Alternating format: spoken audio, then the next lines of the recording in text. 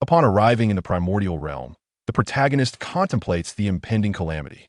Resolutely, he resolves to bide his time until the tribulation concludes before emerging into the world.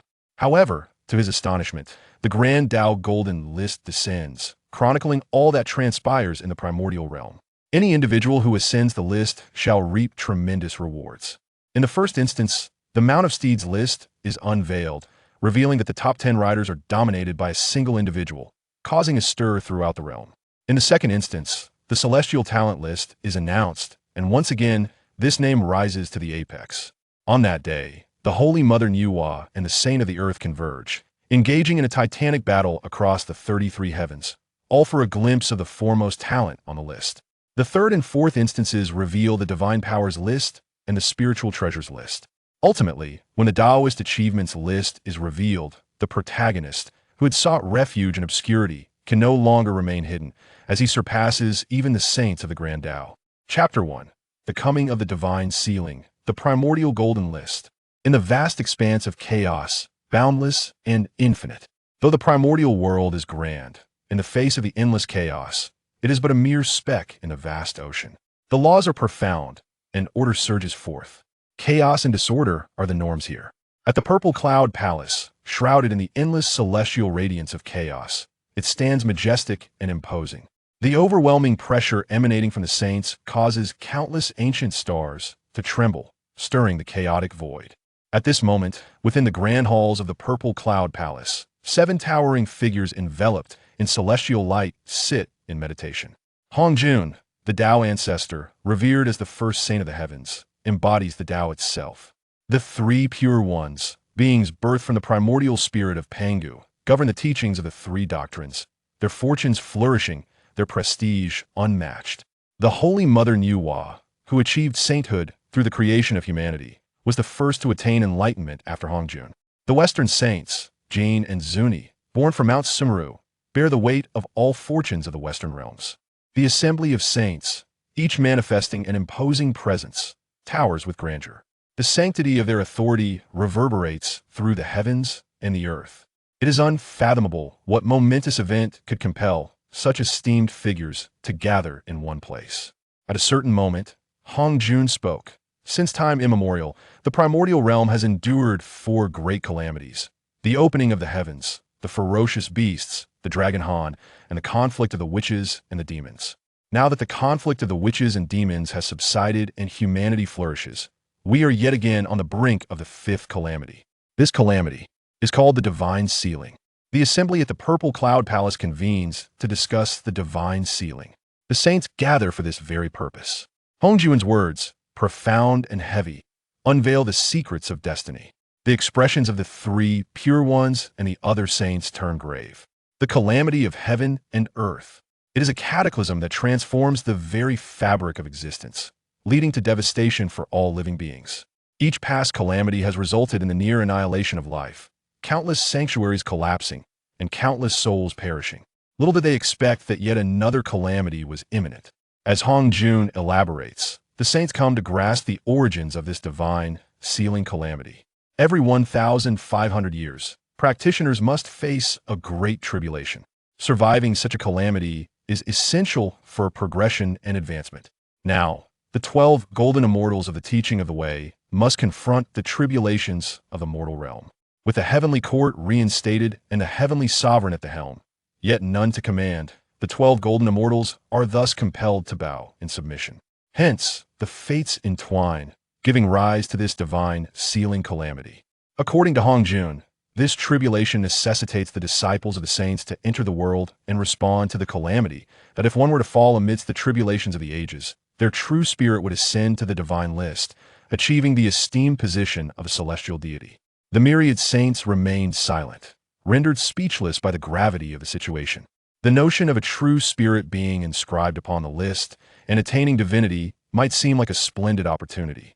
Yet, the enlightened ones understood all too well that such a fate would entail the loss of freedom and the cessation of any potential for further advancement. In contrast, what could compare to the current sublime ease of cultivation?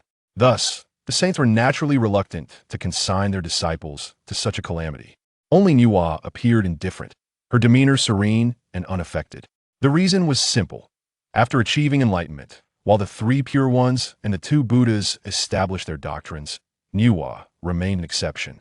Detached from worldly affairs, she resided in the celestial realm of Niwa, refraining from establishing any doctrinal lineage or taking on disciples. Hence, the notion of a saintly disciple facing tribulation bore little relevance to her. The most anxious of all were the Western saints, Jane and Xuanti. In the past, during the conflict between the Tao and demons, Luo Ho, in a fit of rage, detonated the spiritual veins of the West, leaving it desolate and lifeless. Should they now be embroiled in the calamity of the ages, it would spell their irrevocable doom. "O Tao ancestor, we in the West suffer greatly," Jane lamented, ready to portray their plight as he distanced himself from the unfolding events. Yet at that moment, an unforeseen change erupted. Boom! A colossal aura surged forth, reverberating throughout the cosmos, sweeping across countless miles of chaotic expanse. The Purple Cloud Palace, as a sacred domain of the saints, trembled violently. This sudden upheaval startled the saints. What is happening? Could it be that someone is assaulting the sacred domain? Juni exclaimed in shock. Just as his words fell, Laozi, one of the three pure ones, countered, "Impossible. Not only is there no one in the world daring enough to do so, but even if there were, no one possesses the power to shake the sacred domain." As the two exchanged words, Hong Jun remained silent yet resolute. A beam of celestial light suddenly appeared, and Hong Jun vanished from outside the Purple Cloud Palace, seeking to discern the truth of the matter. The three pure ones hurriedly followed, exiting the palace. However, in the next instant, as the saints stood amidst the chaos, they were utterly astonished. At some unknown point, a scene that would reverberate through the ages manifested within the chaos. Within the primordial void, a divine radiance erupted, illuminating countless realms. The brilliance was resplendent and fervent, so dazzling that it eclipsed even the light of the Purple Cloud Palace. The divine light surged forth, instantly spanning over a myriad of miles. Under the illumination of such radiance, the laws of chaos began to unravel, and the chains of order shattered inch by inch. Bang! Bang! Ancient stars exploded, reduced to dust and obliterated. The divine light surged, casting its glow upon the 3,000 great worlds. The saints were deeply alarmed. Although the divine radiance lay at a distance, the oppressive aura it emanated was unparalleled, inducing a sensation akin to a thunderous shock upon their very beings. Incredible! Could this be the manifestation of an existence that transcends the realm of saints? Before the saints could fully marvel at the spectacle, vast arrays of Taoist runes continued to erupt from the divine light. Each rune appeared as robust as a dragon, seemingly imprinted upon the chaotic cosmos, exuding an overwhelming and majestic authority. Mysterious runes spanned across the void of chaos, pressing down upon the very fabric of existence. The runes, vast as the boundless sea, stretch infinitely. As far as the eye can see, they saturate the surroundings. Under the watchful gaze of the saints, the runes rise and fall, intertwining the order of the Great Dao, conjuring a breathtaking spectacle. It manifests as an immeasurable scroll. Beginning from the edge of chaos, it slowly unfurls, spreading across the entire realm of chaos, resembling a celestial canopy that spans the ages, exuding an overwhelming pressure. Supreme treasure. It is indeed a supreme treasure, exclaimed Xuanti, his breath quickening. Even the finest innate spiritual treasures cannot possess such a timeless grandeur. In other words, this is very likely an innate supreme treasure, or perhaps an existence of even higher rank. For the impoverished Western two saints, every opportunity is sufficient to stir their hearts, making it difficult for them to remain composed. However, Xuanti refrained from acting rashly. Firstly, this mysterious scroll was evidently extraordinary. Each great Dao rune it contained was beyond the capability of ordinary cultivators to inscribe. It was wise to observe the unfolding events with patience. Secondly, it was uncertain whether this mysterious scroll had an owner. If it were under the control of a hidden master, any impulsive action could provoke that enigmatic being. As the fervent gazes of the crowd fixed upon it, the mysterious scroll unfurled to a width of billions of zhong, emanating an ancient and profound aura steeped in the weight of antiquity.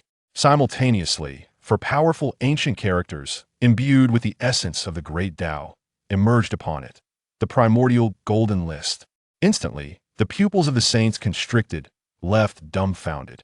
In the primordial world, an uproar erupted as countless beings gasped in astonishment. Chapter 2. Saints shed blood. All beings tremble in fear. The four characters of the primordial golden list reverberated through the ages, laid across the high heavens of chaos. It was not only the saints gathered outside the purple cloud's palace who took note. At this moment, countless beings within the primordial realm bore witness, their shock unparalleled. Celestial flowers descended, and golden lotuses erupted from the earth. In the void, laws and runes floated and swirled, thick and magnificent. What is that? Such terrifying rinse send chills down my spine. Incredible. From where did this scroll emerge? Is it a harbinger of annihilation? Throughout the heavens and the earth, countless beings were awash with horror, erupting in exclamations of dread. The emergence of the primordial golden list instilled immense panic and trepidation. The runes permeated the world, causing hearts to race and creating a suffocating sense of oppression. The mighty figures also wore solemn and grave expressions. At Wuzhuang Temple, the founder of the Earth Immortals, Zhen Yuanzi, was seated in tranquil meditation. The Earth's membrane hovered above him, gathering the essence of the majestic peaks from all directions, flowing ceaselessly. This was his companion treasure, known as the Earth Book, one of the three scriptures of heaven, earth, and humanity. Zhen Yuanzi's cultivation had reached the pinnacle of quasicentship, and the Earth Book played an indispensable role in his journey. However, under the golden light radiating from the four characters of the primordial golden list, the Earth's membrane began to shrink inch by inch.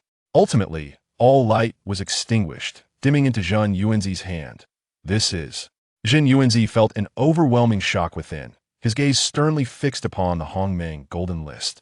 The realm of chaos lay isolated from the primordial world, with the Hongmeng golden list situated at least billions of miles away from the vast expanse of the Hongwang. Even so, a mere beam of golden light that leaked forth was sufficient to utterly suppress the Earth Book, rendering its powers impossible to reveal. Throughout endless eons, Zhen Yuanzi had never encountered such a phenomenon. His eyes sparkled with boundless brilliance, yearning to penetrate the illusions and fathom the truth behind the Hongmeng golden list.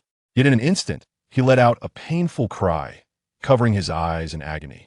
What in the world is that existence? How can it be so impervious to scrutiny? Zhen Yuanzi was increasingly horrified. Earlier, he had displayed the full extent of his peak quasicent cultivation. Yet the moment his gaze met the Hongmeng golden list, an unparalleled and tyrannical force surged forth. In that fleeting moment, it felt as though his eyes were nearly pierced through, his consciousness trembled on the verge of shattering. It was terrifying.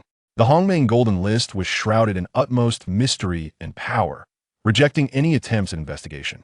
After a prolonged period, the intense pain gradually subsided. However, Zhen Yuanzi's face was etched with lingering trepidation, and he dared not delve further into the secrets of the Hongmeng golden list. In the west Kunlun Mountains, perpetually blanketed in snow, a sense of sanctity and tranquility prevailed.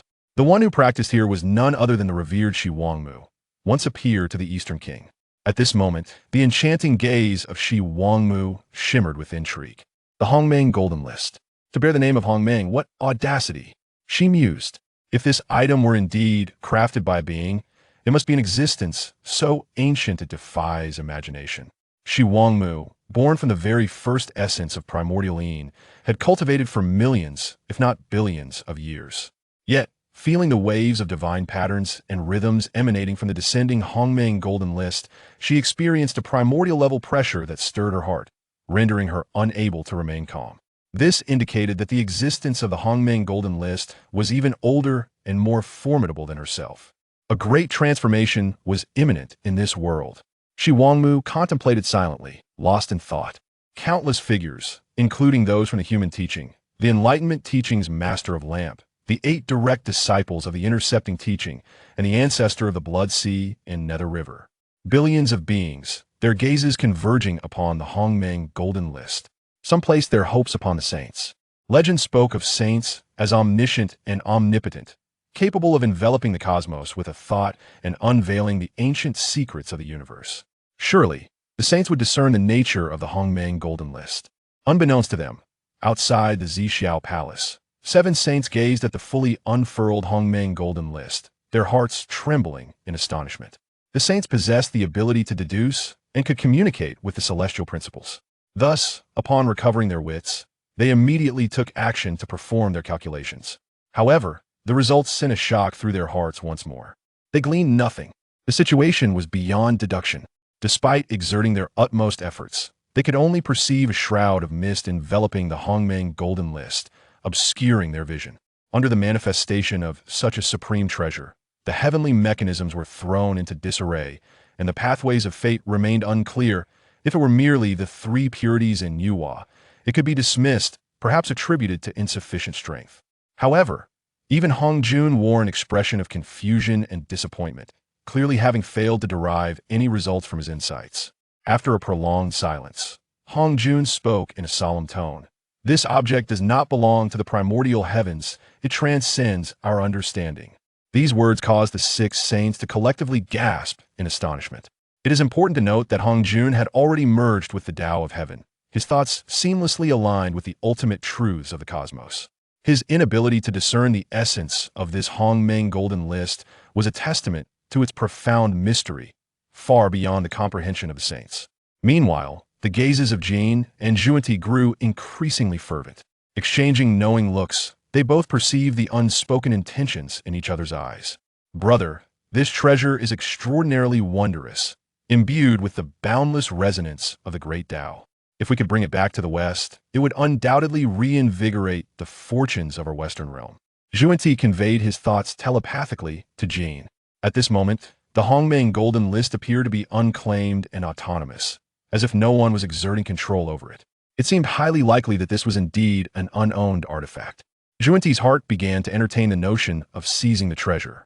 On the other hand, Jane remained silent but nodded slightly. Among the saints, their prowess was not particularly remarkable, arguably placing them at the lower end of the hierarchy. In the event of a conflict for the treasure, they would undoubtedly be outmatched by the likes of the three purities. Thus, they understood that only by acting decisively could they secure the precious artifact. At a certain moment, both their gazes sharpened, and in perfect synchrony, they made their move. Together, they unleashed a torrent of divine laws, surging forth and shaking the chaotic universe. Hundreds of chains of order coalesced, ringing out like bells forged from celestial gold.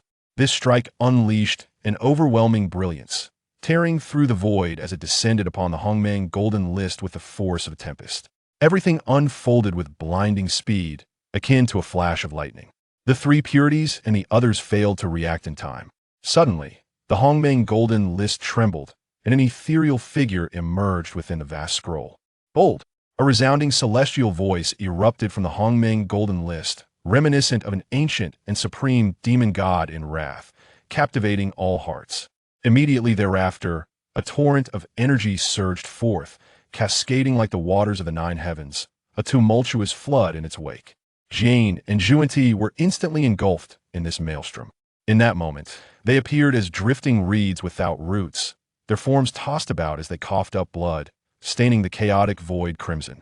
Witnessing this scene, the beings of the primordial world were struck with terror, waves of fear surging within their hearts. Saints' blood stained the cosmos. The primordial heavens erupted and boiled over. Chapter 3. Hongjuan's Indignation, the Manifestation of the Golden List. The scene of the 2 Western saints spitting blood utterly ignited the hearts of all beings. O heavens! With the blood of a saint spilled, what force could possibly create such a torrent? Inconceivable, truly inconceivable. What on earth is this Hongmeng Golden List? That even the sages cannot rival. Waves of astonishment and disbelief echoed throughout the realm. The immortality of the saints overshadowed the ages, gazing down upon the universe. It is said that beneath the saints, all others are but ants. Throughout the eons, it has only been heard that saints can effortlessly annihilate other beings. Yet, there has never been a force capable of harming a saint. But today, the Hongmeng Golden List has achieved this. Fear and shock intertwined. The saints are not invincible. The power that cascaded from the Hongmeng Golden List unveiled to all beings a higher realm of divine power, far beyond their comprehension. The 2 figures, Jane and Juanti, halted. Unable to suppress their trepidation, their expressions laden with caution. They fixated on the ethereal figure within the Hongmeng Golden List, exclaiming, Who are you? However, unbeknownst to them, that ethereal figure had long since dissipated, like a fleeting illusion. Only 2 lines of divine text remained, inscribed upon the Hongmeng Golden List. I am a fragment of the will of the Great Dao, manifested here in response to a breath from the unseen. Jane and Juanti, you dare covet the Golden List. This is but a slight reprimand. The divine script shone brilliantly, illuminating the heavens, stirring a colossal wave within the hearts of all beings. The will of the Great Dao? This is astonishing. For all beings, though they profess to seek the supreme Great Dao, since the birth of the primordial world, the Dao has remained hidden, unmanifested. Yet today, they could witness it with their own eyes. In an instant, the hearts of all beings trembled, their souls quaking, unable to restrain their bodies from shaking. Such reactions may stem from the unbearable terror of the pressure emanating from the level of the Great Dao, or from an indescribable excitement. To behold the Great Dao is the ultimate pursuit of a cultivator, even if it leads to death without regret. However, understanding that the Hongmeng Golden List is an embodiment of the will of the Great Dao renders everything reasonable. Just a slight reprimand was enough to send Jane and Juanti reeling. Only true greatness of the Dao could wield such astonishing power.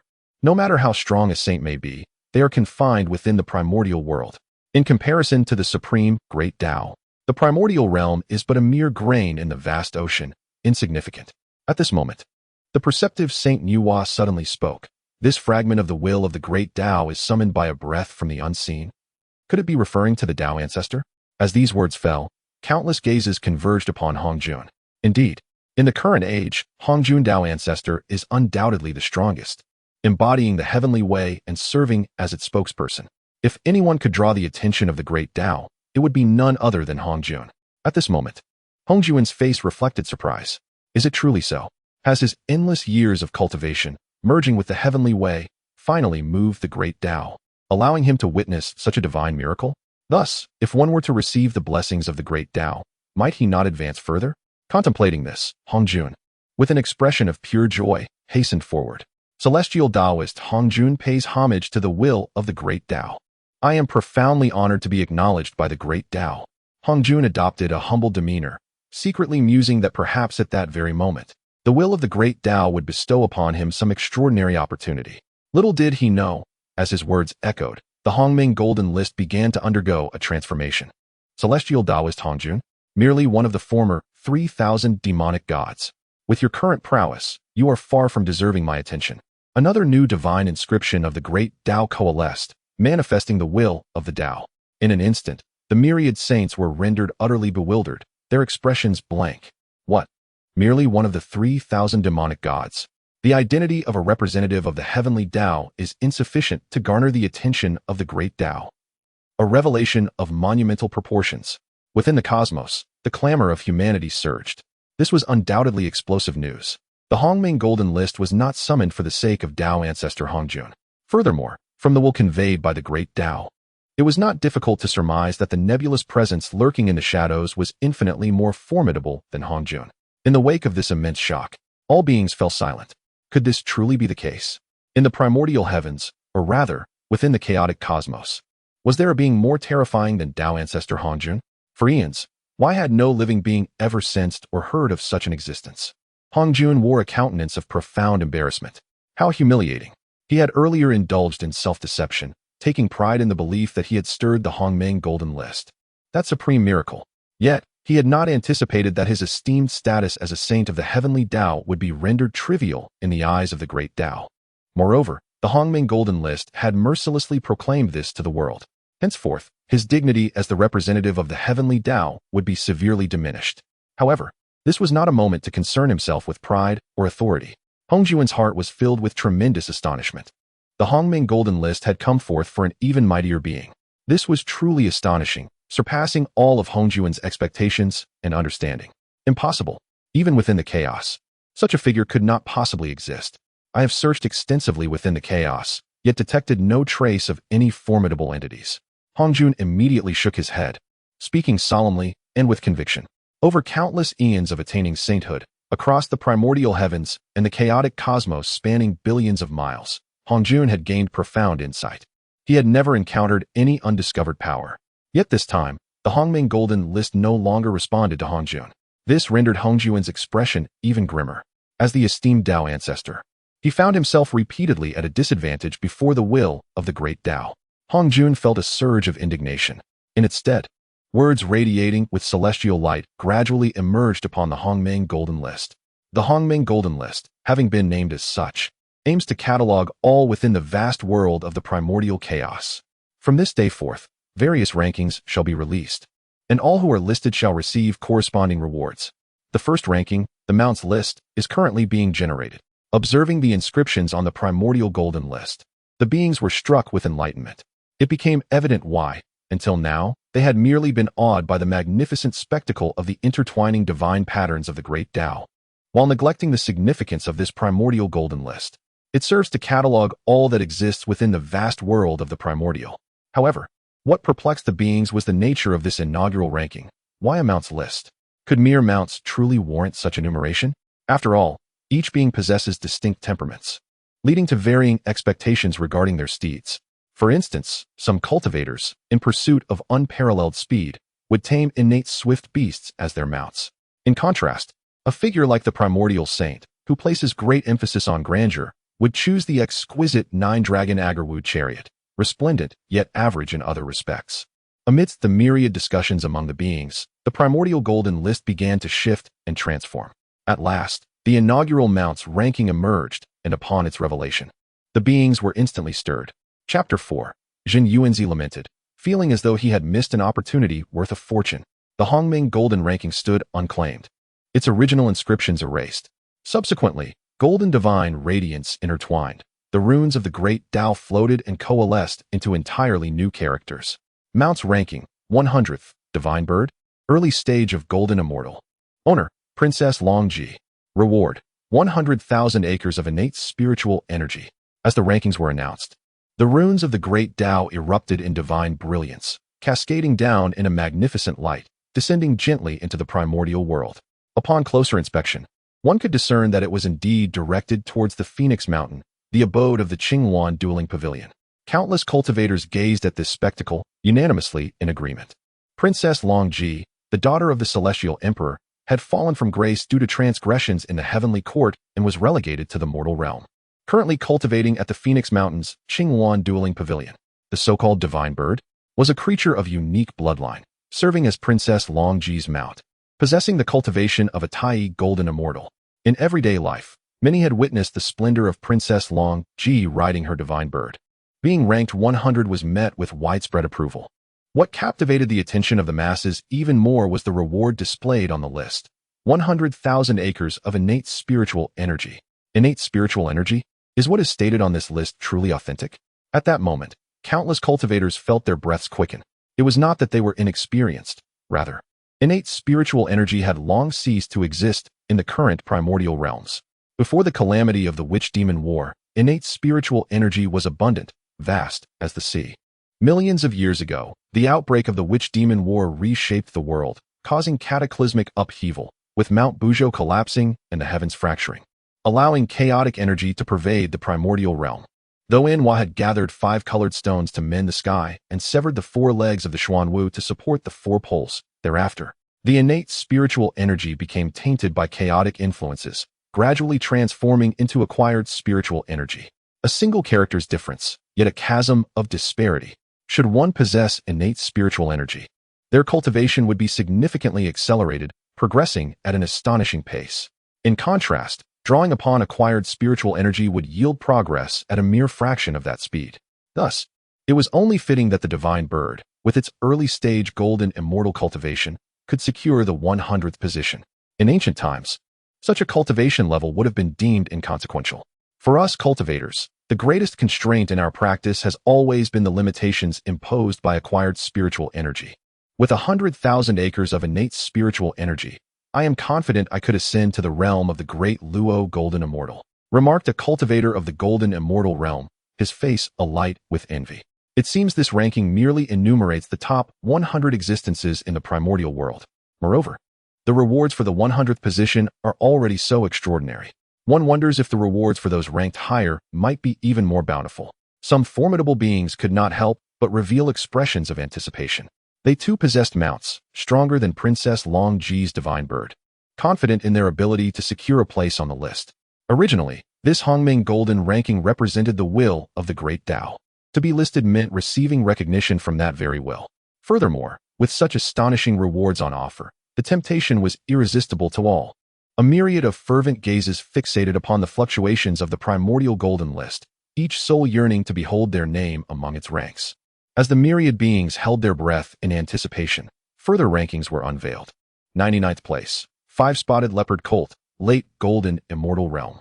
Master, Saint Mother of the Golden Light, from the reward, 200,000 acres of innate spiritual energy. 98th place, unicorn smoke beast, perfect golden immortal realm. Master, Zhang Kuei, from the reward, 300,000 acres of innate spiritual energy. 97th place, celestial crane, early Tai golden immortal realm. Master, Huang Longzhenren, from the reward, 400,000 acres of innate spiritual energy. 96th place, listening to the truth, mid-Tai golden immortal realm. Master, Ksitigarbha Bodhisattva of the Western Paradise. Reward, 500,000 acres of innate spiritual energy. As the rankings continued to materialize, divine light wove through the heavens, illuminating the boundless universe. Vast expanses of harmonious radiance cascaded down, settling upon the sanctuaries of those whose names were inscribed upon the list. This was not merely a reward, but rather a proclamation, indicating that they had been chosen by the primordial golden list. Gazing upon the escalating rewards, the crowd could only twitch with excitement, descending into utter madness. Indeed, with each advancement in rank, the reward increased by an astonishing 100,000 acres of innate spiritual energy. Unbelievably, merely at 96th place, one was already entitled to 500,000 acres of innate spiritual energy, equivalent to decades of arduous cultivation. Moreover, the transformations of the heavenly laws rendered the efficacy of innate spiritual energy even more astounding. From my perspective, 500,000 acres of innate spiritual energy could elevate an ordinary individual, devoid of any cultivation, directly to the golden immortal realm, and might even afford them the opportunity to challenge the Tai golden immortal realm. These words were uttered by an ancient powerhouse who had witnessed the calamity of the witch and demon, fully aware of the rarity and value of innate spiritual energy in the present world. Such declarations ignited a flame of envy and resentment within the hearts of the multitude. The postnatal spiritual energy was often modeled and inadequate, requiring years of cultivation to refine even the slightest trace. In stark contrast, innate spiritual energy posed no such concerns, allowing for a continuous absorption and amalgamation. This could spare cultivators countless years of arduous struggle. How could the masses not be envious? In the vast wilderness, at Phoenix Mountain, amidst the azure lawn palace, Princess Longji stood poised and graceful, her gaze icy. Above her head, a halo of auspicious light encircled her, profound and enigmatic. Ah, it seems that this time, those saintly lineages are destined to reap bountiful rewards. Indeed, within the ranks of the saints, even their steeds, infused with the fortune of the saints, have become extraordinary. Princess Longji murmured to herself, initially viewing herself merely as a gatekeeper for the steed rankings. She felt a tinge of discontent. Yet, upon observing the names of those who ranked even higher, she found solace. Each was a disciple of the saintly lineage, and merely an ordinary disciple at that. As for the 12 golden immortals of the Chan sect and the 8 esteemed disciples, they have yet to make their appearance. Moreover, the ancient powerhouses such as the old ancestor of the underworld river, the Queen Mother of the West, and the celestial Master Tai, who belong to the older generation of formidable beings, are undoubtedly destined to secure a place on the list. At the pinnacle of existence are the saints like the 3 Pure Ones and Nuwa. One can only surmise that the mounts of such illustrious beings would surely rank among the top 10. What astonishing rewards await at that juncture? With such thoughts, Princess Longji mused that perhaps, in the end, the lineage of the saints would reap the greatest benefits. At Wuzhuang Temple, Xinyuanzi gazed in despair at the rankings materializing on the primordial golden list, feeling utterly dejected. He nearly regretted it to the point of striking his thigh in frustration. To think that mounts possessed such remarkable utility. How infuriating, how lamentable that I did not tame a mount back then, Xinyuanzi muttered in sorrow. Observing the vast expanse of innate spiritual energy, quantified in hundreds of thousands of acres, he felt as though he had missed out on a fortune. Chapter 5. Reward Upgrade. Saint shocked. Aside from envy, Zhen Yuanzi found himself at a loss for words. As the progenitor of the Earth Immortals, endowed with the Earth Book and the primordial membrane of the Earth, he had cultivated for countless eons. One could say he existed on par with figures such as the 3 Purities. However, due to his inherent preference for tranquility and his rare engagement with worldly matters, He had devoted himself solely to his cultivation at Wuzhuang Temple. Consequently, he had never tamed even a single mount. Today, he could only watch helplessly as other cultivators ascended the ranks, reaping the rewards of primordial spiritual essence. He wondered if it was still possible to tame a mount at this juncture. Nevertheless, Zhen Yuanzi did not take any action. Previously, the Hongming Golden List had clearly indicated that the mount ranking had already been established. In other words, the 100 rankings of mounts had been determined before their true revelation. Even if he were to hastily secure a powerful mount, it would not be recorded by the Hongming Golden List. After a long while, he suppressed his discontent and continued to observe the emerging rankings of the Hongming Golden List. However, the unveiling of the 95th rank made Zhen Yuanzi's face twitch, his eyes nearly popping from their sockets. 95th rank, Plum Blossom Deer, Peak of Tai, Golden Immortal. Owner, Wenshu Guangfa Tianzuan of the Chan sect. Reward, Fragment of the Primordial Law 1. 100 fragments can be combined to form a complete law ranked 50 or below among the 3,000 laws. Gasp. At that moment, even Zhen Yuanzi's composure faltered, as he could not help but take a sharp breath. It was not that he questioned the ranking. Wenshu Guangfa Tianzuan was one of the 12 golden immortals of the Chan sect, a true direct disciple of the primordial saint. Moreover, unlike the previously ranked Huanglong Zhenren, who came from a lineage of demon beasts and was overlooked by the primordial saint, Wenshu was entirely different, enjoying the esteem and favor of the primordial saint. It was easy to imagine that, by extension, even his mount must have benefited from abundant cultivation resources and the fortune of the saintly lineage. It was only natural for him to be ranked 95. What truly shocked Zhen Yuanzi was the nature of the reward, fragments of the law. Moreover, the Golden List specifically noted that gathering 100 fragments would allow one to forge a complete Great Dao Law. What did this signify? The Great Dao Laws represent the most fundamental and primal forces that underpin all existence in the world. To master even one complete Great Dao Law, even if one cannot attain sainthood, one would be infinitely close to the cultivation of a saint. Although the laws that could be forged were restricted to those ranked 50 or below among the 3,000 laws, this reward still reverberated throughout the ages. If prior to this, Zhen Yuanzi felt merely regretful and remorseful, at this moment, he experienced a profound heartache.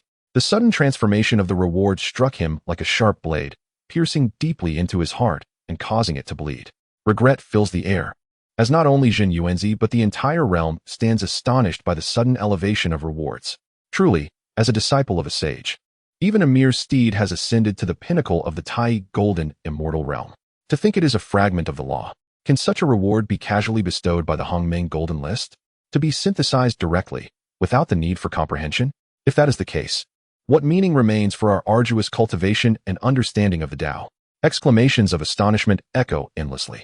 Humanity toils relentlessly, striving to comprehend the order of laws, to connect with the cosmos, and to wield supreme power.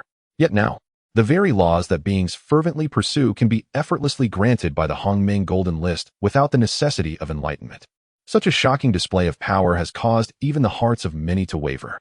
Beyond the chaos, the saints observe the unprecedented rewards with solemn expressions. Indeed, the primordial saint chuckled lightly, feeling a sense of pride as the recipient of this reward is his direct disciple. However, Tong Tian's words soon doused his elation with cold water. Brother, it seems you rejoiced too soon. According to the previous ranking rules, the further one is up the list, the more substantial the rewards become. At 94th and 93rd places, there may well be even more fragments of the law. Upon hearing this, the primordial saint's expression faltered. Laozi, however, spoke with a grave demeanor. This is not a time for competition. I have a foreboding that the emergence of the Hongming Golden List will lead to great chaos in the universe. The others instantly grasped the underlying meaning of his words. Previously, the innate spiritual energy transitioned to acquired energy, and the order of laws remained obscure, making the cultivation of beings exponentially more challenging. Consequently, since the calamity of the witch and demon, true powerhouses have become a rarity in the world. Yet today, the Hongming Golden List's astonishing offerings, both innate spiritual energy and fragments of the law, are falling as rewards. It is easy to imagine that if these rewards materialize, the world will soon witness a multitude of powerful beings. Moreover, this is merely the 96th position. One can hardly fathom the extraordinary rewards awaiting the top 50, top 30, or even the top 10 ranks. Could such rewards threaten the current status of the sages? This is indeed unsettling news for them. Hongjun remained silent, yet his gaze grew increasingly sharp. It was clear that he too sensed the unease that Laozi had expressed. Nevertheless, having witnessed the previous cautionary tale involving Jin and Junti, the sages, though apprehensive, dared not act against the Hongmeng Golden List. Meanwhile, the new rankings continued to appear on the list. Rank 94, Flower Featherbird, Pinnacle of Tai Golden Immortal. Master, Jie Jiao Bixiao. Reward, Law Fragments 5. Subsequently, the rewards for the 93rd and 92nd ranks reached 10 and 15 fragments of the law respectively. Indeed, with a rise in rank by 1 position, the fragments of the law amassed to 5. Although this outcome had been anticipated, the sight of the clearly displayed reward text ignited a wave of astonishment among the crowd, evoking an undeniable fervor. In an instant, gasps of amazement echoed throughout. Without delving into what further rewards might entail, one cannot help but speculate.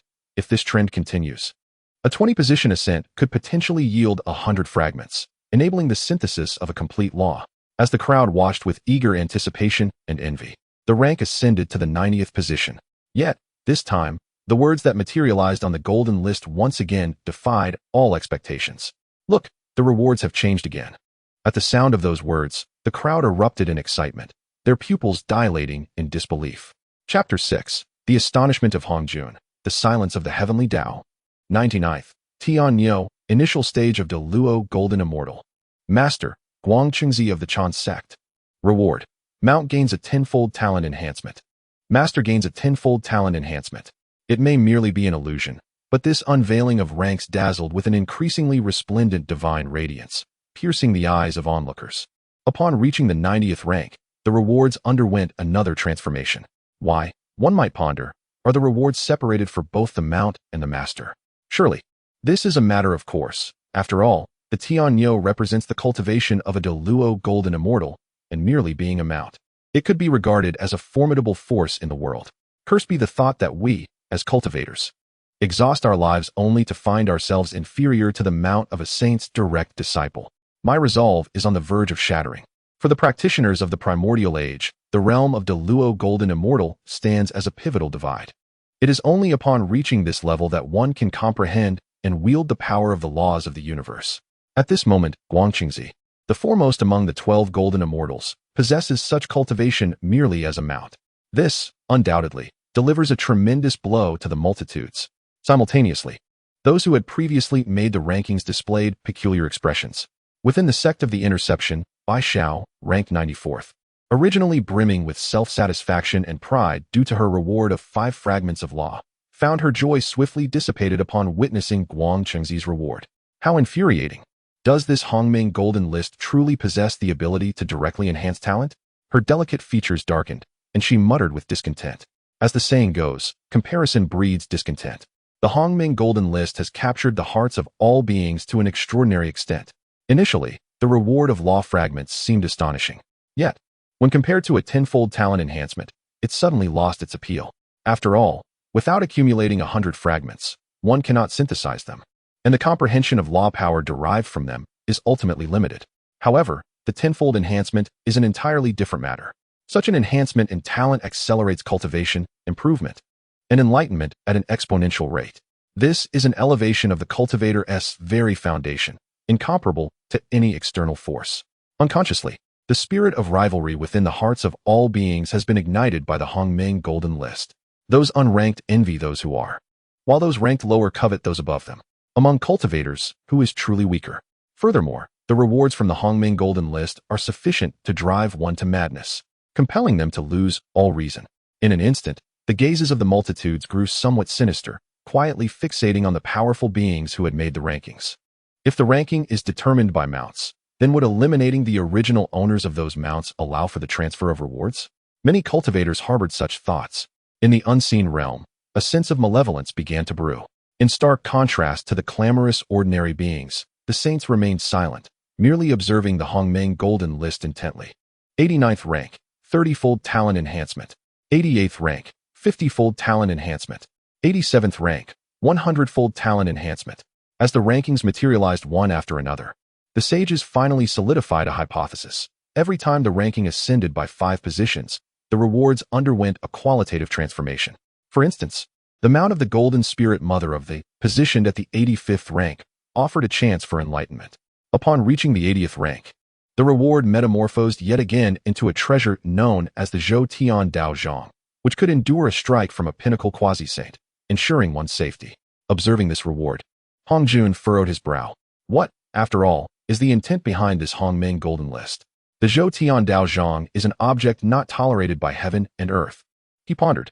Regardless of whether it pertains to innate spiritual energy or fragments of law, they remain within the realm that the primal heavenly path can control and suppress.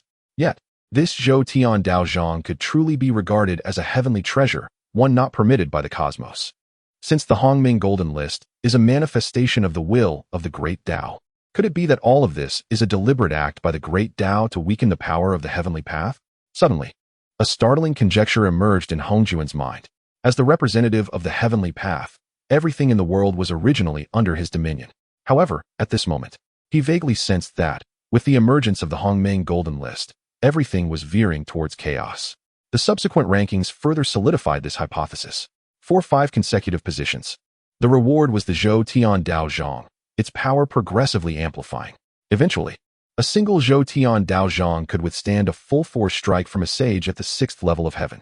At this juncture, the ranking had reached 75th. 75th. The Unicorn Smoke Beast, Midstage de Luo Golden Immortal. Master, Ancestor Mingi. Reward, the Heavenly Treasure, the Soul Slayer Blade. Ancestor Mingi, a venerable figure of the older generation, had now also made the list. Yet, as he observed this scene, Hongjuan's pupils constricted, his heart trembling. No, this Hongmeng Golden List must not continue any further. The phrase Heavenly Treasure rendered Hongjun incapable of remaining composed. As the representative of the heavenly path, he understood the imperative. There must be no anomalies permitted in the cosmos.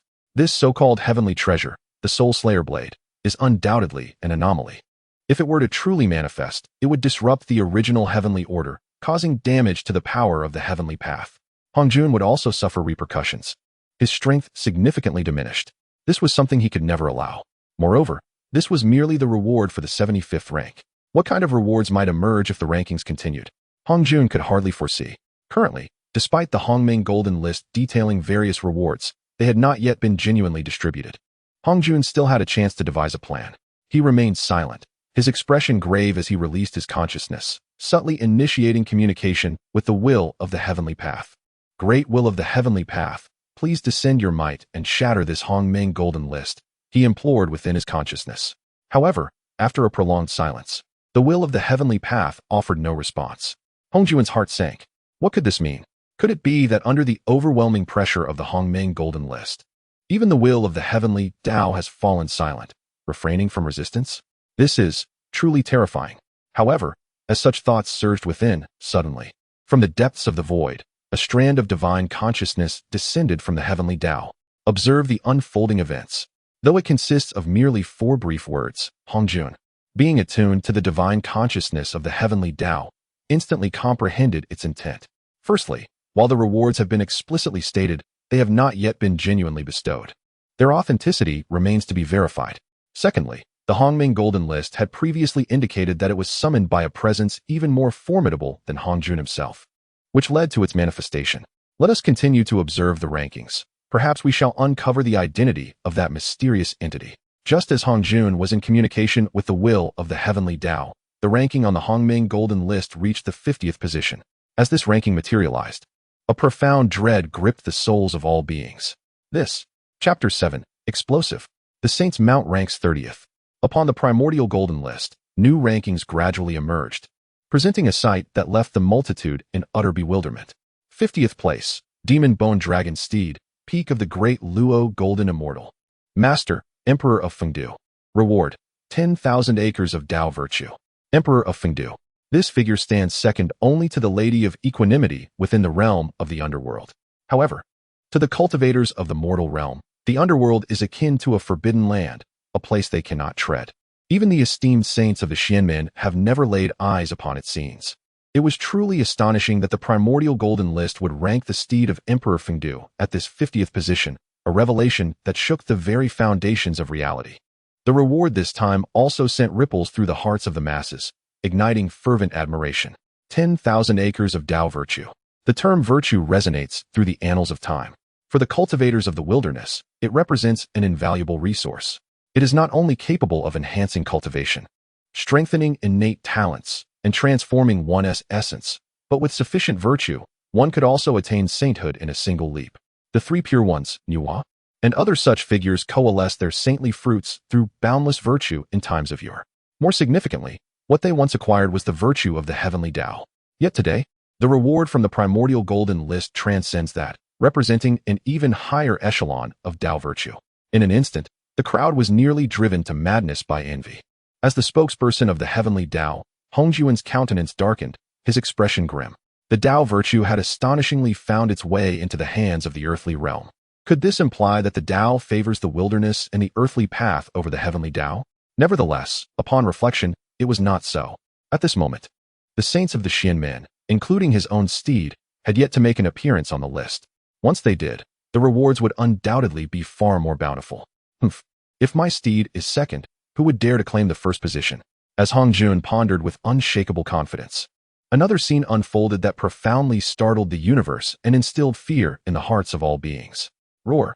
With the emergence of the 50th rank, a thunderous roar of a colossal beast resonated across the vast expanse above.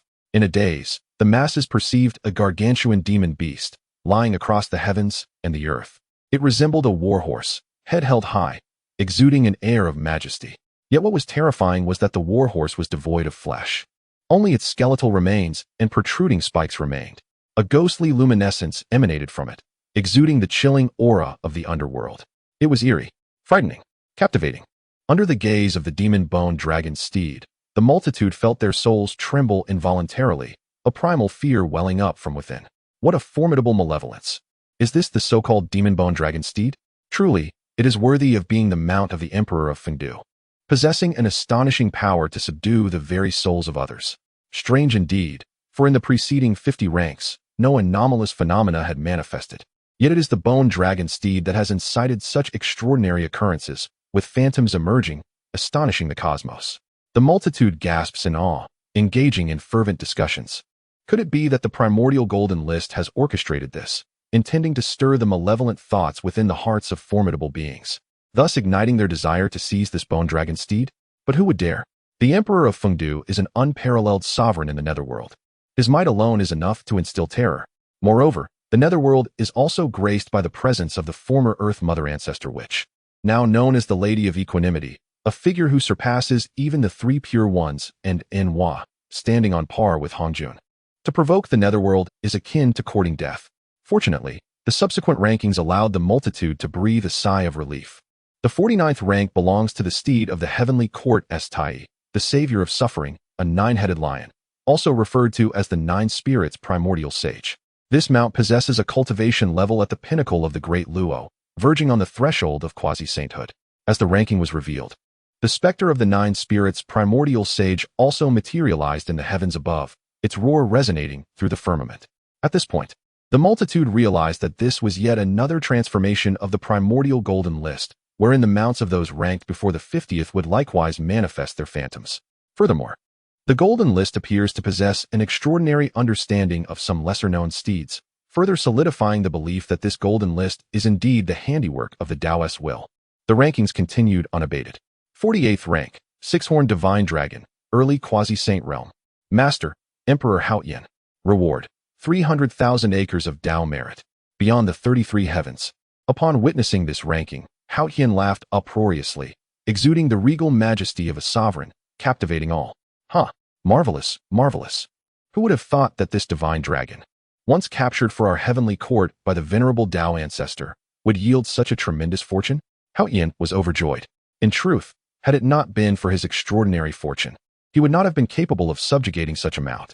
After all, in terms of seniority, when the three pure ones, the river of the underworld, and others were listening to the Tao in the palace of the purple clouds, he and the Lady of the Jade Pond were merely two young attendants at Hongjun's side. Following the calamity of the witch and demon, when Hongjun re-established the heavenly court, he appointed Haoyan and the Jade Pond to take charge. At that time, the heavenly court was in decline, its fortunes waning. Thus, Hongjun captured a six-horned divine dragon, naming it Haoyan's steed, in an effort to bolster the heavenly court's strength. Little did he expect that today it would bring such unexpected and astonishing gains to the heavenly court. Although the multitude secretly scoffed, they refrained from voicing their thoughts. After all, With Hongjun the Dao ancestor as their backing, no one dared to speak ill of the heavenly court. Following this, several more rankings emerged, each master being a renowned powerhouse since ancient times, such as the Queen Mother of the West, the ancestor of Kunpeng, and the lunar goddess Wangshu, among others. As the rankings ascended, the rewards grew increasingly lavish, surpassing all imagination. The multitude gradually became numb to the spectacle, and the reason was clear. In the end, let us not speak of the master of the steed. Even the steeds themselves possess the cultivation of quasi-saint level. This is a realm that countless cultivators strive for throughout their lives, yet seldom attain. The disparity between beings can be utterly disheartening. Now, gazing upon the multitude of cultivators in the world, one cannot help but feel dismayed that even the mounts of others surpass their own capabilities. This is a profound blow to the spirit. Finally, the rankings quietly reached the 20th position. 20th place, Peacock Daming Wong, Mid-Quasi-Saint Realm. Master, Saint Kunti.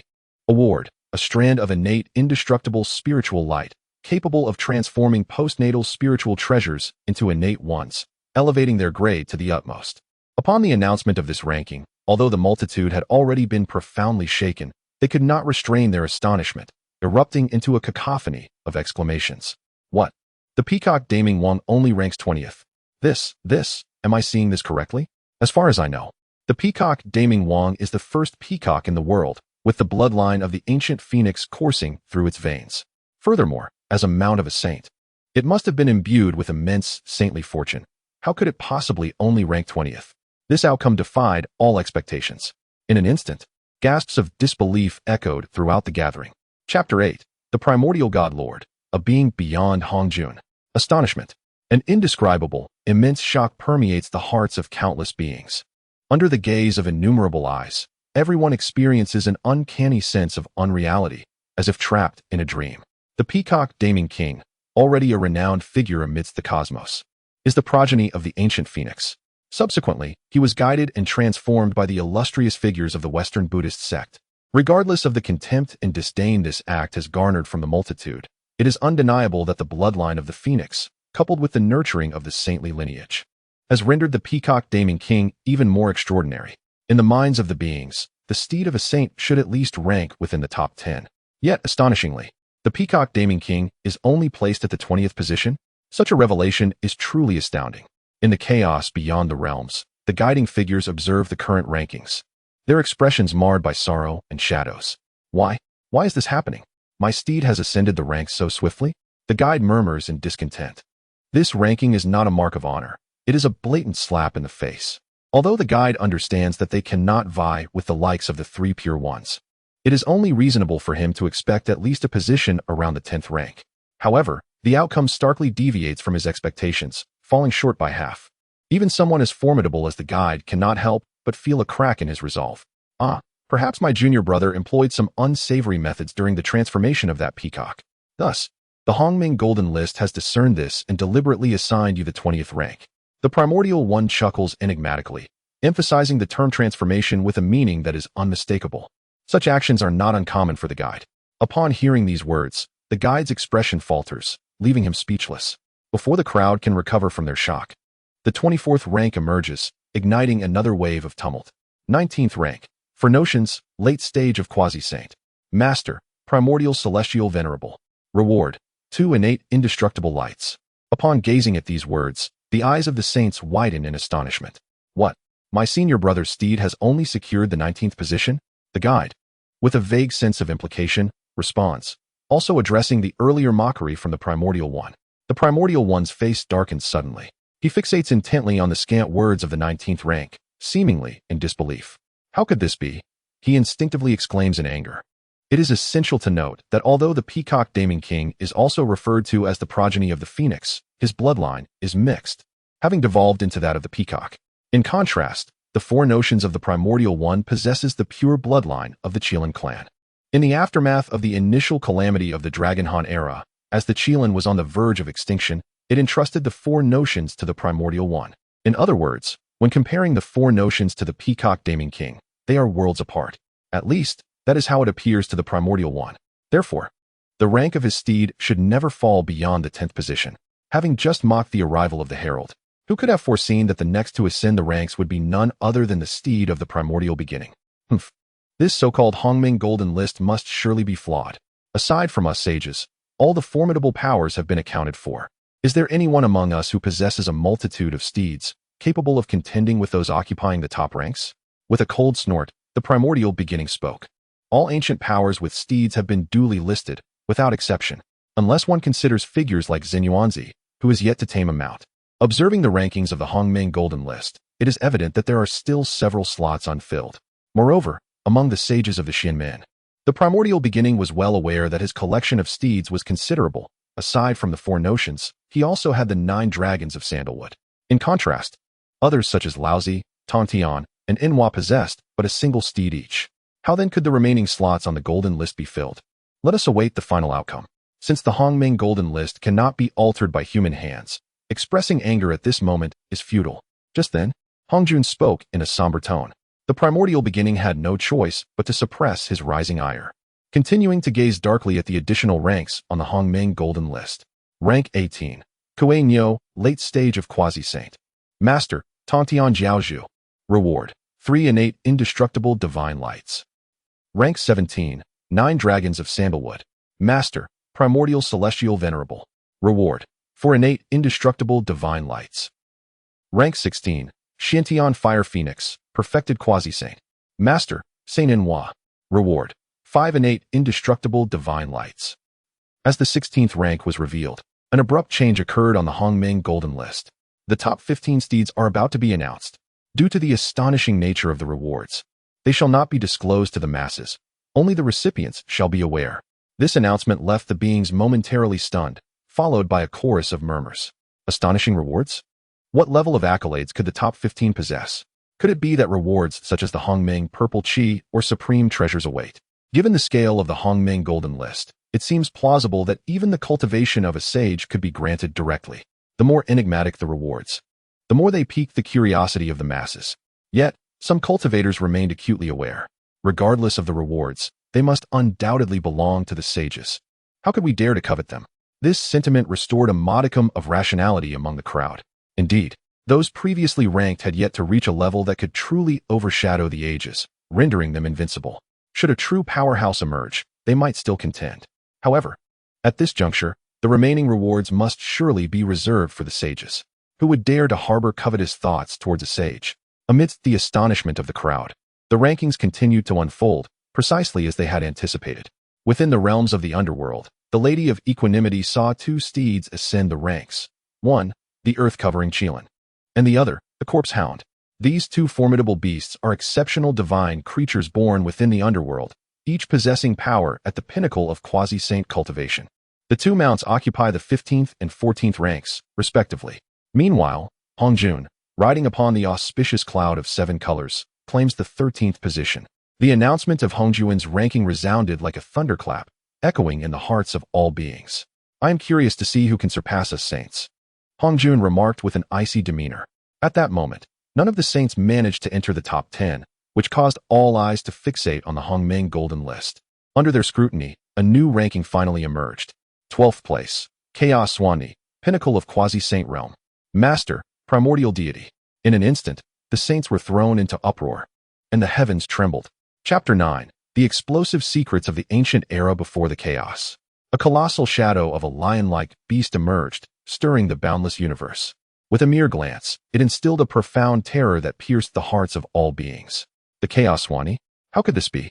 Such a primordial beast of chaos was believed to have long been extinct. To ride upon such a creature, one at the pinnacle of quasi-saint status, is a feat of astonishing magnitude.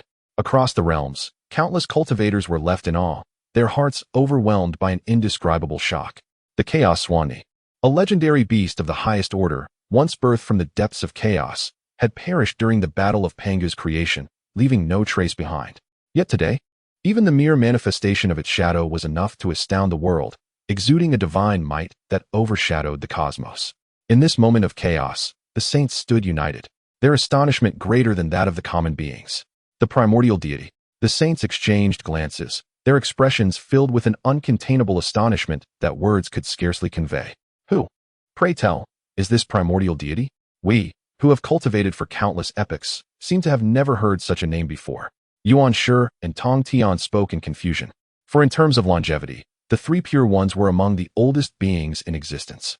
After all, they had emerged at the dawn of creation. However, at that time, they were still relatively weak. What astonished them further was that despite their exhaustive search through their memories, they could find no mention of the name primordial deity. In other words, this was an existence unknown even to the saints. In that instant, the three pure ones turned their gazes toward Hongjun Dao ancestor. May we inquire if you have any knowledge of this primordial deity? They believed that Hongjun, being more ancient and one of the original 3,000 demons, might possess greater insight into the secrets of chaos, perhaps even having heard of this primordial deity's name. Yet, in response to their curious and questioning gazes, Hongjun pondered for a moment before shaking his head. I too have never heard of this primordial deity. Upon hearing this, the hearts of the saints trembled once more. If this so-called primordial deity is unknown even to the original 3,000 demons, could it be in existence even older and more mysterious than they? Nuwa, candid as ever, spoke up. As her words fell, the three pure ones immediately shook their heads, eager to refute her claim. After all, throughout history, it was accepted that chaos birthed myriad demons, which in turn gave rise to sentient beings. For countless ages, this was recognized as the origin of life. Was it possible for anything to exist prior to the age of demons? Little did they know, at that moment, Hongjun spoke softly, not necessarily. These two words left the three pure ones once again astounded. Turning their gazes back to Hongjun, he continued, in the depths of chaos. I once sensed a strand of the will of the Great Dao. This strand of will spoke of the source of all things, which is the innate primordial energy. In the primordial essence, the genesis of the Taichu epic emerged, followed by the Taigu era. After Taigu, the Hongming was born, leading to the emergence of chaos. Hongjun, the Dao ancestor, appeared to elucidate these concepts to the three purities and other sages. Yet at that moment, he himself was ensnared in a state of vacant bewilderment. Hongjun, too, found himself uncontrollably ensnared in contemplation, struggling to regain his focus. Taichu, Taigu. According to the will of the Dao, these are two epics that predate even Hongming, or rather, two epics of an earlier nature. However, prior to this revelation, Hongjun had always believed this to be mere fabrication. To his astonishment, today he encountered the term Taichu once more. It is truly unfathomable. One must understand that as one of the ancient 3,000 demon gods, Hongjun was acutely aware of the chaotic era, rife with unending tempests, where the laws of order were shattered and interwoven, and countless celestial bodies lay in chaos. The chaos was a realm of disorder, fraught with peril. Even the 3,000 demon gods, who each wielded the laws of the Dao, found survival amidst such chaos to be a formidable challenge. In an even older epoch, such as Hongming, or Taigu, or Taichu, it would have been inconceivable for any life to manifest. It was a state of primal savagery, where even a nascent thought of life could not withstand the terrifying energies, destined to be utterly obliterated and vanish without a trace. At this moment, the three purities and others stood in awe, rendered speechless by Hongjun's words. Taichu truly was an epic that once existed? If that were indeed the case, then how powerful must this individual, known as the Taichu deity, be? Had what they considered a long history merely been the tip of the iceberg of time's evolution? A profound blow to their understanding. Even as sages, they felt acutely their own limitations in knowledge. They believed that Hongming represented the very beginning of all things. Little did they know that prior to that, even older epics existed. This is utterly explosive. The primordial chaos. No, it should be said, the depths of this vast world are astonishingly profound. As the three purities surveyed the cosmos, they experienced a newfound sense of their own insignificance. At this moment, Nuwa, being perceptive and intuitive, suddenly recalled something and inquired, "Dare I ask, esteemed Dao ancestor and fellow brothers, do you perhaps have other steeds that have not been mentioned?" Upon hearing this, the sages were momentarily perplexed, instinctively shaking their heads. All of their steeds had already been accounted for, without exception. However, upon realizing this, the sages swiftly grasped Nuwa's implication. Nuwa's meaning suggests that all remaining ranks on the Hongming Golden List. I have not yet spoken the entirety. The reason is simple. This is utterly explosive. The steeds of the sages have already been listed, each positioned beyond the top 10. In the expanse of the cosmos, no one else could possibly surpass them. Thus, could it be that the top 10 positions on the Golden List are to be entirely occupied by the enigmatic primordial deity? No, this is utterly implausible. Hongjun immediately interjected with a rebuttal, devoid of rationale, merely expressing incredulity. After a moment of contemplation, he continued, perhaps this is merely a coincidence. It is also conceivable that the so-called primordial deity only fortuitously subdued a chaotic beast. His words seem to serve both as persuasion for the three pure ones and as self-reassurance for Hongjun. Regardless, Hongjun could not bring himself to believe that a being born in the primordial era could have survived to the present day. Should this revelation prove true and gain the acceptance of all beings, it would undoubtedly upend the entirety of the Honghuang realm and even the current era of the saints. Yet, Hongjun had just dismissed Nuwa's conjecture. At this moment, another ranking slowly emerged on the Hongmeng Golden List. The saints focused their gaze upon it, and this sight nearly caused them to faint. Chapter 10, Utter Turmoil. The four fearsome beasts as mounts. Atop the Primordial Golden List, the 11th rank has finally emerged. 11th, Yinglong, Peak of Quasi-Saint. Master, Taichu Shinju. The name Taichu Shinju reappears on the Golden List, blinding to the eyes of all saints. Hongjun remains silent, his expression as dark as water, his gaze menacing. A slap in the face. A blatant affront. How could Hongjun, who had previously asserted with unwavering confidence that the so-called Taichu Shinju might merely be a coincidence, now find this mysterious existence ranked again at 11th? Moreover, the mount this time is equally astonishing and sensational. Yinglong. With the emergence of these two characters, an awe-inspiring divine dragon suddenly manifests in the realm. Its colossal form is beyond measure, eclipsing the sun and casting shadows across the heavens. Its eyes, like great suns suspended in the sky, radiate billions of divine rays, illuminating the boundless universe. With a casual swipe of its formidable claws, it ignites a million stars, reducing them to dust, causing the infinite void to tremble and shatter, ultimately returning to nothingness. Yet, what leaves the multitude utterly astounded is that this divine dragon possesses wings, stirring the currents of time. In that moment, the four corners of the earth erupt in fervor. Ancestor, that is the aura of my dragon clan's progenitor. The dragon kings of the four seas gaze skyward, feeling their blood surge within, restless and tumultuous. This is a call from the bloodline, echoing from eons past. Under the sweeping presence of Yinglong, all dragons of the era feel their vitality surge, their bodies quaking. Even the four great dragon kings are not exempt. No, even the ancient progenitor dragon would likely feel the same. After all, no matter how powerful the progenitor dragon is, it remains a being born of the primordial heavens and earth. Yet before them stands Yinglong, a true supreme existence birthed from the chaos age. On the other side, the eternal volcano. In the aftermath of the Dragon Han catastrophe, this place became the dwelling of the Phoenix clan. Strangely, under the stirring influence of Yinglong's aura, the Phoenix clan also trembles profoundly. Like the Dragon clan, all powerful beings of the Phoenix clan feel their blood surge, as if ignited by a fierce flame, burning incessantly. The clan leader of the Phoenix is taken aback, suddenly realizing something. My heavens, the legends are indeed true. Yinglong is the common ancestor of both the Dragon and Phoenix clans. Could it be that the Qilin clan is similarly linked? Indeed, eons ago, ancient legends spoke of such a tale. It is said that Yinglong, a deity of chaos, propagated through bloodline, naturally giving rise to the contemporary dragon lineage. However, through union with another divine beast, Yujia, it also birthed the Phoenix and Qilin lineages. In days of yore, such claims would have been met with derision, regarded as absurdity. After all, the Dragon, Phoenix, and Qilin clans are entirely distinct. How could they share a common ancestor? Yet, the events of today compel beings like the Phoenix and Qilin to accept the reality that this legend is indeed true.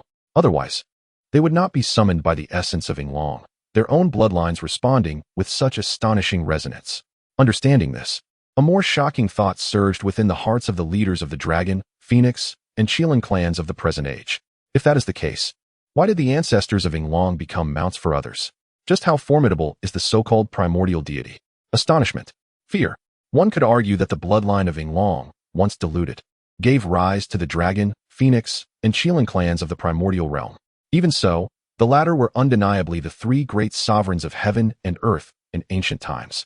Through a narrow lens, the might of Yinglong must transcend the terrifying limits of contemporary beings' understanding. After all, the pinnacle of the quasi-saint of the chaotic divine beasts is not equivalent to that of the quasi-saints among present-day cultivators. The beings of the primordial realm cultivate the laws and order of this world, while the chaotic beasts harness a far more profound and weighty chaotic power. What kind of formidable being is this primordial deity, capable of subduing such divine beasts, making them willingly serve as steeds? The hearts of the three clans were a tumult of shock and awe. After a prolonged silence, Hongjun Daozu finally regained his composure. If he could meet this so-called primordial deity, he would certainly seek to test his mettle. Gritting his teeth, Hongjun spoke with deep-seated resentment. It was a sentiment born from a relentless pursuit of the pinnacle of cultivation, only to be trampled underfoot. Reflecting on his past, he was the first to attain sainthood, enlightening the masses and accumulating boundless merit. Subsequently, in pursuit of further advancement, he did not hesitate to merge with the Tao, becoming the spokesperson of the heavenly path. He believed his power to be unparalleled, gazing down upon the universe. Yet, the emergence of the Hongmeng Golden List has mercilessly cast him beneath its heel. How could Hongjun accept such a fate? His heart brimmed with a furious anticipation. Should this primordial deity dare to reveal himself, he would not shy away from battle, seeking to establish a hierarchy. However, the Hongmeng Golden List paid no heed to the astonishment and dread of the beings. The divine script of the Great Dao continued to transform, higher rankings gradually materializing. 10th place, Tao Tai Quasi-Saint Realm. Master, Primordial Deity. 9th place, Xiongqi Quasi-Saint Realm. Master, Primordial Deity. 8th place, Chaos Quasi-Saint Realm. Master, Primordial Deity. 7th place, Taowu Quasi-Saint Realm. Master, Primordial Deity. Hiss, hiss. Each ranking that emerged was accompanied by an uncontrollable gasp from the crowd. These four names were not unfamiliar to them. The legendary four great chaotic beasts. They had never manifested in the primordial realm, yet their fearsome reputations resounded through the ages. It can be said that during the era of the chaotic demon gods, even the most ordinary of demon gods dared not challenge the brilliance of these four ferocious beasts. The quasi-saint realm is equally astonishing. In the primordial universe, there once emerged a formidable being of quasi-saint status, the ancestor of the River of Darkness, who, emulating the goddess Nuwa in her creation of humanity, gave rise to the Azura clan. Yet, due to the constraints imposed by the heavenly Tao, he was unable to attain boundless merit, thus preventing him from achieving true saintly enlightenment, and he was left with merely the fruit of a quasi-saint. The distinction between a quasi-saint and a true saint may appear slight in nomenclature, yet it represents an astronomical chasm. This realm is aptly described as a half-step towards sainthood, with power that approaches the divine. The corners of Hongjuan's mouth twitched, and the bodies of the saints trembled. As beings of sanctity, they ought to possess a heart as tranquil as an ancient well, unperturbed by external influences. However, the emergence of the four great chaotic beasts stirred the waters of their hearts, igniting a tempestuous wave within. The notion that these four formidable creatures could serve as mounts was astonishing. The identity of the primeval divine Lord has once again redefined the understanding of the saints and all beings.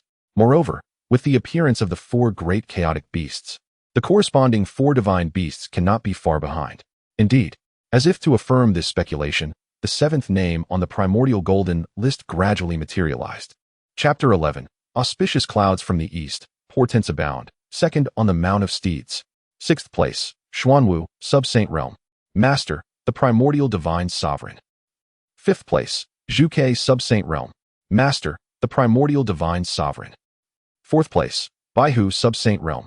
Master, the primordial divine sovereign. 3rd place, Qinglong Sub-Saint Realm. Master, the primordial divine sovereign. The rankings unfolded in succession, just as the saints had contemplated. The four divine beasts, Qinglong, Baihu, Zhuke, and Xuanwu, were all listed. While this was anticipated, the revelation of their master, the familiar name of the primordial divine sovereign, still left the gathered beings in profound astonishment. At this moment, the four great divine beasts of the chaotic era, the four fearsome creatures, had all emerged, united under the same master. Despite prior expectations, witnessing the ethereal forms of these divine beasts manifesting high above the heavens, exuding an awe-inspiring might, rendered the saints speechless. Hongjun was even more taken aback. How could this be? The four divine beasts were transformed from a part of Pangu's essence, inheriting its pride, and were thought to be uncontainable. How had the primordial divine sovereign achieved this? Thoughts surged within Hongjun. He had witnessed Pangu's creation of the heavens and earth firsthand, and was intimately aware of the ancient secrets. In truth, the four fearsome beasts were manifestations of the malevolent energy within Pangu's being, known for their ferocity. Subduing them as mounts was not an insurmountable task. However, the four divine beasts were entirely different. They were beings evolved from Pangu's sacred essence during his lifetime. Each beast inherited an unparalleled divine power and an indescribable pride from Pangu. Thus, during the primordial creation of the universe, The four divine beasts served as the four spirits of heaven, guarding the four cardinal extremes of the primordial realm. Their status was exceptional. In the past, Hong Jun had attempted to subjugate the four divine beasts, yet they chose death over surrender, preferring to perish than become his mounts. Ultimately, he had no choice but to relinquish his pursuit. Yet, what he could not achieve, the primordial divine sovereign had accomplished. Unbeknownst to anyone, Hong Jun had clearly fallen behind the primordial divine sovereign, his brow furrowed tighter, words escaping him. Meanwhile, the primordial realm was engulfed by shock from these 8 rankings. A profound silence stretched across the cosmos. The mere existence of a single mount, each at the sub-saint realm, suggested that the enigmatic primordial divine sovereign could, with just one steed, easily dominate the world. After a long pause, a cultivator exclaimed. This declaration sent waves of chilling dread through the hearts of countless beings. An unshakable sensation. They had witnessed the formidable power of the sub-saint ancestor of the underworld river. Indeed, during an era without saints, a sub-saint's prowess was truly invincible. The presence of even one such being could upheave the very fabric of existence. In a single day, 8 exalted figures emerged upon the illustrious ranking. This is truly astonishing. Meanwhile, in the boundless sea of blood lies the sacred ground of the ancestor of the Nether River, as well as the dwelling place of the Azura clan. At this moment, the ancestor of the Nether River, drenched in sanguine energy, gazed at the rankings with a body trembling like a sieve and eyes quaking in disbelief. Master, what has transpired? Inquired the Ghost Mother, one of the 4 great demonic generals, her expression reflecting confusion akin to that of the ancestor of the Nether River. For countless eons, the ancestor of the Nether River created the Azura clan and established the cult of slaughter, embodying the principle of slaying heaven, earth, and all beings. To annihilate everything in existence once would signify the culmination of the ancestor's path. He had always projected an unparalleled aura of dominance, wielding the dual swords of primal slaughter without entanglement in karmic consequences. Even in the throes of life and death battles, he had never shown an ounce of fear.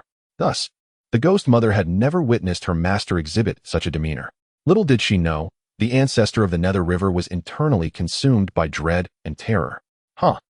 Sub-saint, he mused, realizing that in the eyes of true power, the notion of the sub-saint realm was indeed trivial.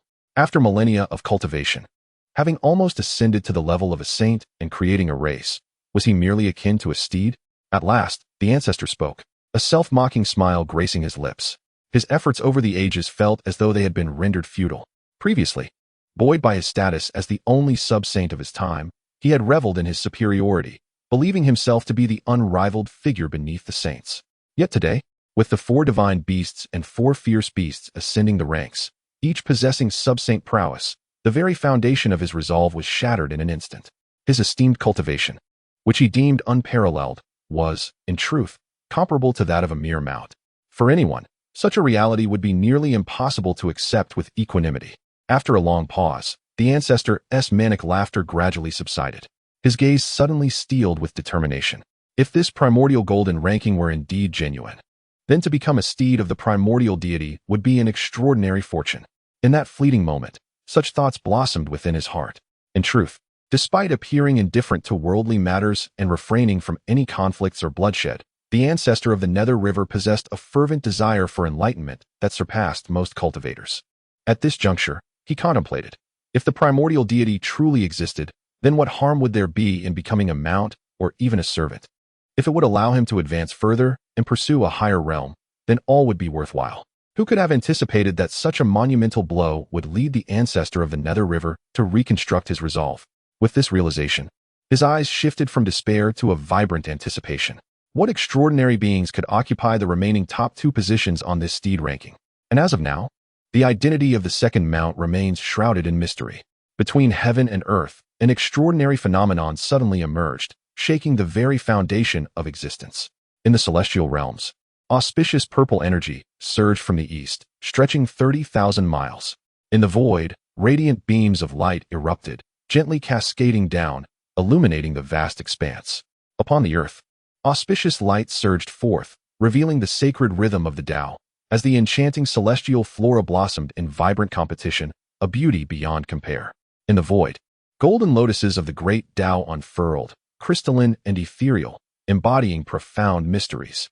Witnessing this scene, The ancient ancestor of the underworld river turned his gaze sharply towards the primordial golden list.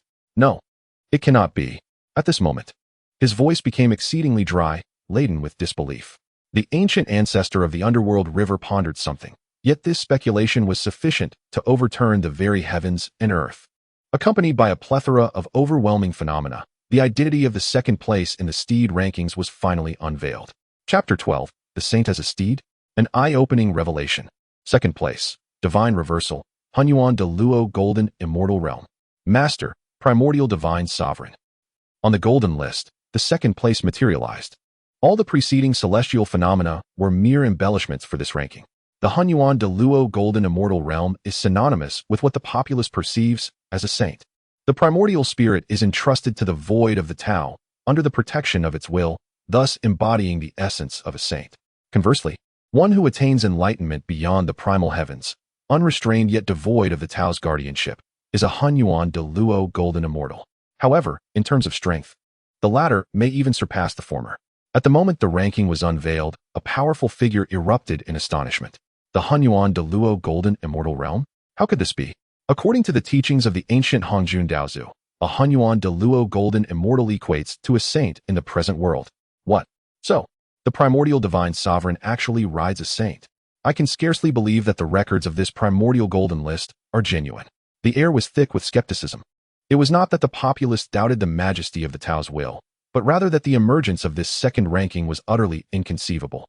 A saint as a steed? Merely contemplating it sent shivers down the spines of the masses. During the discourse at the Zixiao Palace, Hongjun Daozu explicitly stated that, constrained by the laws of heaven and earth, no more than 7 saints could exist under the Tao. Presently, with Hongjun Daozu, the 3 pure ones, Enhua, and the duo of Jian and Juanti, there were precisely 7. Hence, it was impossible for another entity at the saintly level to arise. As for the queen of the underworld, she governs the realm of the dead, which lies outside the purview of the Tao. Yet now, this primordial golden list astonishingly indicates the existence of an unknown Hunyuan de Luo Golden Immortal. Even more shocking, this being is merely a mount, regardless of the Tao's grandeur. The populace found it challenging to accept such a notion in that moment. Nevertheless, there was no need for further words.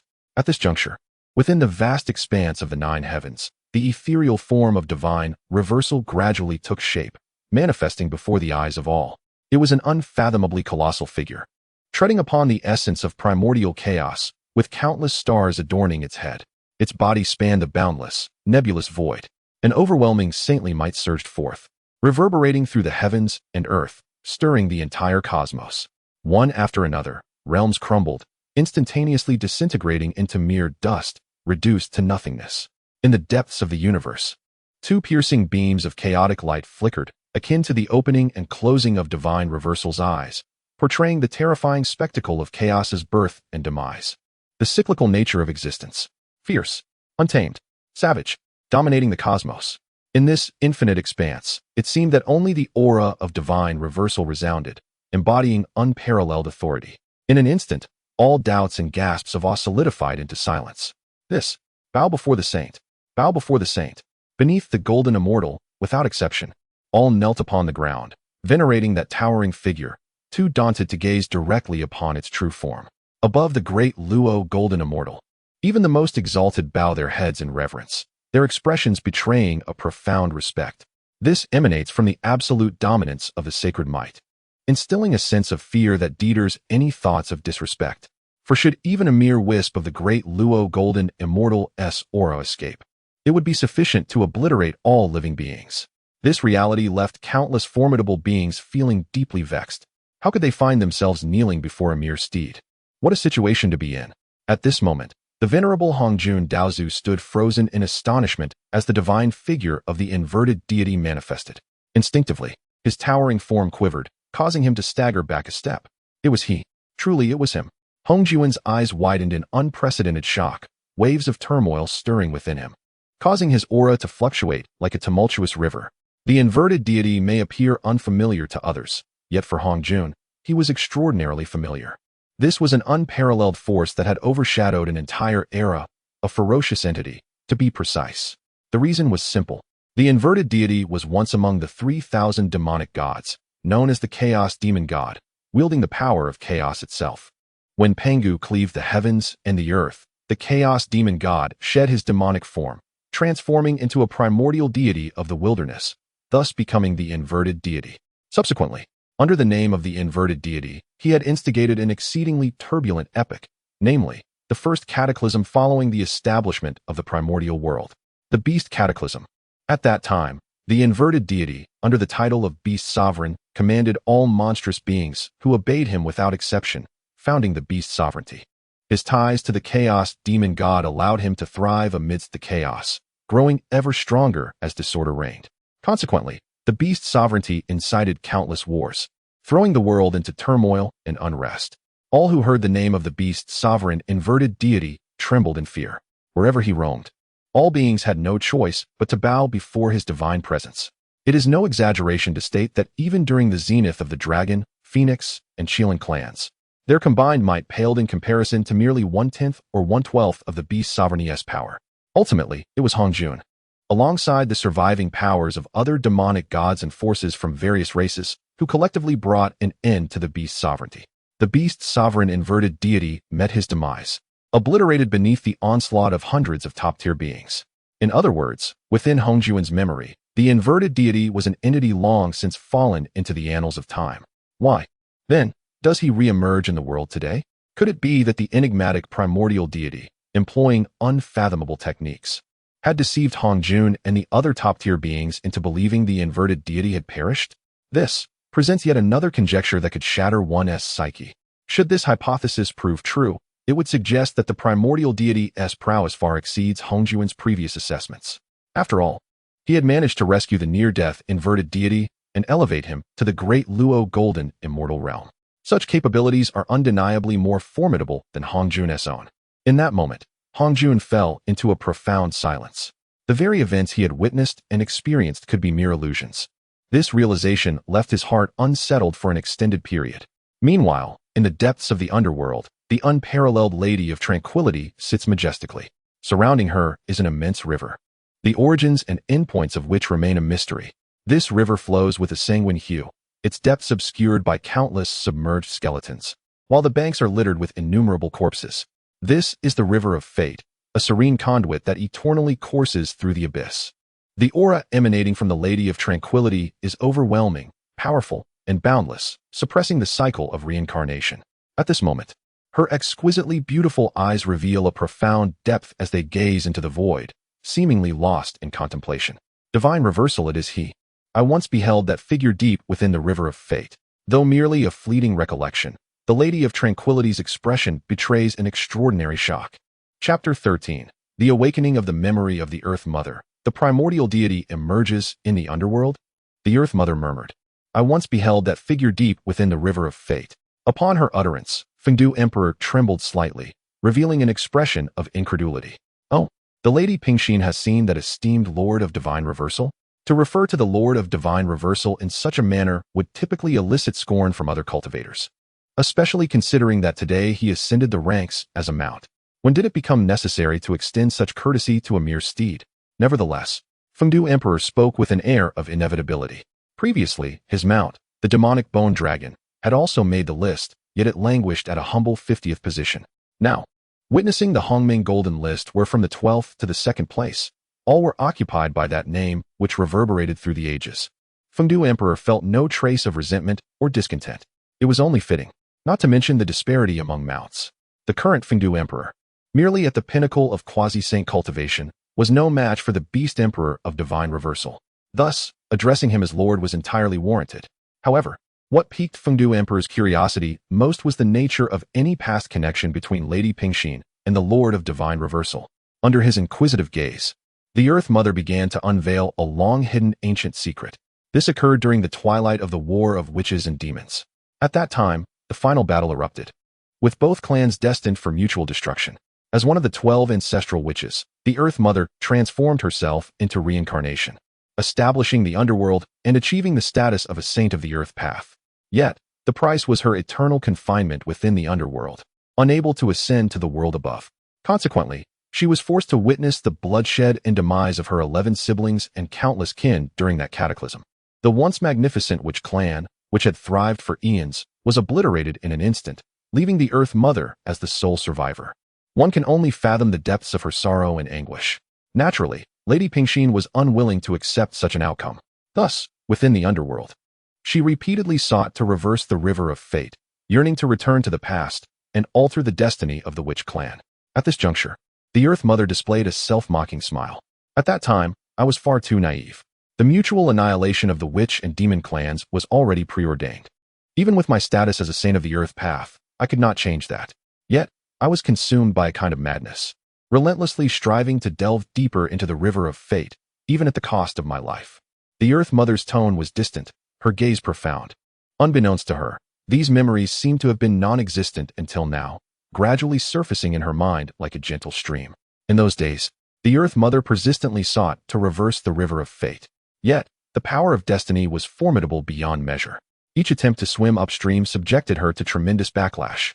In the end, Ho-Tu advanced through a river of blood, her own essence staining the currents of fate in increasingly crimson hue.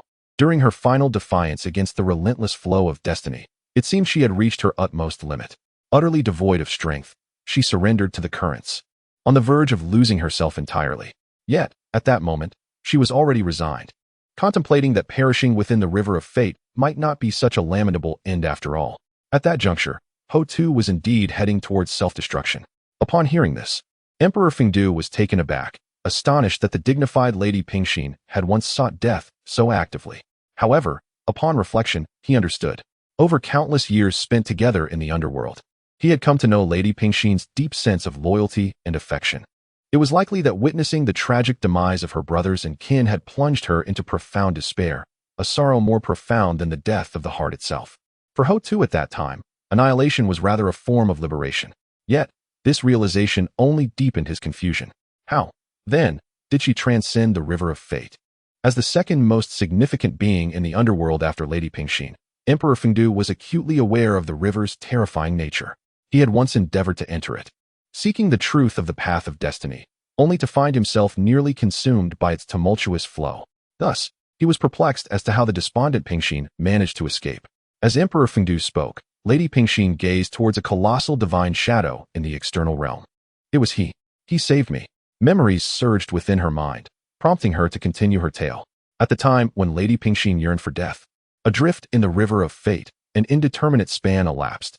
On that fateful day, a figure, seemingly fierce and imposing, with chaotic laws surrounding him, suddenly emerged within the river. Without exhibiting any astonishing divine powers, he merely waved a massive hand. In an instant, the river of fate reversed, swiftly returning Ho-Tu to the underworld. That magnificent figure was none other than the divine reversal. Ultimately, Lady Pingxin expressed her thoughts, her gaze complex as she regarded the divine shadow amidst the chaos, filled with both emotion and gratitude. Beside her, Emperor Fengdu stood in stupefied silence, utterly astonished. What? The divine reversal possessed such awe-inspiring capabilities? With a single hand, the river of fate was turned back. What unparalleled mastery was that? Emperor Fengdu dared not fathom it. More importantly, according to Lady Pingxin, the figure of the divine reversal must have left an indelible mark in her consciousness, a testament to his profound impact. But why, until today, did the Empress suddenly recall this? Upon hearing these words, the Earth Mother was taken aback, her expression quickly shifting to one of profound perplexity. Indeed, this matter is replete with the uncanny and the extraordinary. It is essential to understand that a sage like Empress Pingxin possesses an intellect capable of inscribing the entirety of the past within her consciousness. The notion of forgetfulness is utterly inconceivable for her. Yet, previously, a series of visions seemed to materialize out of thin air, evoking in her a profound resonance that was ineffable. Just as she was entangled in contemplation, suddenly, a divine radiance emerged, shimmering from the depths of Empress Pingxin's consciousness. The light intertwined and transformed, rising and falling, radiating brilliance in a dazzling display. What is this? The Empress was visibly astonished. In the next moment, a voice emanated from that divine light. I am the primordial deity. In an instant, the underworld trembled violently. Chapter 14. A reverberation through time. Even Pangu must bow to the primordial deity. I am the primordial deity. These mere 6 words, resonating in the ears of Lady Pingxin and Emperor Fengdu, struck with the force of thunder and blinding lightning. Simultaneously, a relentless and magnificent pressure surged through the vast realm of the underworld. It was divine majesty, Undoubtedly, it was the essence of sacred authority, not to mention the likes of the three pure ones. Even when compared to the esteemed Lady Pingxin and the venerable Hongjun Daozu, it was equally formidable. Emperor Fengdu contemplated this, his pupils quaking uncontrollably. However, Lady Pingxin harbored a different perception. Such formidable pressure was not inferior to that of the heart of Pangu, the primordial deity of old. As a true sage, possessing the cultivation of a Hunyuan Wujidi de Luo Jingxian, her sensitivity was acutely heightened. Yet, it was precisely this that rendered her even more astonished. A force capable of rivaling the heart of Pangu? This was utterly astounding. At this moment, both of their hearts raced uncontrollably. What did this mean? Could it be that the enigmatic master of that divine rebel, the inscrutable primordial deity, was to manifest in the netherworld today? If true, this would undoubtedly be a monumental fortune and blessing for the underworld. After all, the name of the primordial deity reverberated throughout the chaotic universe, captivating countless beings. Even the slightest trace of his presence was fervently scrutinized by innumerable gazes.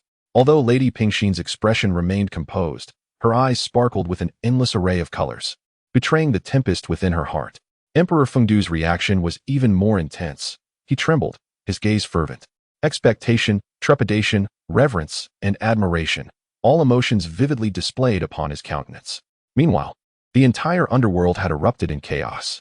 The six paths of reincarnation trembled violently, and an immense divine radiance surged into the heavens, illuminating the previously dark and shadowy nether realm. The anguished wails and roars of countless souls echoed, reverberating throughout the entire underworld. Such tumult sent shivers down one's spine, instilling a profound sense of dread. An endless multitude of spirits bore expressions of sheer terror. The multitude of ghosts were horrified. Had it not been for the authoritative presence of Lady Pingxin, the underworld would have descended into utter disarray. At that moment, the previous divine radiance, amidst a haze of ethereal brilliance, gradually began to delineate a phantom figure. It was suffused with the essence of the Tao, the principles of order overflowing, obscuring its true visage. Yet, faintly, it appeared as a figure of unparalleled grace, transcending the ages. This is but a fragment of my divine consciousness. The figure spoke. Yet, with this initial utterance, both Lady Pingxin and Emperor Fengdu's expressions shifted, revealing a glimmer of disappointment. Merely a fragment of divine consciousness. It seemed that this was not the true essence of the primordial deity.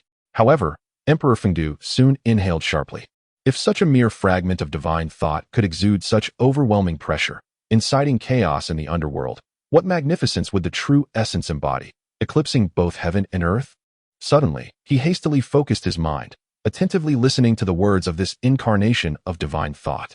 Amidst the celestial radiance, the incarnation of the primordial God continued to speak. Hutu, there is no need for astonishment. Since you have witnessed this manifestation of my divine thought, it follows that my existence is already known to all beings. Your repeated attempts to reverse the river of fate, driven by a desire for death, have long been sensed by me. Therefore, the fate deity has ventured forth to save your life, and has placed a sealing power within your memory. The primordial God still addressed the Lady of Tranquility as Hutu. This title is known only to a select few ancient entities. What followed was news of extraordinary magnitude. Indeed, the sudden intervention of the deity to save Hutu from the river of fate was, after all, the intention of the primordial God. Moreover, it was precisely because of the sealing power established by the latter that many memories remained dormant until this day. Clearly, the primordial God had meticulously orchestrated everything. Once his name is known to all beings, the seal within Hutu's consciousness will dissipate, and this incarnation of divine thought will subsequently emerge. The Lady of Tranquility remained silent. Yet her heart was profoundly shaken. What an astonishing method it was to place a sealing power within the consciousness of a saint without detection. Moreover, this was in the realm of Hutu, a primordial, boundless, and transcendent being, surpassing even the three pure ones. Amidst her astonishment, the Lady of Tranquility also felt perplexed. After all, she had no causal connection with the enigmatic primordial God. Why would he actively come to her aid? Anticipating her confusion, the primordial God's incarnation continued to elucidate. The reason I extend my assistance to you is because of Pangu. In the past, Pangu revered me as a deity, worshipping me with utmost sincerity. Therefore, I cannot stand idly by as you face death, being a descendant of his legacy. These seemingly casual words struck like thunder in the heart of the Lady of Tranquility. Pangu, the Father God. It was unexpected that the existence of the primordial God was intertwined with the most ancient being, the creator deity of the entire primordial universe, revered by countless beings. The ancient witch lineage took pride in being the true heirs of Pangu, and now they found themselves under such unexpected protection. Even more astonishing was the revelation that even Pangu revered the primordial god with profound respect and devotion. In an instant, the heart of the Lady of Tranquility was tumultuous, and even her attempts to recite calming mantras could not quell the storm within. Nevertheless, she harbored no doubts about the words of the primordial god. After all, the stature of the entity before her was beyond question. Although she was unaware of the true extent of his realm, the mere fact that his mounts were of saintly caliber sufficed as evidence. Such an existence had no need to deceive her, a mere ruler of the underworld. "I thank you, primordial god." Coming to her senses, the Lady of Tranquility solemnly bowed in reverence. Aware that she stood before merely an incarnation, she still honored him with such respect. Even the self-reference within the discourse aligned with the will of the primordial god, transforming into the ancient title of Hutu. This illustrates the profound shock that today's events have imparted upon the Lady of Tranquility. In response, the manifestation of the primordial god offered no words. Ultimately, he left behind but a single phrase: safeguard the underworld and the cycles of reincarnation diligently. "One day, when I return, I shall aid you in restoring the lineage of the witch clan to which you belong." As this final utterance gently dissipated, the embodiment of the primordial god gradually vanished amidst the resplendent divine light, ceasing to exist. Within the underworld, an initial wave of oppressive silence enveloped the atmosphere. After a considerable pause, both the Lady of Tranquility and the Emperor of Fengdu, along with the countless ghostly generals, were suddenly overtaken by an overwhelming surge of joy. Chapter 15. The Killing of Heart and Mind. Hongjun is alarmed. "Ah, how splendid! I never anticipated that this would be the greatest blessing bestowed upon us by the primordial deity Pangu." In the depths of the underworld, Huta laughed heartily, her face radiating joy. Such an exuberant expression stirred even the heart of Emperor Fengdu. Since the establishment of the underworld and the cycle of reincarnation, he had never witnessed his beloved Empress Pingxin display such excitement. Yet, Emperor Fengdu understood that a single phrase from the primordial deity resolved the ancient turmoil that had long troubled Empress Pingxin: the restoration of the witch lineage. This news was undoubtedly explosive. It is noteworthy that after the complete annihilation of the witch and demon clans, the cycle of reincarnation truly took form. Consequently, beings like Emperor Jiang and Zhu Jiuyin, who were part of the witch lineage, had never even been afforded the opportunity to enter reincarnation. To seek restoration? How daunting a task. Even Empress Pingxin herself could not achieve it. However, the might of the primordial deity was beyond dispute. Both Empress Pingxin and Emperor Fengdu held not a shred of doubt. Since the primordial deity had proclaimed it, he could undoubtedly accomplish it. After all, he was a being so formidable that even dispatching a mount could cause the river of fate to reverse. Moreover, it was of utmost importance that the earlier divine thought imprint clearly conveyed the primordial deity's benevolence towards Empress Pingxin. This was an unparalleled fortune that countless beings had yearned for, a blessing beyond imagination. In an instant, endless brilliance flickered in Empress Pingxin's eyes. "Hongjun, the heavenly Tao, you have imprisoned me for countless ages. At last, I see a glimmer of hope to escape the underworld. When the primordial deity returns, I shall ascend to the Purple Cloud's palace and hold you all accountable for the past." This time, Empress Pingxin did not merely murmur to herself. Instead, her voice resonated with the grandeur of the Tao, echoing across the realms. The duality of heaven and earth stood in stark opposition, akin to water and fire. Nevertheless, the emergence of the earth Tao came too late, rendering it powerless in comparison to the heavenly Tao. Thus, Hutu remained eternally confined within the underworld, unable to see the light of day. Yet today, understanding the primordial deity's protection over the witch lineage and the underworld finally granted Empress Pingxin a glimpse of hope for her liberation. The suppressed fury and discontent of countless eons finally surged forth. Meanwhile, in the void beyond chaos, amidst the worlds and the saints, all beings remained enveloped in the overwhelming pressure of divine might. Despite having witnessed it repeatedly, the words upon the primordial golden list manifested with undeniable clarity. The divine might belonged to the saintly cultivation, and it was the mount of the primordial deity. Furthermore, it seemed to serve as a testament to the overwhelming authority of a saintly mount. This manifestation of divine might lingered longer than expected, failing to immediately reveal a more shocking first place. The beings could still feel the infinite sanctity of the former beast emperor, and within each heart lay an immense shock, difficult to dispel. At that moment, the The resounding voice of Empress Pingxin, fierce and dominant, echoed from the underworld, reverberating throughout the chaotic wilderness. Upon hearing her words, the saint's expressions shifted dramatically. The hope of emerging from the underworld? What could this mean for Empress Pingxin? The return of the primordial deity? Hiss. Could it be that Pingxin has already ascertained the precise information regarding the primordial deity? The eyes of the saints widened in shock, exchanging glances that revealed their mutual astonishment and horror. How could this be possible? It is essential to note that, in the present realm, the likes of the three purities and Nuwa are merely at the ordinary saintly level, equivalent to the rank of the Hunyuan Dayuo Golden Immortal. In contrast, Hongjun and the goddess Pingxin are exalted as Hunyuan Wijidian Dayuo Golden Immortals, a full tier above the likes of the three purities. Were it not for Pingxin being confined within the underworld, unable to emerge, it is likely that a cataclysmic clash between heaven and earth would have already unfolded. It is no exaggeration to state that the prowess of Lady Pingxin instills profound trepidation even among the three purities.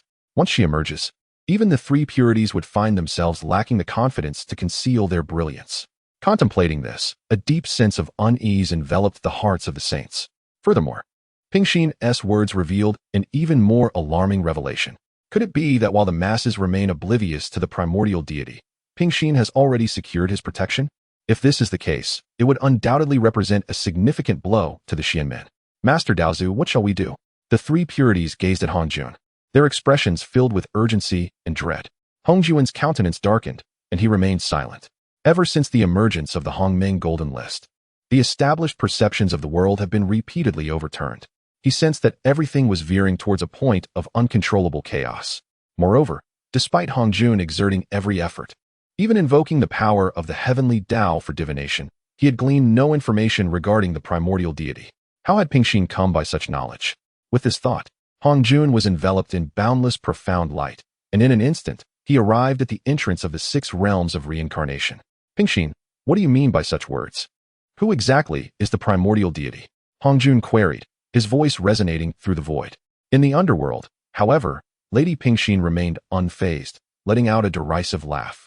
Ha ha, Hongjun, are you afraid? Her words pierced through Hongjun's thoughts, rendering his expression even more grim. Indeed, even if Hongjun was reluctant to admit it, a sense of dread had begun to swell within him.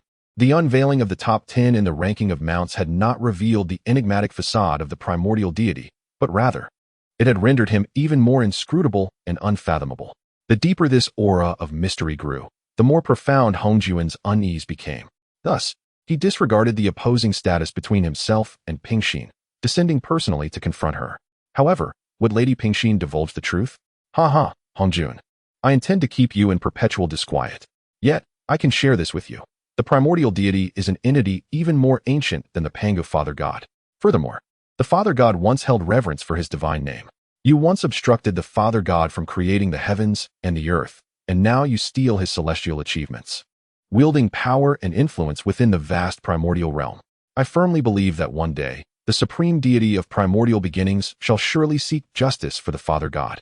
Each word spoken by Pingxin is akin to a sharp blade, piercing deeply into Hongjun's heart, striking at the very essence of his being. What? The supreme deity of primordial beginnings shares a bond with Pangu? As Pingxin rightly asserts, although Hongjun currently appears exalted and revered by countless beings, he alone comprehends that this faade is merely a result of his conscience's betrayal, indulging in all that rightfully belongs to Pangu, usurping the achievements of others. He occupies a nest not of his own. Should the supreme deity of primordial beginnings truly have the potential to return to the primordial chaos, what then shall become of Hongjun? Before he could ponder further, a resounding cry echoed through the cosmos. Look, the first place in the Mount of Steeds is finally about to be revealed. This proclamation captured the attention of countless beings. Hongjun, unable to dwell on his thoughts, turned his focus to the changes in the Hongmeng Golden List. Chapter 16, The Pinnacle of Mounts, Illuminating the Dark. After much anticipation, the moment has finally arrived. Undoubtedly, the existence that claims the top spot on the Mount leaderboard is the focal point of universal attention. After all, even the legendary 4 great beasts and the Beast Emperor, revered for eons, have found their names listed. Everyone longs to discern the nature of this extraordinary mount that outshines such illustrious divine creatures, securing its place at the pinnacle. In an instant, all eyes are fixed, and the world holds its breath. First place, illuminating the dark, Saint Realm. Master, Primordial Divine Lord. Once again, a mount of the Saint Realm, and its master is none other than the Primordial Divine Lord. The crowd is left in a state of shock, yet it seems their astonishment has dulled. Since the emergence of the Primordial Divine Lord's name, expressions have long been set in stone. This time, however, few are taken aback. After all, the second place, the Beast Emperor, has already attained the Saint Realm. It is only fitting that the first place is also of such exalted cultivation. Yet, as moments pass, the masses slowly regain their composure upon discerning the name of the top mount. Illuminating the dark? What manner of beast is this? I have prided myself on my knowledge of all mythical creatures throughout history, yet I have never encountered such a name. Illuminating the dark? What a peculiar appellation. Daylight and moonlight combined. How could these two elements coexist? Surely, this top contender must be a misunderstanding, an unheard of divine beast, unworthy to overshadow the Beast Emperor and ascend to first place. Speculation ensues among the masses. Even the esteemed figures like Xinyuanzi and the old ancestor of the underworld, contemporaries of the three pure ones, have never encountered this name.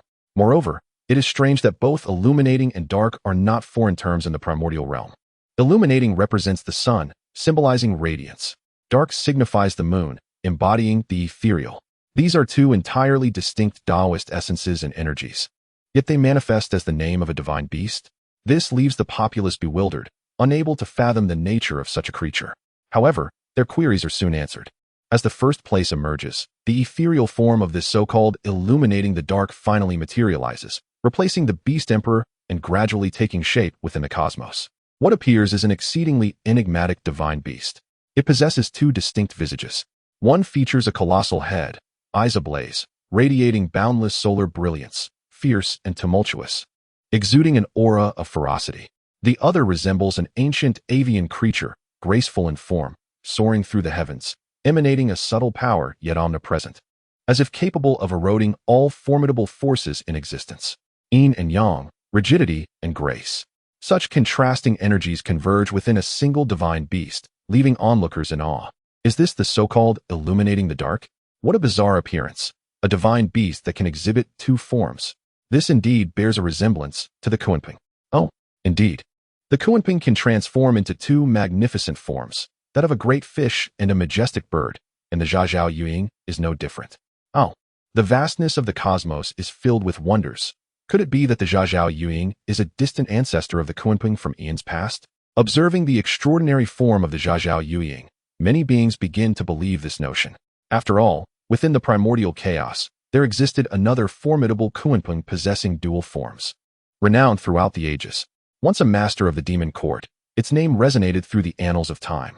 In that moment, countless gazes instinctively turned towards the direction of the North Sea Demon Master Palace, the very site where the Kunping once cultivated. At this moment within the North Sea Demon Master Palace, the Kunping gazed in astonishment at the ethereal silhouette of the Zhaozhao Yueying. Before him, a multitude of younger demon beings, who had gathered to hear the Kunping's teachings, looked upon him with wide-eyed curiosity. Kunping ancestor, are you truly a descendant of the Zhaozhao Yueying? They inquired. Heavens! Throughout the ages, I have only witnessed the ancestor and the Zhaozhao Yueying, both exhibiting such markedly different forms. The demon beings sought affirmation from the Kunping, their hopes hinging on his response. After all, this being was a true sacred beast of saintly cultivation. If it were indeed the ancestor of their Kunping, would that not herald their rise to greatness? However, upon meeting the eager gazes of the crowd, the Kunping could only manage a wry smile. Ah, I too wish it were so. Yet, as I behold the silhouette of the venerable Zhaozhao Yueying, there is no stirring of my bloodline within me. It appears that my lineage bears no connection to the Zhaozhao Yueying. In truth, the Kunping felt no sense of kinship with the Zhaozhao Yueying. Under the overwhelming sanctity of the latter, even the mighty Kunping felt a profound fear, trembling uncontrollably, akin to a mortal standing before a divine being. Fortunately, he was able to suppress this feeling, preventing any disgrace before his juniors. Upon hearing this, the crowd could not help but reveal their disappointment. Indeed, the Kunping shared their sentiments of disillusionment. Had circumstances allowed, he would have fervently wished to be a descendant of the Zhaozhao Yueying. Such a lineage would bestow upon him a saintly ancestor, granting him unparalleled stature in the world. More importantly, it would forge a connection with the primordial deity. Yet, it seemed that even the slightest opportunity bestowed by the latter might remain forever out of the Kunping's reach. Nevertheless, the Kunping dared not entertain such thoughts. The might of the primordial deity exceeded the comprehension of all beings. Should he dare to falsely affiliate himself, he feared a divine retribution that could obliterate him entirely. Ultimately, the Kuanping could only gaze longingly at the silhouette of the Zhaozhao Yueying, a deep sense of melancholy washing over him. How could two beings of similar forms harbor such vast disparities? In the realms of heaven and earth, amidst the myriad beings, speculation abounded, yet no definitive answers emerged. Ultimately, all eyes converged upon the venerable Hongjun Daozu. Perhaps he alone possessed the wisdom to unveil the true nature of the Zhaozhao Yueying. At this moment, Hongjun gazed in astonishment at the ethereal apparition of Zhu Zhao and Yueying. His memories surged forth, swiftly and electrically probing into the depths of the past, striving to unearth any fragment of knowledge regarding these two beings. In truth, he possessed a greater understanding than most. Long ago, at the dawn of creation when Pangu split the heavens, amidst the primordial chaos, the essence of the sun and the essence of the moon coalesced, absorbing the dual energies of yin and yang from Pangu's eyes, thereby giving birth to the divine beasts Zhu Zhao and Yueying.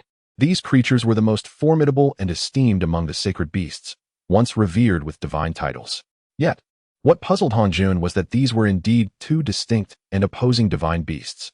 Why had they now evolved into a singular entity? Could it be the handiwork of the primordial deity? Suddenly, such conjectures arose, causing a tumultuous stir within Hongjun's heart. Chapter 17, Collaborative Deduction, a gaze that shatters the universe. Essence of the sun, essence of the moon. It is crucial to understand that these two forces were born from chaos, imbued with the primal power of chaos, incomparable to the yin and yang energies of the primordial wilderness. To merge them into a singular entity and achieve balance is an endeavor fraught with difficulty, verging on the impossible. Even Hongjun, upon introspection, must admit the lack of such means. Yet, if this hypothesis holds true, how then did the primordial deity accomplish it? Hongjun's heart trembled, his expression fluctuating between gloom and clarity. Furthermore, if this supposition proves to be accurate, it implies that during the celestial battle, the primordial deity had already concealed himself in the shadows, employing unfathomable methods to influence the course of that conflict. Astonishingly, the 3,000 demonic gods who participated in the battle remained utterly oblivious. This sensation of being in the light, while others lurked in darkness, only deepened Hongjun's furrowed brow. Since declaring himself the spokesperson of the Tao, he had grown accustomed to the feeling of having everything in the world under his control. Yet now, an array of uncertainties had suddenly emerged, casting an ominous shadow over his position as the spokesperson of the Tao. It is worth noting that this disquieting sensation stemmed not solely from the primordial deity. The four great beasts of chaos, the four fearsome beasts, Beast Emperor Sheni, candlelight illuminating the abyss. All of these, in Hongjun's eyes, should not exist, or had long since perished. Their resurgence upon the primordial golden list brought even greater astonishment. At that moment, Nuwa gazed at the primordial golden list, murmuring, "Now, a full 100 mounts have emerged on the rankings. Next, we shall see whether the rewards will indeed materialize." There was a hint of anticipation in Nuwa's words. Previously, her mount, the Shintian Fire Phoenix, had secured the 16th position, earning 5 strands of innate indestructible spiritual light as a reward. It is noteworthy that each strand of innate indestructible spiritual light signifies an enhancement of the original grade of a spiritual treasure. Furthermore, even if applied to oneself, it holds the potential for comprehending a more ancient and primal Taoist principle. As her words faded, the primordial golden list underwent another transformation. Mount rankings completed. Corresponding rewards are being generated, to be distributed in 3 days. The resurgence of the Great Dao's divine script stirred excitement among all beings, particularly those exalted figures listed upon the golden list. Thus, it could be inferred that in 3 days, they would receive rewards of unprecedented magnitude. Only Hongjun, observing the primordial golden list, fell into contemplation. 3 days remained, he mused. He then turned to the 3 pure ones, Nuwa, and other saints. "We shall return to the Zixiao Palace and collaborate in our deduction. We are determined to pierce through the fog and deduce the true identity of the primordial deity," Hongjun declared solemnly. Rewards such as those bestowed upon innate spiritual energy and treasures, once unveiled, would undoubtedly incite a cataclysmic transformation in the world. However, for Hongjun, these matters hardly posed a significant challenge. After all, even with the blessings of the rewards, those on the list could never hope to transcend the realms of the primordial wilderness. What troubled and intrigued Hongjun the most were the rewards belonging to the primordial deity, which remained undisclosed. If possible, one must take decisive action to prevent any potential consequences. Before that, it was imperative to ascertain the identity of the primordial deity. Moreover, this endeavor was directed towards the primordial deity, not the Hongmeng Golden List. It seemed unlikely that it would be harmed by the will of the Great Dao, as had been the case with the previous figures of Jane and Zhuanti. Upon hearing this, the gathered saints dared not oppose and promptly followed Hongjun Daozu back to the Zixiao Palace. Without hesitation, the saints unleashed their formidable and inscrutable methods of divination.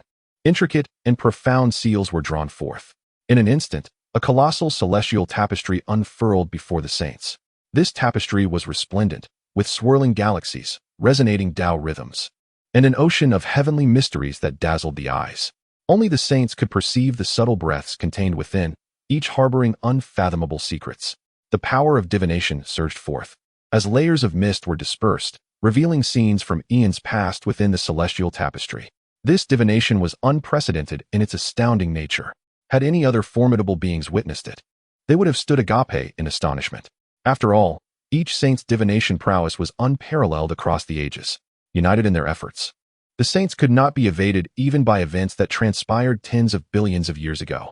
Indeed, the celestial tapestry extended beyond the realms of the primordial cosmos, transcending the river of time. Millions of years, tens of millions of years, billions of years, even countless eons. The saints were unaware of the true antiquity of the primordial deity's existence. They could only trace back through time, hoping to uncover remnants left behind by the primordial deity. At a certain moment, amidst the vast river of time, a figure of unparalleled grace and grandeur emerged. This figure was not imposing, yet. With its back turned to the universe, it radiated endless divine light, surging towards the heavens. It resided within the Hongmeng, steadfast and unmoving, while the boundless primordial realm around it gradually succumbed to the void. Gasping, the saints inhaled sharply. This was not the true form of the primordial deity, but rather an imprint left within the flow of time. Hongjun exclaimed in surprise, and the saints understood the implications. The force of time is overwhelming, capable of erasing all. It is not a true space. No being could exist as their true self within the confines of time. Conversely, only those of extraordinary cultivation could leave their own imprints within the river of time. Even a mere imprint bore such overwhelming might that it sent shivers down the spines of the saints, causing their hairs to stand on end. This was ample proof of the primordial deity's extraordinary nature. Yet, what transpired next caused Hongjuan's pupils to constrict in alarm. The saints continued their divination, striving to delve deeper into the river of time to discern the visage of the primordial deity. However, at that moment, the figure seemed to sense their presence. "Those who come after, halt here," echoed a voice through the ancient silence. It was strange and majestic. Its sound resonates like a bell, majestic and awe-inspiring. At present, this is merely a conjecture. By conventional reasoning, everything perceived and heard by the saints can only be described as an illusion from eons past. Yet at this moment, those words reverberate in the hearts of the saints. Beneath those few terse phrases, their resolve trembles uncontrollably. The laws have shattered, and the order has descended into chaos. The vast tapestry of the celestial projection gradually disintegrates. The final vision reveals a gaze bursting forth from the deepest abyss of chaos, annihilating all in its path. Thus, the collaborative endeavor of the saints abruptly ceases. In the end, they could not discern even the slightest semblance of that figure's true form. However, they could scarcely afford to dwell on their regrets. In the hearts of each saint, only a profound sense of trepidation and disquiet remains. Was that truly merely a brand? Chapter 18. A cultivation more terrifying than Hongjuan's. The schemes of the saints. Silence. A deathly stillness permeated the vast expanse of the purple cloud palace. The countenances of the saints fluctuated between various emotions, leaving them speechless. The shock was profound. A piercing gaze shattered the very fabric of the cosmos. Even the celestial curtain, meticulously woven by the saints, struggled to endure. It was unfathomable to consider what astonishing cultivation could achieve such a feat alternatively. If it were merely a remnant imprint existing within the river of time, it should possess no power whatsoever, let alone traverse the temporal expanse to engage in discourse with the saints. Consequently, doubt filled the hearts of the saints. Could this truly not be the true form of the primordial god? After a lengthy pause, Jane spoke in a heavy tone. It cannot merely be a temporal imprint. To my understanding, it resembles a powerful deity birthed within the river of time, capable of wielding the power of time. Upon hearing this, The three pure ones exchanged glances of surprise before subtly nodding in agreement with Jane's assertion. Indeed, this explanation held merit. After all, the forces of the Tao are profoundly enigmatic, and the river of time is elusive, beyond even the complete grasp of saints. It is plausible that an unknown, formidable deity has emerged from within. Moreover, only a genuine deity could possess both intellect and strength, utilizing the power of the river of time to converse with the saints from afar. Thus, it raises the question, what we previously witnessed was not the true form of the primordial god. Tong Tian remarked with a hint of uncertainty. This time, the saints offered no retort. Deep down, they hoped that this was indeed the case. However, the foremost among them, Hongjun, remained silent, his mind racing with the implications of the earlier spectacle. 4 words surfaced in his thoughts: temporal branches. These 4 words stirred a tempest within him. If it were merely a temporal branch, this matter would undoubtedly transcend our understanding. As he uttered this thought, the saints were momentarily taken aback. Temporal branches? What might those be? Even the 3 pure ones had never encountered such a concept. They exchanged bewildered glances, awaiting Hongjuan's subsequent explanation. Hongjuan's expression shifted, yet he pressed on. As the spokesperson of the heavenly Tao and a being of the highest order, he possessed knowledge of many profound secrets. The so-called temporal branches are manifestations birthed by individuals of great cultivation, allowing them to, in a single thought, diverge numerous timelines. Each of these branches constitutes a distinct temporal pathway. Within each pathway, a complete self may emerge. In other words, upon reaching that exalted state, one could effortlessly permeate every timeline. Conversely, in a single thought, one could also consolidate all aspects of oneself from every timeline. As this realization dawned upon him, thunderous revelations erupted in Hongjuan's heart. The more he contemplated, the more convinced he became of its likelihood. Thus, it follows that the figure the saints previously beheld was but the primordial god within a specific temporal branch. However, it may also be regarded as the divine presence manifesting itself, wielding immense power and engaging in dialogue across the void, which is only to be expected. Nonetheless, this sufficiently demonstrates one undeniable truth. The cultivation of the primordial divine Lord surpasses that of Hongjun, being utterly unfathomable. Meanwhile, the 3 pure ones and others stood in stunned silence, rendered completely speechless. Good heavens, I can hardly contain my astonishment. Who would have thought that beyond the saints there exists such profound and hidden secrets? The expressions of the saints grew peculiar as their thoughts wandered further. Prior to this, Hongjun had never revealed these enigmas to them, clearly fearing that the 3 pure ones might transcend his control. Yet today, due to the emergence of the primordial divine Lord, he was compelled to speak the truth. Thus, one could say that the 3 pure ones have indeed benefited from the grace of the primordial divine Lord. If what was previously stated holds true, even Pangu would revere the primordial divine Lord. Then, might we, the 3 pure ones, also be able to draw upon this blessing and receive protection from the primordial divine Lord in the future? In that moment, the hearts of the 3 pure ones stirred in unison. If Pangu is indeed the genuine article, he is not solely represented by the witch clan, which is but a manifestation of Pangu's essence. The 3 pure ones, however, are beings born of Pangu's primordial spirit. If Pingshin can receive the primordial divine Lord's protection, why should we not? Contemplating this, Laozi of the Taiji, leading the 3 pure ones, spoke softly, regardless of the circumstances. We must seek out the whereabouts of the primordial divine Lord. A being of such immense cultivation, if residing within the primordial realm, could potentially elevate the very essence of the universe itself. Laozi's tone was filled with excitement and anticipation. Observing this, Hongjuan's gaze darkened. Do you think I am oblivious to your ulterior motives? If the primordial divine Lord were to return, I fear that the 3 pure ones would swiftly pledge their allegiance to him, betraying my Xianmen. This is unacceptable to Hongjun.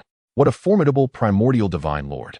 Merely the mention of his name, without his actual manifestation, has already stirred such unrest within my Xianmen.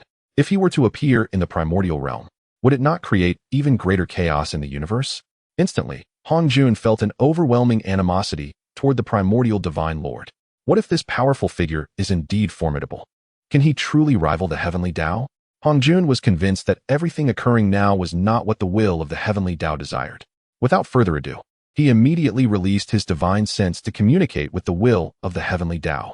This was a means inaccessible to the saints, who fell silent, watching Hongjun Daozu with bated breath, awaiting the conclusion of his communication with the heavenly Tao.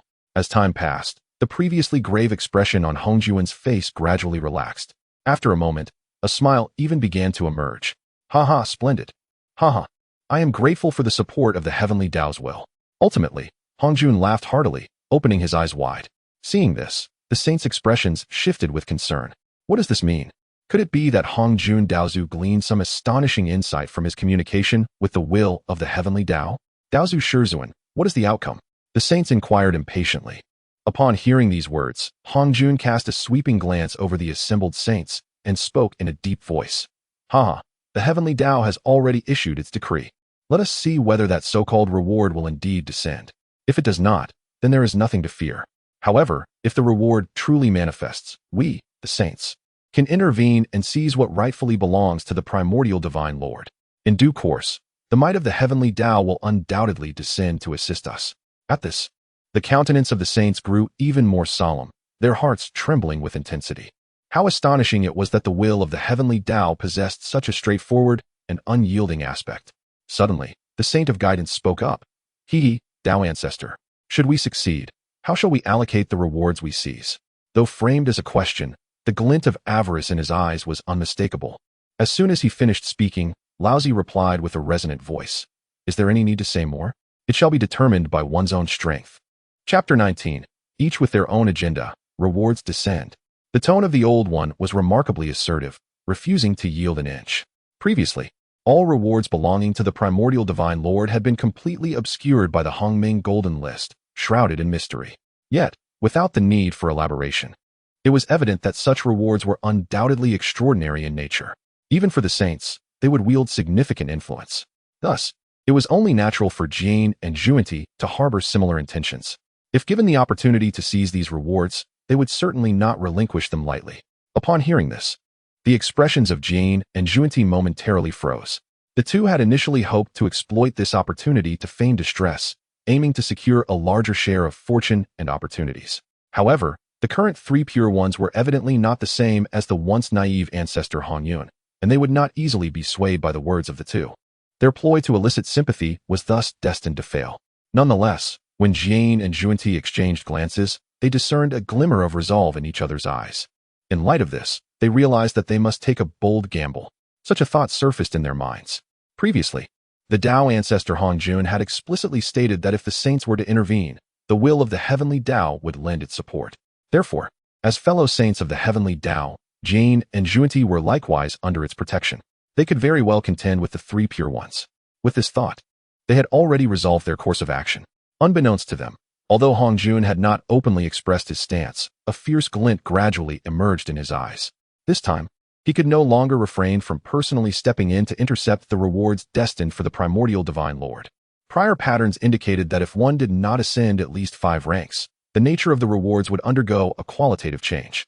Presently, the top 10 spots, or rather, the top 12, on the steed rankings were entirely monopolized by the primordial divine Lord. It was unfathomable to consider how astonishing the rewards would transform at such a level. This immense allure was enough to stir even Hongjun's heart. Unbeknownst to one another, the saints had already begun to harbor their own schemes. 3 days' time held little significance in the vast wilderness. On this day, the once tranquil Hongming Golden List suddenly underwent a remarkable transformation. Observing this, all beings instantly comprehended the situation. "Look, the rewards are finally about to be bestowed." Accompanied by an exclamation, divine inscriptions once again emerged upon the Golden List. The steed rankings have been finalized. Corresponding rewards are now being distributed. All rewards will be dispensed in batches of 10 rankings. From the 100th to the 91st rank, the blessings of the Great Dao are being conferred. With the emergence of this final phrase, the Hongming Golden List underwent another extraordinary change. A boundless radiance erupted, with magnificent rays of light ascending. 10 brilliant beams of golden light emanated from the Golden List, gently cascading into the realms of the vast wilderness. Sacred, serene. Even merely gazing upon the celestial light of the Great Dao from afar imparted a sense of profound tranquility and clarity of consciousness to all beings. To call it the blessings of the Great Dao would not be an exaggeration in the slightest. Naturally, the most intense reactions came from those who were to receive the rewards. A celestial radiance descended upon Phoenix Mountain's Qinghuan Dueling Pavilion. Another beam of divine light fell upon Janeo Island, beyond the East Sea. Yet another illuminated the heart of Kunlun Mountain. In the wake of these occurrences, Exclamations of astonishment and joy echoed from the respective locations. Innate spiritual energy? Indeed, it is innate spiritual energy. It has been an unfathomable amount of time since we last sensed such an aura. What an exquisite and profound innate spiritual energy. I have unexpectedly broken through a significant realm. I express my gratitude to the Great Dao for this blessing. Figures such as the Golden Light, Saint Mother of the Zhang Kuei, and the Huanglong Zhenren of the are all beings who have cultivated for countless ages. They too have experienced the era of innate spiritual energy. Now, the resurgence of this energy fills everyone with an indescribable excitement and overwhelming joy. It has returned. Everything has returned. However, they are acutely aware that only the benevolence of the Great Dao could bestow such a miraculous effect. Among them, Princess Longji of the Phoenix Mountains Qinghuan Dueling Pavilion was particularly stirred, finding it difficult to contain her emotions. When she emerged into the world, it was already the era of acquired spiritual energy. Now, suddenly endowed with an expanse of innate spiritual energy stretching over hundreds of thousands of acres. She has directly ascended a substantial realm. Moreover, this only consumed about 1/10 or 1/12 of the innate spiritual energy available. For cultivators accustomed to acquired spiritual energy, the possession of innate spiritual energy now signifies a pure and profound elevation. This sensation is so wondrous that it defies articulation. Although the masses may not fully comprehend the mysterious nature of it, merely hearing the words of Princess Longji and others has already turned their eyes a shade of envy. Truly, everything is undeniably real. Before this, some had doubted whether the rewards mentioned on the Primordial Golden List would ever be fulfilled. Yet now, as the rewards have genuinely materialized before their eyes, there can be no doubt. It is nothing short of a divine boon falling from the heavens. Who could have imagined that the steeds they once casually subdued could bring such extraordinary fortune to their masters? In an instant, the air was thick with sighs of regret and lamentation from the crowd, filled with an overwhelming sense of remorse. Alas, had I known it would be like this, I would have fought tooth and nail to capture a powerful steed. It is lamentable that we emerged into this world too late. Otherwise, during the ancient calamity of the witch and demon, perhaps I could have subdued a formidable beast of the Tai Golden Immortal or even the Deluo Golden Immortal level as my steed. Yet, what use is it to speak of such matters now? Moreover, even if you had succeeded in capturing a steed, would that guarantee a place on the list? It must be noted that those in the top 90 are all disciples of saints or princesses of the celestial court. Some lament, striking their thighs in regret over the missed opportunities. Others are more philosophical, recognizing that even if they could capture a steed, they would not reach the level required to be listed. In this world, some supreme opportunities are simply beyond the reach of beings of their caliber. Just as the masses marveled and discussed among themselves, the rewards for ranks 90 to 100 had already been distributed. In every coveted paradise where rewards are bestowed, a magnificent purple aura rises, captivating the attention of all beings. Clearly, although the accolades are designated for a particular individual on the list, the blessings from the Great Dao are sufficient to benefit the entire lineage. For instance, the Holy Mother of Golden Light has attained a reward of 200,000 acres of primordial spiritual energy. Simultaneously, the divine radiance of the Great Dao, akin to twinkling stars, illuminates the entirety of the. The same holds true for the Supreme Master of Huanglong within the. Although the saints reside in the Purple Heaven Palace, they can still sense the changes occurring within their own sect from a distance. Who would have thought that being listed would yield such advantages? Tong Tian lets out a gentle sigh, a smile gracing his face. Regardless of whether the Hongming Golden List will stir chaos in the cosmos or if the primordial deity will alter the celestial order, the benefits reaped by are undeniably apparent. How could this not bring joy to Tong Tian? From the 90th to the 81st place, blessings from the Great Dao are conferred. The Hongming Golden List transforms once more, and even higher-tier rewards continue to descend. Chapter 20. The enthralling gaze of the saints. The rewards for the top 15 are. This time, the rewards are even more sumptuous. From the 90th to the 85th rank, both the mounts and the talents of the victors are augmented by a staggering magnitude of tenfold. Upon reaching the 85th position, the enhancement of talent increases to a remarkable 50-fold. In this instance, even the most esteemed Deluo Golden Immortals and quasi-saint powerhouses cannot help but feel a twinge of agitation. A 50-fold enhancement of talent. What a profound concept. In other words, following the bestowal of the Great Dao, one's cultivation speed will escalate by 50 times. Moreover, the absorption of spiritual energy and comprehension of laws will similarly receive a boost. It is no exaggeration to proclaim that this represents the pinnacle of one's personal evolution. It is akin to wielding a cheat code for cultivation, and the effect is all the more astonishing for those of higher realms. Nonetheless, despite the envy that swells within, the multitude exerts great effort to suppress their inner turmoil, refraining from recklessly seizing the radiant blessings of the Great Dao. The reason is simple. Those receiving the rewards are undeniably formidable beings. For instance, the individual ranked 90th is none other than Guangqingzi, the foremost disciple of the Chan sect. Not to mention the formidable origin saint towering behind him, Guangqingzi's own strength is undoubtedly that of a significant power. Those ranked even higher are either direct disciples of saints or renowned figures of immense strength throughout the ages. To provoke such existences recklessly might lead to annihilation before the blessings of the Great Dao could even be grasped. Thus, the rewards of the Primordial Golden List continue amidst this eerily charged atmosphere. Within the Purple Cloud Palace, the saints observe this spectacle. When the reward reaches the 85th position, that of the Golden Spirit Holy Mother, both Jane and Juenti, as saints, cannot help but feel their eyes glimmer with fervor. This time, the reward is an opportunity for sudden enlightenment. What a chance for awakening. Should it fall upon me, the revival of the Western realms would be within reach. In Jane's view, such an opportunity for enlightenment bestowed upon a junior disciple like the Golden Spirit Holy Mother is nothing short of a squander. The higher one's realm, the more astonishing the gains from such enlightenment. If Jane were to attain this understanding, it is not far-fetched to conceive that he might discover the means to rejuvenate the Western realms. Of course, this is also because Jane has no mount and has not previously made the list. In other words, he will gain nothing from this reward. Thus, he finds himself envious of the Golden Spirit Holy Mother's reward. Upon hearing Jane's words, Tongtian's face instantly contorted with disdain. Humph! Should anyone dare to covet the reward of my disciple, it would be tantamount to declaring war upon me. The warning embedded in Tongtian's words is unmistakable. The character of Jane and Juenti is well known to all. These two are notorious for their shamelessness and are capable of the most despicable acts. Hearing this, Jane's expression turned awkward. He chuckled. Brother Tongtian, you exaggerate. No one would dare lay eyes upon the direct disciples of your esteemed sect.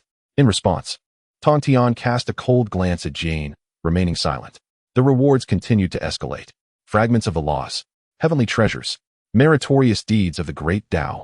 As time progressed, witnessing the magnificent radiance of merit overshadowing the heavens, even the saints found their breaths quickening. Though the saints themselves bore merits, they were merely of the heavenly kind. Despite their utmost elevation, their influence remained confined within the realms of the primordial universe. However, acquiring the merits of the Great Dao undoubtedly signified a hope that transcended the heavenly path, granting them unimaginable power. Yet, despite their eager anticipation, the saints maintained a semblance of restraint, refraining from contesting for the rewards. After all, the rightful claimants to these rewards were the venerable old powers within the primordial universe, who once regarded themselves as equals to the likes of the three pure ones.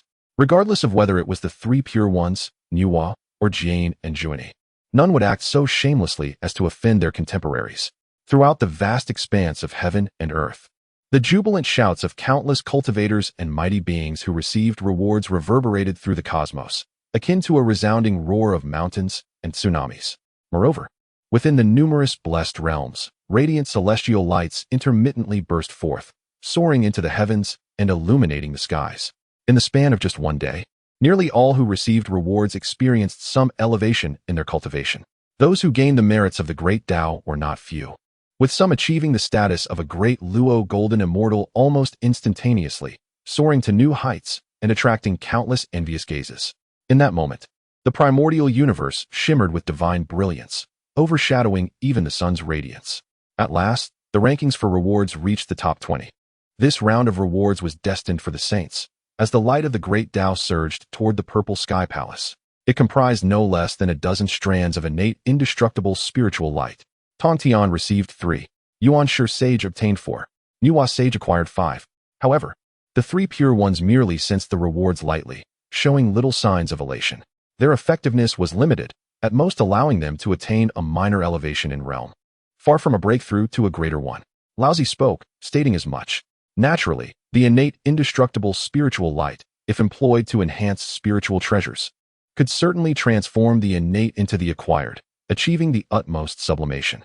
Yet, such benefits were of little significance to the saints, who had long ceased to depend heavily on the power of spiritual treasures. This nonchalant demeanor left Zhuani feeling somewhat disgruntled. In the vastness of the West, only his steed, the Peacock King, made the list, with a mere strand of innate indestructible spiritual light as the reward. Little did he know, this was a once-in-an-eternity opportunity for Zhuani. Indeed, the comparison was disheartening. Zhuani could not help but mutter in silence. Unbeknownst to him, the three pure ones were gazing at heights even beyond the golden list of the primordial chaos. For them, this was merely the end. Yet, one name upon the list was just beginning to reap its rewards. Such a stark contrast was undeniably piercing, as the rewards from the revered sages, such as the three purities, were finally bestowed. An instantaneous harmony enveloped the multitude, their gazes converging upon the primordial golden list. The time had come to unveil the reward for the 15th place. Previously, it was from this very point that the corresponding rewards had been concealed by the golden list. Now, at long last, the moment of revelation had arrived. The throngs, their eyes ablaze with anticipation, were eager to discern the nature of the rewards for the top 15.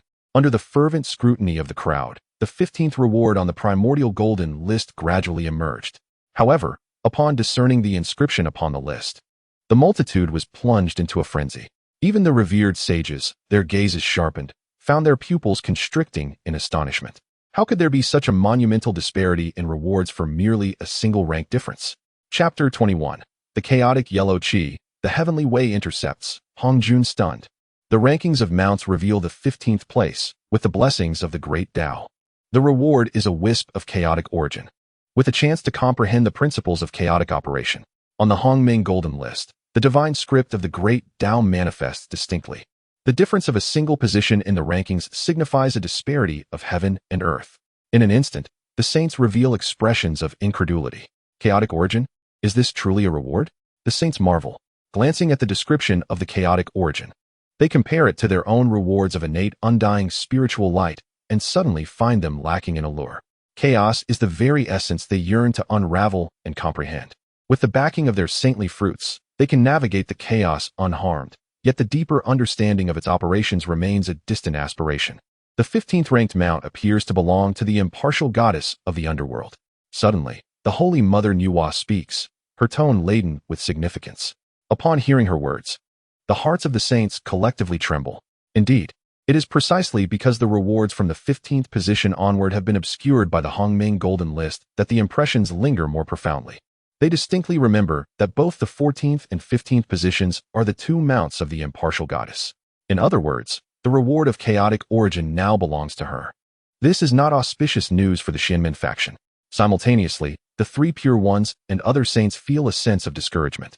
The impartial goddess achieved her sainthood far later than they did, yet now she has surpassed them all. The guide speaks, articulating the unspoken thoughts of the assembly. Hongjuan's expression darkens considerably, yet he refrains from speaking, continuing to observe the changes in the Hongming Golden List. Subsequently, the reward for the 14th place emerges. The 14th ranked mount is graced with the blessings of the Great Dao. The reward is a spark of the Great Dao, which can nurture any path, allowing it to grow at tenfold speed. The saints collectively gasp in astonishment. If the reward of chaotic origin merely shocked them, then the reward of the Dao spark instills a profound sense of unease. The ability to grant any path a tenfold growth rate implies that the earth path controlled by the impartial goddess now possesses the opportunity for rapid expansion. This is a scenario the saints of the Xianmen do not wish to witness. Prior to this, the two paths of heaven and earth had reached a peculiar equilibrium, with the Xianmen faction wielding considerable authority. However, should the earth path rise, it would inevitably encroach upon the dominion of the heavenly path. At that juncture, the saints would face immense repercussions, their powers significantly diminished, and their ranks precipitously lowered. There exists the possibility that one day, they may be surpassed by the earth path and lose their current status. Master, what should we do? The anxious and urgent voice of Kunti breaks the silence. Casting a glance toward Hongjun Daozu, compared to the three pure ones and Nuwa, they have endured far greater hardships to reach their present standing. Thus, there exists a reluctance to witness the rise of the earthly Dao, which threatens to usurp their rightful authority. Moreover, both the primordial chaos and the rewards of the Great Dao spark are objects of desire for the figures of Zhuanti and Jane. At the mere command of Hongjun, these two would promptly act to seize the twin rewards for the Xianmen. Furthermore, the saints are aware that Pingxin is currently unable to escape from the underworld, which grants them a sense of security, free from the fear of retribution from Pingxin. However, upon hearing Zhuanti's words, Hongjuan's countenance shifted for a long while, deep in contemplation. Eventually, he slowly shook his head. Do not act rashly. This response left the saints in a state of bewilderment and confusion. What could this mean? Should the earthly Tao emerge, Hongjun would undoubtedly be more affected than the three pure ones and the other saints. Why, at such a critical juncture, would he exhibit such benevolence as to allow Pingxin to safely receive the rewards? Unbeknownst to them, the earlier scene they had jointly deduced still haunted Hongjuan's mind. Coupled with Pingxin's previous domineering words, which indicated a profound bond with the primordial deity, Hongjun harbored concerns that seizing the rewards meant for Pingxin would irrevocably sever their relationship, leading to a deadly conflict and potentially inciting the ire of the primordial deity once more. This unease weighed heavily on Hongjuan's heart. More crucially, if they were to act now, it would inevitably attract the attention and vigilance of all. When higher-tier rewards materialize, they might find themselves devoid of any opportunity to act. Upon articulating this line of thought, the saints suddenly grasped the gravity of the situation, marveling at the far-reaching considerations of Hongjun, the Tao ancestor. They understood that their singular chance to act should be reserved for the acquisition of even more extraordinary rewards. Ultimately, though reluctant, the saints could only watch as the two rewards gracefully descended into the underworld. In an instant, the aura of the earthly Tao surged, and the sound of reincarnation resonated through the heavens and the earth, eliciting a wave of envy from the saints. After a prolonged moment, they withdrew their gaze, turning instead to the anticipation of the Tao ancestor's reward. The 13th position on the Mount Steed list belonged to Hongjun Tao ancestor's seven-colored auspicious cloud. The saints eagerly awaited the arrival of an even more exceptional reward from the Hongming Golden List. 13th on the Mount Steed list, the blessings of the Great Dao. Reward: 100,000 acres of chaotic Xianhuang Qi, capable of extending a realm or shaping a world. As they beheld the rewards materializing on the Golden List alongside its description, the saints rejoiced. Even Hongjun, whose brow had been tightly furrowed, began to relax. 100,000 acres of Xianhuang Qi. This reward undoubtedly surpassed the primordial chaos they had encountered previously. The Xian and Huang energies are the most fundamental and essential essences for constructing a realm. The term Xian refers to the color of the heavens, while Huang denotes that of the earth. When Pangu separated heaven and earth, it was the boundless rise and fall of the chaotic Xianhuang Qi that formed the present primordial universe. It can be said that with this 100,000 acres of Xianhuang Qi, Hongjun could effortlessly expand the primordial universe at will. Alternatively, using this as a foundation, he could even carve out a complete new world beyond the primordial universe, which would be well within his capabilities. The recent reward brought considerable satisfaction to the myriad saints. However, the smiles upon their faces did not endure for long. In an instant, they abruptly froze. It was as if the overwhelming golden and yellow aura cascading from the primordial golden list had met an insurmountable resistance, halting its descent. Shortly thereafter, a resounding celestial sound reverberated through the heavens. This heralded a response from the heavenly Tao. Above the boundless firmament, a terrifying fissure emerged in the void of the heavenly Tao. In an astonishing turn of events, an immense force of devouring energy surged forth, drawing the chaotic golden and yellow aura directly into itself. Witnessing this, Hongjun was momentarily taken aback, only to swiftly grasp the gravity of the situation. Could it be that the heavenly Tao had intervened? Goodness! In that fleeting moment, Hongjun found himself utterly astounded. Chapter 22, The Heavenly Treasure, the Celestial Tomb. Astonishing the saints. Master, what does this mean? Beside him, the three pure ones and other saints were equally astonished. All along, the saints had been able to sense the existence of the heavenly will, even communicating with it. Yet, this was their first encounter with the celestial void fracturing, revealing the true essence of the heavenly Tao's power. What left them even more bewildered was the implication of such an act by the heavenly Tao. Why, when sentient beings were rewarded, did the heavenly will remain impassive, but now, with the impending reward for Hongjun Daozu, did it intervene so dramatically? Hearing this, Hongjun gazed deeply toward the direction of the heavenly void. After a moment, he chuckled bitterly. In my past, I chose to merge with the Tao. Little did I expect such a drawback. His tone was laden with resignation. Indeed, this was the inherent flaw of merging with the Tao. After his union, Hongjun became one with the heavenly Tao, yet the heavenly Tao was not Hongjun. The heavenly Tao bestowed upon him unparalleled power, elevating him to a realm surpassing that of the three pure ones. However, correspondingly, all that belonged to Hongjun was entirely commandeered by the heavenly Tao, resulting in a profound loss of freedom. Thus, in a certain sense, the reward intended for Hongjun Daozu now belonged to the heavenly will. In this situation, even Hongjun found himself utterly powerless. The saints, upon hearing Hongjun's words, were left speechless, astonished to realize that even above the saints, there existed such profound secrets. Initially, they had envied Hongjun Daozu's cultivation, perceiving it as a seamless connection with the heavenly Tao. Yet today's revelations awakened them to a sobering truth. Beneath the heavenly Tao, all beings were mere pawns. Even saints, including Hongjun, the representative of the heavenly Tao, were no exceptions. It could be said that the stronger the power, the more unbreakable the shackles became, rendering one unable to escape. This thought weighed heavily on the hearts of the saints. Meanwhile, in the realm between heaven and earth, sentient beings wore peculiar expressions, utterly perplexed. Could it be that in the end, the 13th-ranked Hongjun Daozu would gain nothing? Truly, the blessings from the Great Dao were formidable, compelling even the heavenly Tao to abandon its detached stance. The reward was meant to be bestowed upon Hongjun Daozu by the will of the Great Dao.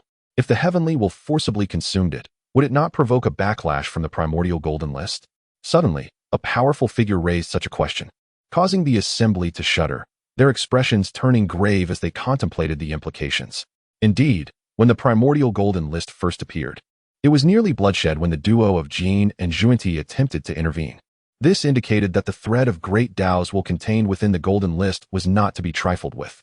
To the collective mind of the sentient beings, the actions of the heavenly will could be construed as a transgression against the will of the Great Dao. Would this lead to a scene where the will of the Great Dao would exact punishment upon the heavenly Dao? Merely contemplating this sent shivers down their spines, instilling a sense of dread. Yet, all eyes remained fixated on the Primordial Golden List. After a long moment, no unusual aura emanated from the list. The Hongming Golden List appears to be indifferent. It seems that its sole purpose is to distribute rewards, while the ultimate recipient of these rewards lies beyond its concern. As long as one does not directly challenge the Golden List, they are unlikely to face the backlash of the Great Dao. The voices of the multitude are tinged with undeniable excitement and anticipation. This discovery is truly astonishing. The notion that one could seize rewards meant for others stirs a previously hidden malevolence within the hearts of the people. Nevertheless, even amidst such overwhelming temptation, the collective has not entirely lost their reason. The upcoming rewards are not something any powerful being dares to covet. From the 12th place onward, those rewards rightfully belong to the primordial deity. It is not merely the enigmatic essence of this deity that commands respect. Even a mere steed under their dominion possesses the power to dominate the world. The multitude will not seek their own demise. However, it is important to note that beyond the steed rankings, other standings await. In due time, there may still be opportunities for the multitude to seize rewards. What the multitude can conceive, the likes of Hongjun and the other saints are undoubtedly more aware of. Indeed, it is feasible. Upon exchanging glances, the saints' eyes sparkled with delight. They now eagerly awaited the emergence of rewards from higher rankings. At a crucial moment, the saints would act without hesitation to intercept and claim these rewards as their own. Subsequently, under the fervent gaze of the saints, the 12th place reward finally materialized. 12th place in the steed rankings, the heavenly Tao bestows the heavenly coffin, the foremost sinister treasure of the heavenly Tao, capable of suppressing all under heaven and sealing saints. In the void, a blood-red hue illuminating the universe manifested. Within the crimson light lay a coffin, exuding an eerie aura that instilled fear. The heavenly coffin. Upon hearing its name, every saint present, save for Hongjun, trembled visibly. This is a supreme sinister treasure that exists only in legends. It is said that even if a saint were to be sealed within, all their powers and techniques would be rendered ineffective, and after 49 days, escape would be impossible. To their astonishment, this treasure indeed exists, and it is now presented as a reward by the Hongmeng Golden List. The saints, with their keen perception, could not help but sense a whiff of mischief in the air. Why are saints so formidable? It is because their magical powers and means have reached the pinnacle of existence. No treasure or life and death technique can challenge a saint. Yet, with the emergence of the heavenly coffin, this understanding is poised to be upended. Should the primordial deity decide to use this heavenly coffin against the saints in the future, what then? The saints fell silent, their expressions shifting. After a prolonged silence, none dared to seize this reward. The stronger the heavenly coffin, the more it signified that the remaining rewards would reverberate throughout eternity. At that moment, Hongjuan's voice resonated with authority. Focus your minds and lock your divine senses onto this reward. Perhaps we may uncover the whereabouts of the primordial deity. This statement awakened all the saints. Indeed, each reward bestowed by the Primordial Golden List seemed to possess an almost sentient quality, effortlessly descending upon the heads of its recipients. Thus, it can be inferred that by following this resonance, one might just uncover the whereabouts of the primordial deity. The saints nodded in solemn agreement and immediately, without reservation, unleashed their saintly consciousness, focusing intently on the celestial coffin. It was not only the saints. Simultaneously, countless gazes across the vast expanse of the universe were fixated on the celestial coffin. Some formidable beings attempted to imprint their mental signatures upon it, ensuring that wherever the celestial coffin might drift, they would remain acutely aware. In summary, at that moment, the attention and consciousness of all cultivators throughout the cosmos were wholly captivated by the celestial coffin. Chapter 23. The Unfathomable Taboo, the Frightening Light of the Lamp. High above in the vast expanse, the heavenly suppression coffin surged forth, enveloped in a torrent of sanguine energy. The formidable might of the most sinister treasure of the heavenly Tao was laid bare for all to witness. Its speed was astonishing, transforming into a streak of brilliance, racing towards the realms beyond the primordial universe. The myriad beings were not taken aback by this spectacle. It was evident that the enigmatic primordial deity resided in those distant territories. Consequently, countless gazes fervently pursued the path of the heavenly suppression coffin. Yet, in the next moment, an unforeseen calamity arose. A piercing scream echoed through the cosmos, a sound so chilling it sent shivers down the spine. The beings turned their attention towards the source of the wail and beheld a practitioner of the great Luo golden immortal realm, from whose eyes two streams of blood tears flowed. The practitioner's visage was contorted in agony, their head bowed low, too terrified to meet the gaze of the heavenly suppression coffin. This was merely the beginning. Soon after, more practitioners followed suit, their wails resonating in unison, each one shedding blood tears. Just moments prior, an unparalleled, overwhelming force had descended from beyond the celestial domain, severing the connection of the beings to the divine. Under the backlash of this terrifying power, the creatures felt as if their very pupils were about to burst, their existence hanging by a thread. Cease your probing. The presence of the primordial deity is beyond our comprehension, cried one practitioner, awakening the crowd to their peril. Observing the sight of figures with blood streaming from their eyes, the multitude felt their hearts race, a cold sweat breaking upon their brows. They hastily withdrew their gazes, daring not to seek any further insight into the whereabouts of the primordial deity. Taboo. In that instant, the words materialized in the hearts of countless practitioners. The earlier backlash had imparted upon them an overwhelming sense of forbidden power. To the primordial universe, the primordial deity was an entity that remained untouchable and untraceable. Perhaps it was merely a defensive force emanating from the deity, yet it was sufficient to instill a profound terror within the beings. Astonishment. An unparalleled shock. If even the great Luo golden immortal was so affected, one could only imagine the devastation that would ensue should the primordial deity truly manifest in the world. Even a mere wisp of its presence could obliterate countless lives and upheave the very fabric of existence. In that moment, the collective thought struck the hearts of all beings. It would be best if such a fearsome entity as the primordial deity remained concealed from the primordial universe. Its power transcended the comprehension of the beings, far exceeding the limits of this realm. Should it reveal itself, it would not herald fortune for the beings, but rather an unimaginable catastrophe. Meanwhile, on Kunlun Mountain, within the teachings of the Chan sect, the light of the lamp gazed with fervent intensity. The Hongming Golden List has bestowed upon me the heavenly suppression coffin, allowing me to merge into the divine consciousness.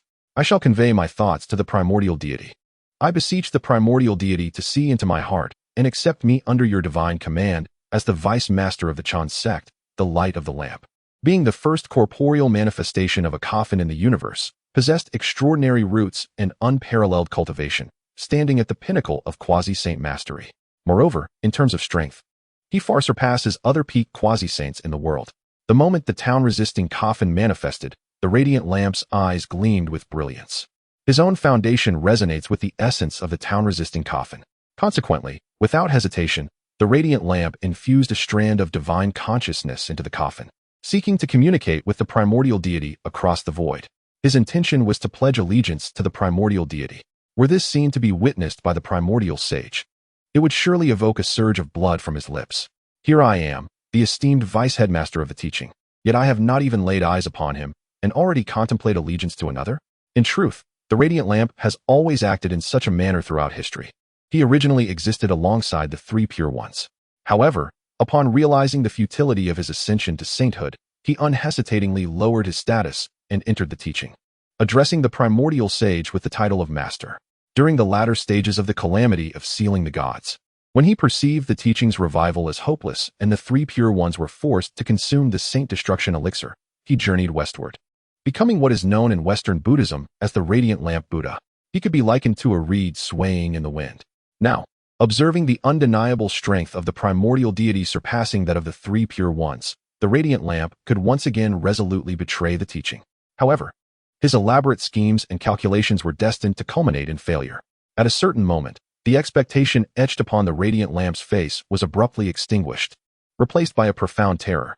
A wave of excruciating pain surged within his soul, contorting his visage in an instant. His withered form trembled uncontrollably. The Radiant Lamp sensed that the divine consciousness he had sent forth had not genuinely reached the primordial deity's heart before being utterly obliterated by an overwhelming force. What could this mean? Had the mount of the primordial deity intervened? Or was it that my strand of divine consciousness would perish the moment it touched the aura of the primordial deity? The Radiant Lamp was engulfed in panic and dread. Either scenario served to reinforce the formidable might of the primordial deity. Simultaneously, it signified the collapse of the Radiant Lamp's ambitions. With lingering trepidation, he cast a glance towards the direction beyond the chaos, subsequently succumbing to silence. Undoubtedly, this endeavor to utilize the town-resisting coffin as a conduit to ascertain the whereabouts of the primordial deity met with failure for all involved. Within the Purple Sky Palace, the various saints were compelled to concede. The reason was simple. The saints followed the town-resisting coffin, their divine consciousness penetrating into the vast depths of the chaotic universe. Ultimately, a colossal rift in the chaos emerged, and the town-resisting coffin vanished within it. This outcome left the saints astonished. The primordial deity was neither within the Honghuang realm nor the chaotic universe. No one knew what lay beyond that chaotic rift. However, the saints were certain that, even with their formidable divine consciousness, should they recklessly enter the world beyond the rift, they would be obliterated in an instant. If their divine consciousness was so vulnerable, how much more perilous would it be for the saints to venture to the edges of the chaos? Such a terrifying existence. Could he have already anticipated our probing and deliberately obstructed our divine consciousness with such means? With a somber expression, Hongjun sighed, leaving the myriad saints at a loss for words. After a prolonged silence, Hongjun finally regained his composure. Well, since our pursuit of the primordial deity has yielded no results, let us focus our attention on the forthcoming rewards. This remark eased the tension among the saints, who then turned their gaze back to the Hongmeng Golden List. The main event had yet to commence. Mount ranking, 11th place, under the blessing of the Tao. Reward, the Great Five Elements Technique, enabling the practitioner to manifest 5 heavenly emperors equal in power to themselves, possessing unparalleled creative prowess. Mount ranking, 10th place, under the blessing of the Tao. Reward, Chaos True Fire, the first divine flame birthed from the chaos, possessing boundless might, capable of incinerating the heavens. As the rewards reached the top 10, the beings present, including the saints, became increasingly agitated. Chapter 24. The unfathomable path of the primordial, Laozi boldly makes his move. The rankings of steeds continue to unfold, revealing astonishing rewards. The 9th position grants the ethereal null fire, capable of incinerating all karmic ties. The 8th position offers the essence of chaos, which possesses the potential to revert to its primal state, evolving into the formidable chaos demon. The 7th position bestows 3 strands of primordial purple chi, with 10 strands capable of coalescing into a complete essence. Each reward elicits gasps of awe from the multitude. They are acutely aware that the top 10 rewards are bound to be extraordinary, yet none anticipated their sheer magnificence. The Chaos True Fire and the Null Fire are renowned as 2 of the 8 great divine fires from ancient times. Today, both have directly manifested. It is crucial to recognize that these divine flames are born from the very depths of chaos, capable of consuming even the vastness of the chaotic universe. In the realm of the primordial world, their existence would send shivers down the spines of all practitioners. The essence of chaos is particularly remarkable, possessing the ability to alter one's fate and manifest the most exalted chaos demon. As for the primordial purple chi, it requires no further elaboration. It serves as the foundational essence that could drive all practitioners into a frenzy. In the past, figures such as the 3 Pure Ones and Nuwa attained their enlightenment through the primordial purple chi bestowed by the Tao ancestor Hongjun. Even when not utilized for enlightenment, The mere fusion of a single strand of primordial purple chi would surpass all earthly spiritual roots and celestial fruits. Oh, the Lord of Taichu has truly struck gold this time. Such unparalleled rewards render even a single acquisition a worthy pursuit for a lifetime. The opportunities afforded to true power are beyond the envy of mere practitioners like us. Indeed, the Lord of Taichu's steeds have already attained saintly cultivation. How could we even dare to draw comparisons? Expressions of profound envy ripple through the crowd. In the boundless sea of blood, the ancestor of the underworld gazes fervently, his aura surging with blood energy, his longing unmistakable. Within the Wuzhuang Temple, Xinyuanzi's visage twitches as he observes the myriad rewards on the primordial golden list, contrasting sharply with the top-tier ginseng fruit in his possession. What are the top 10 innate spiritual roots? In comparison, this ginseng fruit seems utterly trivial.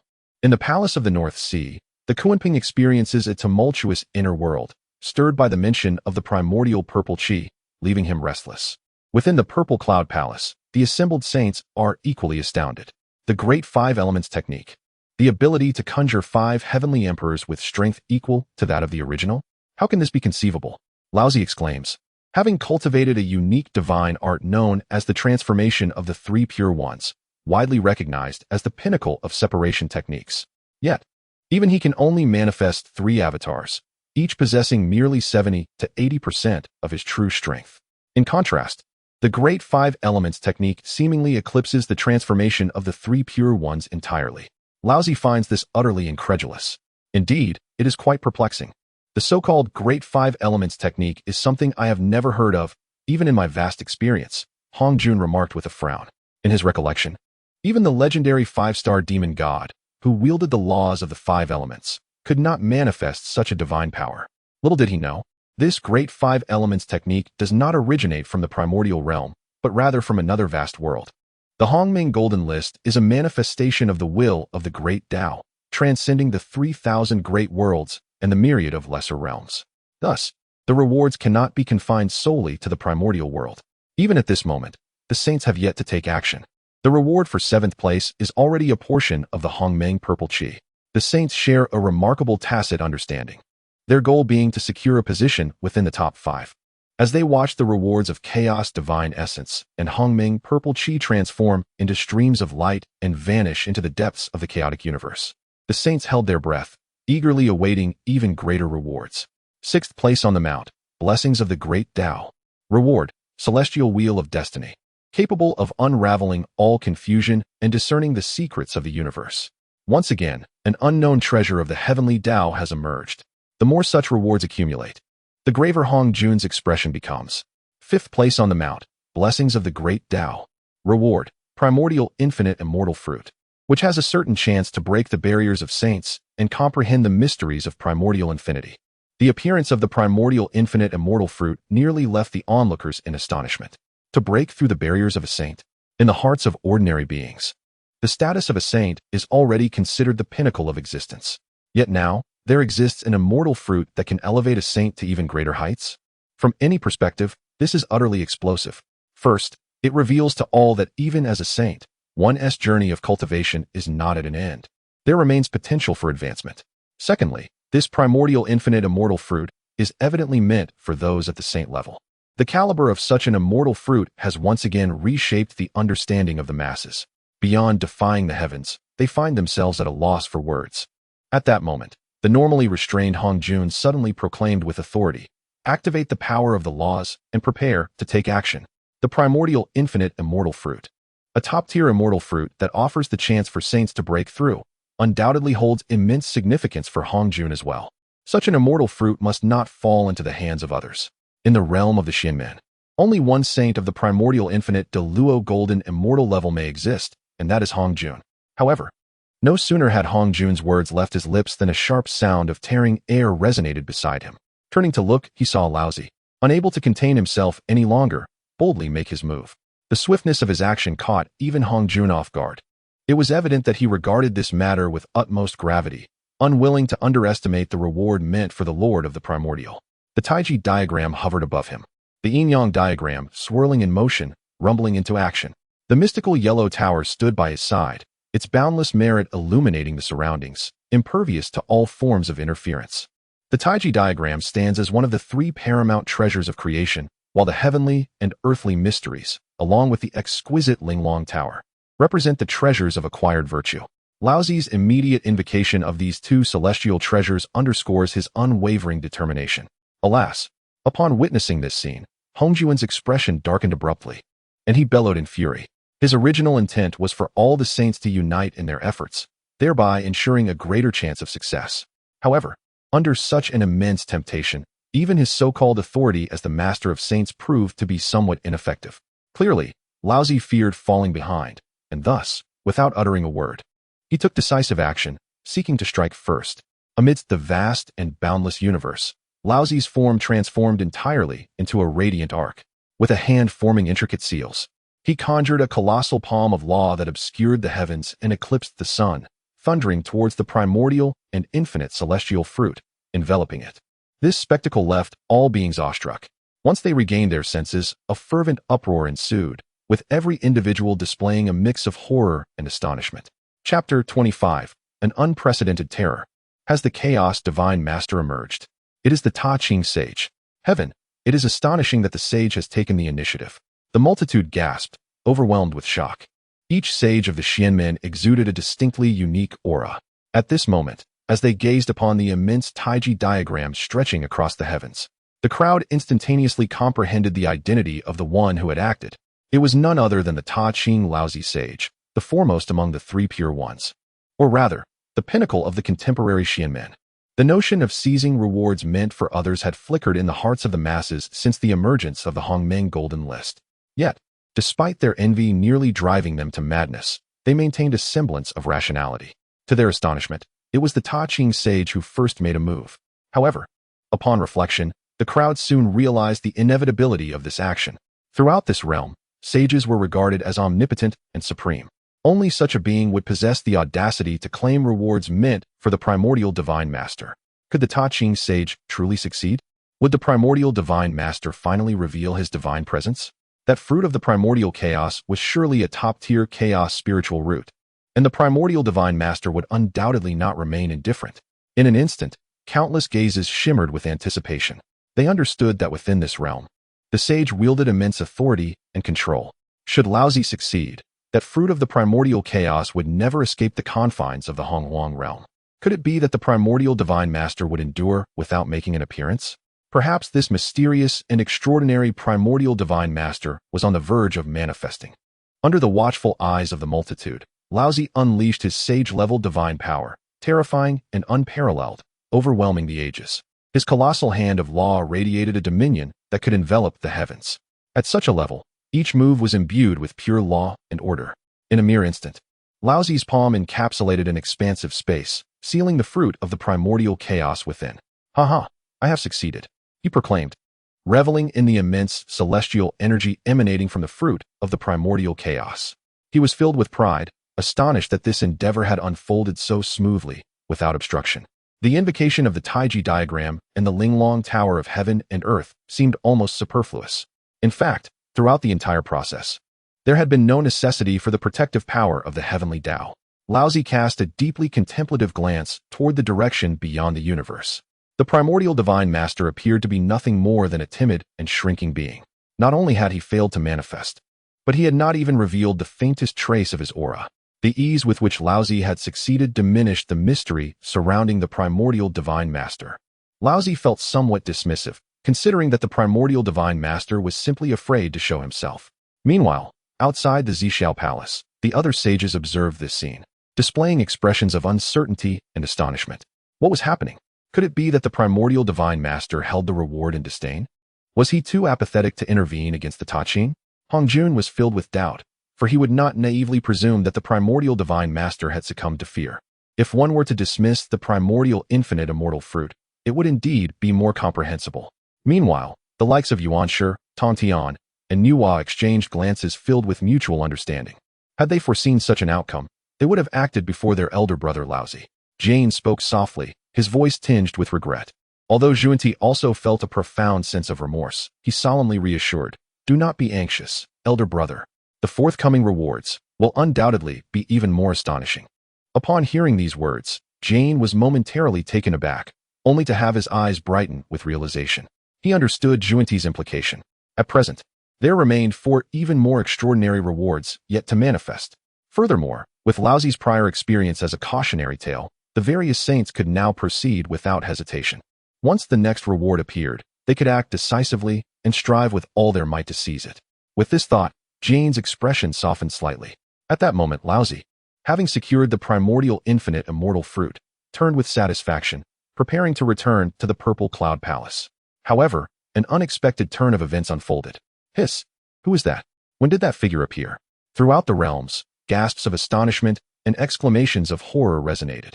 Laozi's countenance shifted as he became aware that the gazes of all beings were converging upon a direction behind him. This is bad. A sudden jolt gripped his heart as he swiftly turned to look. To his astonishment, an imposing figure, radiant and awe-inspiring, stood quietly above the 9 heavens.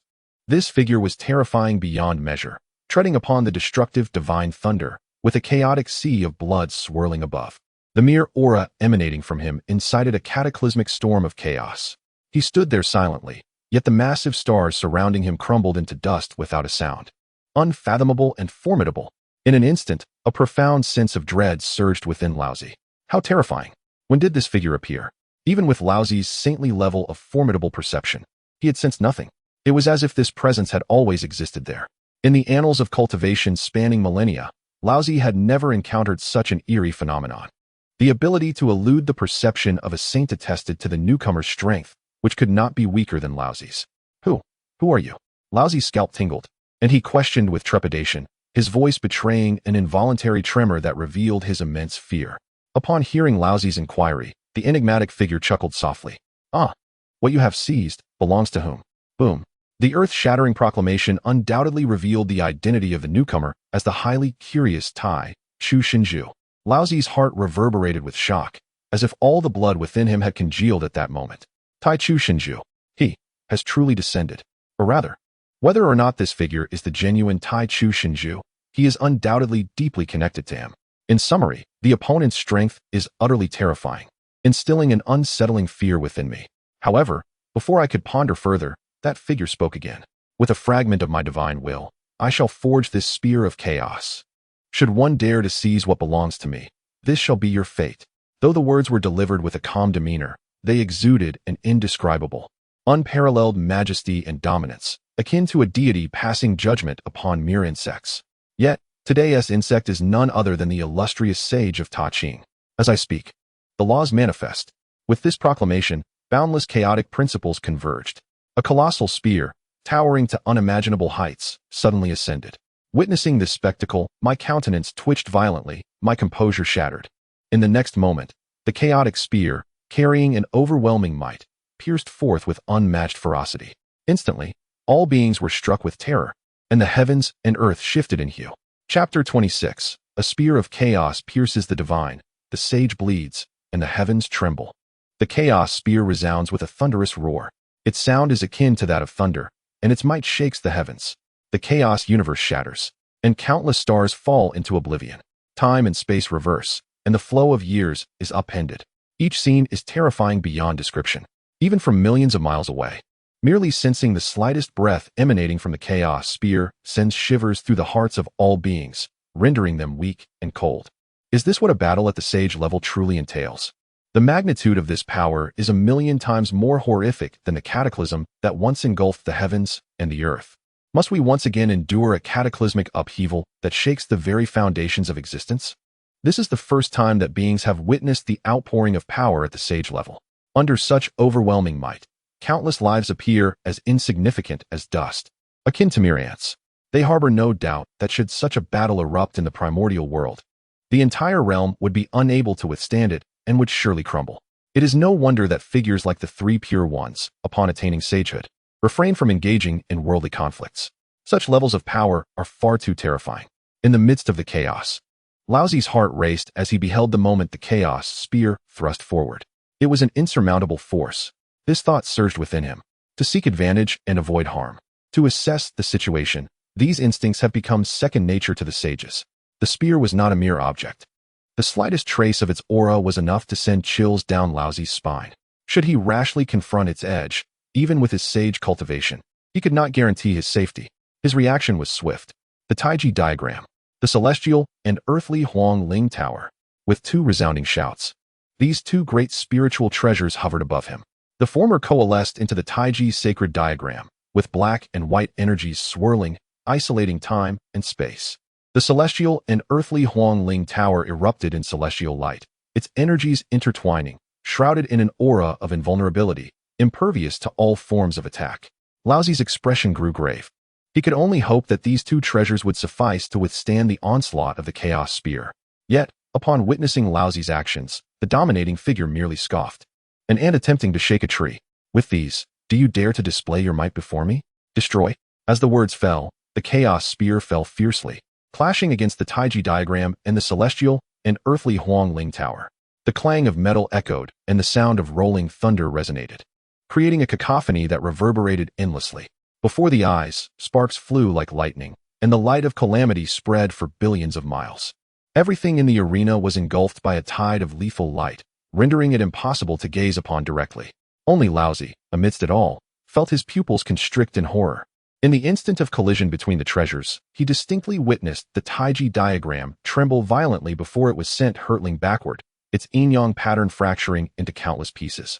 Utterly obliterated, the celestial and earthly Huang Ling Tower met a similar fate, its swirling energies dissolving into chaos. A celestial treasure, a treasure of virtue, beneath the might of the chaotic war spear, could not withstand even a single strike, losing their brilliance and being repelled back into the hands of the Old One. The expression on the Old One's face resembled that of a person who had encountered a ghost. Yet, there was no time for contemplation. The chaotic war spear, having shattered two grand spiritual treasures, continued its relentless advance toward the Old One. This strike aimed to pierce through the Old One's form, demanding a blood price for the act of seizing rewards. The Old One's heart erupted in turmoil, and he decisively turned to flee. The chaotic war spear left no possibility for confrontation. The Old One, with remarkable speed, escaped millions of miles in an instant. However, the chaotic war spear was swifter still, transcending the barriers of the void with a mere thought, shattering the boundless universe. Before the myriad beings could react, a sound of flesh being shattered resounded. The chaotic war spear transformed into a swift streak of light, piercing through the Old One's back and emerging from his chest. This strike, unstoppable in its force, penetrated the Old One's Dao body. What of the saintly Dao body? What of the protection of fate? In that moment, they appeared utterly fragile and incapable of enduring. Torrents of blood rained down into the void, evoking a series of thunderous roars from the heavenly order, akin to a lamentation. The Old One's form abruptly froze, coming to a standstill. This strike not only obliterated his physical body but, with overwhelming power, also shattered the foundation of his Dao. The laws dissolved, and order ceased to exist. The once vast and profound magical power diminished at a visible rate. In a fleeting moment, the Old One was violently crushed by the chaotic might, shattered within the universe. Silence. Between heaven and earth, a deathly stillness descended. Despite witnessing the event firsthand, the minds of the myriad beings had completely short-circuited, standing in a daze, lost in thought. What a magnificent scene it was. They had witnessed the fall of a saint with their own eyes. Could it be that even saints could perish and lose their Dao? In this realm, since the inception of the concept of saints, they had been synonymous with invincibility, overshadowing the ages. Each saint, a being whose physical form rivaled treasures, whose thoughts resonated with the cosmos. Even the slightest injury had never been seen, nor could it be imagined. Moreover, today, the Old One had truly spilled blood across the universe, utterly extinguished. This scene was so fantastical that it left the myriad beings feeling as though they were in a dream, utterly unreal. Outside the purple sky palace, the many saints turned pale. The Old One's senior disciple had fallen? Nuwa murmured in shock, her exquisite face etched with disbelief. Yuan Shi Tong Tian fell silent, filled with profound sorrow, his eyes nearly bursting with grief. Jane and Junie trembled, retreating a few steps discreetly to hide behind the figure of Hong Jun Daozu. This battle not only shattered the Old One's defenses, but also undermined the authority of the saints. At that moment, Hong Jun suddenly spoke. Do not panic. Saints do not fall. The Old One can utilize a fragment of divine thought from the heavenly void to reappear in the world. It seemed to affirm his words. In the next moment, the celestial void reverberated with a thunderous roar, revealing a colossal fissure. Within this chasm, a fruit of the Tao, radiant and enigmatic, gleamed brilliantly. It was none other than the Dao fruit belonging to Laozi. At this moment, the Dao fruit oscillated, cascading streams of sacred light. Amidst this luminescence, a figure gradually coalesced into form. This individual, though not Laozi, was undeniably connected to him. However, the reborn Laozi appeared pallid, his aura feeble, and even his realm seemed to fluctuate precariously. It was evident that such a rebirth came with its own burdens. Observing this, Enhua and the others were taken aback, their expressions shifting to one of profound astonishment. Indeed, the words of Hongjun Daozu were not mere fabrications. The eternal nature of the celestial path and the immortality of the sages were not empty proclamations. The earlier scene of the sage shedding blood was truly a sight that shook the very heart. In the minds of the sages, only the shattered spear that trembled through the universe remained. They had momentarily forgotten that after attaining sagehood, the Dao fruit was entrusted to the celestial void, which was their true safeguard against death and obliteration. At this juncture, a collective sigh of relief escaped the sages. Chapter 27. Ignoring the Eye of Divine Punishment. The second list is released. In the realm of existence, an eerie silence enveloped all. The saints remained mute, their expressions grim. Although I, Laozi, have been reincarnated, the weight upon the hearts of the saints remains profoundly heavy. The earlier spectacle of the chaos spear wielded by the primeval divine lord was witnessed by all living beings. The sheer might of that divine strike was utterly terrifying. Even as saints, we found ourselves utterly powerless against such an onslaught. What astonished the saints even further was the revelation that the chaos spear was not merely a physical artifact of supreme quality, but rather a terrifying attack entirely composed of the laws of chaos, coalescing into a formidable strike. This further demonstrated the primeval divine lord's mastery over the order of laws, reaching an alarming pinnacle. Moreover, observing my own state, it became evident that while saints can rely on the void of the heavenly Tao for reincarnation, it comes at a tremendous cost. Should one be reborn too many times, there exists the peril of a decline in their realm. This consequence is something that the saints cannot bear to accept. As I regained my composure, the previously regretful Jane and Jundi, who lamented their hesitation in acting sooner, now wore expressions of relief. Thank heavens we did not intervene. If even saints struggle to compete, then the strength of the primeval divine lord likely rivals that of the Tao ancestor, or even, Jane spoke gravely. Although his words trailed off, the implication was unmistakable. The primeval divine lord's power could very well surpass that of Hongjun Daozu. Jundi chimed in. It is fortunate that our senior, Laozi, took action. Had it been us, we would have likely been reduced to ashes by now. This statement provoked a fierce, cold snort from me, Laozi, filled with indignation. Amidst the hushed whispers of the saints, a mysterious figure of unfathomable power once again spoke. Today serves merely as a warning. Should there be another transgression, I shall not hesitate to slay the saints. Though the words were calm, the overwhelming authority contained within them caused my face to twitch uncontrollably. Slaying the saints. I could discern that this was no idle threat. Such arrogance and disdain for eternity. If there were to be another occurrence, I might not even have the chance to be reborn. This realization weighed heavily on the hearts of the saints, instilling a sense of unease. Could it be that their fates, entrusted to the void of the heavenly Tao, could still fail to protect their immortality? In the eyes of the primeval divine lord, was this so-called immortality truly insignificant? In an instant, the saints began to question the authority of the heavenly Tao. At that moment, it seemed as though the heavenly Tao sensed the shifting emotions of the saints. Thunderous roars erupted. The heavenly Tao unleashed a cacophony of profound sounds, deafening in its intensity.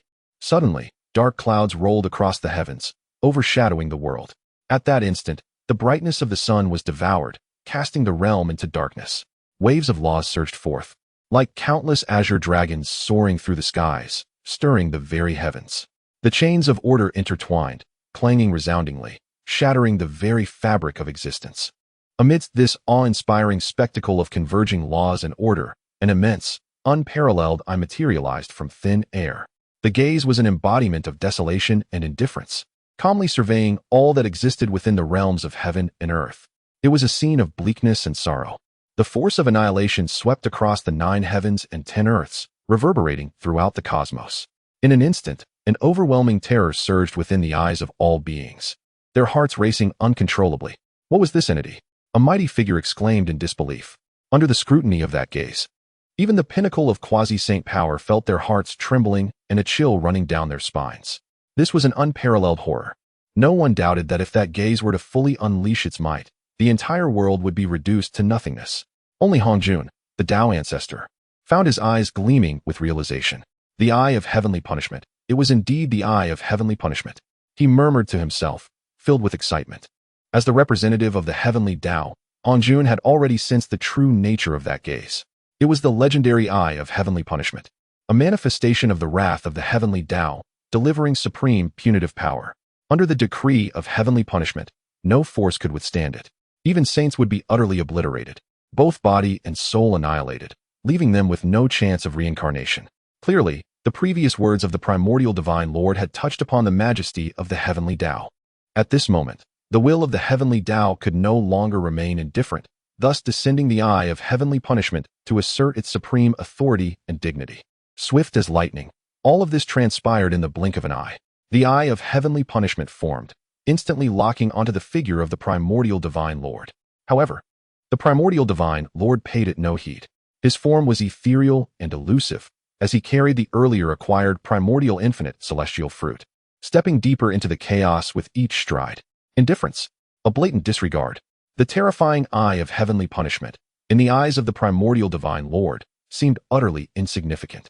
The heavenly Dao grew even more enraged.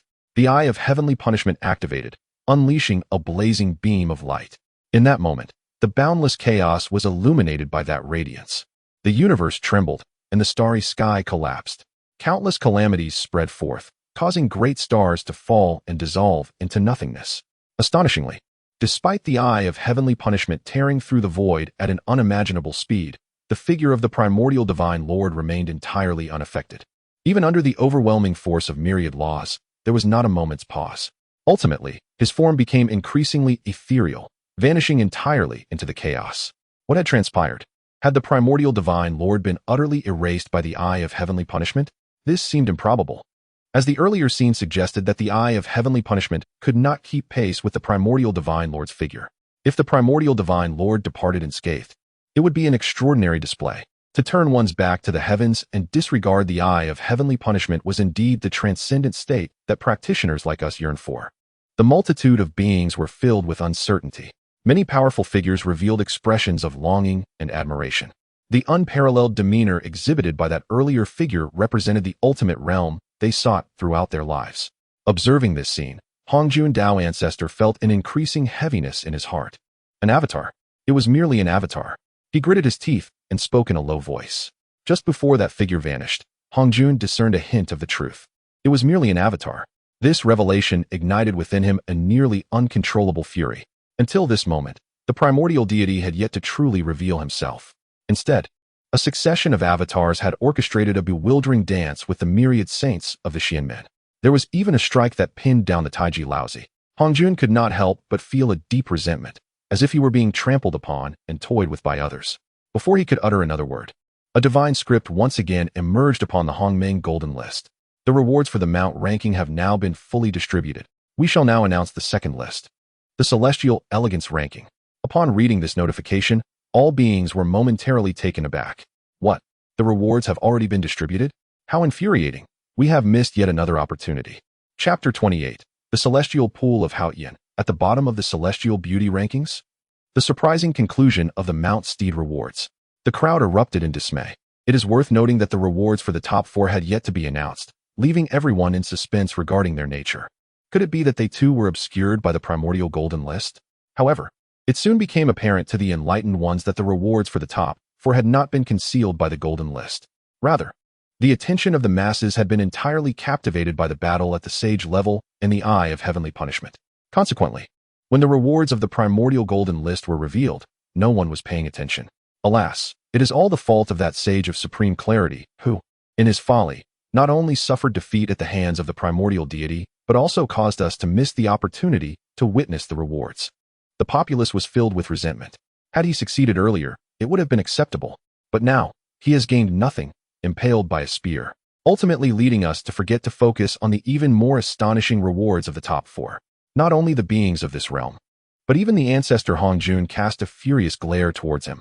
Aware of his misdeeds, he turned pale, offering no defense. With no alternative, the crowd resumed their focus on the Primordial Golden List. Shortly thereafter, an introduction to the Celestial Beauty rankings emerged. Celestial Beauty List, aiming to comprehensively assess the cultivation base, innate talent, beauty, comprehension, and potential of all beings. This list will measure and compare specific values to determine ranks, generating the Celestial Beauty List.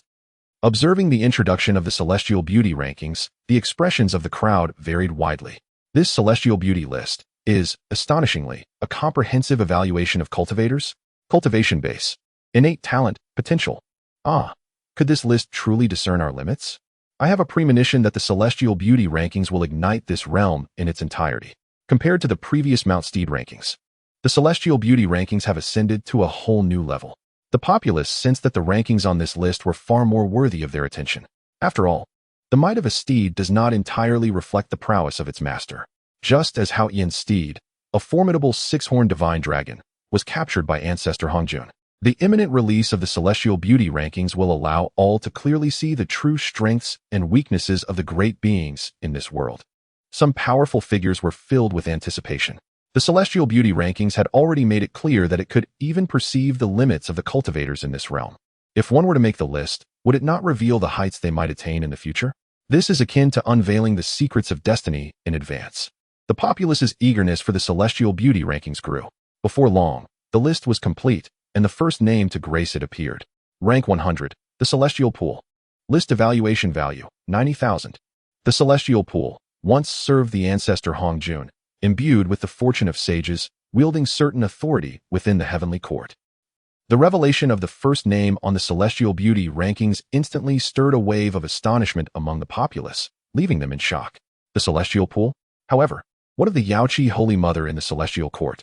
She is a formidable being at the pinnacle of quasi-saint power, yet she ranks at the very bottom?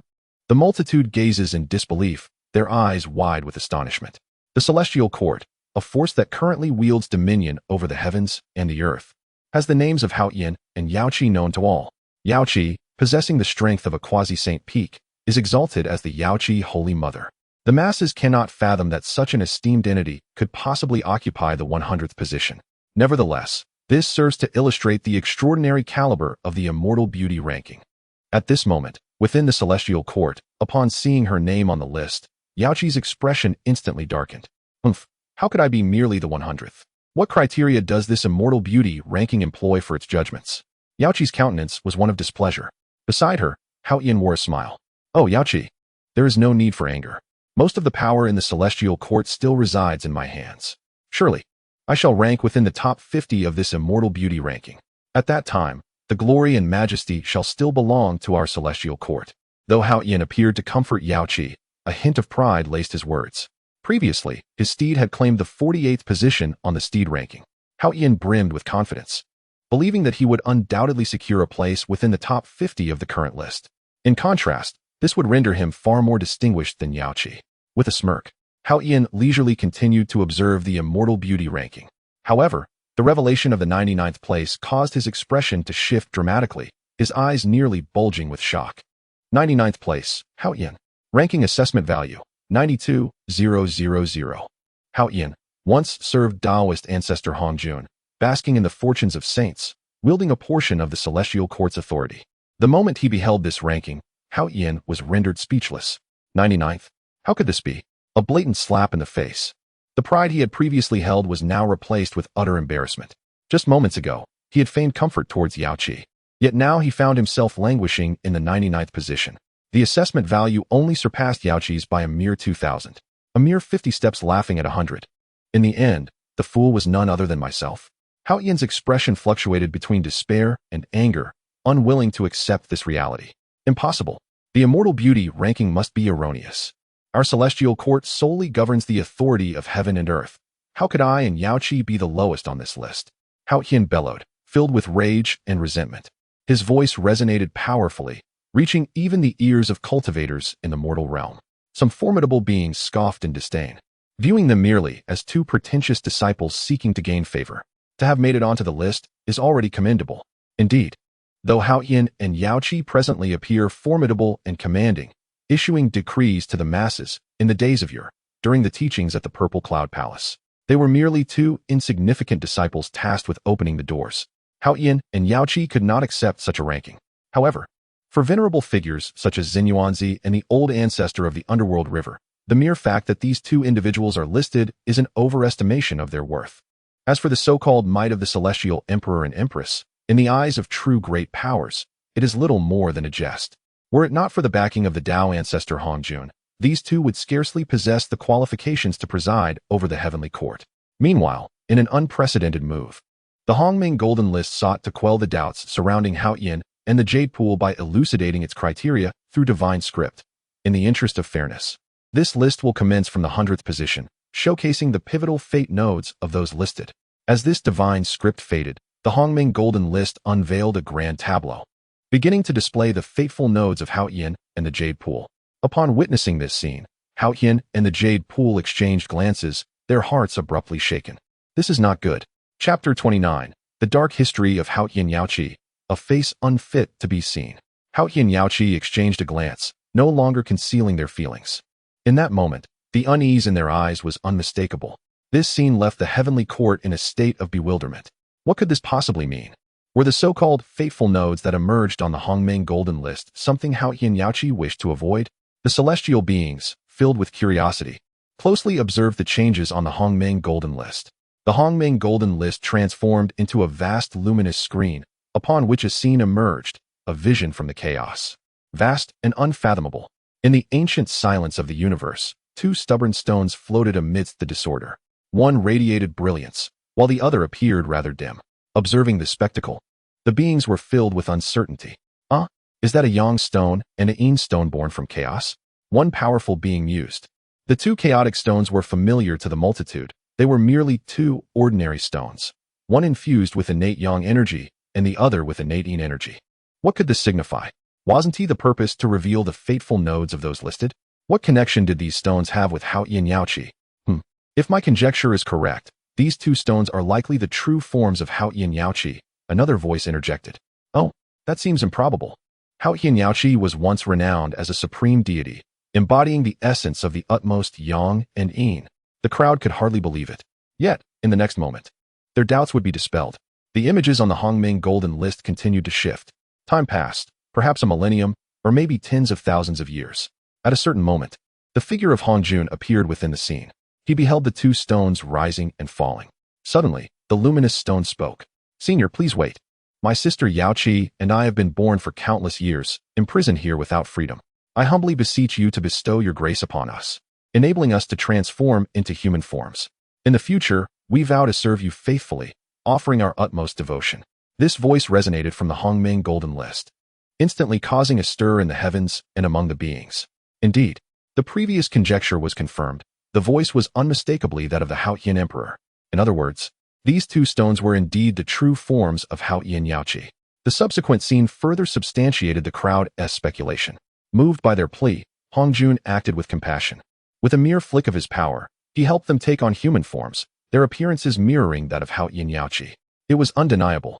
So this was the hidden secret behind the emergence of Hao Yin Yaoqi. Listening to the words of Hao Yin, it appears that he and Yaoqi lack even the ability to transform into human forms, requiring the assistance of the Taoist ancestor Hongjun. How laughable. Truly, how absurd. With such inferior origins, do they truly deem themselves worthy to preside over the heavenly court and wield dominion over the cosmos? The masses could no longer contain their uproarious discussions. This is utterly explosive.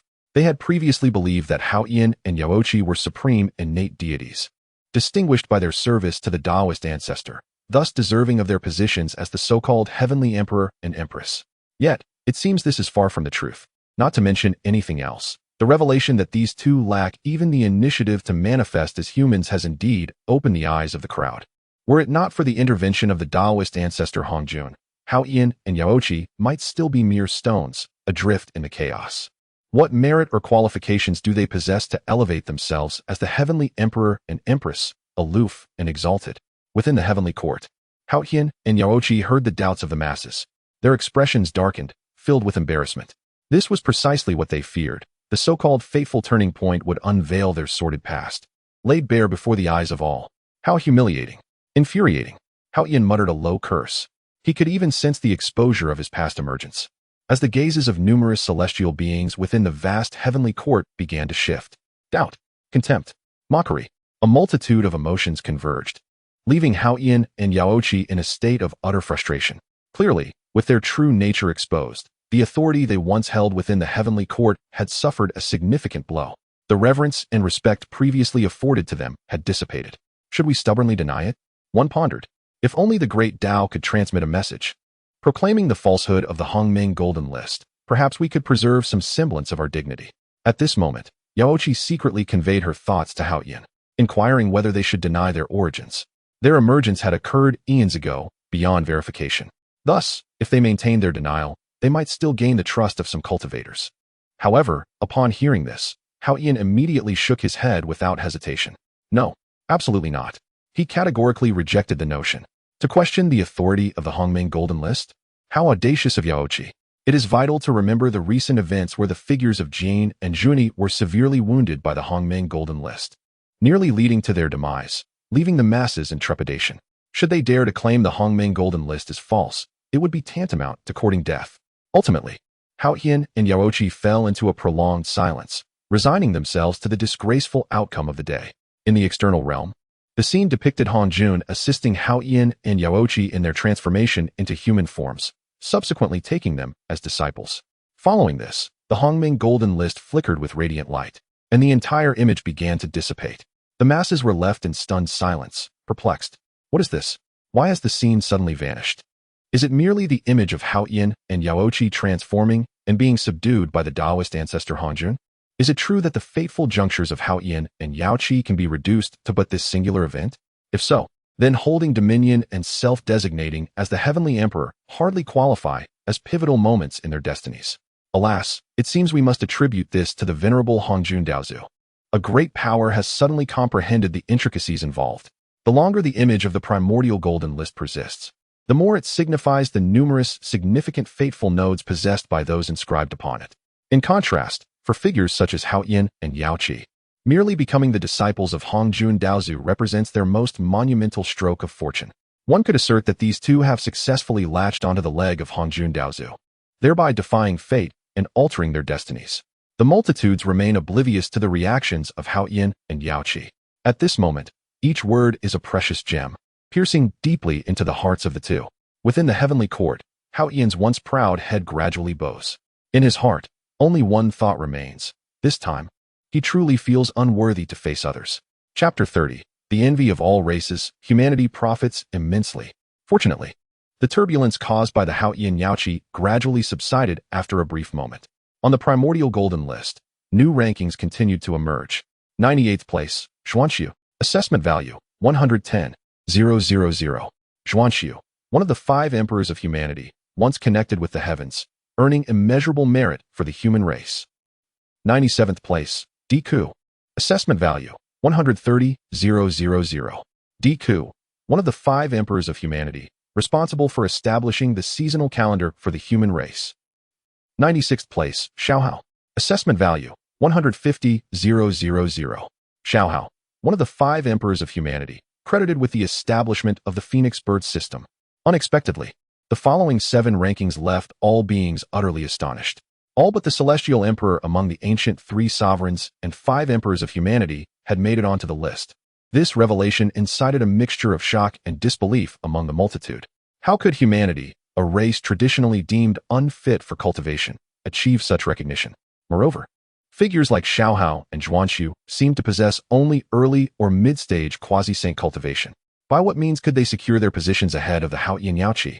Even though the Primordial Golden List had previously demonstrated tremendous authority that warranted no doubt, at that moment, many could not help but question the authenticity of this celestial ranking. Throughout history, humanity has been regarded as one of the least noticeable races in the vast cosmos. Since the creation of mankind by Nuwa, no formal teachings were established, leaving humanity to fend for itself. Although Laozi established a doctrine based on human destiny, it amounted to little more than a trivial path of golden elixirs. Consequently, for countless millennia, humanity has struggled to survive in the crevices of existence, facing immense hardships. There has never been a truly formidable figure capable of looking down upon the heavens and the earth, even the so-called 3 sovereigns and 5 emperors. While having made significant contributions to humanity and accumulating boundless merit, merely pieced together respectable cultivation levels. However, in terms of spiritual treasures, techniques, and divine abilities, humanity remained at the bottom among all races. In contrast, the Haotian Yaoqi, even if merely a chaotic primal stone taking form, possessed at least the advantage of being of innate origin.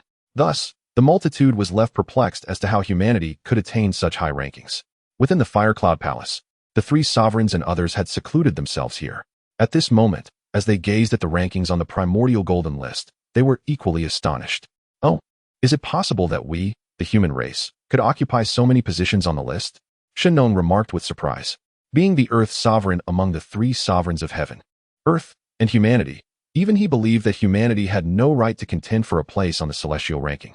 Yet unexpectedly, humanity had made a remarkable entrance, claiming no less than 7 rankings. However, Shinnon and the others were also filled with doubts, pondering, yet, we have all made it onto the list. Why is it that the most virtuous and profoundly powerful Emperor of Heaven does not appear on the list? Several gazes turned towards the depths of the Fire Cloud Palace. There, a figure clad in golden imperial robes sat majestically. This was the Emperor of the human race, the first sovereign among humanity since ancient times, possessing the deepest virtues and the strongest cultivation, now at the perfected realm of quasi-saint. Yet, this so-called emperor seemed indifferent to the happenings of the outside world, not even casting a glance at the Hongmeng Golden List. The crowd grew increasingly perplexed and uncertain. Meanwhile, on the Hongmeng Golden List, the figures of 7 mighty beings of the human race emerged one by one. Without further elaboration, what was displayed was merely their contributions to humanity, such as Shinnong's tasting of 100 herbs and the Yellow Emperor's unification of the human race, among others. As if sensing the doubts of the masses, a moment later, another phrase appeared on the Golden List. The human race is created by saints, with great sages establishing the foundation, possessing the highest status in the world. Enduring until the cataclysm of annihilation, the human lineage is the most enduring among all races.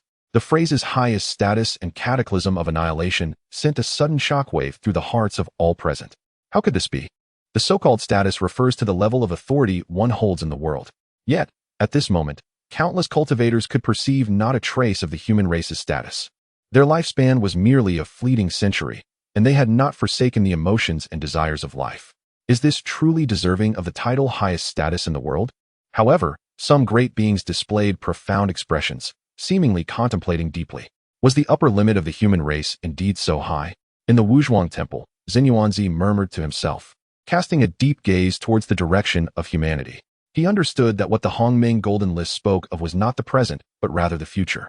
After all, the previous Immortal Elegance list had already indicated that the criteria for ranking included strength, lineage, talent, and even potential.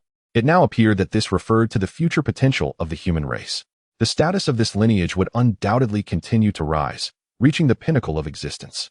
More astonishingly, it would only be upon the outbreak of the cataclysm of annihilation that the human lineage would be utterly obliterated along with the entire cosmos. Such an indomitable legacy alone surpassed countless races in the world. After all, even the once mighty witch and demon races were undeniably the sovereigns of heaven and earth. Yet a single calamity had rendered them extinct. If viewed from this perspective, the ranking of the 3 emperors and 5 sovereigns of the human race becomes entirely reasonable. As the beings discussed amongst themselves, the Hongmeng Golden List revealed the names of over 20 individuals. 70th, Yu Chao. Ranking value, 1, 200, 000. Yu Chao, one of the 3 ancestors of humanity, taught the human race to build houses, the enlightener of humanity. 69th, Z. Ranking value, 1, 400, 000. Z. One of the 3 ancestors of humanity, taught the human race to use animal skins for warmth and leaves for covering, the enlightener of humanity. 68th, Swearin. The ranking evaluation value stands at 1, 500, 000. The 3 ancestors of the human race have once again made their appearance on the list, prompting a wave of astonishment among all beings. At this point, the human race boasts a total of 10 formidable figures on the list. However, none are particularly surprised, for the 3 ancestors of humanity are far more ancient than even the 3 sovereigns and 5 emperors. Their contributions to the human race are etched in the memory of every member of their kind, and thus, their esteemed ranking seems quite justifiable. In a single day, the human race has ascended to unprecedented heights.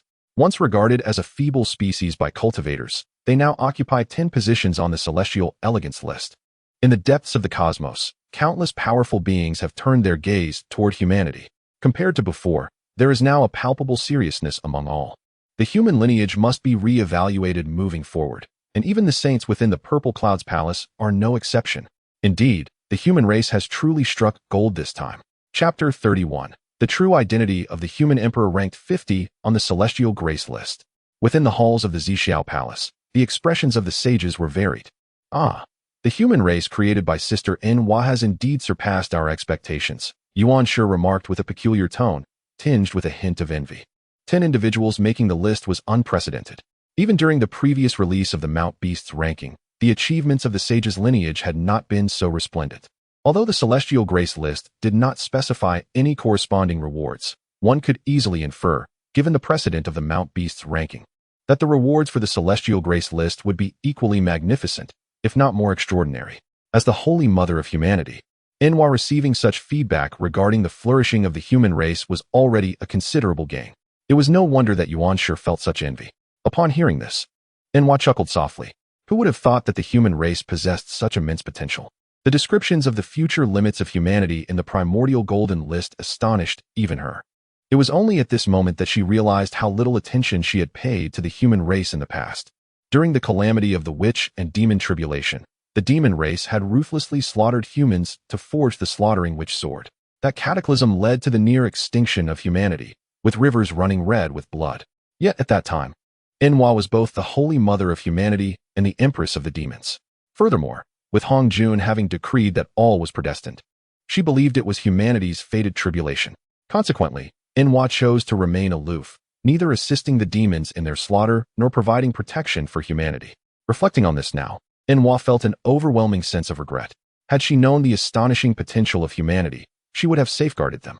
Perhaps today as human race would have already ascended to become the true protagonists of the heavenly realm, and she herself might have broken free from the shackles of the primordial and glimpsed a higher realm beyond the sages.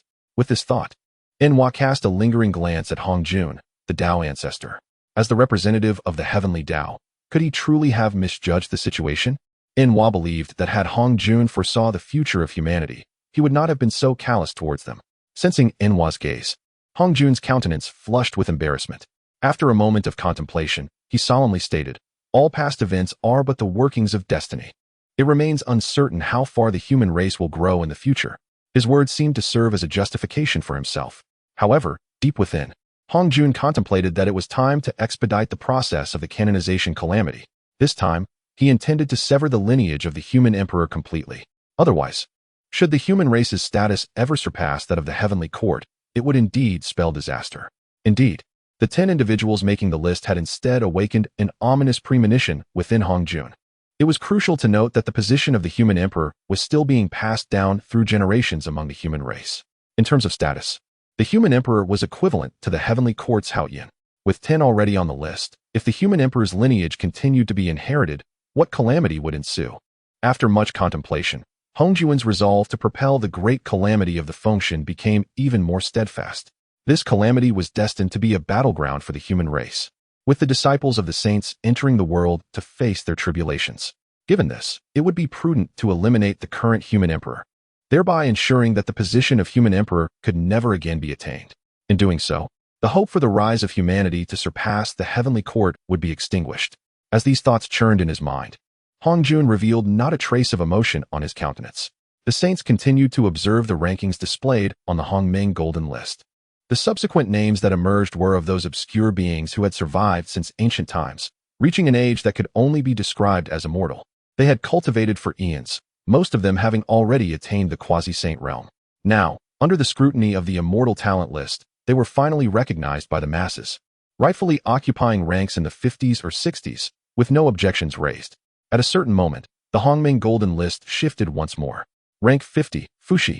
Ranking evaluation value, 6, 300, 000. Fuxi, human emperor, in the first life a great sage of the demon race, elder brother of Nuwa, perished during the war of witches and demons, reincarnated in the second life as a human, becoming the emperor, and the foremost among the 3 emperors of humanity. Upon witnessing this ranking, Nuwa's heart jolted. Ultimately, could the will of the Great Dao not be concealed? Nuwa's thoughts stirred. Subsequently, her gaze grew profound as she looked towards the direction of the Fire Cloud Palace, in the realms of heaven and earth. Upon seeing the name Fuxi, the beings were momentarily taken aback, questioning if they had misread. After all, despite Fuxi's might, he was merely one of the 3 emperors. and his status could not surpass that of the three ancestral figures of humanity. If that were the case, why did his ranking surpass that of the three ancestors? The crowd found themselves momentarily at a loss. Undoubtedly, this ranking struck the human race with the greatest impact. Within humanity, a fervor erupted. Fuxi, great sage of the demon race, elder brother of Nuwa, could it be that the exalted emperor we have revered for countless ages was, in fact, our greatest foe? Oh, what a masterful deception. The position of emperor was once conferred by the Saint Nuwa herself. We had believed that Nuwa, the Holy Mother, granted the title of Emperor Fuxi in memory of her deceased brother. Little did we know that the Fuxi of two lives was, in essence, the same individual. The beings of humanity experienced an epiphany, finally clarifying the intricate connections at play. Meanwhile, within the Fire Cloud Palace, the three emperors and five sovereigns were equally astonished. Indeed, the will of the Great Dao truly knows no bounds. At this moment, the figure of the emperor, seated deep within the Fire Cloud Palace, spoke with a bittersweet smile. Upon hearing his words, Shinnong and the others turned in unison to gaze at him. Are you truly the great sage of the demon court, Fuxi? Shinnong inquired, his expression reflecting considerable distress, just as the beings of humanity had articulated. In the days of yore, when the first emperor was born, the revered goddess Nuwa personally manifested her divine presence, bestowing upon him the essence of his destiny and granting him the title of Fuxi. She proclaimed the name of the emperor to all of humanity. Even renowned figures like Shinnong believed that Nuwa's act was merely a tribute to her late brother, thus bestowing the name Fuxi. After all, during the tumultuous era of the conflict between sorcerers and demons, the great sage Fuxi of the demon clan was witnessed by all beings as he fell during the cataclysm, vanquished by the combined might of the 12 ancestor witches. However, the understanding of humanity was profoundly mistaken. Nuwa, with her unfathomable prowess, dazzled throughout the ages. It was indeed she who, through clandestine means, orchestrated the rebirth of the fallen Fuxi among humanity, elevating him to the unparalleled status of the emperor. This revelation resonated like a thunderclap, echoing in the hearts of all mankind. Chapter 32, The Bloodline of Humanity, Questioning the Sage, by Xiao makes the list. Are you truly the esteemed Fuxi of the former demon court? The words of Shinnong resonated throughout the Fire Cloud Palace. Traditionally, the three sovereigns of humanity shared an unbreakable bond, embodying harmony. Yet, in this moment, Shinnong's tone bore a weight of profound inquiry. Upon hearing Shinnong's words, Fuxi fell into a long silence before finally responding, Indeed, I am the Fuxi of the demon court from days gone by, and I am also the current emperor of humanity. In truth, Fuxi had anticipated this moment long before Shinnong and Zhuanshu made their appearances. He understood that his true identity could not remain concealed from the scrutiny of the Great Dao. Denying it would be futile, hence he chose to acknowledge it openly. You. Shinnong was momentarily at a loss, his expression darkening. Such astonishing revelations were beyond anyone's expectations. It is essential to remember that during the calamity of the witch and demon era, the demon race slaughtered humanity, and Fuxi, as a grand sage of the demon court, had been a participant. Countless lives had perished at his hands. Yet now, he stood as the legitimate emperor of humanity, having rendered significant merits to the human race. The former archenemy now appeared as a venerable sage among humanity. How could Fuxi, a member of the human race, reconcile this? After a prolonged silence, Shinnong merely scoffed, Humph. The sage Inwa truly possesses remarkable tactics. Fuxi remained silent. Within the expansive Fire Cloud Palace, an oppressive stillness enveloped the atmosphere. Meanwhile, turmoil erupted among the human populace. What is the meaning of this, Sage Inwa? At a certain moment, an unknown voice cried out, challenging the sage. This utterance ignited a fervor among countless members of humanity. We have revered the statues of the three sovereigns day and night. Who would have thought that the so-called emperor would be our greatest adversary? The heavens are merciless, viewing all living beings as mere pawns. The sages are equally indifferent, manipulating billions of lives at will. Henceforth, we, the lineage of humanity, shall no longer revere the emperor. Even a clay figure possesses a semblance of defiance. Though humanity is weak, we are never devoid of spirit. Today, all secrets are laid bare. The human race suddenly realized that for countless ages, billions of lives had been ensnared in Enwa's deception, toyed with at her whim. Humanity has truly awakened in righteous fury. The calamity of the witch and demon era remains an indelible scar upon humanity. The thought that the exalted emperor, whom they have venerated daily, once wielded a slaughtering blade against them is intolerable.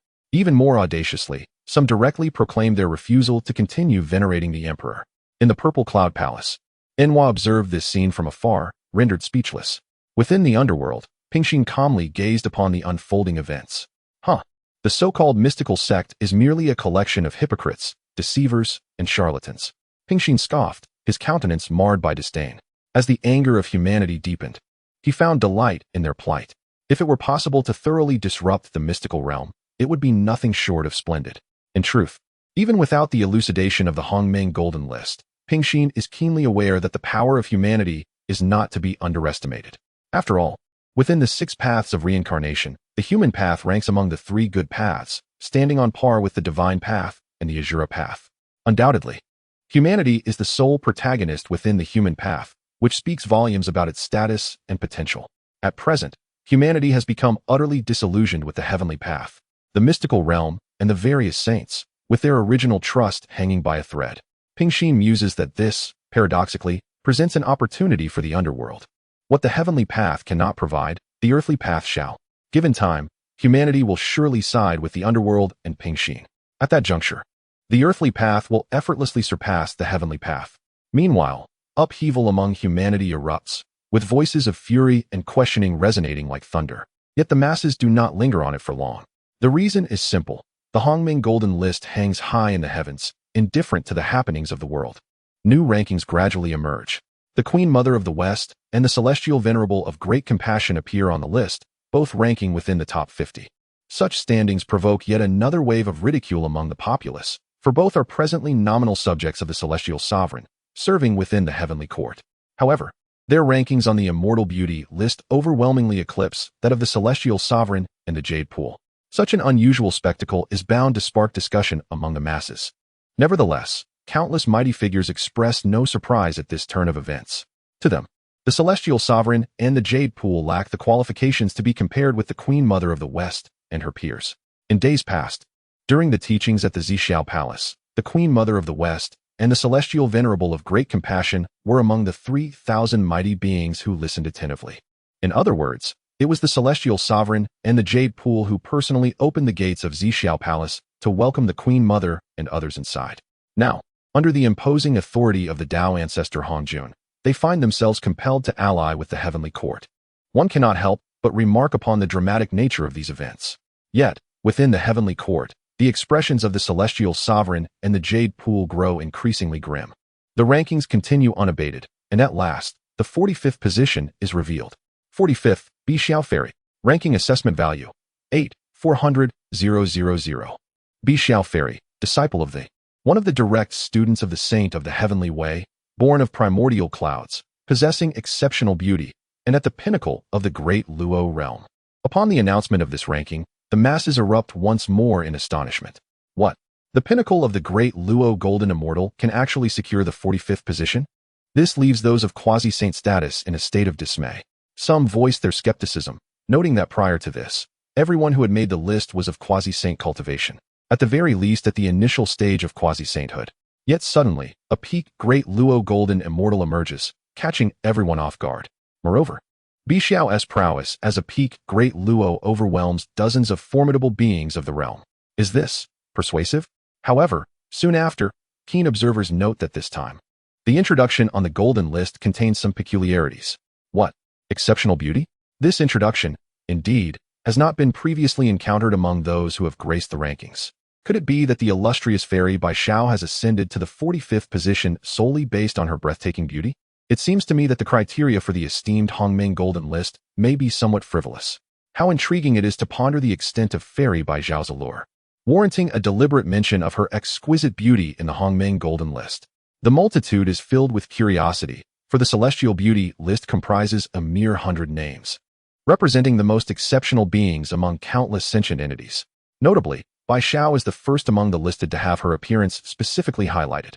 The collective wonderment regarding this legendary fairy Bai Xiao is palpable. What unparalleled beauty must she possess to stand out so magnificently through the ages? Amidst the growing curiosity of the masses, a stunning silhouette gradually materializes upon the Hongmeng Golden List, instantly captivating all who behold it. Chapter 33, The Unfazed Primordial. Beauty diminished before power? In the resplendent glow of the celestial light, the figure of Bai Xiao emerged from the Hongmeng Golden List. Perfection. This was the first thought that blossomed in the hearts of all beings. Her bright eyes and pearly teeth, along with her elegant brows, captivated the very essence of the universe. With a mere smile, she rendered the heavens dim and the earth devoid of brilliance. Even the heavenly auspicious light seemed to adorn her like delicate ribbons. Her graceful figure revealed the most exquisite curves. In this moment, countless cultivators across the world gazed upon her with fervent admiration. Male cultivators were left in a state of awe, utterly entranced. Even many female cultivators displayed expressions of envy. Though they were women themselves, standing in the presence of Bai Xiao, they felt an overwhelming sense of inadequacy. Among the disciples of the Jiejiao, even Bai Xiao herself exhibited a blush of bashfulness. Am I truly that beautiful? She mused, her cheeks flushed. Meanwhile, the tens of thousands of disciples of Jiejiao erupted in joyous exclamations. Haha, senior sister Bai Xiao has made the list, truly deserving. They cheered. Each of the three Xiao sisters is breathtakingly beautiful, captivating all beings. It goes without saying, during the time of Shi He and Chang Shi, the three Xiao sisters could stand shoulder to shoulder with them in beauty. Clearly, not only Bai Xiao but the allure of the three Xiao sisters had long since ingrained itself in the hearts of the disciples of Jiejiao. Upon hearing the disciples' remarks, other female figures such as the Golden Spirit Holy Mother and the Unfettered Holy Mother nodded in agreement, acknowledging the sentiment. The three Xiao sisters, with their origins rooted in the innate transformation of clouds, were considered supreme. Perhaps it was precisely this elevated and transcendent heritage that bestowed upon them a beauty unparalleled. This was a quality that even the likes of the Golden Spirit Holy Mother could not rival. However, as fellow direct disciples of Jiejiao, Bai Xiao, being the younger sister, was often cherished by her older brothers and sisters. Thus, seeing her ascend the ranks brought genuine joy to figures like Duo Bao, as it reflected well upon Jiejiao. At the same time, within the Zixiao Palace, Tong Tian shared similar sentiments. As a sage, he considered the situation with greater foresight. Tong Tian did not overlook the assessment criteria of the Immortal Beauty List, which encompassed appearance, lineage, cultivation, and potential. Therefore, Bai Xiao's ascension was not solely attributed to her stunning beauty. Her cultivation was equally formidable. Moreover, many formidable beings of the quasi-saint realm had ranked below Bai Xiao. Did this not imply that Bai Xiao could easily advance to the quasi-saint realm in the future? Contemplating this, Tong Tian wore a satisfied smile. Indeed, quite commendable. Bai Xiao ranks 45th, aligning closely with my expectations. Upon hearing Tong Tian's words, Yuan Shi felt a twinge of displeasure. Ever since the division of the three clear ones, the teachings of Chan and Jia appeared amicable, yet they were subtly competing against each other. Both sought to surpass the other, aspiring to establish their lineage as the supreme doctrine of the world. The daily rivalries among the disciples were a matter for another time. However, today, the disciple of the Bai Xiao took the lead in the rankings, while none from them made the list. Does this not suggest that is inferior? Yuan Shi, feeling displeased, glanced at Tong Tian's proud expression and snorted coldly, remarking, "Humph, the presence that ascends the ranks solely based on appearance surely has much to be questioned. For us cultivators, strength is the ultimate trump card. In the face of absolute power, even the most beautiful countenance is ultimately insignificant." Yuan Shi's words clearly implied that Bai Xiao's prowess was lacking and that her ascension to the ranks was entirely reliant on her stunning beauty, which had significantly inflated her standing. Upon hearing this, Nu Hua and others like Jia Ying and Zhuan Ti exchanged knowing glances with Yuan Shi. As saints, such remarks seemed somewhat unreasonable, revealing a hint of jealousy akin to the sour grapes adage. However, upon reflection, it was evident that Yuan Shi, with his lofty pride, had always looked down upon the disciples of, viewing them as mere lowly beings. Now witnessing his triumph, his narrow-mindedness was once again on display, aligning perfectly with his nature. Tong Tian, however, was unyielding. Humph, in terms of strength, the disciples of are no less formidable than anyone else. Being recognized in the rankings signifies the acknowledgement of one's strength and the will of the Great Dao. If one cannot even make it onto the golden list, what then can be said of absolute strength? In just a few exchanges, a subtle tension had arisen between Yuan Shi and Tong Tian. This was not merely a matter of defending their respective doctrines, but also related to the prior discussions among the saints regarding the conferral of gods, which arose from the 12 golden immortals of encountering worldly tribulations. Yet Yuan Shi, in his desire to protect his own, inadvertently dragged the entire saintly lineage into turmoil. Consequently, Tong Tian, having the most disciples, would naturally bear the brunt of this fallout. It could be said that Tong Tian had long harbored resentment towards Yuan Shi, and it was only now, provoked by Yuan Shi, that his anger manifested fiercely. With just a few words, Yuan Shi was left speechless. Indeed, the ascension of disciples in one's sect provides the necessary confidence for the saintly leader to speak. Yet, at this moment, none of the 12 golden immortals had made the list, leaving Yuan Shi utterly at a loss for words. After a prolonged silence, he finally muttered, "Humph. Each disciple possesses great fortune and opportunities. A mere 40 or so names simply do not befit my disciples." The implication was that the disciples were not incapable of ranking, but rather deserved to be placed higher. To this, Tong Tian offered no response, merely smiling enigmatically as he continued to observe the fluctuations of the Hongmeng Golden List. 44th, Qiong Xiao Fairy, ranking assessment value, 9,000,000. Qiong Xiao, a disciple of one of Tong Tian's direct disciples, born from primordial clouds, possessing unparalleled beauty, and at the initial stage of quasi-saint cultivation. Following Bai Xiao, Qiong Xiao made her appearance. The two sisters ascended the ranks in succession, and as Qiong Xiao's figure emerged on the golden list, the fervor among the populace intensified. The reason was unmistakable. The appearance and grace of Qiong Xiao surpassed even that of Bi Xiao by several degrees. One might say that the two sisters embody entirely distinct forms of elegance. Bi Xiao is charming and adorable, exuding an air of youthful innocence. In contrast, Qiong Xiao radiates an aura of aloof beauty and sophistication. However, the ascent of these two sisters on the rankings comes as no surprise to the masses. The three celestial maidens have always been regarded as a singular entity in the collective consciousness. The sisters share similar origins, innate talents, and their strengths are comparably formidable. Thus, with Bi Xiao already acclaimed, there exists no reason why the remaining two maidens should not also attain recognition. It is widely anticipated that the next to be honored will undoubtedly be Yuan Xiao, the eldest of the three. Yet, only Yuan Shi's expression grows increasingly grim and discontented. Under the watchful gaze of the crowd, the long-awaited 43rd position finally emerged. 43rd, Yuan Xiao the Celestial Maiden. Ranking evaluation value, 9,200,000. However, upon discerning the details in the final column, the crowd erupted into fervent excitement. Chapter 34. The Golden List presages the future? A shocking revelation. The introduction of the Hongmeng Golden List did not describe the unparalleled beauty of the Cloud Celestial. Yet, the figure that emerged from the Golden List was still more captivating than the two fairies, Qiong Xiao and Bai Xiao.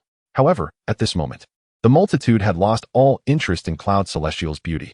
Countless gazes were fixated on the line regarding the Cloud Celestial. The combined might of the three fairies to suppress the 12 golden immortals? What could this possibly mean? Gasp. The collaboration of the three fairies possesses such terrifying power? The 12 golden immortals are the most esteemed disciples under the primordial saint. The 9? We have never heard of such a formation before. Haha, what a spectacle. The emergence of the Hongmeng Golden List has indeed unveiled many hidden secrets to us. Countless mighty figures expressed their astonishment. To diminish the three flowers atop their heads? What does this imply? It signifies the obliteration of a cultivator's celestial status, rendering centuries of cultivation utterly futile. Such occurrences are exceedingly rare, even among ordinary cultivators. Let alone the fact that the three flowers atop the 12 golden immortals could be eradicated. This is truly astonishing and sensational. Moreover, according to the Hongmeng Golden List, such a feat could be achieved merely through the joint efforts of the three fairies. Does this not suggest that the only requires the three fairies to rival the 12 golden immortals of the, or rather, to utterly dominate them? With this ranking revealed, peace among the saints would no longer be attainable. The likes of Xinyuanzi, the ancestor of the underworld river, and Kuanping could not help but exclaim in disbelief. Witnessing the characters on the Hongmeng Golden List, the 12 golden immortals' expressions darkened dramatically. What? Are we to have our three flowers removed? Humph. I refuse to believe that the disciples could possibly devise such a formidable formation. Curse it, what does the Hongmeng Golden List truly signify? Why does it elevate the three fairies so? Given the opportunity, I shall surely confront the three fairies. I wish to see if I can overshadow their. The 12 golden immortals simmered with indignation, their gazes as dark as water. Each word inscribed on the golden list felt like a profound humiliation to them. Yet, they dared not question the Hongmeng Golden List, nor could they act against it. Thus, they resolved to let their strength speak for itself. Only by decisively defeating the three fairies could the 12 golden immortals vindicate themselves and their. Unbeknownst to the masses, the ascension of Cloud Celestial to the list had ignited an overwhelming animosity within the hearts of the 12 golden immortals. In the purple celestial palace, upon witnessing this scene, The primordial saint's pupils contracted sharply. The 3 fairies? The 9? No, this cannot be. Humph, the Hongming Golden List must be mistaken. Why would it so denigrate my? The primordial saint immediately bellowed in fury. Each of the 12 golden immortals stands as a formidable force in their own right. It can be said that these 12 individuals embody the hopes placed by the primordial beginning for the future of the Chan teachings. Yet now, it is claimed that even their combined strength falls short against the formations devised by the 3 heavens, to the extent that they could face the peril of having their 3 flowers atop their heads severed. This is a blatant affront to the Chan teachings. If such a notion were to hold true, would it not imply that the disciples of the Jie sect, united, could utterly obliterate the Chan teachings? The primordial beginning was nearly driven to madness. However, as soon as the words escaped his lips, a sudden tremor coursed through him. It was a profound sense of impending doom emanating from the primordial golden list, rendering him cold and sending shivers down his spine. He was taken aback, realizing he had spoken out of turn. In his fit of rage, he had audaciously questioned the primordial golden list. Yet, if he remained silent, would he not be tacitly accepting the assertion that the 12 golden immortals could not withstand the 3 heavens? In that case, the Chan teachings would be left in utter disgrace, stripped of all dignity. In that moment, the expression of the primordial beginning fluctuated between shadows and light. Nearby, Tantian remained silent, yet his heart was also struck with shock. Severing the 3 flowers atop their heads. How had matters between the Jie and Chan teachings deteriorated to such a level? Compared to the primordial beginning, Tantian felt an even greater sense of disbelief. First, he was astonished by the combat prowess of the 3 heavens. It should be noted that the 3 heavens and Zhao Gongming were merely elite disciples of the external sect, their status inferior to that of Duobao and Jinling. Yet, he had not anticipated that the combined strength of the 3 heavens could reach such alarming heights. Second, Tantian was further taken aback by the fact that the primordial golden list would assert that the 3 heavens could sever the 3 flowers of the 12 golden immortals. Previously, while there had been numerous conflicts between the disciples of the Chan and Jie teachings, these were mostly disputes of pride. However, the act of severing the 3 flowers clearly indicated that both sides had descended into a state of irreconcilable enmity, where one must perish for the other to survive. This was a scenario Tantian had never envisioned, nor dared to imagine. Regardless, the 3 pure ones had once been a united front. It should never have escalated to such a life-and-death struggle. Suddenly, a thought struck Tantian. The calamity of the function. Could it be the calamity of the function? Was the primordial golden list foreshadowing the future? This conjecture startled Tantian. However, upon further reflection, it seemed that only within the calamity of the function could all that the primordial golden list had described transpire.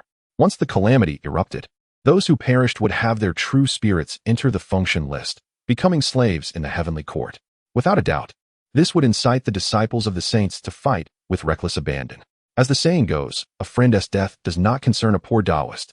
Tantian held no doubts that, amidst a true calamity, the bonds of the 3 pure ones would surely disintegrate. With this thought, Tantian discreetly cast a glance at the primordial beginning, whose countenance had turned ashen. It appeared that this impending calamity would far surpass our expectations in its horror. I must ensure the protection of the 3 heavens and must not allow the primordial beginning to extinguish them. Thus did Tantian contemplate. He understood that, following this, the primordial beginning would undoubtedly focus even more intently on the 3 heavens, eager to eliminate them at the earliest opportunity. And Tantian would never grant the primordial beginning such a chance. The thoughts swirling within the hearts of the saints remain unbeknownst to the multitude. At this moment, the populace has begun to sense a subtle shift. The forthcoming rankings may well become the battleground for the rivalry of the sacred lineages, such as the teaching of expounding, the teaching of cutting, and the Western teachings. It is now a matter of which lineage will see a greater number of its disciples ascend the ranks, as this will inevitably confer upon them a more substantial dominion over the celestial realms. I surmise that after the 3 heavens, it shall undoubtedly be Zhao Gongming of the cutting teachings. Such a notion, articulated by a formidable power, has prompted innumerable cultivators to nod in agreement. Indeed, Zhao Gongming and the 3 heavens have referred to each other as siblings since their inception into the world. Now that the 3 heavens have ascended the ranks, their enhanced cultivation makes it only natural for Zhao Gongming, as the elder brother, to follow suit. Yet, the rankings of celestial grace continue to shift, causing the multitude to furrow their brows in concern. Chapter 35, Beyond the Chaos Realm, the Attention of the Primordial Deity. Rank 42, Guangchengzi. Ranking Evaluation Value, 9, 500, 000. Guangchengzi. a disciple of the Chan school, a direct apprentice of the primordial saint, the foremost among the 12 golden immortals, at the peak of quasi-saint cultivation. The rankings of the Hongming Golden List have once again surprised all beings. This 42nd position was not occupied by the anticipated Zhao Gongming, but rather by Guang Chengzi of the Chan school. In an instant, the crowd exchanged bewildered glances. This should not be the case. I have previously witnessed the celestial elegance of the Jie school's immortal. Zhao Gongming's cultivation is evidently more formidable than that of the three heavens. Moreover, as a manifestation of pure wind, it is not inferior to the cloud-like forms of the three heavens. If the three heavens have ascended the ranks, how could Zhao Gongming not? The beings murmured amongst themselves, astonished. There was no need for words. They all understood. When compared to Guang Chengzi, Zhao Gongming, in various aspects, appeared to be somewhat lacking. Now that Guang Chengzi has made the list, it has effectively extinguished any hope of Zhao Gongming's recognition. This was all the more peculiar. Countless powerful figures, who believed they had grasped the ranking rules of the celestial elegance list, now bore expressions of confusion. What the beings, as well as the saints, did not know was that, at this very moment, in a hidden space beyond the chaos realm, a figure sat in solemn meditation. His aura was terrifying. Even a saint present would feel a chilling dread. Great laws of order flowed around him, not of the Honghuang laws, nor of the chaos laws, but of true Dao-level laws. Even a fragment of such a law could collapse 3,000 great worlds. At a certain moment, a figure slightly bowed, respectfully inquiring, "Lord Deity." Zhao Gongming of the Jie school did not make the list. Is there perhaps a hidden secret behind this? If a saint were to witness this scene, they would be shocked to discover that the figure, who was now respectfully inquiring, was none other than the Beast Emperor Shen and I, who had previously ranked on the Mount of Beasts. Clearly, not only the beings of the Honghuang realm were aware of the rankings on the Hongming Golden List. Even those separated by countless miles, like Shen and I and others, could also pay attention to it. Moreover, Shen and I was equally astonished by Zhao Gongming's absence from the list. The figure seated in meditation, whose identity became evident due to Shen and I's respectful demeanor, was none other than the primordial deity. At this moment, upon hearing Shen Ni's inquiry, the primordial deity maintained his meditative posture with closed eyes. After a moment, a voice resonated with divine intent. It was to be expected. The calamity of the Fengshen is approaching within the Honghuang. Zhao Gongming will perish in the early stages of this calamity. Thus, he has no remarkable achievements or earth-shattering events to warrant his inclusion on the list. Upon hearing these words, Shen Ni's heart trembled, filled with disbelief. It was not merely the shocking news of Zhao Gongming's impending fall. It is not merely because of the impending calamity that the Lord Deity so casually spoke of the future's trajectory. Could it be that the Lord Deity has attained complete insight into the forthcoming tides of chaos? Such a capability is truly astonishing. One must acknowledge that, with the imminent tribulation approaching, the chaotic energy pervades the wilderness, and the heavenly secrets are in disarray. Even Hongjun is unable to penetrate the celestial mysteries and foresee the future. Yet, remarkably, our Lord Deity, though situated beyond the realm of chaos, possesses an intimate understanding of all that transpires within the vast wilderness. Upon further reflection, Shun and I soon found solace. The prowess of the Lord Deity is unfathomable. He had witnessed firsthand the complete will of the Great Dao attempting to obliterate the existence of the primordial deity. The latter, however, rose in defiance and engaged in battle with the will of the Great Dao. That conflict endured for countless epochs, ultimately concluding in a stalemate, during which the primordial deity seized a portion of the authority of the Great Dao. Since that moment, the will of the Great Dao has never regained its former lofty supremacy in the presence of our Lord Deity. In other words, this is an individual bold enough to wage war against the Great Dao. With this thought, Shun and I felt an overwhelming sense of gratitude. The masses revere the so-called saints and the Dao ancestor Hongjun, oblivious to the fact that in the face of the primordial deity, Hongjun is merely a being as insignificant as an ant. The fortune of being able to accompany such an extraordinary existence is indeed a rare blessing. Regarding the words of the primordial deity, Shun and I harbored no doubts. Since the latter proclaimed that Zhao Gongming would perish in the calamity, it meant that Zhao Gongming would have no chance of survival. This realization prompted a sigh of melancholy from Shun and I. What a pity. This decree of the sealing of gods can be said to be a scheme devised solely by Yuan Shi, aimed at the various saints of the Xianmen. Initially, I held high hopes for the Tongtian sect. Shen and I instinctively lamented. Although distanced from the wilderness, Shen and I had long understood the nature of the saints. In his view, Tong Tian's decisiveness in battle and his forthrightness were qualities he greatly admired. Furthermore, this sealing calamity was born from Tong Tian's lingering concern for the so-called bond of the three pure ones, which led him to endorse the list of sealed gods. In Xin Ni's eyes, Tong Tian is undoubtedly a tragic figure. Thus, he could not help but exclaim. As soon as he uttered these words, Xin Ni felt a piercing gaze emanating from the boundless principles of the Great Dao, landing upon him. Instantly, he trembled, rendered speechless. My Lord Deity, please do not be angered. I was unaware of the heavenly decrees of the wilderness and should not have dared to speak on the calamity. Xin Ni hastily bowed his head in apology, fearing his words had displeased the Lord Deity. It is unimaginable that a being of saintly stature would exhibit such trepidation. Yet, before the primordial deity, it is entirely understandable. Upon hearing Xin Ni's words, the primordial deity chuckled lightly. Ah, Xin Ni, you need not be so formal. I harbor no resentment toward you. Rather, I find your proposal rather intriguing. In a short while, I may truly comprehend the essence of the Great Dao. And at that moment, I shall indeed embark on a journey through the primordial realms. Altering the course of calamity is rather intriguing. As you mentioned, among the myriad sages, only Tong Tian captures my attention. With but a few casual words, the weight of meaning is astonishing. Has the primordial deity, having endured countless lifeless and monotonous epochs, now yearned to showcase his grandeur to all beings? For the primordial deity, the vast expanse of the primordial heavens and earth is but a realm to be effortlessly manipulated. Altering the trajectory of calamity is merely a matter of convenience. Moreover, it is of greater significance that the words of the primordial deity subtly convey an appreciation for Tong Tian. At this moment, the heart of the divine reversal is stirred profoundly, casting a deep gaze upon the primordial realms. Tong Tian, O Tong Tian, to be graced with the attention of the divine master. Do you realize the unparalleled fortune you have attained? Chapter 36, The Unveiling of Teachings.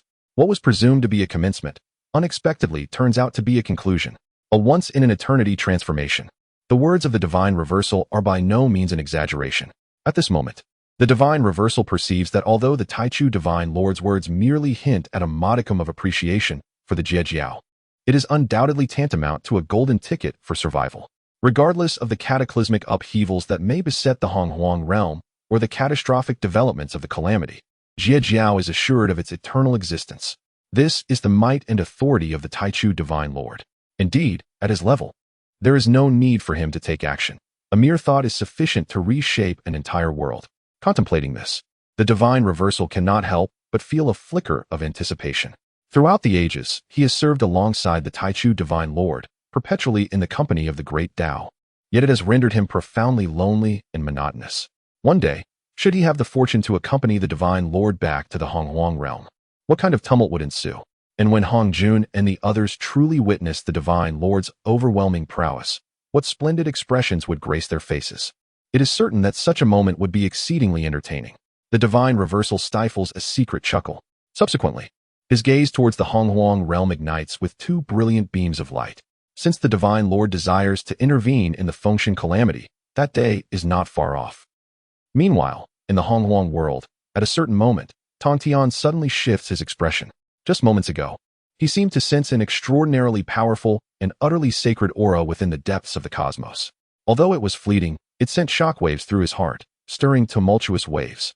Vaguely, Tong Tian perceives that this may pertain to a significant opportunity of his own. He hastily unleashes his divine consciousness, meticulously tracing the source of that aura. After a while, Tong Tian is astonished to discover that the aura of opportunity has vanished beyond the boundaries of chaos. This revelation sends another wave of commotion through his heart, beyond the boundaries of chaos. Until now, the only entity that could possibly be linked to that realm is the exceedingly enigmatic Taichu divine lord. In an instant, Tong Tian's expression becomes peculiar, lost in contemplation. He remains uncertain whether that previous aura heralds fortune or misfortune. Simultaneously, the changes in the Hongming Golden List proceed without pause. With the appearance of Guang Chengzi on the list, his figure manifests within the Golden Scroll, clad in a belt and adorned with a jade hairpin. His long hair flows behind him, with sword-like brows and starry eyes, exuding an innate authority even without anger. Despite having cultivated for countless eons, he still embodies the visage of a youthful Taoist. He possesses the demeanor of an enlightened master. The manifestation of the figure on the list undoubtedly confirms the accuracy of this ranking. At this moment, the previously sullen Yuan Shi finally breaks into a smile. Haha, Splendid, splendid, splendid. It seems the time has come for my disciples from the Chan Jiao to ascend the list. With a chuckle, he reflects. The 12 golden immortals have been meticulously chosen by me, and they shall all certainly secure their places. At this juncture, Yuan Shi is filled with great joy. The tides of fortune have shifted. Previously, the Jie Jiao had basked in enough glory. Zhao Gongming, the esteemed elite disciple of the outer sect, has thus met with his demise, relinquishing his opportunity to ascend the rankings. In his stead, disciples from the Chan sect have emerged.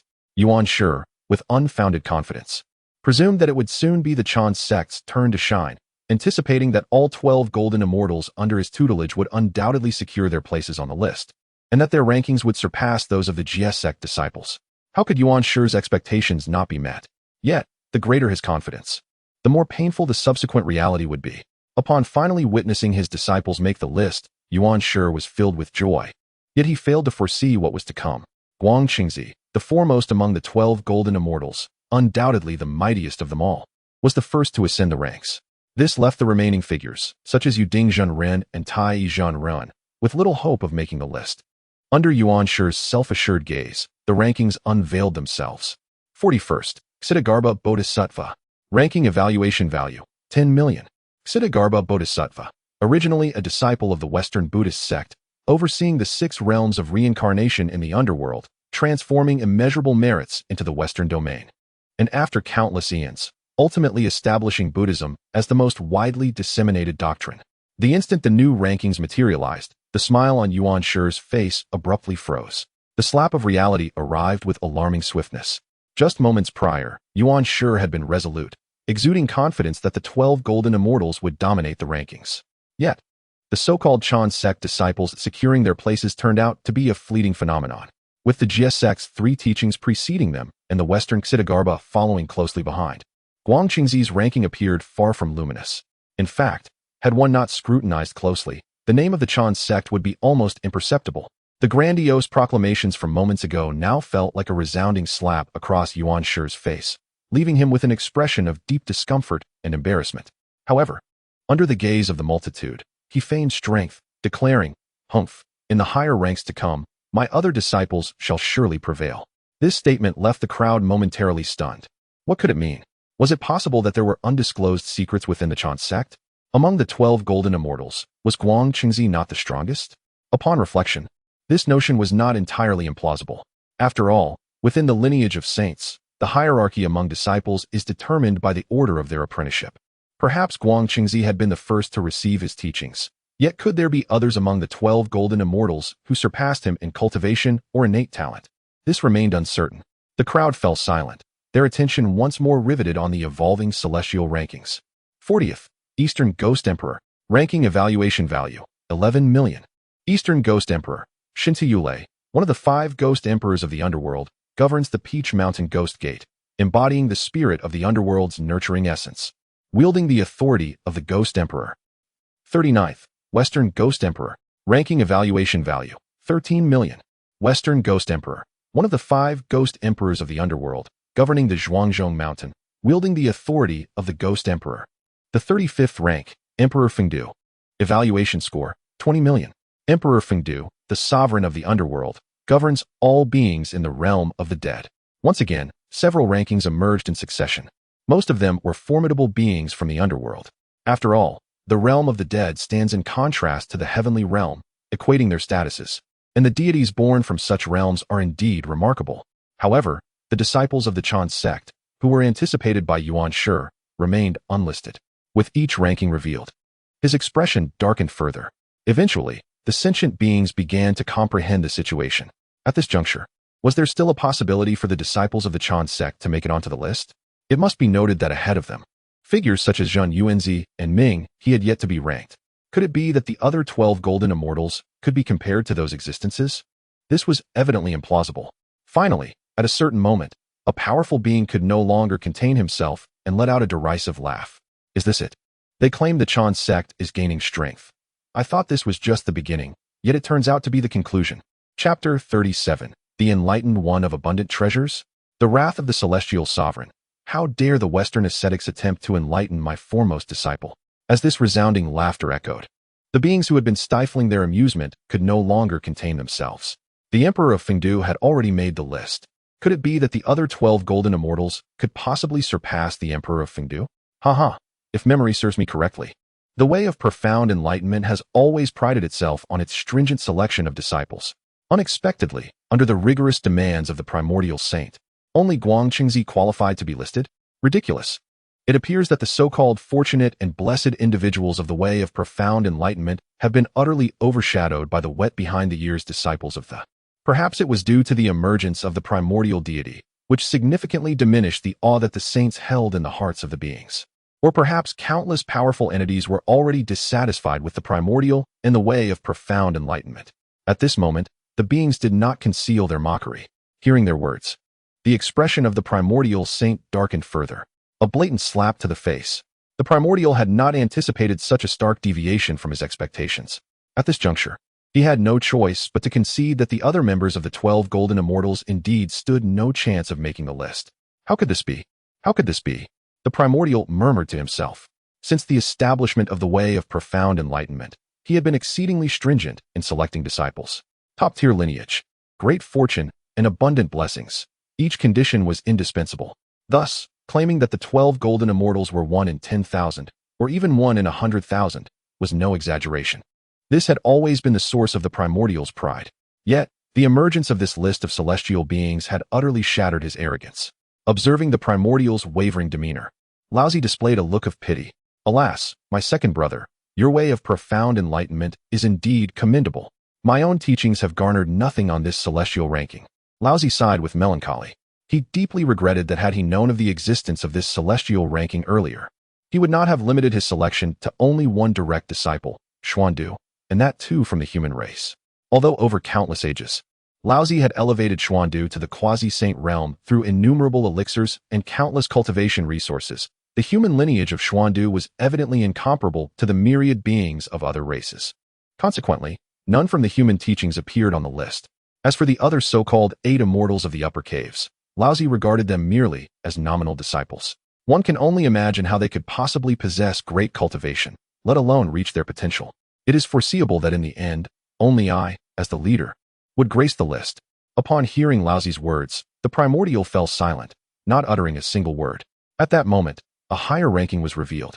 34th place, Zhen Yuanzi. Ranking evaluation value, 23 million. Zhen Yuanzi, the ancestor of Earth immortals, born with the Earth Book and the Earth's membrane. Capable of drawing power from all things of the Earth, Zhen Yuanzi finally made the list. This was anticipated by the beings. However, at this moment, the beings frowned in concern. The ranking of the esteemed Zhen Yuanzi seemed rather low, did it not? A mere earthly surpasses countless treasures of the world. As someone spoke, they articulated a shared perplexity residing in the hearts of all beings. Zhen Yuanzi, since the era of Hongjuan's teachings, has long been renowned throughout the primordial chaos. Over the course of eons, his cultivation has grown even more formidable, and his status has become increasingly exalted. In the collective imagination of beings, it seemed only reasonable for an entity of such caliber to rank within the top 20. Yet, unexpectedly, he now finds himself positioned at 34th. At this moment, within Wuzhuang Temple, Zhen Yuanzi wore an expression of contemplation. Is it a deficiency in my fortune? He mused. In truth, at his level of cultivation, there is little distinction among the countless powerful beings of his generation. They all possess supreme roots and have reached the pinnacle of quasi-saint cultivation. Even their experiences in the Zixiao Palace bear striking similarities. The sole distinguishing factor is Zhen Yuanzi's aloof disposition, which renders him indifferent to worldly affairs. Especially after the demise of his dear friend, Hongyun Laozu, Zhen Yuanzi has seemed increasingly despondent.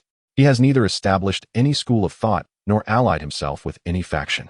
Consequently, this has resulted in his failure to amass a sufficient magnitude of fortune. It is precisely for this reason that his ranking is so low. However, even with this understanding, Zhen Yuanzi does not feel profound regret. I emerged at the dawn of heaven and earth, a supreme deity.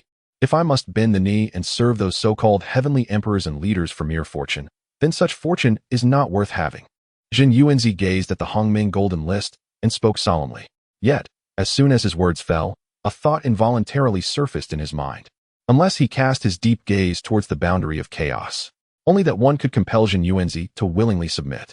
In the realm between heaven and earth, after the initial uproar, tranquility soon returned. After all, Wuzhuang Temple remained in peace.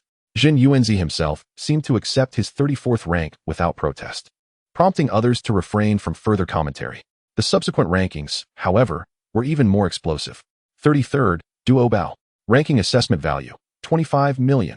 Upon seeing the newly emerged information, the beings were momentarily stunned, bewildered. Duo Bao? He actually ranked ahead of Jin Yuanzi? What kind of nonsense is this? Though Duo Bao is the direct disciple of the and possesses profound cultivation and exceptional strength when compared to Jin Yuanzi, he ultimately can only be regarded as a member of the younger generation, the student surpassing the master. This left the elder powers like Jin Yuanzi in a state of dismay. Numerous questions remained unanswered, and soon after, the introduction of Duo Bao brought forth an enormous enigma. Duo Bao, initially the direct disciple of, during the Fengshen calamity, he became the Buddha Duo Bao, with countless followers and immense fortune. If previously the beings were merely puzzled, now their minds were utterly overwhelmed. Duo Bao Buddha? What kind of fruit position is that? As the foremost disciple of the, how could Duo Bao possibly become a member of the Buddhist sect? A disciple of such high standing would surely not engage in acts of betrayal, unless they were to fall victim to the tribulations of the celestial cycle. It is indeed perplexing.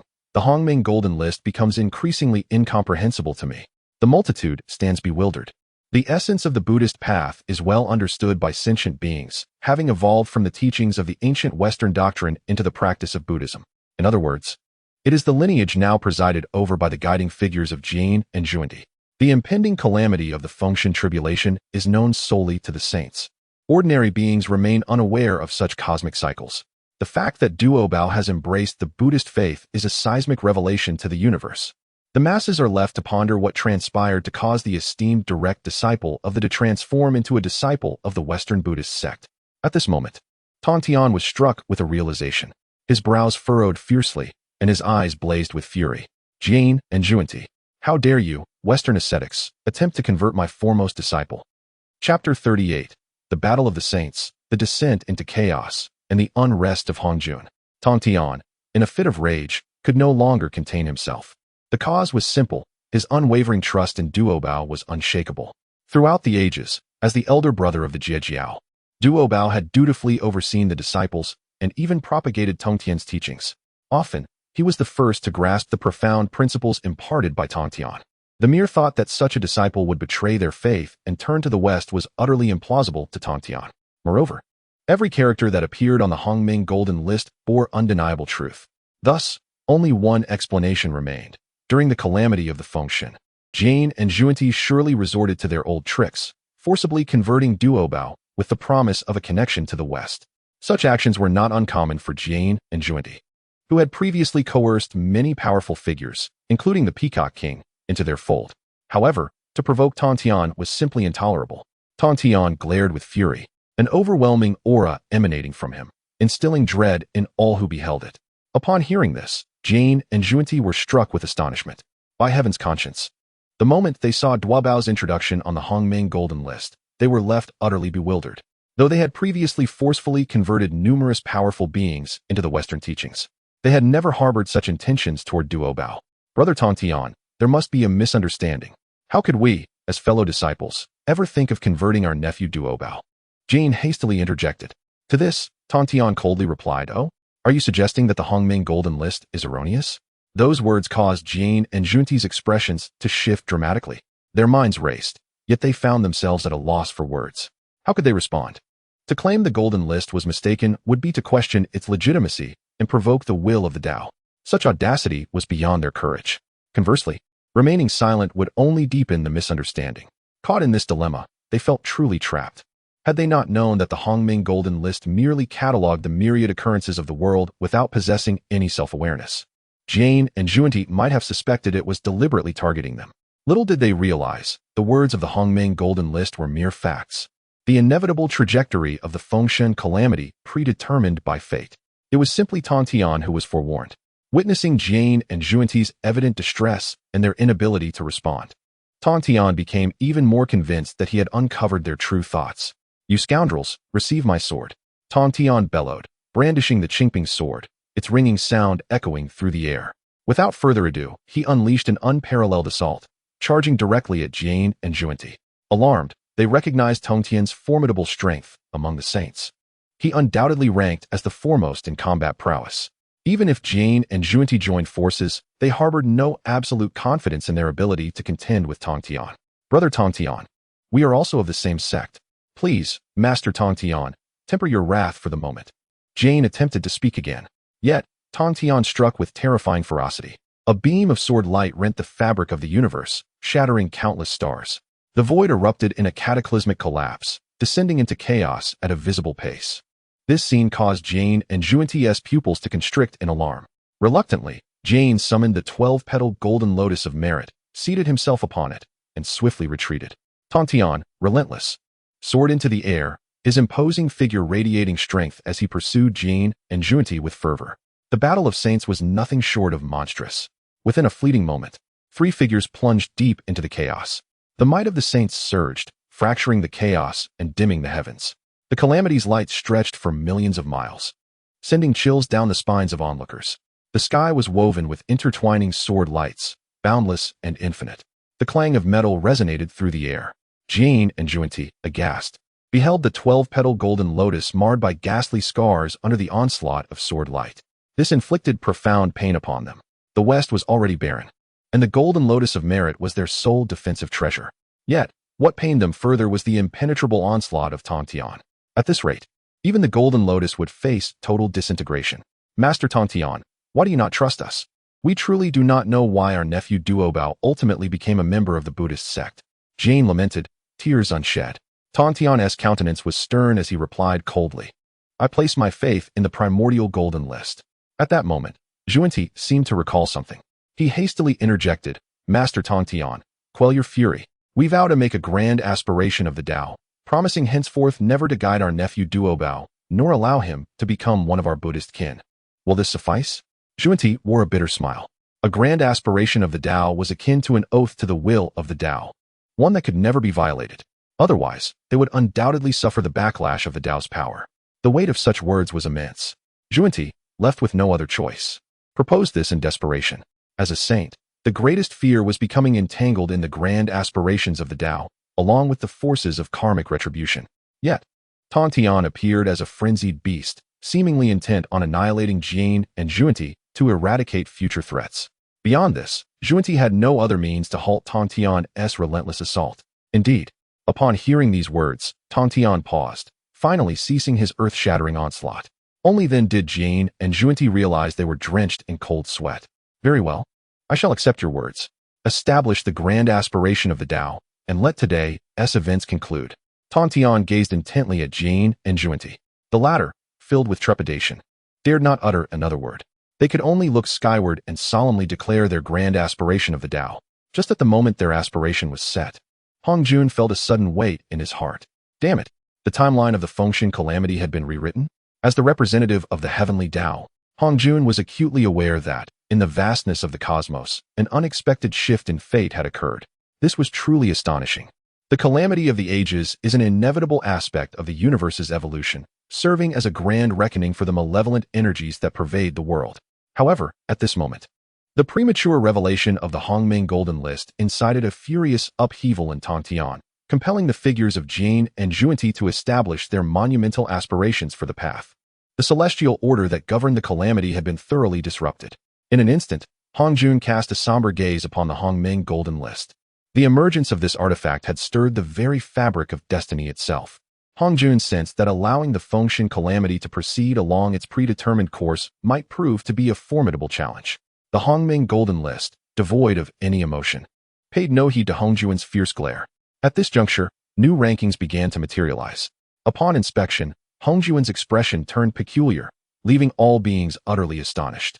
Meanwhile, the primordial saint initially rejoiced, only to have his countenance abruptly darken. This, Chapter 39, The Enigma of Yun Zhongzi's Past Life. The teachings of the Chan sect ridiculed once more. Rank, 32 Yun Zhongzi. Assessment value, 40 million. Yun Zhongzi, disciple of the Chan sect. One of the three great true immortals of fortune, a reincarnated being, peak quasi-saint cultivation, profound Tao attainments. Upon witnessing this new ranking, Yuan Shi was elated. Yun Zhongzi, another disciple of the Chan sect. Following Guang Qingzi, the Chan sect could finally bask in glory once more. Moreover, the assessment value astonishingly reached a staggering 40 million. This revelation left Yuan Shi, as well as all beings, utterly taken aback. It is noteworthy that the previous rank holder, Duo Bao, only had an assessment value of 25 million. Despite being just one rank apart, there was a staggering gap of 15 million. This further enhanced Yuan Shi's sense of pride. Ultimately, the Chan sect proved to be superior. However, amidst the astonishment, the multitude could not help but display a look of confusion. What does the term reincarnated being signify? Oh, the so-called reincarnated being must imply that Yun Zhongzi once had a previous life in this world, to be able to reincarnate and cultivate anew, while also becoming an immortal of fortune within the Chan sect. Surely Yun Zhongzi's past life must be formidable. With the elucidation provided by the powerful, the crowd gradually came to a realization. If an ordinary being were to perish and fall into the cycle of reincarnation, most would find it nearly impossible to cultivate formidable Dao attainments again. This is the inherent suppression of the Dao upon reincarnated beings. Therefore, to reach the level of Yun Zhongzi with a reincarnated form, one can only surmise that his past life was indeed extraordinary. It was this very thought that darkened Yuan Shi's expression. What could this mean? Was Yun Zhongzi's strength not closely tied to his teachings? Yuan Shi felt a sudden heaviness in his heart. At this moment, in Kunlun Mountain, Yun Zhongzi was equally perplexed. Am I truly a reincarnated being? Why do I possess no memories whatsoever? He murmured in confusion. As a cultivator, even if the physical body is destroyed, as long as the primordial spirit endures, memories can still be retained. Even upon reincarnating as a human, one should possess the memories of both lives. Yet, Yun Zhongzi had no recollection of his past life. Even after achieving peak quasi-saint cultivation, he had not awakened. This was exceedingly bizarre. The disciples of the Chan sect also regarded Yun Zhongzi with strange expressions, their minds swirling with uncertainty as they speculated about his past life. Who could he have been? Could he, like the previously ranked Beast Emperor Shen and I, have been a demon god who shed his demonic form to become a being of the primordial wilderness? If that were the case, it would indeed be terrifying. However, the conjectures among the Chan sect members did not linger for long. The mystery of Yun Zhongzi's past life was soon unveiled. At that moment, the Primordial Golden List underwent a transformation, and like the previous honorees, the faithful nodes of Yun Zhongzi began to gradually manifest within the list. Before them appeared an image of Yun Zhongzi, strikingly handsome, adorned in a splendid Taoist robe, wielding a staff, and sporting a benevolent expression. Although merely an illusion within the Golden List, an aura of divine brilliance emanated from him. The crowd gasped in wonder. Truly, he was worthy of being a true immortal of fortune, undeniably extraordinary. The ordinary monk has traversed a path strewn with countless bones, having vanquished innumerable foes, inevitably becoming tainted by malice. Yet, a being like Yun Zhongzi, devoid of any malevolence and radiating serenity and sanctity, is indeed a rarity. However, this is not what captivates the multitude the most. A myriad of sentient beings hold their breath in anticipation, their gaze unwavering. They understand that the scene on the Golden List is about to transform, and all that pertains to Xinyuanzi will undoubtedly unfold before their eyes. Indeed, within the Golden List, time reverses. At a certain moment, Yun Zhongzi's form dissipates, transforming into a nearly imperceptible, almost vanishing true spirit. Time continues to flow backward, returning to the epoch of the Wu and Yao calamity. Witnessing this spectacle, a heaviness settled in Yuan Shi's heart. The other saints exchanged solemn glances, their expressions grave. Could it be a powerful figure from the era of Wu and Yao? At that time, the earth had not yet merged into reincarnation. Yuan muttered to herself. Indeed, during the Wu and Yao period, the underworld had yet to be established, nor was there any concept of reincarnation. One can only imagine the astonishing difficulty of seeking rebirth and cultivation anew in that era. Moreover, according to the unfolding of the Hongmeng Golden List, Yun Zhongzi then existed merely as a lingering true spirit, rendering the hope of reincarnation nearly impossible. This inevitably led everyone to ponder. Who could Yun Zhongzi's past self have been? The scenes in the Golden List continued to shift. The subsequent tableau left the multitude astounded once more. Within the imagery, three figures launched a ferocious assault, encircling a cultivator clad in a red Taoist robe, exuding an ethereal elegance. The trio's onslaught was overwhelming, each strike brimming with lethal intent. In no time, the besieged red-robed Taoist succumbed, his life extinguished in a haze of resentment and blood. Observing this scene, Xinyuanzi of Wuzhuang Temple clenched his fists tightly. My dear friend Hong Yun, it was my inability to aid you that led to your demise. Tears of profound sorrow welled in Xinyuanzi's eyes. This moment served as a harrowing thorn in his heart. Simultaneously, Other mighty beings in the realm began to comprehend the significance of the unfolding events. It is Hong Yuan. Indeed, it was the venerable ancestor Hong Yuan. A gasp of realization swept through the cosmos. So that is the truth. Yun Zhongzi's first incarnation was none other than the erstwhile ancestor Hong Yuan. A single revelation sent ripples through the fabric of existence. With these words, the heavens trembled, and the multitude erupted in astonishment. Ancestor Hong Yuan, the most unfortunate being of the primordial chaos. He had once been a contemporary of Xinyuanzi, alongside the three purities and other ancient existences. Furthermore, during the teachings at the Zixiao Palace, Hong Jun had prepared 6 enlightenment mats. Hong Yun had once occupied one, a testament to his formidable strength, a paragon among sentient beings eons ago. Yet, Hong Yun had been deceived by the lamentations of Jin and Juanti, relinquishing his mat, which led to the targeting of Kuanping, resulting in the theft of the mat. It was precisely due to this that Kuanping harbored an unrelenting hatred for Hong Yun. Ultimately, Kuanping allied with Emperor Jun and Tai of the Demon Court to besiege Hong Yun, driven by vengeance and the desire to seize the primordial purple chi from Hong Yun's grasp. This was the scene previously manifested in the Golden List. At this juncture, the sentient beings finally grasped the profound truth. Once, the venerable Hong Yun ancestor met his demise, leaving behind but a trace of his true spirit, which reincarnated and underwent a profound transformation, ultimately becoming the contemporary Yun Zongzi of the Chan religion. This revelation unfolded precisely as the multitude had anticipated. The illustrious Hong Ming Golden List unmistakably indicated that a fragment of Hong Yun ancestors' true spirit had escaped into the void. After countless ages, it re-emerged as Yun Zongzi. The enigma of Yun Zongzi's previous existence has finally been unveiled, leaving the populace in a state of astonishment. It turns out that this matter harbored such profound secrets. The Hong Yun ancestor was, after all, a legendary figure of ancient times, renowned for his exceptional prowess. And accompanied by the auspicious Hong Ming purple chi, it is only natural that, upon reincarnation and further cultivation, he would once again ascend to greatness. Thus, Yun Zongzi's prominence on the list is not particularly tied to the Chan religion. It seems that the words of the primordial saint regarding his exceptional lineage and immense fortune were indeed accurate. In an instant, the crowd erupted in derision towards the Chan religion, while the countenance of the primordial saint grew increasingly grim. Chapter 40. The Return of Hong Yun, and Xinyuanzi weeps with joy. Since the unveiling of the immortal ranking, Yuanshi has been utterly beleaguered.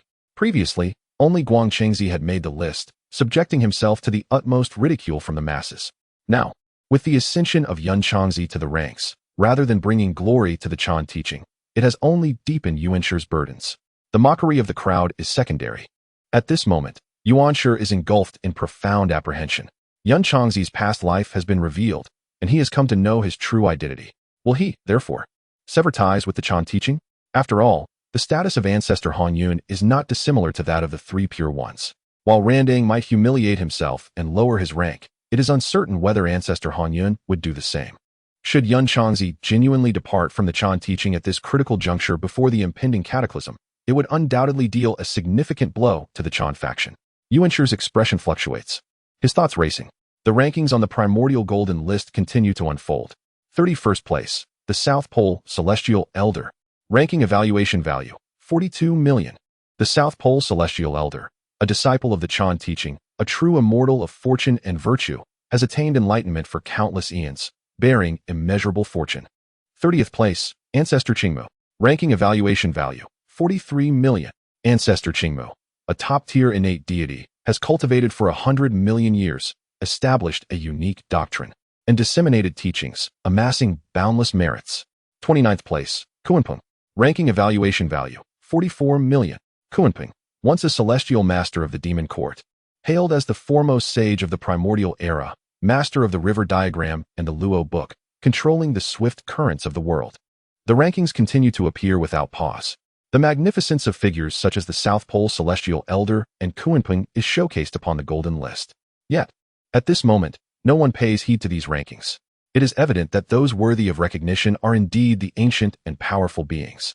Moreover, it is Yun Changzi, or rather ancestor Hong Yun, who commands the attention of countless beings. An entity long thought to have perished eons ago has now returned, an event deemed impossible. Yet it unfolds before the eyes of all. It is nothing short of astonishing and sensational. More significantly, the former ancestor Hong Yun had once influenced numerous powerful beings and forces. His return elicits varied reactions from some of the highest existences. Within Wuzhuang Temple, Xinyuanzi trembles, his once tranquil eyes now ablaze with boundless brilliance. My old friend Hongyun has not truly perished, he exclaims. Wonderful, marvelous. Haraha. Unable to contain his excitement, Xinyuanzi's laughter echoes throughout Wuzhuang Temple. Behind him, the two disciples, Qing Feng and Ming Yue, exchange astonished glances, deeply shocked by their master's exuberance. For countless ages, they have never witnessed such fervor from their revered immortal. Unbeknownst to them, the past friendship between Xinyuanzi and ancestor Hongyun is a celebrated tale among the heavens and the earth. Even in the face of numerous powerful beings secretly coveting the primordial purple air that the venerable Hongyun possessed, Xinyuanzi was the sole individual who, rather than seeking to seize the opportunity, chose to protect the venerable Hongyun.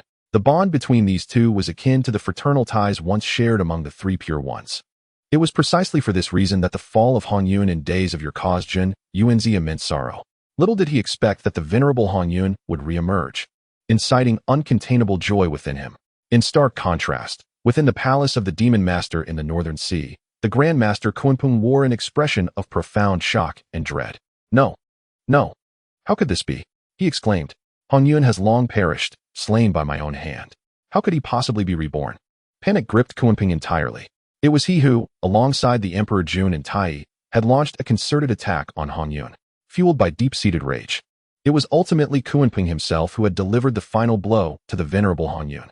Now that Hongyun had returned, what would happen if he sought revenge? The tides had turned.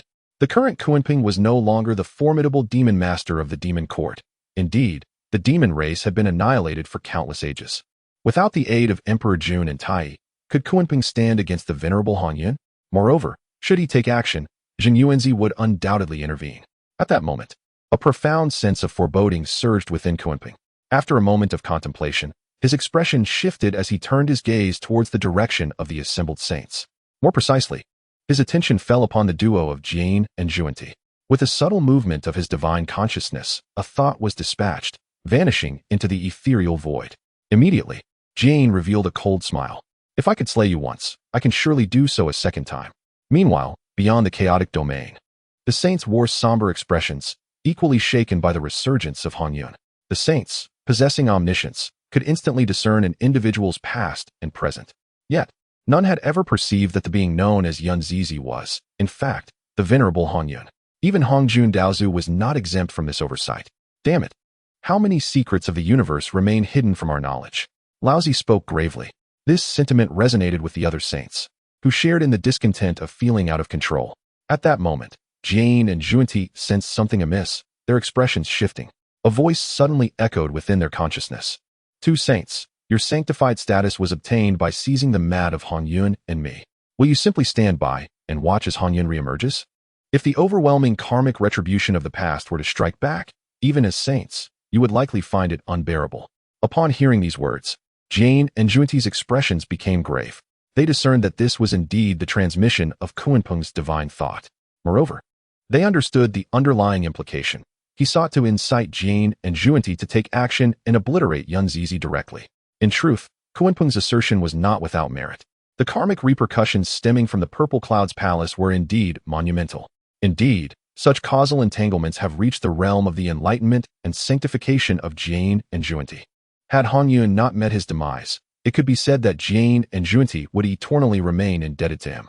Thus, in days of yore, when the three of Kunpeng pursued Hongyun, they sought aid from the west. Yet Jane and Juanti chose to remain mere spectators, turning a blind eye to the impending doom. Now that Hongyun has reemerged, an unshakable sense of unease stirs within Jane and Juanti. After all, given their past transgressions, any violent actions taken by Hongyun in retaliation against them would be entirely justifiable. The two acted with remarkable decisiveness. Exchanging a glance, a glimmer of cold light flickered. They sprang into action. With a sharp command, each unleashed their formidable might, hurtling directly towards the direction of Kunlun Mountain. The power of the sages surged forth. A magnificent force. This strike was aimed with the intent to annihilate Yun Changzi. Indeed, a sage has intervened. In an instant, a tremendous being gasped in astonishment, drawing the attention of all sentient beings. Chapter 41. Lifting the stone to strike one's own foot, the awakening of Hongyun's memories. Indeed, a sage has intervened. Such an exclamation indicates that some powerful beings possess keen perception, having anticipated this moment long ago. At this juncture, countless gazes converge throughout the universe. The resplendent brilliance of the Primordial Golden List, however, has failed to capture anyone's attention. This has left several individuals listed therein feeling quite disheartened. Originally, being ranked among the celestial figures was an opportunity to shine, but now, all the limelight has been seized by Yun Zhongzi alone. Nevertheless, soon after, the crowd found solace, turning their focus to the identity of the one attempting to annihilate Yun Zhongzi.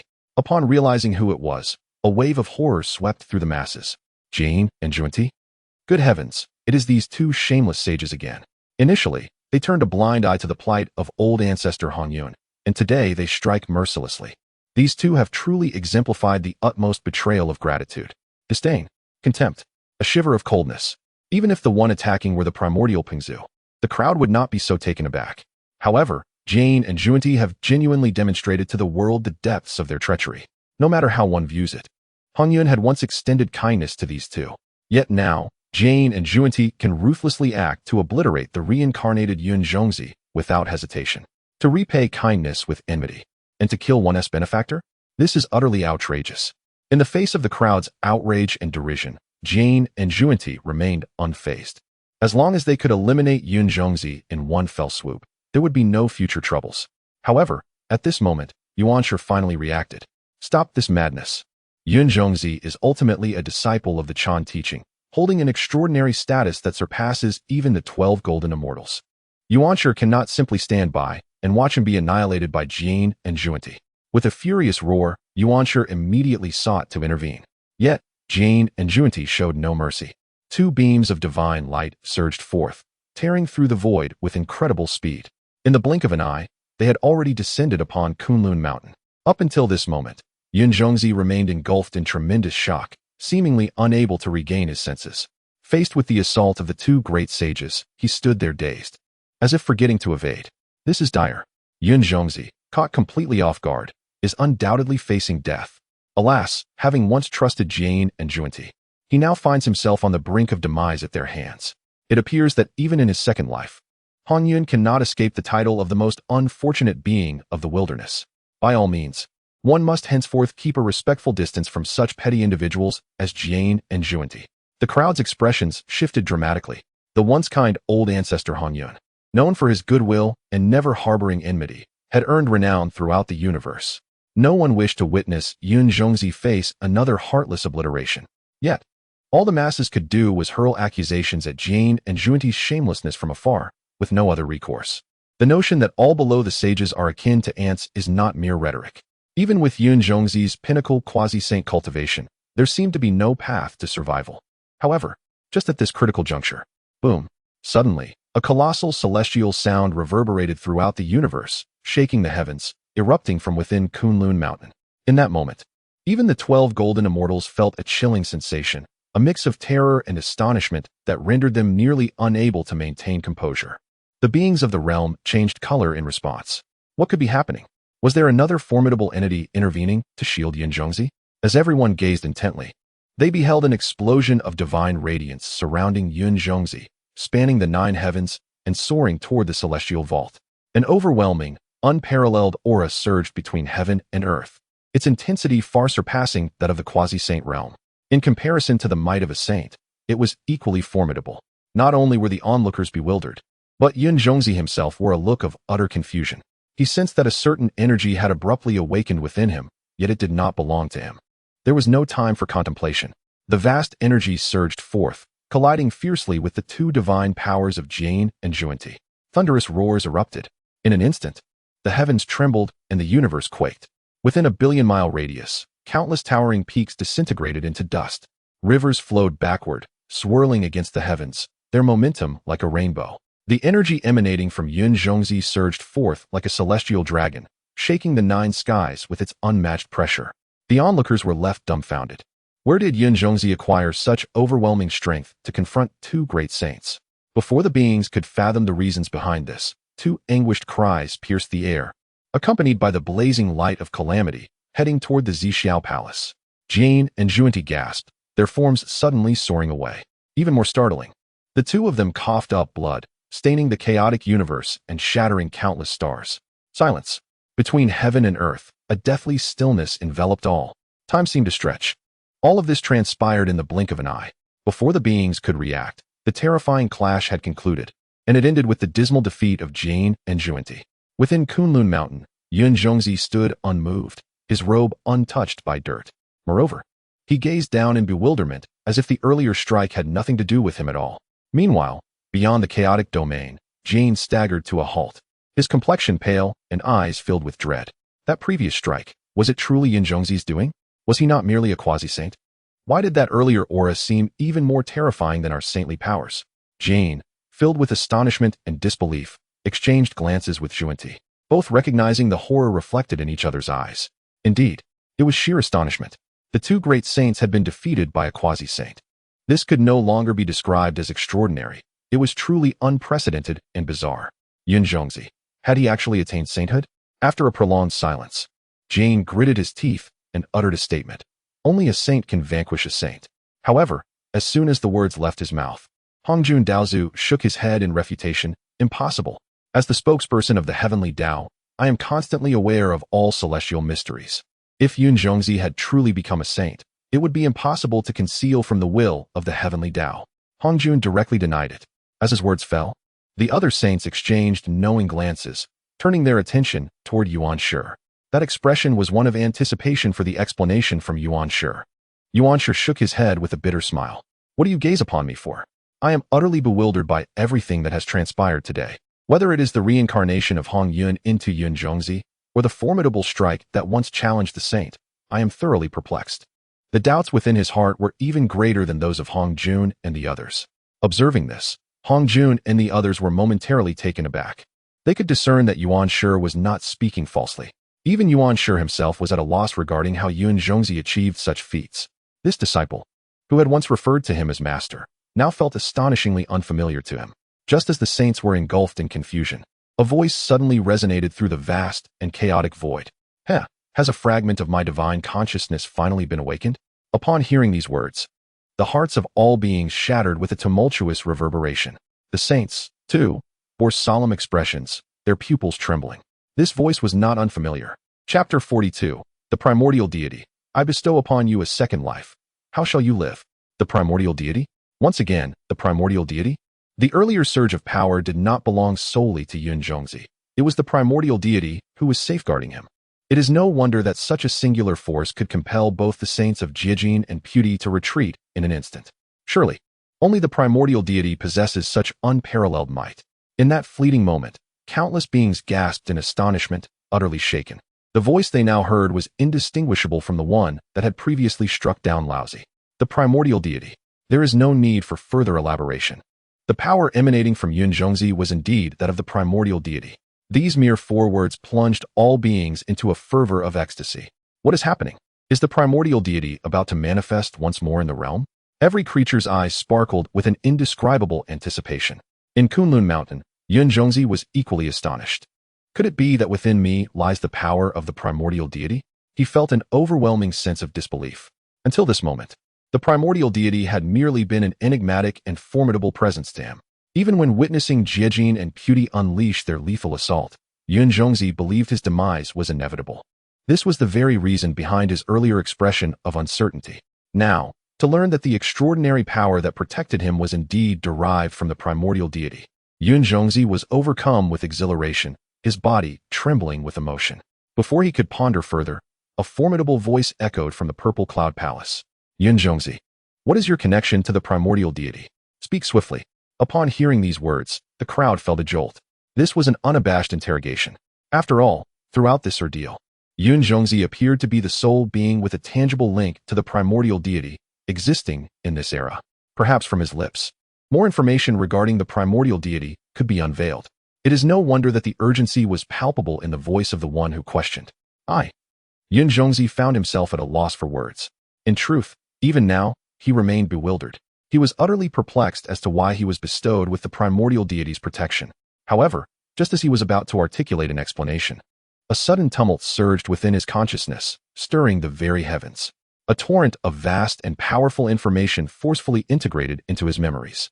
The recollections of his previous life as Han Yun Laozu began to awaken. In a daze, Yun Zhongzi beheld scenes from the ancient past. At that time, he was still Han Yun Laozu, cultivating within the Fire Cloud Cave. The events surrounding the Purple Cloud Palace and the siege by Kuanping and others need not be reiterated. Most crucially, after the demise of Han Yun Laozu, only a wisp of true spirit remained, adrift in the void. The hope of rebirth was not. Indeed, the injuries sustained by the former Han Yun Laozu were profoundly catastrophic. The remnant of his true spirit was scarcely a fraction of a complete primordial soul. The prospect of reincarnation and recultivation seemed almost impossible. Yet, in the depths of despair, a figure suddenly materialized before him. This figure was majestic and unparalleled, exuding an aura that dominated the heavens and the earth. At this thought, Yun Zhongzi trembled, his gaze sharp. He realized that this enigmatic figure might hold the key to his reincarnation and recultivation. In other words, without this presence, the once mighty Han Yun Laozu would have long been obliterated, lost to the annals of time. It was this figure who bestowed upon Han Yun Laozu the opportunity for reincarnation, thus giving rise to the present-day celestial being, Yun Zhongzi. Indeed, the subsequent scene confirmed Yun Zhongzi's suspicions. The figure waved a grand hand, and an innate, indestructible spiritual light surged forth, directly infusing the remnants of Han Yun's true spirit. It was this primordial light that prevented the true spirit of Han Yun from dissipating. Over countless ages, what had nearly vanished was reborn as a complete divine soul. Soon after, the divine soul was reincarnated, re-entering the primordial realm, becoming the current Yun Zhongzi. Awakening. Everything had awakened. The memories of his past life returned, and Yun Zhongzi's thoughts became entangled. The former Han Yun Laozu and the present Yun Zhongzi were indeed one and the same. At this moment, a profound silence enveloped the world. Countless eyes were fixated solely on Yun Zhongzi, all yearning to discern the connection between him and the primordial deity. Even the saints of the Xianmen were not exempt from this curiosity. After a pause, Yun Zhongzi finally processed the immense influx of information. At a certain moment, he gazed up at the vast sky. I, Han Yun Daoren, express my gratitude to the primordial deity. Upon uttering these words, a wave of astonishment swept through the crowd. Indeed, Yun Zhongzi, no, it should now be said Han Yun Laozu, was undoubtedly privy to more secrets regarding the primordial deity. Jin Yuanzi leapt down before Han Yun Laozu. Old friend, have you recalled everything from the past? Jin Yuanzi asked, filled with excitement, yet uncertainty. In response, Han Yun Laozu smiled. Indeed, my old friend Jin Yuanzi. Thanks to the protection of the primordial deity, I have been granted the chance to recultivate this life, while retaining the memories of my previous existence. Upon hearing Han Yun's reply, Jin Yuanzi was utterly convinced that the person before him was indeed Han Yun Laozu. Haha, splendid, splendid. I too extend my gratitude to the primordial deity, granting us the opportunity to engage in discourse once more. At this moment, Jin Yuanzi's expression turned solemn as he reverently gazed up at the heavens, his eyes filled with gratitude. It was at this juncture that a magnificent and profound voice resounded throughout the vast expanse of the sky. Han Yun, I am the primordial. In the past, your kindness and gentle nature led you to trust certain petty individuals, resulting in your demise. I could not bear to witness your end, so I sent a fragment of my divine consciousness to assist in your recultivation. Now, you have fused the memories of 2 lifetimes, not in vain for my heartfelt intentions. I grant you a second life, and I hope you do not disappoint me. Such words resonate in the hearts of all beings. As if emerging from the chaos beyond the realms. Ethereal and boundless, they elude capture. The beings remain silent, lost in a trance. Within those few phrases lies an unparalleled, terrifying pressure that sends shivers down the spines of every creature. Even a single phrase, left behind through the ages, possesses such formidable power. One can only imagine the sheer terror of the true primordial divine sovereign's cultivation. As the beings finally react and comprehend the implications of the primordial divine sovereign's words, their astonishment deepens. Just a fragment of divine thought can allow the venerable ancestor of Red Cloud to reconstruct a lifetime? Furthermore, during the time of the witch and demon calamity, the primordial divine sovereign had already intervened in worldly affairs. Is the first sage of this world truly the Hongjun Daozu? Chapter 43. The Primordial Saint, Renowned and Enlightened. In this moment, the myriad beings began to question the long-held beliefs of antiquity. Since the era of the War of the Ancients, Hongjun had proclaimed himself the foremost individual to attain the sanctity of the Tao. Yet, in light of recent revelations, it appears that during that epoch, a mere thought from the primordial deity could lead to the reincarnation and recultivation of the venerable Han Yun. unbeknownst to both the saint and the heavenly Dao. Such cultivation evidently transcends that of a saint. In other words, the primordial deity may have achieved enlightenment long before Hongjun, making him the true first saint of all ages. Instantaneously, countless gazes converged upon the Zixiao Palace. Even the three pure ones and Yuhua, among other saints, cast inquisitive glances towards Hongjun Daozu. Master, could it be possible to attain the mixed primordial Dao outside of the Hongwang realm, and possess powers comparable to that of a saint? How can this be? In days of yore, the Daozu had asserted that only the heavenly Dao of Honghuang could bestow upon us the rank of saints. Upon hearing the words of the saints, Hongjuan's countenance darkened considerably. This is dire, he thought inwardly, a tumult of shock and anger surging within him. Since his own ascension to sanctity, Hongjun had meticulously orchestrated the forces of the universe, weaving a grand design for eternity. He had emphatically declared to all beings that only under the aegis of the Honghuang heavenly Dao could one attain the mixed primordial state and forge the fruits of saintly enlightenment. Beyond this, there existed no alternative paths to cultivation. In truth, this was a colossal falsehood spun by Hongjun. Within the chaos, there existed the potential for enlightenment. However, to achieve enlightenment within chaos required the cultivation of a grand Luo golden immortal, distinct from the heavenly Dao saints of the three pure ones. Both realms shared the mixed primordial essence, capable of wielding powers that transcended the confines of the Honghuang universe. Yet, in combat prowess, the grand Luo golden immortal surpassed the heavenly Dao saints. Conversely, the heavenly Dao saints enjoyed the protective favor of the heavenly Dao. While the Dao endures, so too shall the saints. Just as Pangu of yore attained enlightenment amidst chaos, possessing powers far exceeding those of a grand Luo golden immortal. However, such esoteric truths were exceedingly ancient. Hongjun had believed himself the sole custodian of this knowledge in the present age. Thus, he could play the role of the heavenly Dao-S spokesperson, manipulating the faith and power of countless beings to coalesce within himself. Yet now, the primordial deity had unveiled the possibility of achieving the mixed primordial grand Luo golden immortal state to the masses, presenting another unforeseen twist that caught Hongjun off guard. As he pondered how to restore the dignity of the heavenly Dao spokesperson, Jane, standing nearby, wore a grim expression and lamented, "Cursed be the primordial deity for ensuring the immortality of the venerable Hongyun. I can already sense the deep animosity he harbors towards our Western Buddhist sect." Upon hearing this, the three pure ones revealed expressions of schadenfreude.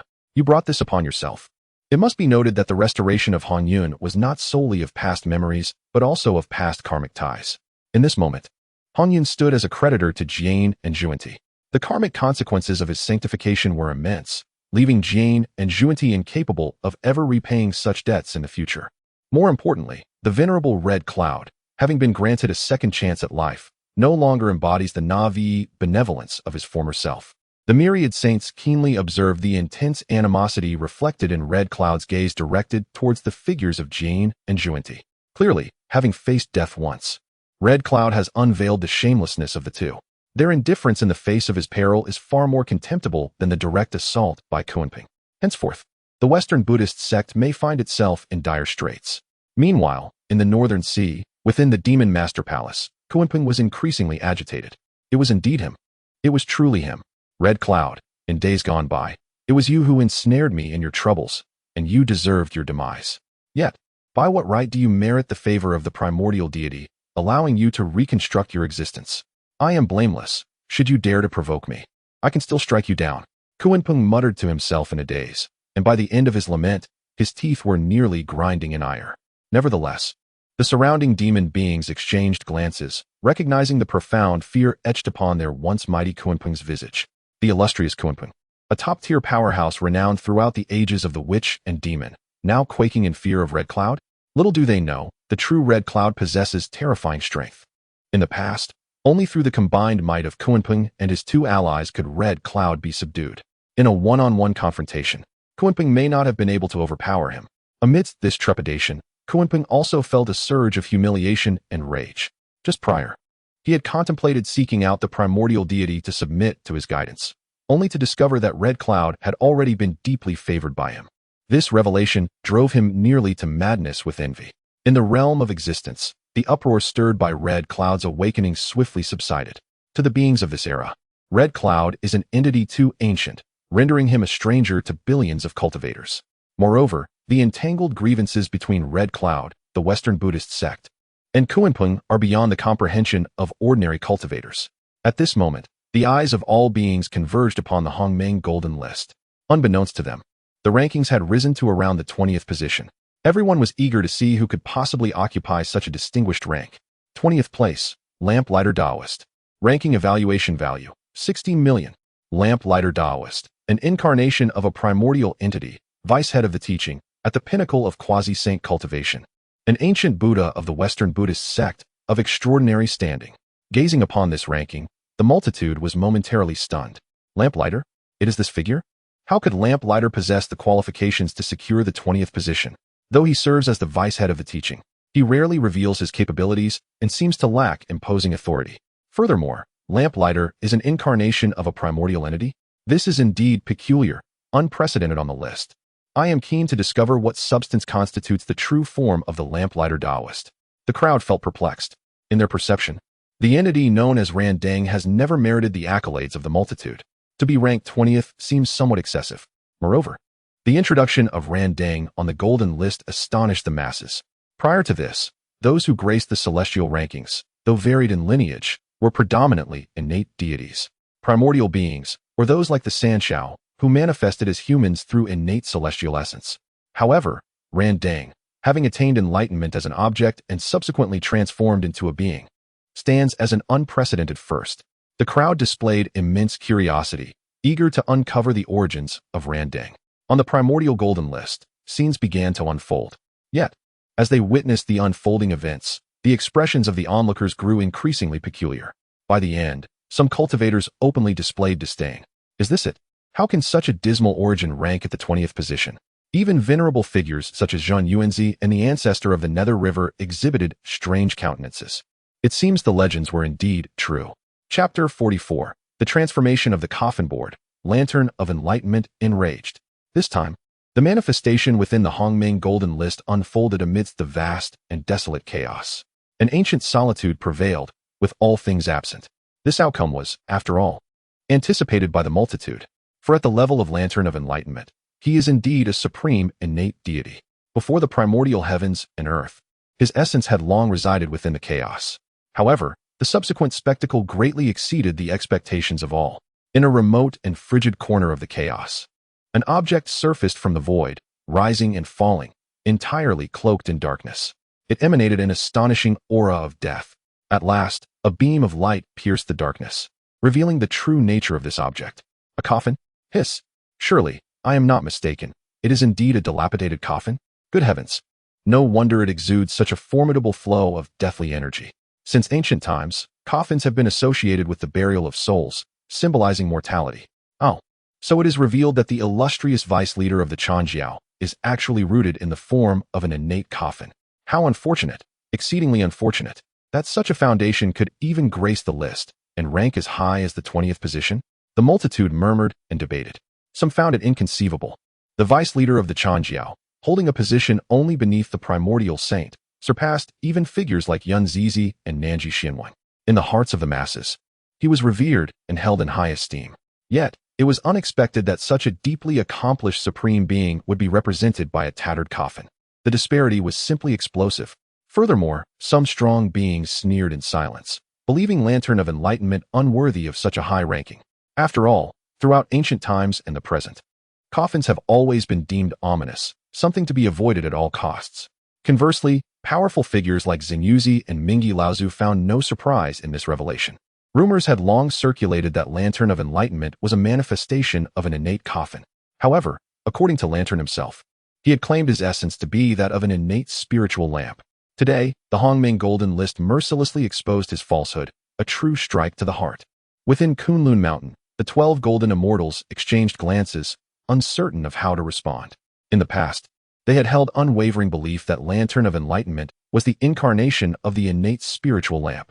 Thus, they revered and esteemed him greatly. It is worth noting that the innate spiritual lamp is one of the 4 great spiritual lamps of antiquity, alongside the Yushu Liuli lamp and the Bayering Palace lamp. Yet, upon learning of Lantern's true foundation today, his once grand and solemn image was instantly shattered. It was akin to a cultivator proclaiming himself a supreme innate deity, only to later be revealed as a transformed rat. The disparity was stark. Lantern of Enlightenment's countenance turned ashen, rendered speechless. He could feel the peculiar gazes of the 12 golden immortals upon him, causing him immense discomfort and embarrassment. Damn it, damn it! How could the Hongming Golden List possess such omniscience? Deeply aware of the scene imprinted upon my form, how could my long-standing persona crumble so effortlessly? The radiant lamp dared not question the Primordial Golden List directly, yet inwardly, he could not help but curse his fate. He was acutely aware that his origins were of the kind most despised by all sentient beings. It was precisely for this reason that he had once proclaimed himself as the manifestation of the innate spiritual lamp, striving to uphold an appearance of dignity. After all, no one had witnessed his transformation at the time. It was merely his word against all else. Little did he anticipate that the Primordial Golden List would be so meticulous, capturing every detail throughout history. How humiliating. How could he ever hope to govern the disciples of the teaching henceforth? How could he hold his head high before his contemporaries, the mighty? It was utterly disheartening. The radiant lamp could only gaze vacantly at the Primordial Golden List until a flicker of realization crossed his mind. What did this mention of the radiant lamp Buddha signify? He fell into deep contemplation. Meanwhile, let us turn our attention to the primordial saint. Initially, upon seeing the radiant lamp's name on the list, he felt no surprise. In fact, he was already aware of the radiant lamp's origins and felt no astonishment. However, upon comprehending the entirety of the description on the Primordial Golden List, the primordial's gaze sharpened and his expression froze. The radiant lamp Buddha, from the Western Buddhist sect. Such a characterization sent shockwaves through the primordial's mind. What? The deputy leader of our teaching is destined to become a figure within the Buddhist realm. To become the so-called radiant lamp Buddha? This is intolerable. When it came to protecting his own, the primordial was even more fervent than Tantian. Moreover, the radiant lamp's status far surpassed that of the treasures of the Jia sect. It is no wonder that Tantian had erupted in fury previously, suspecting that the treasures would be led astray by the guidance of the enlightened. How could the primordial remain indifferent now? He immediately cast a fierce glare towards the guiding figures, Ji Ying and Zhuan-Ti. Ji Ying, Zhuan-Ti. Regarding this matter, shouldn't you provide me with an explanation? The primordial's words were as cold as ice. Upon hearing this, Ji Ying wore a bitter smile. The moment the radiant lamp's name graced the list, he had known that he could not escape the primordial's wrath. Yet, in all honesty, even Ji Ying and Zhuan-Ti themselves were utterly perplexed by the situation. What in the world? This immortal list seems designed to incite hostility towards our Western faction among the saints. Ji Ying could not help but grumble internally. Recognizing the primordial's furious demeanor, he understood that remaining silent would serve no purpose. With a wry smile, Ji Ying reluctantly spoke, "Primordial brother, we truly do not comprehend why the Primordial Golden List would present such an introduction. Even if we were audacious, how could we dare to entertain any thoughts of guiding the deputy leader of the teaching?" Ji Ying retorted to the primordial. Upon hearing this, the primordial's expression faltered, leaving him somewhat speechless. However, the initial anger and hostility began to dissipate. Ji Ying was indeed correct. The primordial felt assured that Ji Ying and Zhuan-Ti would never dare to provocatively challenge the teaching. Yet, this only deepened the primordial's confusion. The Hongming Golden List embodies the will of the Great Dao, supreme and omniscient, capable of all things. Even the slightest change in the primordial universe cannot escape the perception and scrutiny of the Tao. Logically, every word and phrase inscribed on the Hongming Golden List must be devoid of falsehood. Yuan sure found his thoughts entangled in complexity. The introduction of the Golden List was increasingly astonishing, seemingly heralding an earth-shattering event. Yet, in the current state of obscurity, despite Yuan Shi's myriad iterations and calculations, he could not grasp the essence of it all, which filled him with profound unease. Before he could discern the underlying reasons, a sudden exclamation erupted from Laozi and Tantian beside him. "This is impossible. How could he possibly be on the list?" Even Hongjuan's countenance shifted dramatically, evidently shaken by the alarming information that had emerged on the Hongming Golden List. Yuan Shi, filled with perplexity, fixed his gaze upon it, and in that fleeting moment, his heart trembled violently, stirring up tumultuous waves within. Chapter 45, a name that instills fear in countless beings. After the flicker of the lamp, the ancestor of the Underworld River also ascended to the rankings. 19th place, ancestor of the Underworld River. Ranking value, 64 million. Ancestor of the Underworld River, born from the boundless sea of blood, wielding the dual swords of the primordial executioner, untainted by the consequences of his slaughters. The founder of the Azura sect, the progenitor of the killing sect. At long last, the ancestor of the Underworld River made his mark on the list. In an instant, the Azura clan erupted into thunderous cheers amidst the endless sea of blood. Their revered ancestor ranked among the top 20. What an immense honor. Countless formidable beings cast envious glances, yet none dared to dispute his standing.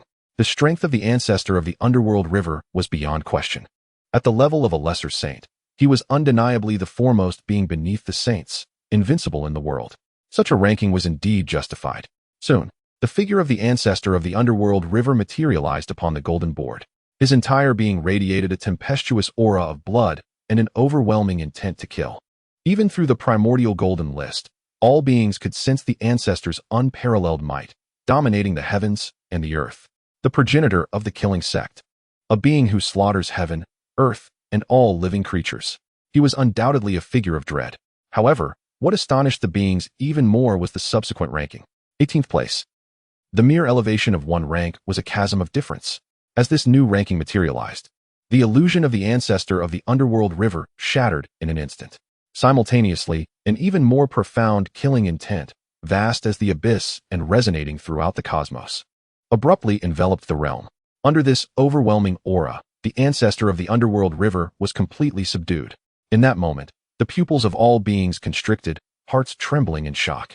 Was there another master? Without further elaboration, the mere sensation of this aura confirmed that the newly ranked individual was undoubtedly another extraordinary powerhouse, one renowned for their prowess in slaughter. Only a being of such caliber could eclipse the killing intent of the ancestor of the underworld river, rendering it pale in comparison. A conjecture arose in the hearts of countless beings. Could it be that the next to emerge was a saint? At last, the new ranking fully materialized. 18th place, Rahu. Ranking value, 70 million. Rahu, master of the demonic path, one of the 3,000 demon gods, wielding the laws of the demonic realm. Severely wounded in the war of Dao and demon, on the brink of demise, rescued by a divine intervention, shedding his demonic form and re-establishing his path. Unexpectedly, the individual who ascended was not a saint. Yet, the commotion incited by those two characters was even more astonishing than that of a saint. Rahu. The moment this name appeared, the hearts of all beings seemed to skip a beat, their breaths halting in an instant. A profound silence enveloped the atmosphere, a stillness that spread like wildfire. The reason was simple. These two brief words exuded an unparalleled sense of oppression. The demon ancestor Rahu. This was a name that reverberated through the ages.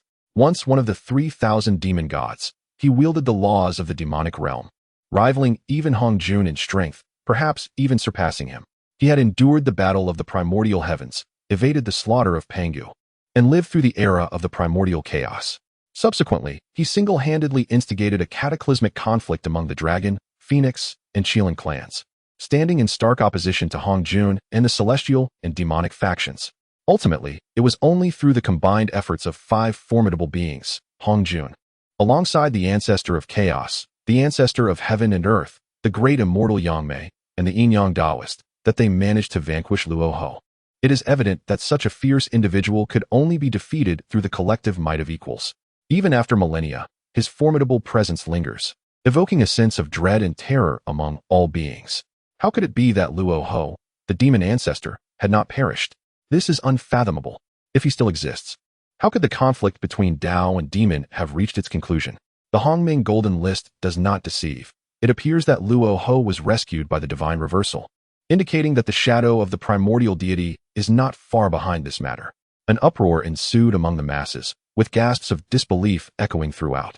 The revelation of Luo Ho's resurgence was even more explosive than the prior return of Red Cloud, leaving the populace in utter astonishment. After all, he is the sole entity in eons to have confronted Hong Jun directly. If Luo Ho remains alive, his mere existence is capable of shaking the very foundations of the universe. How terrifying! In the boundless sea of blood, the ancestor of the underworld river initially harbored some discontent. Yet, upon seeing the two characters Luo Ho, he was instantly subdued. It is only fitting. No wonder his murderous intent was entirely suppressed. It is no surprise that just 2 characters could shatter his presence on the Hongmeng Golden List. In the context of the demon ancestor Luo Ho, this is entirely reasonable. When Luo Ho contended with Hong Jun for supremacy, aspiring to become the first saint of the cosmos, the underworld river ancestor was merely a great Luo golden immortal, gazing from afar at Luo Ho's grandeur across countless miles. This truly a divine descent, incomparable. With a bitter smile, The underworld river ancestor muttered in self-deprecation. How foolish I was to believe that possessing quasi-saintful prowess would allow me to look down upon all beings save for the Xianmen saints. It appears that remaining humble and cautious is the wisest course of action. Should such words reach the ears of the masses, they would surely be left agape. A distinguished quasi-saint still needs to remain humble? How could countless ordinary cultivators endure this? Yet, the underworld river ancestor has always been prudent. Previously, the beast emperor divine reversal and the sacred beast Zhu Zhao Yuing were both of saintly stature. Now, with the emergence of the demon ancestor Luo Ho, and not to mention the even more enigmatic and unfathomably powerful primordial deity behind them, the depths of this realm are unfathomably profound. The underworld river ancestor's heart was heavier than ever. In the palace of purple clouds, the tremor caused by the mention of Luo Ho impacted the saints even more profoundly. Within the vast expanse of the palace, silence reigned supreme. After a long pause, Jane finally spoke in a hushed tone. Damn it, this demon has not perished? Jane's face twitched as he expressed a mixture of shock and deep-seated rage. It was Luo Ho's wrath that once ignited the Western spiritual veins, leaving the Western realms in disarray. It can be said that for eons, Jane and Pewdie have suffered from depleted fortunes and shallow blessings. Luo Ho is the primary architect of their misfortunes. Whenever I reflect upon the impoverished past of the West, the mention of Jane and Juanti stirs a deep-seated resentment within me. Yet, this disquiet is not confined to them alone. The hearts of the saints are equally unsettled. Master, has Luo Hu truly not fallen? Nuwa inquires softly. As her words resonate in the air, the three pure ones and others turn their gazes towards Hongjun, awaiting his response. The gravity of this matter cannot be overstated. Luo Hu is the sworn nemesis of Hongjun, a rivalry that knows no bounds. The assembled saints, all revered figures of the Xianmen, are filled with trepidation. They ponder the implications of Luo Hu's potential return and whether he would once again target the Xianmen. How then would the saints respond to such a threat? Upon hearing Nuwa's query, Hongjun momentarily falters, his expression momentarily frozen. After a lengthy pause, he remains silent, unable to articulate his thoughts. Although he appears outwardly composed, devoid of sorrow or anger, internally, his emotions rage like a volcano, a tumultuous blend of fury and shock that is difficult to quell. Chapter 46. Hongjuan's astonishment. Was everything from the past a deception? In contrast to the other saints, Hongjuan's mind was inundated with thoughts. Was it truly the case that the divine rebel intervened to save Luo Hu? Was this action a mere whim of the divine rebel? Or did it stem from the directives of the primordial deity? While it may seem trivial, the implications were profound. If the divine rebel acted on impulse to preserve Luo Hu's life, perhaps Hongjun would not feel an overwhelming sense of unease and dread. After all, although the divine rebel possessed saintly power, he was still comparable to the likes of the three pure ones and Enhua. Furthermore, without the protection of the heavenly Dao's will, he could be utterly eradicated. In Hongjuan's presence, he did not pose a significant threat. However, if the latter were true, namely, if the primordial deity commanded the divine rebel to spare Luo Hu, then the significance of this matter would change entirely.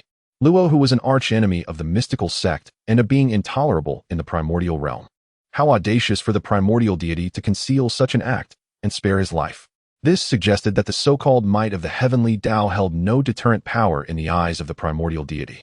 An even more astonishing speculation arose in Hongjuan's mind. Did the primordial deity intend to oppose the mystical sect?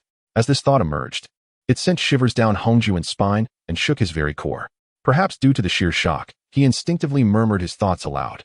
In an instant, an overwhelming chill gripped the hearts of the saints. Master, what do you mean by this? They wondered. Has the master unraveled the mysteries of the primordial deity? How could the primordial deity be an adversary to our mystical sect? The saints were filled with confusion, yet without exception, Hongjuan's words instilled a profound terror within them. As the saying goes, one can glimpse a leopard through a tube.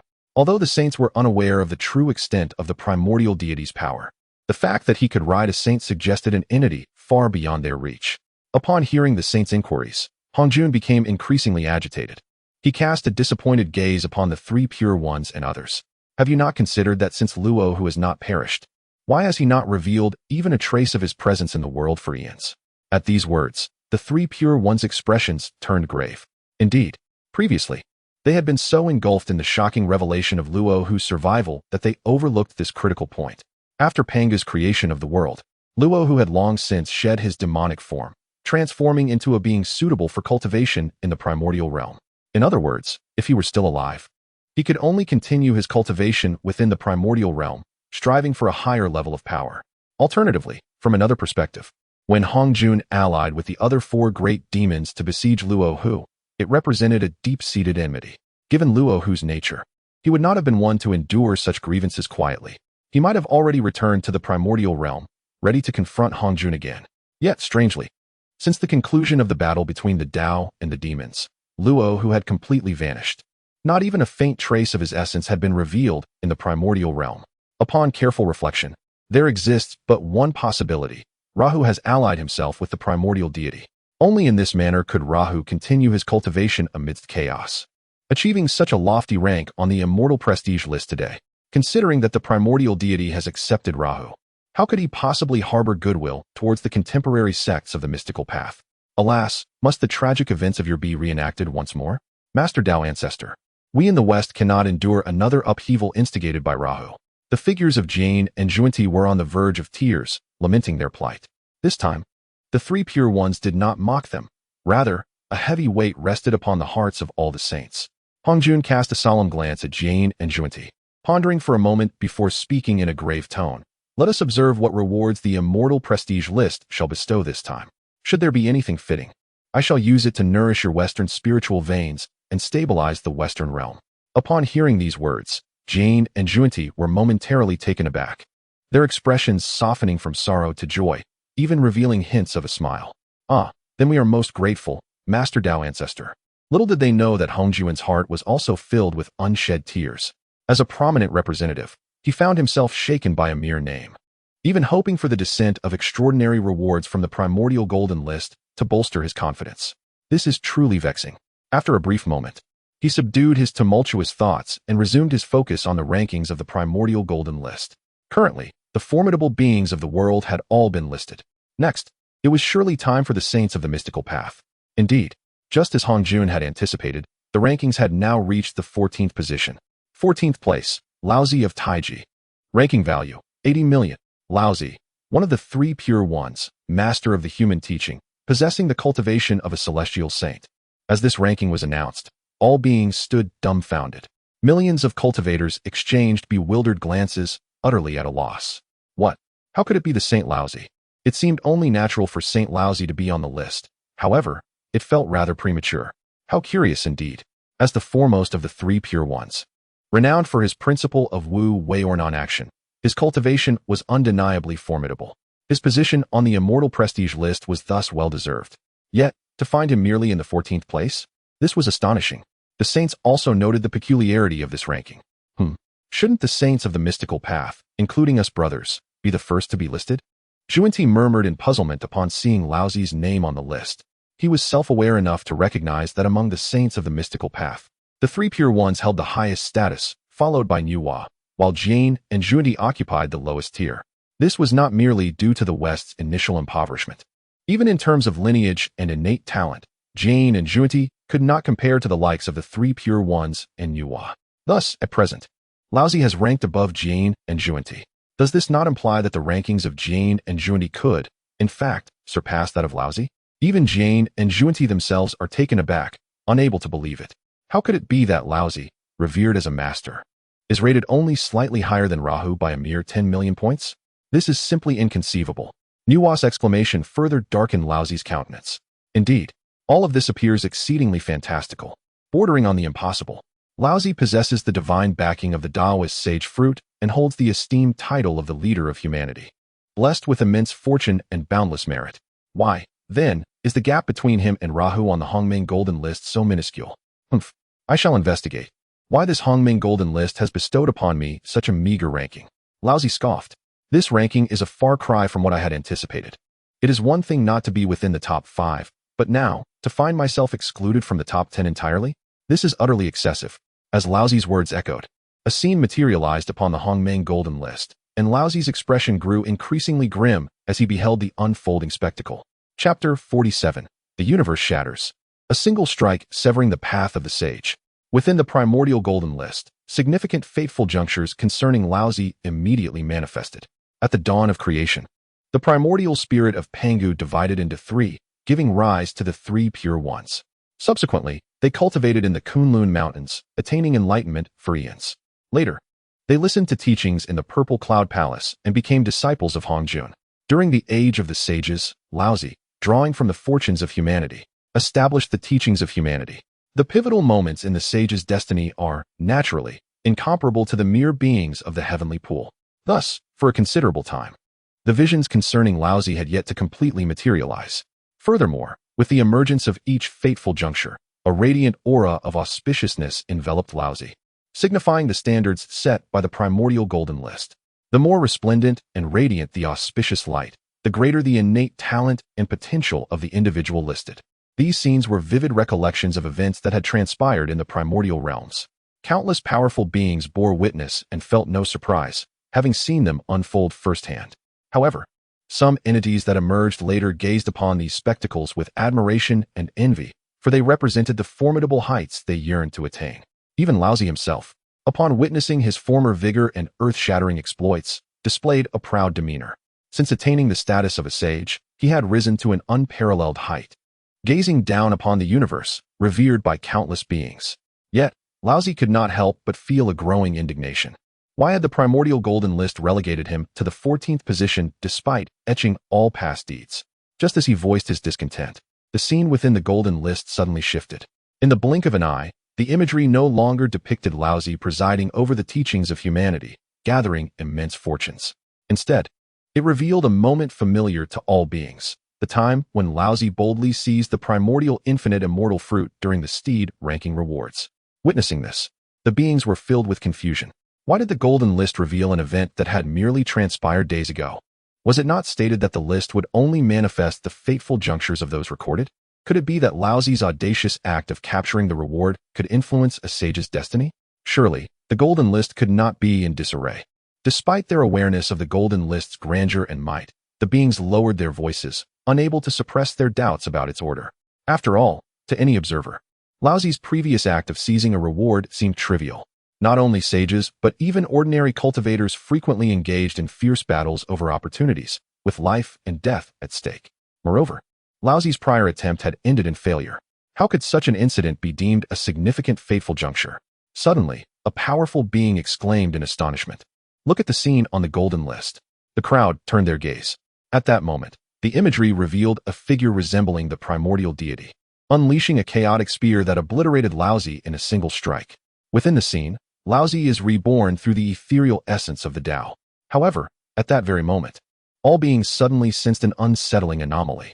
They beheld Laozi, reborn yet devoid of the radiant glow that once enveloped him, now entirely vanished. As they comprehended this spectacle, the beings exchanged glances, puzzled by its implications. The sages furrowed their brows, their thoughts racing, deeply contemplating the meaning behind it all. After a brief interval, Yuanshir's expression shifted, as if he had stumbled upon a revelation. Could it be that the auspicious light signifies the path ahead? Although Taichu's strike did not utterly annihilate Laozi's brother, it severed his path forward. While this assertion seemed calm, it reverberated throughout the realm, astonishing all. What? Could the auspicious light endowed by the Primordial Golden List be interpreted in such a manner? Yet, upon further reflection, the beings fell into silence. The reason was simple. Yuanshir's conjecture appeared increasingly plausible. So, that strike indeed severed Laozi the sage's path, preventing him from ascending to greater realms and positions? Hence, the Primordial Golden List relegated him to the 14th rank? Gasp if so, it indeed seemed possible. In truth, this was no mere possibility. It was a stark reality. For how else could Laozi's ranking fall below that of the two Western saints? Explosive. Utterly explosive. The beings were astonished to discover that Taichu's earlier strike harbored such astonishing secrets.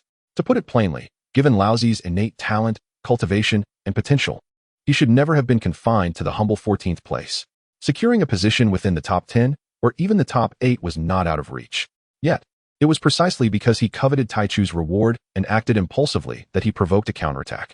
That strike not only obliterated Laozi's physical form, but also irrevocably severed his path forward, akin to a grievous wound upon the Great Dao. From that moment on, Laozi's cultivation would become exceedingly arduous, yielding minimal results for immense effort. Indeed, the prospect of ascending to a higher realm seemed nearly impossible. Moreover, the beings did not forget that the figure they witnessed was not the true form of Taichu, but merely an incarnation of his essence. Contemplating this, The true strength of Taichu's original self surged to a new pinnacle, instilling further trepidation among the onlookers. In this light, it seems Laozi the sage truly brought about his own downfall. How utterly despairing it must be to have one's path blocked. Yet, what despair is there? The sage has already transcended billions of beings. Even if he were to halt his progress here, Laozi would still not have lived in vain. Ultimately, he has only himself to blame. Others cannot be held accountable. With this realization, the beings engaged in fervent discourse, astonished by the unfolding events. Some displayed pity, lamenting for Laozi, while others scoffed, asserting that his current plight was entirely of his own making. After all, no one had comprehended the true nature and immense power of Taichu, yet Laozi dared to act recklessly, thus courting his own misfortune. Naturally, what mattered more was that countless gazes once again turned towards the direction beyond the chaos domain. As a result of this incident, the reverence of all beings towards the primordial deity has deepened countless times. Even the esteemed figures such as Yuan Shi, Tong Tian, and Hong Jun gazed at Laozi with expressions of regret. Impossible. How could my path be severed? Laozi had long ceased to concern himself with the reactions of the masses. His gaze, vacant and lost, was fixed upon the golden list of Hongming, murmuring to himself. His face was ashen, engulfed in despair. As a cultivator, to learn that one's path to enlightenment has been irrevocably cut off, leaving no possibility of pursuing a higher realm, is undoubtedly a profound torment. At this moment, Laozi's resolve was nearly shattered. Observing Laozi's despondent demeanor, Jane and Junti exchanged a glance, their hearts swelling with an indescribable sense of relief. What a fortunate escape. Chapter 48. The Return of the Divine Reversal. Hong Jun is astounded by yet another familiar name. Jane and Junti experienced a profound sense of relief, as if they had survived a calamity. Initially, when the Hongming Golden List manifested, they believed it to be a supreme spiritual treasure and rushed to compete for it. However, they were warned by the will of the Tao, leading to bloodshed across the cosmos. Nevertheless, Jane and Junti emerged relatively unscathed. To their astonishment, the methods of the primordial deity were 100-fold more terrifying than the Hongming Golden List. With a mere gesture, he severed the path of a saint. Clearly, the rewards from the primordial deity were beyond their reach. Otherwise, with their current strengths, they risked losing even their saintly positions. Jane murmured softly. Upon hearing this, Junti nodded in agreement, fully supportive. No matter how exquisite the treasure, one must possess the strength to claim it. The plight of Laozi served as a poignant lesson. Jane and Junti had no doubt that if they were to endure even a fraction of the primordial deity's might, they would not only lose their prospects, but could very well forfeit their existing saintly ranks. The two secretly resolved that this time, regardless of the monumental rewards on offer, they must suppress their desires and refrain from seizing anything. In truth, at that very moment, the likes of Yuan Shi, Tong Tian, and Nu Hua harbored similar thoughts. The current state of Laozi loomed over the saints like a colossal stone. The rankings of the Celestial Elegance List continued. 13th place, Divine Reversal. Assessment value, 90 million. Divine Reversal, the absolute sovereign of the Beast era, dominating an entire epoch. The introduction of the Celestial Elegance List was succinct yet unprecedentedly imposing. The beings around gazed in astonishment. Divine Reversal? He has ascended the ranks once more? Is it possible for a mount to be included in the Celestial Elegance List? Indeed, although Divine Reversal was once the Beast Emperor, he now existed in the capacity of a steed in this new life. How could he still be recorded on the Celestial Elegance List? Some cultivators raised questions, but such inquiries lasted only a fleeting moment. Shortly thereafter, a powerful being scoffed and remarked, Why shouldn't Divine Reversal be on the list? He is a true saint. I ask you, how many in the cosmos can stand alongside him? The Celestial Elegance List evaluates numerous criteria, and as long as one meets any of them, one qualifies for ranking. Upon hearing this, the previously skeptical beings were rendered speechless. Indeed, in the eyes of the masses, mounts were merely mounts, not worthy of being called true cultivators. Yet, at the level of Divine Reversal, he had evidently transcended the category of mere steed. Even disregarding talent, comprehension, and potential, his saintly cultivation alone placed him out of reach for many. His ascension to the list was thus entirely justified. As discussions flourished, the expression of Laozi grew increasingly grim. Well then, just as he had made his entrance on the list, Divine Reversal had claimed an even higher position. The illustrious leader of the human sect finds himself overshadowed, even by a mere mount of the primordial deity, which is an affront that only serves to deepen the wounds of his pride. His countenance darkens with a sudden ferocity, as he exclaims, Primordial deity, Your methods are ruthless. I shall not rest until one of us is vanquished. His teeth grind in fury, consumed by rage. Meanwhile, in the vast expanse of the cosmos, the beings of the world are filled with bewilderment. If even a mount can ascend to the celestial form rankings, why have we not witnessed the 4 divine beasts or the 4 great fiends? Previously, they held the status of quasi-saints on the mount rankings.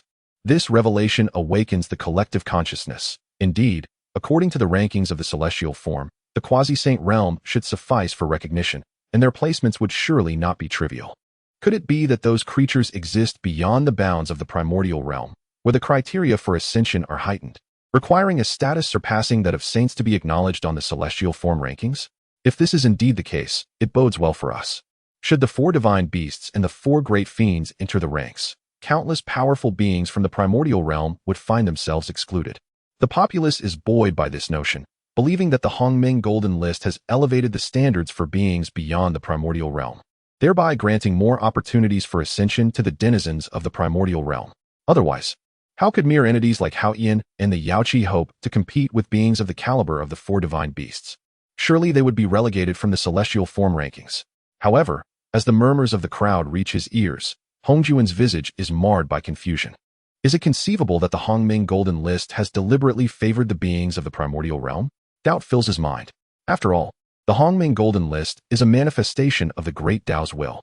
What is the Great Dao, if not the supreme consciousness transcending the myriad worlds and infinite realms? The vastness of the primordial realm, while expansive, is but a mere speck in the boundless chaos of the Hongming. In Hongjuan's estimation, the Great Dao would not bestow any preferential treatment upon the primordial realm. Moreover, the initial revelation upon the emergence of the Hongming Golden List has already clarified that it encompasses all beings beneath the Great Dao, not merely those of the primordial realm. This strongly implies that the absence of the 4 divine beasts from the list is not a matter of deliberate exclusion by the Hongming Golden List. If it is not the Hongming Golden List acting with intent, could it be that the primordial deity has intervened, disrupting the celestial form rankings? A thunderous realization strikes Hongjuan's mind. No matter how implausible it seems, this is the most coherent explanation. In that moment, Hongjun stands frozen, his gaze shifting restlessly.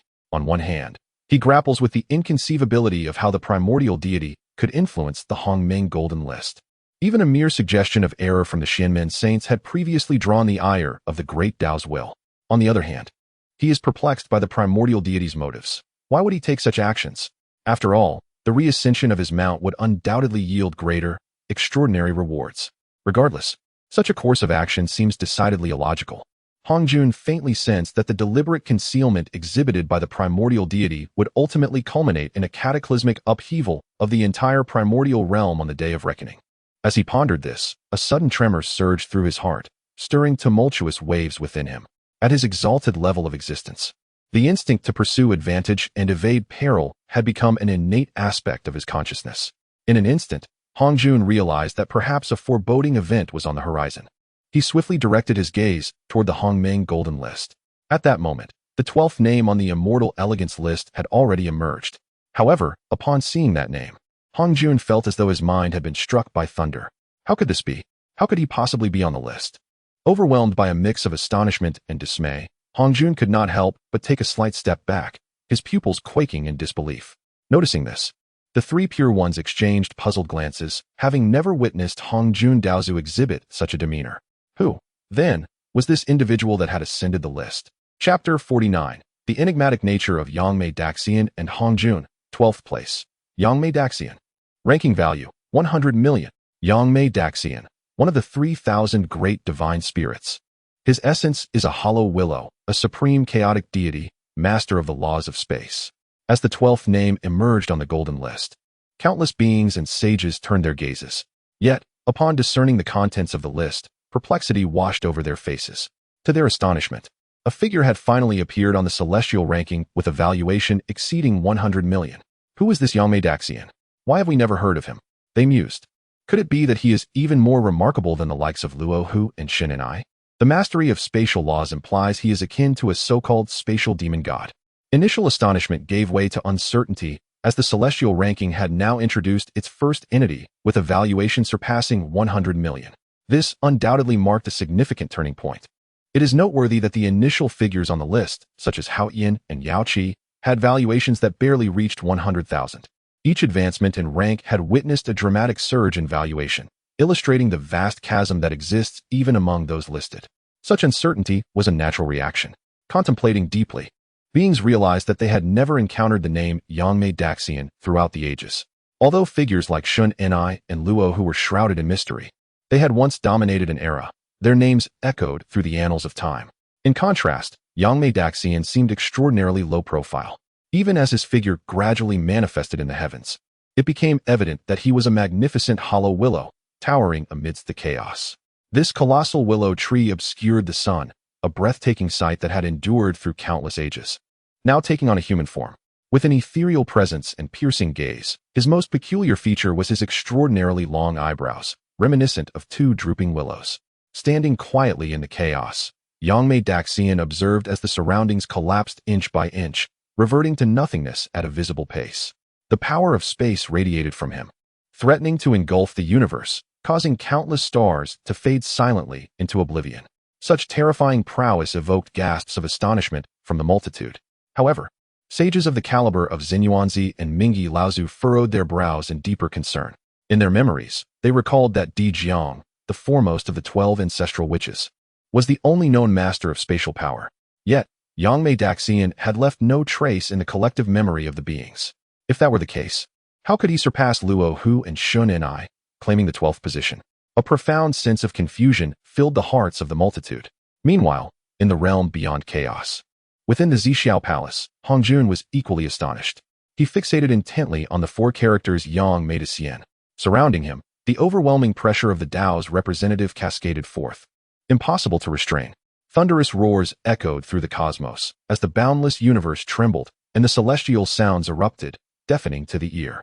Rays of divine light shot forth, intertwining and illuminating each other, tearing apart the chaotic laws of order and shattering countless stars across the universe. Even the Purple Heaven Palace struggled to withstand such immense pressure, teetering on the brink of collapse. This spectacle left the three pure ones and the Saint Niwa in a state of astonishment, utterly shocked. In billions of years, they had never witnessed Hongjun in such a state of disarray. What manner of being was this Yangmei Xian that could so profoundly affect the mindset of the Tao ancestor Hongjun? Pray tell, Master, who exactly is this Yangmei Xian? Yuan Shi inquired with curiosity. After a moment's contemplation, Hongjun solemnly replied, He is one of the allies who once joined forces with me to subdue Luo Ho. Upon hearing these words, the three pure ones were taken aback. An ally? This was the first time they had heard Hongjun speak of the hidden intricacies of the ancient conflict between Tao and demon.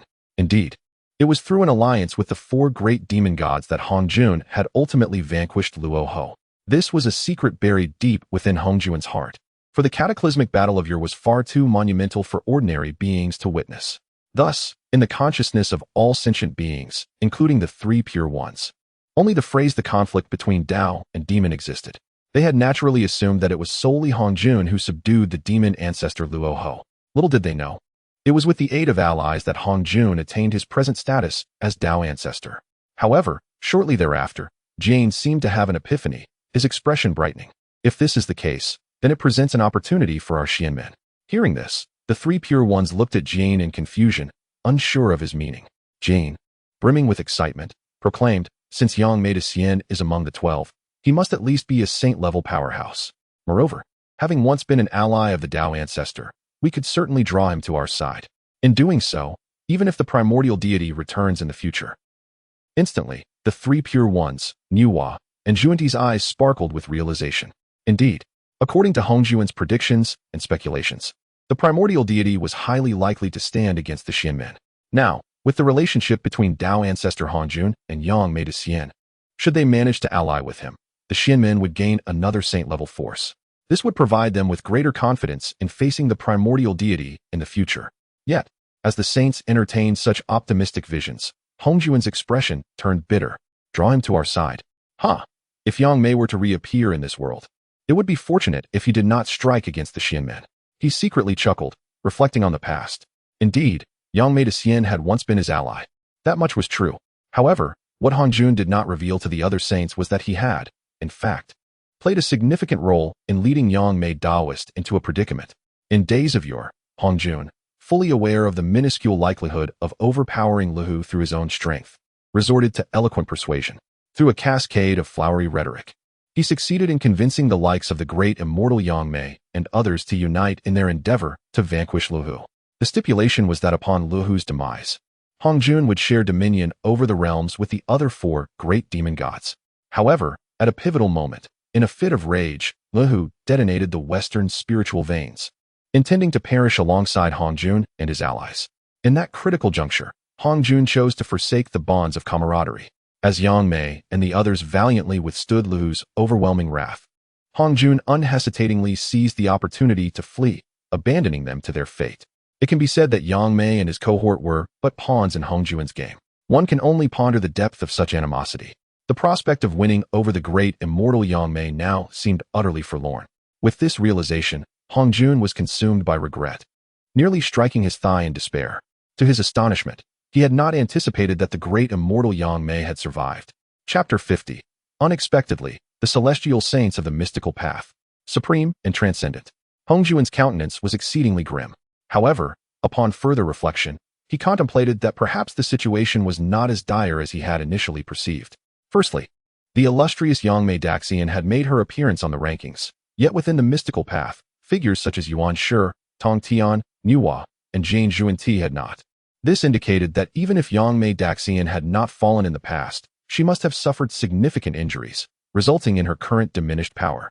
Secondly, the primordial deity stood lofty and enigmatic. With such a formidable presence lurking in the shadows, it was conceivable that, under the awe of the primordial deity's might, Yang Mei Daxian might still ally with the celestial saints of the mystical path. In the present context, this could indeed be regarded as a favorable development. Yet, unbeknownst to Hongjun, this line of thought was profoundly absurd. Gathering his scattered thoughts, Hongjun and the other saints continued to observe the new rankings of the celestial aesthetic list. The emergence of a figure like Yang Mei was noteworthy. Every subsequent rank weighed heavily upon Hongjun, leaving him cautious and alert. Most critically, there were still over a dozen ranks remaining on the list, clearly indicating that it encompassed more than merely the positions of the saints of the primordial chaos. Perhaps, even more powerful existences beyond mortal comprehension would soon reveal themselves. Fortunately, the next few ranks were filled by the celestial saints of the mystical path. 11th place, Zhuan-Ti Saint. Ranking assessment value, 120 million. Zhuan-Ti Saint, one of the Western Two Saints, co-leader of the Western sect, who transformed into the Western Zhuan-Ti Buddha Mother. 10th place, Jiayin Saint. Ranking assessment value, 120 million. Jiayin Saint, one of the Western Two Saints, the grand leader of the Western sect, who transformed into the Jiayin Tathagata. The rankings of Zhuan-Ti and Jiayin were anticipated. However, the assessment values they received astonished many. These two, much like Yang Mei Daxian, had also surpassed the 100 million mark. This revelation left the populace in a state of bewilderment. Only Tong Tian, with a profound gaze fixed on Jiayin and Zhuan-Ti, seemed to ponder something deeper. Previously, figures like Dizong and Duo Bao had repeatedly appeared on the list, alluding to the Western Buddhist sect. Furthermore, as stated in the list's introduction, the Buddhist path was destined to become the most widely disseminated tradition among the cosmos. Perhaps the high scores of Jiayin and Zhuan-Ti were intrinsically linked to this. 9th place, Yuan Shi Saint. Ranking assessment value, 130 million. Yuan Shi Saint, one of the three pure ones, an embodiment of the primordial spirit of Pangu, and the leader of the Chan teaching. Following Jiayin and Zhuan-Ti, Yuan Shi ascended the rankings. Yet, unlike the surprise elicited by his predecessors, Yuan Shi's countenance darkened. The reason was simple: the ranking was far too low. This position, in comparison to his expectations, seemed woefully inadequate. Yuan Shi, with his lofty aspirations, believed that his ranking on the celestial aesthetic list should be, at the very least, below that of his elder brother, Laozi. Yet, Laozi found himself severely wounded by the primordial deity, severing his path forward and relegating him to a mere 14th place in the rankings. Thus, it could be concluded that, apart from Hongjun, he was the highest ranked among the myriad saints of the Xianmen. Presently, neither Tongtian nor Nuwa had made the list. Did this not imply that this illustrious primordial sage was outshone by his third brother and a female saint? This realization was somewhat difficult for Yuan Shi to accept. Meanwhile, the multitude appeared rather indifferent, showing no surprise.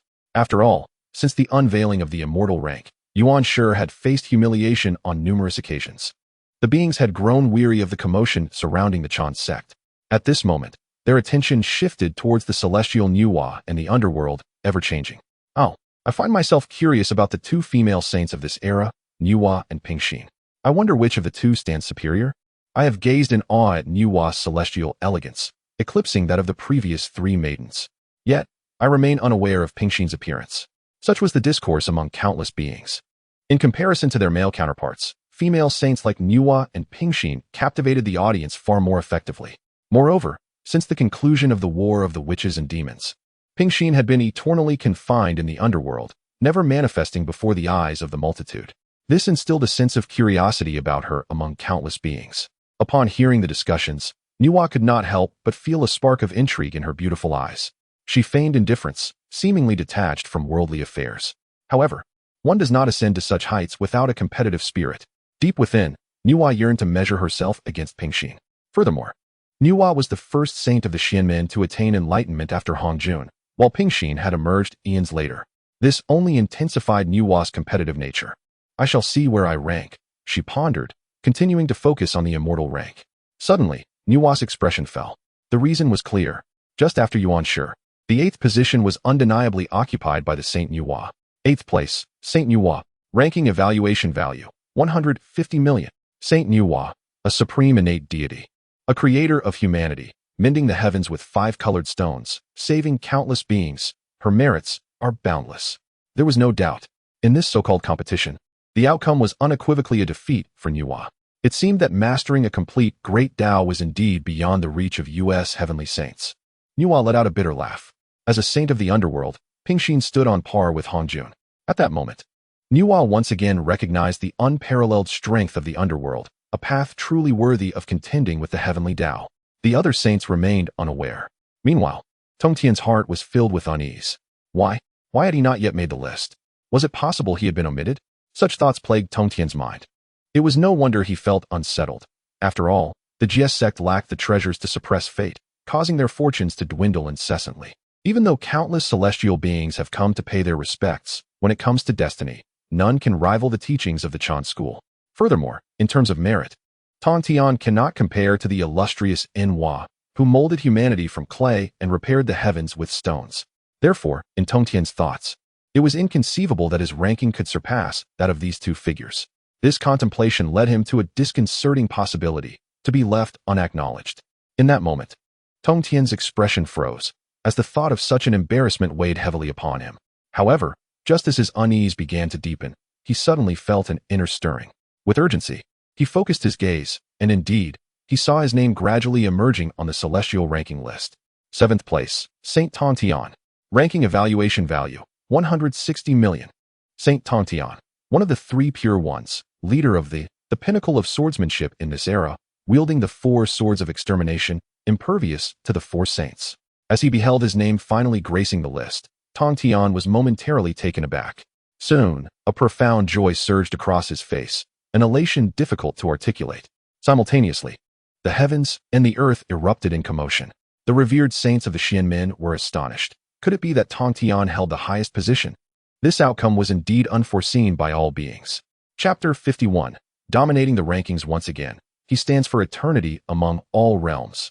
The weight of the phrase transcendent and supreme is indeed profound, causing all cultivators in the world to feel a palpable heaviness in their breaths. In this era, the manifestation of saints is a rare occurrence. During the few instances when the 3 pure ones do reveal themselves, Tongtian often appears to be in a position of deference towards Laozi, the Primordial One, even when the Primordial One disparages the disciples of the intercepting sect.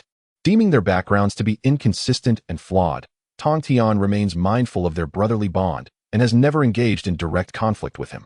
Consequently, within the consciousness of all beings, Tongtian has consistently concealed his brilliance. However, today, he has made a stunning announcement on the immortal ranking list. Laozi, the Primordial One, and Nuwa are all beneath his feet. Within the realm of the Xianmen, apart from Hongjun, he has achieved the highest ranking. The magnitude of this impact is truly astonishing. Yet, countless formidable figures merely cast a casual glance at this development, exhibiting no signs of surprise. In the primordial universe, strength ultimately reigns supreme. It is the unmatched prowess in battle that serves as the greatest trump card, as lamented by figures such as Xinyuan Zizi. They possess a deeper understanding of the hidden truths than the common populace. The saints of the Xianmen each excel in their respective domains. Laozi is a master of alchemy, while the Primordial One is adept in the art of artifact forging. Nuwa, having accumulated immeasurable merits through her mastery of creation, has attained her current status. Tongtian, on the other hand, is indisputably the foremost in aggression and combat. The Qingping sword in his possession is already formidable enough to dominate the contemporary realm. Not to mention, the 4 swords of celestial extermination, once unleashed, are insurmountable unless the 4 saints unite. It is precisely for these reasons that Tongtian occupies the 7th position on the immortal ranking list. In the Zixiao Palace, Tongtian revels in the attention bestowed upon him. He laughs heartily, exclaiming, "Ha! Splendid, splendid, splendid. To find myself in 7th place is truly an unexpected delight. This time, I shall receive even more extraordinary rewards." How could Tongtian not feel joy? Being ranked 7th signifies that among the vast expanse of the primordial universe, indeed, among countless beings across all realms, he is undeniably the 7th. Only 6 others surpass him. Moreover, Tongtian is filled with anticipation for this latest reward. Previously, his steed, the Kuei Nyo, ranked 18th, earning a meager reward of 3 innate indestructible lights. However, this time, as his true self ascends the ranks, soaring beyond the top 10, he eagerly anticipates that the rewards for the top 15 will be of extraordinary caliber. Tongtian cannot contain his excitement. Perhaps this reward will elevate him and the entirety of the intercepting sect to unprecedented heights. Nonetheless, Tongtian's exhilaration does not linger long. 6th place, Candle Illuminating the Dark, ranking assessment value, 170 million. Candle Illuminating the Dark, one of the steeds of the primordial deity, an embodiment of the sacred forces of the sun and moon, illuminating the heavens and commanding awe across the universe. Yet another familiar face in the steed rankings. Upon witnessing this mount reappear on the list, the smile on Tongtian's face abruptly froze. The expressions of the myriad saints also twitched violently. Indeed, it was quite ironic that the saints had previously engaged in both overt and covert rivalries, each striving for supremacy to enhance their own prestige. In the end, they found themselves overshadowed by the mount of the primordial deity, utterly speechless. Nevertheless, this revelation sent a shock through the hearts of the saints. The celestial beauty rankings do not regard the identity of the owner, but solely assess individual strength, talent, and potential. In other words, the fact that Zhu Zhao Yuing ranked 6th had little to do with the primordial deity, merely a mount, and yet it could eclipse the myriad saints of the Xianmen. To what extraordinary level had this ancient sacred beast ascended? Soon after, 4 more rankings appeared in succession. 5th place, Lady Pingxin, ranking evaluation value, 200 million. Lady Pingxin, a genuine sage, embodying reincarnation, presiding over the 6 paths, with limitless potential. Her supreme power rivaling the heavenly Dao. 4th place, Dao Ancestor Hongjun, ranking evaluation value, 220 million. Dao Ancestor Hongjun, the head of the Xianmen, master of the sages, spokesperson of the heavenly Dao, wielding authority over the heavenly Dao. 3rd place, Ancestor Chaos, ranking evaluation value, 240 million. Ancestor Chaos, one of the 3,000 great, mastering the laws of chaos, accompanied by the Chaos Pearl. 2nd place, Daoist Hongmeng, ranking evaluation value, 250 million. Daoist Hongmeng, born from the primordial chaos, accompanied by the violet aura of the primordial. These 4 rankings left the multitude in a daze, utterly astonished. These were the true paragons of power. Ancestor Chaos and Daoist Hongmeng once again stirred a wave of intrigue among the masses. These were 2 enigmatic figures, unseen and unheard of before. Even Dao Ancestor Hongjun displayed a flicker of bewilderment in his eyes. He was familiar with Ancestor Chaos, yet Daoist Hongmeng was an existence even more ancient than Chaos. A revelation to Hongjun. The contention between the Xianmen and the underworld had once more been elucidated through the celestial beauty rankings. Just as in the steed rankings, Lady Pingxin still ranked below Hongjun. However, Hongjun did not exhibit any signs of arrogance or triumph. The simple phrase of her limitless potential instilled a profound sense of dread within Hongjun. He understood that the underworld was merely in its infancy, thus lagging behind the heavenly Dao. But given time, should the underworld flourish, Lady Pingxin, as its custodian, would possess unfathomable power. How much longer could the supreme authority of the heavenly Dao endure? Even Hongjun could not ascertain. Yet, this was not the time for such musings. With a sudden exclamation, Hongjun's thoughts were drawn back.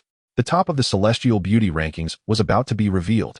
Could it possibly be the enigmatic primordial deity once again? Does that even need to be asked? The steed has secured the 6th position, and it is certain that the primordial deity will once again claim the top spot. The crowd's expressions are fervent, while the sages display solemnity. Indeed, no one harbors any doubt that the first position on the celestial elegance list is likely to be dominated by the primordial deity. Furthermore, and of utmost significance, is the fact that once the primordial deity ascends the rankings, his true visage and grandeur will undoubtedly be revealed. Through this revelation, the sages may catch a glimpse of the primordial deity's authentic form and perhaps glean insights into his formidable prowess. In an instant, all of creation became utterly still. The crowd held their breath in anticipation, and the sages gazed expectantly. The moment to behold the true countenance of the primordial deity was at hand. As anticipated by the multitude, the announcement echoed forth. First place, primordial deity. Ranking assessment value. Primordial deity. In all the realms, he is eternal. At last, the much-anticipated first place was unveiled, and it was none other than the primordial deity. However, upon closer examination, the crowd found themselves momentarily taken aback. The ranking assessment value and the accompanying description of the honoree were strikingly different from what had been previously presented. Chapter 52. The world is shaken. Is the primordial deity an extraterrestrial demon? The moment the primordial deity ascended to the pinnacle of the rankings, it ignited a cataclysmic upheaval throughout the vast expanse of the Honghuang realm and even into the chaotic cosmos. What does it mean that the primordial deity's ranking value is null? How could this be? This implies that discerning the primordial deity's cultivation level through the ranking value is utterly impossible. What does this signify?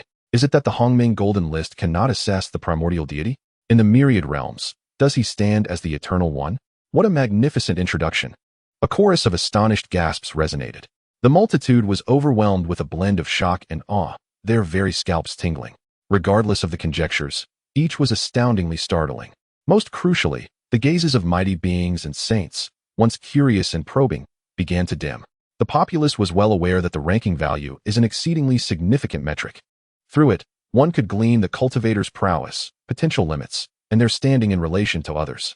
The saints had originally intended to exploit this notion. Previously, figures such as the Dao ancestor Hongjun and the Empress of Peace had achieved an astonishing ranking value nearing 200 million. Thus, had the primordial deity's ranking value been revealed, they could have surmised his caliber through the disparity. However, it now appeared that such aspirations were in vain. Similarly, the description of the primordial deity was limited to a mere 8 characters, rendering it impossible for anyone to derive any substantial information. Nonetheless, the resplendent term eternal left the crowd in profound agitation. The weight of those 2 characters was immeasurable. Throughout history, who has dared to proclaim eternity? Even the 3,000 demonic gods that once dominated the chaos faced their day of downfall. The mighty saints are not invincible. The previous annihilation of Laozi by the primordial deity serves as a prime testament to this truth. With sufficient power, even a saint can face obliteration. Yet now, the term eternal is ascribed to the primordial deity, proclaimed by the Hongming Golden List. The populace strained their minds, utterly unable to fathom the heights he must occupy. Hongjun wore an expression of contemplation. After a brief moment, he suddenly stepped forward, fixing his gaze upon the Hongming Golden List. I dare to inquire of the Dao, why does the primordial deity's ascension differ from that of others? Upon uttering these words, the multitude and the saints were taken aback in astonishment. What an extraordinary maneuver. Could it be that Dao ancestor Hongjun is questioning the Hongming Golden List? It is well known that the will of the Dao is supreme and unyielding. How could it possibly heed the pleas of mortals?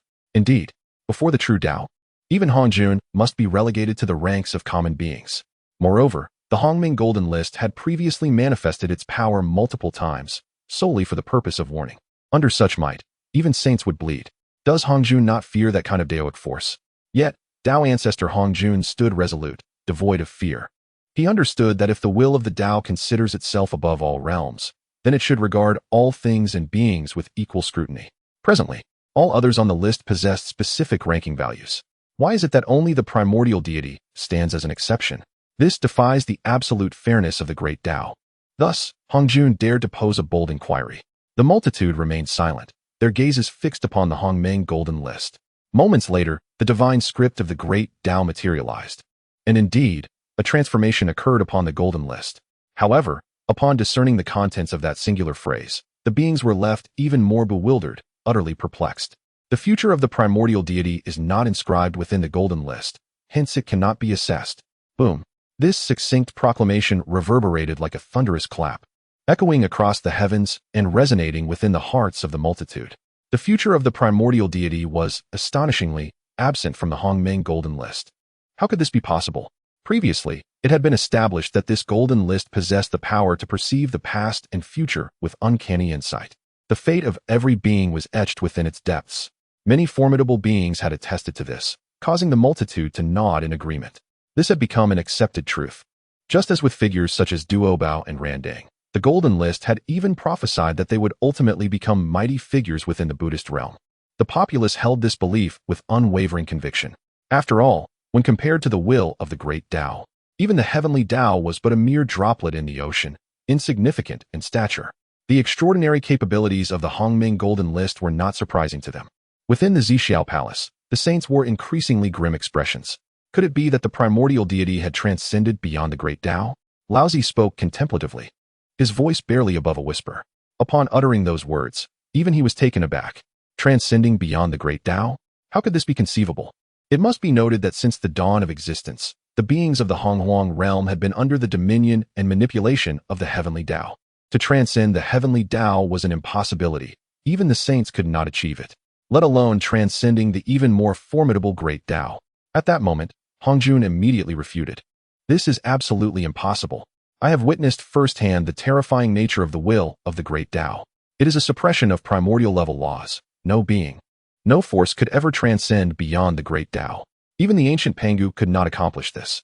Hongjuan's words plunged the saints into a profound silence, the implications of his statement requiring no elaboration. In the past, the great deity Pangu had fallen during the process of attaining the Great Dao, a testament to the unparalleled terror of its will. They did not believe that the primordial deity could surpass Pangu in strength. Ultimately, Hongjun continued, perhaps the primordial deity merely employed some unknown extraordinary treasure to obscure the perceptions of the Great Dao. The saints pondered this for a moment before nodding in agreement, finding it quite plausible. Previously, when rewards for the Mount rankings were announced, there had been treasures capable of concealing heavenly secrets. It stood to reason that other top-tier artifacts might exist, capable of cloaking the perceptions of the Great Dao. Just then, Enhua suddenly spoke. The images within the Golden List are beginning to materialize. Next, it is surely the true form of the primordial deity that will be revealed. The saints hurriedly regained their focus. At this moment, the forthcoming images in the Golden List represented their final glimmer of hope. In this instant, the saints even displayed expressions of tension and anticipation. May the vision of the Golden List no longer remain elusive and intangible, whispered Enhua softly. Fortunately, the scene upon the primordial Golden List emerged, resplendent and vividly clear, bringing great joy to the myriad saints. Initially, there existed only an eternal expanse of darkness, a remnant of an era more ancient than the primordial itself, a void devoid of substance, an utter silence. In a fleeting moment, a brilliant divine radiance suddenly manifested, hurtling forth from the depths of the cosmos. This divine light rent asunder the barriers of the realm, materializing within the void. At that moment, the saints discerned within the divine radiance a figure of unparalleled grace and beauty. Witnessing this spectacle, Yuan Shi's pupils constricted sharply, struggling to contain the overwhelming astonishment within. The primordial deity is, in fact, an otherworldly demon. Chapter 53. The divine reversal emerges. All races bow in submission. The authority of the divine Lord is not to be desecrated. Extraterrestrial, celestial demons. Upon uttering these 4 words, the multitude exchanged perplexed glances, their confusion palpable. Perceiving their bewilderment, Yuan Shi continued, the term extraterrestrial celestial demons refers to beings not of this realm. The primordial divine Lord did not originate from this grand world. Yuan Shi's unprecedented excitement suggested that he had gleaned some insights into the essence of the primordial divine Lord from previous visions. This revelation sent the crowd into further uproar. Not born in this grand world, does this imply that beyond the Honghuang realm, there exist other vast worlds? This was a secret that had eluded the understanding of the multitude. At that moment, Jin Yuanzi interjected, may I inquire, esteemed Yuan Shi, how you arrived at such a conjecture? Upon hearing this, Yuan Shi smiled with satisfaction. Indeed, you all witnessed that the primordial divine Lord was enveloped by a divine radiance. Moreover, wherever it passed, the endless void succumbed, tearing asunder the barriers of the heavens. Pray, in this world, is there any formidable being capable of breaching the barriers of this grand realm? Yuan Shi shifted his tone, posing a sudden question to the assembly. The crowd rolled their eyes in response. Is this not a redundant inquiry? You, the esteemed sages of the Xianmen, cannot reach such places. How could ordinary cultivators dare to aspire? They understood well that the so-called barriers of the heavens were not merely the boundaries of the Honghuang universe, but rather the ultimate limits of the entire grand world. In other words, the Honghuang realm, the chaotic cosmos, and even the primordial world all belong to this vast expanse. Its breadth and depth surpass all imagination. Even the mightiest of saints, when exerting their full strength, could scarcely touch the edges of this grand world. As they pondered this, the crowd experienced a moment of clarity. Indeed, the radiant divine light witnessed earlier in the golden list had originated from beyond the barriers of the heavens, tearing through the void to enter this grand world. Thus, it stands to reason that the primordial divine Lord truly hails from another world, an extraterrestrial celestial demon as described by Yuan Shi. Following this, Yuan Shi continued to astonish with his words. Furthermore, in my humble opinion, it is not the primordial divine Lord who is truly formidable, but rather the enigmatic divine radiance that enveloped him.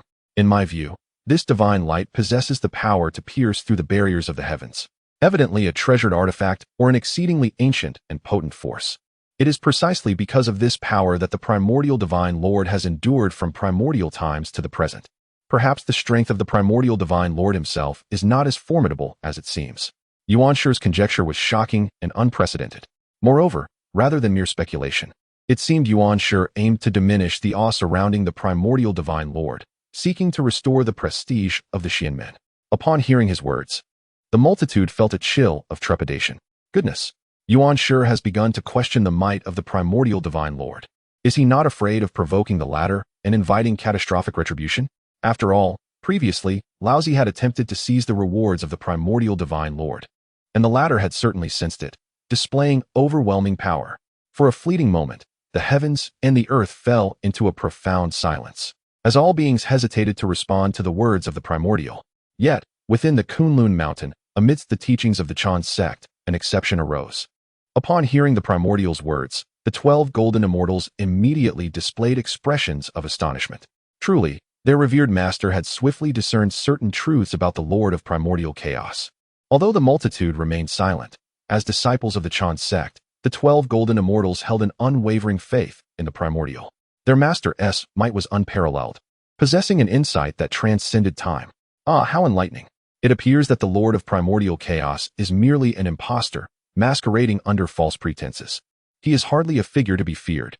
As the master proclaimed, if the Lord of primordial chaos is merely an otherworldly demon, he is entirely unworthy of wielding the Tao of our vast wilderness. Humph! In my view, the so-called Lord of primordial chaos's prolonged absence signifies his trepidation, a fear that we cultivators might unveil his true nature. Guan Qingzi, Zhu Lusun, and others began to voice their agreement without hesitation, even expressing disdain and mockery towards the Lord of primordial chaos. Observing the harmonious exchange between the Chan disciples, the multitude began to ponder, uncertain of their stance. Could it truly be, as the primordial sage suggested, that the Lord of primordial chaos is merely a fade, lurking in the shadows, feigning strength, yet too fearful to reveal his true self? Otherwise, if the Lord of primordial chaos were genuinely formidable, how could he allow the 12 golden immortals to speak so brazenly? Just as this thought emerged in the minds of the multitude, suddenly, in the heavens above, a tempest arose, and an extraordinary phenomenon manifested. A colossal shadow, eclipsing the sun, abruptly appeared in the skies. Its aura was profound and magnificent. Boom! In an instant, the very fabric of the universe trembled as chaos ensued. The laws of nature became tumultuous, and order disintegrated. Everything within the vast wilderness froze at that moment. The beings stared in astonishment, their hearts racing with terror. After a long pause, a powerful being finally reacted. It was the divine reversal. This silhouette was unmistakably akin to the ethereal image previously manifested by the divine reversal steed. This revelation jolted the multitude from their stupor, drawing gasps of astonishment. This was no mere illusion. The overwhelming pressure surged forth, sweeping across the heavens and the earth with undeniable reality. The beings had no doubt. This time, the true essence of the divine reversal had indeed descended. Or rather, he had returned to the realm of the wilderness. Heavens above, shall we finally behold the true visage of the once mighty Beast Emperor? Such a terrifying pressure, surpassing even that of the 3 pure ones and other saints. Could this truly be the legendary Beast Emperor, the divine reversal? The multitude buzzed with uncertainty and hushed whispers. The immense pressure enveloping the universe was such that even the three pure ones and Nuwa could not compare. Meanwhile, within the palace of the Northern Sea's demon masters, countless beastly creatures residing therein instinctively exhibited expressions of horror. Without exception, every creature of the demon race was overwhelmed with fear, their hearts trembling in dread. It is truly him. It is truly him. Even the Kuanping was no exception. At this moment, he trembled all over, his pupils gazing up at the heavens with a seismic awe. The overwhelming pressure disregarded any presence of the demon race. In truth, every creature affiliated with the demons felt an innate sense of submission emanating from their very essence. Only the Beast Emperor, Shenyi, possessed such a sovereign aura capable of suppressing myriad races. Instantly, across the vast expanse of the universe, the demon race bowed their heads, their faces etched with reverence. No soul dared to meet the gaze of that figure. Meanwhile, the Primordial Sage's countenance had already transformed with alarm. Who are you? He questioned, his tone filled with trepidation. Yet, the newcomer offered no response to the Sage's inquiry. Only a resonant celestial voice reverberated from the ninth heaven, declaring, "The might of the primordial deity is not to be profaned. You insignificant insects dare to speak of the deity in such a manner. This transgression shall not be forgiven." In an instant, unparalleled majesty radiated forth, stirring an overwhelming authority. Countless beings were left in a state of terror and despair. Chapter 54. A glance that shatters the great array of the Chan sect. With a resounding boom, the words of the divine rebel ignited the primordial universe.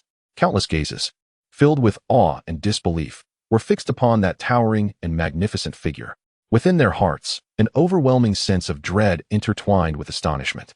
He dared to confront a sage. Such an act was nothing short of extraordinary. Yet, the oppressive force cascading from the heavens left no doubt among the beings below that the divine rebel possessed such authority.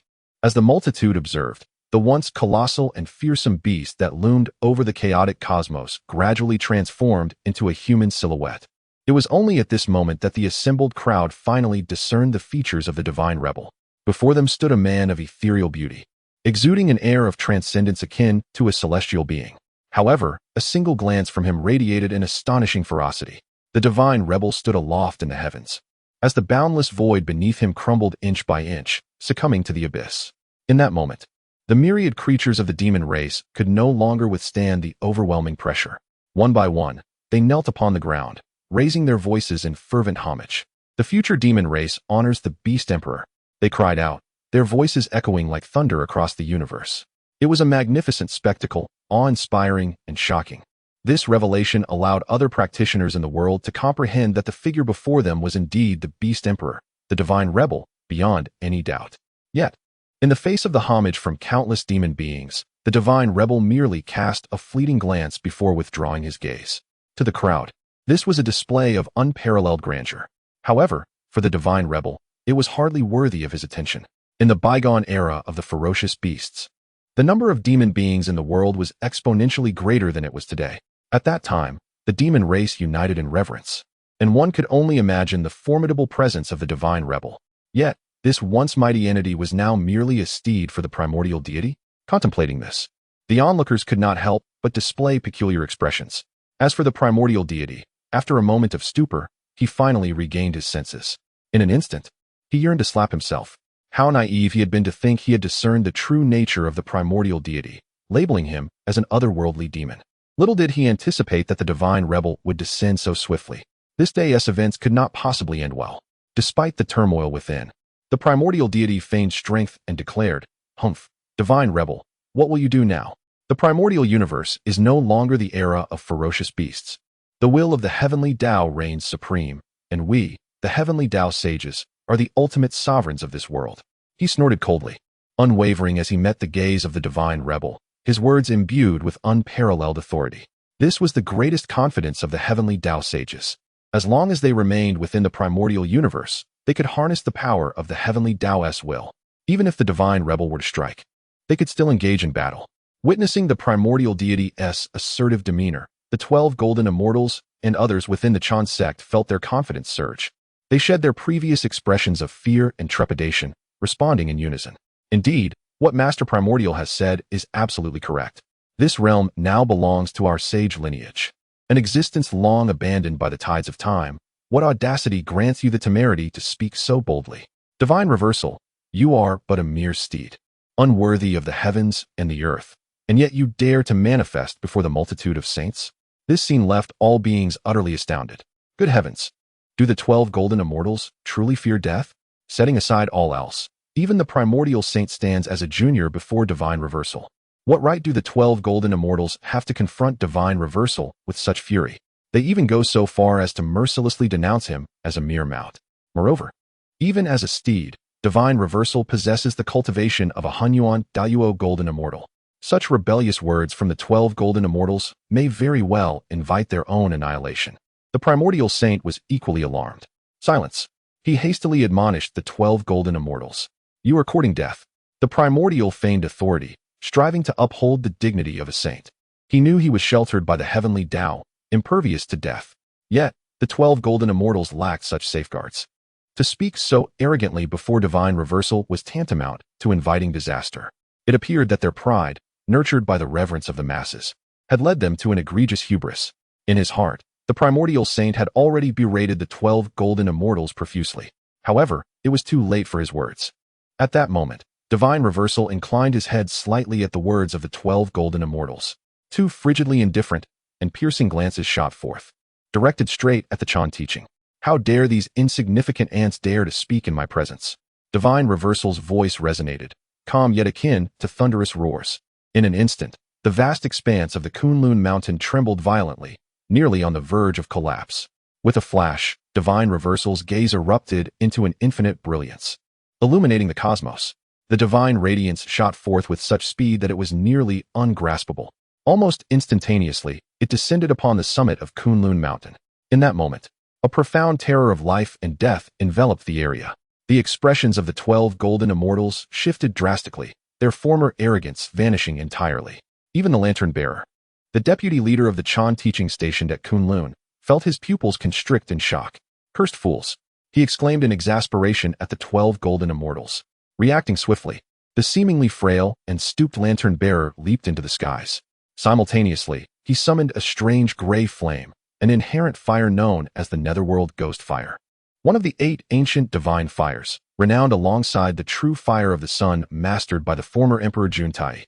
The manifestation of this divine fire was formidable, and Lantern-Bearer sought to incinerate divine reversal's gaze to protect the 12 golden immortals. Boom! In but a fleeting moment, a tremendous sound erupted. The onlookers clearly witnessed the flicker of the Netherworld Ghost Fire extinguishing. The Lantern-Bearer's body was sent flying, spitting blood, in a wretched state. A single glance had sent the Lantern-Bearer hurtling away, its momentum unabated, cascading downwards toward Kunlun Mountain like a chaotic torrent. Despite the protective formation of the Chan sect, it proved utterly futile. The intricate patterns of the array erupted chaotically, intertwining into a tangled mass. With a resounding crash, the great formation shattered. This spectacle instilled unparalleled terror within the 12 golden immortals, leaving them utterly devastated. Ah, Master, save us! No, their cries echoed, revealing a fear unprecedented in their existence. In the past, emboldened by their status as direct disciples of the Chan sect, they had flaunted their power across the realms, with no one daring to challenge them. Over time, they had come to take for granted that as long as the saint endured, so too would their own existence. Yet today, faced with such a colossal threat of death, they experienced a profound awakening. They realized that for an entity like the divine reversal, the annihilation of the 12 golden immortals was but a mere thought away. Fortunately, in this moment, Yuan Shi finally began to comprehend the gravity of the situation. Chapter 55. The Panga Banner displays its might. A battle of sage level erupts. As the terrifying and unparalleled killing intent loomed over the 12 golden immortals, Yuan Shi finally took action. The Panga Banner. With a resounding shout, Yuan Shi summoned the Panga Banner. This artifact was one of the 3 supreme treasures of the heavens. Born from the shattered Pangu axe of Ur, alongside the Taiji diagram and the Chaos Bell. In an instant, the Panga Banner fluttered wildly, the fierce winds swirling, captivating all hearts. The mystical light of creation burst forth, dividing yin and yang, governing the 5 elements. The barrier of the primordial chaos loomed large, disrupting the chaotic unity, obscuring heaven and earth. The sentiment of cosmic mourning flowed through, shattering the heavens and earth, obliterating the past and present. Yuan Shi understood the immense power of the divine reversal and did not dare to be negligent. The Panga banner was pushed to its utmost limits, tearing through the primordial chaos, shattering the forces of time and space across the realms. It unfolded the path of boundless creation, commanding the profound mysteries of all laws. The Panga banner stirred up endless turmoil, shaking the very foundations of the world, instilling fear beyond measure. Thus, it completely blocked the penetrating gaze of the divine reversal, safeguarding Kunlun Mountain from total disintegration. However, while the crisis at Kunlun Mountain had been averted, Yuanshi, the 12 golden immortals, and countless beings felt an indescribable shock. Was this the true power of the great Luo golden immortal? It seemed that throughout it all, the Beast Emperor, the divine reversal, had not made a single move. Merely a glance from him nearly annihilated an entire sage lineage. The likes of Mingi Laozu and Xinyuanzi, top-tier experts, could only stare in disbelief. Even a sage could unleash a terrifying divine might with a mere gaze. Yet, all understood that this still belonged to the realm of law and divine powers. It was merely a fleeting thought from a sage that could invoke the heavenly laws, manifesting life and death. However, the methods of the divine reversal remained inscrutable to all. There was no fluctuation of law and order emanating from him. It was as if the divine reversal stood there in serene indifference, embodying an exalted power in itself. Within the Wuzhuang Temple, Xinyuanzi sat opposite the now-remembered Honyun. "Old friend Honyun, do you perceive anything?" Xinyuanzi inquired. Each action of a sage encapsulated profound and esoteric truths of the Great Dao, providing an exceptional opportunity for those beneath the sage level to comprehend the path. Upon hearing this, Honyun pondered for a moment before responding. The great Luo golden immortal seems to rely not on the forces of heaven and earth. His very flesh and bones already contain the most formidable power. Could this be the essence of transcendence? Having regained his memory, Honyun and Xinyuanzi interacted as old friends, devoid of any awkwardness. Upon hearing Honyun's words, Xinyuanzi was astounded. "Oh, my old friend has garnered such profound insights, even perceiving the essence of transcendence?" Xinyuanzi did not anticipate that from a brief encounter, Honyun could discern the distinctions between the primordial saints and the chaos great Luo golden immortals. Even broaching the topic of transcendence's true essence, the innate talent and comprehension of Honyun ancestor are undoubtedly on par with that of Xinyuanzi. After all, during the Taoist teachings at Zixiao Palace, Honyun was indeed qualified to occupy one of the Enlightenment platforms. This occasion sparked a sudden illumination in Xinyuanzi, akin to a divine revelation. Indeed, what my old friend has articulated is profoundly accurate. The might of a sage lies in its ability to extend its power throughout the cosmos, drawing upon the principles of all things. Conversely, the strength of a Hunyuan de Luo Jingxian does not rely on the myriad entities. It embodies the most formidable laws and order itself. Exchanging glances, both individuals discerned the astonishment and ecstasy mirrored in each other's eyes. "It seems we have stumbled upon an unprecedented path." Xinyuanzi spoke solemnly, and Honyun nodded in agreement. For the first time in history, sentient beings have witnessed a Hunyuan de Luo Jingxian. This revelation led Xinyuanzi and his companions to ponder whether, should they be fortunate enough to cultivate a path akin to that of Sheni, they too might one day attain the status of Hunyuan de Luo Jingxian. Amidst the vast expanse of primordial chaos, Xinyuanzi and others harbored no hope of attaining sagehood. Therefore, transitioning to the path of Hunyuan emerged as a commendable alternative. Moreover, with Sheni's true self having returned to the primordial realm, how far could the Taichu Divine Lord be? Contemplating this, Xinyuanzi and Honyun could not help but feel immense yearning and anticipation. Meanwhile, as various great beings reacted with diverse thoughts, the confrontation between Yuanshi and Sheni had reached a critical point. "Sheni, do you dare lay a hand on my disciple?" Yuanshi glared fiercely at Sheni, his voice laced with fury. He sensed the ruthlessness of Sheni's earlier gaze. Had he not summoned the Panga banner for defense, the 12 golden immortals would surely have met their demise. Such measures were exceedingly cruel and merciless. In response to Yuanshi's inquiry, Sheni remained unfazed. "Those who offend the divine Lord shall perish." He stood like a deity, dismissing Yuanshi's wrath with disdain, his words sounding as if he merely stated an inconsequential fact. Upon hearing this, Laozi and Tontian exchanged glances, their expressions shifting. What an oppressive demeanor. Was Sheni truly prepared to enact such lethal retribution merely because of Yuanshi's previous doubts regarding the Taichu Divine Lord? It was well known that prior transgressions against the Hongmeng Golden List by figures like Jiejing and Zhuanti, though provocative of the Great Dao's will, had not warranted death. They had only received warnings. Reflecting on this, Yuanshi's countenance darkened. Such extreme tyranny. Is the so-called Taichu Divine Lord truly mightier than the will of the Great Dao? This statement was originally intended as a veiled mockery. Unexpectedly, upon hearing it, Shenyi gazed reverently towards the direction beyond the chaos domain. Moments later, he made a startling declaration. The Divine Lord stands shoulder to shoulder with the Great Dao. The utterance sent a tremor through the hearts of all beings. Shoulder to shoulder with the Great Dao. Is this truth or mere fantasy? Rationality forbade them from believing that anyone could reach such heights. After all, the Panga deity had been the finest testament to this reality. The Great Dao would never permit any being to rise to a level that could threaten its own existence. Yet, observing the reverent and solemn demeanor of Shun and I, it appeared that he was not jesting. Yuan Shi, however, was not inclined to ponder such matters extensively. To him, Shen and I was merely spouting nonsensical claims. Humph, sheer folly. I shall witness for myself what strength you possess to dare utter such misleading words and disrupt the hearts of the multitude. With that declaration, Yuan Shi resolutely made his move. Whether it was to avenge the previous destruction of the grand formation of the Chan teaching or to ascertain Shen Ni's true capabilities, this battle was inevitable. Noticing this, Shen and I let out a disdainful cold laugh. A mere grain of rice, yet it dares to shine. Today, let you all witness how the so-called saints are utterly feeble. With his words, Shun and I also surged forth, enveloped in a brilliance of immeasurable magnitude. A chilling aura pervaded the entirety of the realm. The heavenly Tao resonated, rumbling without cease. Thus, a cataclysmic clash at the level of saints commenced. Chapter 56. A divine seal constrains the celestial path, and you dare to call this a mere trinket? The calamity spread for billions of miles, resplendent and unparalleled, boundless and infinite. The onlookers felt their scalps tingle and their hair stand on end. The primordial being towered majestically, his countenance grave. With a single leap, he stood amidst the cosmos, radiating a fierce divine brilliance, dazzling beyond measure. In the arena, a chilling light flickered, and the fierce winds howled. Massive chains of order coalesced, spanning the heavens, ringing with a resounding clang, buzzing incessantly. This was the surge of saintly-level laws, a terrifying power that struck fear into the hearts of all beings.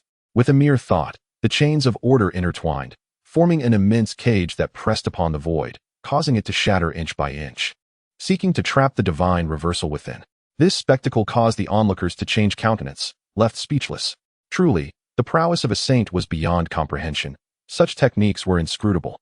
Although the primordial being was often ostentatious, his strength was still beyond our reach. If it were I in his place, beneath the weight of those chains of order, there would be no chance of escape. For countless eons, saints have rarely revealed their true strength. Yet today, the beings were indeed treated to a grand spectacle. Regardless of the primordial's usual reputation, the true display of saintly prowess was breathtaking, leaving all in awe.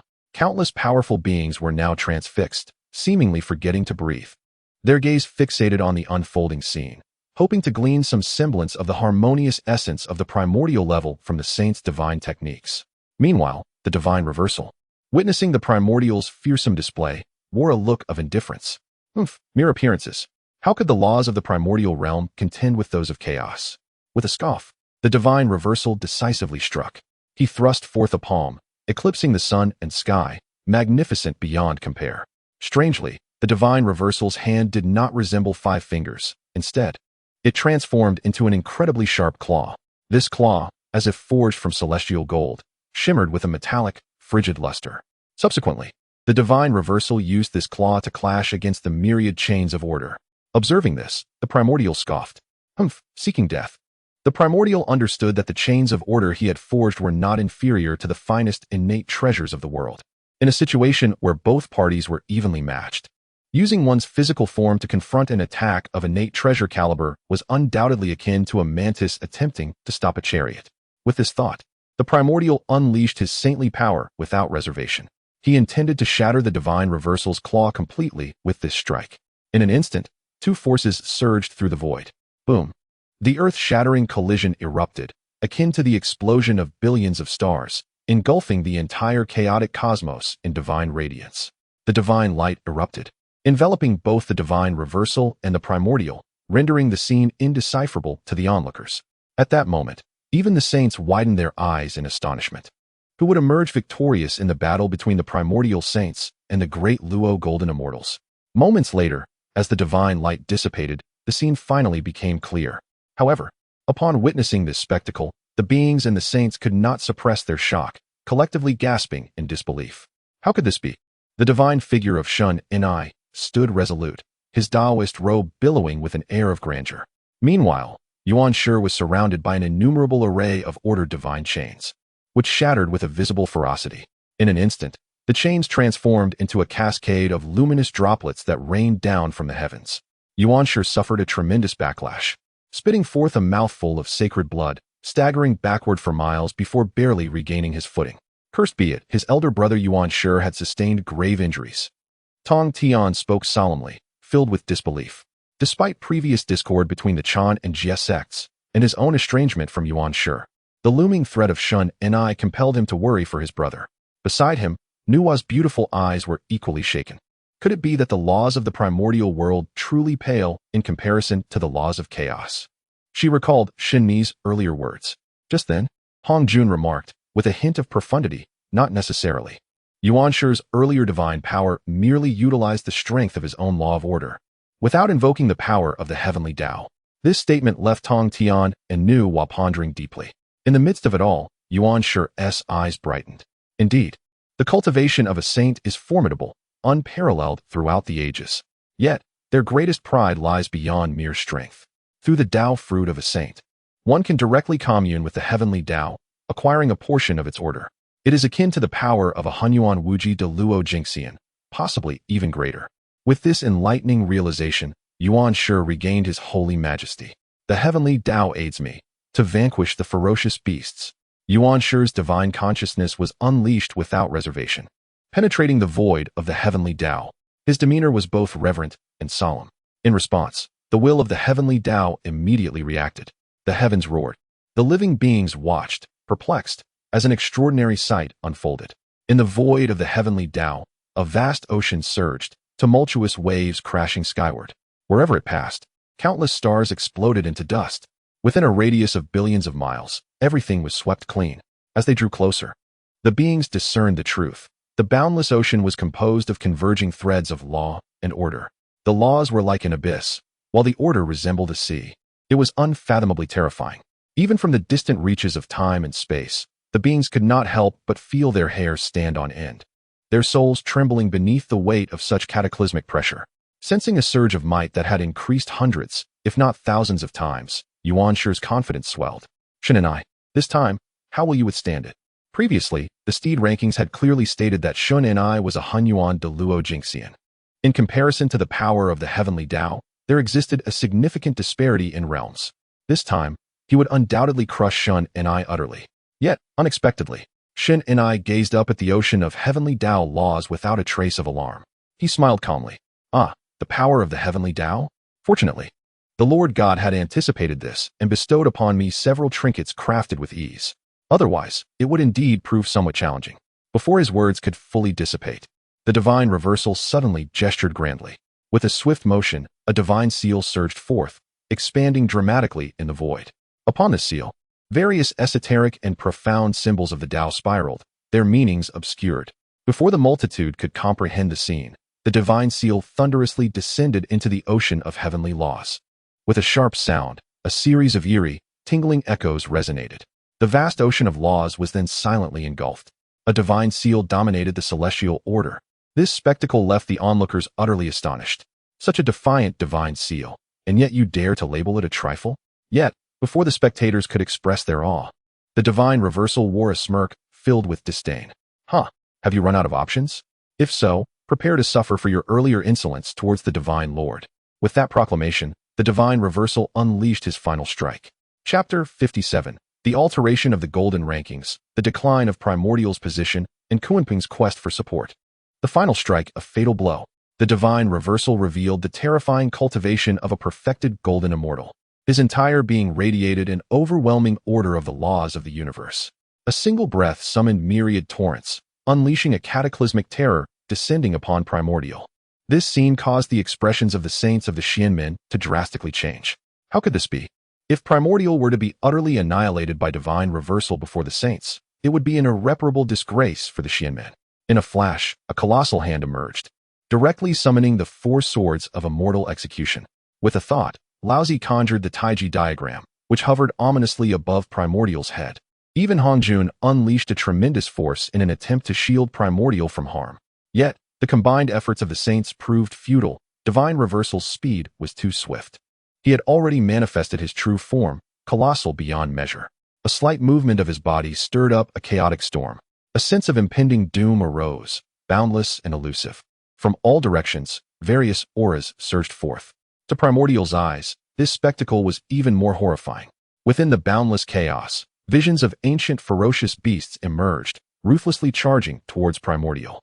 Though these were mere illusions, the might behind their assault was infused with Divine Reversal's formidable essence. Primordial found himself utterly immobilized.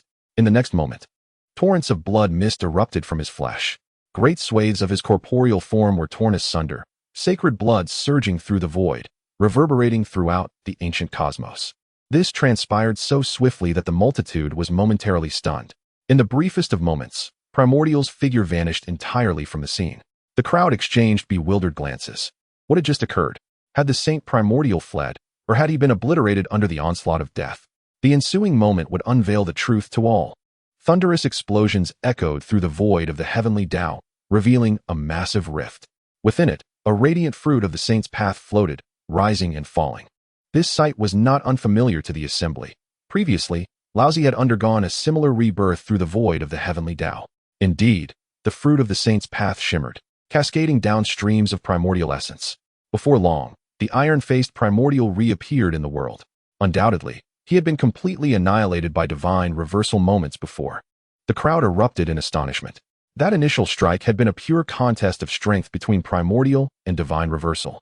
Primordial had not relied on the power of the heavenly Dao, nor had Divine Reversal employed the means granted by the primordial deity or any spiritual treasures. Could this be the true might of a perfected golden immortal? Even a being like Primordial was utterly crushed before Divine Reversal. Moreover, had it not been for the protective will of the heavenly Dao, Primordial would have indeed met his demise. The debate over the superiority of the path of the wilderness versus the path of chaos no longer required elaboration. The tremors did not cease. Suddenly, a mighty figure exclaimed, "Look, why has the immortal elegance list changed?" The crowd gasped and turned their gazes toward the source of the voice. The previously established immortal elegance ranking now lay beneath a shroud of divine light. The positions of those originally listed appeared to be undergoing an inexplicable transformation, with the rank of Yuan Shi in particular being affected. Once positioned at 9th place, he now felt an overwhelming force mysteriously pressing him downwards.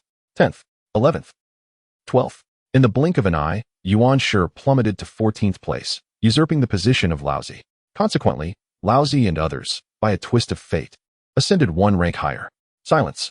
A profound stillness enveloped the cosmos, a silence so deep it resembled death itself.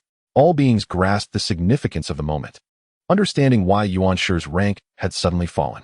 Another sage's path had been severed. A powerful entity murmured the truth of the matter, and in an instant, all eyes turned toward Shin and I. A chilling sensation took root in the hearts of everyone present, an unshakable dread. How ruthless, how merciless. While it was one thing for the primordial deity to sever a sage's path, it was another to witness the ferocity of Shun Ni's methods. The very essence of cultivation for the beings of the wilderness began to waver. Yuan Shi's eyes flared with fury, his expression twisted in rage. How ruthless your methods are, he seethed, glaring at Shun Ni with fiery eyes, his teeth clenched in anger. Yuan Shi was acutely aware that his prior reincarnation had left an indelible mark upon his foundational path. Even if it did not result in the severance of his future, it would require tens of thousands, if not millions of years, to heal. In response to Yuan Shi's words, Shun Ni remained unyielding. To dare offend the might of the Lord Deity, this is the consequence. This declaration was directed not only at Yuan Shi, but also served as a warning to all beings. As he spoke, Shin Ni's icy gaze swept across countless lives. Wherever his eyes fell, all cultivators bowed their heads in silence, no one daring to utter a sound. It was evident how immense the intimidation from the previous battle had been. Yet, having witnessed Shin Ni's formidable power from beginning to end, some could not suppress the stirring thoughts within. Could a Hunyuan Deluo golden immortal truly overpower a sage? In the palace of the Monster Master, Kuanping felt a surge of emotion, his eyes betraying an uncontainable envy and longing. If only he could attain the same level of cultivation as Shun and I, he would have no need to fear the wrath of Honyun ancestor. Moreover, Kuanping considered that to become a sage One required the primordial purple energy as a guide to accrue boundless merits and solidify the fruits of sagehood.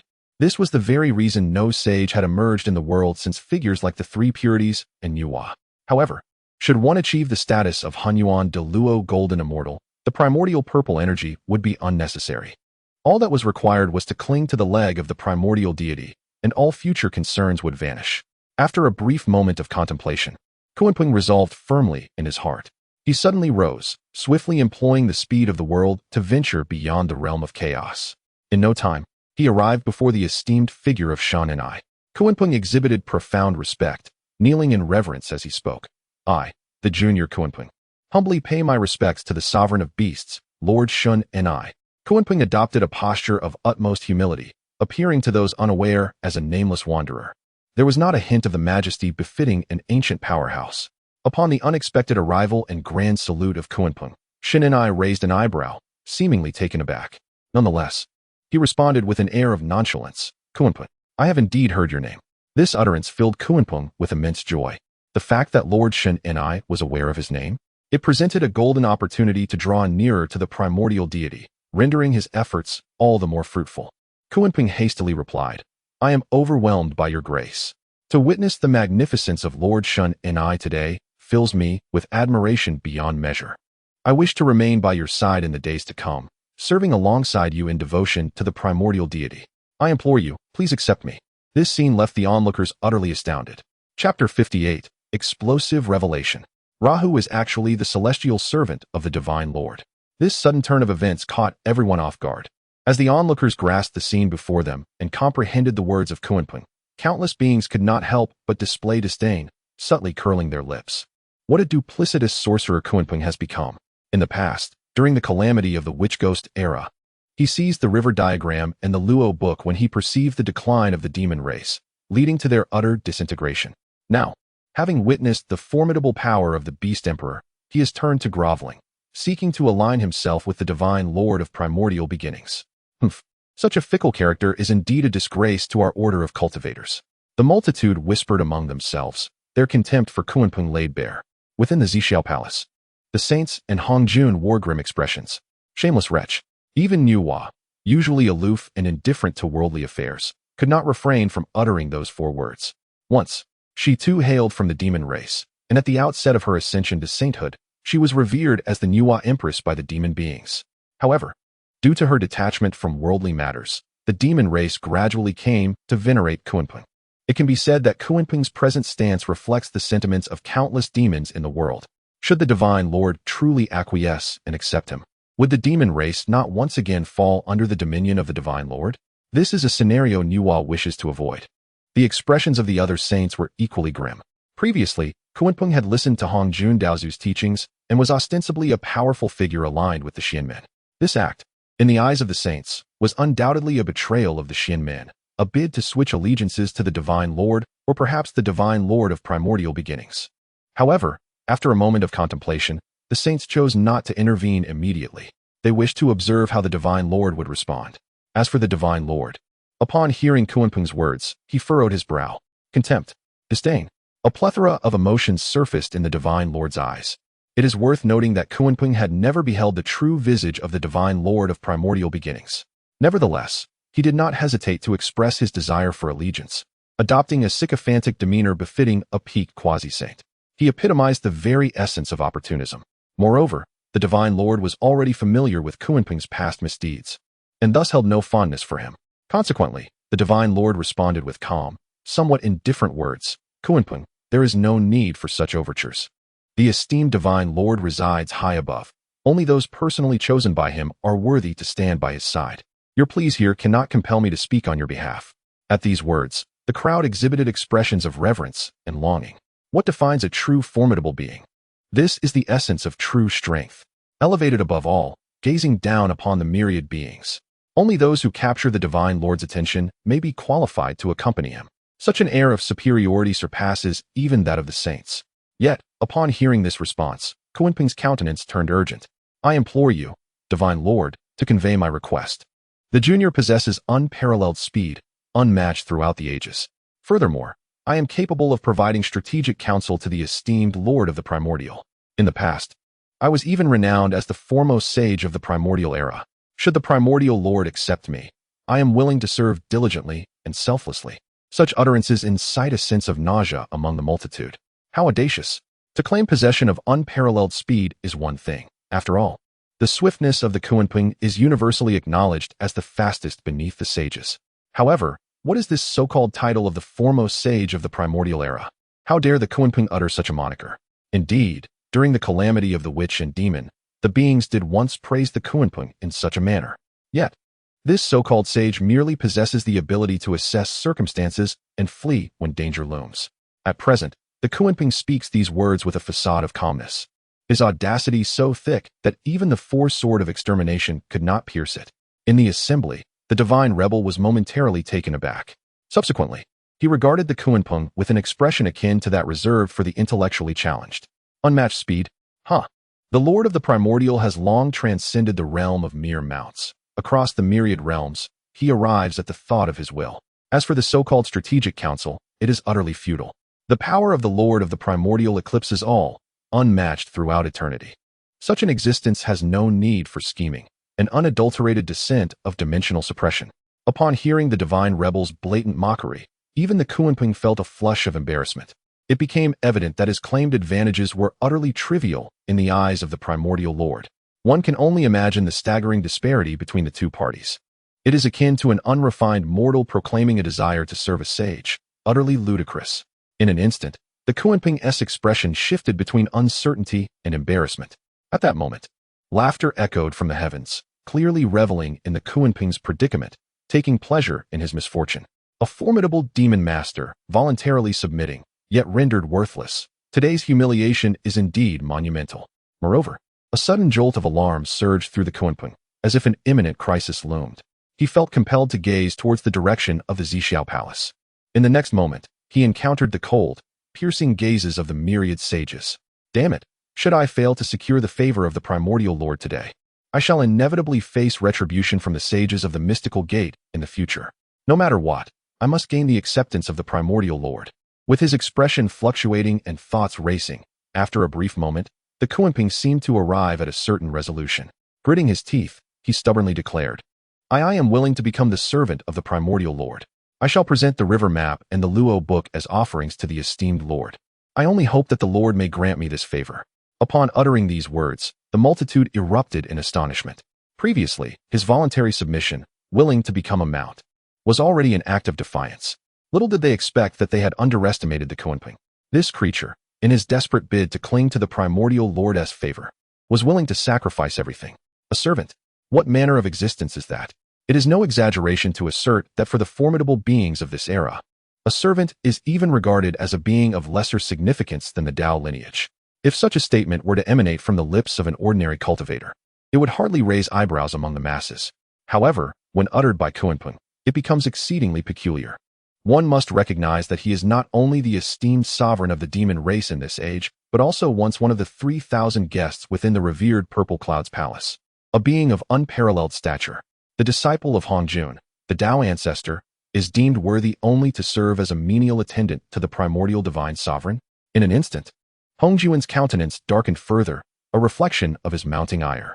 Outrageous! Hongjun exclaimed, his voice resonating with the authority of the Dao ancestor, yet laced with the bitterness of his indignation. Nevertheless, even as Kunpeng lowered himself in such a manner, the response from Shun Ni remained cold and unfeeling. Shun Ni merely shook his head and, without a hint of courtesy, pronounced, to aspire to be a servant of the esteemed divine sovereign? You are not yet worthy. The divine sovereign has an abundance of celestial attendants, the most recently accepted one being Luo Ho. At this proclamation, the primordial realm erupted in turmoil. Chapter 59. The Fall of Kunpeng into Ridicule, the Distribution of Rewards from the Celestial Rankings. In the vast expanse of heaven and earth, an eerie silence prevailed. Initially, when the divine reversal proclaimed that Kunpeng was unworthy of serving as the celestial attendant to the primordial god lord, the multitude was rife with skepticism. After all, setting aside Kunpeng's character for the moment, his prowess was undeniable. Excluding the saints, he was undoubtedly among the top 10, if not the top 5, in the realm of mighty beings. How could such a formidable entity be deemed unworthy to serve the god lord? It seemed rather exaggerated. However, With the utterance of Divine Reversal's final remark, the crowd fell into stunned silence. What? The once formidable Luo, who was now but a celestial servant to the primordial God Lord? Was this truth or mere deception? Surely, Divine Reversal was not embellishing the truth to elevate the status of the God Lord. Observing Divine Reversal's disdainful demeanor, it appeared unlikely he was fabricating such claims. Furthermore, even when Kunpeng offered to present the river diagram and the Luo book, Divine Reversal remained utterly indifferent. If indeed Luo, who was merely the servant of the primordial God Lord, how immensely powerful must that God Lord be? From the previous rankings of mounts and celestial appearances, the multitude had already grasped the extraordinary might of the primordial God Lord. Yet, if one were to regard Luo Hu solely as a celestial servant, it was evident that the crowd had underestimated the situation. A wave of profound astonishment swept through their hearts. Within the Purple Cloud Palace, the saints were equally incredulous, their expressions shifting dramatically. How could this be possible? The demon ancestor Luo Hu, willingly deigning to become a lowly servant? According to what their master had once conveyed, Luo Hu was a being of immense pride. Divine Reversal must be speaking falsehoods, attempting to deceive us all. The three pure ones and others shook their heads in disbelief. They had heard the teachings of Hongjun Daozu and were privy to more ancient secrets. In every recounting by Hongjun, Luo, who had been characterized as fiercely proud, never bowing his head. Even when facing the combined might of Hongjun and the 5 great demon gods, he had neither surrendered nor begged for mercy. One could only imagine the tenacity of Luo, whose spirit. Would such a person willingly become a mere servant of no consequence? Yet, as the saints grappled with their doubts, suddenly, the usually silent Hongjun spoke. It seems what Divine Reversal has stated is indeed true. This declaration sent ripples through the hearts of the saints. Divine Reversal's assertions hold authenticity? What could this mean? That Hongjun Daozu chose to believe Divine Reversal's words? Laozi, perplexed, inquired, "Master, what do you mean by this?" Hongjun cast a meaningful glance towards the direction beyond the chaos. He did not respond directly to Laozi, but instead remarked profoundly, "If what Divine Reversal has said is false, it would be a slander and contempt against Luo Hu. Given his nature, he would have already descended upon the primordial realm to exact vengeance upon Divine Reversal." Moments later, the saints comprehended the weight of his words. Indeed, it was precisely because of Luo Hu's pride that he would never permit anyone to belittle him in such a manner.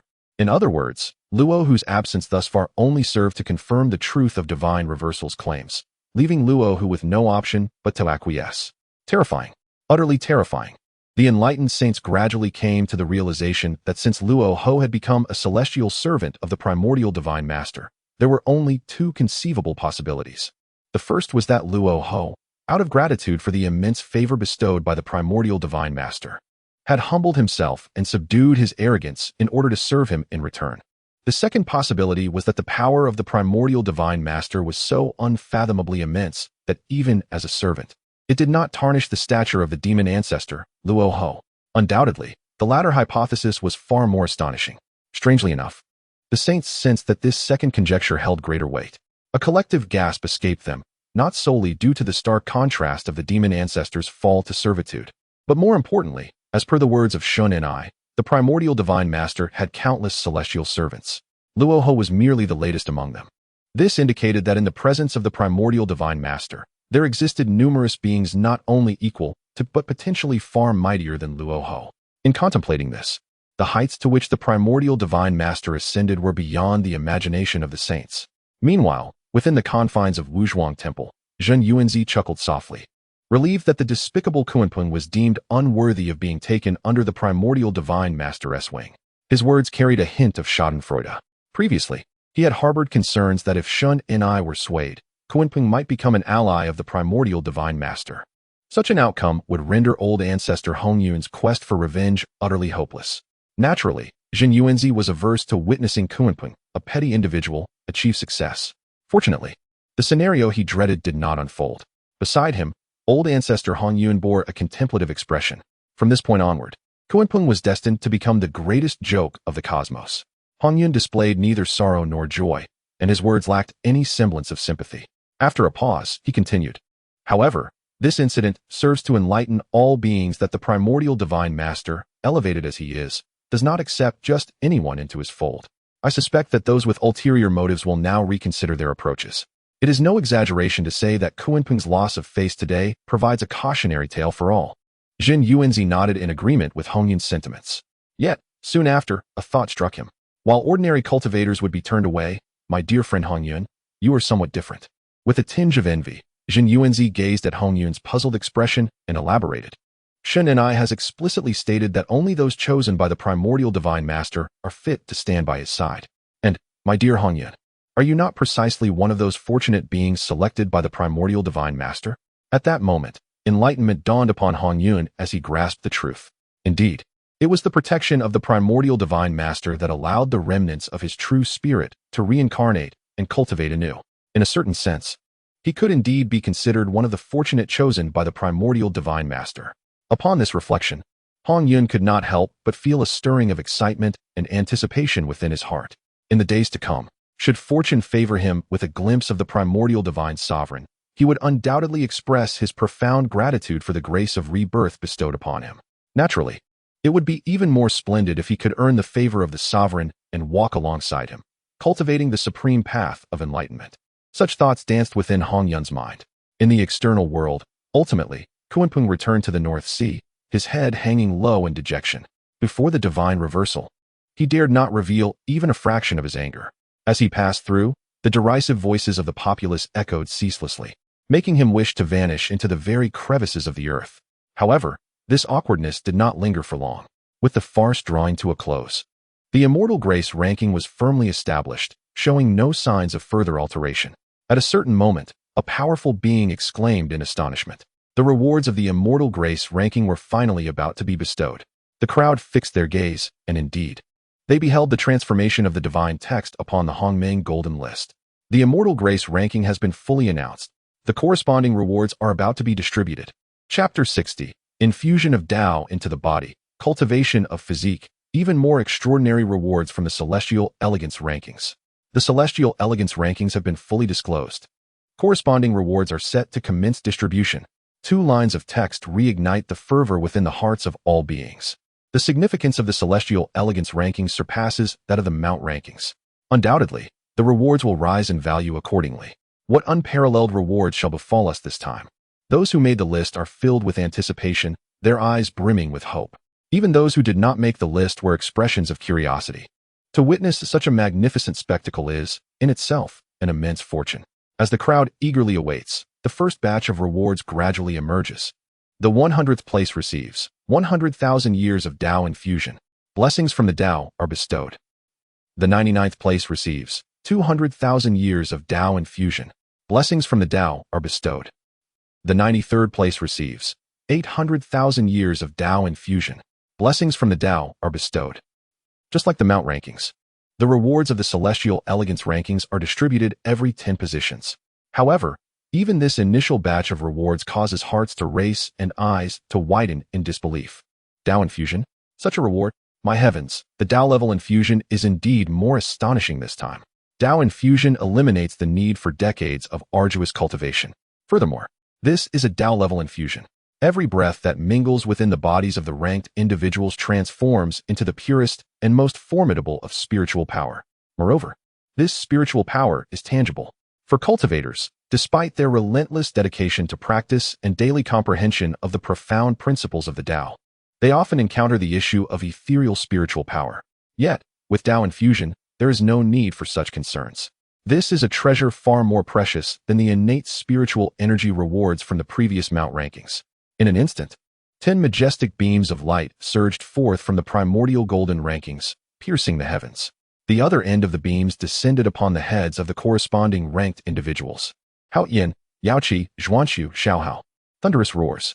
Within the beams of light, torrents of Tao surged forth, cascading from the golden rankings and continuously flowing into the bodies of several individuals. All beings could distinctly sense that under the Tao infusion, the cultivation of the ranked individuals was ascending at a visibly rapid pace. Is this what Tao infusion entails? The order of laws within my body has suddenly expanded over tenfold. Ha! Wonderful! I express my gratitude to the Tao. A joyful laughter erupted from Hao Yin in the heavenly court, filled with delight. With his already quasi-saint level of cultivation, the expansion of the order of laws tenfold holds tremendous significance. From this point onward, even among those of the same realm, Hao Yin could be deemed invincible. It is no wonder he is so exhilarated. The expressions of the crowd were peculiar. Unexpectedly, the two individuals from the heavenly pool, who initially ascended to their positions solely due to the formidable authority of the primordial ancestor Hongjun, have today stumbled upon such a remarkable opportunity.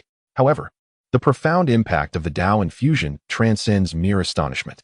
At a certain moment, a tremendous pressure enveloped the cosmos, reverberating across the heavens and the earth. What a terrifying force! Who could it be? Hiss! This pressure far surpasses the pinnacle of quasi-saintship, and is scarcely a hair's breadth weaker than that of a true sage. An arch-saint. Has yet another arch-saint emerged in this world? A particularly astute individual swiftly grasped the unfolding reality. It is stronger than the peak of quasi-saintship, yet slightly inferior to the true Taoist sage.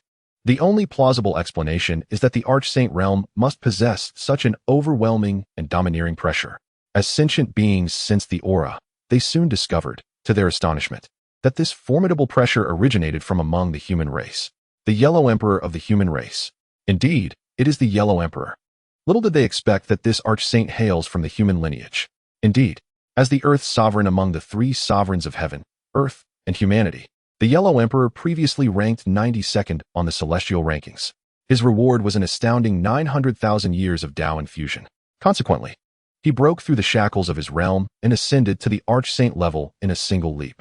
This scene left the ancestor of the underworld river with a complex expression, reflecting on his own arduous journey of cultivation, wherein he emulated the sages to create a race and established a path of slaughter through countless tribulations to attain the arch-saint level. He found it difficult to reconcile the fact that a once obscure figure, the Yellow Emperor, achieved the same realm merely through a reward from the celestial rankings. This is indeed hard to evaluate. Yet, in an instant, the ancestor cast aside his distractions, turning his gaze towards the future with anticipation. The rewards for those ranked over 90 had already amounted to hundreds of thousands of years of Dao infusion. When it is my turn to receive the rewards, wouldn't they be even more astonishing? After a considerable time, the Dao infusion for the 10 ranked individuals finally concluded. Next came the rewards for those ranked from the 90th to the 81st. 90th place reward, Chaos Dao Body, bestowing of the Dao. 89th place, Xianhuang's Sacred Body, bestowing of the Dao. 88th place, Heavenly Medicine's Sacred Body, bestowing of the Dao. Unexpectedly, the rewards for these 10 consecutive rankings consisted of various cultivation bodies, each one causing the onlookers to marvel in awe. Eyes turned towards those who received the rewards, as everyone was eager to comprehend the significance of these bodies. As the ranked individuals underwent the transformation of their Dao bodies, they could not contain their ecstatic exclamations. The Chaos Dao Body. Oh, I can actually transform the essence of chaos into primordial divine power? Ha! The sacred body of Xianhuang possesses a remarkable parallel. I can absorb boundless Xianhuang energy to enhance my cultivation. Indeed, my physique is formidable. The celestial medicine's sacred body. A single drop of my essence now rivals a primal spiritual root, allowing any injury to heal instantaneously. These words evoke immense envy among all beings once more. Truly, each type of physique harbors unimaginable, extraordinary capabilities. The rewards continue. Periodically, the crowd erupts in waves of astonishment. Meanwhile, the saints in the Zixiao Palace maintain an air of tranquility. Their lifespans are infinite. Thus, they do not envy the cultivation achievements of figures like Hao Yin and Yao Dai. Moreover, their attainment of sainthood already attests to their exceptional lineage and physique, which are of the highest caliber in existence. They regard the so-called cultivation physiques with indifference, unperturbed. In fact, from the perspective of the saints, the so-called Taoist chaos body and similar physiques cannot even be compared to their own. Unbeknownst to them, the rewards have reached the 70th position. 70th place reward. 100,000 acres of Taoist fortune, bestowing of Taoist blessings. This particular reward finally captured the attention of the saints. However, as the 100,000 acres of fortune fell toward a certain direction, the saints collectively exclaimed in surprise. Chapter 61. The Ascendance of Humanity, the Majestic Empress of Tranquility. Fortune is synonymous with destiny and fate. This is a reward that even sages covet, particularly for the lineage of the sages. A flourishing fortune signifies the potential for their path to extend further and to endure through the ages. The reward from the Primordial Golden List is astonishing, bestowing a staggering 100,000 acres of fortune. However, the direction in which this fortune descends surprises the myriad sages. Beams of divine glory drift down from the heavens, ultimately landing within the domain of humanity. Moreover, the subsequent rewards unfold. 69th place receives a reward, 200,000 acres of grand fortune. Bestowal of the grand path in progress. 68th place receives a reward, 300,000 acres of grand fortune. Bestowal of the grand path in progress. Thus, a total of 500,000 acres of fortune descends, all allocated to humanity. The beings awaken to the realization that the individuals in the 7th, 69th, and 68th places on the celestial ranking are indeed the three ancestors of humanity. Consequently, the lineage of humanity has garnered a remarkable total of 600,000 acres of grand fortune. This is truly astonishing. Furthermore, the three ancestors of humanity are individuals of great merit to their kin. Such an immense fortune does not merely enhance the three ancestors, but envelopes the entirety of humanity. In that moment, a serene and pure celestial light radiates from every being of humanity. The entire realm of humanity seems to be nourished by divine power. In the void, an even more astonishing spectacle unfolds. Roar! Roar! Suddenly, two golden divine dragons coalesce, soaring through the 9 heavens. Their roars resonate, stirring the hearts of all beings. Humanity, henceforth, births the golden dragons of fortune, destined to protect the entire race. Observing this scene, the multitude is stirred. The heavens have indeed manifested golden dragons of fortune? Such a phenomenon has only been witnessed in the lineage of the sages.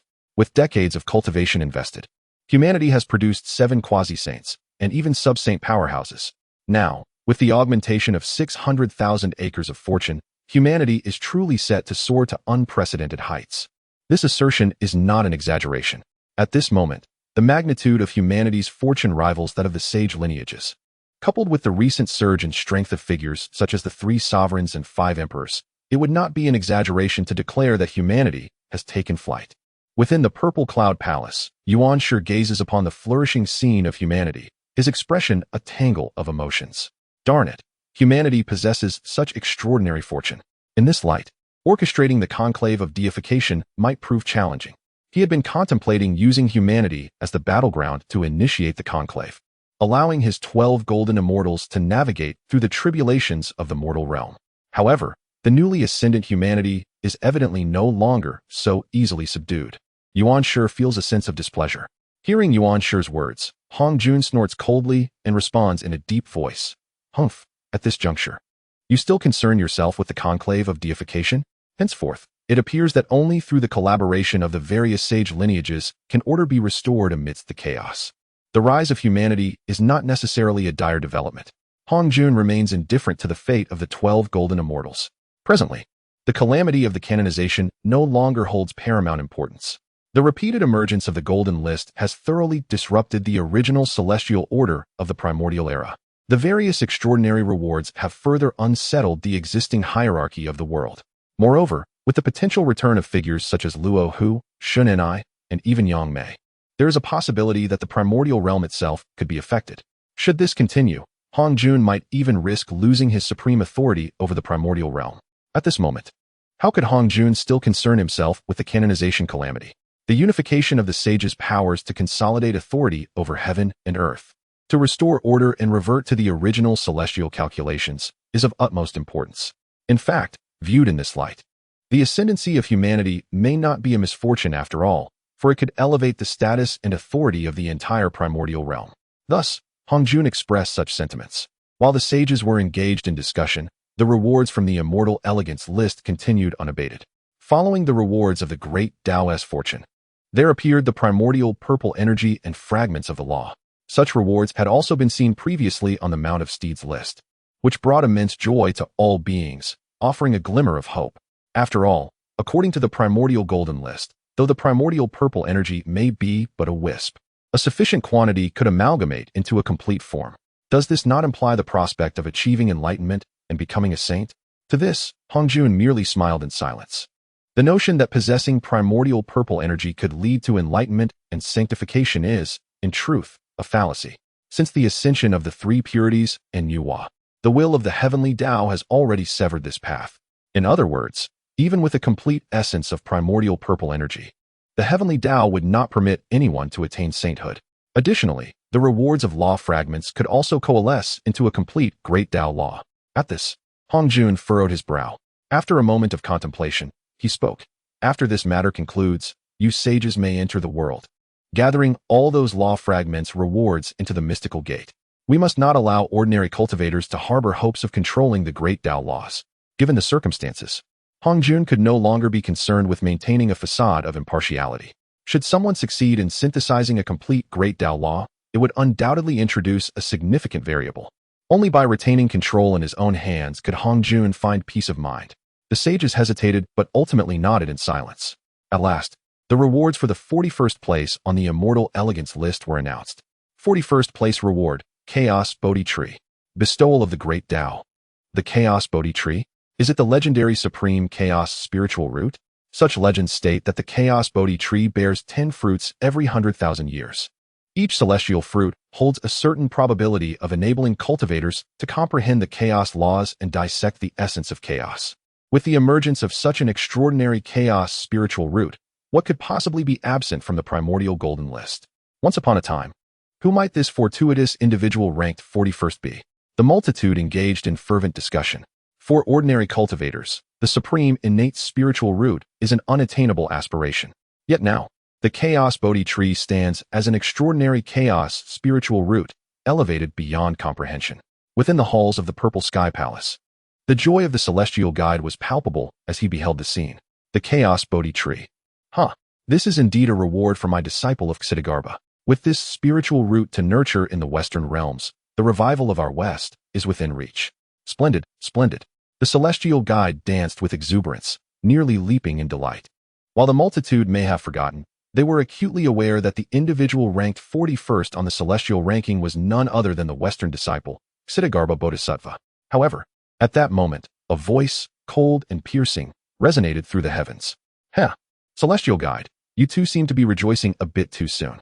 The Chaos Bodhi Tree is a reward belonging to my Yomi, and concerns you not in the slightest. Upon hearing these words, the celestial guide was momentarily taken aback. Instantly, the expressions of both turned ashen. It was unmistakably the voice of Lady Pingxin, exuding an overwhelming authority. Chapter 62, The Reckoning from Pingxin. Ksitigarbha weeps in silence in the depths of the netherworld. As the words of Lady Pingxin fell, not only did the figures of Jane and Zhuan Ti stand frozen, but even Ksitigarbha Bodhisattva, who presided over this realm, was momentarily taken aback. The reason was clear. At that moment, Lady Pingxin gently raised one of her delicate hands, cradling within her palm a radiant and ethereal divine root, which shimmered with celestial light as it floated gracefully. It was none other than the chaotic Bodhi Tree. Lady Pingxin assertively claimed this reward, evidently having no intention of relinquishing it to Ksitigarbha. What do you mean by this, Lady Pingxin? Ksitigarbha inquired, furrowing his brow. That chaotic Bodhi Tree is clearly a reward bestowed upon me by the primordial golden list. Upon hearing this, Pingxin merely let out a cold laugh. Oh, how cunning you all are. You speak of the emptiness of hell and your vow to attain Buddhahood, yet you conspire to usurp my rightful fortune. Without the support of the underworld, what right do you have to claim the 41st position? Thus, it was only fitting for the chaotic Bodhi Tree to remain within the netherworld. Ksitigarbha was immediately filled with dread. This supreme chaotic divine root was an unparalleled treasure capable of revitalizing the entire Western realms. How could he bear to watch it slip away? However, upon further reflection, he realized that such a top-tier divine root would naturally attract the attention of the sages. Moreover, as Ksitigarbha was merely at the threshold of saintly power, he dared not provoke Pingxin, for a single thought from her could render him utterly miserable. After a moment of contemplation, Ksitigarbha spoke again. There is no objection to the chaotic Bodhi Tree residing in the netherworld. However, it must remain under my control, and the celestial fruits it bears shall also belong to me. Ksitigarbha responded thus, for he was indeed the guardian of the netherworld, and allowing the chaotic Bodhi Tree to stay could be acceptable.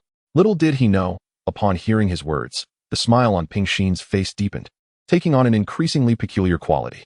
An ominous feeling surged within Ksitigarbha's heart. Indeed, the next moment, Pingxin coldly remarked, Guardian of the netherworld?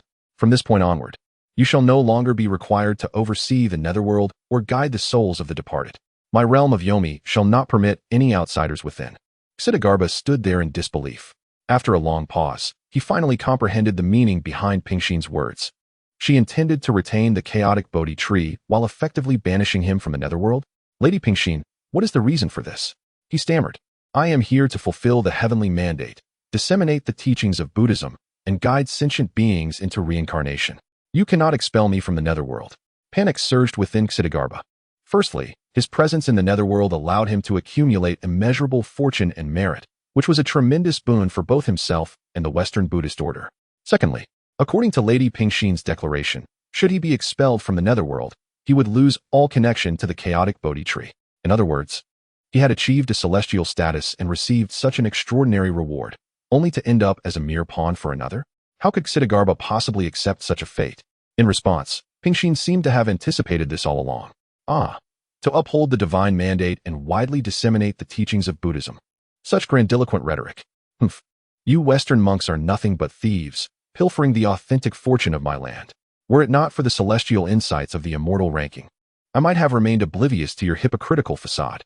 Lady Pingxin no longer concealed her intentions, her words sharp and incisive, denouncing Ksitigarbha and the Western Buddhist sect. Ksitigarbha Bodhisattva, originally a disciple of the Western Buddhist school, presiding over the realms of the underworld and the cycle of reincarnation, transforming immeasurable earthly merits to benefit the West, enduring countless eons, ultimately rendering the Buddhist teachings the most widely propagated path. This is the introduction upon Ksitigarbha's ascendance to the ranking. Indeed, according to the Golden List, Ksitigarbha is one who transforms earthly merits into Western virtues. This is tantamount to usurping the powers of the earthly realm to nourish the Western Buddhist school. Upon reading this introduction, Pingxin was struck with sudden realization. The notion of not achieving Buddhahood until hell is empty, while seemingly noble, was merely a pretext employed by Ksitigarbha. How could Pingxin continue to permit such a thief to linger in the underworld? Yet, she had refrained from unleashing her wrath until this moment. She awaited the moment when Ksitigarbha's rewards would descend, intending to detain him within the underworld. Subsequently, she would forcefully expel Ksitigarbha from the sect. Only in this manner could her fury be assuaged. It was a matter of both life and spirit. At this juncture, Ksitigarbha finally comprehended Pingxin's intentions. He was taken aback. No, Lady Pingxin, you cannot do this. Ksitigarbha stammered, attempting to articulate an explanation. Yet, he found himself utterly at a loss for words. It was all the fault of that accursed Hongmeng Golden List.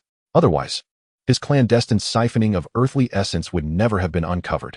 Observing this, the cold smirk on Pingxin's face deepened. What? Are you now incapable of defending yourself? If so, begone from my underworld. Pingxin's voice thundered with fury. From a distance, a formidable figure descended. The newcomer, imposing and majestic, was none other than the Emperor of Fengdu, second only to Lady Pingxin in authority. The Emperor of Fengdu gazed down upon Ksitigarbha with a disapproving glare. Your insidious ambitions are finally laid bare today. Leaving behind the Chaos Bodhi tree is the greatest mercy bestowed by Lady Pingxin. If you do not depart now, you shall meet your end here today. As if to validate the Emperor's words, a palpable aura of death surged around him, eerie and terrifying.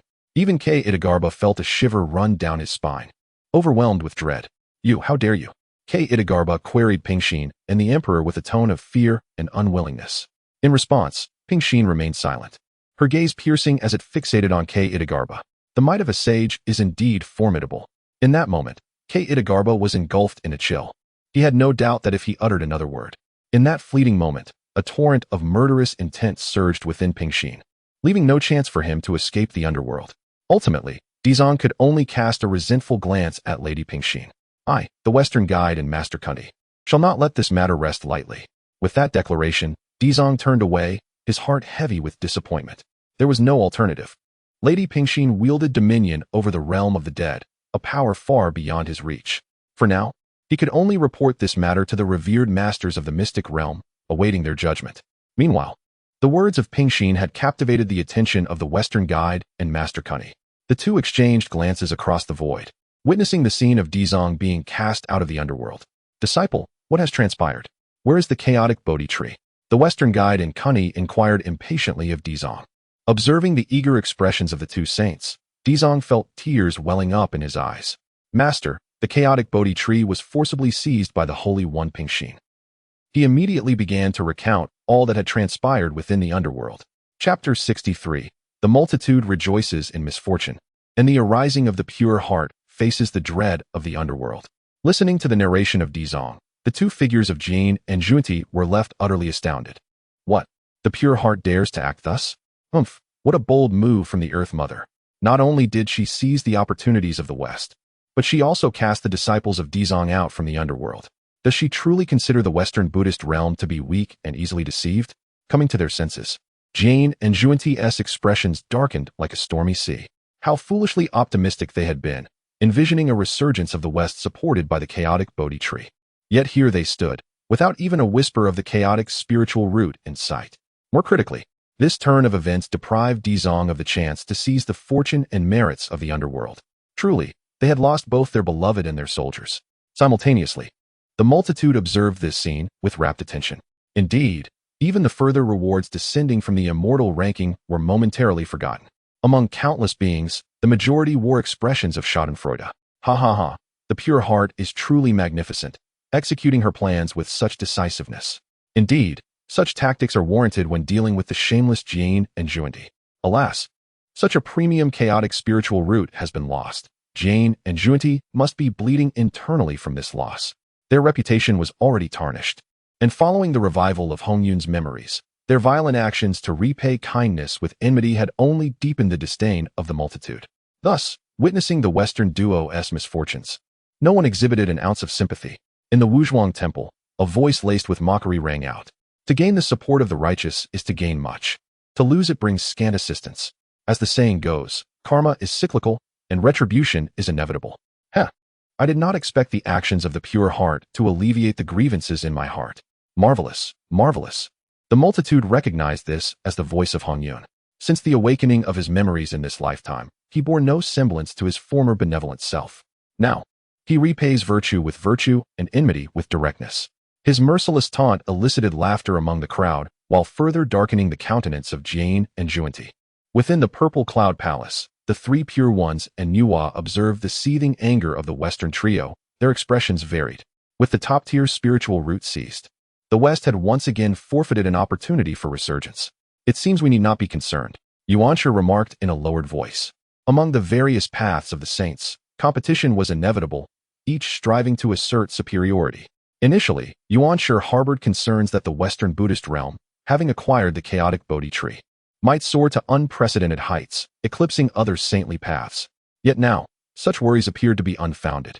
Meanwhile, Laozi pondered deeply, considering whether this opportunity could be used to probe the strength of the pure heart. Upon hearing this, Yuanshi's eyes gleamed with understanding. Indeed, for so long, the true nature of the pure heart remained an enigma, shrouded in mystery from all the saints. On this day, Jane and Junti found themselves consumed by a tempest of fury, with but a mere spark to ignite the flames further. It was conceivable that Jane and Junti would unleash their wrath upon Pingxin, allowing the esteemed saints to observe and discern the true strength of the so-called earthly saints. Contemplating this, Yuanshi's expression shifted, feigning a countenance of regret. Alas, what a pity! That chaos Bodhi tree not only possesses the capacity to rejuvenate the fortunes of a realm, but also grants us sages the insight into the profound truths of chaos, potentially allowing us to transcend to even greater heights. Pausing momentarily, Yuanshi cast a sorrowful gaze towards Jane and Junti, continuing, Jing, Junti, how can you remain so indifferent? Do you wish to become a source of ridicule for the sentient beings of the Western Buddhist realm? His words dripped with insinuation. In response, Jane and Junti wore expressions of melancholy, yet remained silent. Were they not acutely aware of the rarity of the chaos Bodhi tree? However, both grappled with internal conflict, hesitant to declare war against Pingxin. At that moment, Laozi seized the opportunity to interject. If the two of you were to join forces, you would not be without the strength to contend. His remark ignited a glimmer of hope in Jane and Junti's eyes. Could it be that Laozi had devised a strategy? They implored him for guidance. Yet, Laozi maintained a facade of nonchalance, saying one of you could engage Pingxin in battle to distract her, while the other stealthily descends into the netherworld to retrieve the chaos Bodhi tree. Even with Pingxin's formidable power, she cannot annihilate the true essence of a sage entirely. Upon hearing this, Jane and Junti exchanged incredulous glances. Was this truly the course of action they were to take? To have one of them draw Pingxin's ire while the other seized the opportunity? When had the esteemed saints been reduced to such stratagems? Yet, as they locked eyes, both were ensnared in contemplation. The allure of the chaos Bodhi tree was indeed too compelling to relinquish lightly, lest they unwittingly bestow an advantage upon Pingxin. Furthermore, as Laozi aptly stated, the heavenly order does not perish, and sages do not fade away. Should the price of rebirth be the means to recover the chaos Bodhi tree, it would not be in vain. Moments later, Jane and Junti nodded in tacit agreement. Thus, they resolved to unite their efforts in reclaiming the Chaos Bodhi tree.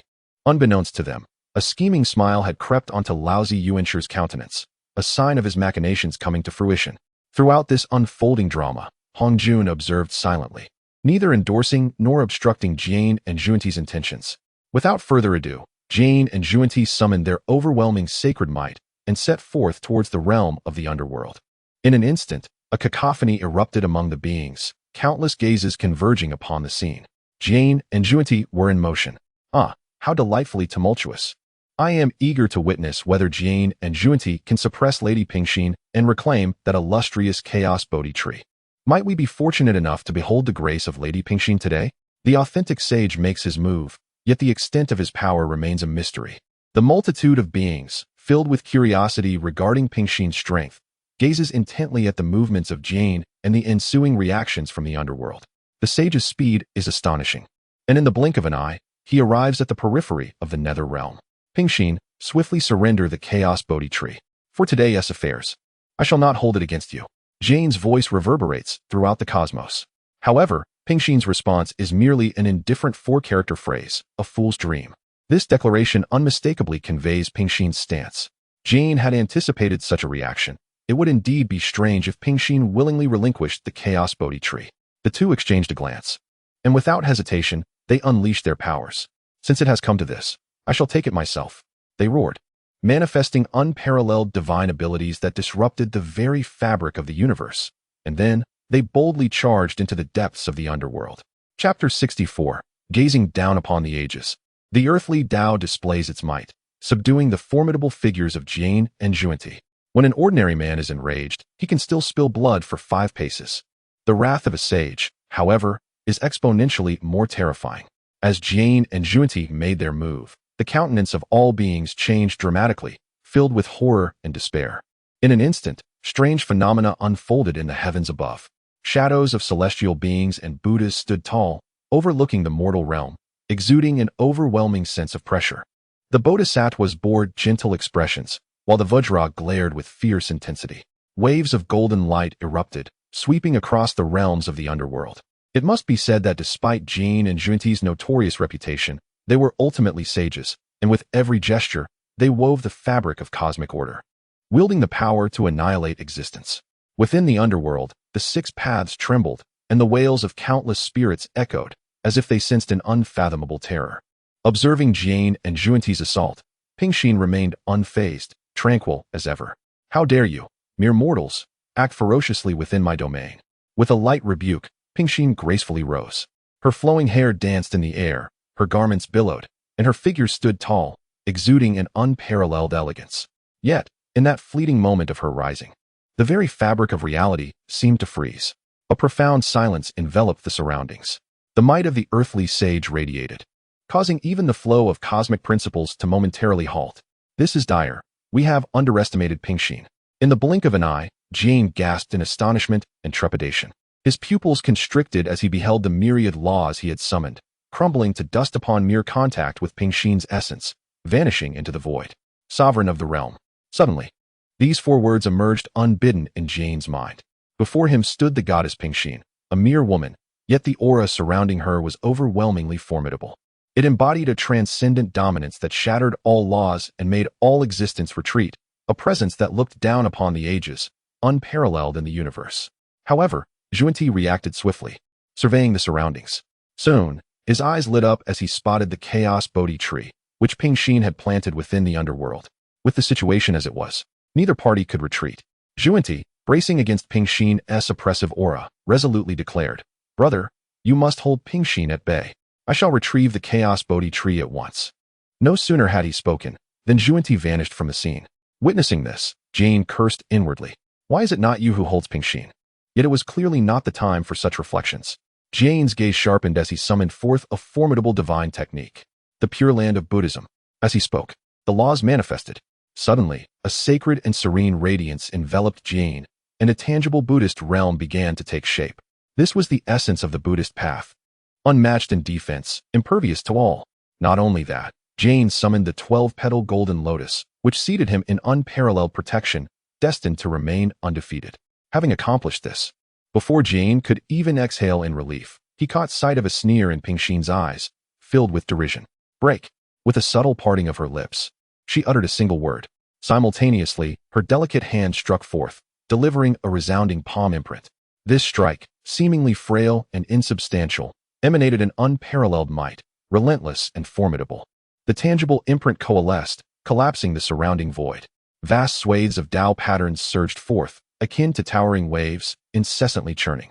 The marks of the great path spanned across the expanse, piercing through the fabric of reality. The onlookers were left in a daze, utterly incapable of discerning the spectacle of this battle. Yet, through a narrow glimpse, the devastation was evident. Across the realms, towering divine peaks shattered into dust. The seas roiled, tumultuous waves crashing against the shores, defying the heavens above. Even the primordial cosmos trembled on the brink of collapse, celestial bodies colliding with a terrifying ferocity. Each unfolding scene illustrated the sheer terror of this confrontation. The battle of the sages had escalated to a contest of cosmic principles and order. In the blink of an eye, both sides had engaged in fierce conflict. Although the assaults of the sages remained obscured, at a certain moment, two piercing cries reverberated, sending shockwaves through the hearts of the multitude, their expressions shifting dramatically. Ah, no. The source of these anguished wails sent a chill through the onlookers. Was it the figures of Jane and Junti? Heaven above, the two saints, even united, could not contend with Lady Pingxin alone. What could have transpired to elicit such harrowing cries from the sages? What was the extent of Jane and Junti's injuries? Perhaps this would unveil the true prowess of Lady Pingxin. The multitude gazed longingly towards the direction of the netherworld, awaiting the appearance of Jane and Junti. However, peculiarly, after a lengthy pause, no figures emerged. Confused glances were exchanged among the crowd, filled with uncertainty. Suddenly, thunderous roars erupted. The celestial order unleashed a breathtaking cacophony. A familiar scene unfolding once more. Witnessing this, the crowd was utterly astounded. They understood that this was the manifestation of the celestial void opening, a spectacle of the sages resurrecting through the fruits of the Tao. Gasp! Had Jane and Junti truly perished? Was Lady Pingxin truly this terrifying? Unbelievable. In that fleeting moment, Jane and Junti had been subdued by Lady Pingxin. A chorus of gasps echoed as the crowd stood agape, overwhelmed with awe. Good heavens! I can hardly believe it. Here they were, attempting to deduce Lady Pingxin's strength from Jane and Junti's injuries? Little did they know. The two had sustained no wounds at all. After all, what injuries could one discuss when life itself had been extinguished? Jane and Junti returned to the Zhixiao Palace in silence, fully aware of the immense terror they had just witnessed. Lady Pingxin's power was beyond their comprehension, leaving them with no opportunity for resistance. Consequently, they wisely chose to abandon the Chaos Bodhi tree. After all, no matter how many attempts they made, the outcome would remain unchanged. Moreover, excessive rebirths could lead to a fall from their saintly status. Their gazes darkened, filled with wrath as they fixed their eyes upon Laozi and Yuan Shi. Even in their naivety, they finally realized they had been used as pawns. Yet, Laozi Yuan Shi remained unperturbed, his countenance unchanged and heart unwavering. This display of utter indifference only served to exacerbate the frustration of Jane and Junti. A palpable atmosphere of profound oppression suddenly enveloped the realms. The formidable prowess of Empress Pingxin instilled awe among all beings. In this moment, countless mighty figures found their thoughts churning. The immense power of the earthly Tao was undeniable. Perhaps, establishing a rapport with Empress Pingxin was indeed a prudent choice. Yet, amidst these contemplations, a greater sentiment prevailed: fear. In the days to come, even if it meant offending the myriad saints of the Xianmen, one must never provoke Empress Pingxin. However, this oppressive ambience did not linger for long. At a certain moment, a voice, filled with uncontainable rage, even heart-wrenching in its intensity, suddenly reverberated throughout the cosmos. Heavenly damnation! Who dares to challenge me by consuming my reward? The beings turned their gaze toward the source of the voice, only to find that it was none other than Kunping himself. At that moment, Kunping stood high above, his eyes wide with fury, his visage twisted in rage. Gritting his teeth, what could have transpired to incite such wrath? Doubts began to arise in the hearts of the onlookers. Chapter 65. The Strange Child Beyond Chaos. Boldly confronting the might of Kunping. After the initial shock had subsided, some formidable beings gradually began to react, recalling Kunping's earlier bellow. Had Kunping's reward been devoured? Oh, who among the mighty possesses such audacity to covet Kunping's bounty? Indeed, the allure of wealth has proven irresistible, and it appears someone has finally succumbed. Might it be? The multitude buzzed with speculation, their uncertainty palpable. Some powerful beings cast meaningful glances towards the direction of Wuzhuang Temple, or more precisely, the figure of the venerable Hongyun residing within. If anyone harbored the most profound animosity towards Kunpeng, it was undoubtedly Hongyun. Consequently, the crowd could not help but ponder whether it was indeed Hongyun who had taken action. Yet, at that moment, Hongyun appeared utterly bewildered. Seizing the moment, Xinyuanzi interjected, "Previously, my old friend Hongyun made no move. I can attest to this." Upon hearing these words, the crowd was largely convinced, for Hongyun's demeanor did not suggest deception. It seemed he was still struggling to comprehend the situation. Moreover, throughout the ages, Xinyuanzi, as the progenitor of Earth immortals, had never been one to engage in cunning schemes. With their suspicions refuted, the crowd found themselves even more perplexed. If it was not Hongyun, then who could possess such audacity, unafraid of incurring Kunpeng's wrath? Before further conjectures could arise, Kunpeng had already regained his composure. "Scoundrel, return my 5 undying immortal fruits." As the words left his lips, Kunpeng had locked onto a specific point in the void and surged forth in a furious pursuit. The crowd erupted in astonishment. Undying immortal fruits? Were those not the legendary fruits born of the chaos spiritual root? Heaven! It is said that such fruits contain the eternal light of immortality, capable of forging an immortal body and preserving one's foundational essence through countless tribulations and scathe. Kunpeng's reward was indeed such a treasure. First, there was the Chaos Bodhi tree, and now the undying immortal fruits. The significance of the Hongming Golden List was truly astounding. No wonder Kunpeng was driven to fury. Were it I in his position, I would undoubtedly be consumed by murderous intent as well. The undying immortal fruits, another legendary, supreme treasure of the chaos tier. Consuming one would allow the bearer to merge with the eternal light of chaos, remaining unscathed through endless tribulations. What an astonishing concept! Even a sage could not remain indifferent to this. Thus, Kunpeng's uncontrollable rage was entirely justified. As the crowd continued their discussions, they unhesitatingly pursued Kunpeng's trail, eager to witness the identity of the audacious individual responsible for such a remarkable act. Before long, they had traversed far from the primordial realms, delving deep into the chaotic expanse for hundreds of thousands of miles. At last, the culprit who had consumed the undying immortal fruits revealed its true form. "This is the little rascal who dared to seize the reward from the demon master Kunpeng? Ha! Could such a delicately crafted and utterly charming child truly commit such an act?" Indeed, the multitude was left in utter astonishment. Before them stood a diminutive figure, appearing no older than 8 or 9 years. His face radiated youthful innocence, and his bright, sparkling eyes shone with the pure light of childhood, naive and harmless. Such thoughts occupied the minds of the onlookers. Could this little one truly undertake the audacious act of seizing the Kunpeng reward? However, not all powerful beings were so easily beguiled by this endearing child. This little fellow was far from simple. Amidst the chaos, he remained untouched by myriad laws. Even the tempest of chaos could not approach him. This revelation jolted everyone awake. Indeed, they had previously focused solely on the child's cherubic exterior. Now, upon closer inspection, they observed that although he appeared fragile and delicate, the chaotic laws surged towards him, only to be obliterated upon contact with his form, without a trace of sound. The chaotic laws could not inflict even the slightest harm. This would place him among the ranks of quasi-saints, if not higher, even among the ancient cultivators. In other words, this child was at least a formidable being of quasi-saint caliber. What unfolded next plunged the assembly into darkness. "Why do you pursue me?" The child suddenly spoke, his voice tinged with a youthful lilt. As he spoke, he flipped his small palm, and instantly, a resplendent, radiant celestial fruit appeared in his grasp. Without hesitation, the child took a substantial bite. In that instant, the crowd felt their hearts skip a beat, their breaths caught in their throats. The immortal fruit. It was indeed the legendary immortal fruit, a rare and invaluable treasure of the ages. Yet now, in the hands of this child, it seemed as if it were mere fruit to be consumed casually, as he devoured half of it in one bite. What an extravagant waste!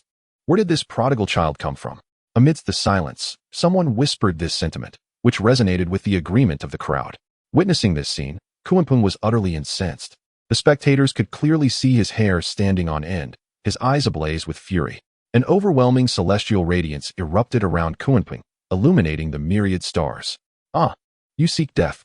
Even in his usual demeanor, Kunpeng was not known for his respect for the young, especially now, as he watched this insufferable child so casually consume his reward. Kunpeng longed to flay him alive, a futile attempt to quell his deep-seated rage. Before his words could fade, he suddenly thrust his palm forward. This strike was unpredictable, a magnificent convergence of mighty laws manifesting into a colossal claw of Kunpeng, descending inexorably upon the child. In that moment, countless cultivators averted their gazes, their eyes gently closing in reluctant anticipation. They seemed to have foreseen that in the next moment, the child would be drenched in blood, leaving not even a fragment of bone behind. Yet, at that very instant, the seemingly innocent child suddenly stirred. "Oh, are you challenging me to a fight? Very well." Observing the astonishing strike of the Kunpeng, he appeared unfazed, his expression instead radiating delight. Before his words could fully escape his lips, what seemed to be a harmless punch was unleashed. To any onlooker, it resembled an ant attempting to shake a tree, a mere insect striving against the heavens. The disparity in stature, might, and aura between the two was utterly inconceivable. Yet, an extraordinary spectacle unfolded. In a moment of chaos, a brilliant azure light erupted, dazzling beyond compare and overshadowing all other brilliance. Boom! This was soon followed by a tremendous sound that reverberated through the heavens. Witnessing this, the multitude raised their brows in astonishment. What was happening? That enigmatic child could truly challenge the might of the Kunpeng? In an instant, all eyes were fixated on the unfolding scene. Chapter 66. The formless celestial demon unleashes divine claws. The Xuanwu is enraged. Everything in the arena has been entirely engulfed by the chaotic light of calamity. Runes shimmer and order surges. The pervasive essence of the Dao sweeps in, unleashing an unparalleled terror. To everyone's astonishment, that enigmatic child is capable of unleashing such astonishing power, engaging in a monumental clash with the Kunpeng. This alone has left all beings utterly astounded. Yet, an even more shocking scene is yet to unfold. In the next moment, a thunderous sound of flesh colliding reverberates through the air. Immediately following is the anguished cry of the Kunpeng. Ah! This scream resonates like thunder, exploding in the hearts of all beings. What has transpired? Has the Kunpeng suffered a grievous injury? This seems implausible, though the child is peculiar. His cultivation time is exceedingly brief. How could he possibly overwhelm the Kunpeng, a master at the pinnacle of quasi-sainthood? Hush, silence. It is evident. At this moment, the chaotic light in the arena is gradually dissipating into the void. All beings fix their gaze. In an instant, they cannot help but gasp in disbelief. The Kunpeng has manifested one of its true forms, an enormous bird of prey, immeasurable in size. Its length spans several thousand miles. As its wings flap, gusts of potent wind stir, creating a tempest of chaotic storms. Its feathers appear to be forged from celestial gold, glinting with a chilling luster. Just one glance reveals the overwhelming might of the Kunpeng. However, what causes all beings' pupils to constrict is the apparition of a transparent gash on the Kunpeng's chest. Blood pours forth, cascading into the chaotic realm beyond, dyeing the infinite void a deep crimson hue. For a moment, all beings are engulfed in a sense of unreality. The prior strike has indeed pierced the Kunpeng's flesh. Explosive, astoundingly explosive. All beings had not anticipated such an outcome. In an instant, countless souls are left utterly stunned. Yet, a sudden realization dawns upon them. Clearly, the enigmatic child is far from being as simple as he appears. This prompts them to refocus their attention on the child. They observe him still wearing an innocent and vibrant expression, his face alight with curiosity. It seems that the previous battle was merely a delightful game to him. What draws their attention even more is the scene behind him. Unbeknownst to them, a colossal ethereal figure has emerged behind the child. In terms of size, it is nearly equal to that of the Kunpeng. Furthermore, this apparition resembles a divine beast, yet is incredibly strange. Beneath it lies a gigantic turtle, appearing unyielding and immensely powerful.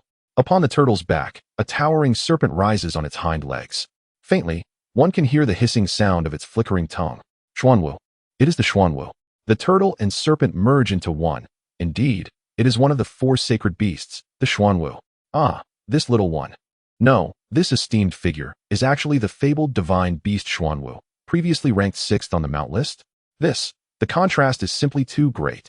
The multitude was struck with astonishment, yet wore expressions of utter bewilderment. The colossal tortoise, cradling the great python, bore an uncanny resemblance to the legendary Xuanwu.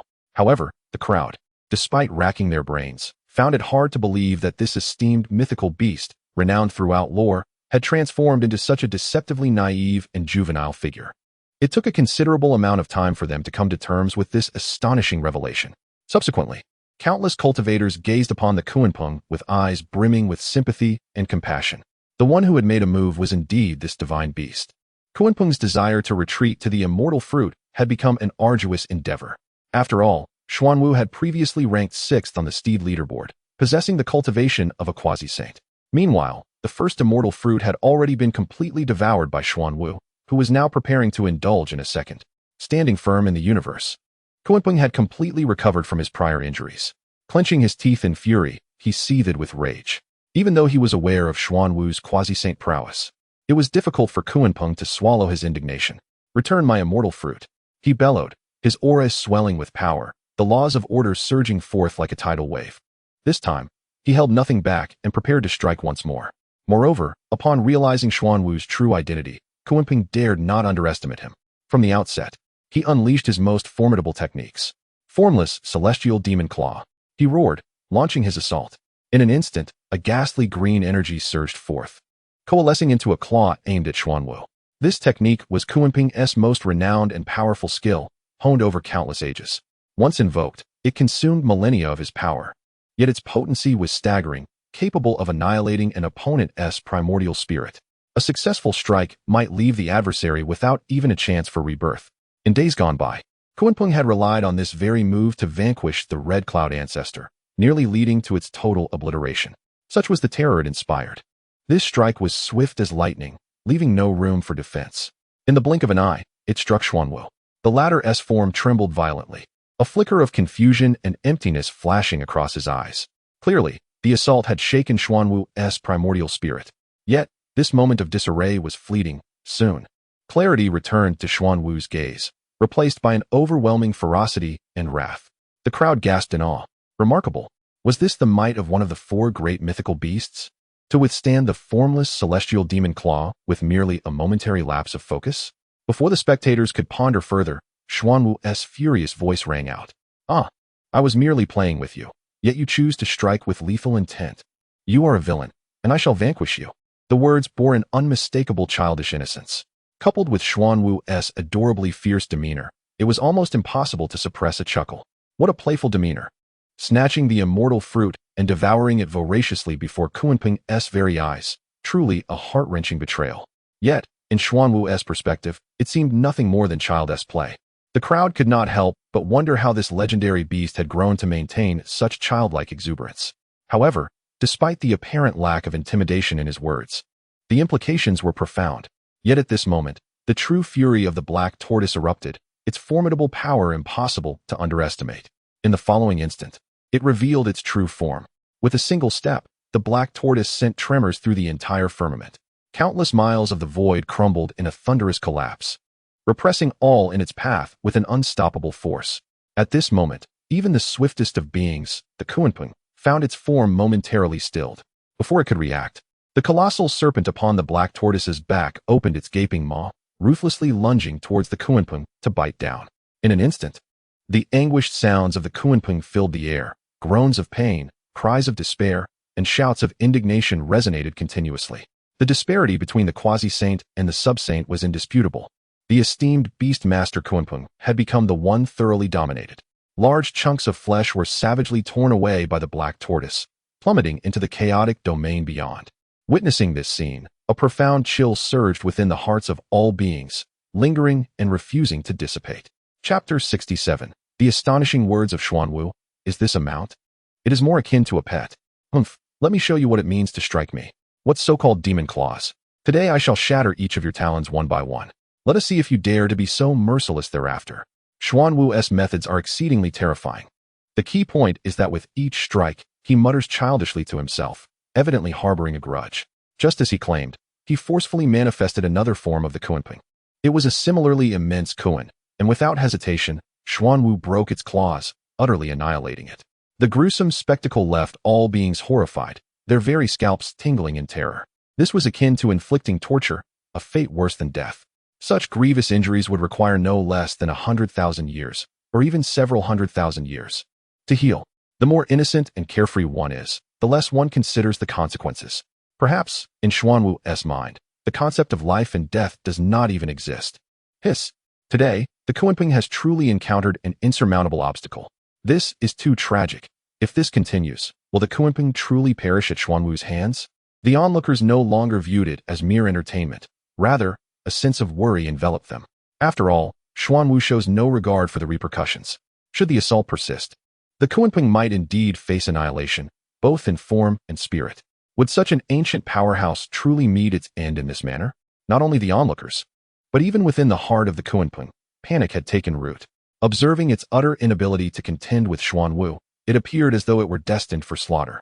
In a moment of desperation, the Kunping, disregarding its dignity, cried out for help. Dao Ancestor, save me. Ah, I do not wish to die. Its words were filled with sorrow and terror. In its wisdom, it directly sought assistance from the mightiest being in the cosmos. Moreover, as the representative of the heavenly Dao, Hongjun, who prided himself on his supremacy and compassion for all beings, was the most likely to intervene. Indeed, no sooner had the Kunping's plea escaped its lips than a radiant streak shot forth from the Zixiao Palace, piercing through the void. Cease this at once. Though the Kunping had previously aligned itself with the primordial divine lord, betraying the teachings of the Xianmen, Hongjun could not stand idly by and watch it fall to Xuanwu's wrath. Thus, Hongjun intervened. With a resounding command, he instantaneously materialized at the scene. With an air of nonchalance, his grand sleeves swept forth. Boom! A formidable force erupted, sending even Xuanwu retreating over 10,000 miles. Beneath the saints, all are mere ants. And the sub-saints are no exception.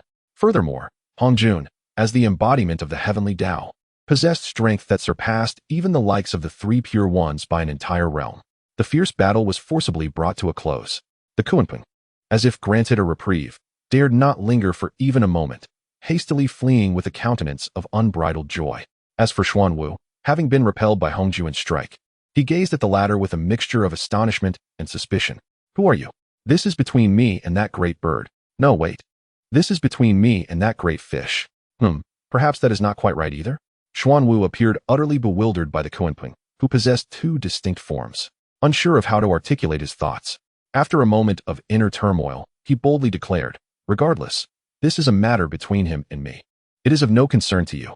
Such candid and unguarded words made the onlookers break into a cold sweat. In the primordial chaos, what event could possibly be unrelated to the venerable Hongjun? Upon hearing Xuanwu's statement, Hongjun's brow furrowed with discontent. Xuanwu, you have gone too far today. That immortal fruit is rightfully a reward for Kunping, yet you have so brazenly seized it. You even resorted to violence against Kunping, displaying an unrestrained cruelty. Surrender the remaining 3 immortal fruits, and I shall refrain from holding you accountable. Hongjun spoke from a position of authority, commanding respect. Indeed, Hongjun was not only intent on rescuing Kunping, but also on reclaiming the remaining immortal fruits. Subsequently, it would be entirely reasonable for him, as the Dao ancestor, to claim one for himself. In fact, even appropriating all for his own use would not be excessive. The allure of such celestial fruits stirred Hongjun's desires profoundly. Upon hearing Hongjun's words, Kunping's eyes sparkled with hope. Could it be that the immortal fruits might still be retrieved? Yet, even in the face of the Dao ancestor Hongjun, Xuanwu maintained an audacious demeanor. Why should I? I have seized them, and thus they belong to me. Why should I return them to you? Even the immortal fruits of the primordial God Master are mere trifles to me, Xuanwu proclaimed with righteous indignation. To an outsider, one might think the immortal fruits were unclaimed treasures belonging to whoever could seize them. Such naive declarations stirred a wave of maternal affection among countless female cultivators. Despite their lower status in Xuanwu's presence, within the Jiejiao, the 3 heavens wore amused expressions. Hee, this Xuanwu is simply adorable. How delightful it would be to nurture such a little fellow. They chimed, causing the male disciples, including Taba, to smirk knowingly. To raise Xuanwu? Only a brave soul like their junior sister would dare entertain such a thought. Meanwhile, countless formidable beings gleaned a deeper meaning from Xuanwu's words. Did this fellow truly believe he could consume the primordial God Master's fruits at will? How audacious! To call him a mount is an understatement. He is more akin to a cherished pet. Everything suddenly made sense. Only the boundless affection of the primordial God Master could have nurtured Xuanwu's innocent and carefree nature. It follows that the little creature standing before the primordial God Master could not simply be categorized as that of a mount. This revelation was indeed astonishing. Although Xuanwu had previously been listed as a mount, in the eyes of the primordial God Master, he was undeniably a beloved pet, a distinction of immense consequence. In the hearts of the beings present, the status of a pet was evidently several tiers above that of a mere mount. In that moment, the hearts of all beings grew heavy with a sense of solemnity. Although Hong Jun appeared composed and unruffled, a tempest of emotions surged within him. If what Xuan Wu had asserted were indeed true, then this divine beast warranted heightened vigilance. Initially, Hong Jun had contemplated taking decisive action to reclaim the remaining 3 immortal fruits when necessary. However, he now found himself in a state of inner conflict, weighing the pros and cons. After a prolonged silence, he let out a resigned sigh. Should there be a next time, I shall not relent. With a cold snort, Hong Jun spoke with a tone that brooked no dissent. His words hung in the air as he cast a meaningful glance at Xuan Wu before turning on his heel and returning to the Zixiao Palace. This sudden shift in demeanor left the gathered beings in a state of bewilderment, grappling with disbelief. Was the Dao ancestor Hong Jun truly giving up? Meanwhile, the once hopeful Kunpeng felt his expression freeze, the brilliance in his eyes dimming with each passing moment. Chapter 68. The majestic proclamation of the primordial deity. The saints are feeble, and existence is dull. The silence of the Dao ancestor Hong Jun has unmistakably signified his stance. Kunpeng comprehended that the hope of reclaiming his immortal fruit was utterly forlorn. Contemplating this, he felt an overwhelming sense of despair. After finally achieving the distinguished rank of 19th in the celestial standings, he found himself ensnared by the calamity that was Xuan Wu, ultimately leading to his futile efforts akin to drawing water with a bamboo basket. Had he foreseen such a fate, even a position around the 40th or 50th would have seemed preferable, as it would have spared him the attention of Xuan Wu. Furthermore, Kunpeng was bereft of any hope for vengeance. Despite exerting his utmost strength, he could not prevail against Xuan Wu, who served as a steed, or rather, a pet. It was needless to mention the formidable primordial deity lurking behind Xuan Wu, whose power was unfathomably greater. This time, he had no choice but to concede defeat. As the tumult brought forth by Kunpeng and Xuan Wu gradually subsided, the attention of the beings returned to the rewards of the Hongmeng Golden List. Following Kunpeng, several other chaotic treasures emerged in succession. The offensive artifacts were overwhelmingly potent, with the capability to obliterate entire worlds in a single strike. The defensive artifacts, on the other hand, were inherently invincible, able to withstand the might of chaotic divine arts without sustaining any harm. Such treasures were undeniably coveted by all beings, yet ultimately unattainable. The initial focus had been on the clash between Kunpeng and Xuan Wu, and the owners of these treasures were not individuals to be trifled with. Consequently, there were no further attempts to seize the treasures. Unbeknownst to them, the ranking had now reached the 14th position. In that fleeting moment, the beings held their breath in anticipation. They vividly recalled that this 14th rank belonged to the primordial saint. In other words, from this point onward, the rewards would pertain to the saintly level. Especially for Yuan Shi, his gaze was unwavering. Previously, he had secured the 9th position, but due to his own folly in questioning the primordial deity, he had been mercilessly vanquished and had plummeted to the 14th rank. Such a drastic decline was unbearable for Yuan Shi. At present, he could only hope that the Golden List would bestow an extraordinary reward to console him somewhat. The reward for the 14th place, the embryonic form of a vast world, which can be expanded and elevated to a complete world, with the potential to transcend the chaos and achieve the fruit of the ultimate Dao. Bestowal of the Great Dao. Upon gazing at this reward, Yuan Shi's breath suddenly grew heavy. The embryonic form of a vast world? The prospect of transcending chaos. Yuan Shi instinctively repeated the description from the Golden List. Soon after, an uncontrollable ecstasy surged within him. Ha! Heaven has not forsaken me. Even though you, Shen and I, have severed my path, the will of the Great Dao shall continue to guide me. With this embryonic form of the vast world, I still possess the hope of transcending chaos in the future. Following their battle, Shun and I sat beyond the chaotic domain, absorbing chaotic essence and refining the laws of chaos. It appears that all attention has shifted away from the primordial chaos. At this moment, Yuan Shi could hardly contain his elation and excitement, boldly proclaiming his thoughts across the void, once again embodying the audacious spirit of his former self. A delightful surprise, a truly unexpected boon. Yuan Shi was astounded by the extraordinary nature of his reward. With the cultivation of a saint within him, enhancing and perfecting a realm was not a daunting task. As long as Yuan Shi could refine this vast world to its utmost perfection, he would undeniably become the true god of creation. This would enable him to shatter the constraints of the Hunyuan de Luo Jingxian and ascend to the realm of Hunyuan Wijidian Luo Jingxian. How could Yuan Shi not revel in this? However, though Shun and I heard Yuan Shi's words, he paid them no heed. A hint of mockery and derision flickered in his eyes, leaving onlookers puzzled. The rewards of the immortal ranking continued to unfold. 13th place reward, Hunyuan Dao Chapter. Bestowal of the Great Dao in Progress.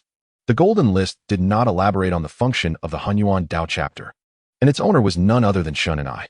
With the bestowal of the Great Dao and the descent of celestial radiance, Shun and I appeared utterly unconcerned, as if shrouded in nonchalance. With a casual wave of his hand, he collected it, his expression betraying no emotion. This left the multitude exchanging glances, wondering if the Hunyuan Dao chapter was merely an inconsequential item. Yet, Shin and I had no intention of addressing their queries, nor did he care to engage. How could the beings of the primordial world comprehend the profundities of Hunyuan? In truth, the Hunyuan Dao chapter was a reward rivaling the very essence of a nascent great world. However, Shun and I had encountered far more than what the masses could fathom, rendering such a reward insufficient to stir any tumult within his heart. 12th place reward, Space Shrine. Bestowal of the Great Dao in Progress. At this level, the beings could only gaze in awe. The Space Shrine. Merely by its name, one could sense the unparalleled majesty and authority it commanded. The crowd was filled with expressions of reverence, while only Hong Jun wore a grim countenance. He vividly recalled that the 12th place reward on the immortal ranking belonged to the once space demon god, Yang Mei Daxian. Now, the Golden List's bestowal of the Space Shrine aligned perfectly with Yang Mei Daxian's path, which was undoubtedly unwelcome news for Hong Jun. Following this, the 11th, 10th, and 9th place rewards were revealed one after another, culminating in the 7th place rewards. The 5 successive rewards were quite familiar, all of which were various celestial fruits. Some could elevate a saint by 2 or 3 minor realms, while others held a certain probability of directly breaking the constraints of sainthood, allowing one to touch the barriers of Hunyuan Wajidian Luo Jingxian. The higher the ranking, the greater the probability. For instance, Tong Tian, ranked 7th, received a drop of celestial grade Dao essence, possessing a 50% chance of breaching the barriers of Hunyuan Wajidian Luo Jingxian. All the saints were thus filled with joy. However, after a period of quietude, Xuanwu began to stir once more. He stealthily approached Xin Ni's side and spoke. Brother Xin and I believe the celestial fruits and divine essences gathered by those saints are quite delectable. Why not? Upon hearing Xuanwu's words, Shun and I cast a fleeting glance at him and replied, The Lord of the Gods holds great esteem for Tongtian. His divine essence must not be touched.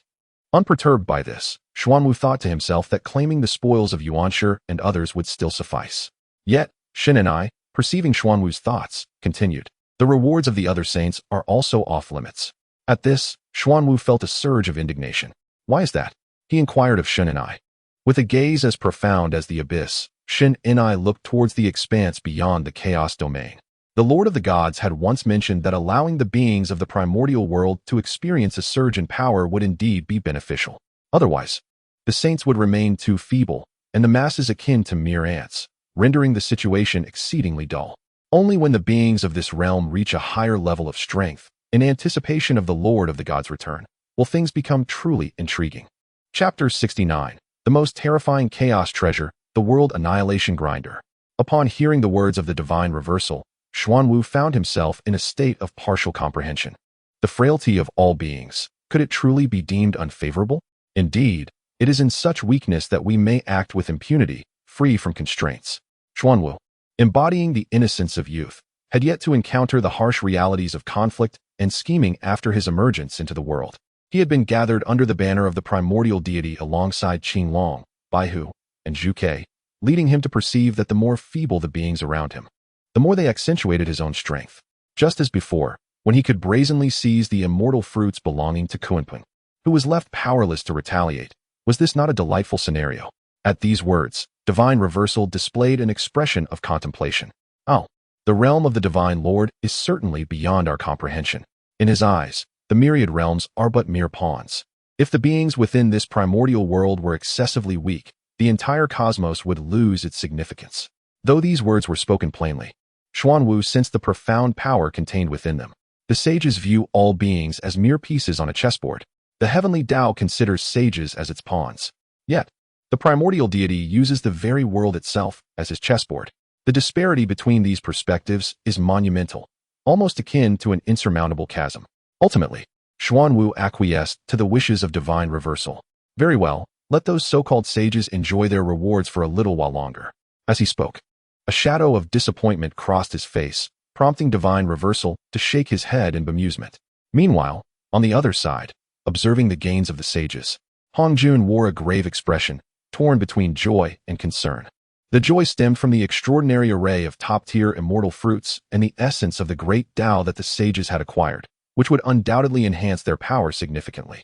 The entire Xianmen would rise to a new level as a result. However, the concern arose from the realization that as the sages grew stronger, they would become increasingly difficult to control. If they were to break free from the shackles of the primordial realm and reach the heights of the great Luo Golden Immortal, figures like the three purities would stand on equal footing with Hong Jun. Would they still heed his commands then? Thoughts swirled within Hong Jun's mind. Yet he chose not to voice them, opting instead to observe the unfolding events in silence. The rewards from the Hongming Golden List continued unabated. The sixth place receives a reward, Fragment of the World Annihilation Grinder, 1-3. Bestowal of the Great Dao in Progress. As soon as this reward materialized, a tremendous upheaval swept through the heavens and the earth. The bestowal of the Great Dao was no longer the serene and sacred light that once illuminated the skies. Rather, it erupted into a deluge of ominous darkness, engulfing all radiance in its path. Amidst the myriad divine patterns of the Dao, a corner of the grinding disk emerged, exuding an ancient and majestic presence. Profoundly heavy in its aura, though it was but a fragment, its terrifying might was beyond description. A barely perceptible stream of dark light cascaded down, directly into the primordial realm. In an instant, vast expanses of land cracked and split, chasms forming as deep as the heavens themselves. Great sacred peaks crumbled into dust, disintegrating into a fine powder. In the presence of an unfathomable power, all beings witnessed a dark light that signified obliteration. In an instant, even the formidable great Luo Golden Immortals were extinguished, their essence and form dissipating entirely. It was evident that this subtle aura embodied an undeniable force of annihilation for all creatures and for the vast expanse of primordial existence. It was an unstoppable force, crushing and sweeping away all in its path. Fortunately, this calamity unfolded in the blink of an eye. Before more of that dark light could descend, the heavens responded with a resounding roar. In a flash, boundless celestial light erupted, cascading throughout the cosmos. The magnificent power of the Tao of Heaven was terrifyingly unparalleled, isolating the remaining dark light completely. Thus, the primordial realms were spared from further catastrophe. What, then, could this be? Merely a shard of dark light descending from a fragment possessed such destructive force? The world-destroying mill? What kind of treasure is this that bears such a name of annihilation? Oh heavens, how many secrets remain in this world that we are oblivious to? All beings were struck with shock and bewilderment. The world-destroying mill, named for its annihilative nature, it exuded an ominous aura. Yet, compared to other malevolent treasures such as the Six Souls Banner and the Heavenly Coffin, the power of the world-destroying mill was evidently millions of times more fearsome. Moreover, it must be noted that this was merely a third of the fragment. Were the complete treasure to manifest, it would likely overwhelm the entire primordial realm with its cataclysmic might. What was most crucial was the multitude of mighty beings fixated upon the four characters of the world-destroying mill, equally perplexed and bewildered. Having cultivated for countless eons, they had never heard of such an artifact. Only Hong Jun, upon witnessing the fragment of the world-destroying mill, stood utterly dumbfounded. The world-destroying mill. How could this be possible? This supreme treasure truly exists? Even with the three pure ones and Nuwa nearby, Hong Jun found it difficult to suppress his astonishment and dread. He gasped in shock, lost in a daze. Deep within his consciousness, he had already plunged into ancient and distant memories.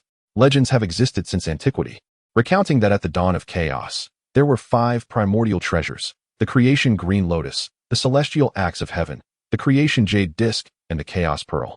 These 4 need no elaboration. The 5th, however, was the world-destroying mill. It is said that once the world-destroying mill emerges, it will mercilessly grind everything to dust, reducing all of heaven and earth to chaos. Due to its unimaginably terrifying power and its absence from the world for eons, Hong Jun had naturally assumed that such legends were mere myths. He had believed the world-destroying mill to be non-existent. Yet today, he bore witness to one of its fragments. Hong Jun's expression fluctuated greatly, stirring the other sages, who exchanged glances filled with curiosity and speculation. What kind of treasure is the world-destroying mill, that even the typically imperturbable Hong Jun reveals such emotion? Master, what precisely is the world-destroying mill?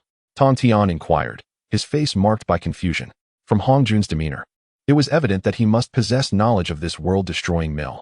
As these words were spoken, the gazes of Laozi, Yuan Shi, Nuwa, and others fell upon Hong Jun. eagerly awaiting his elucidation. Upon hearing the statement, Hongjun regained his composure. He glanced at Tong Tian, merely shaking his head and remaining silent. The prospect of the apocalyptic calamity was far too terrifying. Should he disclose such knowledge to the saints, chaos would undoubtedly ensue. Thus, Hongjun resolved to keep this matter buried deep within his heart, refusing to speak of it. Observing this, Tong Tian understood Hongjun's reluctance to elaborate. The saints exchanged glances, their hearts filled with questions, and continued to focus on the Hongmeng Golden List. The fifth place receives the reward, a strand of the profound light of the Tao, which can be integrated into spiritual treasures, enhancing them to the level of the Tao. Blessings of the Tao. The fourth place receives the reward, the boundless chaos sea, already refined, capable of elevating the level of a realm. Blessings of the Tao. With successive announcements of rewards, an instant fervor erupted in both the Zhixiao Palace and the underworld. Chapter 70. The first supreme spiritual treasure of primordial chaos, the terrifying power of the underworld source. The fifth and fourth places are held by Lady Pingxin and the Tao ancestor Hongjun, respectively. At this moment, the two rewards that have appeared can be regarded as the pinnacle of the immortal elegance rankings. Upon a mere glance, the myriad saints were instantly filled with exuberance, and Hongjun was no exception. Could it truly be an endless sea of chaotic realms? The Hongmeng Golden List has indeed made a grand gesture. I have previously attempted to refine the chaotic sea, only to meet with failure. Yet today, the immortal elegance rankings have directly bestowed an infinite sea. Haha. This is the fortune of our primordial chaos world, a blessing for all living beings. The saints spoke, unable to conceal their joy. The so-called chaotic sea is a space beyond the primordial chaos world, enveloped by the endless laws of chaos. In that realm, chaos reigns, storms ravage, and it is capable of annihilating all life. One can only imagine the terror it embodies. However, as the saying goes, advantages and disadvantages coexist. The chaotic sea simultaneously represents the hope for the expansion and growth of the primordial chaos world. Should one succeed in refining the chaotic sea, it could be utilized to expand the realms of primordial chaos. What does this entail? It is essential to note that while the current primordial chaos world is vast and boundless, it ultimately has its limits. Furthermore, the multitude of formidable beings and the fragmented paths of the saints have left power scattered. It can be said that this realm has already reached its pinnacle. Yet, should the primordial chaos world extend and expand, it could accommodate more living beings and give rise to even greater wonders. At that time, all beings could pursue higher realms. Fortunes and merits would surge exponentially. Indeed, it is not impossible to conceive of the emergence of more saints. This can be viewed as an elevation of the entire primordial world.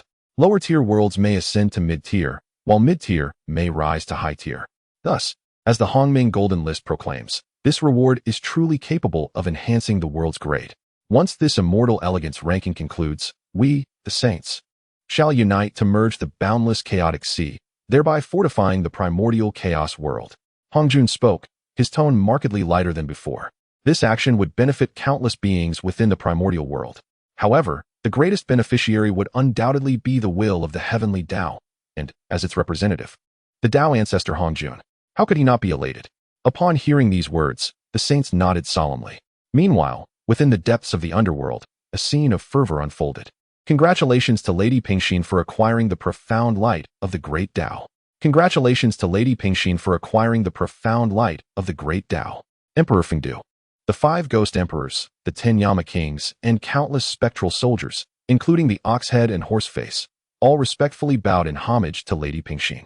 Yet, despite their words, the faces of those in the underworld could not hide their overwhelming joy.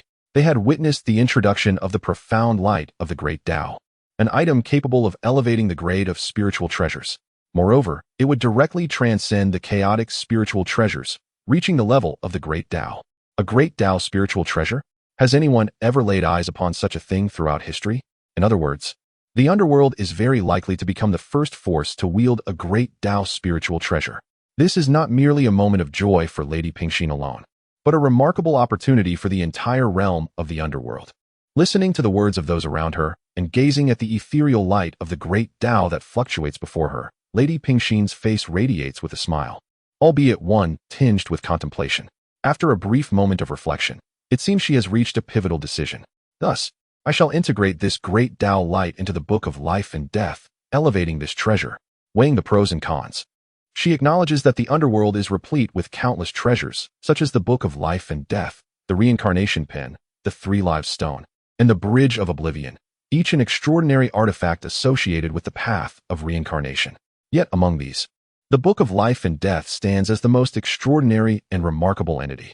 This spiritual treasure is an embodiment of the human book, one of the three ancient tomes of heaven, earth, and humanity. It records the fates and lifespans of all living beings. Yet it is limited to those who have not yet attained the Dao fruit, whose lifespans are finite. For those who have ascended to the level of celestial immortals or beyond, they are not encompassed within its pages, having already achieved eternal life and boundless longevity. Lady Pingxin seeks to seize this opportunity to enhance the Book of Life and Death, thereby gaining dominion over the destinies of more beings in the world. Having made her decision, she acts decisively, channeling the Great Dao light into the Book of Life and Death. Instantly, the earth trembles as the Book of Life and Death bursts forth with boundless divine light, piercing through the confines of the underworld and resonating throughout the vast universe.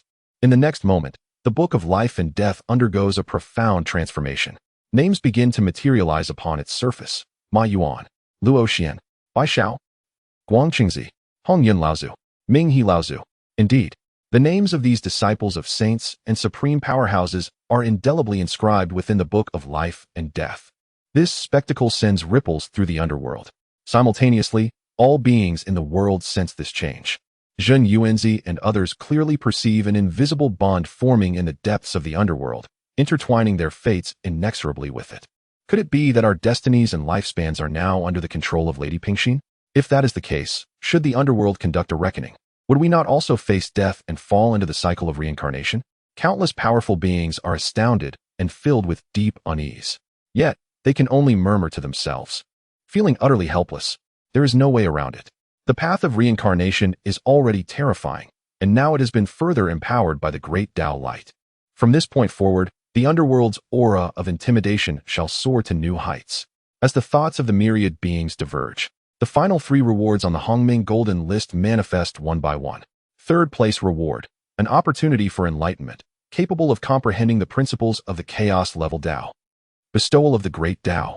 Second place reward, the 5 Elements Wheel, a treasure born alongside the 5 Elements Demon God, containing the complete principles of the 5 elements. Bestowal of the Great Dao. First place reward, the Ultimate Source Immortal Fruit. Consuming it below the saint level grants immediate sainthood. Consuming it above the saint level, depending on cultivation, at least elevates 3 minor realms. In the realm of great blessings, 3 rewards emerged, each surpassing the last in its extraordinary nature. Particularly noteworthy was the ultimate prize for the first place, the Primordial Source Immortal Fruit. This remarkable fruit disregards the cultivation level of its consumer.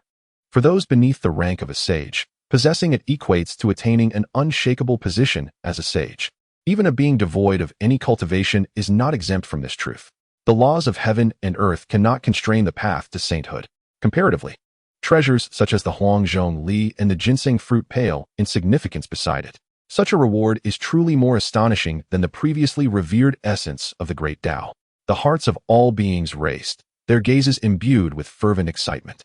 However, this coveted reward belonged solely to the primordial deity of the Taichu. Despite their desires, none dared to contend for it. At that moment, a voice resonated from the heavens above. The Primordial Source Immortal Fruit, you say? This item holds no value for me. I shall cast it into the chaos, allowing a fated individual to claim it. Instantly, the eyes of all beings gleamed with newfound hope. Chapter 71. All beings enter the chaos. The saints unite to expand the universe. As the words resonated, the supreme fruit of the primordial source, descending from the Hongming Golden List, seemed to awaken as if imbued with consciousness. With a resounding whoosh, the celestial fruit instantly vanished into the void, becoming an unattached entity, drifting within the chaotic expanse. Suddenly, the world erupted in fervor. Countless beings listened in disbelief to the ethereal proclamation. Could it be the voice of the primordial Godmaster? The supreme fruit of the primordial source, deemed useless to the Godmaster? What purpose is there in overthinking? This is an extraordinary opportunity that we can scarcely hope to encounter. Indeed, under the constraints of heavenly laws, our ascension to sanctity appears hopeless. Yet, should we acquire this supreme fruit of the primordial source, we could transcend all shackles. Ecstasy, excitement, anticipation, A torrent of emotions surged within the hearts of the beings, rendering them unable to maintain their usual composure. This was a reward willingly relinquished by the primordial God Master.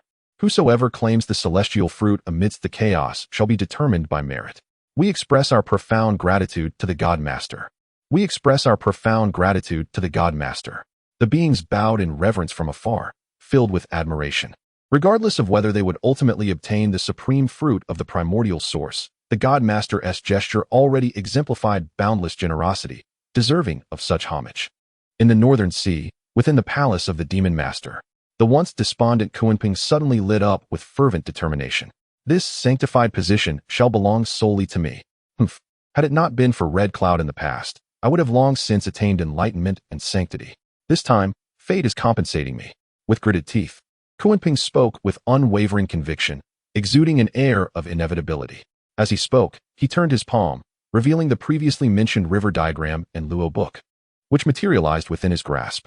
In an instant, a series of orderly laws began to circulate. The spectacle was extraordinary, captivating the heart and soul, as if endless stars were swirling, radiating the brilliance of the cosmos. Fortunately, I have already devised a celestial array that can be executed by a single individual. It seems this time I must indeed resort to such a trump card. Should this declaration reach the ears of other cultivators, they would undoubtedly be left speechless. Their jaws agape, the celestial array of the great constellation. It was the unparalleled grand formation of the demon race from the era of Emperor Jun and Tai. To establish this array, one would require the crafting of 365 great celestial banners, corresponding to the 365 principal stars of the heavens, along with 14,800 lesser celestial banners, corresponding to 14,800 auxiliary stars. Coupled with the might of countless divine beings, each representing a star, one could forge the incomparably powerful celestial array of the great constellation. With the 365 great celestial banners as the foundation, the 14,800 lesser celestial banners as the main structure, and the multitude of divine beings as the branches and leaves, the array would be interconnected by the power of the celestial bodies, showcasing its immense might and grandeur. However, since the cataclysm of the witch and demon era concluded, the celestial array of the great constellation has been completely lost to time, with no one possessing knowledge of its existence. Who could have imagined that, throughout the endless ages, Kunping, grounded in the river diagram and Luo Shu, had already devised a celestial array that one could wield alone? Compared to the era of Emperor Jun and Tai, although its power has diminished significantly, it remains unfathomably terrifying. This time, Kunping is willing to employ such a long-hidden method, revealing the extent of its covetous desire for the ultimate source of celestial fruit. In the Wuzhuang Temple, Xinyuanzi and Hong Yun sat facing each other. My old friend Hong Yun, do you intend to vie for that ultimate source of celestial fruit? Xinyuanzi inquired with profound significance. Upon hearing this, Hong Yun nodded without hesitation. Naturally, I cannot stand idly by. I shall seize this opportunity to attain sainthood. Xinyuanzi, upon hearing Hong Yun's words, felt a surge of joy rather than surprise. Haha, splendid. This is the brilliance that we, as cultivators, should embody. Xinyuanzi had harbored some concern that Hong Yun might entertain notions of benevolence and willingly withdraw from the contest, reverting to the overly kind-hearted individual of yore. If that is the case, we shall rely on our own abilities, Xinyuanzi declared. Upon hearing these words, Hong Yun was momentarily taken aback. Subsequently, the two exchanged knowing smiles, conveying mutual understanding. Meanwhile, within the Zixiao Palace, Master, should we strive for that ultimate source of celestial fruit? Among the three pure ones, Laozi hesitantly posed the question to the Dao ancestor Hongjun. Although Yuanshi and Tongtian did not voice their inquiries, their gazes were fixed upon Hongjun. As if the moment he nodded, the saints would unhesitatingly spring into action, delving into the chaos to pursue the essence of the ultimate source of celestial fruit. The fruit's effects are exceedingly extraordinary, capable of enabling one yet to attain sainthood to ascend in one fell swoop. Even for those who are already saints, it could elevate them by at least 3 minor realms. It is essential to note that within the realm of saints, there are 10 minor heavens of subdivision. Presently, most of the 3 pure ones and Nuwa are situated at the 6th or even 7th minor heaven of sainthood. Should they possess the ultimate source of celestial fruit, they could potentially achieve complete sainthood in one leap or even break through to the next grand realm. Moreover, even if one refrains from utilizing it personally, bestowing that fruit to enhance the disciples within their own lineage would effectively be akin to birthing another saint. How could such prospects fail to stir the hearts of the saints? Upon hearing Laozi's words, Hongjun appeared to be deep in thought. After a considerable pause, as if having reached a certain resolution, he gently shook his head and spoke softly. There is no need to contend. At present, it is imperative for us saints to join forces to integrate this boundless chaotic realm with the primordial world. That is the matter at hand. Once the level of the primordial world is elevated, all beings and we saints shall advance accordingly. Weighing the pros and cons, Hongjun arrived at this decision. However, in truth, he harbored even deeper thoughts. According to the prior introduction of the Hongmeng Golden List, the function of the ultimate source of celestial fruit is to enable ordinary cultivators to attain sainthood. It is vital to understand that attaining sainthood does not equate to proving one's path as a mixed Yuan de Luo golden immortal. The term sage is merely a designation within the primordial cosmos. In other words, even if one were to attain the ultimate source of celestial fruit and thus achieve sanctity, they would still remain under the dominion of the heavenly will. At that juncture, would they not merely become a pawn in the hands of Hongjun? It is precisely for this reason that Hongjun resolved that the myriad sages should refrain from contending for the ultimate source of celestial fruit. Let the multitudes engage in their struggles. The Xianmen need only to ultimately reap the benefits, and that suffices. Naturally, this is Hongjun's greatest assurance, and thus he did not disclose it to Laozi and the others. Upon hearing his words, although the sages felt a sense of reluctance, they refrained from further discussion, merely nodding in acquiescence to Hongjun's proposal. Without further ado, at this moment, the rewards from the immortal ranking had already descended. The sages immediately took action, manipulating the boundless chaotic sea, and commenced a fusion with the primordial realm. In an instant, the primordial world erupted with celestial sounds, resounding thunderously, deafening all. Kunlun Mountain, the great Luo Heaven, Golden Ao Island, and the heavenly palace of Nuwa, countless blessed lands, and the vast expanse of the primordial territory, along with innumerable beings of the primordial realm, were all undergoing inexplicable and wondrous transformations. Chapter 72, The Pinnacle of Transcendence. The high-end primal world. Heavenly flowers gracefully descend, while the earth erupts with golden lotuses. Above the 9 heavens, an infinite and boundless auspicious light ascends, illuminating the universe. Divine radiance and celestial brilliance erupt, stirring the entirety of heaven and earth. Harmony, purity, grandiosity beyond compare, majestic and magnificent. This scene draws the gaze of countless beings, their faces awash with a mix of astonishment and reverence. Such a spectacle is indeed rare, surpassing even the legendary achievements of the 3 Pure Ones. Under the watchful eyes of all creation, a myriad of violet mist swirls and expands, reaching the very boundaries of the primal cosmos. Beneath the enveloping purple haze, the boundless chaotic sea unfurls. Once a realm of disorder and tumult, this vast expanse now emanates an aura of terrifying death, sending shivers down the spines of all beings. The saints, without hesitation, raise their voices in unison, connecting with the will of the heavenly Tao. The Tao aids us, let us elevate the primal realm. Before their words dissipate, the 3 Pure Ones, Nuwa, and the 2 guiding sages leap into the various dimensions of existence. Their saintly might reverberates throughout the cosmos. Meanwhile, Hongjun stands at the very center of reality, wielding the laws to reshape the chaotic sea. As he speaks, the saints act without reservation. In an instant, laws intertwine. Order emerges, and resplendent light radiates across the universe, dazzling to behold. Amidst the infusion and intertwining of the saintly laws, the once tumultuous aura of the chaotic sea gradually calms. The laws of creation give rise to all things.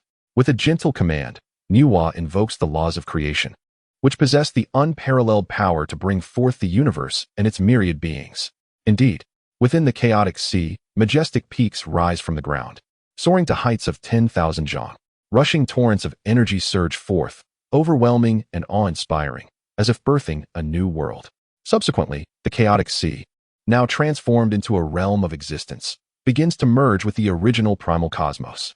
In an instant, the spiritual energy surges exponentially, materializing as if tangible, floating in the void, and even transforming into a torrential rain of spiritual essence that nourishes all of creation. The order of the laws advances with unprecedented speed. The 3,000 laws expand at a visibly accelerated pace. The most notable transformation undoubtedly occurs in the Western realms. A deluge of auspicious light floods in, instigating a qualitative metamorphosis in the Western lands. Beneath the earth, the spiritual veins rumble like a mighty dragon's roar, captivating all hearts. Fortune and merit intertwine. casting a radiant glow that ensnares all in wonder and awe. Within a single day, the once barren and frigid Western realms experience an astonishing renaissance. Witnessing this scene, the guiding sage's expression is one of profound excitement, overwhelmed with joy. Good, good, good. Our Western realms have finally rejuvenated their former fortune. The guiding sage's voice trembles with emotion, his spirit uplifted. Even the ancient sorrow etched upon his brow dissipates somewhat. This moment is precisely what he has long awaited across countless ages. At long last, what was once a distant dream has materialized, and one can only imagine the joy that fills the hearts of the two individuals.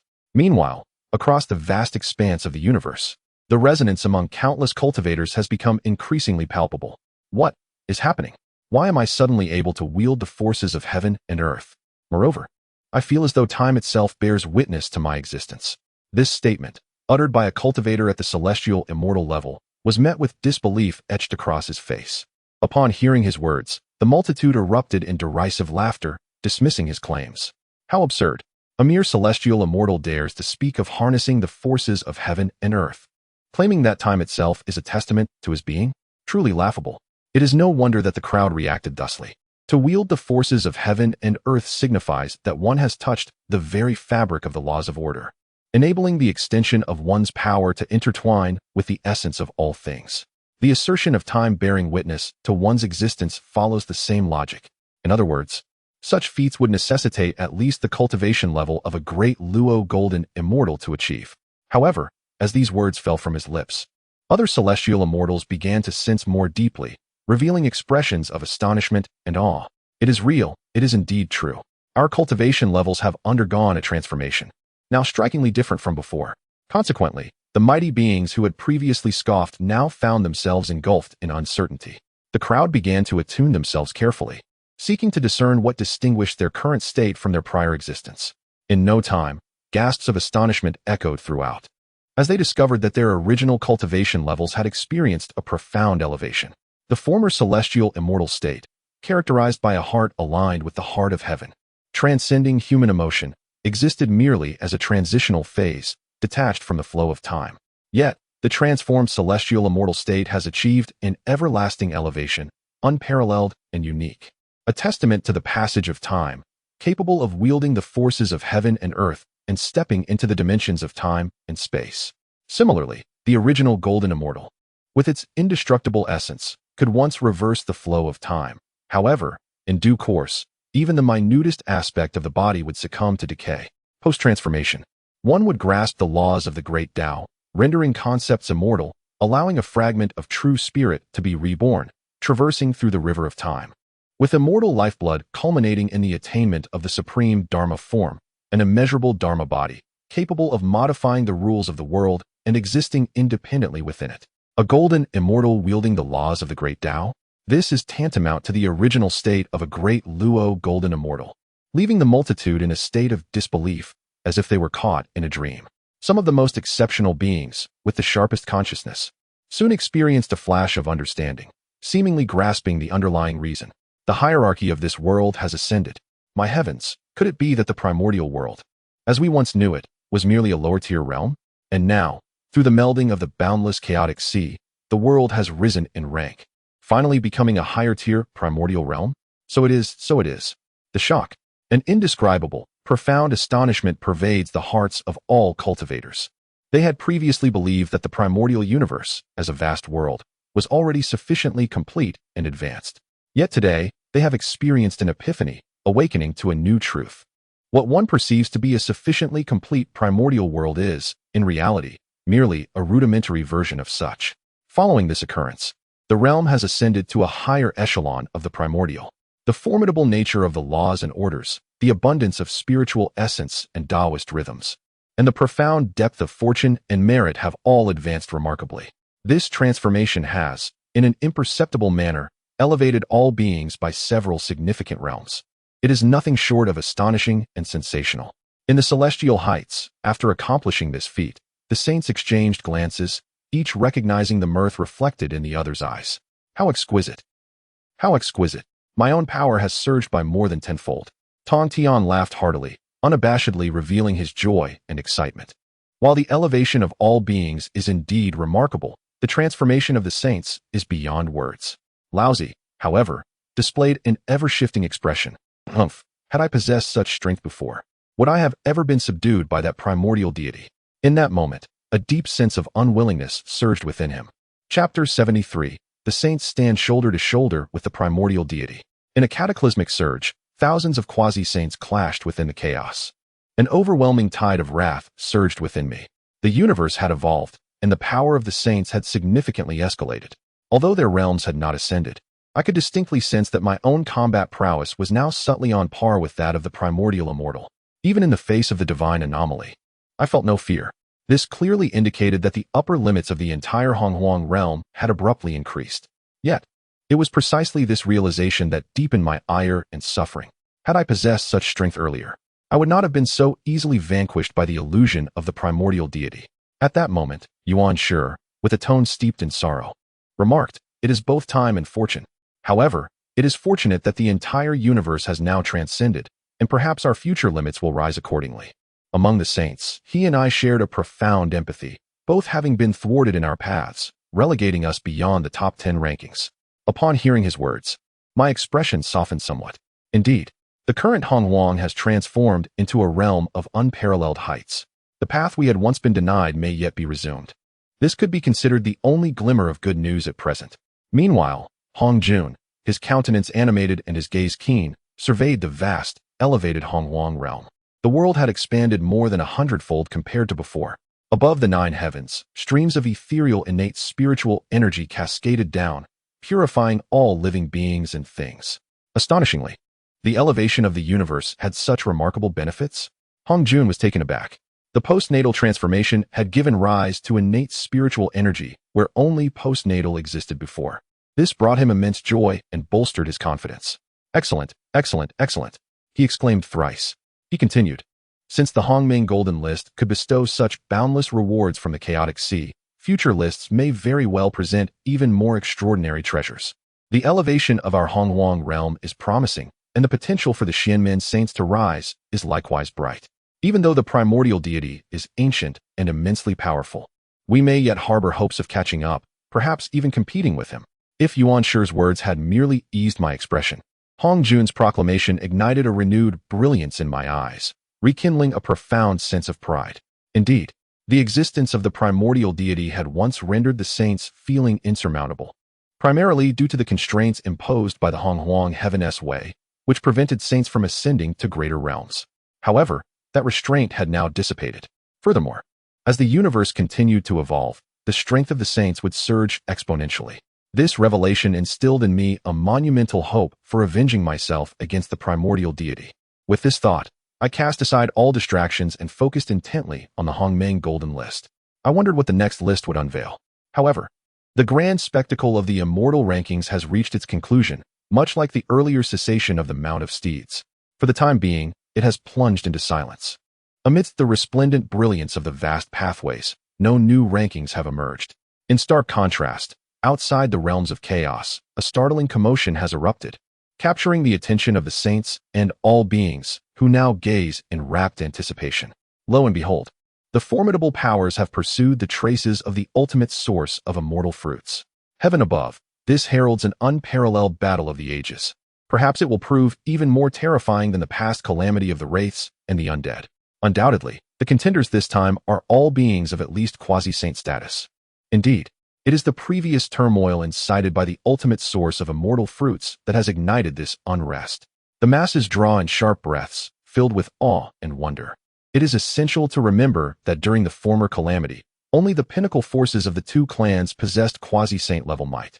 Yet today, hundreds, even thousands of formidable figures have emerged, delving deep beyond the chaos, eager to seize the ultimate source of immortal fruits. Without exception, each is a quasi-saint or even an apex saint. One can only imagine the sheer terror that this contest will unleash. Now, let us turn our attention to the outer realms of chaos. Kuanpeng, the venerable red cloud, Xinyuanzi, and the ancestor of the underworld, along with numerous disciples of the saints such as Duobao, Jinling, Sanshao, Guangchengzi, and Dizong, stand prominently among them. They have ventured millions of miles into the chaos. Gazing ahead, one can see the ultimate source of immortal fruits suspended in the void, illuminating the heavens. Waves of potent energy ripple outward, shattering countless stars, surpassing even the terrifying laws of chaos. In that moment, every breath caught in the throats of the onlookers. What lay before them was no mere immortal fruit. It was clearly a genuine seed of the saints. In a heartbeat, it was Kuanping who first reacted. Humph, this ultimate source of immortal fruits shall be claimed by me. With a cold snort, Kuanping displayed his formidable presence, unleashing the swiftest speed known to the world. In an instant, he surged toward the ultimate source of immortal fruits like a bolt of lightning.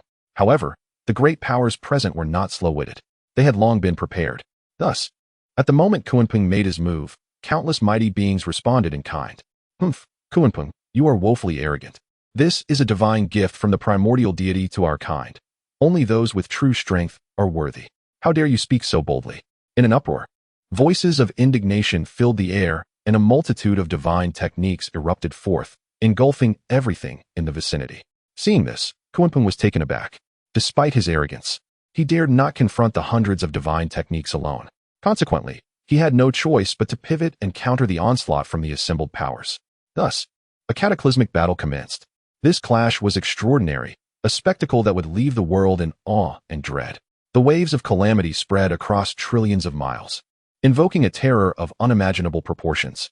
A mere glance sent shivers down the spines of all beings. The confrontation at the quasi-saint level was a collision of the very fabric of law and order. Every seemingly imperceptible clash intertwines, obliterating vast stretches of the void and shattering countless stars. Within the arena, anguished groans and furious roars punctuate the air. Figures are hurled from the fray, spitting blood, evidently having lost their claim to contention. Initially, the disciples of the saints fell one by one. Despite their quasi-saintly prowess, their combat awareness and experience paled in comparison to the seasoned might of the elder generation. Following the saintly disciples, renowned quasi-saint powers soon found themselves drained of magic and vitality, rendered incapable of further combat. In the span of a mere half-day, what was once a multitude of formidable beings had dwindled to a mere handful. As the battle escalated, the onlookers' expressions grew increasingly grave, holding their breath in anticipation. They understood that this earth-shattering contest was on the verge of revealing its ultimate outcome. Simultaneously, the crowd engaged in fervent discussions, crafting various conjectures. Chapter 74. The overwhelming demonic aura, the manifestation of Luo Ho, and the terrifying turmoil of the underworld river. This battle has caused the chaotic universe to tremble, and the primordial world to be in disarray. All beings are engulfed in fear and trepidation. Yet their curiosity is piqued by the question of who shall ultimately emerge victorious. After all, this outcome pertains to a future saint. From my perspective, it is highly probable that the ancestor of the underworld river will prevail, ultimately seizing the supreme origin celestial fruit. However, one must not overlook the prior involvement of the mysterious tortoise divine beast, whose power is equally formidable. The one destined to acquire the celestial fruit shall undoubtedly be our human race's esteemed Huangdi. Ah, the human race, truly unaware of their own limitations. Although the Xian Yuan Huangdi has attained the quasi-saint realm, he is ultimately but a junior, incapable of contending with the likes of the underworld river and the tortoise. Undoubtedly, the attention of all beings is fixated upon the ancestor of the underworld river, the divine beast Xuanwu, and the human race's Xian Yuan Huangdi, three powerful figures of the quasi-saint realm. A mere disparity in realms creates an insurmountable chasm, for not all possess the extraordinary strength to defy convention. Indeed, the unfolding events align with the expectations of the multitude, as figures continue to diminish within the arena. At a certain moment, the last quasi-saint powerhouse is expelled, losing the qualification to contend for the supreme origin celestial fruit. At this juncture, only the ancestor of the underworld river, Xian Yuan Huangdi, and Xuanwu remain in the arena. In the midst of the arena, the ancestor of the underworld river displays an expression of arrogant satisfaction. Xian Yuan, step back. You are no match for me. The ancestor of the underworld river gazes down upon Xian Yuan Huangdi with a disdainful air, his voice icy and filled with indifference. Upon hearing this, Xian Yuan Huangdi's expression darkens, leaving him speechless. The ancestor's words render him unable to retort. Although both are of the same realm, it is said that there is a precedence in understanding the way.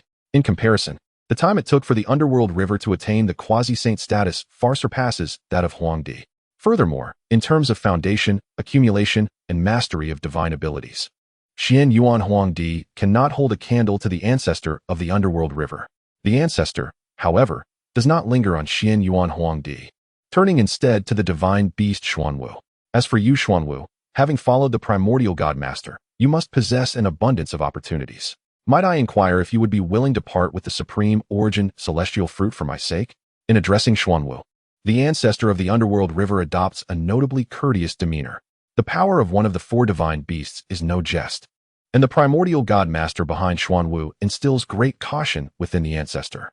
Should a peaceful resolution be achievable, he would prefer to avoid conflict with Xuanwu. Yet, upon hearing the ancestor's words, Xuanwu, with a naive and innocent expression, simply shakes his head and replies, "Humph, why should I offer the celestial fruit to you? Hee, this fruit is even more delectable than the previous immortal fruit." At this declaration, the ancestor of the underworld river stumbles in surprise. The seemingly innocuous, yet ferociously formidable Xuanwu harbors no regard for the extraordinary powers of the extreme Dao origin immortal fruit. Rather, he is intent on acquiring whatever immortal fruit exudes a delightful fragrance. Should it fall into his hands, it would surely be a grotesque waste. Thus, it appears that a battle is inevitable. The countenance of Mingi darkened instantaneously. As the words left his lips, a miasma of sanguine energy surged forth, enveloping the surroundings in a chilling aura. With confrontation unavoidable, the venerable ancestor of Mingi showed no fear of Xuanwu's might. After all, he wielded the 12th rank fiery lotus of karma and the dual swords of Yuan Tu and Abijna, which severed ties with causality. Furthermore, he had cultivated the blood divine art of 12,096,000,000 blood deities, each capable of instantly manifesting his true form. Hence, the saying, "As long as the sea of blood remains, Mingi shall not perish," finds its origin here. Huh, how delightful. The previous Kuanping was rather feeble. I wonder how many of my strikes you can withstand. Xuanwu's words, though childlike in their audacity, were sufficiently lethal to pierce the heart. In an instant, the Kuanping outside the arena wore an expression of profound embarrassment, his countenance fluctuating between joy and despair. However, before the venerable ancestor of Mingi and Xuanwu could engage, an unforeseen transformation transpired within the arena. Boom. At a certain moment, an overwhelming black mist began to envelop the sky above, seemingly emerging from a chaotic rift, surging towards the battleground with an ominous force. It was eerie, frigid, and suffused with an aura that sent chills down the spine.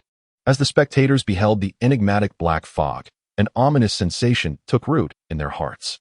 Subsequently, a series of inexplicable, guttural roars echoed through the air, evoking the impression that an unfathomably terrifying celestial demon lurked behind the veil of darkness. At that moment, the distant observer Hongjun felt a sudden chill course through him, his gaze trembling with astonishment. Could it be? This aura was all too familiar to him. Before he could contemplate further, the black mist, now overwhelming and vast as an ocean, reached an alarming density. Soon, it began to churn and twist, coalescing into a tangible figure. This figure emanated a formidable demonic energy, as if it housed within it countless malevolent fiends. With a sinister smile, it cast its gaze upon innumerable beings across the realms. Instantly, the multitude inclined their heads, unwilling to meet its penetrating stare. Satisfied with their submission, the newly manifested figure finally spoke. Such lively surroundings. How could I, Luo Hu, merely observe from the sidelines? This seemingly nonchalant utterance sent shockwaves through the cosmos, stirring a cacophony among the gathered beings. Luo Hu, the legendary demon ancestor of Ur, an absolute force who once contended with the Dao ancestor Hongjun, previously ranked 18th on the immortal elegance list, another being of chaos and demonic stature had made an appearance. No wonder the oppressive aura surrounding him was so astonishing. It appears that today's events are destined for yet another twist. The crowd remains attentive. At this moment, upon the appearance of Rahu, the one who reacts most profoundly is undoubtedly Xuanwu. His previously eager expression suddenly crumbles. Brother Rahu. This address leaves the onlookers in a state of bewilderment, their faces reflecting a mixture of astonishment and incredulity. Brother Rahu. They could never have imagined that this once feared demon sovereign would be referred to in such a manner. It feels utterly incongruous. Nevertheless, it is evident that the bond between Xuanwu and Rahu runs deep. Xuanwu continues, "Since Brother Rahu has arrived, it seems I can no longer indulge myself." This statement unequivocally conveys Xuanwu's stance. With Rahu's emergence, he relinquishes his pursuit of the source of extreme Dao's immortal fruit. Meanwhile, on the other side, Mingi's heart sinks, overwhelmed by shock. Chapter 75. The River of Hades, consumed by rage and fury, laments the profound injustice of fate. Rahu remained oblivious to the shifting expressions of the ancestor of the river of Hades. Or rather, even if he had noticed, it would have mattered little to him. This indifference did not stem from arrogance or a lack of respect, but rather from the innate pride belonging to a great demon of the Tao. After all, Rahu was once one of the 3,000 great demons of the Tao, wielding the laws of the demonic path, a being of equal standing with Pangu himself.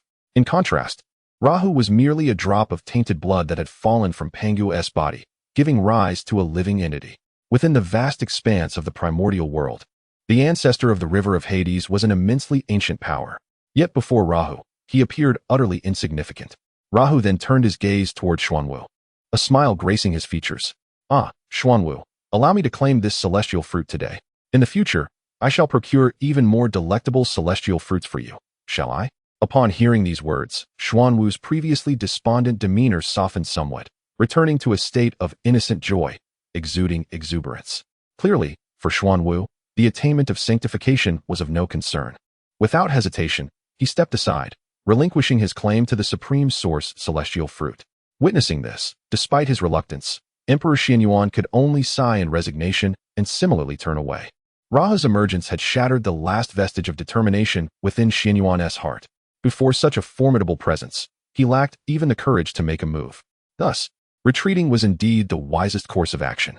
As for Rahu, upon seeing Xuanwu obediently withdraw, he wasted no time.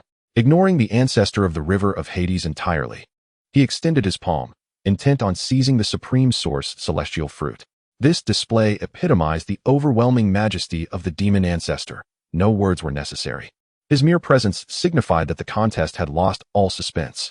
However, just as Rahu was about to grasp the celestial fruit, the ancestor of the river of Hades, who had been indecisive until now, suddenly erupted. "Hold on.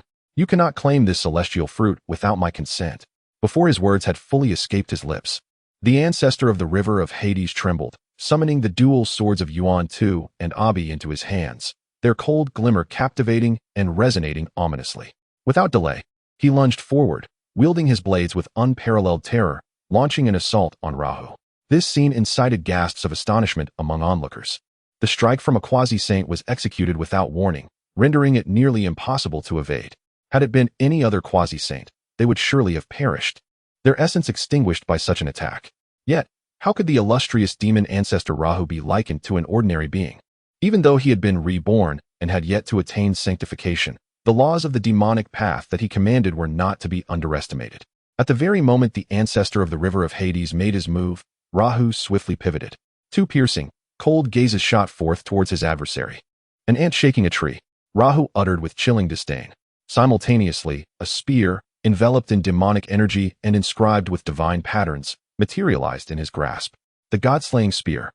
Without further ado, the multitude was struck with astonishment as they recognized the formidable spear, the infamous god-slaying spear from ancient times. This treasure was transformed from the root of the primordial azure lotus, absorbing an endless aura of slaughter, unparalleled in its offensive prowess.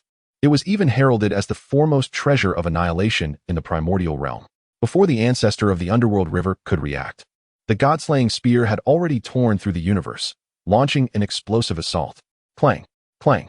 The resounding clash of gold and iron echoed. The ancestor of the underworld river was shaken to his core.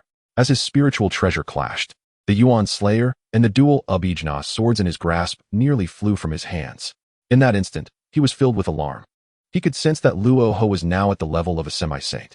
However, he had not anticipated such a staggering disparity between them, despite their equal realms. The fiery red lotus of karma. Reluctantly, the ancestor of the underworld river summoned the 12-petal fiery red lotus of karma, seated upon it.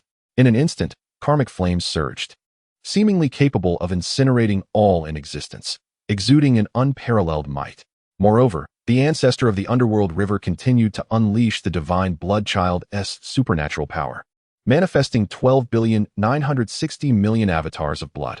In an instant, boundless blood energy obscured the heavens, illuminating the universe. The figure of the ancestor of the underworld river became enshrouded within, elusive and unfathomable. The multitude gazed with trepidation. It appeared that the ancestor of the underworld river was determined to acquire the ultimate source of the celestial fruit, resorting to all his means and trump cards. Once the divine bloodchild's power was invoked, every single drop of blood could potentially represent the true body of the underworld river, making it truly elusive. Even a saint would find themselves at a loss against such a maneuver. Yet, amidst the chaos, Luoho merely scoffed. Such a feeble supernatural power dares to flaunt itself here. With a thunderous roar, he thrust the god-slaying spear forward. In an instant, the laws of the demonic path surged like an abyss, crashing forward. The dark, deathly light immediately engulfed everything. The might of the demon ancestor overshadowed the world, reverberating with the thunderous sound of demonic resonance. The surrounding expanse of millions of miles transformed into a terrifying purgatory that instilled dread. Boom, boom. The multitude could not discern the scene unfolding, only hearing a series of muffled thuds. Simultaneously, the ancestor of the underworld river let out cries of anguish. At this moment, shrouded in demonic energy, the force was overwhelming and unstoppable. Despite the ancestor of the underworld river conjuring 12,960,000,000 avatars of the divine blood child, they were continuously obliterated. The ancestor of the underworld river found himself without refuge, regardless of which drop of the divine blood child he used as his true form. He could not escape the suppression and strangulation of the god-slaying spear. It was a crushing defeat, devoid of any suspense. After a prolonged moment, the overwhelming demonic energy dissipated into the void. Only then did the multitude discern the once majestic figure of the ancestor of the underworld river, now in a pitiful state. His robe was tattered and ragged. His body bore countless cracks, with streams of crimson blood emerging, a sight both alarming and tragic. His magical power had been depleted, his aura diminished. The ancestor of the underworld river had been thoroughly vanquished. You still possess the god-slaying spear. The ancestor of the underworld gritted his teeth, his eyes filled with rage. Merely possessing a spear capable of slaying deities was beyond what the ancestor of the underworld could contend with. Moreover, Luoho's mastery far surpassed his own. Consumed by a furious resentment, he found himself at a loss for tears. Why? In this world, if the ancestor of the underworld were to claim the second position in the quest for enlightenment, few would dare to assert themselves as the first. In the past, he had emulated Nuwa in creating the Azura lineage, yet the will of the heavenly Dao did not acknowledge his efforts, preventing him from attaining sanctity. Today, however, with the emergence of extraordinary treasures such as the primal essence of the ultimate fruit, he glimpsed a renewed hope for achieving enlightenment. More significantly, the ancestor of the underworld, endowed with semi-saintly cultivation, appeared to be a likely candidate for success in the eyes of all. Little did he anticipate the emergence of the demon ancestor Luoho, causing him to once again miss the coveted position of a saint. In that moment, the pent-up fury, frustration, and yearning that had been suppressed for eons could no longer be contained. The ancestor of the underworld could not help but raise his voice to the heavens.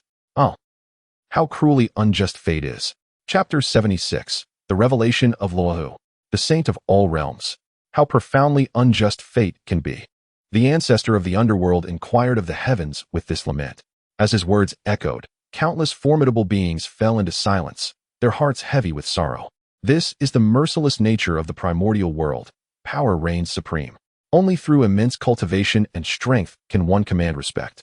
Otherwise, one may find themselves, like the ancestor of the underworld today, powerless. Despite his unwavering resolve and unshakable aspiration to attain sainthood, it ultimately proves futile. A somber and oppressive atmosphere enveloped all beings. Meanwhile, the other saints did not delve into the ancestor of the underworld's bitterness. They observed as the ultimate origin celestial fruit fell into Lu's grasp.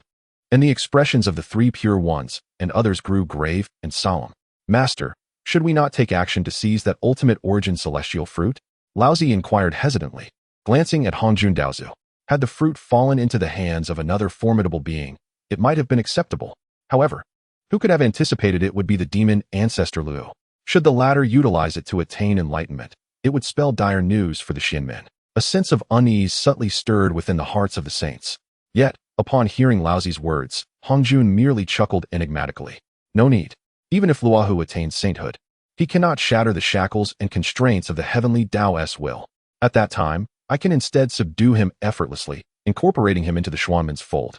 Hongjun exuded confidence, displaying no sign of trepidation. Within this realm, every saint falls under his dominion. It could be said that if Luohu does not attain sainthood, he remains unbound by any laws or orders. Yet, should he rely upon the ultimate origin celestial fruit to become a saint, he would instead be ensnared by the primordial heavenly Tao's rules, making transcendence exceedingly difficult. As he spoke, a smile crept across Hongjuan's face. If he could subdue Luohu, not only would the Xianmen experience tremendous elevation, but it would also serve to diminish the prestige of the primordial deity. Now, regarding Luohu, he had already grasped the ultimate origin celestial fruit in his hand. Even across vast distances, it seemed he could perceive Hongjun's thoughts. He cast a smiling glance toward the direction of the Zixiao Palace. Do you think only the primordial world can forge the fruits of saintly paths? How laughable to view the world from the confines of a well. Luohu scoffed audibly, in a tone that only he could hear. Without hesitation, he swallowed the ultimate origin celestial fruit whole. Today, I, Luohu, shall attain sainthood. As these words fell, extraordinary changes erupted from Lu's magnificent form. Thunderous roars resounded as the intricate order of laws enveloped him entirely. Ethereal purple chi surged eastward for 30,000 miles. Heavenly splendor descended, and the earth erupted with golden lotuses.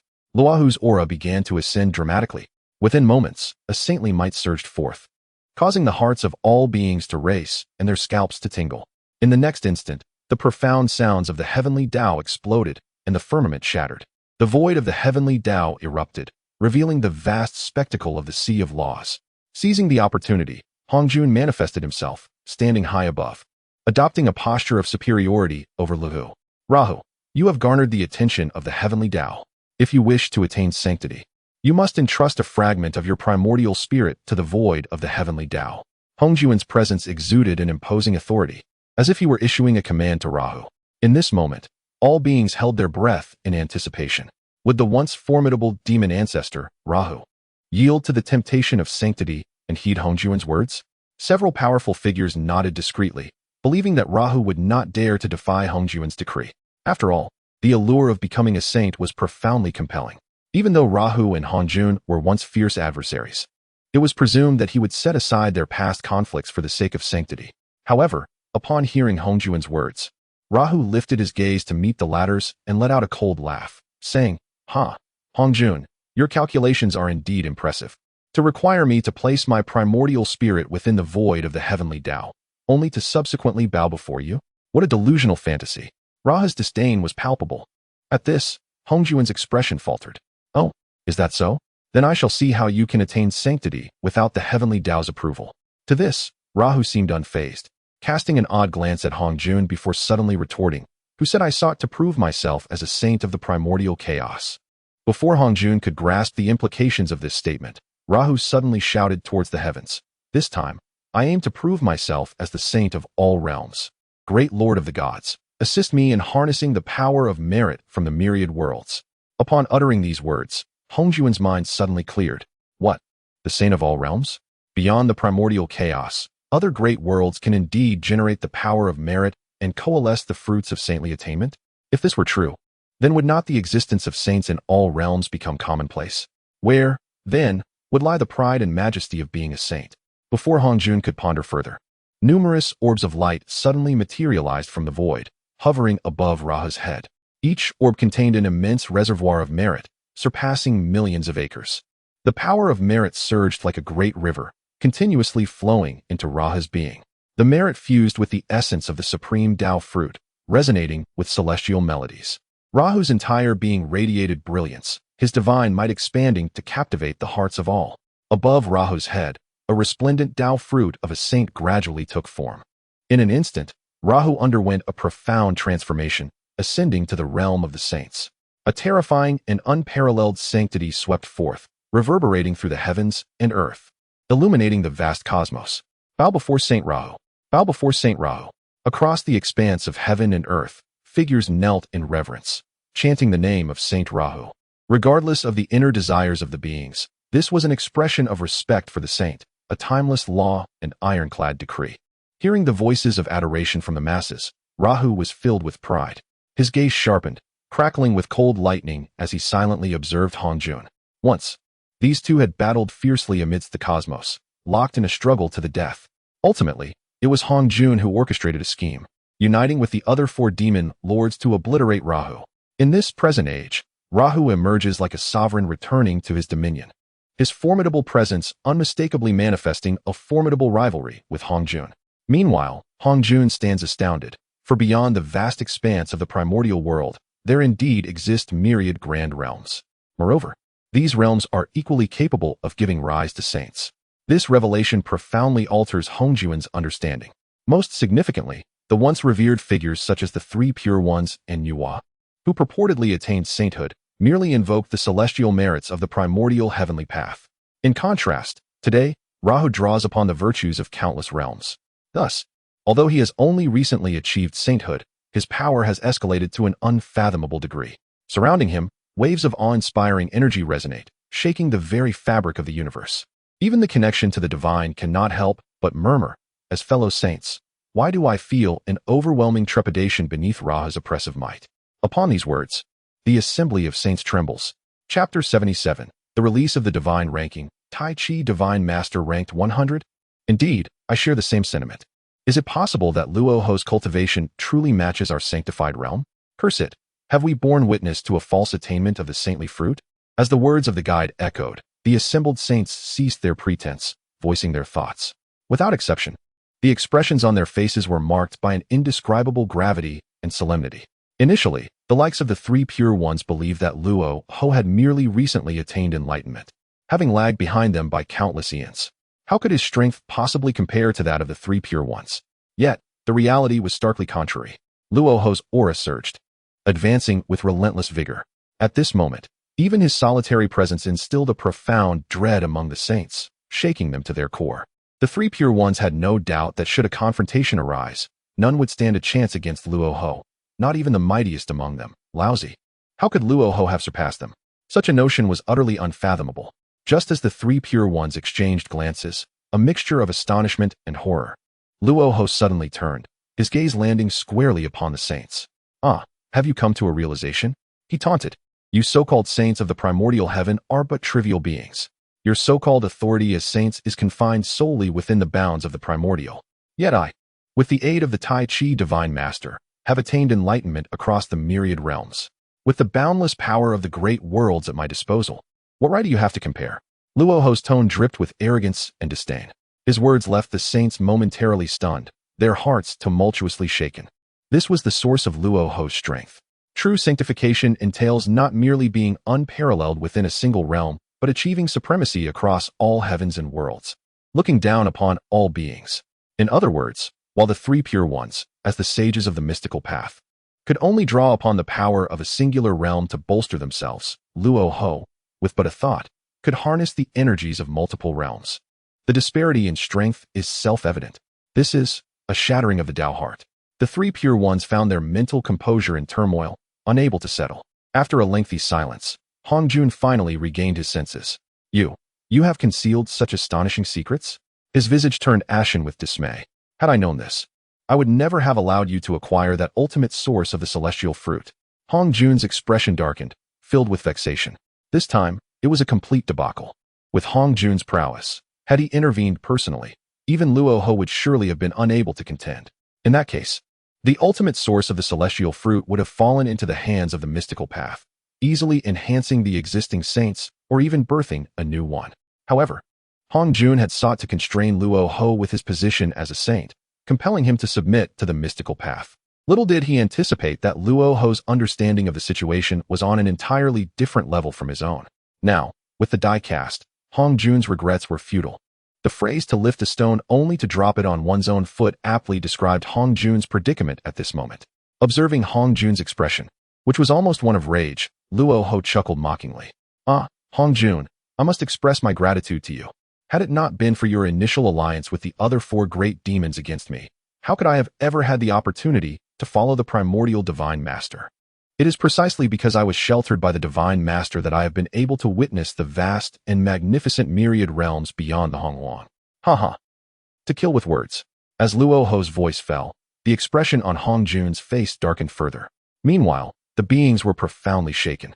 It turns out that beyond Hongwang, there exists such a path to sanctification, to attain enlightenment across the myriad realms and draw upon the boundless merits of the great worlds? Hiss. If one could achieve sanctification through this method, would that not free one from all shackles? This is far more powerful and liberating than the likes of the Three Purities and other saints. The beings murmured amongst themselves. However, figures like Kuanping and the ancestor of the Dark River, who had previously participated in the contest for the ultimate source of the immortal fruit, but ultimately faced defeat, sighed in relief. Thankfully, they had not obtained that ultimate source of the immortal fruit. In this moment, their earlier disappointment vanished, replaced by a sense of gratitude. For had they secured the ultimate source of the immortal fruit, without a doubt, they too would have become saints of Hongluan, forever unable to transcend the grasp of the heavenly Tao. Luo Ho's unexpected revelation instead unveiled a greater secret to sanctification. Thus, a new choice emerged for the future. If one were fortunate enough to earn the favor of the primordial divine master, there existed hope to attain sanctification through the merits of the myriad realms. Much like Luo Ho today, rather than being confined to the small expanse of Hongluan. At that moment, within the Five Zhuang Temple, Jin Yuanzi suddenly exclaimed in surprise. Look, the Hongming Golden List is changing once again. A new ranking must be appearing. Upon hearing this, the beings immediately cast aside all distractions, no longer pondering anything else. Following the Steed ranking and the Celestial Demeanor ranking, this marked the third list. What could it possibly be this time?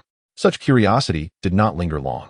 Soon, the divine script of the Golden List began to shift. Before long, the introduction to the third ranking emerged. Third ranking, the Divine Powers list is being generated. This list aims to catalog all divine powers in the world. The creators of the listed divine powers will receive rewards. The criteria for the divine powers list include potency, dissemination, and difficulty of cultivation.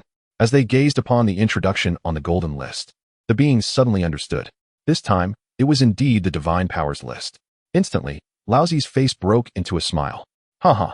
It seems I shall reap great rewards once again. If we speak of original divine powers, my one Qi, transforming 3 purities, should rank within the top 5, without a doubt. Laozi brimmed with confidence, perhaps even a touch of arrogance. Yet, this claim left the beings unable to refute him. One Qi, transforming 3 purities. This is the renowned and extraordinary divine power of Laozi, known for its profound mysteries. In terms of potency, it is undoubtedly among the foremost in the world. Thus, the words of Laozi regarding the top 5 are not mere empty rhetoric.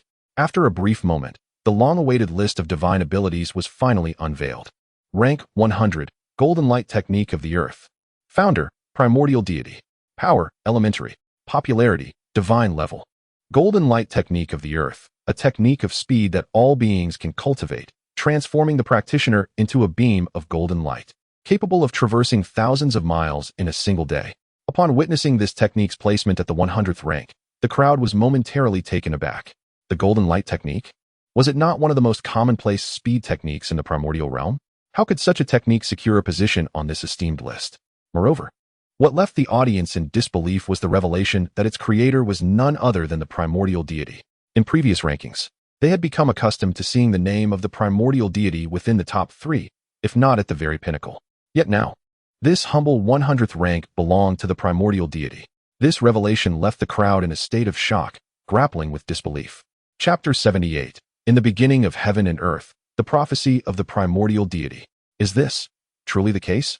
The name of the primordial deity appearing in the 100th rank is indeed beyond my expectations. It is perplexing. If this miraculous technique were truly created by the primordial deity, how could it possibly be relegated to such a modest position? Indeed, there is wisdom in this assertion. The multitude stood in a daze, murmuring to themselves. Everything felt so incongruous.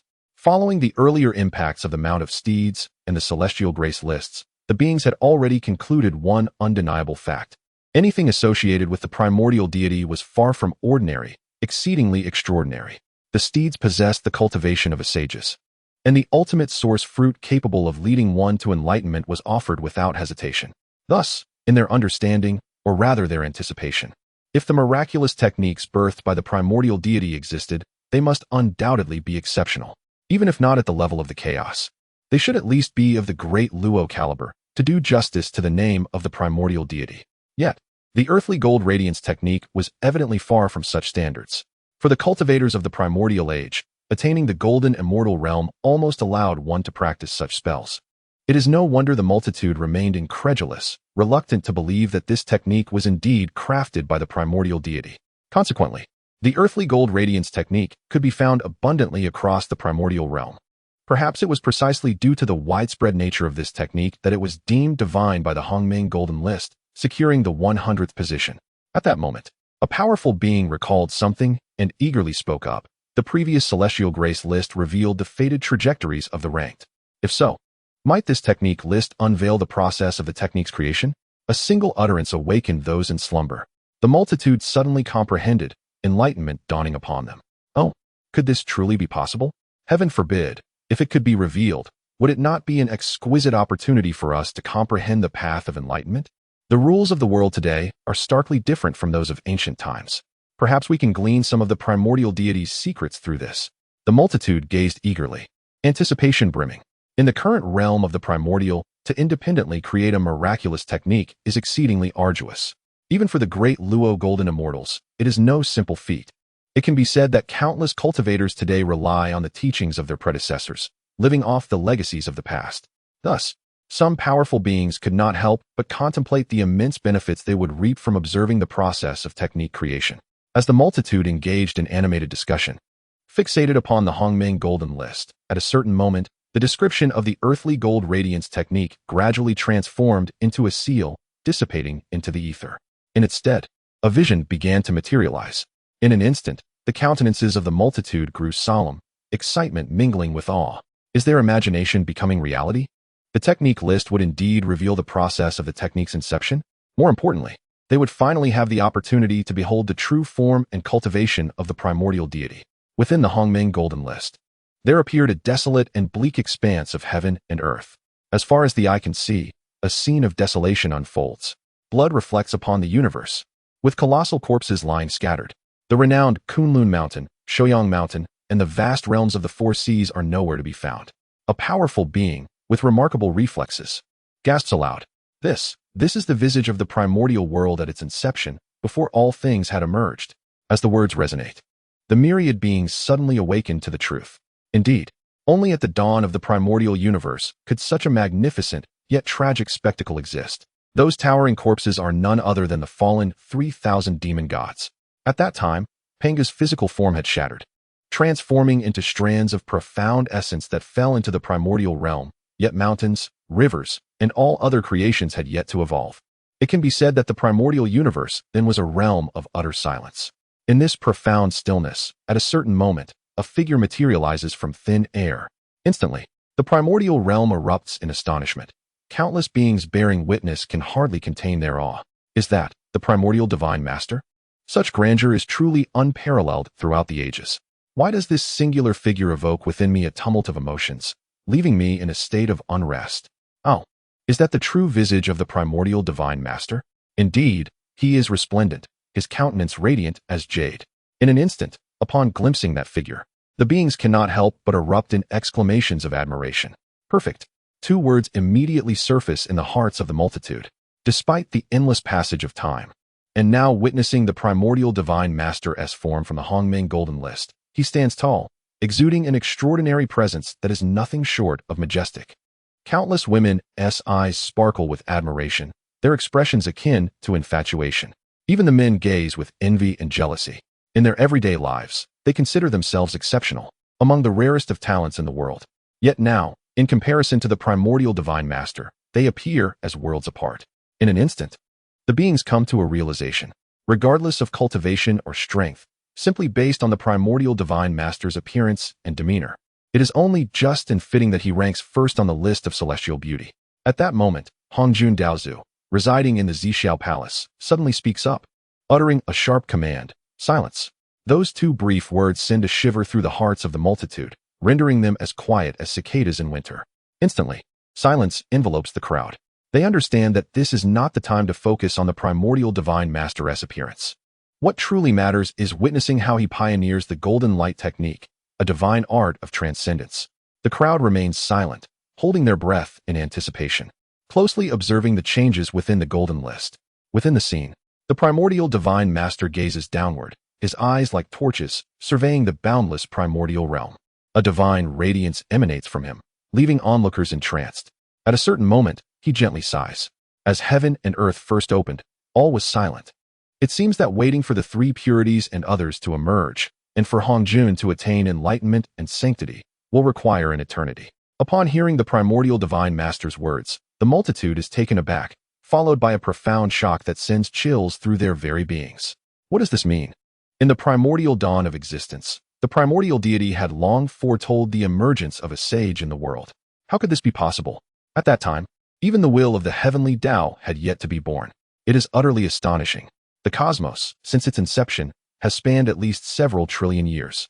The ascent of Hongjun to sainthood, the teachings delivered in the Purple Cloud Palace, the advent of the Age of Sages, alongside the numerous cataclysms that have reshaped the world, these events are nothing short of monumental.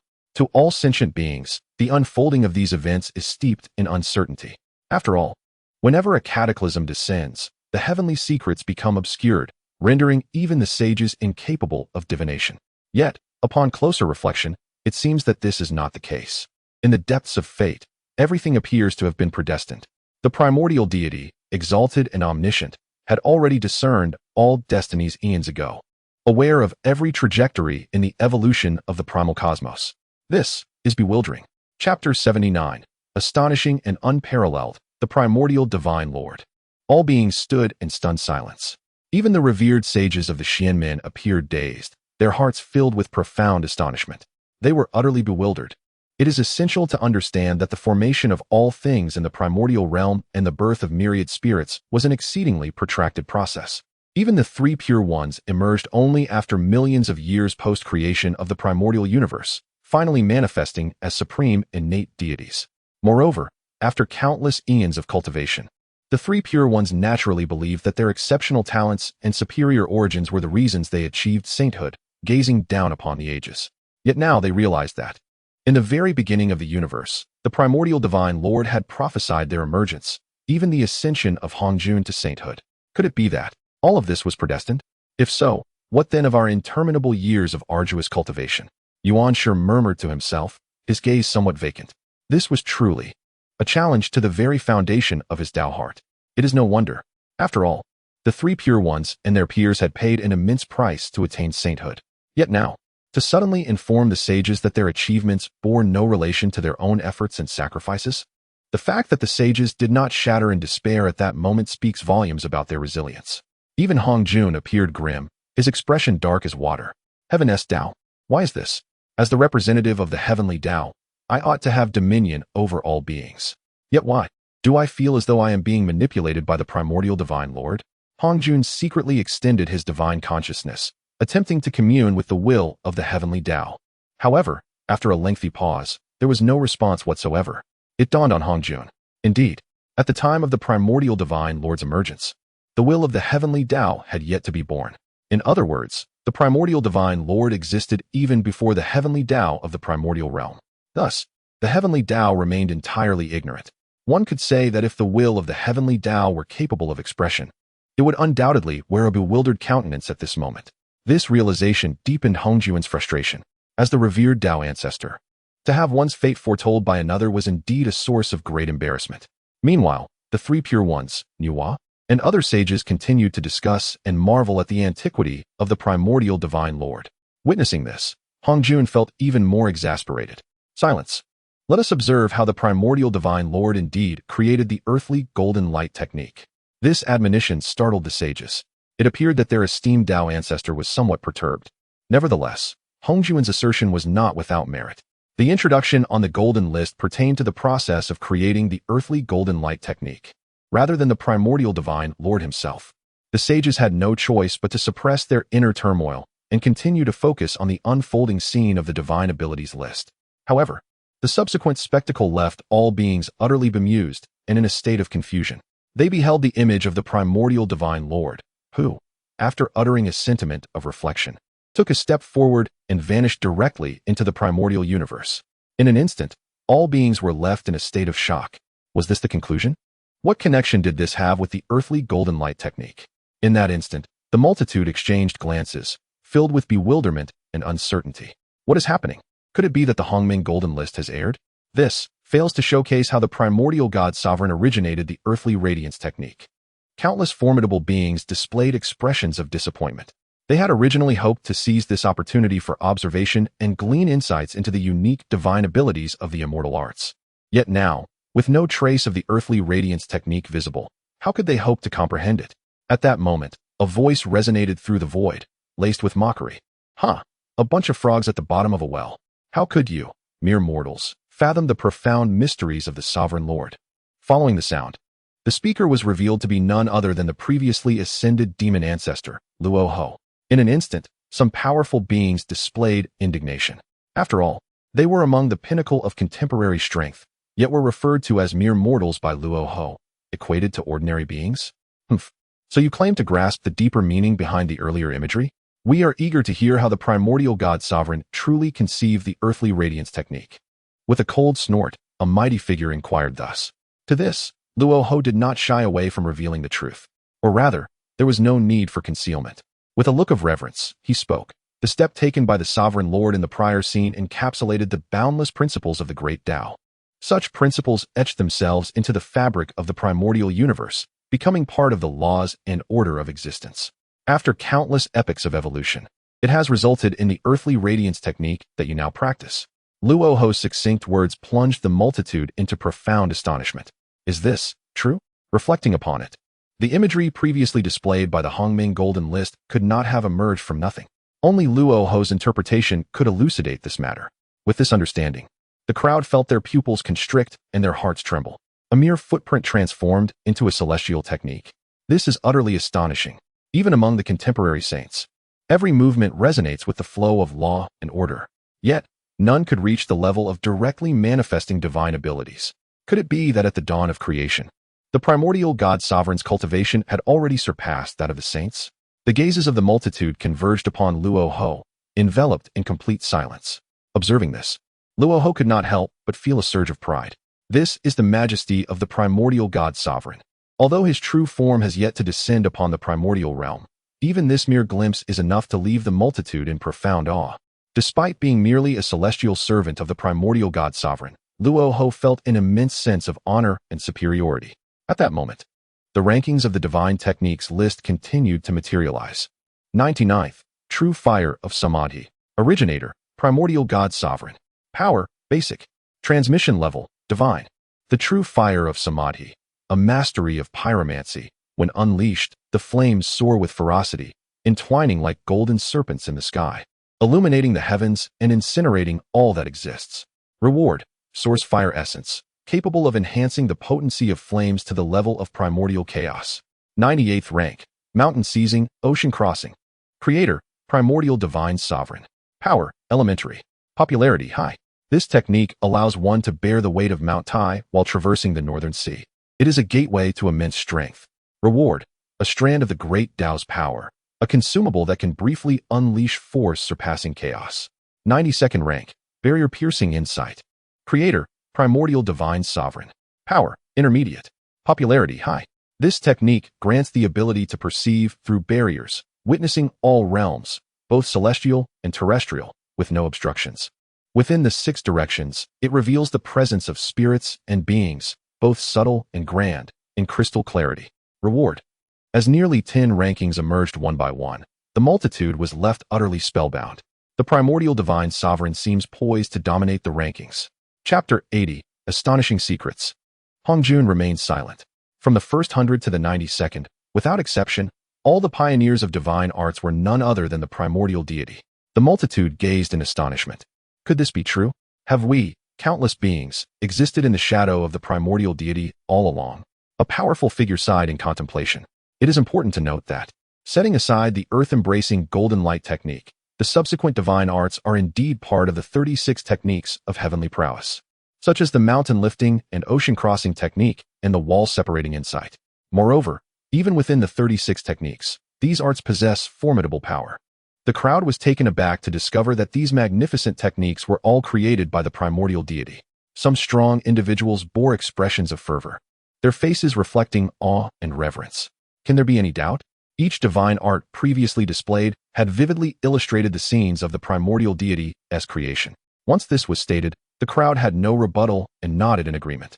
Indeed, although this revelation was eye-opening, the previous visions from the primordial golden list lingered vividly in their memories.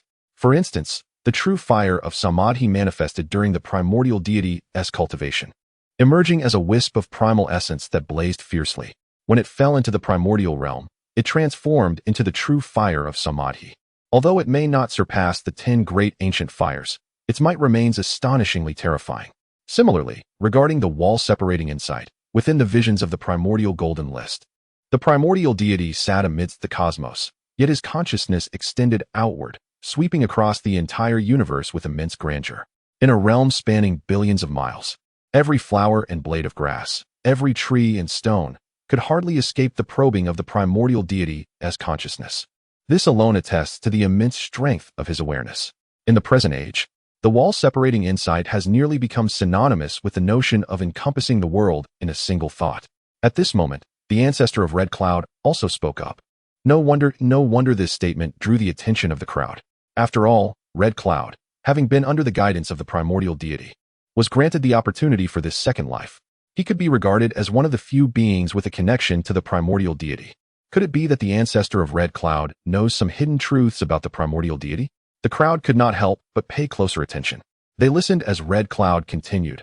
No wonder, techniques such as the earth-embracing golden light and the wall-separating insight have existed in the world since our emergence. We had originally thought that these were the gifts of the heavenly Dao to all beings. However, it appears that it is truly the primordial deity's benevolence towards us. As these words fell, Red Cloud gazed towards the direction beyond the chaos domain, his eyes filled with gratitude. His words brought enlightenment to the multitude. Indeed, the primordial realm is ancient, having existed for an inconceivable duration. Yet, one thing is universally acknowledged. Since the birth of myriad beings, various divine arts have existed in the world. The multitude naturally assumed that these were spontaneously generated by the primordial realm to enhance the strength of beings. However, the revelation brought forth by the divine arts ranking has awakened billions of beings to the truth. Originally, they had long grown accustomed to the extraordinary techniques that had become commonplace, all of which were conceived by the primordial deity. Such sentiments, however, did not endure for long. The reason was simple. More rankings continued to emerge on the divine technique list. 91st, mending the heavens and bathing in the sun. Creator, primordial deity. 90th, blossoms in an instant. Creator, primordial deity. 89th, 88th, all the way to the 81st. The multitude was astonished to see that all the techniques listed were among the 36 celestial laws, and their creator was undoubtedly the primordial deity. In that moment, the crowd gasped in disbelief. What was happening? Was the primordial deity truly destined to dominate the entire divine technique list? Hiss. Did anyone notice that every technique created by the primordial deity was also an overwhelmingly powerful existence within the 36 celestial laws? It appeared that this time, the primordial deity alone would reap substantial rewards from the divine technique list. The crowd buzzed with discussion. How could this even be compared? Since the inception of the divine technique list, nearly 20 rankings had emerged. Aside from the primordial deity, not a single other figure had made the list. Moreover, the crowd had no doubt that this was merely the beginning of the divine technique list. As the rankings progressed, the primordial deity would undoubtedly ascend the list once more. It seemed that this list would allow the primordial deity to firmly occupy 30 to 40%, if not more, of the positions. This left no opportunity for the others at all. Furthermore, this divine technique list differed significantly from the previous immortal elegance list. With each ranking, rewards manifested, transforming into brilliant and resplendent beams of light that illuminated the universe. The immediate descent of these rewards left the multitude filled with envy and jealousy. This was an immense opportunity right before their eyes. Not to mention other rewards. Consider the strand of Taoist power granted from the previous rankings, which could unleash strength surpassing that of the primordial chaos in a short time. Thus, when facing the challenges posed by saints, wouldn't one be utterly unyielding? Such rewards stirred the hearts of all cultivators in the world. Even quasi-saints and sub-saint powerhouses were no exception. In an instant, the crowd gazed at the dozens of divine rays shooting forth from the primordial golden list, cascading into the chaos beyond. Each face bore the expression of frenzied jealousy. Yet, countless mighty figures immediately recited calming mantras, reminding themselves that these rewards belong to the primordial deity and should not be coveted.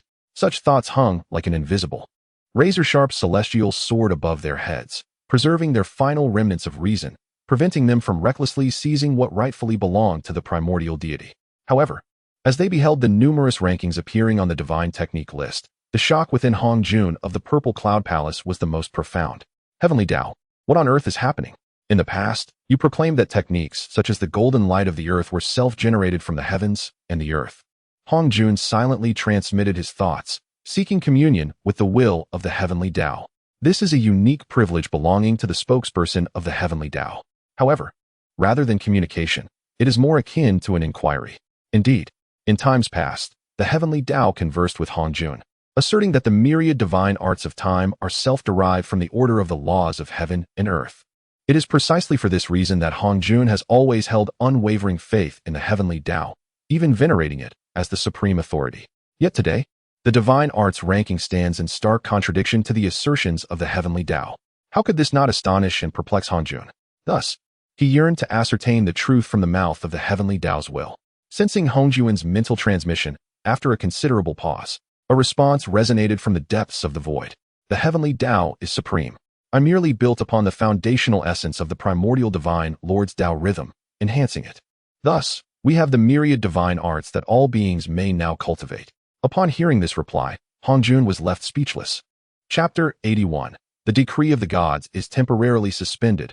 Hongjun faces a grave threat. The saints hold a secret discussion. Although the will of heaven proclaims its supremacy, and its assertions appear to be in consideration of all sentient beings, Hongjun is acutely aware that these are merely attempts by the will of heaven to preserve its dignity. What supremacy of heaven?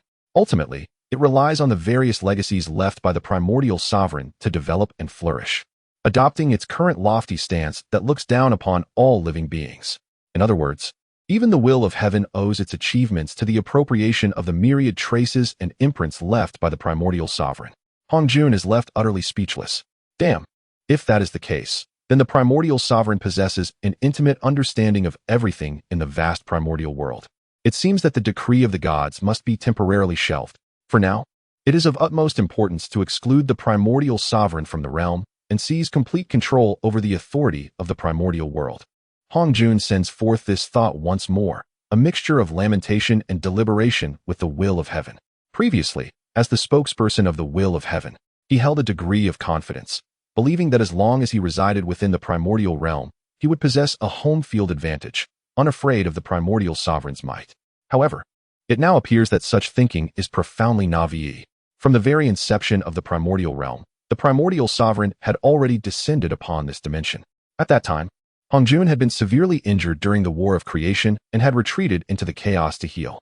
Furthermore, the earlier manifestation of the Hongming Golden List clearly indicated that the primordial sovereign could foresee everything within the primordial realm. This revelation stirred a deep sense of unease within Hongjun. A foe so enigmatic and immensely powerful lurks in the shadows. Should he persist in instigating the god-slaying war, provoking infighting among the saints, would that not be a path to self-destruction? Moments later, the will of heaven transmitted a response. Good. In that instant, Hongjun let out a quiet sigh of relief. He understood that the will of heaven had acquiesced to his suggestion. The decree of the gods would be temporarily set aside. Henceforth, the saints should unite to diminish the primordial sovereign's influence and suppress his renown. As the will of heaven conveyed this thought, a significant change unfolded across the vast primordial realm. In the unseen realm, invisible calamities gradually dissipated, vanishing without a trace. Meanwhile, beyond the 33 heavens, within the heavenly court, the heavenly emperor felt a stirring in his heart. Why has the calamity of the world begun to dissipate? Is there to be an unforeseen change in the decree of the gods? He muttered to himself, his expression shifting. This cannot be allowed. It is essential to understand that the purpose of the decree is to settle accounts with the disciples of the major saints. All those who perish within this calamity must have their true spirits inscribed upon the list, becoming true deities of the heavenly court. In other words, this calamity is crucial to the prosperity of the heavenly court. Naturally, the heavenly emperor does not wish to see any disruption to the calamity. After pondering for a moment, he turned his gaze toward the direction of the Purple Cloud Palace. I shall proceed to the Zixiao Palace to inquire of the esteemed Taoist ancestor and seek the truth. In the past, Hao Yaoqi served as a disciple beside the venerable Hongjun Daozu, and thus has become accustomed to reverently addressing him as Daozu Laoi. With these words uttered, he immediately rose, stepping upon an endless expanse of auspicious light and radiant colors, departing from the heavenly court towards the Zixiao Palace. Meanwhile, the rankings on the Hongming Golden List continued to unfold. 80. Qingyun Golden Lamp. Creator, Primordial Saint. Power, Intermediate. Popularity, Beginner. Qingyun Golden Lamp. Serving as both a magical artifact and a divine ability, this protective golden lamp, forged by the formidable powers of the Primordial Saint, once summoned, renders one impervious to all forms of attack, shining brilliantly. Upon witnessing this ranking, the myriad beings collectively exhaled a sigh of relief. Thankfully, the latest entry was no longer the Taichu Divine Sovereign. Otherwise, one might suspect that the entire list would be monopolized by him. Moreover, the populace expressed surprise that a divine ability, birthed by a grand saint, ranked merely at the 80th position. This revelation astonished many, yet some powerful beings, possessing keen insights, recalled prior discussions regarding the divine ability rankings. Indeed, it seemed only reasonable that the primordial saint's Qingyun golden lamp found itself in the 80th position. After all, this divine technique emphasizes defense over offense, and in terms of might, it is scarcely noteworthy. Furthermore, the lineage of the Chan teaching has always placed great importance on inheritance. This technique has remained undisclosed, resulting in its low popularity rating. Thus, it was justly assessed as beginner level in terms of dissemination. Upon hearing this explanation, the beings experienced an epiphany.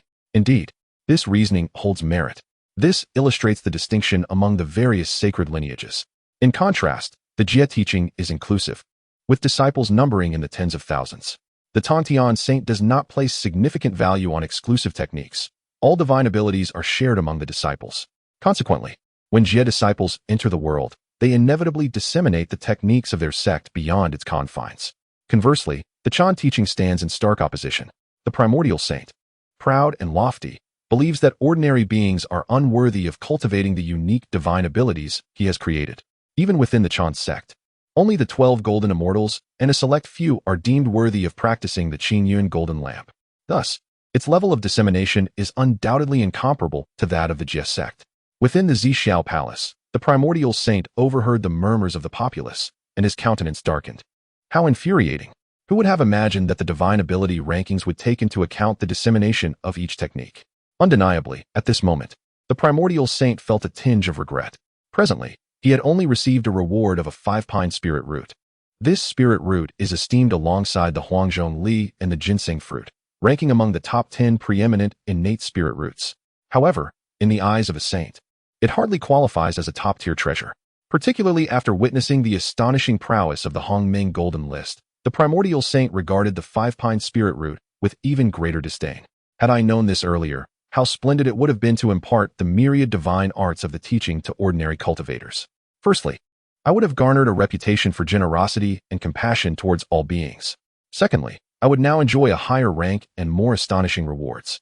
However, lamenting at this moment serves no purpose. Ultimately, Yuan Shi could only let out a faint sigh, remaining silent. Just then, a figure suddenly descended upon the purple cloud palace. Dao Ancestor, a voice inquired, might I ask if there have been any unforeseen developments regarding the Fengshan tribulation? Indeed, the visitor was none other than Haoyan. As soon as he entered the purple cloud palace, he eagerly posed his question. Upon hearing this, Hongjun cast a silent glance at Haoyan and then surveyed the assembly of saints. Only then did he speak in a somber tone. The Fengshan tribulation is temporarily on hold. For now, let us deliberate and reclaim the authority of heaven and earth to confront the hidden adversary. At these words, the expressions of the saints turned grave. Chapter 82. The Alliance of the Holy Path. Is the Golden Crow's transformation technique on the list?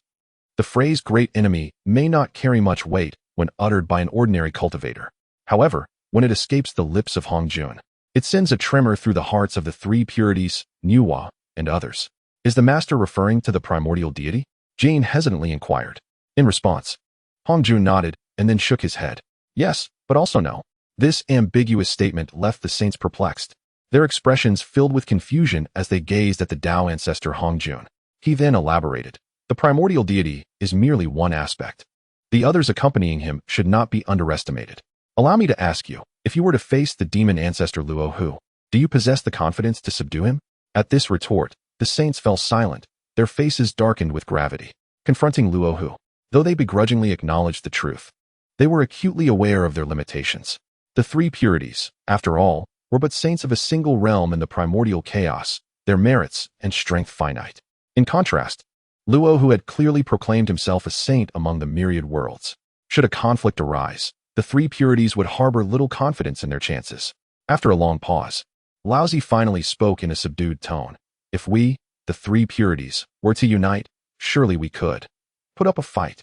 Upon hearing this, the saints' expressions grew even more somber, their hearts weighed down with the realization of the disparity among saints. Moreover, Laozi merely suggested they could contend, without guaranteeing they could suppress Luo Hu. This clearly illustrated the formidable presence Luo Hu held in the minds of the saints of the Xianmen. Hong Jun nodded gravely. Indeed, at present, we must not only guard against the return of the primordial deity, but also remain vigilant against figures like Luo Hu, who must not be overlooked. Therefore, the saints of the Xianmen should join forces, seizing any opportunity to eliminate the primordial deity's allies. If his left and right arms are severed, even when his true self returns, we may still have the chance to unite against him. Hong Jun spoke earnestly, revealing his calculations and considerations. It is crucial to note that the mere return of Luo Hu has already instilled a sense of unease among the saints. According to previous listings, the primordial deity commands powerful figures such as the great immortal Yang Mei and the saint beast Zhu Zhao Yuing, whose strength surpassed that of Luo Hu. Should the primordial deity return with all his might, the sheer number of saints under his command would likely outstrip that of the Xianmen. Hong Jun had no choice but to strategize meticulously. While the primordial deity has yet to return, they have the opportunity to strike first, eliminating Luo Hu, Xuanwu, and others one by one. Ultimately, if only the primordial deity remains, the united front of the Xianmen saints may indeed stand a chance against him. Hearing Hong Jun's exposition, the three purities and others grew increasingly solemn and grave. They could sense that, at this moment, within Hong Jun's heart, there was an unprecedented regard for the primordial God Lord. To confront such a being, was it truly necessary for all the saints to unite? Throughout the ages, this was indeed a matter unheard of. The saints dared not to exhibit the slightest negligence. Just then, beside him, Hao Yan suddenly spoke. Lord Daozu, if this is the case, the calamity cannot commence. What shall become of the rightful gods within our heavenly court? Upon hearing these words, Hong Juan's expression momentarily faltered. Casting a dark glance at Hao Yan, he couldn't help but silently curse within. How on earth had he appointed such a worthless individual to the position of Emperor of Heaven? Currently, the primordial God Lord had yet to return, and the chaos was already unsettling the heavens and the earth. Yet, Hao Yan remained oblivious to the gravity of the situation, solely preoccupied with strengthening the heavenly court and enhancing his so-called imperial majesty. Humph! If our Xianmen cannot reclaim authority and suppress the might of the primordial God Lord, once he returns, with a mere thought, he could obliterate the heavenly court. Hong Jun snorted coldly in response. Meanwhile, the other saints regarded Hao Yan with icy glares, their displeasure evident. It seemed that he truly reveled in chaos. Upon hearing Hong Juan's words, Hao Yan's heart trembled violently. What? The primordial God Lord possesses such terrifying power? Though he held the title of emperor, his understanding of the saintly realm, and even those beyond it, was still quite limited. Initially, Hao Yan had thought that the primordial God Lord was merely on par with Hong Jun Daozu. However, witnessing the saint's demeanor as if facing a formidable enemy, he finally grasped the reality that he had underestimated the situation. For Hong Jun and the other saints, this had long since evolved into a contest for dominion over the heavenly court. Perhaps the entire Xianmen faced the threat of annihilation. In comparison, the impending calamity truly paled in significance. Hao Yan hesitated, ultimately choosing silence. The saints, too, fell into a moment of quiet contemplation. Yet, their gazes towards the direction of Luo Hu and Xianwu shimmered with a hint of cold light, a palpable aura of murderous intent. Meanwhile, as the saints deliberated, the external world was far from tranquil. The rankings of the divine powers list continued to unfold. 79th, 78th, all beings were keenly focused. For without exception, every ability that made it onto the list was renowned throughout the realm. It was evident that, despite being called the divine powers list, it was not limited solely to divine techniques. Various top-tier cultivation methods, formations, and more also found their place on the list. This revelation astonished the populace. It appeared that the so-called divine powers list was merely a broad appellation. In other words, any means capable of significantly enhancing one's strength could be considered a divine power, thus qualifying for inclusion on the list. Time swiftly passed. The rankings on the divine powers list reached 75th. 75th, the technique of the golden crow transforming into a rainbow. Creator, Emperor Jun, Tai. Power, intermediate. Popularity, advanced. The art of transforming into a rainbow by the golden crow, a unique divine ability of the lineage of the three-legged golden crow. Accompanying the illustrious Di Jun and Tai. Once invoked, it seamlessly integrates offense and defense, with rainbow light tearing through the heavens, confounding even the spirits and deities. Reward, a drop of primordial golden crow blood essence, capable of facilitating transformation and enhancing innate talents. The art of transforming into a rainbow by the Golden Crow. This divine technique surprisingly ranks even higher than the previously created celebratory cloud golden lantern by Yuan Shi. Moreover, its dissemination has reached an advanced level, leaving many beings astonished. However, upon further reflection, during the era of the witch and demon, the number of demon beings was immeasurable. Surely, each demon entity must have practiced this technique, albeit with varying degrees of mastery. At a certain moment, a mighty figure suddenly exclaimed, "Wait a moment, this divine ability is listed. Yet the rewards are exclusively for the originator. Now, Di Jun, Tai Yi, and others have long since perished for countless ages. To whom shall these rewards belong? Or perhaps, are the rewards unclaimed by any master?" As these words echoed, the heavens and earth erupted into a frenzy. Chapter 83. The celestial blade of immortality reveals its might. The demon clan is not extinguished. Indeed, at this moment, all beings suddenly awakened to the truth. The myriad divine techniques and extraordinary powers that have ascended the ranks invariably belong to their creators. However, eons have passed since the era of the sorcerers and liches. The eminent figures such as Emperor Jun and Tai Yi, the original practitioners of the Golden Crow transformation technique, have long since perished, their paths extinguished. In light of this, to whom shall the rewards of the Golden Crow transformation technique now belong? In but a fleeting moment, mighty beings began to realize the implications. Since it is an object without a master, it shall rightfully be claimed by the fated. Today, none shall seize the primordial essence blood of the chaotic Golden Crow from me. No sooner had the words left their lips than a figure soared into the sky, exuding an overwhelming and unparalleled aura. A colossal hand of law extended forth, shrouding the heavens, intent on seizing the primordial essence blood of the chaotic Golden Crow in one decisive grasp. The very name chaotic signifies its extraordinary nature. Even if it does not belong to the demon kin, its integration and refinement would undoubtedly yield astonishing results. This sudden turn of events jolted the beings of the world into awareness. Who are you to speak so arrogantly? The chaotic Golden Crow is a revered ancestor of our demon clan. Thus, the reward should rightfully belong to us. It is indeed the worthy who shall obtain it. A chorus of fierce roars and shouts resounded, echoing through the air. Simultaneously, more figures ascended from all directions, soaring towards the heavens. A palpable pressure enveloped the surroundings, striking fear into the hearts of many. The contest for the primordial essence blood of the chaotic Golden Crow had ignited. In an instant, a display of divine techniques erupted in the high heavens as beams of brilliance intertwined, casting an awe-inspiring spectacle of terror.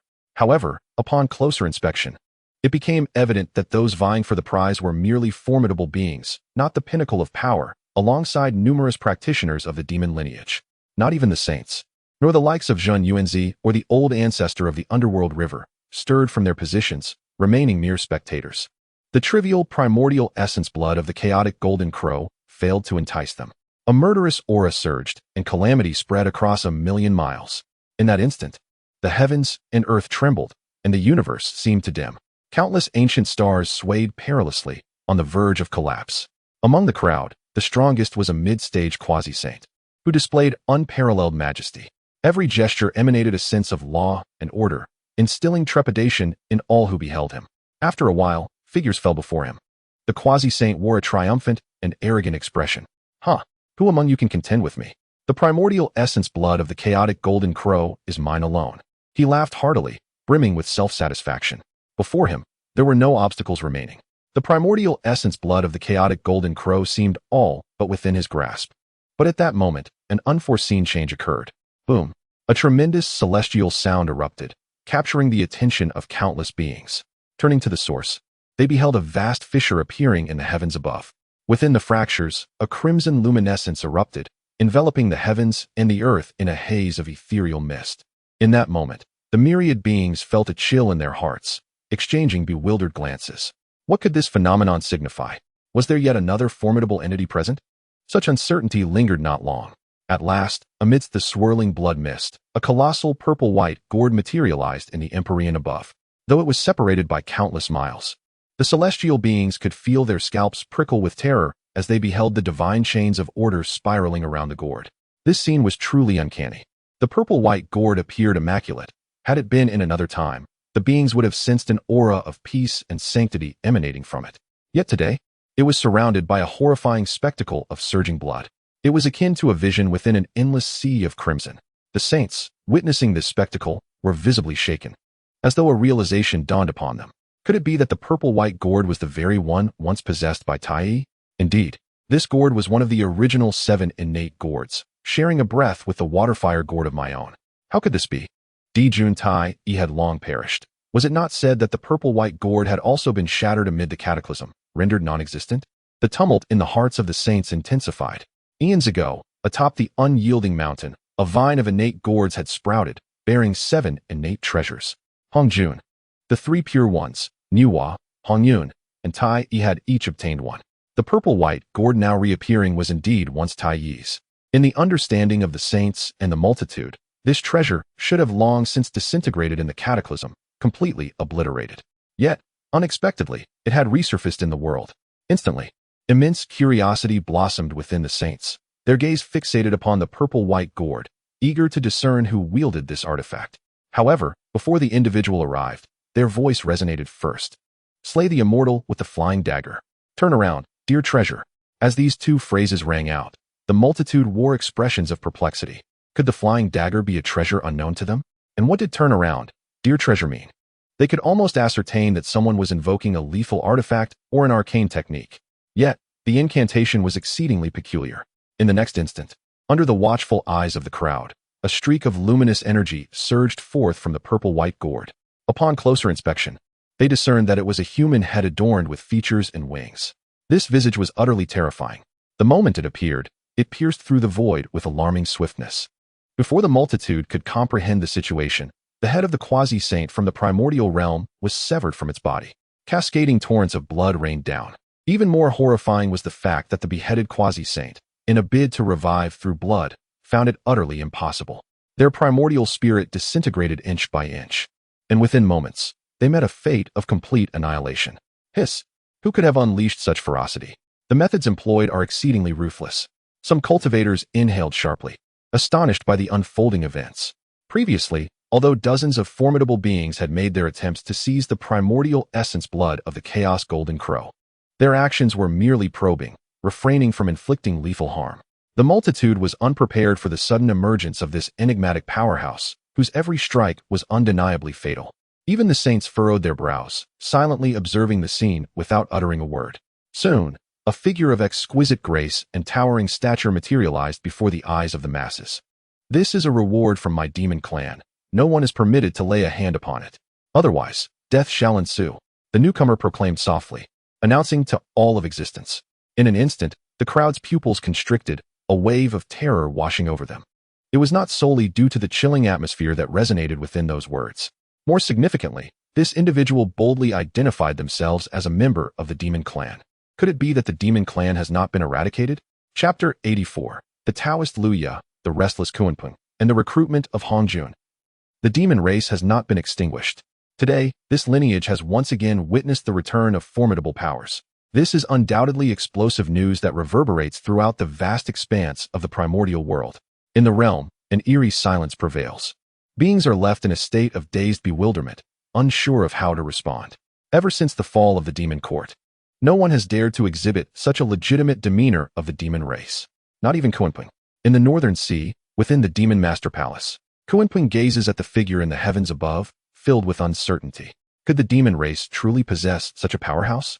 Why was he unaware of this? He murmurs to himself. Since the conclusion of the battle between the witches and demons, Dijun, Tai, and the 10 great demon saints have all perished.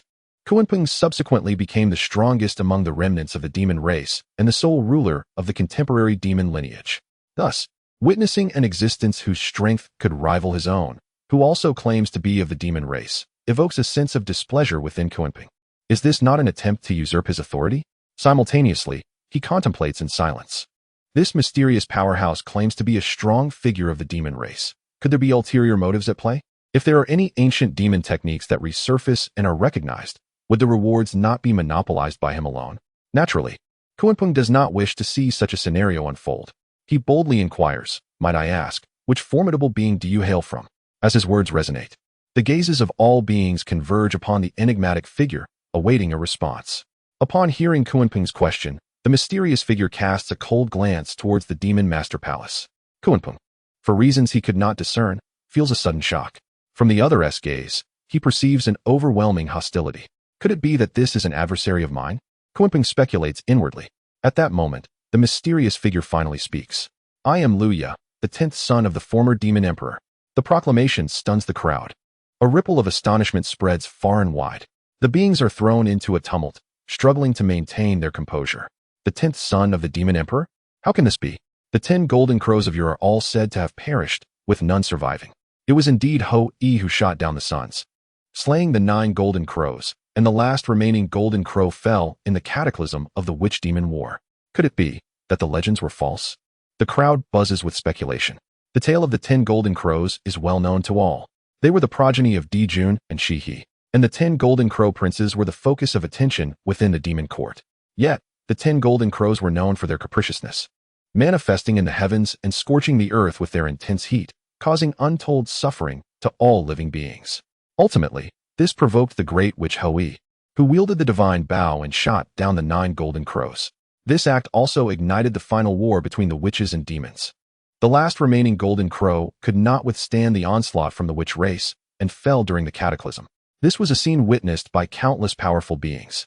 Even those who emerged later have passed down the tale, accepting it as the singular truth.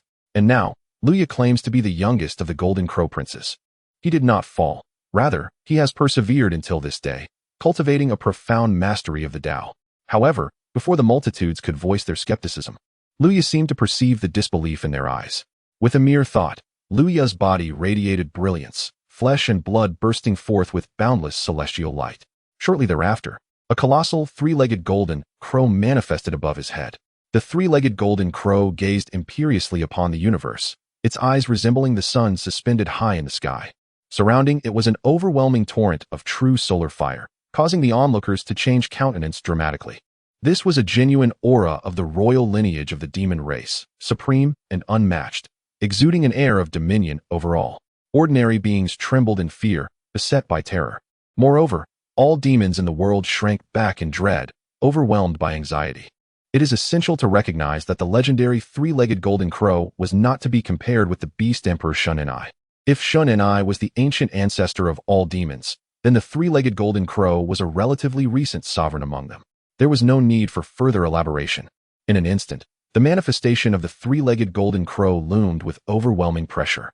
Lu Ya's identity was beyond question, and the multitudes had no further doubts. The ancient powers, such as Zhun Yuanzi and the old ancestor of the underworld river, could not help but murmur in astonishment. What a demon emperor, Dijun! How could he have eluded our notice all this time? What kind of means did he employ to preserve this singular bloodline amidst the cataclysm? Alas, as Lu Ya is indeed the son of Dijun, his return to the primordial world might herald another shift in the cosmic order. Some marveled at the methods of the former Dijun, whose inscrutable prowess defied comprehension.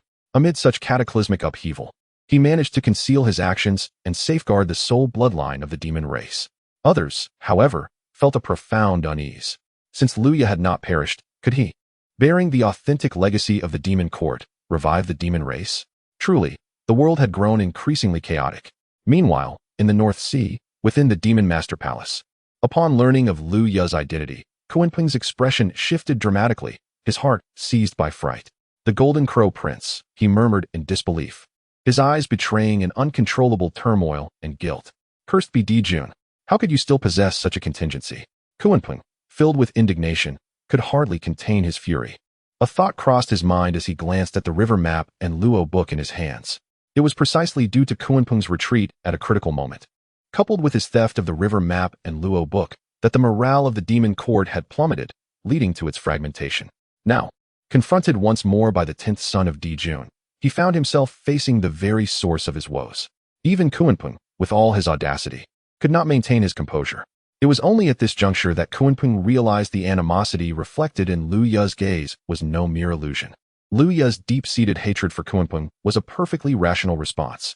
The resurgence of the demon race's golden crow prince has indeed left the multitudes in a state of profound shock. They remained enveloped in silence, lost in contemplation. After a considerable time, it was Hong Jun who first regained his composure. In that case, Lu Ya might indeed be of use to me. This statement left the esteemed figures of the 3 purities and other saints in a state of perplexity. However, before they could pose their inquiries, Hong Jun's thoughts stirred. and he vanished from the Zixiao Palace. Subsequently, he surged forth with an overwhelming aura of sanctity towards the direction where Luya resided. Unbeknownst to the multitude, in the expanse beyond the chaos, Rahu sat in the void, observing the scene of Hongjun emerging from the Zixiao Palace with a countenance marked by disdain and contempt. How hypocritical, he murmured, once mercilessly dealing with the Wu and Yao clans, and now seeking to subdue Luya? Rahu, a contemporaneous being, grasped Hongjun's intentions instantaneously despite their lack of communication. The animosity between the Dao and the demon had never waned, which aptly explained Rahu's scornful demeanor. Just as his words faded, a divine radiance manifested from the abyss, penetrating into Rahu's consciousness. After a moment of perception, Rahu's expression transformed into one of ecstatic joy. Chapter 85. Hongjun subdues Luya, and Roho emerges midway. At this moment, Roho suddenly received a transmission of divine thought from the primordial deity. Roho, once you fell victim to Hongjun's schemes. Now, do you wish to cleanse your past disgrace and restore the might of the demon sovereign? Upon hearing these words, Roho's heart surged with joy. To cleanse his past disgrace, to restore the might of the demon sovereign. What further explanation was needed? Since his rebirth and following the primordial deity, this had become Roho's most fervent obsession. After all, it was Hongjun, in collusion with the other four demon gods, who had suppressed Roho, leaving him bloodied and victorious in a most dishonorable manner. This only intensified the hatred and resentment that festered within Roho's heart. His animosity surpassed even that of Shun and I. If given the chance, Roho would not hesitate to immediately suppress Hongjun, overpowering the celestial path with the might of the demonic way. I implore you, esteemed deity, to guide me on how to proceed. Roho eagerly responded. Moments later, a new divine thought emerged from the chaos realm, entering Roho's consciousness. Roho listened intently, his smile deepening, and his excitement becoming increasingly difficult to conceal. This left Xuanwu, who stood nearby, utterly bewildered. Why is brother Roho so elated? Has the esteemed deity bestowed upon him some delectable treat? He pondered innocently. Meanwhile, the rankings on the divine ability list continued to unfold. 70th place, Ta Ching Divine Thunder. Creator, Laozi the Sage. Power, Intermediate. Popularity, Beginner. Ta Ching Divine Thunder. This divine ability is formed from a strand of innate primordial energy within Laozi, capable of summoning the heavenly divine thunder, wielding immense power. Reward, vast fortune of the Great Dao. 69th place, Yu Qing Divine Thunder. Creator, Yuanshi the Sage. Power, Intermediate. Popularity, Beginner. Yu Qing Divine Thunder. This divine ability is formed from a strand of innate primordial energy within Yuanshi, capable of summoning the heavenly divine thunder, displaying formidable might. Reward, vast fortune of the Great Dao. 68th place, Shang Qing Divine Thunder. Creator, Tong Tian, the Sage. Power, Intermediate. Popularity, Advanced. Shang Qing Divine Thunder. This divine ability is formed from a strand of innate primordial energy within Tong Tian, capable of summoning the heavenly divine thunder, exhibiting tremendous power. Reward, vast fortune of the Great Dao, 100,000 acres. The innate divine thunder techniques of the three pure ones have made their mark on the list.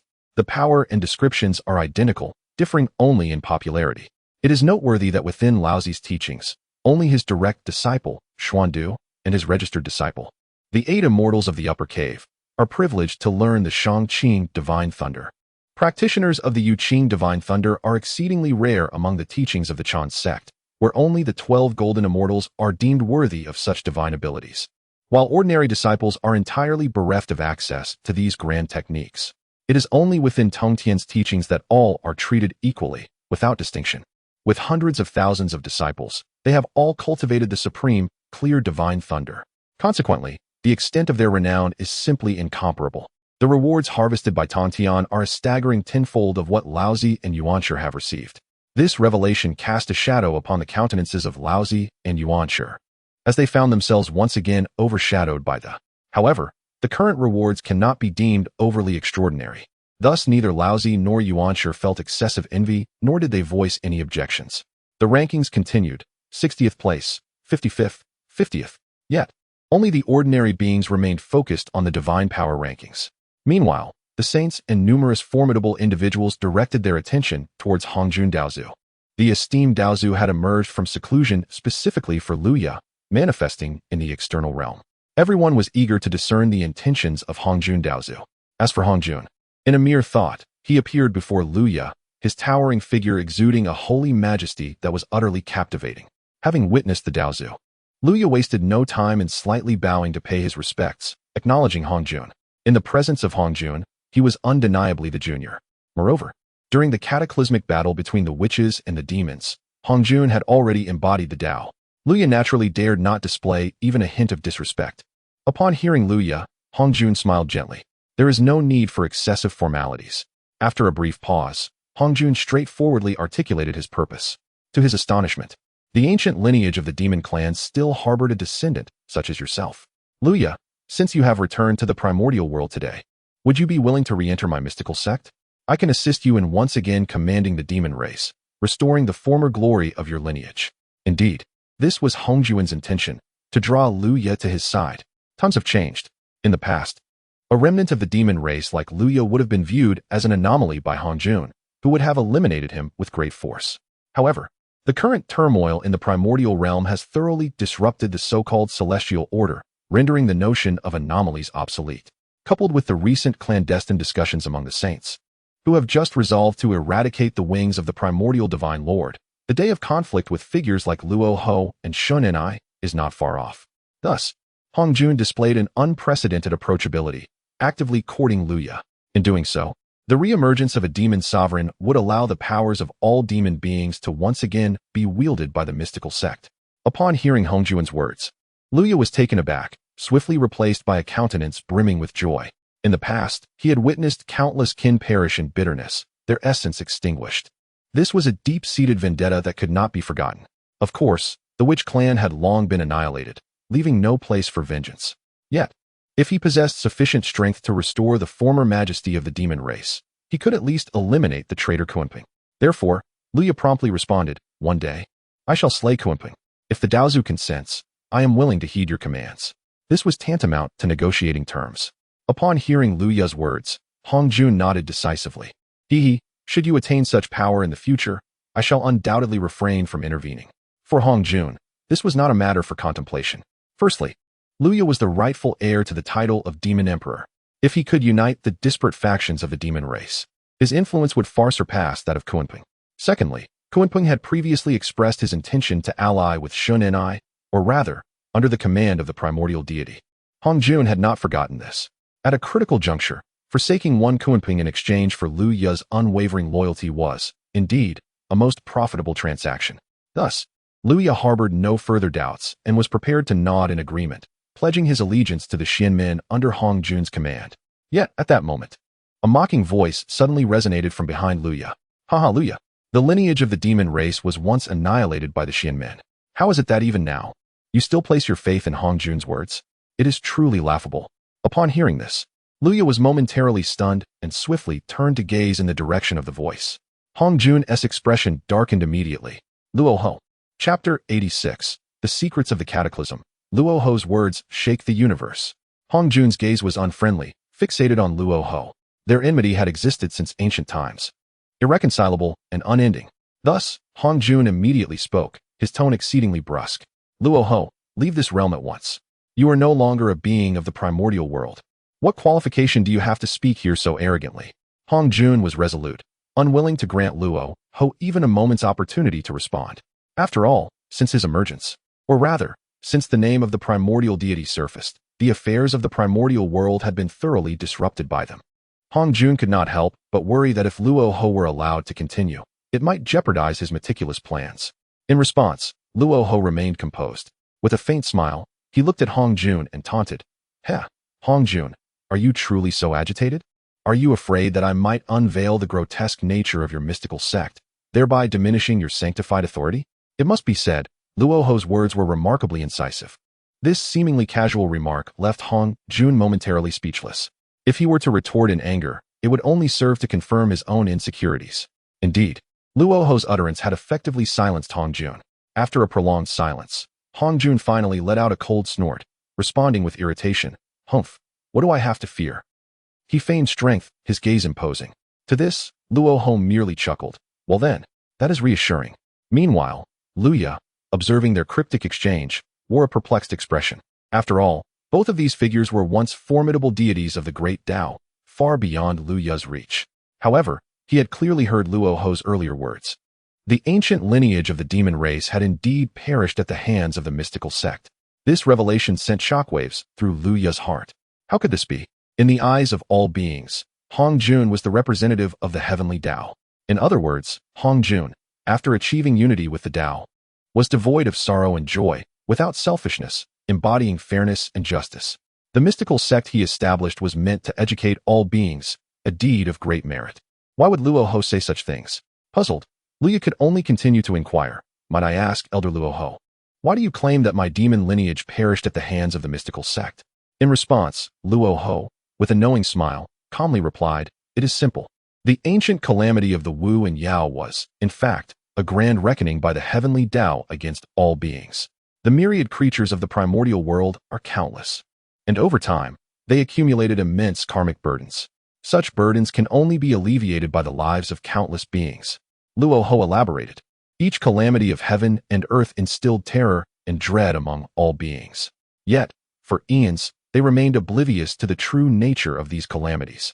Thus, Luo Ho's narration not only captivated Lu Yu, but also ensnared the attention of countless beings, who listened intently, afraid to lose focus.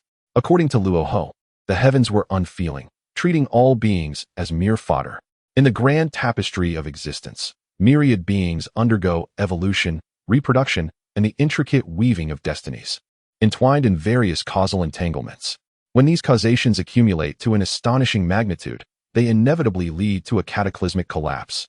Thus, the origin of the calamity of epochs is unveiled. Upon utterance of this profound assertion, an uproar erupted among the multitude. So it is revealed that the calamity of epochs is indeed the result of a collapse of cosmic causation? Is it a burden so immense that even the heavens cannot bear it? No wonder.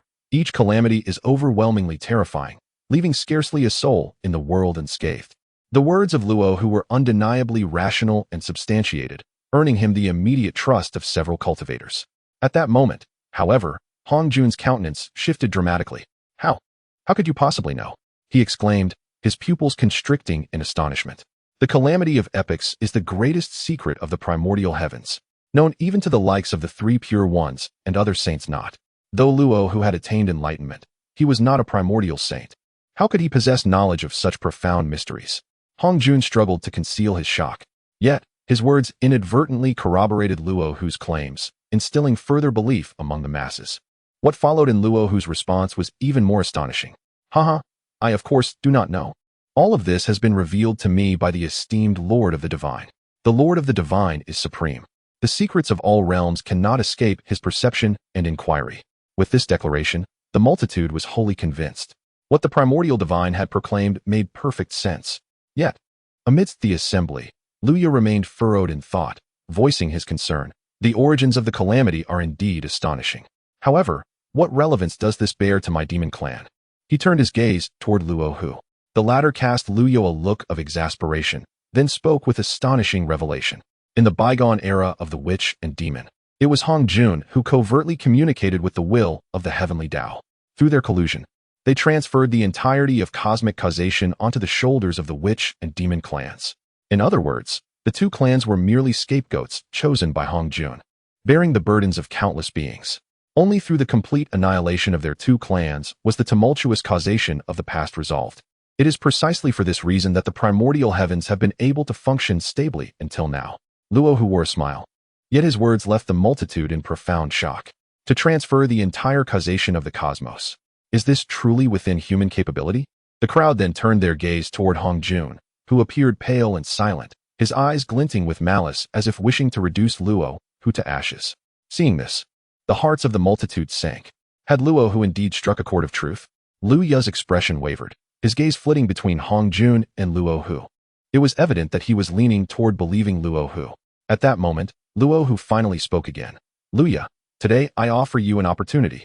If you choose to follow me, I shall assist you in revitalizing the demon clan, even to heights surpassing those of the former demon court. Will you accept? Though these words were directed towards Lu Yu, it was evident that Luo Hu's gaze remained fixed upon Hong Jun, unyielding. Clearly, this was the true intention of Luo Hu. He sought to initiate a renewed contest against Hong Jun. In that instant, the assembled beings could not help but gasp in astonishment, a chill coursing through them. Was the ancient conflict between Dao and demon poised to re-emerge within the cosmos? Yet, upon hearing Luo Hu's proclamation, Hong Jun remained entirely unperturbed. Huh? To revive the demon race? Such audacity! He retorted. Luo Hu, do you not comprehend that all beings of this world are under the dominion of the heavenly Dao? If I choose to remain silent, no one can hope to command the lineage of the demon race. Hong Jun exuded confidence and composure. Instantly, Luya's expression faltered. However, on the other side, Luo Hu had anticipated this, refusing to yield. The meager remnants of the demon race in this world are of little consequence. What I speak of pertains to the three illustrious clans of Dragon, Phoenix, and Qilin. Chapter 87. The rewriting of the primordial laws of order, Hongjuan's fury. What I speak of are the three clans, Dragon, Phoenix, and Qilin. With a single utterance, Luo Hu reverberated through the cosmos. The Dragon, the Phoenix, and the Qilin. These three races were the unequivocal sovereigns during the era of the primordial cataclysm. However, after enduring that cataclysmic event, all three clans suffered grievously, becoming unwelcome to the heavenly Dao. The Dragon lineage was suppressed beneath the seas. The Phoenix clan was confined within the eternal Fire Mountain, and the Qilin tribe was imprisoned beneath the Qilin Cliff. For countless eons, these three races have remained hidden from the world, nearly forgotten by all beings. Thus, the populace is left astonished and unprepared. At this moment, the disturbance extends beyond the realms of heaven and earth. The domains of the three clans have likewise erupted in fervor. Though sealed away, they are still able to gaze upon the external world from afar.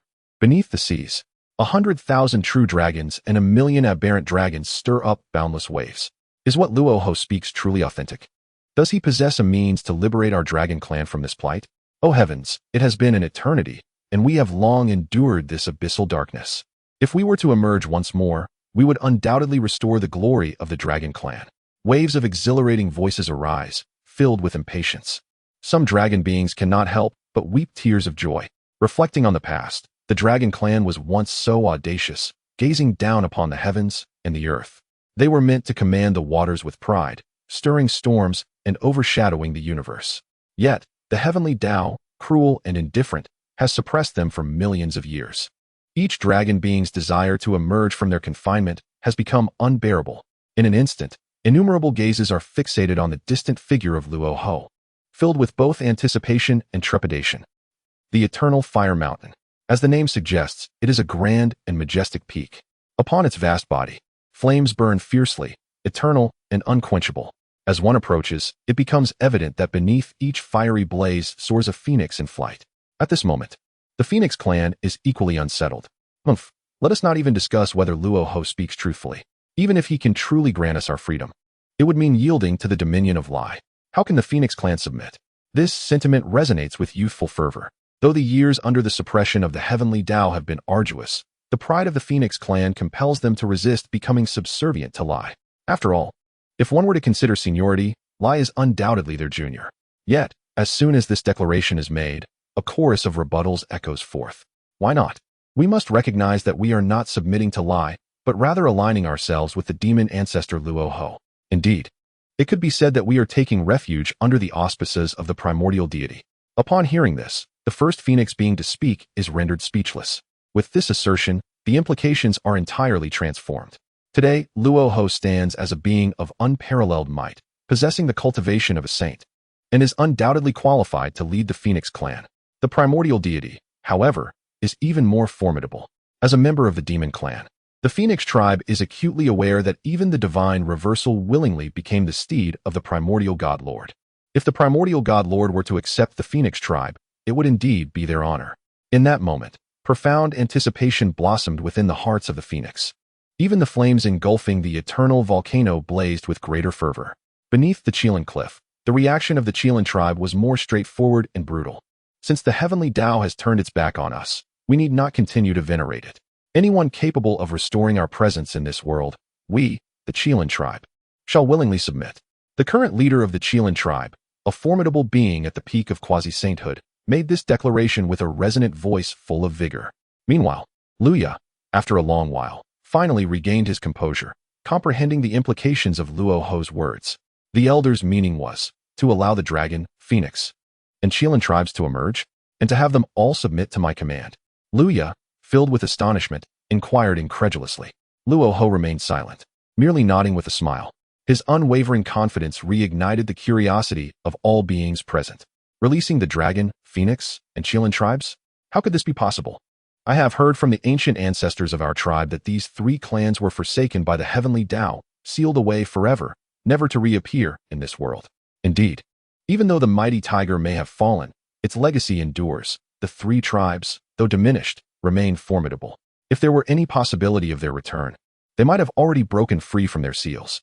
Without exception, all beings displayed skepticism. It was not that they doubted Luoho's power, but rather that they firmly believed in the overwhelming strength of the heavenly Dao seals, deemed unbreakable. For countless eons, a fixed perception had taken root. Any race forsaken and sealed by the heavenly Dao could never emerge again. Upon hearing the murmurs of the crowd, Luoho sneered. Oh, how could mere insects comprehend the power of the divine? With a dramatic pause, he suddenly raised his voice to the heavens. I, Luoho, now summon the great might of the God Lord with my divine will. Break the seals upon the 3 tribes. As his words fell, the very fabric of chaos beyond the realms erupted in a thunderous roar. Soon, 3 brilliant streams of celestial light surged forth from the chaos. The radiance was blinding, evoking an overwhelming terror. As they drew closer, the beings could discern that these were boundless, oceanic forces of ordered laws. Vast swathes of runes illuminated the sky, cascading down with a tremendous force. Like the edge of a divine sword or the point of a war spear, they were irresistibly sharp. In an instant, the 3 streams of celestial light descended upon the 4 seas, the eternal volcano, and the Qilin cliff. Time seemed to shift, and the landscape transformed dramatically. The beings, their pupils narrowing, witnessed the laws of order in those realms being rewritten at a visible pace under the illumination of the celestial light. The expressions of disdain and mockery froze, utterly vanishing. In their stead, expressions of profound gravity and solemnity emerged. The waters of the world surged tumultuously, waves crashing mightily, as if they were on the brink of boiling over. In the obscure depths, it seemed as though a barrier had been shattered with a deafening roar. The countenances of all beings shifted dramatically, for they had begun to faintly perceive the resounding roar of a dragon, a sound that pierced the heart with trepidation. Was the dragon clan truly about to ascend into existence? Luya gasped in astonishment, unable to fathom such an unparalleled feat. Yet, at that very moment, Hongjun suddenly erupted with fury. Nonsense. The will of the heavenly Dao must not be defied. The dragon, phoenix, and Qilin clans must not be allowed to re-emerge in this world. Hongjun understood all too well that the resurgence of these 3 clans would pose a tremendous challenge to the will of the heavenly Dao, undermining the authority of the mystical sect. He could not permit such an event to transpire. Before his words had fully escaped his lips, he leapt into the heavens, positioning himself above the 9 skies, and immediately took action. He intended to seal the dragon, phoenix, and Qilin clans once more. Chapter 88. Words of Astonishment. Dread of the Celestial Path, terrifying all beings. Hongjun took action, exuding an aura of profound terror. With his hands, he formed intricate and mysterious seals, delineating the boundless order of the celestial laws. Thunderous roars erupted throughout the universe, resonating deafeningly. The beings gazed in horror as the chains of order coalesced, clanking sharply and piercingly. Each of these chains bore the weight of countless billions, collapsing the ancient heavens in an instant. Fear gripped the hearts of all. This was the might of the Dao ancestor and the demon ancestor? Such devastation unleashed at a mere whim. Yet, Hongjun's actions displayed an astonishing effect. The supreme force of the celestial path descended, momentarily halting the previously turbulent energies of the 3 tribes. The once resounding dragon roars, phoenix cries, and the presence of the Qilin clan were suppressed. Hongjun, do you dare? We, the Phoenix tribe, shall never return to those days of oppression. On behalf of the Qilin clan, I beseech the demon ancestor Rahu to intervene and liberate us. In the past, the 3 tribes were locked in a relentless struggle, sworn to mutual destruction. Yet today, an unprecedented understanding emerged. Without exception, they all wished to avoid the oppressive era of yore, shrouded in darkness and forgotten by all. Thus, their reverence for the celestial path and Hongjun dissipated entirely. In fact, it was under Rahu's instigation that the 3 tribes had once clashed, depleting their vitality. However, today, past animosities were cast aside. Should Rahu intervene to prevent the celestial path's reimposition of seals, the 3 tribes would pay any price necessary. Hearing the furious roars of the beings, Rahu smirked coldly. Ha ha, those who possess the Tao receive great assistance, while those who lose it are left with little. Hongjun, Your so-called celestial path and mysterious teachings have long been scorned by the beings. Today, the emergence of the three tribes is unstoppable. With these words, Rahu unleashed his formidable strike. With a sweeping motion, he summoned the god-slaying spear. In an instant, a torrent of demonic energy surged throughout the universe, overshadowing all beings, obscuring the sun and shrouding the skies in chaos. Without hesitation, he thrust the spear forward.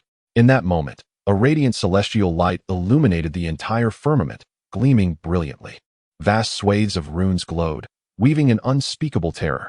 The void erupted, collapsing at a visible speed, returning to the abyss. Ultimately, this strike unleashed a magnificent and overwhelming might. Cascading across the realms of the seas, the indomitable volcanoes, and the Chilean cliffs, accompanied by a terrifying roar. In the next moment, the order of the celestial laws that Hongjun had delineated began to shatter and disintegrate. Hongjun's power could only be described as formidable and fierce. Yet, Ra's strike was truly ferocious. In mere moments, the newly formed seal of the celestial path was once again shattered, ceasing to exist. The laws of the demonic path surged like an expansive ocean, sweeping across the 9 heavens and 10 earths, resonating throughout the celestial realms. The beings of the three tribes were enveloped within, impervious to all forms of attack. No one anticipated that the three clans, long forsaken by the celestial order, could evolve to such an astonishing degree. High above, the heavens trembled and the universe descended into chaos. Massive stars exploded like drifting reeds, stirring the very souls of all beings. Only the triumphant roars of the three clans echoed throughout. How could it be? Luo Ho, you can actually contend against the power of the celestial laws. Hongjun's face was as dark as water, his eyes blazing with fury. Amidst the scattered remnants of stars, his aura surged, revealing an unprecedented wrath. He had attained enlightenment over countless eons, integrating himself with the celestial order, becoming its spokesperson. With every gesture, he wielded the fundamental laws of the celestial realm. Yet now, the once unassailable laws of the celestial order were unable to withstand a single strike from Luo Ho. Is there any justice left in this world? Of course, this did not imply that in a battle to the death, Luo Ho could suppress Hongjun. After all, he merely needed to shatter the seal and unleash the god-slaying spear, ruthlessly obliterating everything in his path. Nevertheless, such a notion was difficult for Hongjun to accept. The celestial order? Hongjun, even at this moment, you still cling to the might of the celestial laws, truly a loyal hound of the heavens. Had it not been for your alliance with several other demon gods back then, I could have crushed you as easily as squashing an ant. Today, thanks to the assistance of the primeval divine lord, I have achieved sanctity. From this point onward, I shall not relent until one of us meets our end. Today, we shall see whether I can subjugate the three clans, or if you can once again seal them away. With a display of unparalleled might, Luo Ho's momentum surged to new heights. Around him, demonic flames rose, twisting into an eerie black. Hongjun was both astonished and anxious. It was not merely Luo Ho's power that had surged. Even the god-slaying spear in his grasp seemed to have suddenly ascended several levels. After all, the infusion of quasi-saint-level laws into a spiritual treasure is fundamentally distinct from that of saint-level laws. Yet, despite Hongjun's integration with the celestial order, the authority he could command was far from complete, arguably less than half. This was a precaution taken by the celestial order against him. Thus, Hongjun found himself utterly helpless against Luo Ho. At that moment, a radiant golden light burst forth from the void of the celestial order, illuminating the heavens. Boom! Subsequently, all beings beheld the emergence of an immense golden divine wheel, unfathomably vast. The divine wheel spun, obliterating everything in its vicinity. The laws were utterly extinguished. An order sank into oblivion. Silent and unyielding, it vanished without a trace. Yet, it was precisely this that revealed an unprecedented terror. The onlookers felt their scalps tingle as they witnessed this scene, utterly bewildered. What manner of technique is this? They had only heard of those with great virtue capable of condensing a golden wheel of merit, impervious to all, safeguarding their well-being. However, this golden divine wheel was evidently millions of times more powerful than any wheel of merit. The only difference was Hongjun, the celestial divine wheel. It is the wheel of divine destiny. The wheel of divine destiny has manifested. Rahu, your schemes will ultimately come to naught. Once the wheel of divine destiny reveals itself, it signifies the true annihilation of the three clans, rather than mere sealing. Today marks your orchestrated demise of the dragon, phoenix, and Chilean clans. Hongjun laughed maniacally. Upon hearing these words, the beings of the three clans turned pale. They had not anticipated that the divine destiny possessed such formidable means. The emergence of the Wheel of Divine Destiny unequivocally heralds the power of destruction, akin to the world-destroying grindstone that had appeared before. Even Rahu furrowed his brow. It seemed the will of divine destiny had truly been driven to desperation, resorting to employing its more powerful trump cards. This development indeed posed a significant challenge. However, before Rahu could take action, a calm voice suddenly echoed from beyond the chaos domain. Divine destiny, do you presume I do not exist? Chapter 89. The world-destroying grindstone demonstrates its might. The heavenly Dao divine wheel crumbles. Heavenly Dao, do you perceive my existence as inconsequential? As this proclamation resonated, it instantaneously overshadowed all that existed within the cosmos. Hongjuan's hearty laughter was abruptly silenced. His gaze, now dulled, turned toward the abyss beyond chaos. The three pure ones and Nuwa, among other saints, were engulfed in a maelstrom of dread, their hearts torn asunder. The myriad beings felt no less than the overwhelming intensity of this moment. At this juncture, the shocks they had endured were innumerable, yet they still experienced a sensation akin to their very scalps igniting, a profound chill coursing through them, unmatched in its ferocity, unparalleled since time immemorial. Without a shadow of a doubt, that utterance had originated from the primeval Divine Lord. Yet, the implications of his words left all beings in a state of disbelief. What could this mean? Could it be an intimidation of the heavenly Tao? It must be noted that, although the primeval Divine Lord was formidable, in the collective understanding of the beings, he had merely manifested a fraction of his power, inflicting grievous wounds upon Laozi and other saints. He had yet to engage in combat with Hongjun, let alone the heavenly Tao itself. Now, the primeval Divine Lord audaciously challenged the will of the heavenly Tao? Such a notion was astonishing in the extreme. Swiftly, Hongjun regained his composure. Primeval, I know not who you are, but do not overestimate your position. In the vast expanse of the primordial world, the heavenly Tao reigns supreme. It is not something you can question at will. At this moment, Hongjun exhibited an unprecedented assertiveness, directly addressing the primeval Divine Lord with an affronting tone. Of course, as the spokesperson of the heavenly Tao, his pride forbade him from addressing the other as Divine Lord, instead opting to refer to him simply by the name of Primeval. Upon hearing this, the voice from beyond chaos remained unperturbed, neither astonished nor angered, seemingly indifferent to Hongjuan's ire. He merely chuckled lightly. The heavenly Tao is supreme, is it? Very well. Allow me to unveil to you the nature of the heavenly Tao divine wheel upon which you so heavily rely. As these words fell, the primeval Divine Lord seemed disinterested in further engaging with Hongjuan's fury. However, in the next instant, whoosh, the expressions of the multitude shifted dramatically as a tremendous sound of tearing space erupted from beyond the chaotic realm. Boom. In an instant, the entire chaotic universe trembled. A torrent of terrifying and extraordinary chaos surged forth, converging from all directions, relentlessly flooding into the primordial world. Wherever this force passed, the very fabric of law and order was obliterated in an instant. Even Hongjuan's purple cloud palace could not escape this fate. Clang, clang, before their eyes, vast arcs of lightning erupted, the laws and orders intertwining in a display of unparalleled terror. The purple cloud palace resembled a solitary vessel adrift amidst the mighty chaos, rising and falling tumultuously.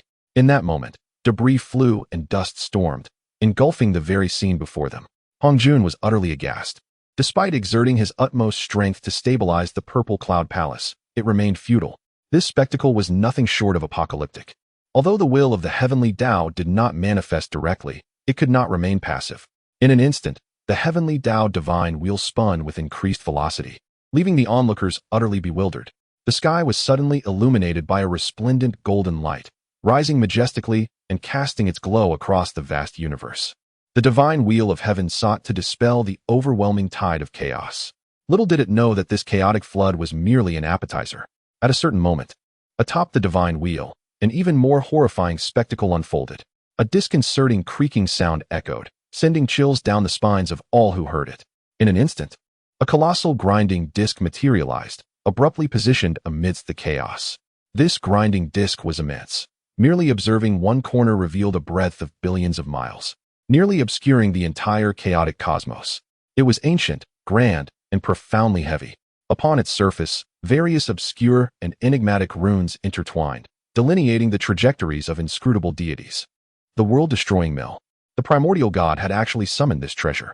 The beings trembled in fear, their souls quaking, as they instantly recognized its significance. Although they had only glimpsed a fraction of the enormous disk, it bore an uncanny resemblance to the fragments of the world-destroying mill previously rewarded by the Primordial Golden List. The ominous dark light cascading from it, coupled with an aura capable of withering all, further solidified their certainty. It was ruthless. No one could have anticipated that the primordial god would directly unveil such a supreme artifact at this moment. It must be understood that the emergence of the world-destroying mill signified an intent to annihilate everything, returning existence to a state of chaos. Yet, the being's terror did not cease there. Under the illuminating heavenly light, more phenomena manifested. Another powerful entity let out a startled cry. Why was the world-destroying mill missing a segment? This was 2/3 of the world-destroying mill. Indeed, before the eyes of the multitude, the world-destroying mill revealed more than half of its form, with only 1/3 missing. Yet, they distinctly remembered that the prior reward from the Primordial Golden List was merely a fragment of 1/3 of the mill. Without further ado, the beings quickly realized the implication. The primordial god already possessed one fragment of the world-destroying mill. Moreover, within such a brief span of time, he had fused 2 fragments into one, exponentially amplifying the artifact's power. Contemplating this, the beings nearly fainted from the overwhelming implications. To reconstruct a chaotic treasure, what kind of extraordinary strength and means did this require? However, there was no time for further reflection. In the next moment, the world-destroying mill descended with a thunderous crash, colliding spectacularly with the divine wheel of heaven. One radiated a golden divine light that illuminated the heavens, blinding all who gazed upon it. The other, however, was shrouded in dark light, engulfing everything in its path. The most terrifying confrontation in history was about to reveal its outcome. In an instant, the breath of countless beings was entirely suspended. Billions of eyes fixated on the unfolding spectacle, while some weaker entities displayed unmistakable despair. Should the divine wheel of heaven emerge victorious, the beings would be spared from annihilation. Conversely, if the world-destroying mill triumphed and the divine wheel were to be obliterated in that moment, the ominous energy from the world-destroying great mill surged forth, destined to consume all in its path.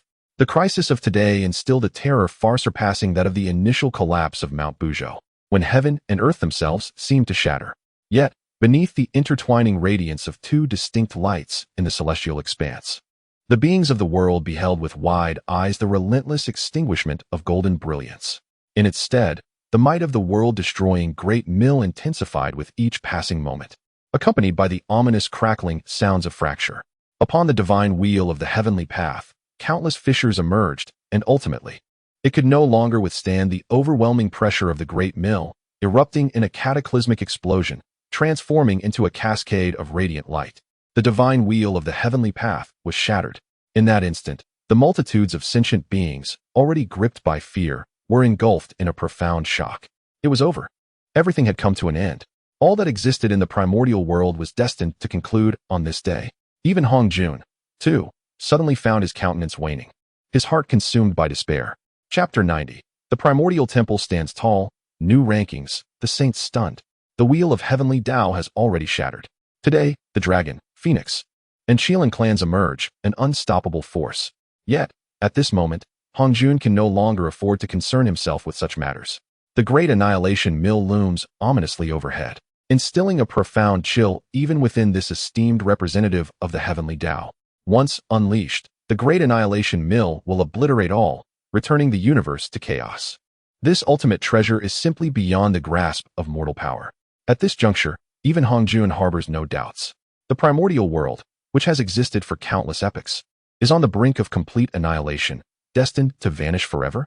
With this thought, Hong Jun's gaze suddenly sharpened, a glimmer of icy dread flashing within. Should he fail to thwart the great annihilation mill, his own demise is inevitable. Now, it is a fight to the death. He resolutely turned and bellowed. Where are the saints of the Qianmen?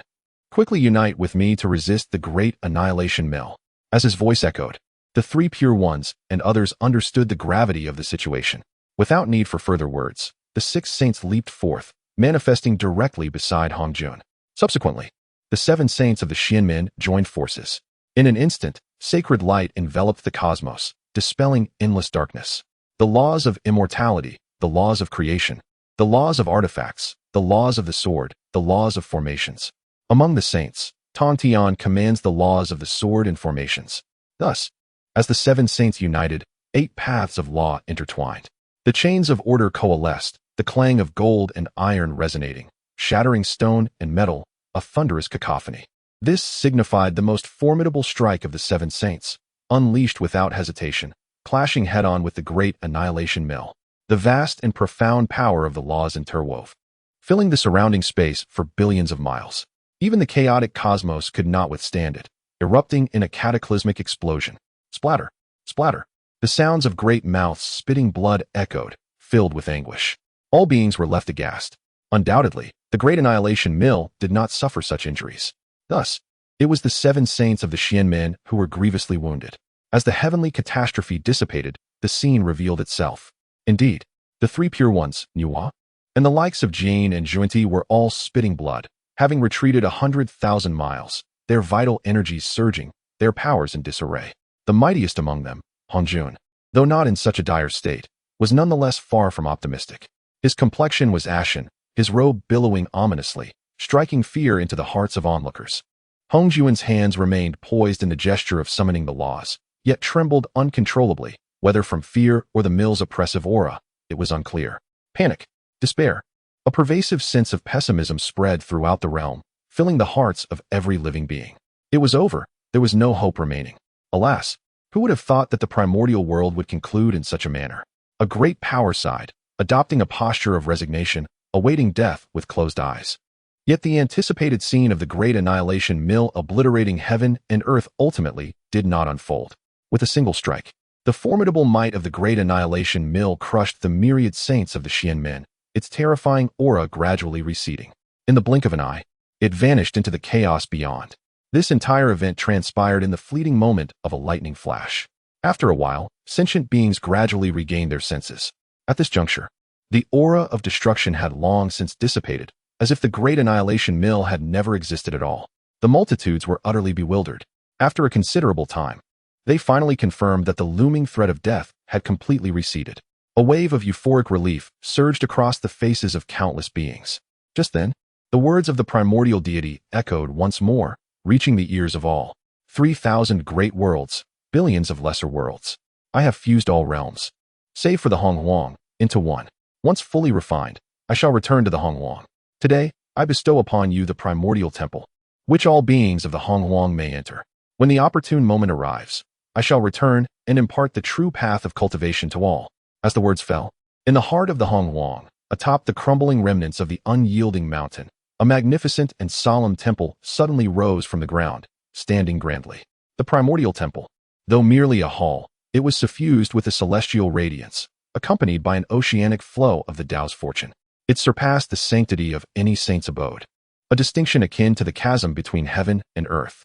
Gazing upon this majestic and towering primordial temple, the multitude could not help but exclaim in awe. The true path of cultivation. Good heavens, it turns out the primordial deity has never been our adversary. One day, our Lord shall return to the Honghuang and bestow upon us an even higher level of Tao cultivation. What treasures lie within that primordial temple? A sudden realization struck them, enlightenment washing over their minds. Previously, due to the demeanor of Hongjun and the other saints, sentient beings had naturally presumed that the primordial deity was inscrutable and possessed unparalleled strength, viewing him as a significant threat to the Honghuang. However, today, the primordial deity's unmistakable declaration clarified that he not only would not annihilate the Honghuang, but would, in fact, elevate sentient beings beyond the confines of the universe to pursue even more profound paths of cultivation. The multitude was filled with gratitude. Not only the ordinary practitioners of the Honghuang felt this way. Within the ranks of the saintly lineage, countless disciples revealed expressions of intrigue. The true Tao? Does such a method of cultivation truly exist? They pondered. Surely, the exalted primordial deity would not speak lightly? Moreover, if even Luo Ho could attain the status of a saint across the myriad realms, the stature of the primordial deity must far exceed that of Luo Ho. Thus, one might wonder if the path imparted by the saints we have followed for eons is merely a lesser path. The crowd could not help but question the validity of their long-held convictions.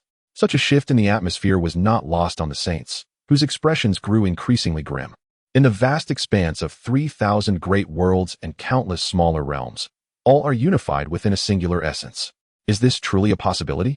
Yuan Shi murmured to himself, casting a perplexed glance towards the Tao ancestor Hongjun.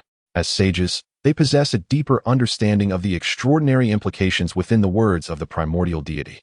Despite their relentless cultivation and the myriad of challenges they have endured, they can only inch closer to the primordial heavenly Tao, gaining mastery over greater cosmic powers. In stark contrast, the primordial deity stands proudly above all realms and worlds, not merely approaching, but encompassing them entirely. The saints find it unfathomable to conceive the monumental cultivation method that could achieve such a feat. Hong Jun remained silent, at a loss for words. Yet, amidst the heavy atmosphere felt by the saints, Hong Jun suddenly sensed an awakening. He lifted his gaze, witnessing the transformation of the Hongmeng Golden List as new rankings emerged. Upon discerning the profound script inscribed upon it, Hong Jun's pupils constricted, and an air of solemnity enveloped the saints. Could it be that this is indeed reality? Chapter 91. The Divine Ascension Technique. Entering the Primordial Divine Hall. Amidst the prior uproar and tremors, the rankings of the Divine Powers list have ascended to the 20th position. 20th place. The Divine Ascension Technique. Creator, Primordial Divine Sovereign. Power, Advanced. Popularity, Beginner. Divine Ascension Technique. This is a method that transcends the barriers of the myriad realms, drawing upon the power of all worlds to augment one's own essence, progressively elevating oneself to the pinnacle of the heavens, with time as my only witness. Reward, primordial version of the law of principles, shattered. Gazing at this rank, the multitude of saints were left in a state of disbelief. The Divine Ascension Technique. Merely the name itself exudes immense dominance and an ineffable grandeur. The introduction of this divine art is even more astonishing.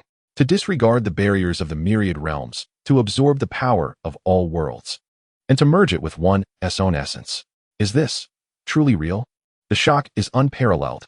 The incredulity is overwhelming. The saints gazed at the scene, dumbfounded.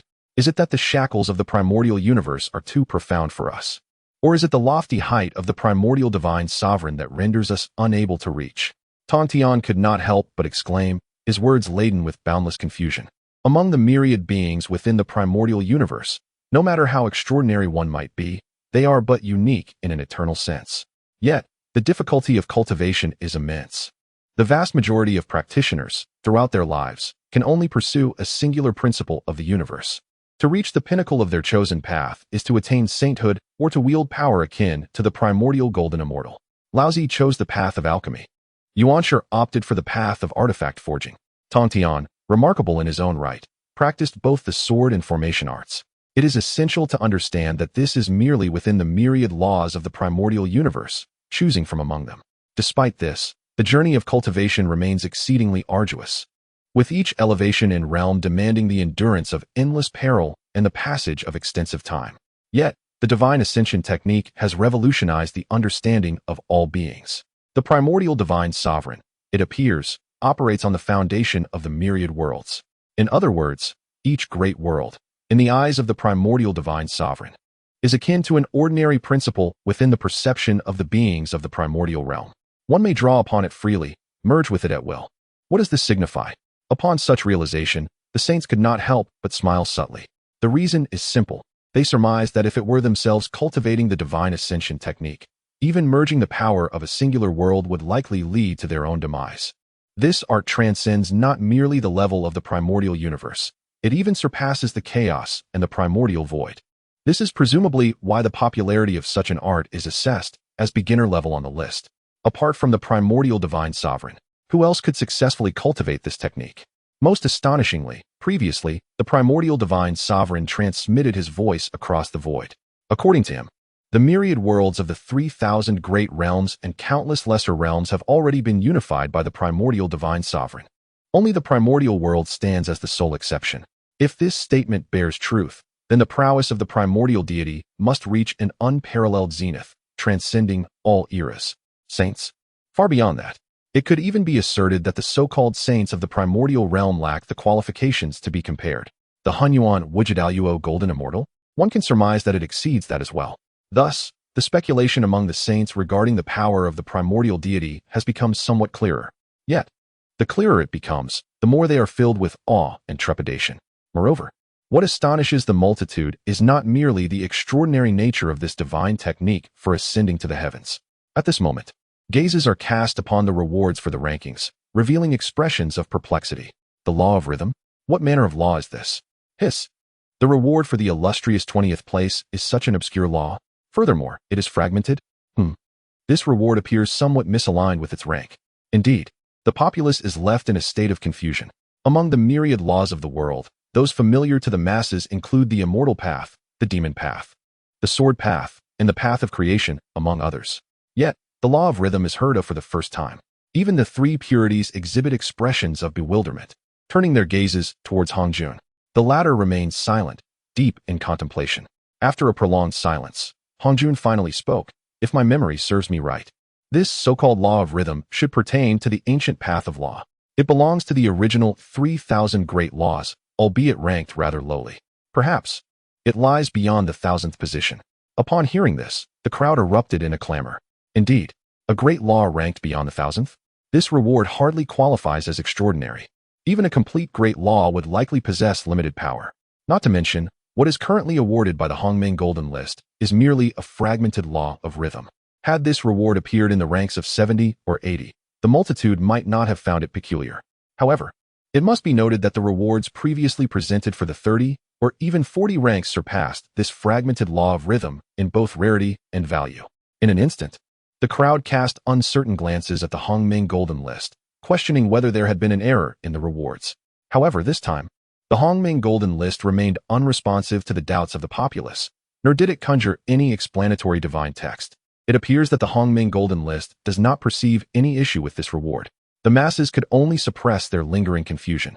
Conversely, the saints of the Xianmen could not help but exhale a sigh of relief. The prior rankings for mounts and celestial appearances had already granted the primordial deity numerous extraordinary rewards. This also signifies that the strength of the primordial deity would continue to grow and expand. The less significant his current reward appears, the more at ease the saints feel. Just as the populace was immersed in the profound shock brought forth by the Hongmeng Golden List, a sudden exclamation pierced the air, drawing the attention of the crowd. Hiss! What is this? It appears that the techniques and treasures here do not belong to the primordial realm. This utterance emanated from the previously descended primordial temple. It seems that while the multitude was focused on the Hongmeng Golden List, someone had already entered the primordial temple. Upon hearing these words, curiosity was evident on the faces of the gathered beings. Techniques not belonging to the primordial realm? This revelation astonished everyone. In an instant, figures leaped forth without hesitation, rushing into the primordial temple to uncover its mysteries. The sages exchanged glances, silently agreeing to explore the wonders within. Hongjun spoke, prompting the sages to nod in unison. Without needing further persuasion from Hongjun, they were equally eager to discover the secrets hidden within the primordial temple. Subsequently, the sages traversed the boundless radiance and entered the primordial temple. Upon their entry, they were momentarily taken aback. Though their expressions remained calm and unruffled, their hearts surged with tumultuous waves. Chapter 92. The Convergence of Divine Arts from All Realms and Hongjun's Ambition within the sacred halls of the Taichu Divine Temple. The saints found themselves momentarily disoriented, unable to discern the intricate details of their surroundings. As they focused their gaze, they beheld the interior of the temple, a realm unto itself, vast and expansive, stretching an impressive 100,000 miles. In the ethereal void, waves of spatial fluctuations danced, enigmatic and elusive. The perceptions of the three pure ones, it seemed, were insufficiently attuned to the profound depths of this place. Yet Hongjun could not suppress an inward exclamation.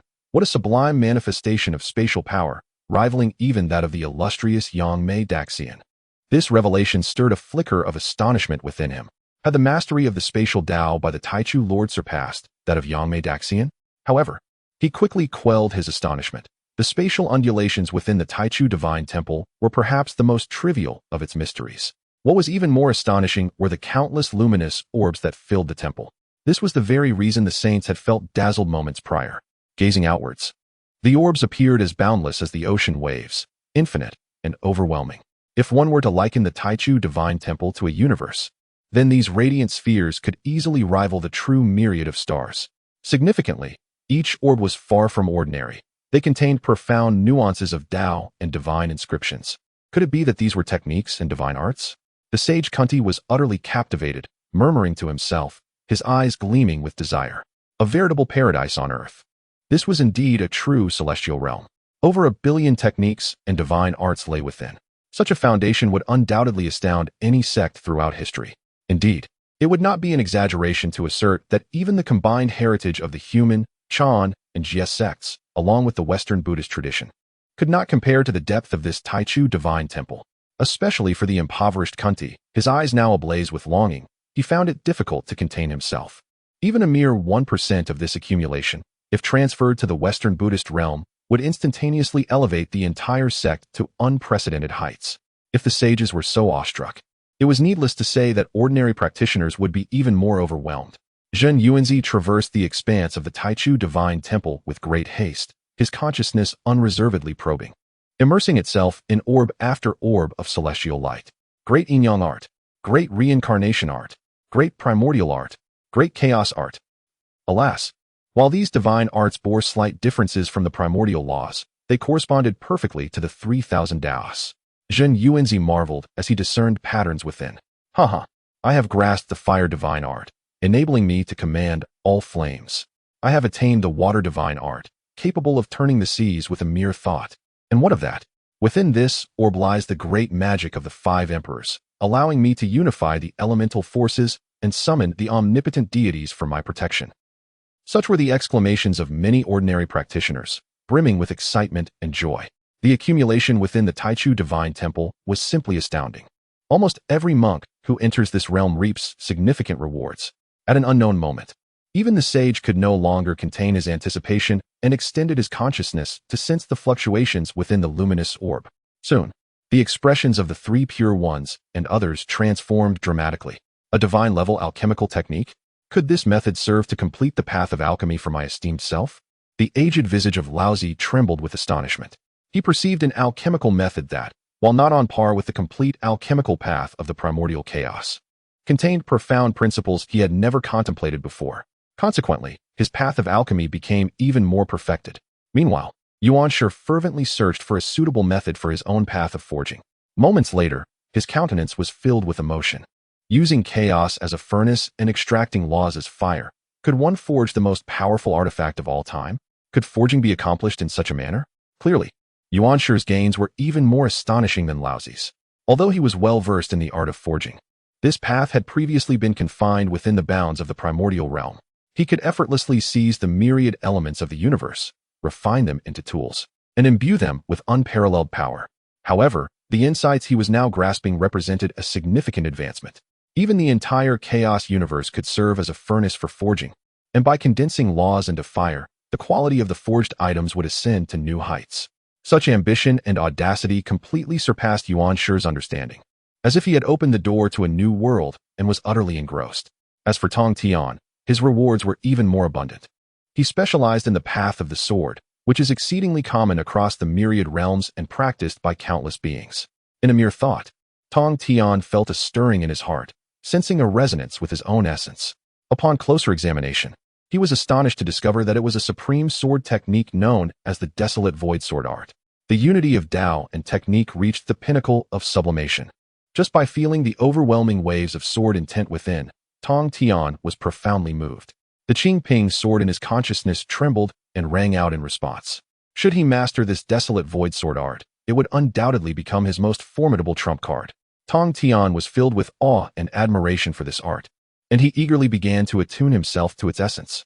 Furthermore, Niuhua, Hongyun, Zhenyuanzi, and disciples from various saintly lineages also focused their minds, each experiencing their own revelations.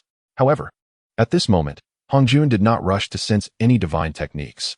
Instead, he surveyed his surroundings, his gaze landing on the Taichu divine palace itself. If he could seize this palace, then all its profound heritage and accumulations would belong to his mystical sect.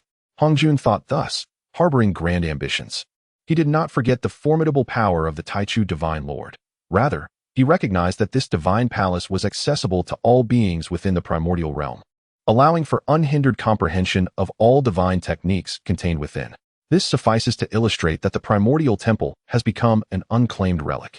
Hongjun contemplated the possibility of subjugating it. With that thought, he immediately took action.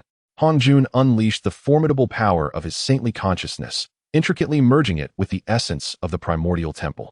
In an instant, an array of enigmatic and profound laws manifested within his perception. Hongjun was filled with elation, for he recognized this as the fundamental energy that constructed the primordial temple. If he could comprehend its intricacies and refine them, he would be able to envelop the entire temple within his grasp. However, as this thought merely surfaced, an unexpected occurrence transpired.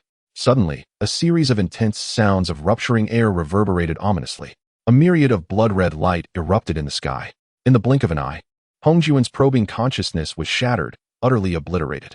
In that moment, he felt a surge of terror, as if his very soul had been laid bare. Chapter 93, The Primordial Temple, the absolute forbidden zone of Hongjun. At this moment, within the vast sea of consciousness of Hongjun, an astonishingly terrifying scene unfolded. An ocean of blood surged, illuminating the cosmos. Above this sanguine expanse, Hongjun faintly beheld a magnificent and awe-inspiring figure, transcending time and space. He stood upon the boundless sea of blood, beneath countless stars, exuding unparalleled divine might that no one could rival. Hongjuan's spiritual essence, under this immense pressure, felt as diminutive as a grain of sand in the vast ocean. Primordial. Although fully aware that this was merely an illusion, Hongjun could not suppress the tumult of astonishment and reverence swelling within him, and he gasped in awe. At that moment, the figure that seemed to be the primordial deity spoke. Hongjun, if my conjecture is correct, you must be the first to behold this incarnation of mine. It appears you are unable to restrain the covetous desires within, yearning to claim the primordial temple as your own. The words flowed calmly, as if the speaker held dominion over the myriad realms, exuding an aura of supreme authority and majesty. Before Hongjun could respond, the figure unleashed a thunderous proclamation. But, do you truly believe you are worthy to possess what belongs to me? As the words resonated, the very fabric of reality seemed to bend to their will. In the illusion, the infinite sea of blood surged, unleashing towering waves that swept forth with unstoppable ferocity. In an instant, Hongjuan's probing consciousness was engulfed. A searing agony erupted from the depths of Hongjuan's consciousness, as though he were being pierced by 1,000 blades, threatening to shatter his very soul. Then, all illusions dissipated. When Hongjun regained his senses, he found himself still within the primordial temple, with everything around him unchanged. In other words, the earlier events were merely a clash of wills that transpired as his consciousness delved into the depths of the primordial temple, akin to a celestial battle. While ordinary practitioners remained blissfully unaware, Hongjun comprehended the immense peril that loomed. His heart raced, and his complexion paled. What was happening? Did that figure possess a connection to the true essence of the primordial deity? In other words, was every action of his under the scrutiny and awareness of the primordial deity? The very thought was terrifying. Yet, upon reflection, this seemed improbable. Given the primordial deity's overwhelming dominance, it was unlikely that he would merely crush a fragment of Hongjuan's spiritual essence. A direct attack from afar, capable of inflicting grievous harm upon Hongjuan's true self, was not beyond the realm of possibility. After all, previously, when Hongjun had merely sought to seize a reward belonging to the primordial deity, he had been met with a chaotic war spear, severing his path forward. Now, the entirety of the primordial temple was infinitely more precious than that reward. Just then, a mocking voice echoed from behind Hongjun. You overestimate yourself. Do you dare covet what belongs to the Lord deity? Turning to the source of the voice, Hongjun noticed that, at some point, Luo, who had also entered the primordial temple, wearing a sardonic expression as he regarded Hongjun. Evidently, every action taken by Hongjun had long been under the watchful gaze of Luo Hu. He was even acutely aware of the unseen elements at play. Hongjuan's countenance was far from favorable as he furrowed his brow and exclaimed, "Humph, what do you mean by that?" In response, Luo Hu let out a cold smile before elucidating. The shadow you previously perceived was merely a remnant left by the Lord of the Divine, carelessly abandoned within the temple. This single revelation sent a jolt of astonishment through Hongjun. A remnant, a mere fragment, could unleash such cataclysmic divine power. Luo Hu, unfazed by Hongjuan's reaction, continued, "Though the Lord of the Divine may be separated by countless miles, he has already discerned your every move. Indeed, he foresaw that you would inevitably covet the temple itself. That remnant serves as a test for you." While the earlier words had merely startled Hongjun, Luo Hu's explanation now enveloped him in profound humiliation.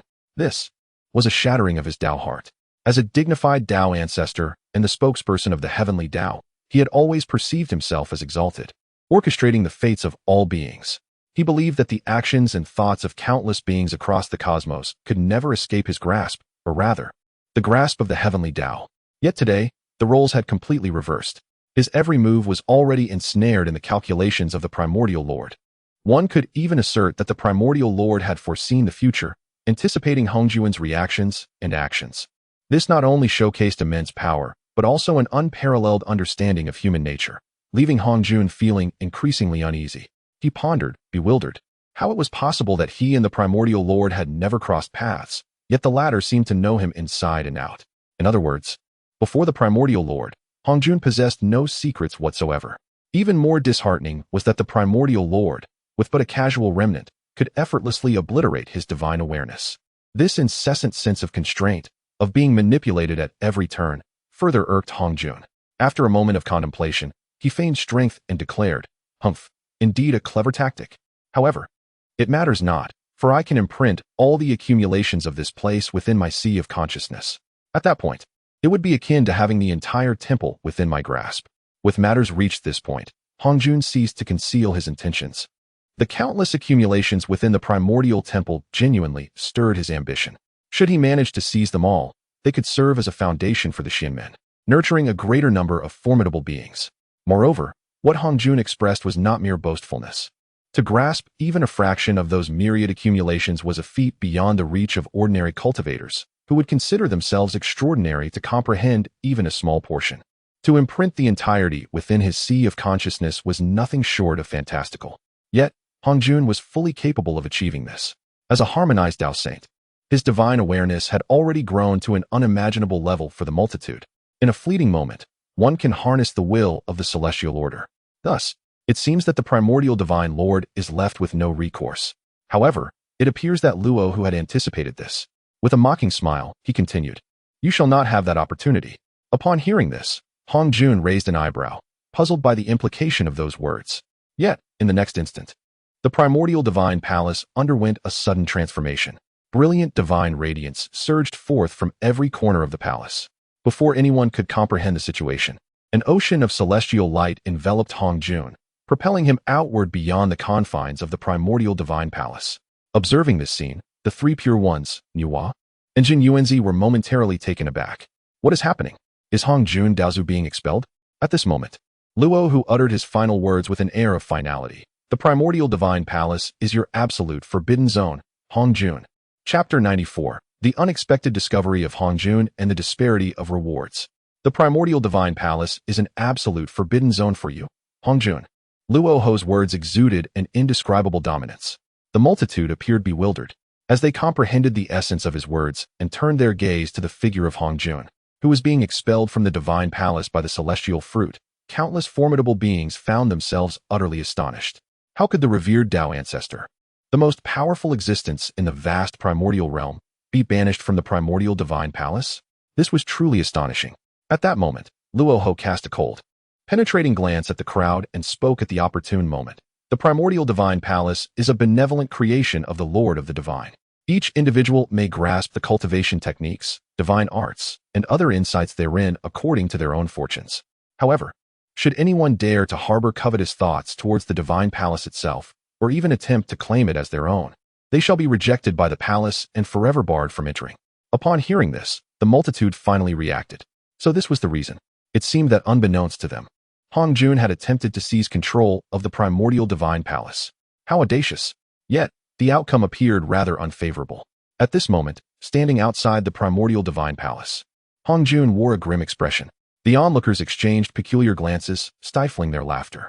Since Hongjun attained sanctity, there had been no realm he could not traverse.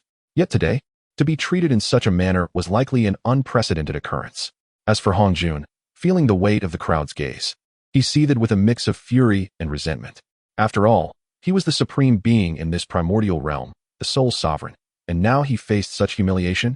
How could Hongjun swallow this indignity? I shall see if this so-called divine palace can withstand my might. No sooner had he spoken than a surge of formidable power erupted from Hongjun. The laws intertwined, and order manifested, weaving an immense terror that surged towards the primordial divine palace. In an instant, the surrounding space for hundreds of miles twisted in response. It was evident how terrifying Hongjun's strike was. Boom! The colossal force crashed upon the primordial divine palace, causing an explosive resonance. However, Hongjun's pupils suddenly contracted. He beheld the laws of order descending upon the divine palace, unleashing a tempest of thunder and lightning. Yet, the primordial divine palace remained steadfast. The crowd gasped in shock, their breaths caught in their throats. To withstand a strike from the Dao ancestor without any discernible effect was astonishing. If the primordial divine palace were a spiritual treasure, it must at least rank among the highest tier of chaotic spiritual treasures. The three pure ones, Nuwa, and other saints perceived the situation with even greater clarity and sensitivity. It was the order of the Great Dao. Indeed, this palace was forged from the very fabric of the Great Dao's order. No wonder Luo Ho had the confidence to declare that this primordial divine palace was the absolute forbidden ground of the Dao ancestor. Previously, the three pure ones had sensed the fluctuations of the Great Dao's order. As external formidable forces assailed, ethereal traces of the Great Dao emerged, enveloping the entire Taichu divine temple to safeguard it from destruction. The might of divine arts proved ineffective, and Hongjun resolutely attempted to breach the sanctum. With a mere thought, fragments of the creation jade plate levitated above his head. In an instant, the brilliance of 3,000 Dao lights swirled around him, enhancing his presence, making him appear increasingly divine and extraordinary, his stature towering. The creation jade plate, once one of the four primordial treasures, retained formidable power even in its fragmented state, instilling Hongjun with renewed confidence. Without hesitation, he took a step forward, intent on re-entering the Taichu divine temple. Yet, as he crossed the threshold, an overwhelming sense of impending doom enveloped him. Boom! A cataclysmic torrent surged forth from the void, piercing through the fabric of space and crashing violently into Hongjun. The sudden onslaught was lethal and caught him unawares. This torrent was terrifying, embodying an unfathomable force exceeding billions of Jun. The radiant Dao runes shimmered and swirled, potent enough to obliterate all laws and order. Clang! The creation jade plate emitted a resonant hum, shattering like gold and stone, its sound piercing and jarring. Immediately, the brilliance of the 3,000 Dao lights dimmed, and the divine might of the creation jade plate diminished significantly, losing its protective power. The torrential force, relentless, descended upon Hongjun with astounding ferocity. Bang! A muffled explosion erupted as Hongjun staggered backward, involuntarily retreating several dozen steps, clearly disoriented. Although the assault did not injure him, it rendered him unable to advance further. The prospect of entering the Taichu Divine Temple now seemed utterly unattainable. Inside the temple, observers watched this scene unfold, their hearts filled with relief. Thankfully, they had not entertained any unwarranted thoughts earlier. Otherwise, missing the opportunity to enter the Taichu Divine Temple would have meant forfeiting an extraordinary chance. After several attempts, Hongjun reluctantly conceded defeat.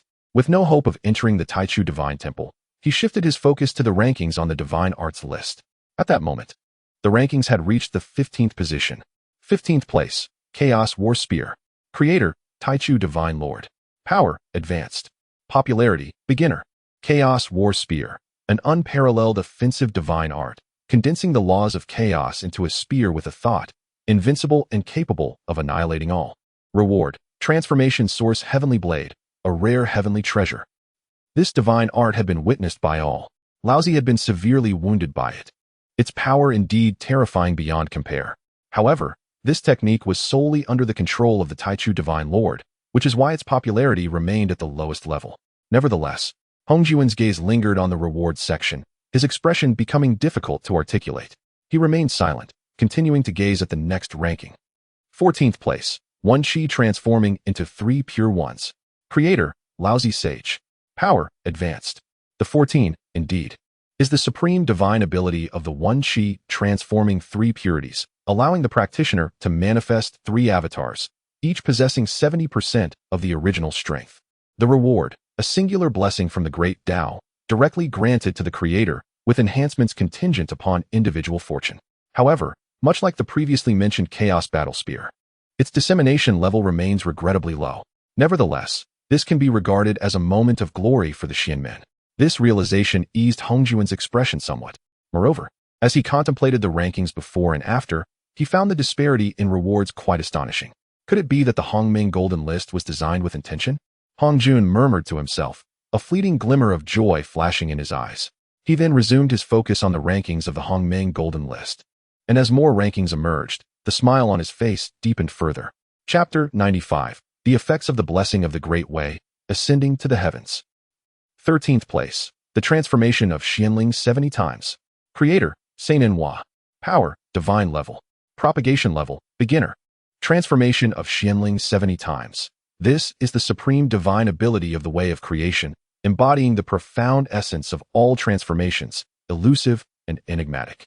Reward: one blessing of the Great Way, bestowed directly upon the Creator, with enhancements dependent on individual fortune. Merely this ranking brought joy to Hongjuan's heart. Power is assessed at the divine level. The transformation established by Enhua, the Xianling 70 times, is sufficient for the Xianmen to once again display its formidable prowess, earning the reverence and respect of all beings. Hongjun smiled in silence. At the same time, Enhua sensed this and realized she had made the list. Observing her ranking, the previously composed Enhua was instantly filled with joy. Her primary focus and her original act of creating humanity from clay were both reliant on the way of creation. The Xianling 70 times is the utmost transcendence of the way of creation, evolving into an unparalleled divine technique. It can be said that in this age, and even throughout eternity, there exists no other individual besides Enhua who has mastered it. Hence, its propagation level remains at a mere beginner stage. However, Enhua's gaze was fixed upon the power section. Could it be that my Xianling 70 times possesses divine level power? This evaluation astonished even Enhua herself. After all, since the emergence of the divine ability ranking, only the golden light technique of the primordial god Lord has achieved a divine level propagation, signifying countless beings who have practiced it. Yet, there has never been a technique with divine level power until now. The Xianling 70 times stands as the first divine technique to attain such power. Hearing Enhua's astonished musings, Hongjun calmly remarked, "Your Xianling 70 times is the complete evolution of the Great Way. It is not comparable to ordinary saint-level divine techniques." This assessment is indeed fair. As the master of the saints of Xianmen, Hongjun possesses an intimate understanding of each saint. Upon hearing Hongjuan's words, Enhua could not help but display a proud expression. Even the three pure ones and other figures looked at Enhua with astonishment. Who would have thought that Enhua, my junior sister, harbored such a top-tier divine technique? Sister Enhua, truly, your complete evolution of the Great Way into a divine technique is beyond our reach. The saints spoke in unison, either in awe or envy. Throughout endless ages, Enhua had not established a lineage. Furthermore, since achieving sainthood, she had secluded herself within the heavenly palace of Enhua, remaining detached from worldly affairs and rarely manifesting in the world. This rendered Enhua the most enigmatic among the saints. The various divine techniques she created and mastered remained unknown to all beings. Until today, the saints finally witnessed Enhua's true capabilities. In an instant, they were left utterly astonished. However, before the saints could voice their thoughts further, Hongjun suddenly spoke in a serious tone. "Enhua, quickly receive the blessing of the Great Way. Do not be distracted." This sentence instantly awakened both Laozi and Enhua. Indeed, their reward was a singular blessing from the Tao. Furthermore, this marked the inaugural appearance of the Hongming Golden List's rewards. Let us observe what this so-called blessing from the Tao would bestow upon the two saints in terms of enhancement. Without further ado, Laozi and Enhua adopted solemn expressions as they gazed upward at the Hongming Golden List. In the next moment, two brilliant columns of light suddenly manifested, enveloping the two saints. Within the light, the divine patterns of the Tao swirled, cryptic and profound. Laozi and Enhua, however, felt as if they were bathed in sacred light, their expressions grave. Moments later, the blessing from the Tao came to an end. "Brother, what have you gained?" Yuan Shi inquired eagerly. In response, Laozi smiled and remarked, "Indeed, the blessing from the Tao is extraordinary. My foundations, innate talent, and cultivation have seemingly undergone a complete transformation. I anticipate that within 100,000 years, I shall transcend the saint realm, comprehend the principles of chaos, and perhaps even grasp the mysteries of the Tao." This statement elicited gasps of astonishment from Yuan Shi, Tong Tian, as well as Jin and Zuni. Comprehending the principles of chaos and touching upon the mysteries of the Tao. Is this the astonishing effect of the blessing from the Tao? It surpasses the previous rewards that merely offered a chance to break through to the saint realm, being far more bountiful and extraordinary. After all, those immortal fruits only provided a probability of breakthrough, while this blessing from the Tao is nearly a guarantee of success. The saints then turned their attention to Enhua. Upon noticing their gaze, she smiled radiantly and candidly stated, "My path of creation has ascended by more than one tier. Now, I can not only create myriad things in the primordial world, but also within the chaos. Within 100,000 years, I too shall transcend a significant realm." Hearing Enhua's words, the saints no longer harbored any doubt. It appeared that the effects of the blessing from the Tao were universally exceptional. For cultivators, this constituted a comprehensive enhancement. Taoist cultivation, foundations, innate talent, and even the laws of the Tao they wielded were all encompassed. Observing the immense gains of Laozi and Nuwa, Yuan sure felt a stirring in his heart.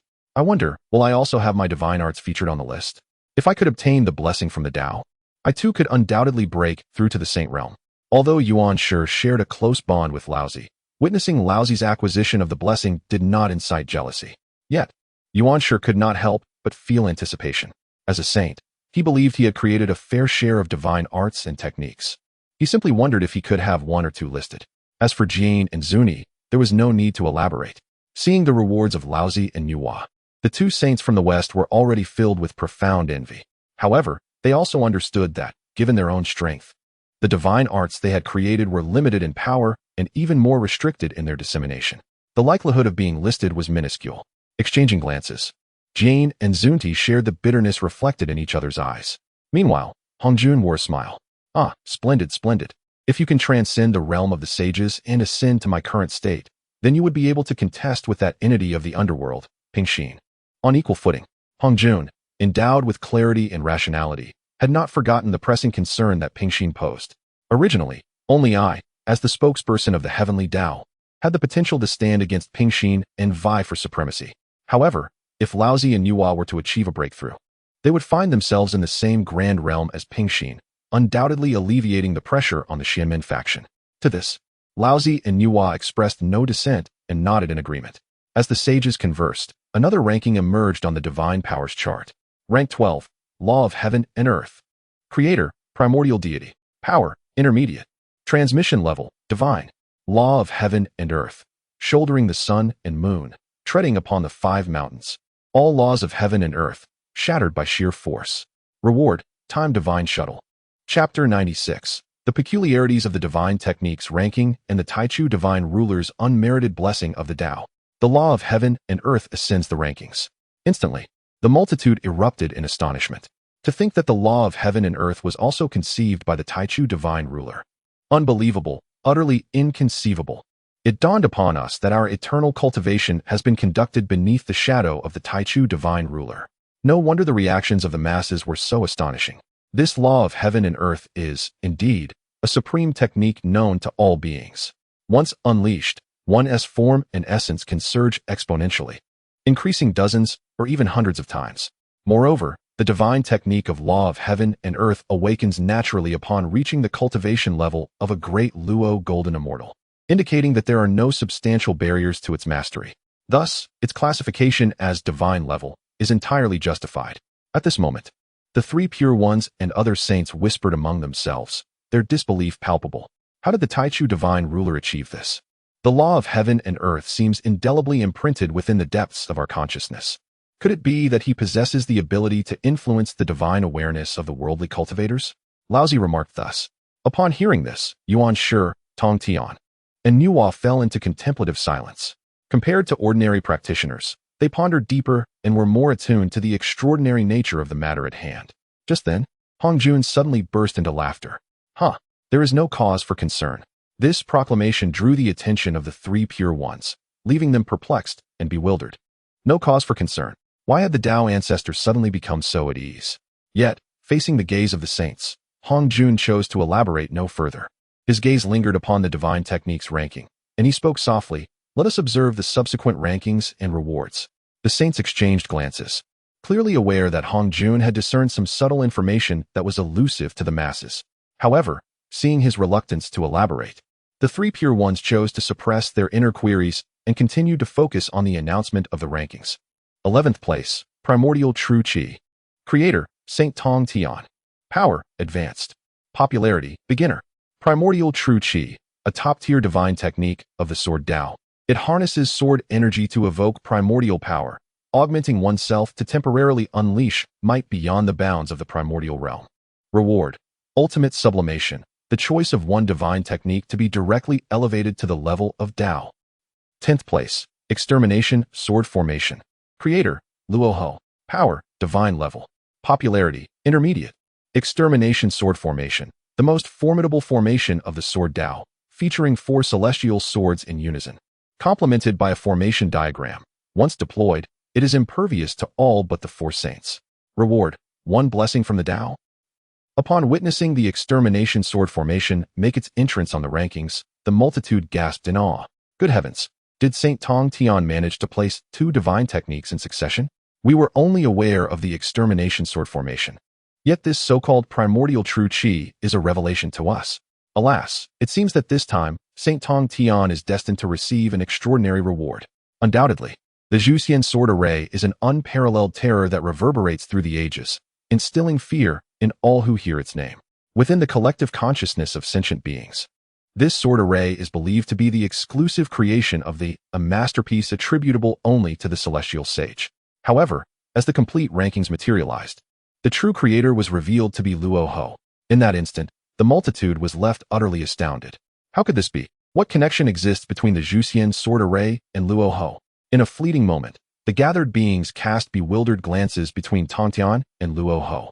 Seizing the opportunity, Luo Ho elucidated, Haha, Hongjun, while you may deceive the masses, you cannot conceal the truth from the primordial golden list. Nor can you elude the will of the Great Dao. The four Zhuxian swords were, in essence, my innate treasures.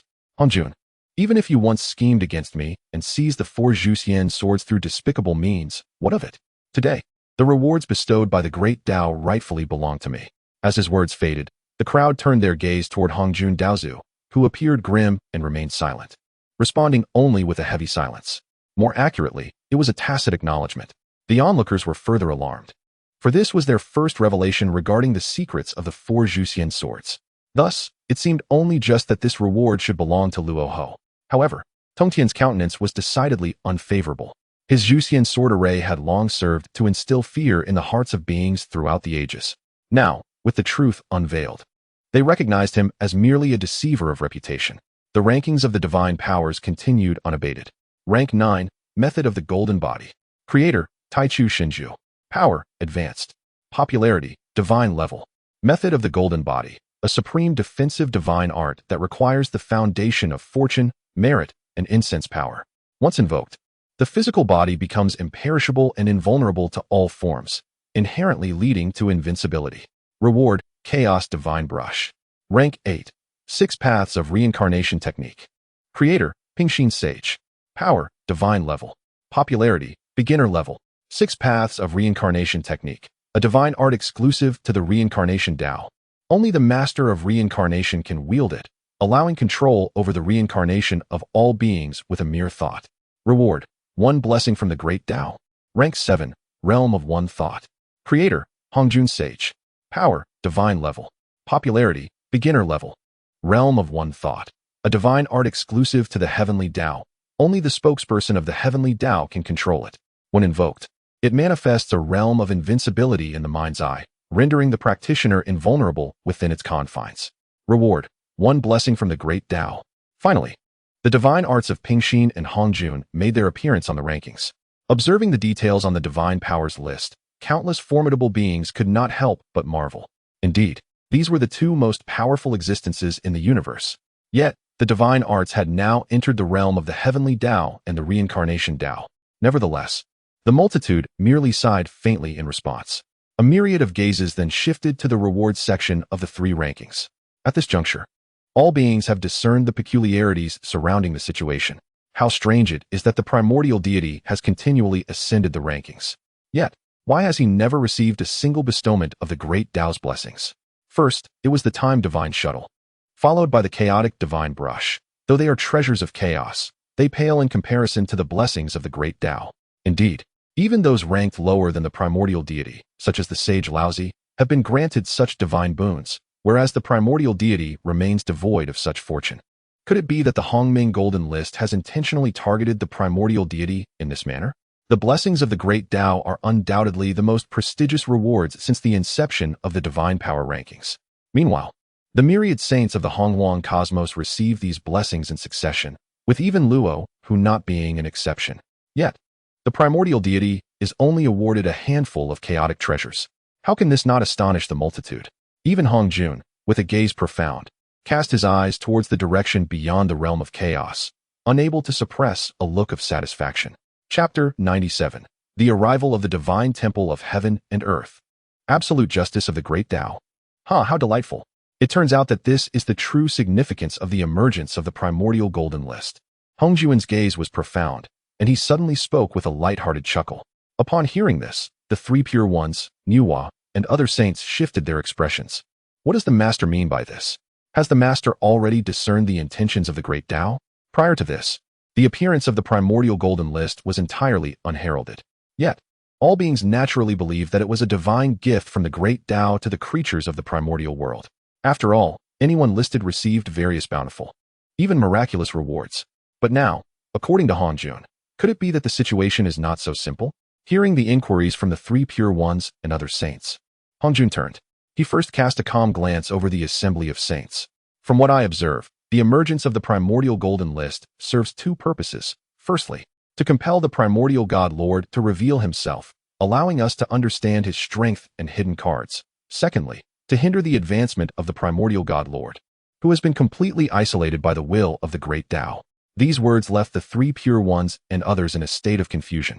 The first reason was somewhat comprehensible, as the appearance of the Primordial Golden List had indeed revealed the existence of the Primordial God Lord to all beings. Moreover, through the Mount of Beasts ranking, the Celestial Grace ranking, and the Divine Powers ranking, beings had gained a rough understanding of the Primordial God Lord's capabilities. However, the second reason, how could the Primordial God Lord be completely isolated by the will of the Great Dao? This remained unexplained for the moment, as Hongjun turned his gaze once more to the Primordial Golden List. Rank 6, Earth Dao Divine Wheel. Creator, Earth Dao Will. Power, Divine Level. Popularity, Beginner.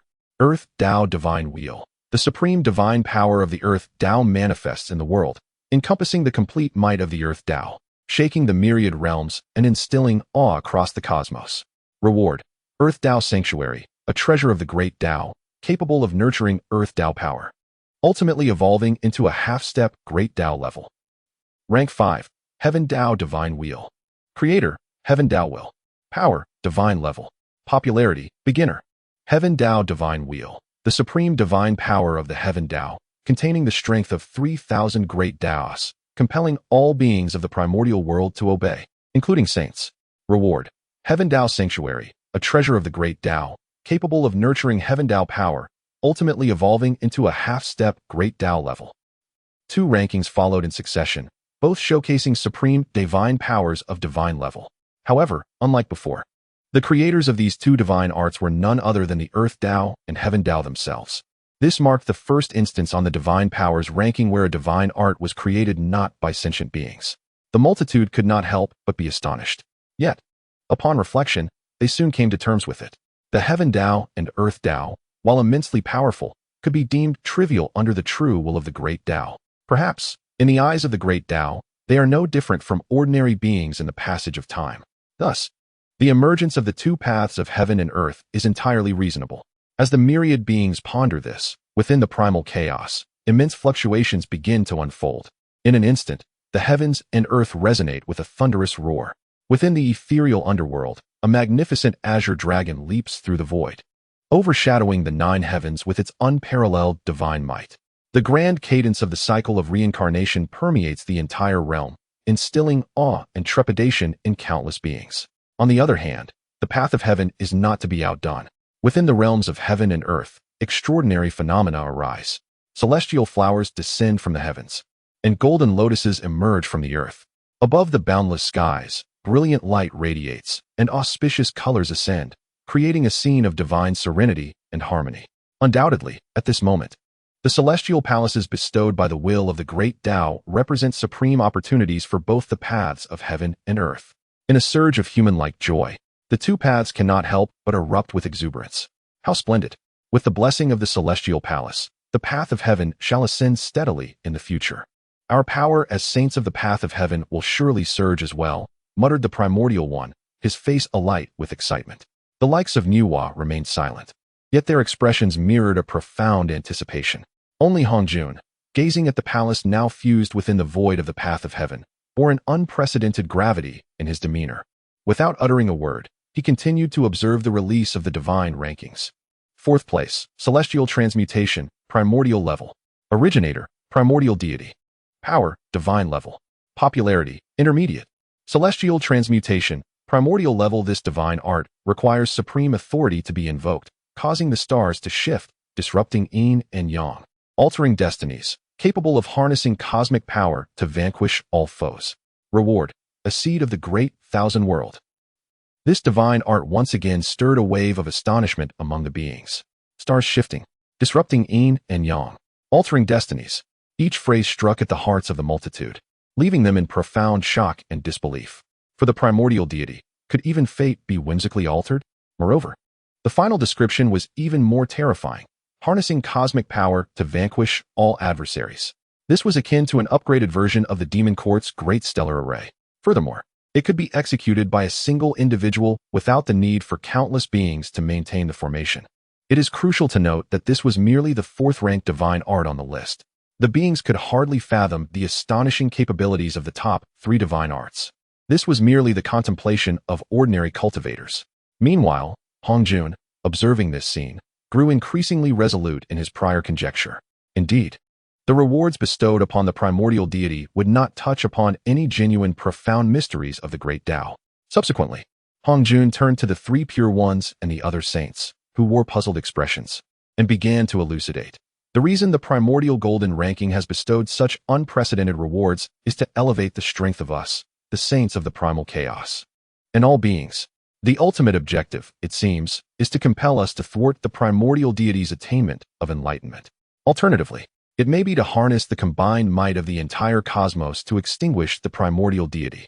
Upon utterance of these words, a wave of trepidation swept through the assembled sages. Is this assertion genuine? It is indeed quite sensational. Furthermore, as Hongjun articulated, even the current convergence of the entire cosmos and the countless cultivators may still fall short against the primordial deity. It is for this reason that the Hongming Golden List has bestowed upon us the celestial and terrestrial temples, alongside the bounties of the Great Dao. In other words, the Great Dao spares no effort in augmenting the strength of the beings of Hongwang, enabling them to stand as worthy adversaries to the primordial deity. At this moment, Niwa, with a look of bewilderment, inquired, "Is it truly the intent of the will of the Great Dao to pursue such an aim?" However, when the Hongming Golden List first emerged, it explicitly declared to all beings that it would uphold fairness and impartiality, treating every creature with equal regard. Chapter 98, the first on the divine list is. Clearly, regarding Hongjuan's words, Niwa remained somewhat skeptical. The will of the Great Dao ought to be an embodiment of absolute fairness. Not only should it treat every being equally, but it should also be impartial towards all realms of existence. However, according to Hongjun, the emergence of the Primordial Golden List was fundamentally a scheme targeting the primordial deity of creation. This notion was difficult for Niwa to accept. Perhaps even she was unaware that, deep down, she did not wish to position herself in opposition to the primordial deity. After all, though the latter had never manifested in the world, the scant information gleaned from the list was sufficient to suggest that he was undoubtedly a transcendent figure, unmatched throughout the ages. Such a person could captivate the hearts of every woman. Yet, in response to Niwa's remarks, Hongjun refrained from commenting directly. Instead, he spoke softly, uttering a singular statement. The will of the Great Dao would not hesitate to secure its own position at any cost. Should anyone threaten the will of the Great Dao, they would face merciless annihilation. This assertion left the 3 pure ones and the other sages exchanging glances, pondering its implications. To stabilize one's position and eradicate all anomalies? Was this not the very act of the heavenly Dao? If this were the case, then the wills of the Great Dao and the heavenly Dao seemed indistinguishable. At that moment, Hongjuan's gaze drifted, as if reflecting upon certain ancient events. What occupied his thoughts was none other than the legendary battle of the opening of heaven. In the primordial era, Pangu, as the foremost among the 3,000 demon gods, wielded the laws of power and was favored by the will of the Great Dao.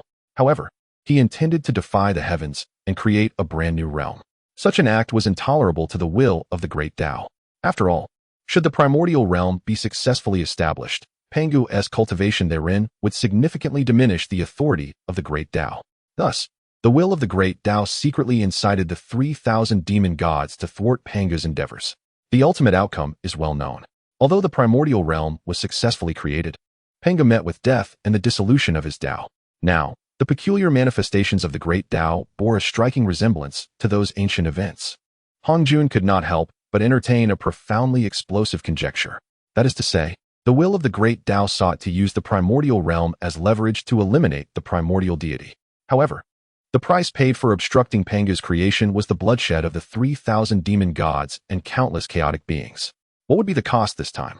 Would it require the sacrifice of the entire primordial realm and the lives of billions of sentient beings? Damn it. Upon this realization, Hongjun could not help but mutter an expletive under his breath. If all beings were to be annihilated, he, the so-called representative of the heavenly Tao, would merely be a figurehead.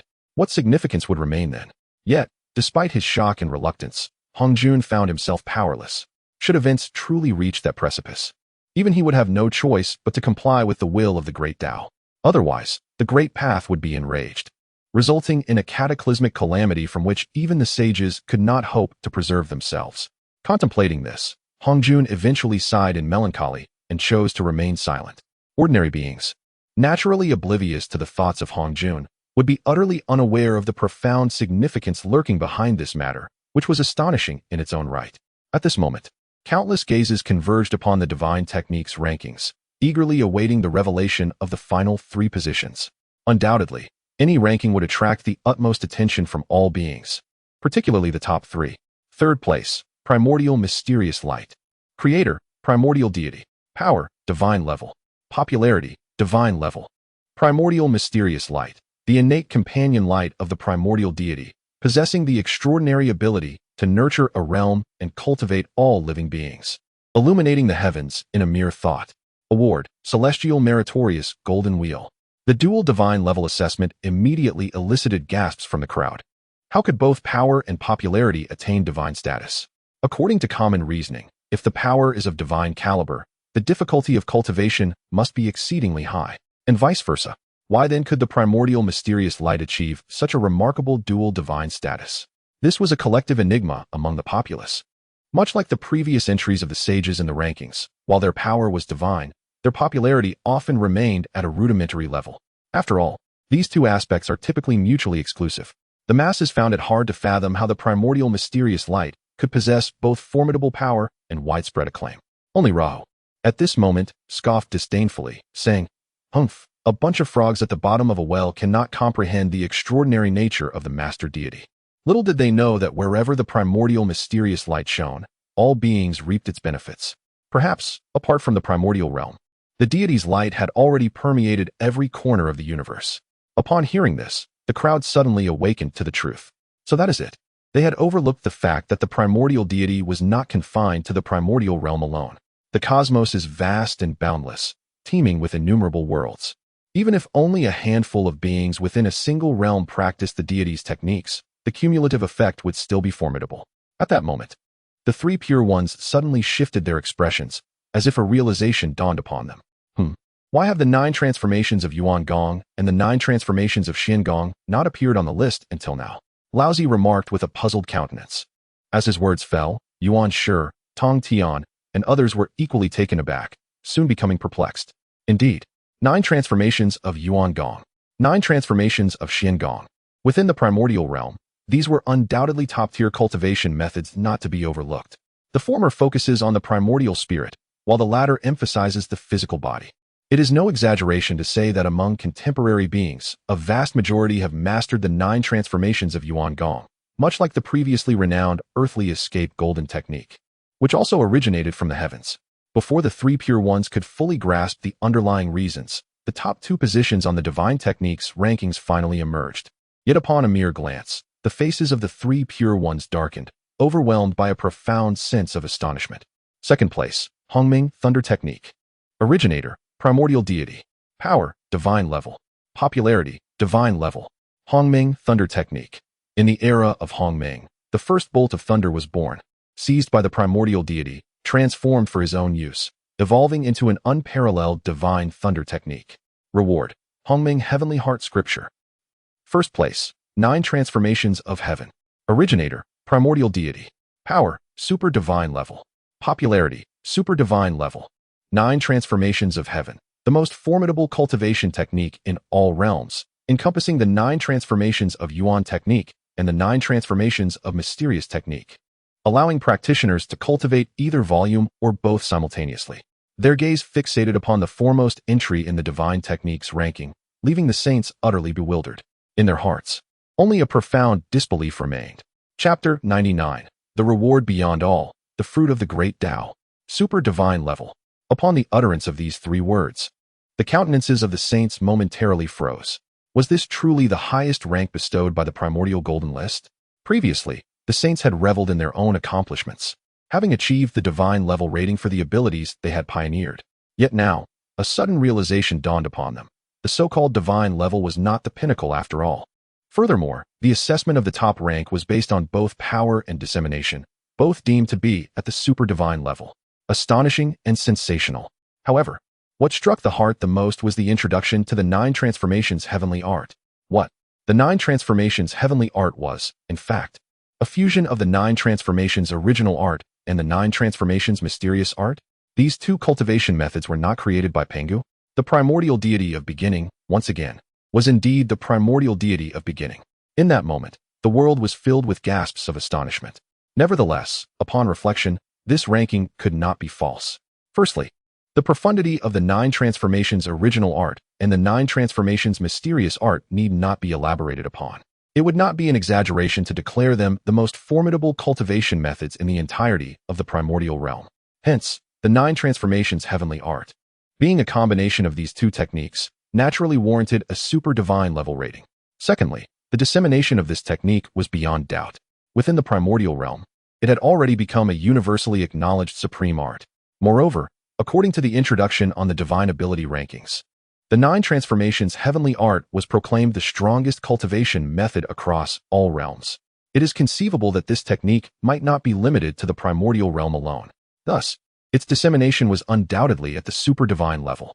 The multitude was compelled to accept this ranking, and for a moment, silence enveloped the crowd, their hearts shaken to the core, unsure of how to react.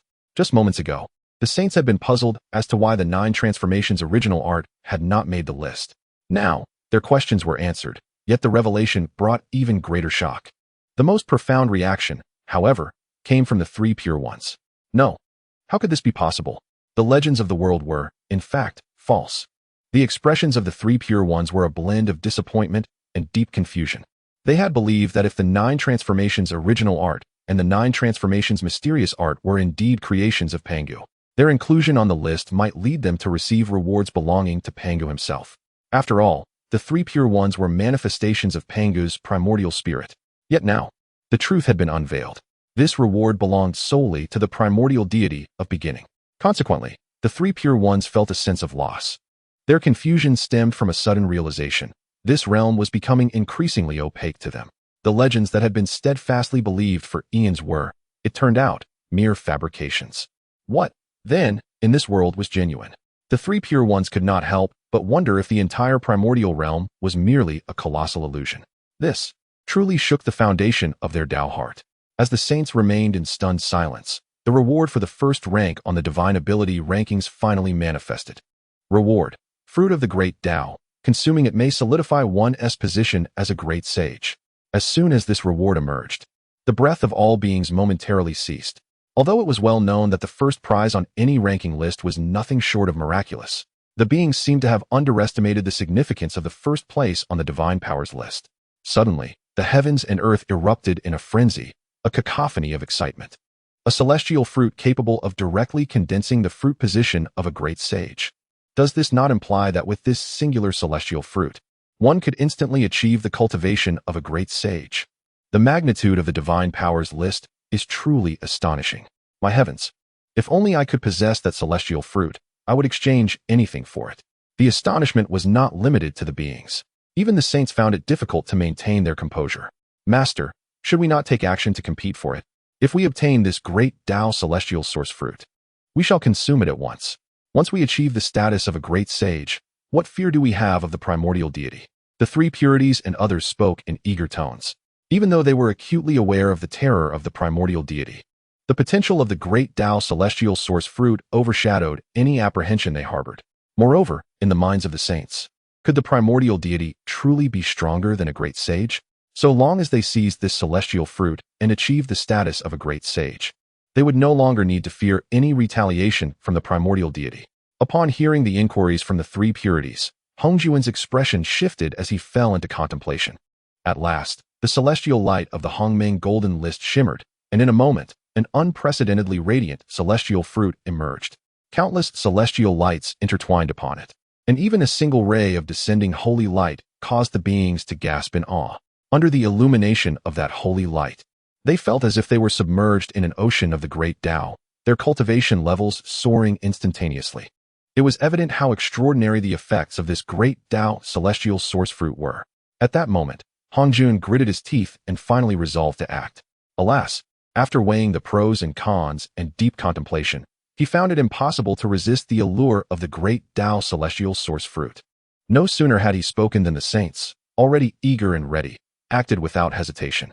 This time, the saints exerted their utmost strength, holding nothing back. Firstly, they were wary of the primordial deity's potential intervention, and secondly, they aimed to seize the celestial fruit at the fastest pace, immediately achieving the status of a great sage thereafter. Witnessing this scene, the beings erupted in astonishment. The saints had once again taken action. Perhaps the primordial deity would also intervene a second time to suppress the saints of the profound gate. With this thought, the beings gazed eagerly, awaiting the appearance of that mysterious and magnificent figure. However, contrary to expectations, no unusual aura emanated from the heavens above. For a moment, the beings exchanged glances, bewildered.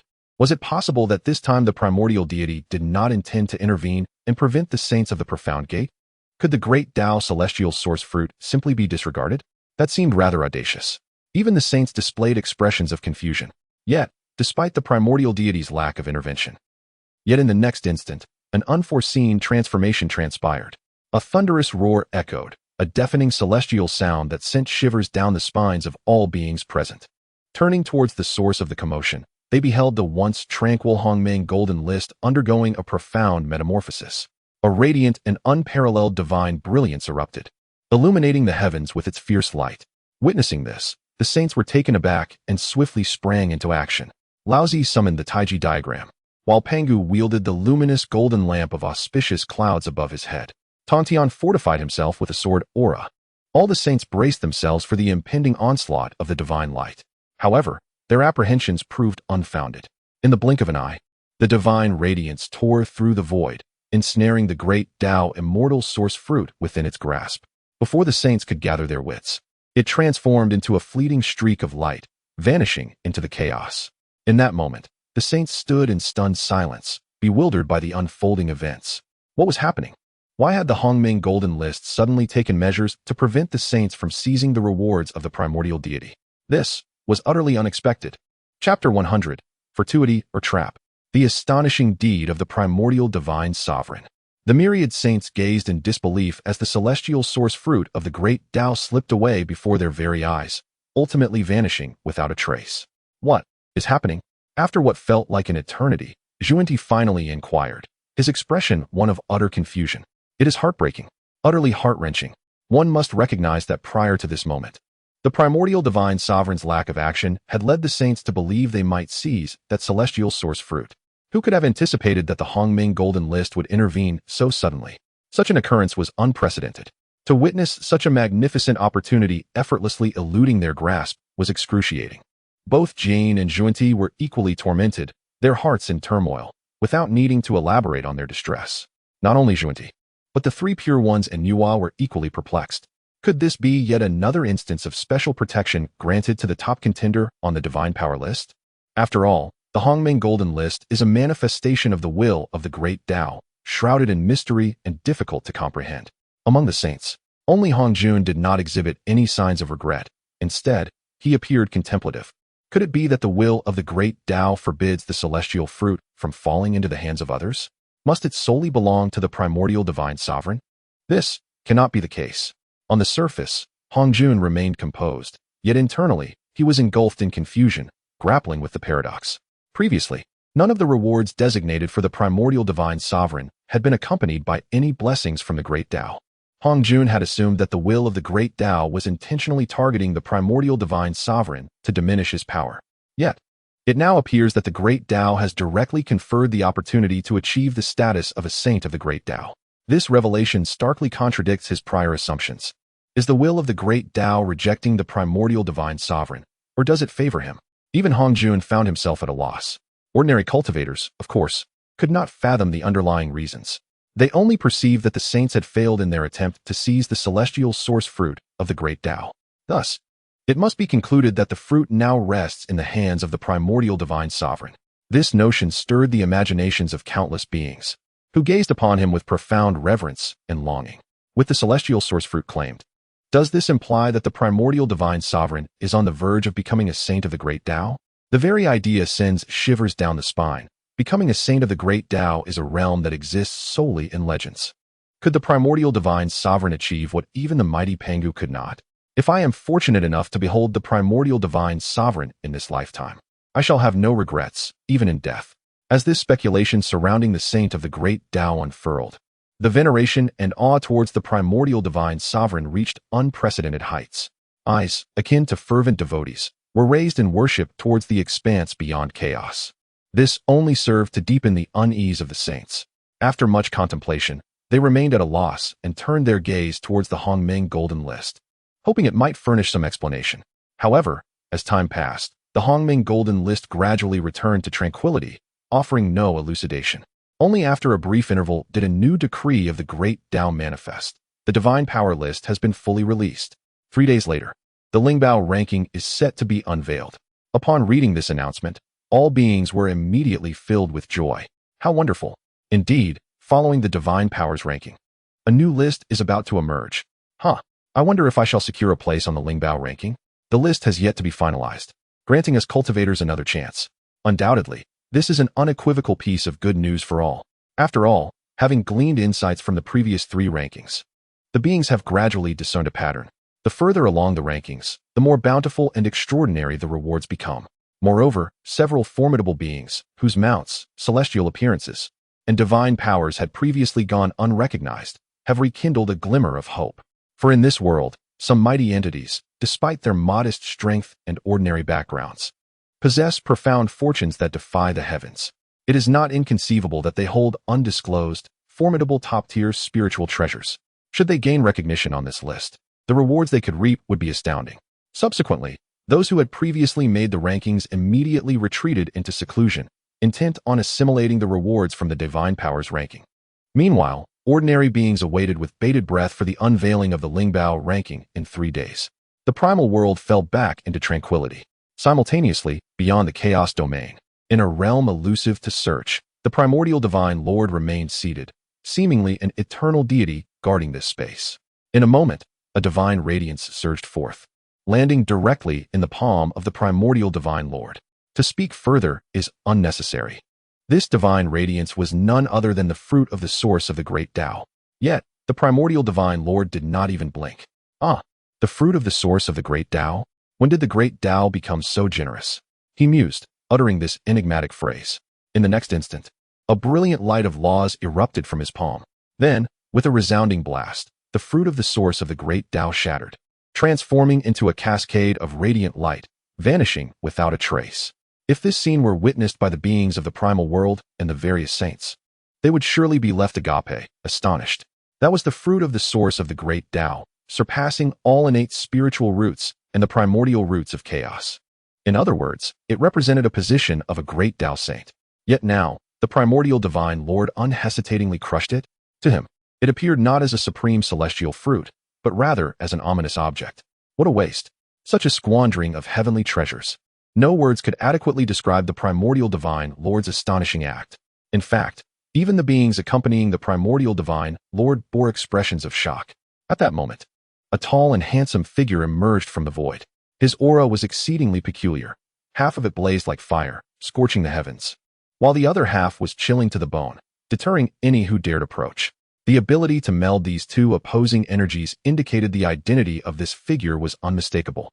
It was Zhu Zhaoyuing, the entity that had previously claimed the top spot on the Mount ranking. Luo Ho and Xuanwu returned to the primal world.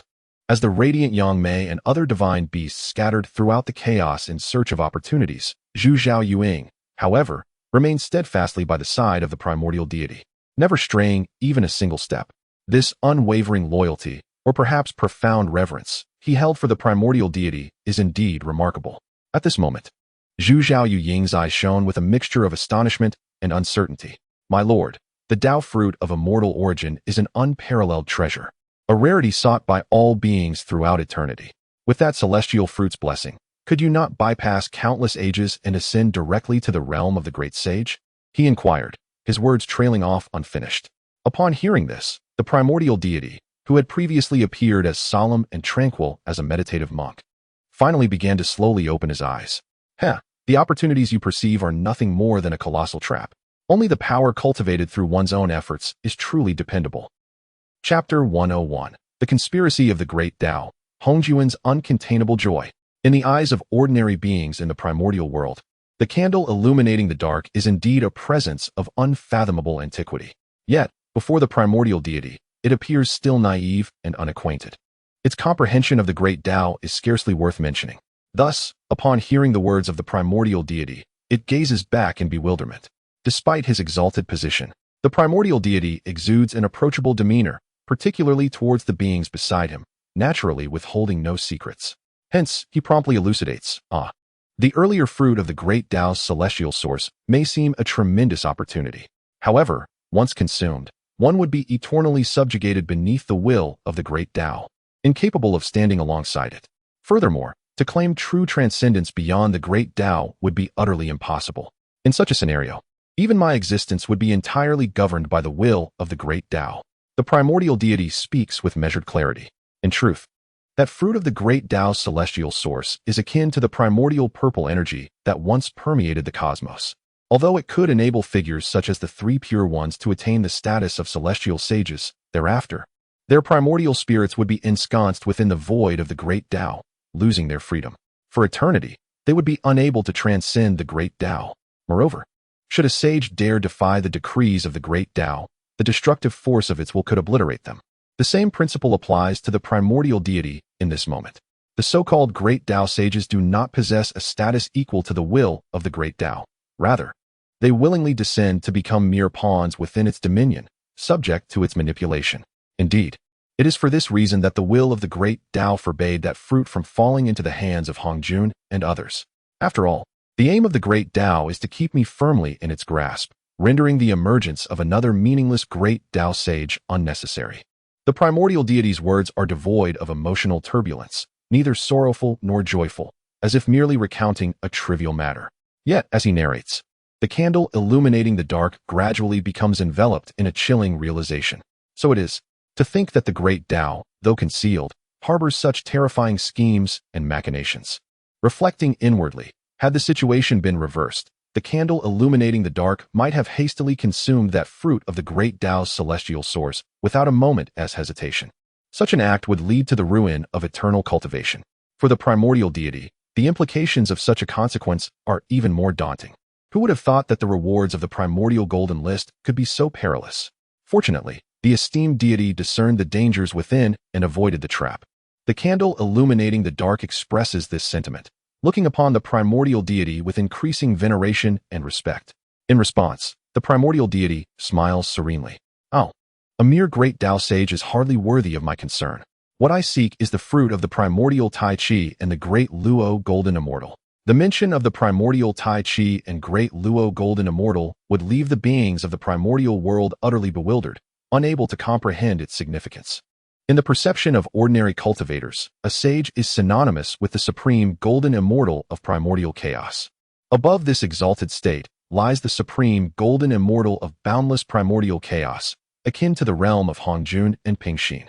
Ascending further, one reaches the realm known as the supreme golden immortal of Tai Chi within the understanding of countless cultivators and even the sages themselves.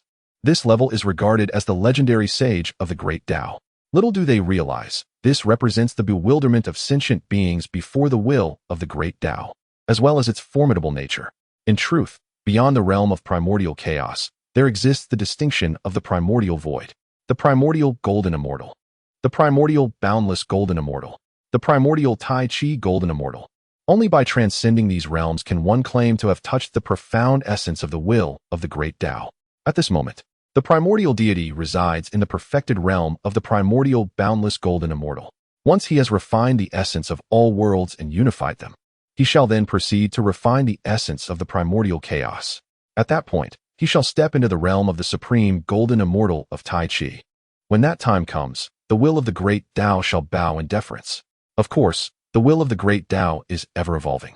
It can only be stated that by then, the primordial deity will undoubtedly possess the strength to contend with the will of the Great Dao. In the legends of sentient beings, the ancient Pangu, in his quest to attain the status of a sage of the Great Dao, ultimately failed, leading to his demise. However, in reality, Pangu sought only to attain the primordial boundless golden immortal, a distance still immeasurable from the true sage of the Great Dao. It is precisely for this reason that he recognized the formidable nature of the primordial deity and had revered him in the past. Thus, Zhu Zhaoyuing truly awakened to this realization. Yet, shortly after, a thought crossed his mind, and he indignantly exclaimed, "Humph! It is evident that the will of the Great Dao now perceives the threat posed by the deity. The three pure ones, Nuwa, and others have all received the blessings of the Great Dao, granting them insights into certain truths of the Dao. Yet, the deity has received no such blessings." Clearly, Zhu Zhaoyuing had already been attentive to the rewards of the previous divine powers ranking. Upon hearing this, the primordial deity remained unfazed. He smiled lightly, appearing utterly unconcerned, his gaze penetrating into the depths of the primordial. Time passed, and eventually, a gentle celestial sound emerged. If the will of the Great Dao were just and impartial, it could continue to govern all realms. However, if it seeks to impose restrictions on the development and elevation of sentient beings for its own supremacy, then so be it. I shall simply change the Dao. As these words fell, only the sound of Zhu Zhaoyuing gasping in astonishment echoed. Change the Dao. Such audacious words. Throughout the ages, only the deity dares to utter such astonishing declarations. Moments later, the primordial deity cast a deep glance toward the direction of the primordial chaos. The current turmoil in the primordial realm suggests that the sages are likely plotting against Luoho. Primordial, it seems you need to venture into the primordial chaos. Moments later, in the desolate and silent chaos, a solitary voice resonated, proclaiming, "I shall adhere to the edicts of the Divine Lord." Subsequently, this utterance drifted away into the abyss. Throughout the entirety of this event, the formidable being known as Hongming remained unseen. However, upon the completion of these tasks, the primordial Divine Lord withdrew his gaze, no longer fixating on the spectacle of the chaotic realm. He then resumed his seclusion, engaging in the refinement of the essence of myriad worlds. At this moment, within the vast expanse of the chaotic realm, a day arrived when the Zhixiao Palace suddenly radiated with divine brilliance. Ha ha! Splendid, splendid, splendid. Today, the celestial hierarchy has ascended, and I have gleaned some profound truths of the Great Dao. Given some time, my strength shall undoubtedly surge exponentially. The echoes of laughter reverberated, and all beings recognized it as the voice of Daozu Hongjun. Clearly, the rewards from the divine powers ranking had bestowed upon him immense gains, unable to conceal his elation and exhilaration. Chapter 102. The reenactment of the conflict between Dao and Demon. Hongjun declares war on Luoho. A smile adorned Hongjun's face. Previously, his reward had also been a bestowal of the Great Dao. Due to Hongjun's superior cultivation and deeper understanding, this particular bestowal allowed him to grasp profound insights. In the depths of his consciousness, he had already touched upon certain formidable laws that transcended even the heavenly Dao. Furthermore, the earlier bestowal had endowed the heavenly Dao with a higher status and authority, thereby significantly enhancing Hongjun's strength as its representative. At this moment, an unprecedented confidence radiated from Hongjun, his gaze sharp and penetrating. He believed that it would not be long before he achieved heights previously unimagined. Upon hearing Hongjun's hearty laughter, the three pure ones and others displayed expressions of joy. Congratulations, Dao Ancestor, on your advancement. With our Master's further elevation, the mystical sect shall undoubtedly flourish even more. The saints voiced their congratulations to Hongjun, yet inwardly, they harbored different sentiments. The heavenly Dao reigned supreme. It seemed that their status could ultimately never be rewritten. The three pure ones pondered this in their hearts. Their prior ascents had granted them extraordinary rewards, some of which offered a glimpse of transcending the heavenly Dao and pursuing higher realms. Yet, it appeared that with the heavenly Dao's growth and Hongjun's enhancement, the likes of the three pure ones and Nuwa would still remain beneath Hongjun's formidable authority, unable to rebel. How could this not evoke a sense of disappointment among the saints? Upon hearing their thoughts, Hongjun chuckled and nodded knowingly. He had long since discerned their inner reflections. However, he felt no unease. Ultimately, no matter how much the three pure ones advanced, they could never surpass him. The authority of the Dao Ancestor in this world belonged solely to him, and that was sufficient. At that moment, Hongjun's expression shifted as he sensed something profound. Had the calamity of the function been dissolved? Indeed, just moments ago, an inexplicable sensation stirred within him. In the mere span of a heartbeat, the once dominant aura of calamity in the primordial realm had completely vanished. Within the trajectory of destiny, everything pertaining to the function calamity had been utterly obliterated. Clearly, the predetermined calamity had been entirely extinguished, rendering its commencement unnecessary. Upon contemplation, Hongjun realized the truth. Previously, under the rewards of the Hongmeng Golden List, the primordial realm had been elevated to a supreme state. Not only had the boundaries of the realm expanded exponentially, but the abundance of spiritual energy, laws, and order had also increased remarkably. It could be said that the current primordial realm could effortlessly accommodate the karmic ties of countless beings without any adverse effects. Thus, the so-called calamity need not manifest again. This, indeed, was another unforeseen delight brought forth by the emergence of the Hongmeng Golden List. After all, the dissolution of the function calamity could prevent countless beings from spilling blood and facing the tragic fate of death and annihilation. Sensing this profound revelation, the saints collectively exhaled, their hearts settling into tranquility. The emergence of the Hongmeng Golden List has thrown the world into chaos, leaving all beings in disquiet. Should the looming catastrophe of the great calamity be added to this turmoil, even the sages would be filled with trepidation. In such circumstances, can the mutual slaughter among the various sacred lineages be averted? Naturally, the sages would be amenable to this situation. However, at the same time, in the realm beyond the 33 heavens, the heavenly pool of Haotian wears a frown. Clearly, as one of the original beneficiaries of the divine calamity, they have sensed the intangible dissolution of the impending disaster. Yet, this is not the outcome that the heavenly pool desired. How infuriating! With the divine calamity no longer set to unfold, how can the heavenly court flourish? Those 12 golden immortals are indeed fortunate.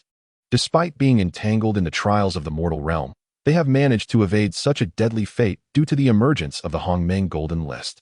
Alas, it seems the prosperity of the heavenly court is, for the time being, a distant dream. Haotian sighs deeply. For him, the loss of innocent life due to a calamity is of little consequence.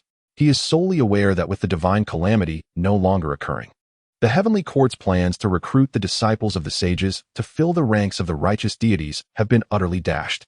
Beside him, although the heavenly pool remains silent, her eyes betray a profound sense of discontent. The reaction of the two has not gone unnoticed by the likes of the Western Queen Mother and others, who exchange knowing glances, filled with disdain. What a pair of self-serving figures, the Emperor Haotian and the Golden Mother of the heavenly pool. One cannot help but wonder if the primordial heavenly ancestor had lost his wits to allow these two to wield power over the heavenly court. The denizens of the heavenly court secretly scoff, ignoring Haotian and the heavenly pool, as the atmosphere grows heavy with a sense of impending doom. Meanwhile, regarding the sages, before long, they snap back from their initial elation at the absence of calamity. With no lingering worries about tribulations, Hongjun suddenly fixed his gaze in a particular direction. In that case, we can proceed without hesitation against the lineage of Rahu. As his words fell, an aura of chilling malevolence enveloped the air. The three pure ones exchanged solemn glances. Does the master intend to declare war on Rahu? Among the sages, if anyone harbors the greatest animosity towards Rahu, it would be Jain and Juanti. Were it not for the latter, how could the West have endured countless eons of desolation? Thus, upon witnessing Hongjun's intent towards Rahu, Jain was the most eager to act. Hongjun cast a fleeting glance at Jain, then nodded firmly, declaring, "Indeed, this time, we vow to annihilate Rahu completely. The dragon, phoenix, and Chilan clans shall accompany him to the grave." His words were laced with a palpable killing intent that struck fear into the hearts of those present. At this, Jain's eyes sparkled with renewed vigor, while the three pure ones exchanged wary glances. If given a choice, they would prefer not to engage in conflict with Rahu. Yet, Hongjun's word is law, and the three pure ones cannot afford to disobey. Thus, they remained silent. As his words concluded, Hongjun took a decisive step forward. In an instant, the cosmos shifted and the surroundings transformed. Before they knew it, the sages found themselves standing outside the purple cloud palace. Before them stood a grand hall, cloaked in darkness and exuding an eerie yet magnificent aura.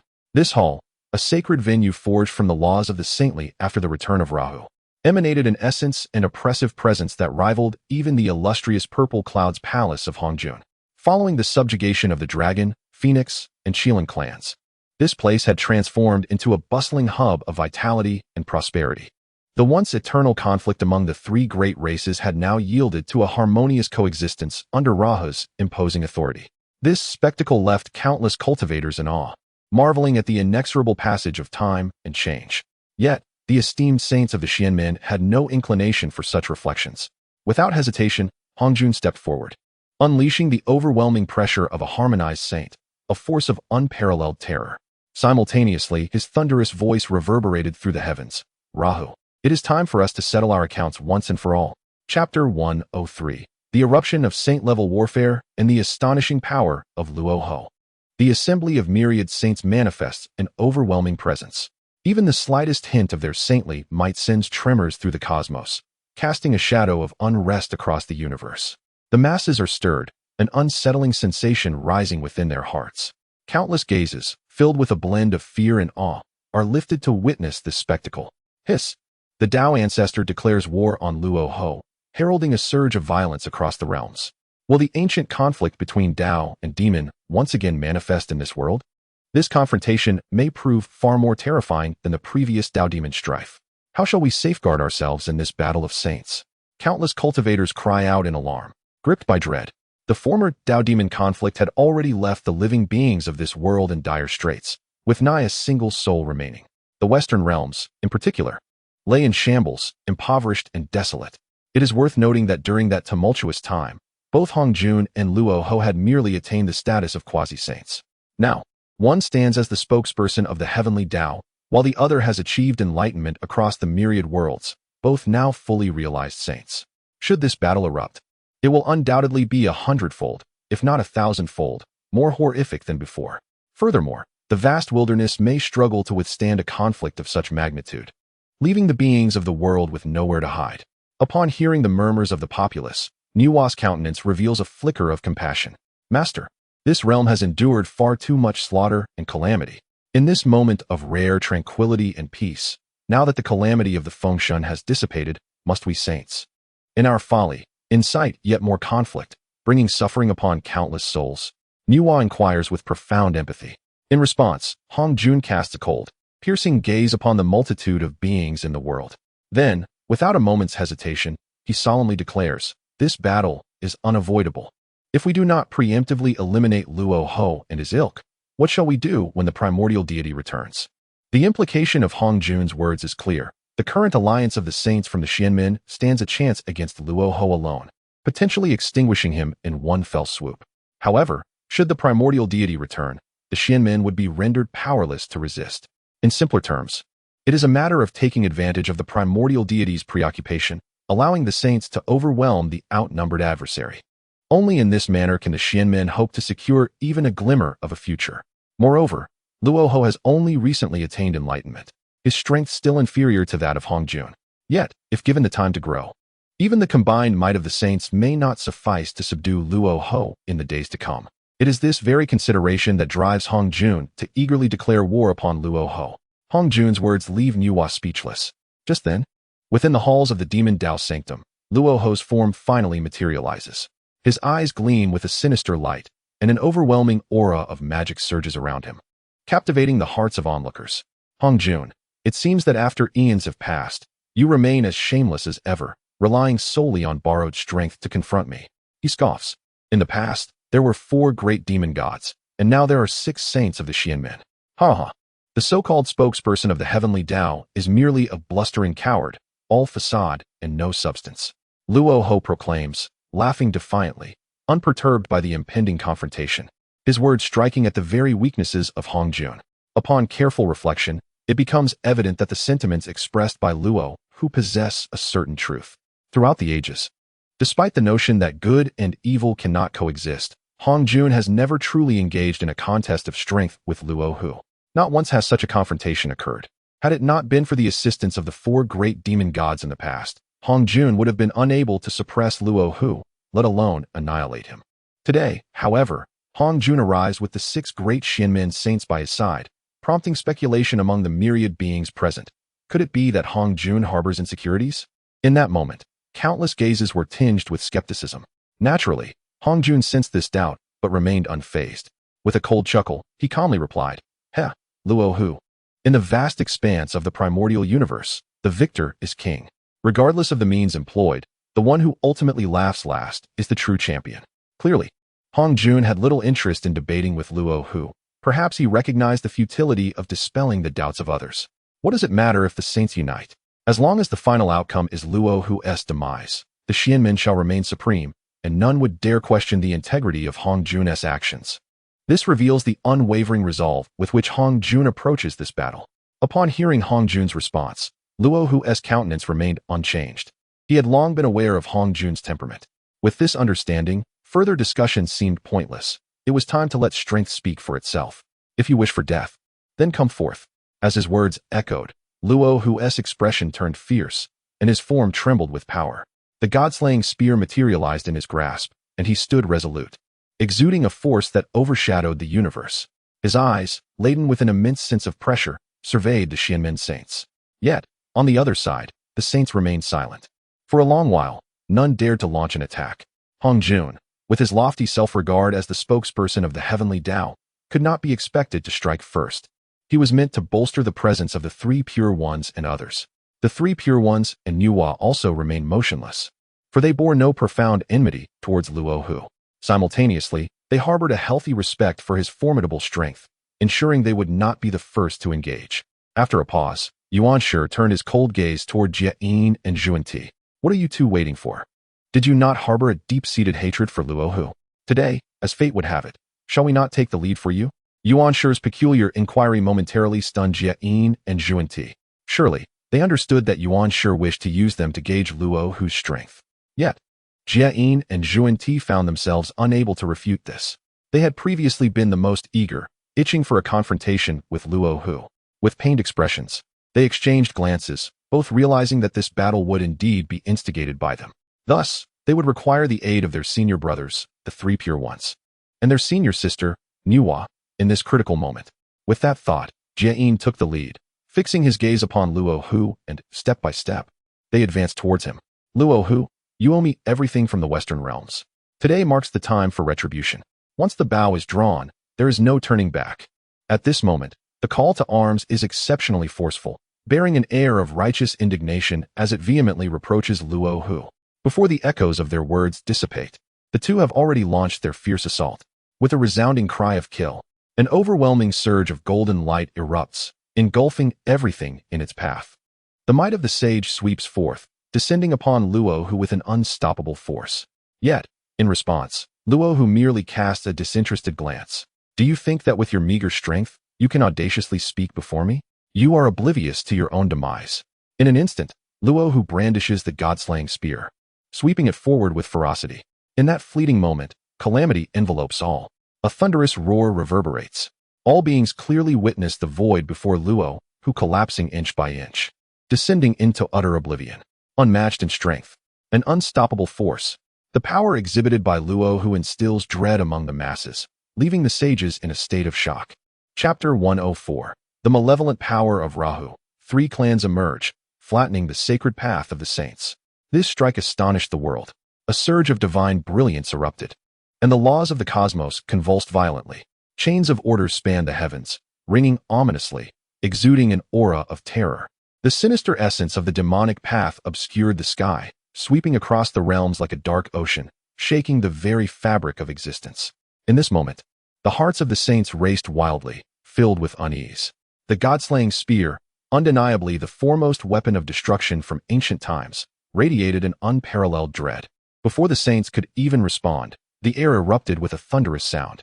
In a single strike, the victor and the vanquished were determined. Bang! Bang! Accompanied by two muffled thuds, two figures were sent sprawling like kites severed from their strings, spitting blood, their plight pitifully apparent. Upon closer inspection, the figures were none other than the duo of Jane and Zhuan Ti. At that moment, their bodies were marred by a web of fractures, a sight that sent chills down the spine, rendering the onlookers aghast. Terrifying, utterly horrifying. The combined might of the two Western saints could not withstand even a single blow from Rahu, their forms nearly obliterated. The beings of the realm were aware of Rahu's might, yet they could scarcely fathom it reaching such heights. The three Pure Ones, Nuwa, and others gazed in stunned silence. Good heavens, is this it? They had previously spoken of waiting for the opportune moment to lend their support. What opportune moment could there be? Rahu was wholly dominating Jane and Juanti with overwhelming force. Regaining their composure, the three pure ones glanced at Rahu, their gazes now tinged with trepidation. Even Hongjuan's expression grew solemn. It appeared that your so-called path of the saints across myriad realms was indeed extraordinary. Hongjun spoke coldly, his demeanor markedly dark. In response, Rahu retorted without mercy. In my eyes, your so-called positions as saints of the heavenly path are utterly inconsequential. A mere speck of light dares to contend with the sun and moon. Contempt, blatant disdain. Upon hearing Rahu's words, the expressions of the saints turned grim. How could the esteemed saints be so scorned? Yuan Shi furrowed his brow, exclaiming in anger, Rahu, do not be so arrogant. Together, we saints may yet withstand you. Yuan Shi, being the most proud among them, could not tolerate Rahu's hubristic demeanor. This declaration signified that the three pure ones had no further retreat. In truth, with all the saints of the Xianmen gathered today, they had left no room for reconciliation. As his words fell, the six saints, excluding Hongjun, rose simultaneously, standing tall in the heavens, regarding Rahu as a formidable adversary. Without further ado, the tension was palpable, each side poised for conflict. At a certain moment, the saints, in perfect harmony, spoke in unison. Panga banner, extermination sword array, Taiji celestial radiance, Buddha's realm in hand, demon subduing pestle. The resonant voices of the six erupted almost simultaneously. The saints either summoned their spiritual treasures or unleashed their most potent lethal techniques. The six saints united. In an instant, the scene grew increasingly terrifying, evoking profound dread and spine-chilling fear. Though the saints had chosen the chaotic realm as their battlefield, a mere thread of the unleashed battle's energy seeped into the primordial world. Instantly, towering sacred peaks crumbled to dust, while the earth fractured and the seas roiled. Countless celestial paradises succumbed to ruin, transforming into mere fragments of their former glory. Witnessing such devastation, all beings could only gasp in horror, their hearts and gall blighted by despair. Shadows hurriedly retreated, fearing the calamity of collateral damage. Yet, amidst this overwhelming display of lethal might, Luo Ho appeared unfazed. Without hesitation, he brandished his spear, boldly confronting the power of the Panga banner. In a moment, the brilliant celestial light erupted violently, and the two forces separated. The Panga banner was swiftly hurled back into the hands of Yuan Shi. As for the sword array of the immortals, although Luo Ho found himself within its midst, his movements were as swift as lightning, evading capture with remarkable agility. For a considerable time, the sword array, once deemed indomitable against all but the four saints, struggled to inflict even the slightest harm upon Luo Ho. Each strike of sword intent he narrowly evaded. These four swords of extermination were once his intrinsic treasures, rendering him intimately familiar with their essence. In the blink of an eye, the formidable assaults from the two great saints were effortlessly neutralized. Only Laozi Nuwa and the duo of Jane and Juanti remained, while Luo Ho maintained a pure dominance through sheer strength. By the laws of the myriad realms, I command, he suddenly bellowed. In the next moment, vast waves of luminous laws surged forth from beyond the primordial world, an unending tide sweeping toward him. Each beam of celestial light embodied a complete law, originating from the myriad realms. Laws clashed against laws. This was a true confrontation among saints. To the eyes of the masses, there seemed to be no cataclysmic upheaval or descent into chaos. Yet in the void, myriad divine lights intertwined, and celestial radiance illuminated the space. The murderous brilliance extended for billions of miles, blindingly bright, rendering it impossible for beings to gaze upon. At a certain moment, all light was abruptly extinguished, yet Luo Ho remained steadfast and unmoving. In stark contrast, the three purities, Nuwa, and other revered saints of the mysterious sect found their own laws shattered, suffering immense backlash as they staggered backward. They retreated a full 100,000 miles before managing to halt their flight. The beings collectively gasped in astonishment. Explosive. It was utterly explosive. Previously, when Jane and Junie joined forces, they were crushed by Luo Ho's spear.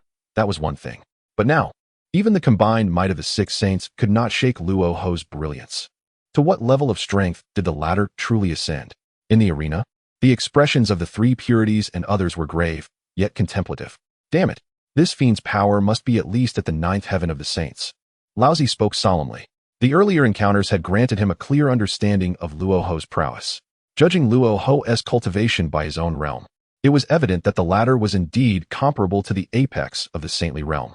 In other words, he epitomized the ultimate manifestation of saintly power. To ascend to a higher realm, one must attain the status of the primordial supreme golden immortal, comparable to Hongjun. This revelation undoubtedly astonished the hearts of all saints, leaving them in sheer disbelief. Is this not the so-called saint of all realms, embodying the myriad paths of the heavens and worlds? Having just attained enlightenment, he has already surpassed the 6 great saints in one fell swoop. The expressions on the faces of Yuanshi, Tongtian, Nuwa, and others were exceedingly grim. Yet, after a brief moment, it was Yuanshi who first regained his composure. Humph, I refuse to believe that even if he is made of iron, how many nails can he crush? Together, the 6 great saints shall exhaust him. Yuanshi gritted his teeth. Since we cannot match his cultivation level, we shall resort to relentless attrition. Although Luo Ho wielded the god-slaying spear, exuding unparalleled might that reverberated through the ages, the toll on his own magical power was equally staggering. Yuanshi was convinced that their combined prowess would ultimately surpass Luo Ho's.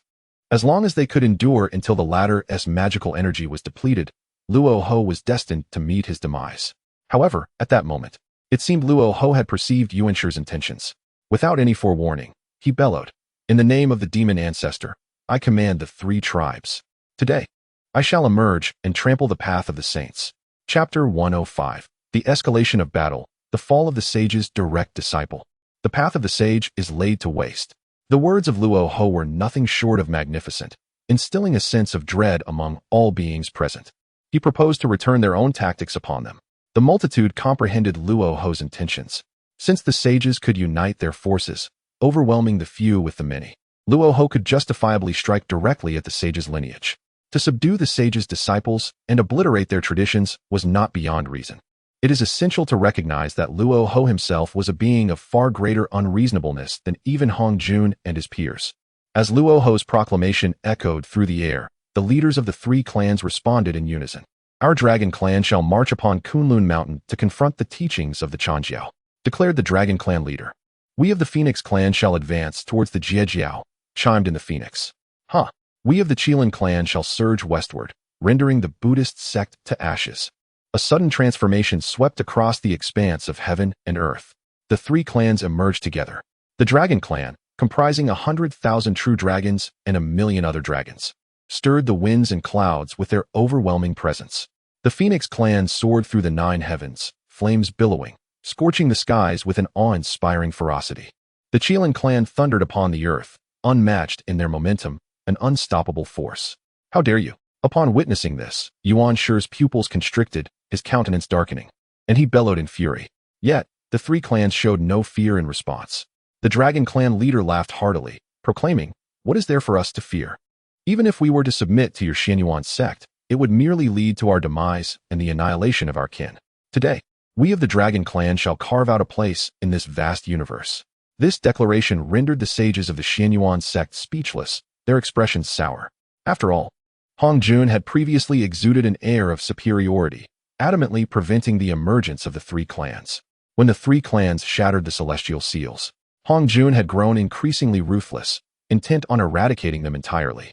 Thus, the Dragon, Phoenix, and Qilin clans were acutely aware of their precarious situation. They had no choice but to heed Luo Ho's command. Otherwise, the Xianyuan sect would grant them no reprieve. As they spoke, the 3 clans surged forth, their collective might heading toward the lineage of the sage. The Dragon Clan descended upon Kunlun Mountain, where divine dragons soared across the sky. With a flick of their tails, they caused the very void to shatter and collapse. Their sharp claws reached out directly into the Chanjiao, and in an instant, the protective formations of the Chanjiao crumbled, rendered non-existent. After all, without a sage to personally oversee, how could they withstand the onslaught of the Dragon Clan's full might? This scene sent the disciples of the Chanjiao into a frenzy, their hearts pounding with terror. "Master Yuanshi, save us." "Ah, I do not wish to die." "Master, how dare you? We are disciples of the sages. You have no right to act thus." The Chanjiao erupted in chaos. Disciples cried out, some pleading for Yuanshi's help, others screaming in fear. Even at this juncture, some, emboldened by their status as disciples, dared to rebuke the beings of the Dragon Clan. Yet, such words only served to further enrage them. "Humph, disciples of the sages? Today, it is you disciples who shall perish," scoffed a 5-clawed golden dragon. Before the echoes of his words faded, a tremendous force surged forth, ferociously invading the realm of the Chan sect.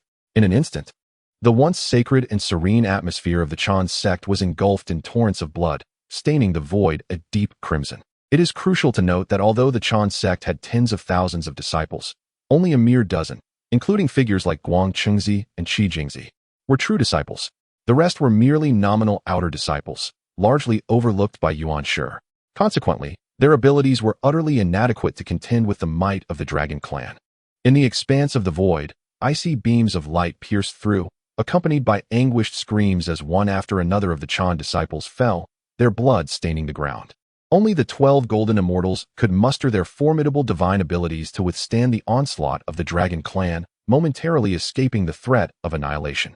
Meanwhile, within the Jia sect, the Phoenix clan descended upon Golden Ao Island. Millions of phoenixes spread their wings, casting a shadow over the land. The skies above Golden Ao Island were enveloped in an unending inferno. At that moment, the foremost disciple of the Jia sect, Duobao, suddenly bellowed. Formed the 10,000 immortal formation. With his command, over 100,000 Jia disciples sprang into action, their figures darting upwards into the heavens. Subsequently, all Jia disciples began to weave intricate hand seals, and, through their collective effort, the formation's patterns began to swirl and coalesce. In mere moments, an immense and all-encompassing formation took shape, the 10,000 immortal formation. This formation, a peerless masterpiece of the Jia sect, wielded terrifying power beyond comprehension. Instantly, an indomitable spatial barrier manifested, preventing the Phoenix clan from breaching its defenses. In the Western realms, the sacred Mount Ling was besieged by the unparalleled savagery of the Qilin clan. Their ferocity was unmatched, and they required no grand divine techniques. Their sheer physical prowess caused the very heavens to tremble and quake.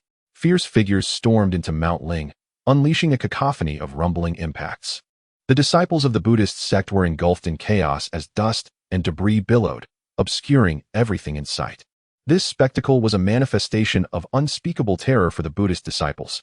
The Qilin clan arrived with centuries of suppressed rage, each creature massive as a mountain, exuding an overwhelming aura of oppression. The charge of 1,000,000 Qilin resembled a cataclysmic deluge. The Buddhist sanctuaries crumbled, celestial palaces collapsed, and the once majestic heavenly gates were reduced to mere ruins, leaving devastation in their wake. Ksitigarbha, Maitreya, and other disciples of the guiding figures fought valiantly, their faces a mixture of fear and determination. Suddenly, the chieftain of the Qilin clan strode through the void, a colossus even among its kin. Each step he took shattered the very fabric of the heavens above. At this moment, the Qilin clan no longer symbolizes auspiciousness. On the contrary, their ferocious and tyrannical nature is laid bare. It must be acknowledged that in times past, the Qilin clan was undeniably the absolute sovereign of the land. Without the might of thunder, how could they subdue myriad races? Suddenly, the clan leader of the Qilin roared with ferocity, "Die!" As his voice echoed, a pressure of quasi-saintly magnitude descended, sweeping through the Buddhist realm. He then thrust his foot forward with tremendous force. Bang! This strike was swift beyond measure, piercing through the air and landing directly within the sacred mountain. A piercing, horrified scream reverberated throughout. The multitude gazed in shock to witness one of the direct disciples of the Buddhist sect, Phalauna, whose physical form suddenly shattered. His primordial spirit was instantaneously reduced to nothingness, completely obliterated. Phalauna was thus annihilated in both body and spirit, crushed under the foot of the Qilin clan leader. This scene was grotesquely bloody, an explosion that captivated the eyes of all beings. Chapter 106, The 12-Petal Black Lotus of Annihilation. Has Luo Ho slain the saints? The disciples of the saints have perished, their paths extinguished. In an instant, the universe fell into a stunned silence, breaths seemingly halted. Moments later, an unprecedented uproar erupted. O heavens, the disciples of the saint have fallen. It is over, the blood of a saint's disciple has been spilled. This battle will surely be a fight to the death. Is this the method of the former rulers of the cosmos? Indeed, it is brutally vicious. Not only ordinary cultivators, but even the venerable figures like the ancestor Honyun and Xinyuanzi transformed in countenance. The multitude had not anticipated that the three clans, sealed for eons, would emerge to reveal such overwhelming and fearsome prowess, instilling dread in the hearts of all. Moreover, the one who has fallen is a direct disciple of the Buddhist sect. The significance of this event stands in stark contrast to that of an ordinary registered disciple's demise. In other words, should an ordinary registered disciple perish within the saint's lineage, it would scarcely raise an eyebrow. Even the myriad saints of the Xianmen would not feel a pang of sorrow. Yet, a direct disciple, each meticulously taught by the saint, represents a foundational pillar of the saint's teachings. The fall of such a disciple shakes the very roots of the saint's tradition. How could the saint remain unmoved? In summary, the Qilin clan's ruthless actions have resulted in the obliteration of Fulona. This irrevocably solidifies the enmity between the Buddhist sect and Luo Ho, an animosity that cannot be reconciled. Indeed, in the moment of Fulona's demise, on the other side, the figures of Jane and Xuanti were immediately struck with a sense of foreboding. Their pupils constricted, faces shifting dramatically as they cast a glance towards the direction of Lingshan. Then, their eyes bulged with fury, teeth gritted. "Ah, Luo Ho, how dare you allow the Qilin clan to slay my disciple?" Jane's expression turned grotesque, consumed by rage. Although the West has turned to the path of Buddhism, it has yet to flourish. The fall of a direct disciple is sufficient to send Jane into a frenzy, utterly enraged. Furthermore, while other saintly lineages have only witnessed the loss of a few registered disciples, it is the Western Buddhist sect that has experienced the fall of a direct disciple. This only serves to heighten Jane's wrath, causing him to seethe with fury. Yet, upon hearing Jane's words, Luo Ho merely chuckled coldly, unfazed. "Huh, are you two not constantly seeking revenge against me? This is the price you must pay." No matter how enraged Jane may become, it cannot affect Luo Ho. As the demon ancestor, he has witnessed countless acts of slaughter. What of the saint's disciples? If they are killed, so be it. His words were like fuel to the fire for Jane. Before Jane could utter another word, Xuanti could no longer contain himself. "Scoundrel, you murderous fiend, unworthy of heaven's tolerance. Luo Ho, today I vow to slay you." Xuanti's eyes blazed crimson, the aura of the saint roiling like turbulent waves crashing against the shore, terrifying and unparalleled. Before his words could fade, he suddenly surged forth, raising his hand to summon the seven treasures Miao Tree. This is the accompanying treasure of Xuanti, capable of obliterating all artifacts. Without hesitation, Xuanti charged toward Luo Ho with a frenzied intensity. Simultaneously, Jie Yin summoned the exquisite innate spiritual treasure, the 12th ranked merit golden lotus, along with the supreme divine art, the extinction Buddha thunder, unleashing an unparalleled terror to suppress Luo Ho. The 12th ranked merit golden lotus specializes in defense, impervious to all methods, while the extinction Buddha thunder is a force of annihilation, capable of extinguishing all vital energies. These two had indeed deployed their most formidable means, embodying a life or death struggle. Moreover, the three pure ones and others similarly manifested divine arts, wielding their respective offensive spiritual treasures. Within their lineage, disciples had also perished, even if they were merely ordinary disciples unrecognized by the saints. Yet, this was an affront that the saints could not tolerate. Among the 6 saints, only Nuwa remained unperturbed. However, being amidst the battle, she too could not withdraw. Thus she, like the 3 pure ones, conjured a devastating technique against Luo Ho. On the other side, observing the united assault of the 6 saints, with Jie Yin and Xuanti armed with spiritual treasures, Luo Ho remained unfazed. "You proclaim that beneath the saints, all are but ants. Yet in my eyes, you too are mere ants, easily crushed." With a pause, Luo Ho bellowed once more, 12th ranked Annihilation Black Lotus. In an instant, a pitch-black, ominous lotus platform appeared beneath his feet. This lotus, originating from the same lineage as Jie Yin's 12th ranked Merit Golden Lotus, was also transformed from the seeds of the primordial azure lotus, possessing defensive powers that rivaled its counterpart. In that moment, an aura of annihilation surged forth, enveloping Luo Ho. The assaults from the 3 pure ones and Nuwa descended thunderously, yet were largely mitigated by the annihilation Black Lotus. The residual force merely caused Luo Ho to tremble slightly, leaving him unscathed. In the next heartbeat, Luo Ho wielded the god-slaying spear, launching a ferocious thrust aimed directly at Xuanti. An endless cold radiance erupted as the spear tore through the void, reaching its target in an instant. Upon witnessing this, Xuanti was taken aback, realizing that Luo Ho, aware of his disadvantage against the combined might of the saints, had chosen him alone as his target for lethal intent. In a moment of urgency, Xuanti hastily activated the 7 treasures mysterious tree, unleashing a burst of 7-colored divine light to counter the spear's brilliance and might. However, this strike was fueled by Luo Ho's full strength. Even under the formidable aura of the 7 treasures mysterious tree, the god-slaying spear dimmed only slightly, yet its momentum remained undeterred. In the blink of an eye, a blood arrow surged forth, staining the chaotic cosmos. The god-slaying spear pierced through Xuanti's form, unleashing a torrential downpour of blood that fell through the void. Zhuan Ti's figure abruptly froze, the brilliance in his eyes extinguished in an instant. The next moment, his entire Dao body shattered inch by inch, cascading into the universe. Across the heavens and earth, the gasps of myriad beings echoed once more, a testament to the astonishing swiftness of Luo Ho's response. With unwavering resolve, he confronted the 6 great saints united, seizing the opportune moment to unleash a decisive strike. Truly, he is the demon ancestor capable of contending with the venerable Hongjun Daozu. It appears that Zhuan Ti must once again rely on the void of the heavenly Dao for rebirth. This strike from Luo Ho sent shivers down the spines of countless beings, instilling a profound sense of dread. Yet, they were aware that as long as the heavenly Dao persisted, the saints would not truly perish. Indeed, in the next instant, the heavenly Dao roared, and a colossal fissure slowly tore open in the heavens above.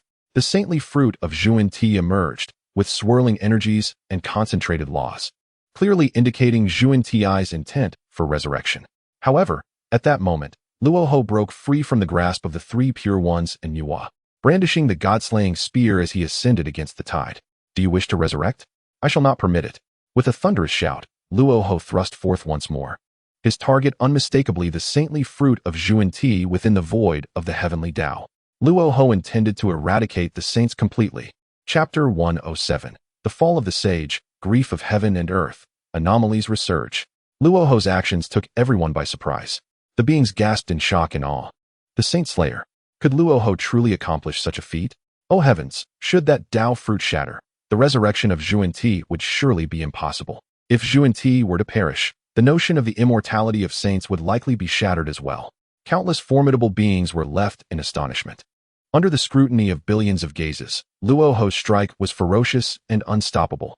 At that moment, the likes of Jia and others began to react. Luo Ho, dare you? Before the words fully escaped their lips, the 3 pure ones, Nuwa and Jia sprang into action. Even Hongjun could no longer remain a passive observer. In the void of the heavenly Dao, should the saint's Dao fruit be shattered, the notion of immortality for saints would become a mere jest, a fate Hongjun could not condone. Moreover, within the Xinmen, every single saint was an indispensable source of immense power.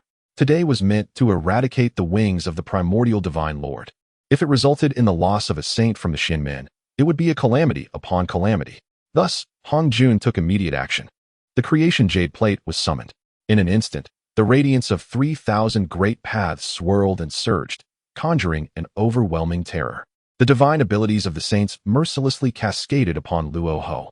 Yet, at this moment, Luo Ho was resolute in his murderous intent. He disregarded the onslaught from the saints. As divine techniques bombarded him, Luo Ho trembled but gritted his teeth, his gaze sharper than ever. With the god-slaying spear in hand, he tore through the void, shooting directly into the celestial expanse. The next moment, the god-slaying spear erupted with a chilling brilliance, akin to a chaotic deluge, surging forth with tremendous force. Boom! In an instant, the laws raged forth, and order was utterly disrupted. The beings watched in horror as beneath this strike, cracks densely appeared on Zhuan Ti's saintly Dao fruit, seemingly on the verge of complete disintegration. Clearly, Luo Ho had exerted all his might in this blow. The power of myriad paths surged forth with the god-slaying spear. The heavenly Dao roared in response. Threads of the original laws of the heavenly Dao intertwined, attempting to converge and shield Zhuan Ti's saintly Dao fruit. Yet, all of this was too late. At a certain moment, as Luo Ho flipped his palm, the immense power of a perfected saint surged into the god-slaying spear once more. Thus, Zhuan Ti's saintly Dao fruit could no longer be sustained and erupted violently. The deafening sound of the heavenly resonance enveloped all realms, shaking the very fabric of the universe. Silence. The world was suddenly plunged into an eerie stillness. Everything froze in an instant, suspended in time. The saints stood dumbfounded, their pupils shaking, their expressions transformed with terror and disbelief. The beings were left agape, their scalps tingling. Zhuan Ti has truly fallen? After a long while, a mighty being murmured in disbelief. At this moment, within the vast expanse of the heavens and earth, not a trace of Zhuan Ti's presence remained. Although the name of Zhuan Ti is notoriously poor, often alongside Jiayin dubbed as the most shameless of saints, the demise of the sage has nonetheless sent shockwaves through the realm, invoking an indescribable terror among all beings. In the midst of their stunned disbelief, an endless rain of blood suddenly descends upon the world. Boom, boom. Echoes of profound mourning resonate throughout the vast cosmos. The fall of the sage brings sorrow to the heavens. In this moment, the anguish and lamentation rise within the hearts of every primordial creature. They understand that this is the manifestation of the heavenly will upon the beings of the world. Indeed, it is all tragically true. The heavenly path has felt the loss. Zhuan-Ti has truly perished, no longer existing. Hiss. With Luo Ho possessing the means to slay saints, what then is the purpose of our cultivation? The disbelief among the beings is palpable. The slaying of a saint by Luo Ho carries significant implications. Not only does it inflict grievous wounds upon the celestial order, but it also shakes the very foundations of the being's resolve. They toil their entire lives in pursuit of enlightenment and sainthood, aiming for immortality, to exist in harmony with the heavens and to shine alongside the sun and moon. Yet today, this brutal reality awakens them. Even achieving sainthood does not guarantee invulnerability. If that is the case, what meaning does cultivation hold? In that instant, countless beings gaze upon Luo Ho, their faces reflecting sheer terror that is beyond words. Amidst this scene of collective sorrow, Luo Ho cannot help but laugh. Ha ha, splendid, splendid, splendid. The techniques imparted by the Lord of the Divine truly are unparalleled. Hong Jun, the actions you have taken against me will inevitably be repaid 100-fold. Luo Ho's eyes gleam with ambition, fixated on Hong Jun. Slaying but a mere Zhuan-Ti is merely the beginning. Luo Ho's true aim lies with Hong Jun. Since Hong Jun once allied with the 4 great demon gods to strike against Luo Ho, the latter is determined to return the favor in kind. To annihilate Hong Jun is the only way to quell the deep-seated hatred within. Luo Ho's words send shockwaves of fear through the saints and beings alike. This is indeed a technique passed down from the Primordial Lord. Undoubtedly, the intimidation factor of the Primordial Lord has escalated significantly in the hearts of the saints. At that moment, Jieyin finally regains his composure. Luo Ho, you dare to slay saints? Jieyin grits his teeth, his face twisted in a terrifying grimace, as if he has succumbed completely to madness. The divine and harmonious aura surrounding him warps, exuding an eerie sensation. After enduring countless ages, the West finally glimpsed a hope for revival, only to see Zhuan-Ti fall. This fills Jieyin with immense sorrow, pushing him into a state of utter rage. 12-petal golden lotus of merit. Azure lotus banner of virtue. 8 treasures pool of merit. 7 treasures 1,000-leaf golden lotus. One by one, divine treasures are summoned forth without hesitation. He seems to have forgotten fear entirely, adopting a stance as if prepared to perish alongside Luo Ho. Sanqing, Nuwa, and Hong Jun Daozu remained silent. However, when they acted, their brilliance intensified, and their formidable powers surged endlessly, evoking an overwhelming sense of dread. There was no need for further words. The two sides had already reached a point of no return. As long as Luo Ho remained alive, peace would forever elude the saints. Previously, Luo Ho had withstood several ferocious assaults from the saints, his internal energy surging and the laws in disarray. Now, with the addition of Hong Juan's intervention, the might of the heavenly Tao was unleashed. In mere moments, Luo Ho found himself at a disadvantage, retreating repeatedly. The once glimmering god-slaying spear now dimmed. The expressions of the onlookers were complex. It seemed that today marked the end of Luo Ho. First, there was Zhuan-Ti, and now Luo Ho. In one single day, 2 supreme saints were destined to fall. Yet, at that very moment, an anomaly arose in the heavens. Today is indeed lively, a voice, calm and untroubled, echoed. Instantly, the crowd's countenance changed, their hearts gripped by terror. What was happening? Was there yet another master in their midst? Chapter 108. The emergence of the primordial Taoist, toying with the saints of the Xianmen. Today is indeed a lively occasion. Without a doubt, the voice that has just resonated belongs to a formidable powerhouse. For one lacking sufficient strength to speak so audaciously amidst the battle of saints would be akin to courting death. Indeed, at this moment, the speculations of all beings were confirmed. As the words echoed, myriad golden lotuses of the Great Dao blossomed in the cosmos. Above the 9 heavens, an endless radiance and auspicious light burst forth, cascading downwards. Under the weight of such an aura, the lethal divine techniques of the Xianmen saints, which were originally imbued with the intent to kill, were gradually extinguished, vanishing into oblivion. Witnessing this, the saints were struck with astonishment. Who dares to show themselves? One of them exclaimed, regardless of your identity, cease this insidiousness and reveal yourself if you possess the capability. The voice of the Taoist echoed fiercely.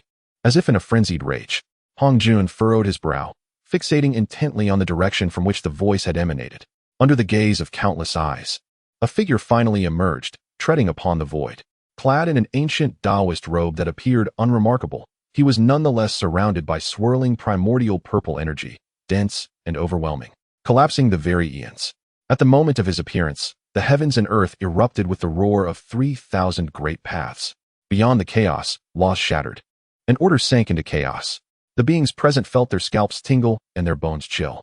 It was a terror emanating from the very source of existence, a visceral fear that threatened to rend their hearts asunder. It was unimaginable what manner of being this was. Just a single figure could provoke such upheaval in the cosmos and instill an ineffable fear in the hearts of all. "Who are you?" Hongjun inquired, his voice deep and captivating. Upon hearing this, the figure smiled serenely. "Ah, I am the Primordial Taoist." As this name was uttered, a hush fell over the crowd, followed by a realization. The Primordial Taoist? Had they not heard of this individual before? Indeed, he was the one who ranked second on the Celestial Beauty list. Correct, indeed. They murmured, the second-ranked being on the Celestial Beauty list. Why has he suddenly manifested? The crowd's expressions shifted, now understanding the identity of the newcomer. Previously, on the Celestial Beauty list, Hongjun was ranked fourth, while this Primordial Taoist surpassed him by 2 ranks, second only to the primordial deity of creation. No wonder his mere appearance could elicit such profound anxiety among all beings. They glanced at one another, puzzled as to why such an existence had chosen to reveal itself. More importantly, the emergence of the Primordial Taoist would undoubtedly incite even greater turmoil and chaos in the cosmos. The waters of the Primordial World were truly becoming ever deeper and more tumultuous.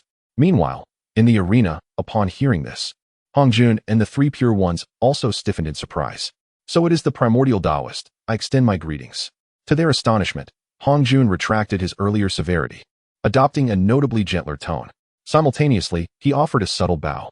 His reactions were swift and his thoughts clear. In his perspective, the Hongming Taoist's initial appearance in the primordial chaos was not as an adversary to the Xianmen. Confronted with such a profound and enigmatic being, who might even surpass his own strength, Hongjun chose not to directly antagonize him. After a brief pause, Hongjun continued to inquire, "Might I ask, esteemed Hongming Taoist, what brings you here today?" Upon hearing this, the Hongming Taoist revealed a smile that hinted at intrigue. "Hee, I find myself with some leisure time and merely came to observe the festivities," he replied. Upon hearing this response, Hongjun's eyes gleamed with enlightenment. Indeed, the Hongming Taoist did not arrive as an enemy of the Xianmen. However, the other saints remained oblivious to this exchange. As they observed the cordial dialogue between Hongjun and the Hongming Taoist, a glint of mockery appeared in the eyes of Luo Hu. Hongjun proceeded to speak. "We, the saints of the Xianmen, are serving the heavenly way by eliminating the scourge that is Luo Hu. I kindly request the assistance of the esteemed Hongming Taoist. And rest assured, the Xianmen will reward you in due time." Without wasting words, Hongjun directly sought to win him over. If he could bring such a formidable being of Hongmeng into the fold, it would undoubtedly serve as an immensely powerful ally. Furthermore, his words carried an air of righteousness, presenting a facade of virtue. Upon hearing this, the Hongming Taoist's expression turned peculiar, seemingly caught off guard by Hongjun's approach. However, he quickly smiled oddly and remarked, "Hee, join your Xianmen? Very well. In that case, I shall borrow your treasures. In an instant, I can eradicate this mere Luo Hu." At that moment, the Hongming Taoist could hardly conceal the mockery in his gaze. Yet, upon hearing this, Hongjun was overwhelmed with excitement and delight. Was it truly that simple to enlist the Hongming Taoist into the Xianmen? Thus, he completely overlooked the peculiarities of the Hongming Taoist. He was utterly unaware that if the Hongming Taoist genuinely intended to assist, there would be no need to borrow their treasures. "Haha, splendid." Hongjun laughed heartily, then gestured for the 6 saints to lend their treasures to the Hongming Taoist to aid in the extermination of Luo Hu. In an instant, the 3 Pure Ones and Nuwa exchanged glances, naturally reluctant to part with their belongings. However, Jane did not hesitate. "Humph, as long as we can subdue Luo Hu, I shall gladly gift my treasures to my friend." Without hesitation, he relinquished his 12-petal merit golden lotus and the azure lotus banner. His hatred for Luo Hu ran deep. Hearing that the Hongming Taoist was willing to assist only fueled his desire to see Luo Hu defeated and avenge the fall of Zhuan-Ti. As the Hongming Taoist received these 2 top-tier treasures from Jane, his smile grew even more profound. "Oh, you are offering them directly to me? Hee, in that case, I shall not hold back." Upon hearing this, Jane's expression faltered. "Wait, I was merely speaking casually. You cannot be serious. The loss of 2 treasures caused Jane great distress. Yet, he soon realized that as long as Luo Hu was slain, he would pay any price. Moreover, should the price of 2 innate spiritual treasures indeed secure a favorable relationship with the primordial Taoist, it would not be deemed a substantial loss. Consequently, the guide remained silent, merely directing his gaze towards the primordial Taoist, awaiting the latter's action. However, upon acquiring the treasures, the primordial Taoist turned his attention to Luo Ho. Ah, splendid indeed. My dear friend Luo Ho, it appears you have truly incurred the wrath of many. As I have just entered the vast expanse of the Honghuang realms, I find myself fortunate to have made such gains, for which I must express my gratitude to you. The primordial Taoist chuckled, a satisfied smile gracing his features, his tone suggesting a long-standing camaraderie with Luo Ho. Upon hearing these words, the assembled sages were left dumbfounded, taking a considerable time to comprehend the situation. Goodness! Are these 2 allies? How could we, as esteemed sages, be so easily toyed with by the primordial Taoist? Chapter 109. The second on the celestial rankings. Under the command of the primordial God Lord. This sudden turn of events left all beings utterly bewildered and speechless. Was the Hongming Taoist here to aid Luo Ho? Ah, how the tides of fortune shift. With such an ally, Luo Ho might overshadow the Xianmen faction. Utterly astonishing.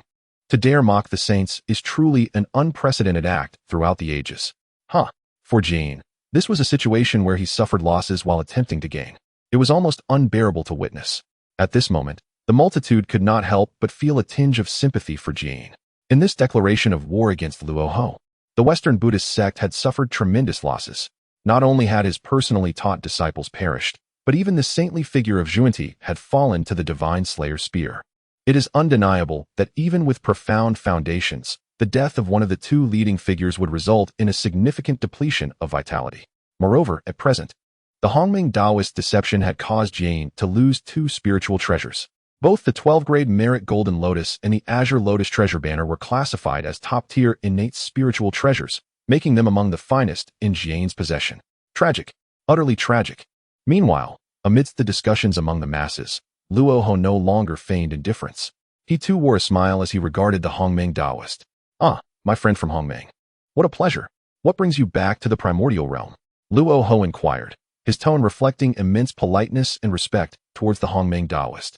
This was only fitting, for the very name Hongming Taoist suggested that this being might have emerged from the primordial chaos, an existence even more ancient than the 3,000 Taoist demons of yore. Having cultivated to such a level, his power was undoubtedly astonishing, perhaps even more formidable than that of Luo Ho himself. He certainly warranted such solemnity. In response, the Hongming Taoist smiled lightly.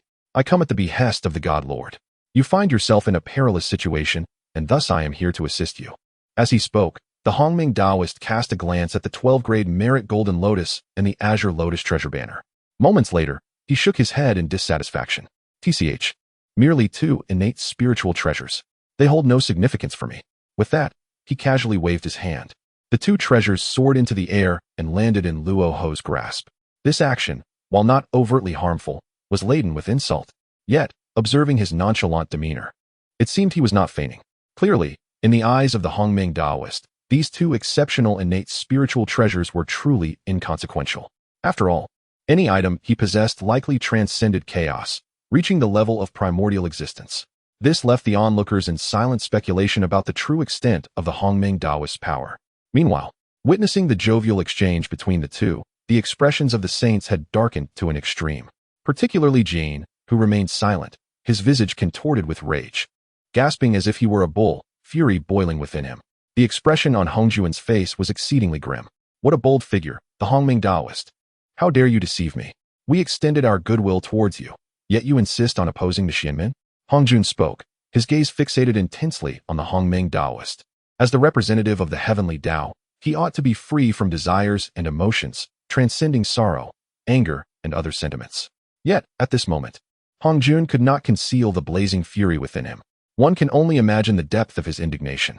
As the emissary of the heavenly Tao, he found himself humiliated today. It was under his guidance that the Jane had unwittingly relinquished his spiritual treasure. The outcome was akin to a resounding slap across Hongjuan's face. How could he not be enraged? In response to Hongjuan's furious inquiries, the Hongming Taoist remained unfazed. With a disdainful laugh, he retorted, "Huh?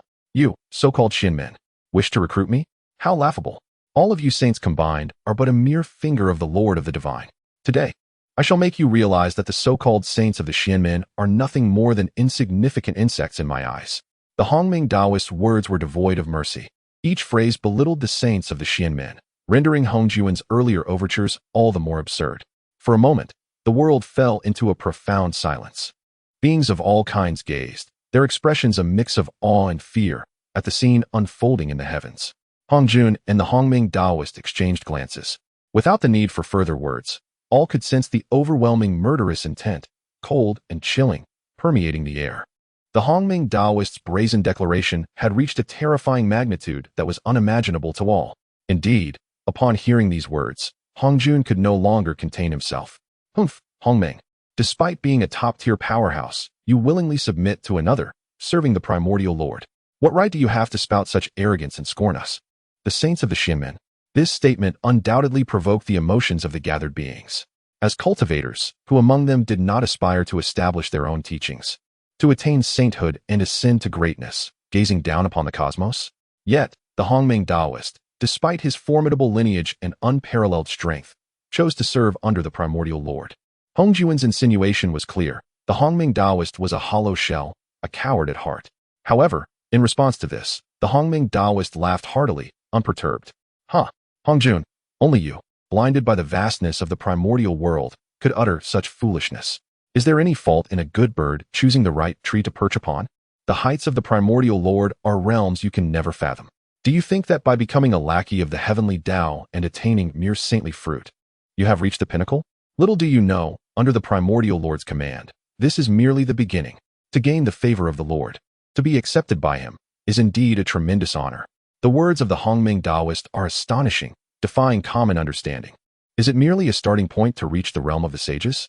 Is this truly the language of mortals? In other words, what the myriad beings of the primordial chaos fervently aspire to attain is regarded by the primordial divine sovereign as a trivial beginning. In times past, such notions would have been met with derision, considered nothing more than fanciful tales. However, now the multitude can only respond with silence. The reason is simple. Upon reflection, the beings realize that the realm of the primordial divine sovereign has already manifested the beast emperor Shun and I, the demon ancestor Luo Ho, the Hongming Taoist, and one of the four divine beasts, Xuanwu. The first three are, without exception, sages or even existences beyond sages. As for Xuanwu, with its profound roots and the path of enlightenment governed by the primordial divine sovereign, it is not an insurmountable task for it to attain sage-like cultivation in the future. Thus, it can be inferred that to follow under the banner of the primordial divine sovereign is indeed tantamount to possessing a certain probability of achieving the ultimate path of enlightenment. The words of the Hongming Taoist leave no room for rebuttal. Chapter 110. A standoff, the sentient stir, one strike determines high and low. In the realms of heaven and earth, as the words of the primordial Taoist echoed, a wave of astonishment erupted among the multitude, accompanied by whispers and murmurs. It appeared that aligning oneself with the primordial divine sovereign promised a more luminous future. In this vast and primordial world, the journey to enlightenment and sanctity was fraught with innumerable shackles and constraints. However, should one earn the favor of the primordial divine sovereign, the resources for cultivation would be boundless, and the path to sainthood would face no limitations. It was no wonder that previously, Kuanping dared to defy the world and proactively allied himself with the divine rebel. In this moment, the myriad beings began to comprehend Kuanping's earlier decision. Truly, he was once a master of the demonic arts, and his ability to discern opportunity was unparalleled by ordinary cultivators. Naturally, the ultimate outcome was far from favorable.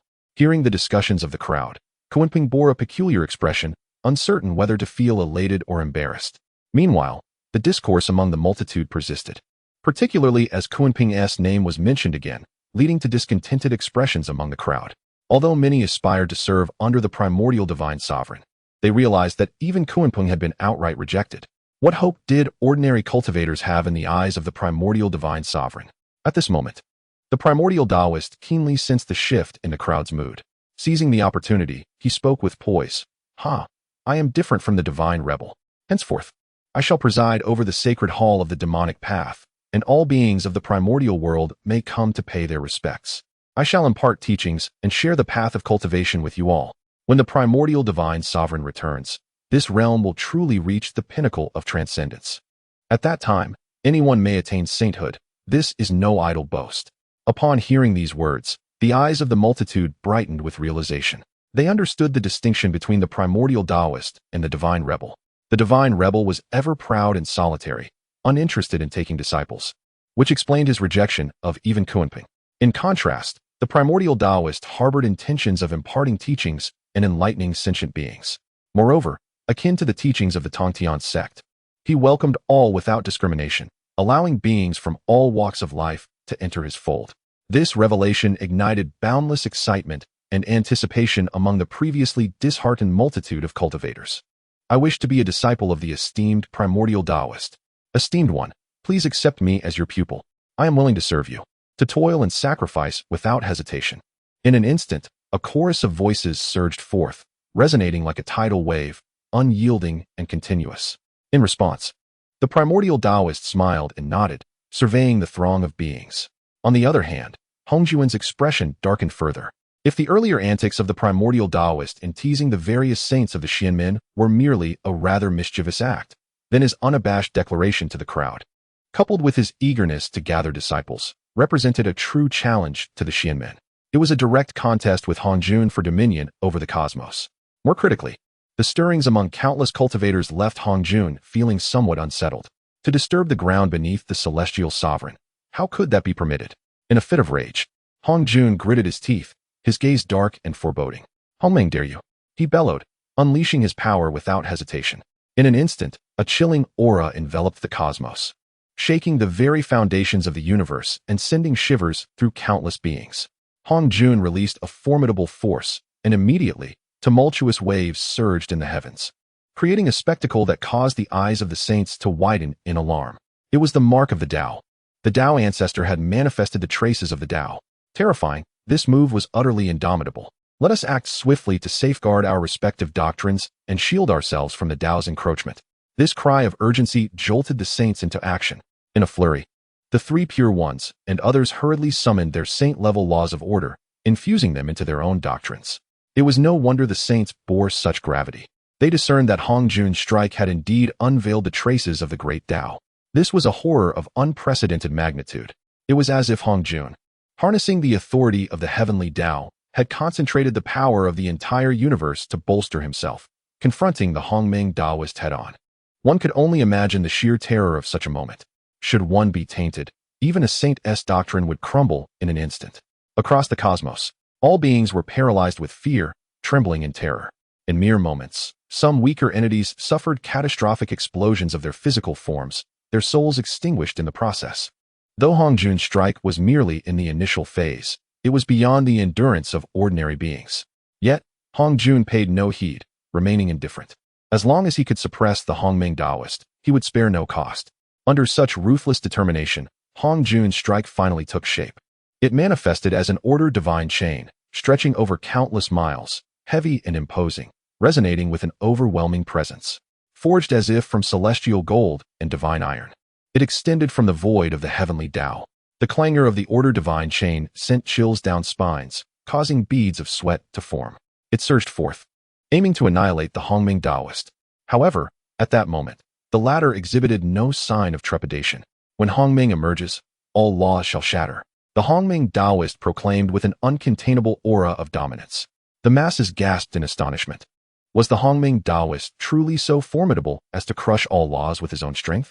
His Tao robe billowed fiercely, shattering the universe around him. An infinite surge of Hongming energy erupted, engulfing everything in its wake. Observers suddenly understood. The Hongming Taoist declaration was not merely a reference to himself, but signified the overwhelming cosmic potential at the Hongming level. Such a method was indeed unprecedented. The order divine chain of the heavenly Tao descended with an awe-inspiring momentum, poised to plunge into the Hongming aura. The traces of the Tao exploded forth, a move that should have obliterated everything in its path. Yet, at that moment, it fell silent. Hongjun paused, momentarily bewildered. But before he could contemplate further, a series of ominous cracks echoed through the air. Hongjun's expression shifted dramatically in response. He clearly sensed that beneath the overwhelming tide of the primordial chaos, the divine chain of order was shattering with a resounding crash, fracturing inch by inch. No, this cannot be. The power of the heavens and the earth is unassailable. Hongjuan's hair danced wildly as if possessed, shaking his head vigorously while roaring in fury. Simultaneously, his cultivation as a saint of the Tao poured forth unreservedly, penetrating into the divine chain of order in a desperate attempt to maintain its stability and immortality. Yet, all efforts proved futile. In but a fleeting moment, the divine chain of order completely disintegrated, reduced to mere dust. The originally resplendent and radiant divine light, which illuminated the myriad heavens, also vanished at a visibly rapid pace, ceasing to exist. Not a trace of its essence or aura remained. With a single strike, the outcome was unmistakable. Hongjun staggered backward a few steps, his face ashen. How could this be? As the esteemed representative of the Tao, was he truly bested so utterly by a suddenly emerging being of primordial chaos? Chapter 111. The Despair of the Saints, the Ascendancy of the Celestial Will. In the realm above the 9 heavens, all laws and orders have been obliterated, crumbling into nothingness. Even the profound and enigmatic traces of the Great Dao have been entirely erased. Within the universe, only an oppressive silence and stillness remain. This marks the first time since the emergence of the Primordial Golden List that the venerable Hongjun Daozu has taken action against an external intruder, employing the most formidable means ever witnessed. Yet, despite his efforts, Hongjun faced an inevitable defeat. This scene rendered all beings in a state of shock, leaving them at a loss for words. The 3 Pure Ones and the other saints gasped in astonishment. Has even the revered Daozu been vanquished? What astonishing power does this primordial Taoist possess? It seems this indeed signifies the true essence of the supreme golden immortal of chaos. The 3 Pure Ones murmured among themselves, recognizing that the supreme golden immortal of chaos stands on par with the likes of Hongjun and Pingxin in terms of realm. However, the combat prowess of the Tao of chaos far surpasses that of the primordial saints. The 3 Pure Ones were enveloped in an indescribable shock, their pupils constricting in disbelief. Witnessing the might of the supreme golden immortal of chaos firsthand was a profound revelation. At that moment, Niuhua, with her keen intellect, suddenly had an epiphany. Earlier, had not the Daozu wielded the supreme authority of the celestial representative? This inquiry momentarily stunned the 3 Pure Ones, who were initially perplexed. Was this truly the time for such deliberations? However, it soon dawned upon them the implication of Niuhua's words. Indeed, the earlier strike must have seen Hongjun Daozu exert his utmost authority. In other words, he had spared no effort, holding nothing back. Yet even so, he was completely overwhelmed by the primordial Taoist. Did this not imply that even the boundless power bestowed by the celestial will pales in comparison to that of the primordial Taoist?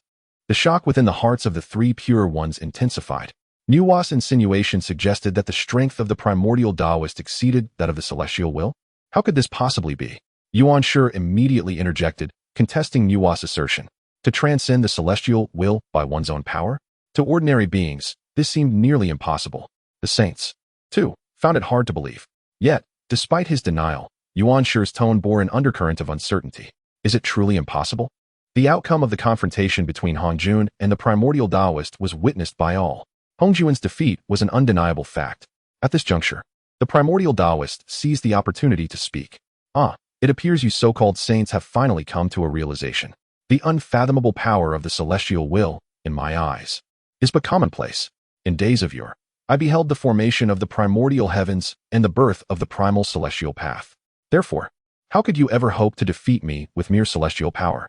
This statement unequivocally affirmed the suspicions of the 3 Pure Ones and their peers. In an instant, even the revered sages, such as the 3 Purities, felt a shiver run down their spines, their eyes betraying a look of profound dread. Firstly, the Hongming Taoist had astonishingly discerned the thoughts of the saints. Secondly, according to the Hongming Taoist, the supreme heavenly Tao appeared to hold no secrets in his eyes. Consequently, the trump cards that the saints took pride in seemed utterly rendered ineffective. Despair. At that moment, a sense of hopelessness welled up within the hearts of the saints.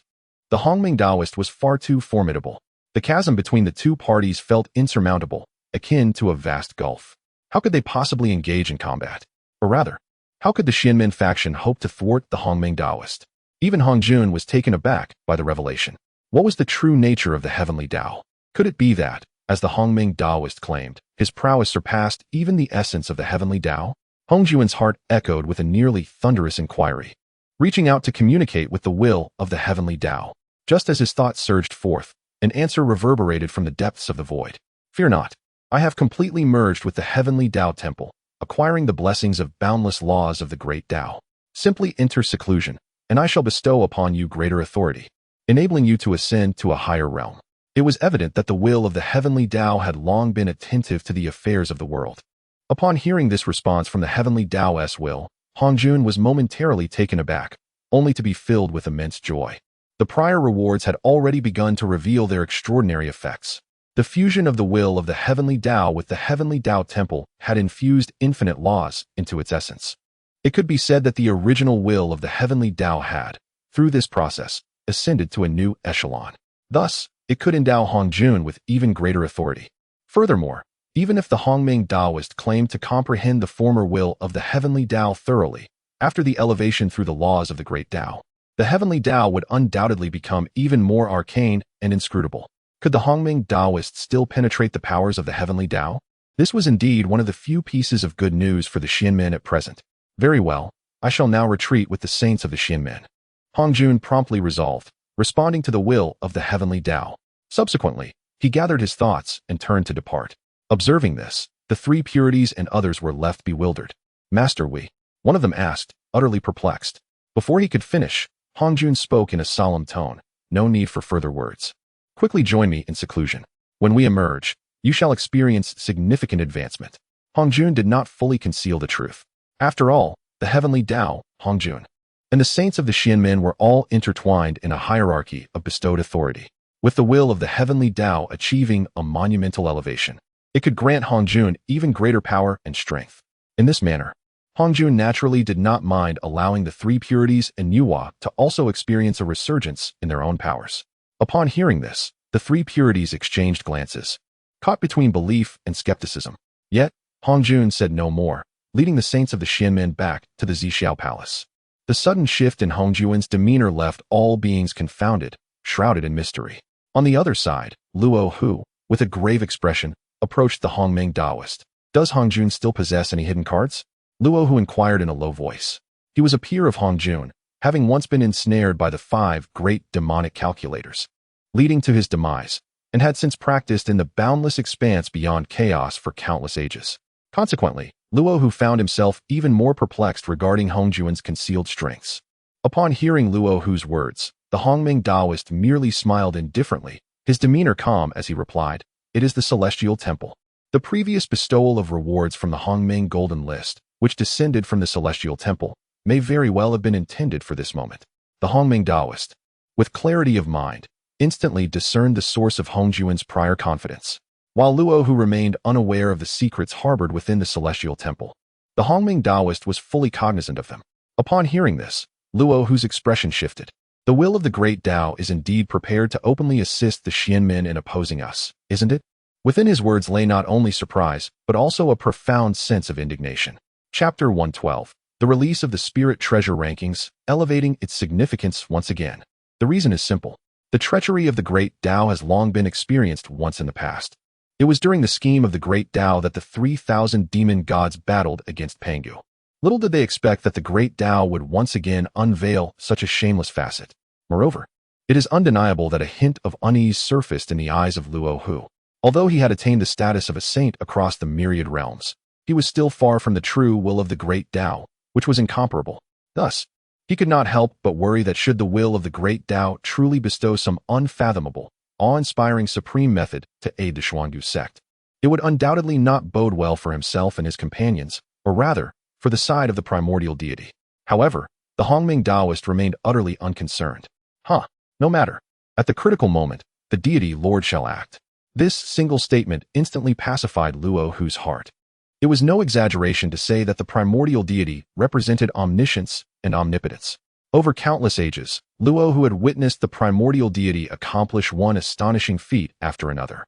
He felt reassured and turned to inquire of the Hongmeng Daoist, "What should we do now?"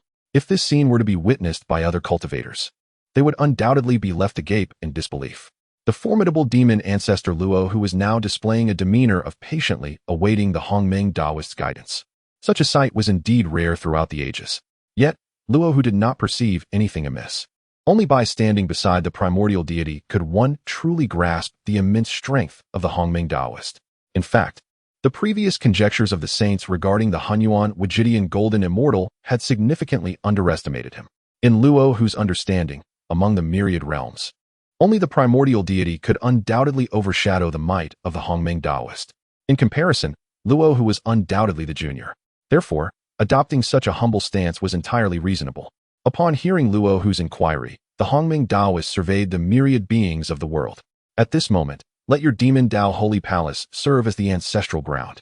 Embrace cultivators from all walks of life and impart to them the methods of Hunyuan cultivation. Only in this manner can we accumulate the fortune of the myriad beings for the primordial deity. It was only at this juncture that the Hongming Taoist finally elucidated the purpose of returning to the primordial realm. It was not to oppose the Xuangu sect and gain renown across the universe, but to genuinely contest with the Xuangu sect, drawing upon the faith and incense of the beings, as well as the fortune of heaven and earth. This action was to pave the way for the eventual return of the primordial deity. Luo Hu expressed no dissent, and the two immediately set their plans into motion. The gates of the demon Tao Holy Palace swung wide open, welcoming cultivators from all over the world. In an instant, beings surged forth, eager to enter. Having witnessed previous events, they unhesitatingly chose to abandon the Xuangu sect and pledge their allegiance to the primordial deity. And it was not merely the ordinary scattered cultivators of the world. The venerable Hongyun, without a shred of hesitation, descended into the sacred temple of the demon path, directly pledging allegiance to the Taoist of primordial chaos. In times past, he had witnessed the ruthless and merciless nature of the heavenly Tao. Moreover, he had once received the benevolent assistance of the primordial divine Lord from the depths of fate. Thus, among the world's most formidable beings, Hongyun was the first to openly declare his allegiance to the primordial divine Lord. This spectacle elicited a flurry of discussions and peculiar expressions among the populace. The renunciation of the Xianmen by such a powerful figure as Hongyun, who still retained the identity of a celestial blessed by the Chan teaching, raised questions about how the Yuan Shi would react upon his emergence from seclusion. It was not only Hongyun who garnered attention, the entire world was captivated. For it is known that throughout the eons, the Xianmen thrived on the veneration and respect of countless beings, which fortified its fortunes and allowed it to gaze down upon the universe. The mass defection of cultivators today, abandoning the Xianmen, undoubtedly represented a significant diminishment for the sect. A strong voice among the crowd remarked, "Indeed, my friends, I eagerly anticipate the moment when the saints emerge from their seclusion." Perhaps influenced by prior events, the populace gradually came to realize that the primordial divine Lord was not an enemy of the beings of the Honghuan. Consequently, they ceased to reject him, adopting a stance of mere spectatorship. Meanwhile, within the Chan teaching, the atmosphere was grim and the disciples bore somber expressions. Following the recent onslaught by the three clans, the Chan teaching had suffered tremendous losses. Presently, only 12 golden immortals remained unscathed, while many named disciples had perished or were gravely injured. The bloodstains still littering Kunlun Mountain served as a stark reminder of the ferocity of the previous battle. The lineage of the saints had never before endured such a calamity. The once thriving Kunlun Mountain was devoid of its former glory. Today, witnessing their fellow disciple, the Cloud Child, switch allegiance to the primordial divine Lord further diminished the morale of the Chan teaching. In response, Guangchengzi proclaimed with conviction, "Humph, do not despair. That Cloud Child who dares to betray our master Yuan Shi will inevitably face retribution. The wrath of the saints will render him worse than dead." Upon hearing these words, the crowd fell into a contemplative silence. Could there truly be a reckoning from Yuan Shi?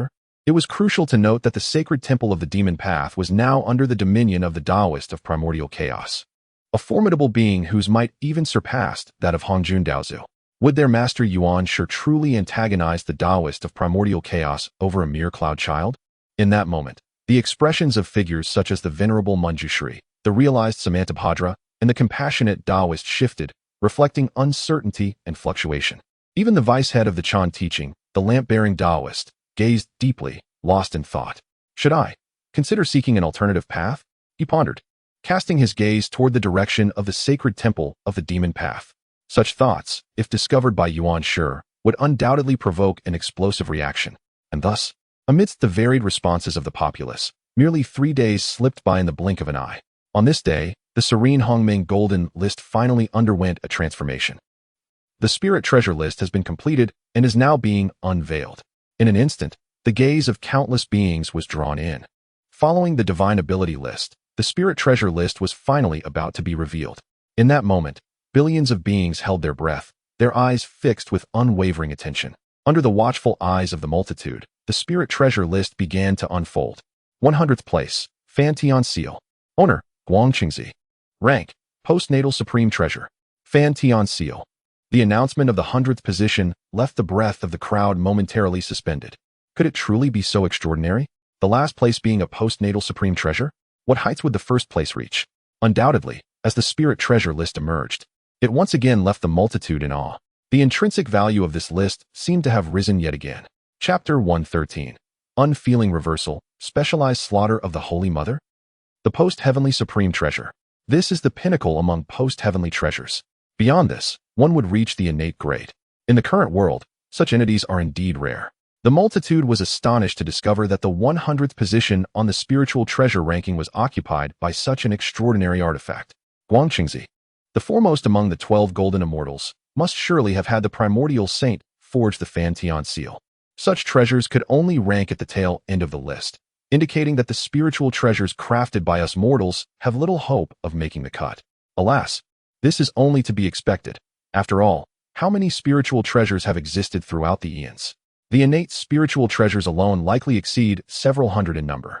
For the Fantian seal to secure a place on the list is already quite remarkable. The once hopeful gazes of the masses dimmed instantly. This high threshold has barred countless cultivators from entering the ranks of the spiritual treasure list.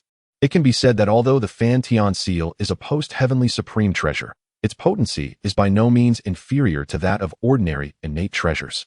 It is precisely for this reason that the Fantian seal qualifies for inclusion on the spiritual treasure ranking. At this moment, within the ranks of the Chan sect, the 12 golden immortals gazed at the ranking with envious expressions. The treasure of senior brother Guangqingzi has made the list. This marks a splendid beginning for our Chan sect. With this ranking, we shall undoubtedly showcase our might. Indeed, senior brother Guangqingzi's Fantian seal is extraordinarily powerful. The crowd erupted in praise of Guangqingzi's Fantian seal, their faces alight with confidence and anticipation. One must understand that the Chan sect specializes in the path of artifact forging. The number of post-heavenly treasures is incalculable, and innate treasures are not few in number either. Thus, the crowd felt assured that they would secure more positions in the future rankings. Upon hearing their words, Guangqingzi beamed with pride. Haha, my Fantian seal was forged from a fragment of the indestructible Buzhou mountain. Its power is indeed the zenith among post-heavenly treasures, he proclaimed with immense satisfaction. His words elicited gasps of astonishment from the multitude. What? Forged from the shattered Buzhou mountain? They marveled. Legend has it that Buzhou mountain is the transformed spine of the primordial giant Pangu, indestructible and unrefinable. Is this the terrifying prowess of a saint? Indeed, the divine abilities at the saint level are beyond our comprehension. This wave of admiration further inflated Guangqingzi's pride. The Chan sect places great importance on reputation, and such adulation from the masses was immensely gratifying for him. But just then, someone exclaimed in surprise, "Quick, look at the introduction to the Fantian seal." Upon hearing this, countless pairs of eyes turned towards the source of the voice. At last, the details regarding the Fantian seal and its corresponding rewards were fully revealed. Fantian seal, post-heavenly supreme treasure grade, unfeeling reversal, specializes in targeting the Holy Mother, doubling its lethality against those bearing the title of Holy Mother. It is said that should the Holy Mother encounter the Fantian seal, a millennium of cultivation would be rendered futile. Reward: 10,000 years of Dao achievement infusion. Regarding this reward, the multitude remained indifferent. After having witnessed the extraordinary rewards of the primordial golden list, the mere attainment of 10,000 years of cultivation seemed trivial in comparison. Instead, their attention was drawn to the description of the Fantian seal. The initial portion of the introduction aligned with their expectations. After all, as a postnatal supreme treasure forged from the shattered Mount Buzhou, how could its power be deemed weak? However, the latter part of the introduction left them utterly astonished. What did it mean? The lethality of this Fantian seal would double against the Holy Mother? Such a miraculous artifact existed in the world? It was surprising to observe that Guangqingzi appeared to be even more ruthless towards women. Truly, a model for our kind. Following closely, higher rankings emerged. 99th place, 3 Lives Stone. Master, Saint Nuwa. Rank, postnatal virtue, spiritual treasure. 3 Lives Stone, a sacred object for creating beings, capable of determining ties across 3 lifetimes. Reward: 100,000 years of cultivation infused into the body. 98th place, Empress Whip. Master, Saint Nuwa. Rank, postnatal virtue supreme treasure. Empress Whip, a tool for creating life, able to restrain the human race. Reward, 200,000 years of cultivation infused into the body. 97th place. 3 sacred artifacts of humanity. Nuwa Emperor's Sword, Nuwa Emperor's Kun, Nuwa Emperor's Flute. Master, Saint Nuwa. Rank, postnatal virtue supreme treasure. 3 sacred artifacts, instruments forged from great virtue, wielded by the Emperor of humanity, facilitating the teaching of the sacred path and yielding boundless benefits. Reward, 300,000 years of cultivation infused into the body. A series of rankings revealed that all the treasures listed belonged to the hands of Saint Nuwa. Moreover, without exception, they were all treasures of virtue or supreme treasures of virtue. The multitude nodded in agreement, harboring no dissent. After all, virtue is a universally valuable essence, exceptionally rare. And when integrated into a treasure, it elevates its extraordinary nature. Simultaneously, they could not help but marvel. These treasures were all related to the human race, indicating that the status of humanity had indeed transformed from times past. This allowed one creation after another to secure higher ranks among the treasures. The rankings continued. Yet the interest of the crowd was waning. The items currently listed were familiar to them. The truly formidable and enigmatic top-tier treasures were likely still positioned higher on the treasure list. Meanwhile, within the tranquility was absent. A group of direct disciples congregated in one location, their gazes fixed on the lowest section of the treasure list, specifically on the introduction of the Fantian seal. What a fine situation the Holy Mother finds herself in with the Fantian seal, a millennium of cultivation wasted in vain. The expression of the golden spirit Holy Mother turned cold, her tone frigid as she spoke. Holy Mother. If one were to consider where the title of Holy Mother is most prevalent among the myriad paths of the world, without a doubt, it would be here in the. After all, among the direct disciples, there are the Golden Spirit Mother, the Wudong Spirit Mother, and the Turtle Spirit Mother. Furthermore, among the 3rd generation of disciples, there is also the Fire Spirit Mother. It seems that the threat posed by Guangqingzi's Fantian to them is indeed the most formidable. How could the Golden Spirit Mother remain unperturbed? Upon hearing her words, Wudong, Turtle Spirit, and the others promptly expressed their sentiments. I am eager to witness the true power of that Fantian. At this moment, Guangqingzi must be feeling quite triumphant, wouldn't you agree? It is intolerable for us to swallow such indignation. In my view, it would be better for us to proceed to Kunlun Mountain and resolve our differences with Guangqingzi. As the goddesses spoke, their anger intensified. As direct disciples of the celestial sage, when have they ever been subjected to such disdain? Moreover, according to the Hongmeng Golden List, encountering that Fantian could obliterate their entire cultivation. As they spoke, the goddesses rose in unison and resolutely headed towards Kunlun Mountain. Upon witnessing this, the disciples of the Jia sect were left utterly dumbfounded. Chapter 114. The 3 heavens observed the spectacle of the battle among the disciples of Chan and Jia. Indeed, the esteemed sisters of our Jia sect are truly formidable. The onlookers were not only unimpeded by the presence of the Holy Mother of Golden Spirit and her companions, but were also filled with admiration. Moreover, the 3 heavens displayed expressions of keen interest. Dear sisters, the arrival of the Holy Mother of Golden Spirit and her companions at the Chan sect is bound to be quite the spectacle. Let us join them to witness the unfolding drama, exclaimed the vivacious Bai Shao, her face alight with anticipation. Before Yun Shao and Qiong Shao could respond, she eagerly seized them and made her way out of the Jia sect, heading towards Kunlun Mountain. Meanwhile, within the Chan sect, the 12 golden immortals were transfixed, holding their breath as they gazed at the spirit treasure rankings. Naturally, they could not compare to the saints, yet they awaited the moment when their own treasures might grace the list. However, before they could witness the anticipated event, a resounding and commanding voice echoed from outside Kunlun Mountain. Senior Brother Guangqingzi, I, the Holy Mother of Golden Spirit, have come to seek your guidance. It was none other than the Holy Mother of Golden Spirit and her companions, who had suddenly descended upon this place. This powerful proclamation reverberated through the heavens, shaking the universe itself. Countless beings turned their gazes, filled with astonishment and uncertainty. The Holy Mother of Golden Spirit? She is the eldest sister among the Jia sect. Why has she suddenly arrived at the Chan sect to seek counsel from Guangqingzi? Not only was the Holy Mother of Golden Spirit present, but the 3 prominent female disciples of the Jia sect had also arrived, their expressions fierce and determined. Was a confrontation between the 2 great schools of thought about to unfold? Whispers of awe and disbelief filled the air. What had stirred such animosity among the Holy Mother and her companions? Until now, the disciples of the two sects had not been at odds, and the ominous atmosphere of the Fengshen calamity had dissipated entirely. Why then were they preparing for battle? After a moment, a powerful figure spoke softly. It seems that the recent ranking of the Tianyin has displeased the female immortals of the Jie sect. Upon hearing this, the crowd was taken aback, only to swiftly grasp the implication. The Holy Mother of Golden Spirit, the Holy Mother of Turtle Spirit, and the Holy Mother of No Worries all bore the title of Mother. It appeared that they were indeed here to demand an explanation from Guangqingzi. In an instant, countless cultivators displayed expressions of eager anticipation. Was this not far more captivating than the spirit treasure rankings?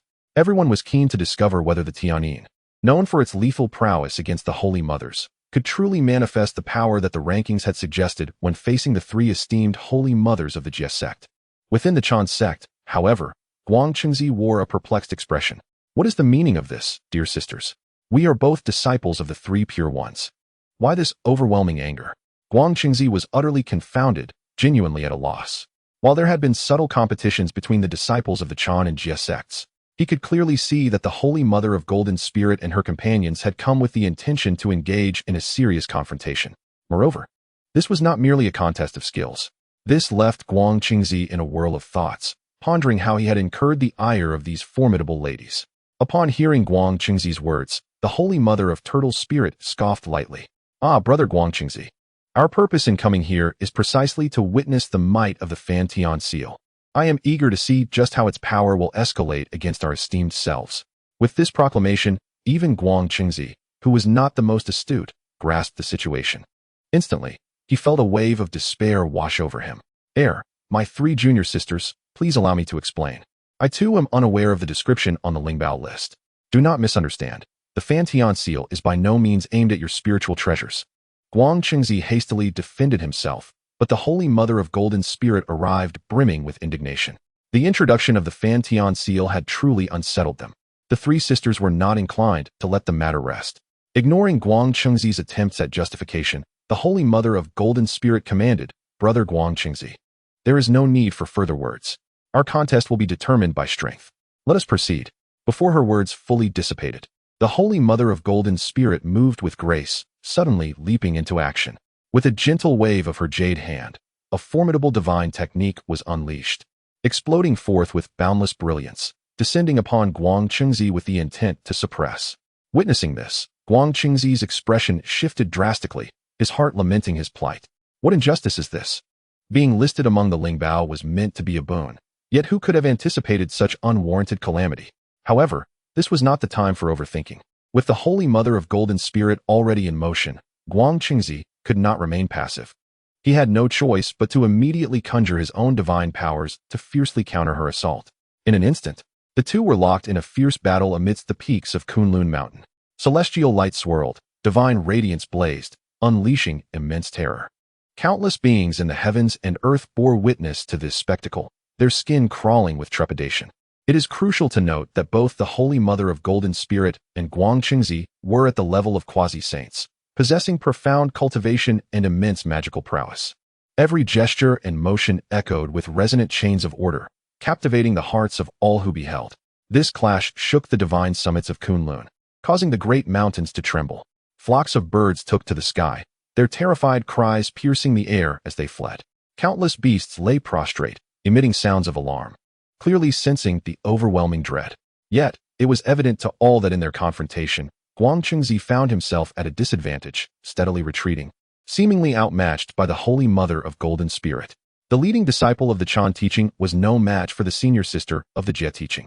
It is essential to understand that disciples of the Jie teaching prioritize skills over treasures, whereas the Chan teaching follows the opposite principle, boasting numerous treasures but lesser combat strength. In the midst of the fray, Guangqingzi's countenance darkened significantly. Should he be defeated by the Holy Mother of Golden Spirit today, how could he, as the foremost of the 12 golden immortals and the leading disciple of the Chan teaching, ever show his face again? Moreover, the relentless advance of the Holy Mother of Golden Spirit ignited a tremendous fury within him. At a certain moment, he flipped his palm, and the Fantian seal materialized before him. It appears that there is no choice but to resort to this treasure. With a resounding boom, in the blink of an eye, Guangqingzi unhesitatingly summoned the spiritual artifact. A beam of divine light shot forth, piercing the air with the swiftness of lightning. In the next moment, the Golden Spirit Mother trembled violently, one hand pressed against her forehead, her face contorted in agony. Witnessing this, the onlookers gasped in astonishment. Indeed, just as the Golden List had described, this celestial seal strikes directly at the mind. Moreover, it was evident that the Golden Spirit Mother was enduring immense suffering. The lethality directed at the Holy Mother had seemingly doubled, further corroborating the claims. The crowd was momentarily at a loss for how to respond. However, this scene incited fury in the previously passive Wudong and Gue Ling Guangchengzi. How can you claim that this treasure is not deliberately aimed at us?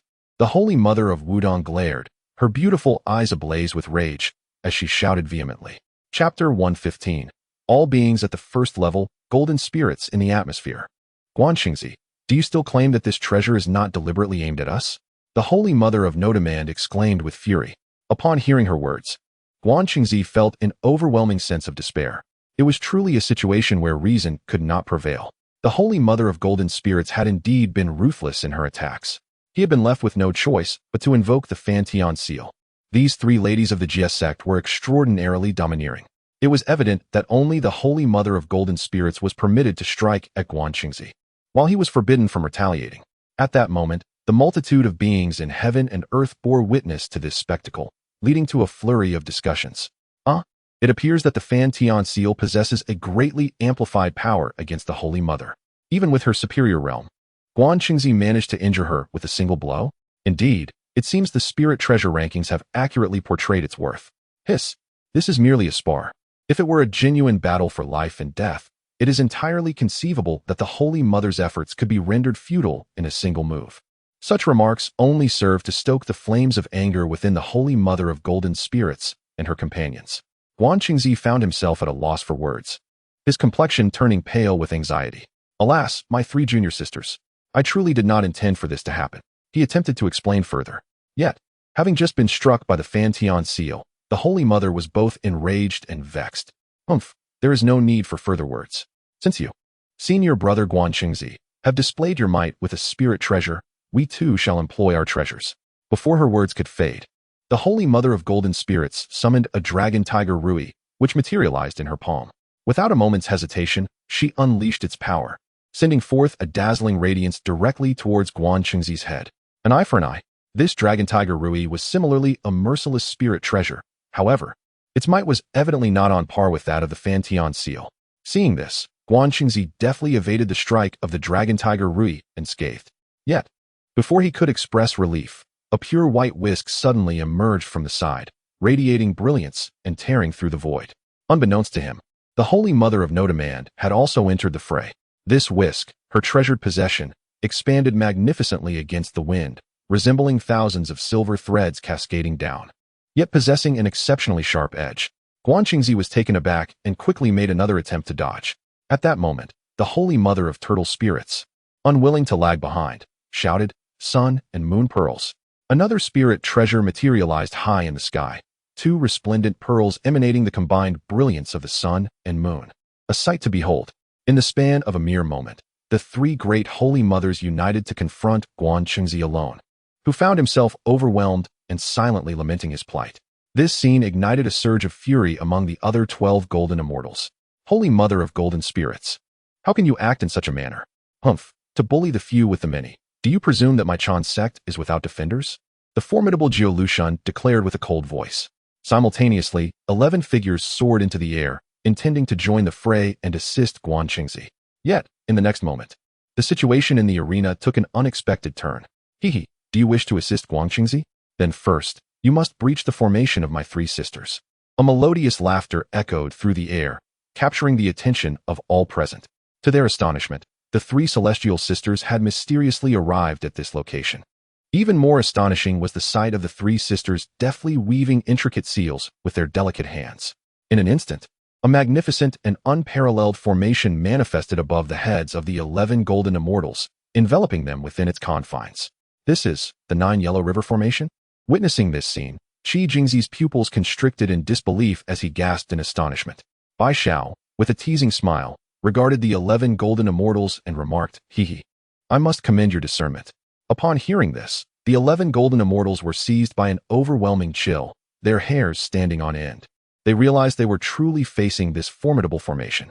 Previously, it had been prominently featured on the Divine Ranking List, and according to the description in the Hongming Golden List, the three celestial sisters had utilized this very formation to eliminate the 3 flowers atop the heads of the 12 golden immortals.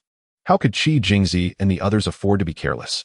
In an instant, the 11 were thrown into a frenzy, preoccupied with countering the 9 Yellow River formation, leaving them no time to attend to anything else. Meanwhile, Guang Qingzi found himself alone, contending against the 3 great holy mothers. Thus, the outcome of this battle became all too certain. Moments later, Guang Qingzi found himself at a distinct disadvantage. Moreover, having learned from previous experiences, he dared not recklessly unleash the might of the Fan Tian seal. Instead, he resorted to evading the formidable techniques of the 3 holy mothers, finding himself in a most precarious predicament. At a certain moment, Guang Qingzi's magical energy was nearly depleted, and he appeared on the verge of defeat. In utter desperation, he was compelled to invoke the Fan Tian seal once more. However, in his weakened state, he struggled to summon the full power of the spiritual treasure. Furthermore, the 3, including the Golden Spirit Holy Mother, were already well prepared. Although the Fan Tian seal was summoned, its radiance was dim, lacking any semblance of potency. Observing this, the Golden Spirit Holy Mother's expression shifted. Without hesitation, she acted decisively, directly catching the Fan Tian seal in her grasp. Then, with great curiosity, she began to toy with it in her hands.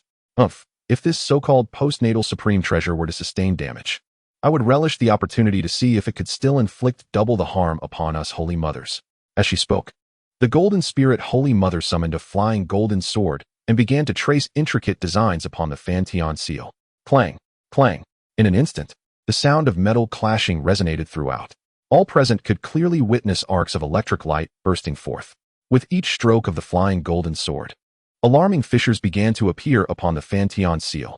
It must be noted that the flying golden sword was a congenital spiritual treasure, capable of piercing through the Fan Tian seal. No, Golden Spirit Sister, cease at once. Guang Qingzi cried out in desperation, his eyes wide with anguish. The Fan Tian seal was arguably his most formidable treasure. Should it sustain damage, the challenge of repairing it would be immense, severely diminishing Guang Qingzi's combat prowess. However, the Golden Spirit Holy Mother seemed oblivious to his pleas. The flying golden sword in her hand continued its relentless assault, each stroke intertwining with the others, pouring into the Fan Tian seal. In but a fleeting moment, the Fan Tian seal lay in utter disarray, its former might significantly diminished. This scene elicited suppressed smirks from the onlookers of the world. The methods employed by the Golden Spirit Holy Mother were undeniably ruthless. It is essential to recognize that the Fan Tian seal had only recently ascended to prominence among treasures. The destruction wrought by her hand could potentially cause its ranking to plummet, thereby causing Guang Qingzi to witness his anticipated rewards slip away.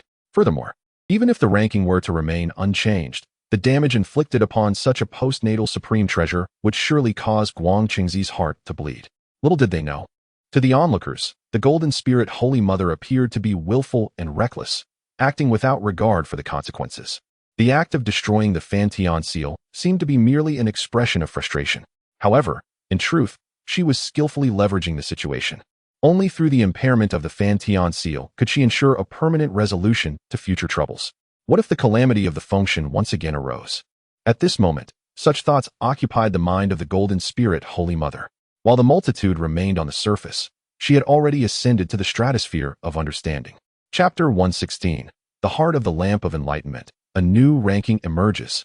Indeed, the Holy Mother of Golden Spirit has deliberated with great foresight and thorough consideration.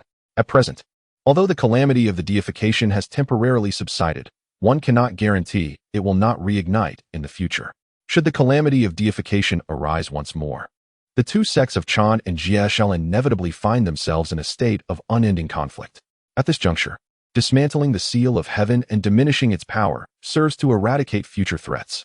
Ultimately, the seal of heaven has become severely dilapidated, its potency diminished by nearly 50 to 60%. It is only then that the Holy Mother of Golden Spirit finally ceased her actions. It is finally over. The Holy Mother of Golden Spirit let out a long sigh of relief and carelessly tossed the seal of heaven back into the hands of Guang Qingzi. The latter, on the verge of tears, could only glare at her with a face full of resentment. At that moment, Bai Xiao, wearing a smug smile, exclaimed, "Ha! Senior Sister Golden Spirit, splendid work." This remark drew the attention of many. Guang Qingzi was particularly enraged. After all, the power of the Seal of Heaven has been proven to be lethal, especially against female immortals bearing the title of Holy Mother. While the actions of the Holy Mother and her companions could be justified as self-defense, what did today's events have to do with the three sisters of the Shao? It seemed that Bai Zhao's words inadvertently attracted Guang Qingzi's ire, prompting her to awkwardly touch her nose. Then, as if struck by inspiration, she earnestly declared, My sisters and I have also renamed ourselves the Three Holy Mothers. Upon hearing this, Guang Qingzi's eyes nearly bulged out in disbelief. This was too much. Bai Zhao's words were akin to rubbing salt into his wounds. Even Yun Xiao and Xiong Xiao could no longer contain their laughter. Their youngest sister certainly knew how to stir up trouble. With the matter concluded, the disciples of Jie's sect did not linger, promptly turning to depart. Only the 12 golden immortals of Kunlun Mountain remained, their faces covered in dust and despondence. Witnessing this scene, the onlookers could not help but feel a mix of astonishment and dismay, engaging in fervent discussions. The earlier 9 curves Yellow River Formation wielded tremendous terror. The three sisters united had indeed compelled 11 golden immortals into a state of utter helplessness. It was evident that the 9 curves Yellow River Formation was capable of stripping the 3 flowers from atop the 12 golden immortals, and this was no mere exaggeration. It was unexpected that the usually proud Chan sect, despite their strength, was so thoroughly overwhelmed by the disciples of Jie's sect. How could the 12 golden immortals endure such humiliation? Undoubtedly, the most remarkable figures were not Jin Ling, Wu Dang, or Gui Ling.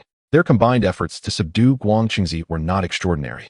Had the 3 women been defeated by Guang Qingzi, it would have been a monumental farce. Conversely, the performance of the 3 Shao sisters was the most astonishing to the spectators. Their collaboration had rendered 11 golden immortals incapable of raising their heads. Moreover, it is no exaggeration to assert that even if Guang Qingzi had joined them, the assembly of 12 golden immortals would scarcely alter the outcome. It is worth noting that among the disciples of Jie's sect, the 3 Shao ranked at the very bottom. This has caused countless formidable figures to exclaim in awe, the truly deserving of its reputation as a dual-path tradition of sword formations. However, the disciples' extraordinary mastery of formations is indeed astonishing.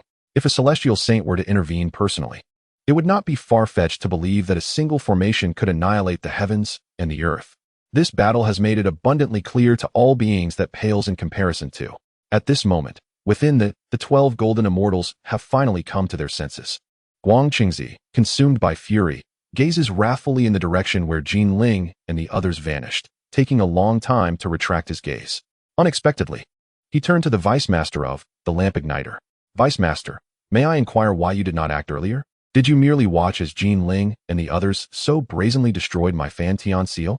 Guang Qingzi could not conceal the anger simmering within him and directly confronted the Lamp Igniter. In response, the Lamp Igniter seemed to have anticipated such a question. He spoke in a subdued tone. Jin Ling and the other 3 are all quasi-saints, and Jin Ling is at the pinnacle of that level. Even if I were to intervene, I could not alter the outcome.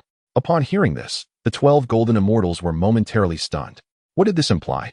Could it be that the distinguished Vice Master of harbors fear of the disciples of? This is utterly confounding. One must recognize that the Lamp Igniter stands among the peers of the 3 purities. The crowd could hardly believe that he would remain passive in the face of Jin Ling and her companions, choosing not to act at all.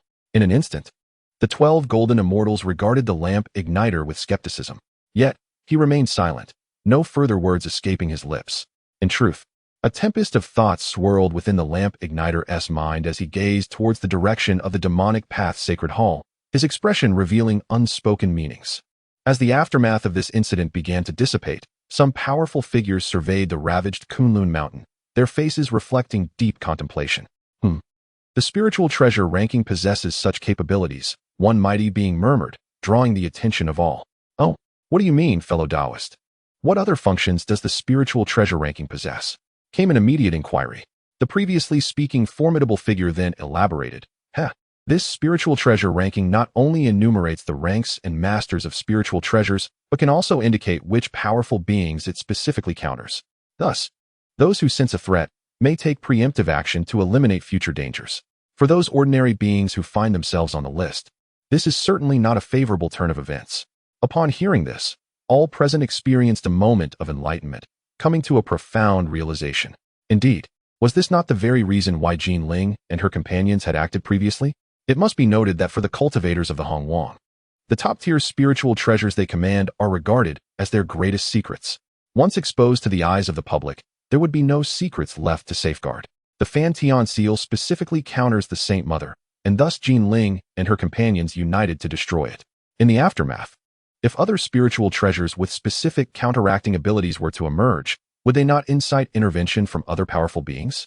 Furthermore, for certain practitioners, their possession of undisclosed supreme treasures is shrouded in profound secrecy. However, once they are ranked, all pretense becomes futile.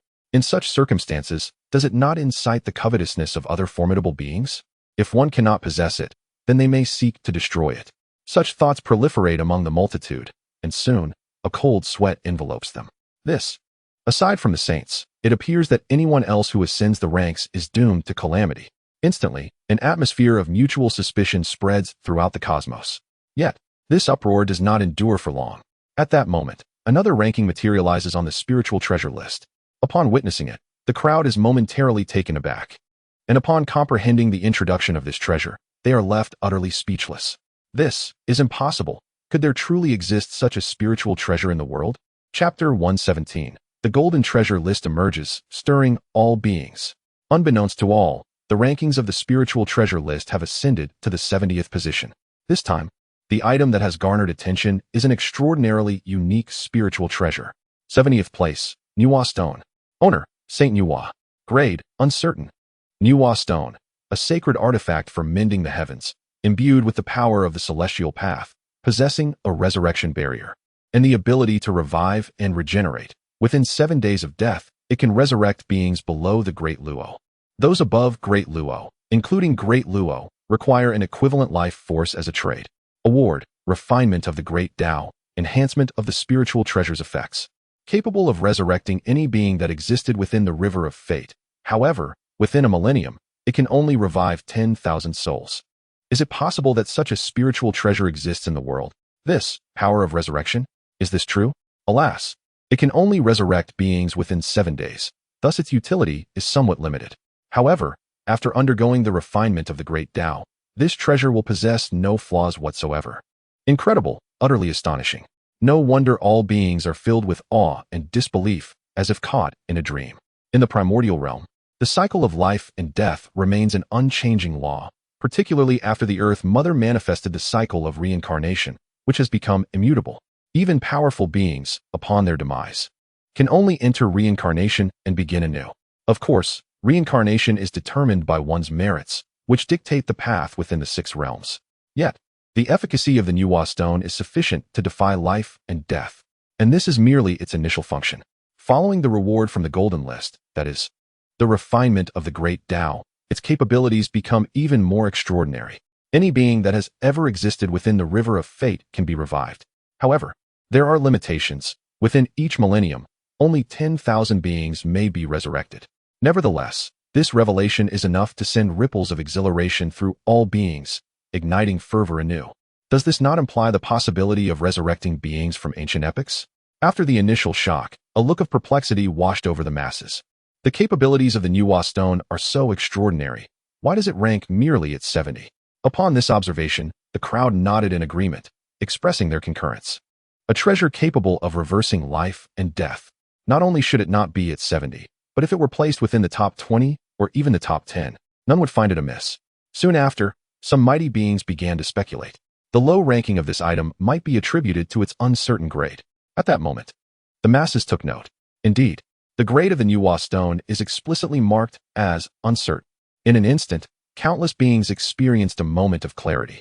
As a sacred artifact for mending the heavens, and one capable of reversing life and death, it can be said that the Nuwa Stone embodies both the nuances of the celestial path and the earthly path. Such a complex spiritual treasure is truly difficult to assess. After a brief moment, the crowd decided to cease their fixation on this issue. Only a multitude of eager gazes were directed toward the direction of the Zixiao Palace, as they awaited the emergence of the Saint Enhua and the other revered beings.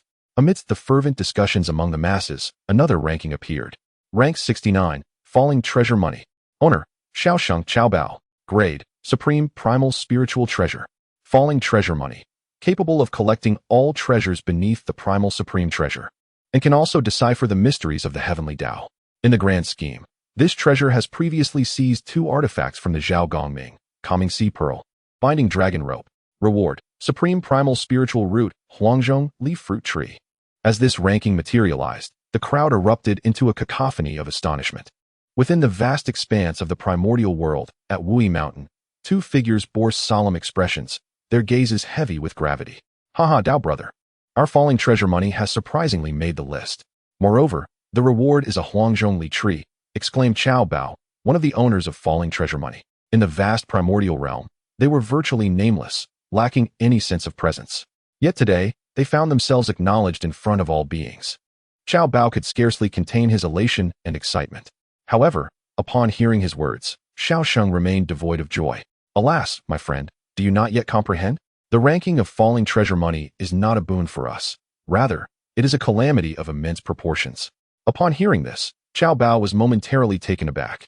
But he soon grasped the meaning behind those words. Indeed, with the emergence of the Hongmeng Golden List, the existing rules and order within the primordial realm had been utterly disrupted. The greed and malice within the hearts of the masses had already been ignited. The 2 of them were merely at the level of Deluo Jinxian. Yet now, with their names on the list, they had become targets for all. With their meager strength, how could they possibly safeguard this spiritual treasure? Even their very lives were likely at risk. Understanding this, Chao Bao was enveloped in a chill, terror coursing through him. What shall we do? In their overwhelming fear, they scarcely had time to heed the mention of Zhao Gongming in the introduction of falling treasure money. Had they noted that detail, their hearts would have certainly quaked with even greater dread. Meanwhile, within the Zhao Gongming raised an eyebrow as he observed the introduction of falling treasure money. Oh, there exists such a treasure in the world that can counter my Calming Sea Pearl and Binding Dragon Rope? I must investigate this matter further. As he murmured to himself, a profound chill emanated from his eyes. Before his words faded, boundless mysterious light enveloped him. In the blink of an eye, his figure vanished from Golden Tortoise Island. Simultaneously, the entire realm was already in a fervor. Could falling treasure money truly restrain all treasures beneath the primal supreme treasure? Moreover, could it decipher the mysteries of the heavenly Tao? I must confess, I find myself quite captivated by this object. My esteemed companions, do you know the origins of these formidable individuals, Xiao Sheng and Chao Bao? The crowd gasps, unable to conceal their covetous desires for the coveted falling treasure. However, they are not rash or impulsive beings. Someone dares to inquire, seeking to uncover the details surrounding Xiao Sheng and Chao Bao. Yet, the crowd merely exchanges glances, none able to provide a response. After a prolonged silence, a powerful figure dismissively waves his hand and remarks, "Humph. They are likely just 2 obscure and nameless individuals who have stumbled upon a stroke of fortune to possess that falling treasure. Oh, if that is the case, what are we hesitating for? Haha, this falling treasure shall undoubtedly belong to me." In an instant, the crowd stirs, leaping into action to vie for the coveted prize. Although they remain unaware that Xiao Sheng and Chao Bao are within Wui Mountain, the spirit treasure ranking has already proclaimed its rewards. The crowd need only follow the trail of that reward to inevitably uncover the whereabouts of the 2. Xiao Sheng and Chao Bao grow increasingly uneasy. A terrifying conflict of life and death is about to erupt. Chapter 118. A Perilous Crisis. Did Xiao Sheng and Chao Bao ally with the demonic path? This scene was both magnificent and terrifying. In the heavens and the earth, from all directions, numerous figures surged forth, all aimed toward the direction of Wui Mountain. Kuanpeng, Ran Dang, Zhen Yuanzi, and the old ancestor of the Dark River, among others, were present. Leading them were the renowned powers of the quasi-saint and even sub-saint levels, followed by tens of thousands of Great Luo Golden Immortals. For the Great Luo Golden Immortals, although the likelihood of obtaining the coveted falling treasure money was slim, what if? The power of this falling treasure money was simply too formidable. Not only could it suppress all spiritual treasures beneath the innate supreme treasures, but it also possessed the ability to deduce the mysteries of the heavenly path, especially the latter. Once one possessed the falling treasure money, could it not allow them to perceive the profound truths of the heavenly way earlier than ordinary cultivators? The concept of seizing the initiative at every turn is indeed enticing, making it clear why this falling treasure money provoked such fervent desire among the masses. Before long, nearly tens of thousands of figures approached Wui Mountain. Upon closer inspection, they soon discovered the whereabouts of Xiao Sheng and Chao Bao. Xiao Sheng, Chao Bao, hand over the falling treasure money and the Huangzhong leaf fruit tree at once. If you do so, perhaps I can grant you a swifter death. The old ancestor of the Dark River spoke first, his tone commanding and imperious, imbued with an undeniable authority and ruthlessness. Though he had come to seize treasures, he spoke incessantly of killing Xiao Sheng and Xiao Bao, revealing the brazen nature of the old ancestor. In the eyes of sub-saint powers, the great Luo golden immortals were of little consequence. The old ancestor of the Dark River was known for his reckless endeavors. To claim treasures, one must eliminate witnesses, thus rendering the falling treasure money a masterless object and preempting any future threats. On the other side, upon hearing the words of the old ancestor, Xiao Sheng and Xiao Bao, though lacking in strength, were not cowardly individuals. After the initial panic, Xiao Sheng steadied his nerves first, standing firm on Wui Mountain. He faced the old ancestor and the other formidable beings. Esteemed powers, my brother and I have never wronged anyone. We merely wish to safeguard this corner of the world and cultivate in peace. Why must you oppress us so? Xiao Sheng demanded, showcasing remarkable courage. However, in the primordial realm, courage must be underpinned by strength. Thus, Xiao Sheng's words only elicited scornful laughter from the crowd. Ha ha, a mere commoner is innocent. Yet possessing treasure is a crime. Xiao Sheng, spare us your words. Should you wish to futilely resist us, I would not hesitate to reduce Wui Mountain to ashes. This time, it was Kunpeng who spoke, his dominance rivaling that of the old ancestor of the Dark River. Additionally, tens of thousands of powerful figures were poised to strike.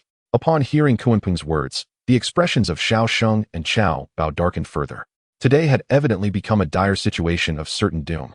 Brother, what shall we do? Xiao Bao asked in a hushed voice. Xiao Sheng also wore a contemplative expression. After a long pause, he clenched his teeth and declared in a solemn tone, "We must break free. If we can escape from Wui Mountain, there may still be a glimmer of hope for us." It must be said that Xiao Sheng was remarkably resolute. Although the two had long regarded Wui Mountain as their sanctuary during their training, the current peril left them with no choice but to abandon it and navigate through the siege of tens of thousands of formidable foes in search of survival. Xiao Bao, fully aware of the dangers involved, silently nodded in agreement.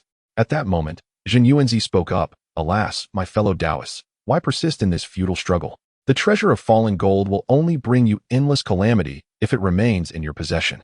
If you are willing to entrust it to me, I can escort you back to Wuzhuangguan, where your lives will be assured." Compared to the likes of Ancestor Mingi, Zhen Yuanzi's offer was indeed exceedingly benevolent. He was not one to indiscriminately slay the innocent, and thus he proposed the preservation of Xiao Sheng and Xiao Bao's lives as a bargaining chip. However, given the magnitude of the current situation, it was hardly likely that Xiao Sheng and Xiao Bao would readily place their trust in his words. Consequently, in the next moment, Xiao Sheng let out a fierce shout. Immediately, an endless stream of mysterious light surged beneath their feet, propelling them swiftly into the void. In the blink of an eye, they vanished from sight. Observing this, Ancestor Mingi and the others darkened in countenance. Humph, do they dare to flee? They seek death. The assembled powers bellowed in unison. They were not in haste. Even a mere de Luo Jin Xian, despite traversing 100,000 miles in a thought, seemed sluggish in the eyes of these quasi-saint and even sub-saint beings. Thus, Mingi and his companions appeared to stroll leisurely towards the direction where the two had disappeared, relentlessly pursuing and entangling them. Among them, Zhao Gongming was the swiftest. Although he had remained silent until now, his mention on the spirit treasure list made it clear that he was intent on seizing the fallen gold. While his strength did not match that of Ancestor Mingi and the others, his status as a direct disciple of a saint instilled him with confidence and the qualification to contend for the treasure. As tens of thousands of strong warriors chased after the two de Luo Jin Xian, one could only imagine the awe-inspiring spectacle that unfolded, shaking the very heavens and alarming all beings. In a mere moment, Mingi and his allies had closed the distance to Xiao Sheng and Xiao Bao, now merely 100 zhang apart. Faced with this grim reality, Xiao Sheng and Xiao Bao were filled with dread. Cursed fate, does it truly intend to annihilate us? Xiao Bao bellowed in frustration, questioning the universe itself. Just then, Xiao Sheng's expression shifted. "We must head to the Demon Dao Holy Temple," he suddenly realized, casting a glance at the multitude of powerful beings behind them. Today, it seemed, nearly all the mighty had been drawn here, yet the forces of the Demon Dao were conspicuously absent. In other words, the Demon Dao appeared to hold no interest in seizing the fallen gold. This revelation significantly enhanced Xiao Sheng's regard for the likes of Luo Hu. At this juncture, it appeared that their only recourse was to seek refuge in the Demon Dao Holy Temple, which might safeguard their lives. The two individuals accelerated once more, making no hesitation as they raced towards the temple of the demonic path. It was a desperate flight. If captured by the likes of the underworld river, Their demise was inevitable. Consequently, Xiao Sheng and Qiao Bao unleashed an unprecedented reservoir of potential. In but a fleeting moment, they found themselves a mere 100 miles from the temple. However, at that moment, the ancestor of the underworld river discerned the wicked intentions of the fugitives. Damn it! They must not be allowed to enter the temple of the demonic path. He bellowed, invoking the divine power of the blood god, a staggering 1,296 million manifestations. In an instant, he materialized amidst the swirling blood energy, directly behind Xiao Sheng and Qiao Bao. With a swift motion, he reached out to detain them. A chill ran down their spines, their hair standing on end. They were so close to temporary safety. Was it truly their fate to perish today? Just then, a thunderous shout suddenly reverberated from within the temple of the demonic path. Chapter 119. Killing with intent. What I disdain, you shall not possess. Stop. These two succinct words rendered the ancestor of the underworld river and his companions utterly speechless, compelling them to halt in their tracks, no longer daring to advance. The powerful figures present displayed expressions of trepidation, their gazes fixed intently ahead. Meanwhile, Xiao Sheng and Qiao Bao were momentarily taken aback, only to be overtaken by a wave of elation. Salvation was at hand. Their earlier decision had proven to be astute. As all eyes were drawn to the scene, a figure, enshrouded in overwhelming demonic energy, materialized before them. Luo Hua, do you intend to meddle in this matter? The ancestor of the underworld river questioned sternly. Indeed, the being that had emerged was none other than the demon ancestor, Luo Hua. Unfazed by the ancestor's words, Luo Hua responded with a calm demeanor. Should it not be I who inquires of you? Are you aware that this place is the sacred domain of my demon path, and that you are not permitted to disturb it? Luo Hua exhibited an air of superiority, which left the assembled crowd feeling frustrated yet powerless. After all, irrespective of the perspectives of contemporary beings, Luo Hua was an ancient and unfathomable entity. In terms of cultivation, he now stood as a sage among the myriad realms. Even in the presence of the underworld river, he had the audacity to act with impunity. After a brief silence, it was Kunpeng who first gathered his wits and spoke. Esteemed Luo Hua, we harbor no intention of antagonizing the demon path. Our sole aim is to capture Xiao Sheng and Qiao Bao. If you would surrender them to us, we shall withdraw immediately, not wishing to disrupt the tranquility of this place. It must be said that Kunpeng demonstrated a remarkable capacity for flexibility. He understood that should he engage Luo Hua in combat, his entire faction would likely stand no chance. After all, even the sage Zhuan Ti had previously fallen at Luo Hua's hands. Thus, with thoughts racing, Kunpeng managed to force a smile, his words laden with politeness as he merely sought the surrender of Xiao Sheng and Qiao Bao, unwilling to provoke Luo Hua's wrath. Upon hearing this, the expressions of Xiao Sheng and Qiao Bao shifted dramatically. At this moment, Luo Hua was their sole beacon of hope. Should Luo Hua truly hand them over, what chance would they have of survival? Fortunately, Luo Hua's demeanor shifted as he regarded Kunpeng with an odd smile. Haha, you come to me, seeking to claim individuals? Kunpeng, what are you? Clearly, Kunpeng's direct demand displeased Luo Hua, who retaliated with a forceful rebuke, his words devoid of mercy. In an instant, Kunpeng's countenance darkened, shifting between emotions, laden with awkwardness. Before Kunpeng and the others could utter another word, Luo Hua turned his gaze toward Xiao Sheng and Qiao Bao, continuing. Have you two fled here with the intention of seeking refuge under my banner? His tone was devoid of emotion, yet laden with implications. Upon hearing this, Xiao Sheng did not hesitate to nod affirmatively. Indeed, we humbly beseech the esteemed Luo Hua for shelter. After a brief pause, it appeared that Xiao Sheng had resolved upon a significant decision. With a swift motion of his palm, he summoned the treasured artifact, the falling treasure money, and continued. I offer this to the esteemed elder Luo Hua, merely seeking to spare the lives of the two of us. Xiao Sheng, possessing great wisdom, understood that in such dire circumstances, retaining the falling treasure money was utterly impossible. Should it fall into the hands of the likes of the ancestor of the Nether River, their lives would be in grave peril. Even though Zhen Yuanzi had previously made a promise, Xiao Sheng held little faith in it. After all, among the tens of thousands of formidable beings present today, Zhen Yuanzi could hardly be considered among the elite. In light of this, it would be more prudent to gamble. Surrender the spiritual treasure to Luo Hua in hopes of securing their own survival. Witnessing this scene, the ancestor of the Nether River and others were momentarily taken aback. Their expressions contorted with rage. To present the falling treasure money before everyone was nothing short of a slap in the face to the Nether River and its allies. At that moment, Luo Hua casually accepted the falling treasure money, examined it briefly, and then dismissively tossed it back into Xiao Sheng's hands. Huh, what is this falling treasure money? To me, it is merely a worthless trinket, hardly worthy of mention. Upon hearing these words, the faces of the Nether River and others twitched violently. How audacious! The falling treasure money was an unparalleled treasure capable of deciphering the mysteries of the heavenly Tao. Yet, in Luohua's eyes, it was reduced to nothing more than a piece of junk. However, soon after, the crowd erupted with joy. If Luohua disregarded the falling treasure money, it stood to reason that he would not shield Xiao Sheng and Qiao Bao either. Even Xiao Sheng and Qiao Bao themselves realized this, their faces paling, hearts sinking like lead. Just when everyone believed the outcome was sealed, and Luohua seemed indifferent to the fates of Xiao Sheng and Qiao Bao, he suddenly declared, "However, since you two have come to seek refuge with me, I shall accept you. From this moment forth, you shall be under my dominion in the demonic path. Should anyone wish to harm you, they shall be at odds with me." As his words settled, Xiao Sheng and Qiao Bao were left utterly bewildered, momentarily unable to comprehend the situation. But as clarity dawned, disbelief and elation washed over their faces.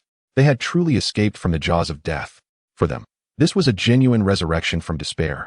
Across the vastness of existence, countless beings were rendered speechless by Luohua's audacious maneuver. What did this mean?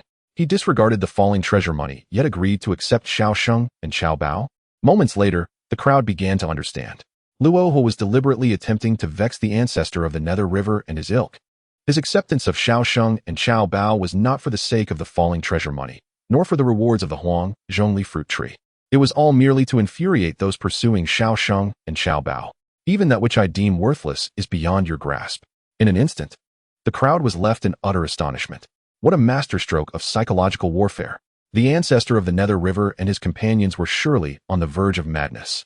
Oh, the malevolent Rahu. His sense of humor is rather twisted. Who would have imagined that Xiao Sheng and Qiao Bao would seek refuge in the sacred temple of the demonic path? Had they foreseen this, it is likely that the likes of Ancestor Mingi and others would never have permitted Xiao Sheng and Qiao Bao to escape. The multitude of beings, in their fervent discussions, inadvertently revealed the current sentiments of Ancestor Mingi and his companions. Indeed, they have now realized the gravity of the situation. In an instant, the expressions of Mingi, Kuanping, and others darkened ominously. Under the watchful gaze of countless beings, to be so toyed with is an immense humiliation. Rahu, do not overstep your bounds. Ancestor Mingi, filled with indignation, could no longer regard Rahu's status as a sage. In a tone laden with gravity, he spoke forth. In response, Rahu maintained a mocking grin. Huh, I revel in deceiving you. What can you do about it? He remained utterly unconcerned by Mingi's reproach. Such a retort incited a deep-seated rage within Mingi and his allies. An atmosphere of palpable tension enveloped the scene. Every being witnessing this moment felt their hearts pound with trepidation and fear. Chapter 120. Rahu reaps the fisherman's profit. Saints emerge from the pass. Tension mounts. The air crackles with a piercing chill, reverberating throughout the universe, sending shivers down the spines of all beings. Oh heavens! Is another cataclysmic battle about to unfold? Do the likes of the river Styx and others possess the audacity to engage? The demon ancestor Rahu indeed exudes an unparalleled majesty, facing tens of thousands of formidable beings without a hint of trepidation. The masses gasp in astonishment. Some wear expressions of horror, unwilling to witness the resurgence of conflict. After all, the previous battles have left the world in disarray and turmoil. When deities clash, mortals suffer. Should war erupt anew, who knows how many innocent lives would be ensnared in its grasp, tragically lost. Yet, others gaze upon Rahu with admiration, to stand resolute against countless primordial powerhouses, including revered figures like the ancestor of the river Styx and Kuanping, without flinching. This is the very essence of what all beings yearn to behold. Amidst the collective astonishment, the atmosphere above the nine heavens seems to freeze in time. On the primordial golden list, the ranks of the spiritual treasures continue to manifest. 61st, Xianyuan Water Controlling Banner. Master, Ancestor of the River Styx. Grade, Supreme Innate Spiritual Treasure. Xianyuan Water Controlling Banner, one of the 5 innate flags, shrouding the universe, blocking the sun, repelling all evils, impervious to myriad laws. When the 5 flags unite, their power rivals that of the innate supreme treasure. Reward, a strand of 5 elements origin with qi, infused into the spiritual treasure, enhancing its power by 30%. 59th, Pure Cloud Realm Banner. Master, Queen Mother of the West. Grade, Supreme Innate Spiritual Treasure. Pure Cloud Realm Banner, one of the 5 innate flags, enchanting phenomena abound, illuminating the heavens and earth, repelling all evils, impervious to myriad laws. When the 5 flags gather, their power rivals that of the innate supreme treasure. Reward, a strand of 5 elements origin water chi, infused into the spiritual treasure, enhancing its power by 30%. 58th, ground leveling flame light banner. Master, Sage Lousy. Grade, supreme innate spiritual treasure. Ground leveling flame light banner. Chaos of yin and yang, inverting the 5 elements. Reward, a strand of 5 elements origin fire chi, infused into the spiritual treasure, enhancing its power by 30%. The 55th, the 52nd, the 5 innate flags, along with other illustrious spiritual treasures, are listed in succession. Yet, at this moment, none pay heed to the changes within the spiritual treasure rankings. All gazes remain fixed outside the Demon Dao Holy Hall, where the confrontation between Ancestor of the River Styx and Rahu persists. Even figures like the Ancestor of the River Styx find themselves preoccupied, their own names gracing the list, yet they cannot afford to divert their attention. The enhancement of spiritual treasure power? Such rewards pale in comparison. Perhaps one could argue that they are insignificant next to the pursuit of the golden treasures. The crowd remains unwilling to relinquish their contest for the golden treasures. This standoff undeniably stirs the hearts of every primordial being. Whether a great battle will erupt will soon be revealed. In the midst of this confrontation, Luo Ho remained overwhelmingly dominant and unrestrained. Haha. Do you wish to engage with me? By all means, feel free to try. Luo Ho, undaunted, continued to provoke the formidable figures such as the Ancestor of the Underworld River. His audacious demeanor only fueled the outrage of the gathered beings. Every creature from the primal chaos glared with fiery intensity, their energy surging violently, as if they might erupt into a cataclysmic assault at any moment. At that moment, a voice, brimming with anticipation, resonated from within the Demon Path Sanctuary. Haha, Master Demon Ancestor, shall we engage in battle once more? We, the Qilin clan, eagerly volunteer for the fight, and shall not let any who dare to challenge the might of the Demon Path escape. As these words echoed, a magnificent figure emerged from the sanctuary, a Qilin. Its overwhelming presence was awe-inspiring. With each step, it seemed to compress the very heavens, sending shivers down the spines of those who beheld it. Witnessing this, the previously stern and cold expressions of the Underworld River and the others transformed abruptly. Was this a display of intimidation? In their previous fervor to seize the treasures, they had somewhat overlooked the fact that the dragon, Phoenix, and Qilin clans had long since pledged allegiance to Luo Ho. In other words, should a conflict erupt today, they would not only contend with Luo Ho himself, but also face the onslaught of the dragon, Phoenix, and Qilin clans. As this realization dawned, the initial fervor for battle among the gathered warriors diminished significantly. Silence. An oppressive quiet fell over the arena. Some of the powerful beings began to entertain thoughts of retreat. After a brief pause, the Ancestor of the Underworld River seemed to deflate, his aura suddenly relaxing and fading into nothingness. Luo Ho. Every spiritual treasure within the primordial world ought to belong to the Xianmen and the heavenly Dao. Your defiance today shall not go unpunished when the saints emerge from their seclusion. Ultimately, the Underworld River had no choice but to issue such a harsh declaration. Although they had previously received assistance from the primordial Taoist, and the Xianmen saints had gained no advantage, it was common knowledge that the saints were likely undergoing a significant transformation in their secluded practice. Furthermore, with the previous bestowal from the Primordial Golden List, the heavenly Dao had been rewarded, indicating vast potential for future enhancement. This reality had deterred many powerful beings from submitting to the demon path. Likewise, the Underworld River could only hope that once the saints emerged, they would compel Luo Ho to pay a steep price. However, such words fell on Luo Ho's ears with little more than a whisper of intimidation. He laughed heartily. Haha, the saints? I am eager to see just how far they can elevate themselves. As for defiance, I have never been one to fear it. This statement left the Underworld River momentarily speechless. Such was Luo Ho's confidence. For the beings of the primordial realm, his terrifying aura held no sway over him. At this juncture, the Underworld River had exhausted all options, resorting to casting a resentful glare at Xiao Sheng and Xiao Bao. Suddenly, the Ancestor of the Underworld waved his sleeve and departed. Witnessing this scene, the multitude could not help but let out a long sigh of relief. It appeared that today's battle would not take place. Indeed, the reality aligned with the thoughts of the crowd. Seeing the most formidable Ancestor of the Underworld abandon the contest, the remaining figures, such as Kuanping and Xinyuanzi, exchanged glances and ultimately chose to relinquish their ambitions as well. However, Kuanping gritted his teeth, his eyes filled with fury, clearly unwilling to accept the outcome. In contrast, Xinyuanzi appeared remarkably composed, exuding a sense of tranquility, as though he believed that what was gained was fortune and what was lost was merely fate. Thus, the contest for the treasure of Luobao concluded with Lu reaping the benefits. This inevitably prompted a collective sigh from the crowd, for it was evident that only those with immense strength could act without trepidation. Not long after this matter concluded, at a certain moment, an overwhelming celestial sound erupted from the previously tranquil Zixiao Palace, reverberating loudly. Simultaneously, a myriad of divine auspicious colors burst forth, illuminating the entire chaotic universe with a radiant glow. In an instant, the expressions of the multitude shifted dramatically.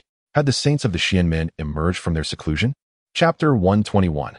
The surge of the saints' power, the convergence of humanity.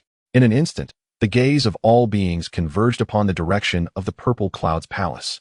They were eager to discern the heights to which the saints would ascend following their secluded meditation.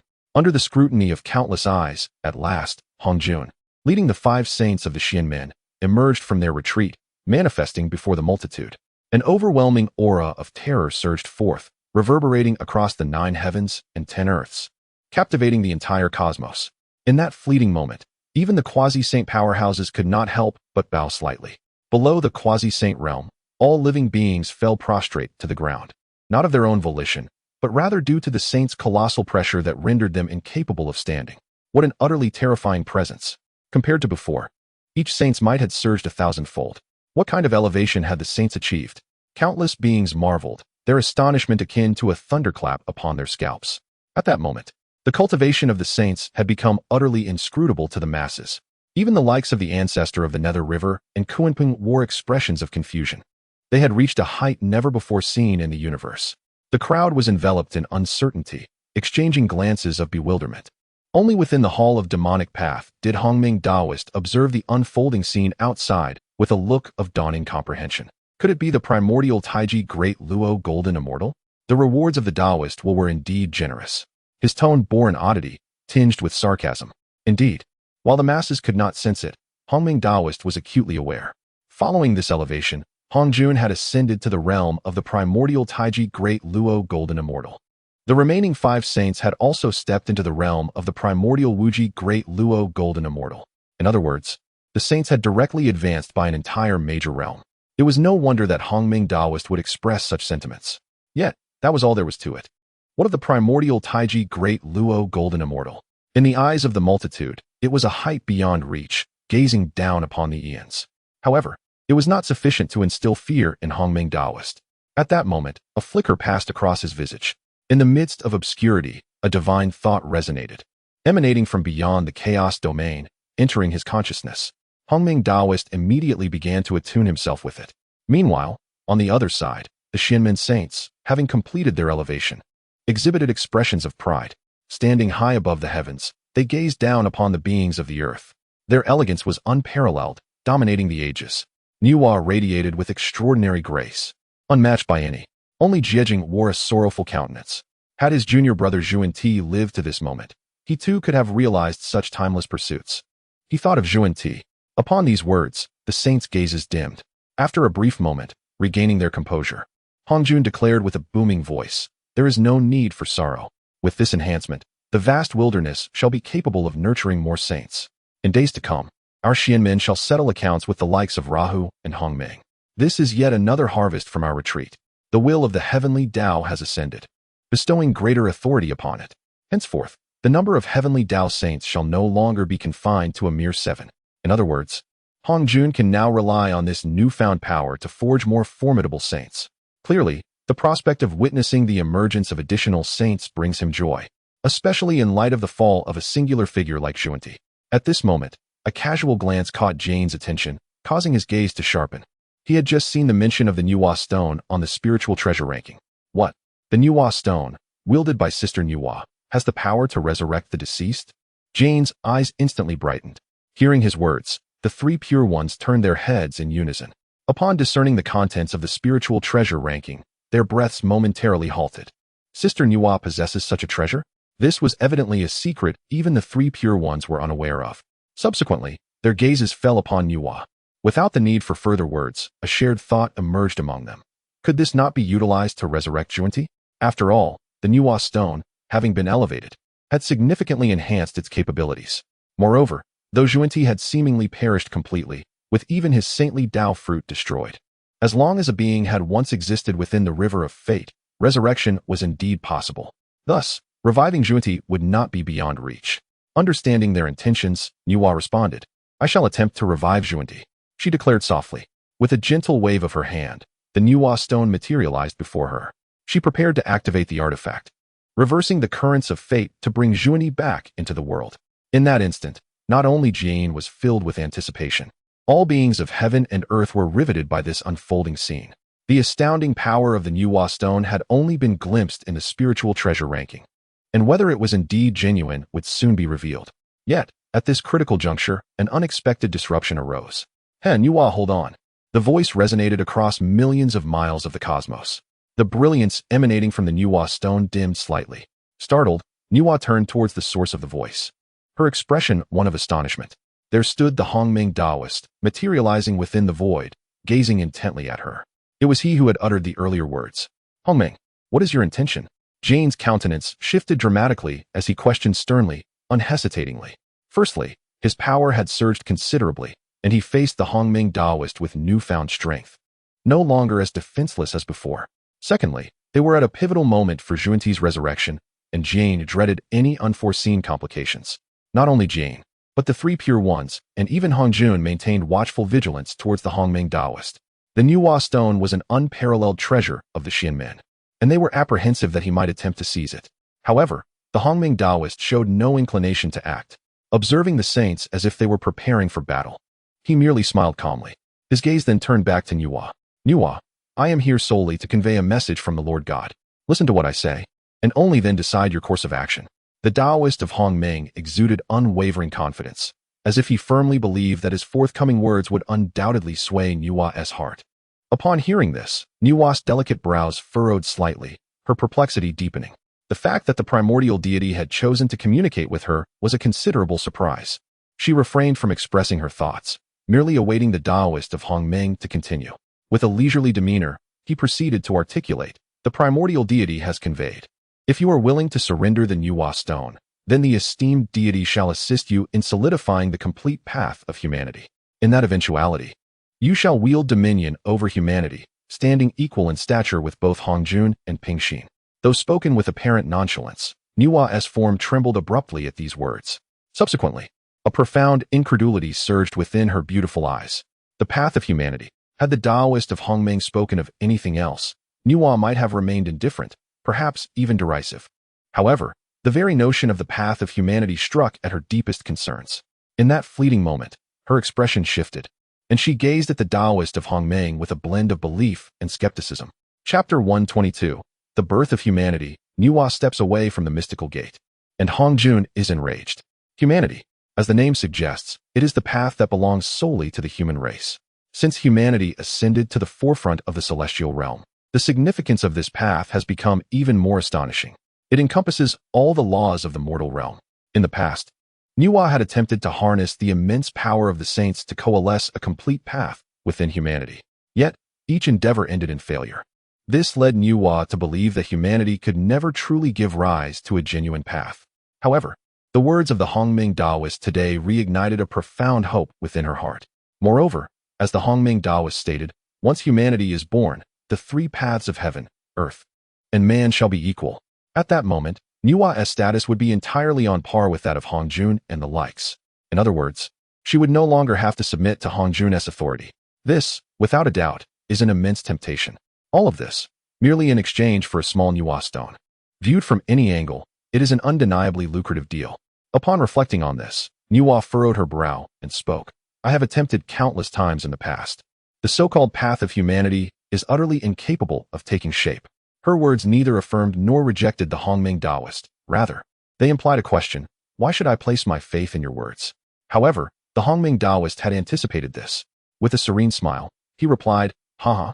The reason the path of humanity could not coalesce in the past was merely due to the suppression of the heavenly Tao. Surely, Hongjun understands this better than anyone." As he spoke, The Hongming Taoist cast a teasing glance at Hongjun, who was caught off guard, his expression shifting as he was pointedly exposed by the Hongming Taoist's words. In truth, the Hongming Taoist was correct. In the past, there were several opportunities for the path of humanity to take form. However, with the emergence of the earthly Tao, part of the authority of the heavenly Tao was already divided. Thus, it is evident that the heavenly Tao would never permit the birth of humanity. Consequently, an unseen force from the heavenly Tao intervened, forcefully preventing the path of humanity from coming into existence. In essence, the will of the heavenly Tao aimed solely to maintain its own supreme status. The change in Hongjun's demeanor did not escape Nuwa's notice. Without needing further elaboration, she understood that the truth was indeed as the Hongming Taoist had articulated. In an instant, Nuwa's expression darkened. So it was. The will of the heavenly Tao, in its desire to control me, has even prevented the birth of humanity? Nuwa murmured to herself. As she spoke, she cast a glance toward the Tao ancestor Hongjun, the implication of her inquiry unmistakable. In response, Hongjun found himself at a loss for words, falling into a momentary silence. Seizing the opportunity, the Hongming Taoist continued, what do you think? The primordial deity is bestowing upon you unparalleled grace, Nuwa. Are you willing to exchange the Nuwa stone? This time, Nuwa displayed signs of intrigue. This was not an indication that she intended to betray the heavenly Tao. Rather, it was the will of the heavenly Tao that had schemed first. Moreover, the emergence of humanity brings boundless benefits to both the human race and Nuwa. Nuwa displayed a contemplative expression, weighing the pros and cons. Observing her demeanor, Hongjun could no longer remain composed. Nuwa, do not be swayed by the deceptions of the Hongming Taoist. Humanity is, after all, not sanctioned by heaven and earth. Even if the primordial deity intervenes to assist you in manifesting this so-called humanity, what power can a nascent humanity possess? It will inevitably be annihilated by the heavenly Tao. Hongming's words are merely a guise for seizing your Nuwa stone. What a jest! How could Hongjun stand idly by while Nuwa entertained the idea proposed by the Hongming Taoist? Should that occur, Nuwa would sever ties with the Xianmen and align herself with the primordial deity, resulting in a detrimental shift for the Xianmen. Hongjun's thoughts raced, and his words struck at Nuwa's vulnerabilities with precision. Indeed, although humanity may be birthed, its strength cannot possibly contend with the heavenly Tao. Should it face destruction, Nuwa would lose her Nuwa stone in vain. In an instant, a look of conflict crossed Nuwa's face. Emotionally, she believed the primordial deity's words to be trustworthy, confident in his ability to fulfill his promises. Furthermore, given the primordial deity's prowess, it seemed there was nothing beyond his capability. However, as a saint of the heavenly Tao, Nuwa was acutely aware of its formidable will. Yet, her indecision did not linger for long. The Hongming Taoist, or rather, the primordial deity, had anticipated everything. At this moment, the Hongming Taoist spoke once more. There is no need for concern in this regard. The primordial deity has already harnessed the strength of humanity across the myriad realms to forge a divine wheel of humanity. You need only to consecrate it among the human race, and humanity will naturally take shape, becoming unassailable. Even confronting the heavenly Tao would be a trivial matter. As his words resonated, the Hongming Taoist waved his hand, and a magnificent, profound divine wheel materialized, suspended above Nuwa's head. As the saying goes, all laws originate from the same source. Although the laws of the myriad realms differ, the essence of humanity remains remarkably similar. This divine wheel, crafted from the strength of humanity across the realms, holds immense significance for the primordial world. Moreover, the Hongming Taoist wasted no time, directly handing it over to Nuwa, revealing his unwavering confidence. It could be said that he harbored no fears regarding Nuwa accepting the divine wheel while withholding the Nuwa stone. Such an outcome would undoubtedly lead her to regret her decision. As for Nuwa, gazing at the divine wheel of humanity suspended above her, her eyes brimmed with emotion. With a mere thought, the divine will began to swell, expanding magnificently. In a fleeting moment, it grew to a staggering size, spanning the entirety of the human realm. Rays of celestial light cascaded down, illuminating the cosmos, exuding a sacred serenity. The resonance of the Tao surged and rippled, profound and mysterious, an extraordinary wonder. Simultaneously, Nuwa experienced an intricate and profound intuition blossoming within her. The manifestation of humanity intertwined seamlessly with her essence. At this moment, the foundational essence of Nuwa was undergoing a visible and profound transcendence. Conversely, the influence of the saint's Tao fruit was gradually diminishing. Undoubtedly, within this human Tao divine wheel lay the entirety of humanity, imbued with unimaginable power and depth. Henceforth, Niwa harbored no trace of doubt. "Very well, I shall comply," she proclaimed, expressing her gratitude to the primordial deity without a moment's hesitation.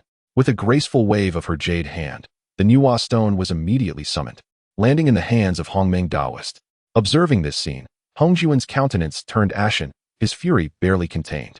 "Niwa, do you truly intend to sever ties with the Xianmin and seize dominion over humanity? Are you aware of the ramifications of such a choice?" His words were icy and piercing, challenging Niwa. Yet, in this moment, Niwa stood resolute, meeting Hongjuan's gaze. "Indeed, this is my decision," she declared with unwavering strength. Hongjuan's anger intensified, his energy surging tumultuously. Meanwhile, the Hongmeng Daoist wore a proud and self-satisfied smile, a testament to the primordial deity's prowess. Capable of manipulating all that lay within the vast expanse of the primordial world from unimaginable distances. Chapter 123, The Fracture of the Mystical Sect, The Wrath of the Guide. At this moment, the Taoist of primordial chaos finally comprehended why the supreme deity had confidently conveyed that Niwa would undoubtedly consent to such terms. The concept of humanity was an unyielding grip on Niwa. This realization compelled the primordial Taoist to once again marvel at the unparalleled might of the supreme deity. Even amidst the chaos beyond the realms, the deity's fixation on Niwa was as clear as day. Meanwhile, let us turn our attention to Hongjun. Upon hearing Niwa's words, his countenance darkened, fury bubbling beneath the surface. The aura surrounding him, embodying the essence of the primordial Tai Chi and the great Luo Golden Immortal, surged mightily. "Niwa, how dare you betray the mystical sect? Defy the heavenly Tao?" Hongjuan's eyes glinted with rage as he questioned, his teeth clenched. In response, Niwa had already made her choice. Exhibiting no fear or trepidation, her expression remained icy. "It is the heavenly Tao that has forsaken me. Had the path of humanity been borne seamlessly, I might have still served the heavenly Tao." Her words, though simple, resonated with righteousness. This statement left Hongjun at a loss for a rebuttal. Just as the two were locked in a tense standoff, an unexpected event occurred. A resounding roar echoed from the heavenly Tao, unleashing a magnificent and deafening celestial sound. Before the myriad beings could react, a titanic divine punishment thunderbolt materialized, hanging ominously in the skies. In the next moment, a bolt of lightning, illuminating countless realms, descended with a thunderous crash. The divine punishment thunderbolt was irresistible, terrifying in its might. This transpired in the blink of an eye, leaving no opportunity for response. Instantly, the expressions of the myriad beings shifted dramatically, filled with dread and astonishment. Had Niwa's departure from the mystical sect truly incited the wrath of the heavenly Tao? Was the divine punishment thunderbolt meant to obliterate her in one fell swoop? Many beings even closed their eyes, unable to bear the sight. After all, witnessing Niwa's potential demise filled their hearts with profound sorrow. In this vast expanse of heaven and earth, only the primordial Taoist maintained his composure, showing no sign of concern. "Fear not. The thunder of the heavenly Tao cannot extinguish you." As his words echoed, the previously summoned human Tao wheel erupted with billions of radiance. Exuding a sacred and harmonious glow, Niwa's entire being was enveloped in this divine brilliance. Boom, boom.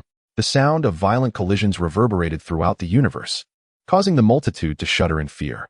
Yet, the divine light surrounding Niwa remained unyielding. Despite the relentless barrage of thunderbolts, she was shielded and untouched. The eyes of the onlookers widened in disbelief. Could it be that the so-called human Tao wheel could truly withstand the might of the heavenly Tao? Heavenly powers birthed from humanity were indeed so formidable? The divine punishment thunderbolt was rendered ineffective, confirming that Niwa's severance from the mystical sect had become an irrevocable reality. Countless mighty beings marveled and engaged in fervent discussions. Everything the primordial Taoist had previously asserted was validated without question. The human Tao wheel standing firm against the divine punishment was undeniably true. Moreover, it was not merely this. The multitude perceptibly sensed an elevation, empowered by the benevolence of the human path. At that moment, the aura surrounding Niwa surged dramatically, ascending to unprecedented heights.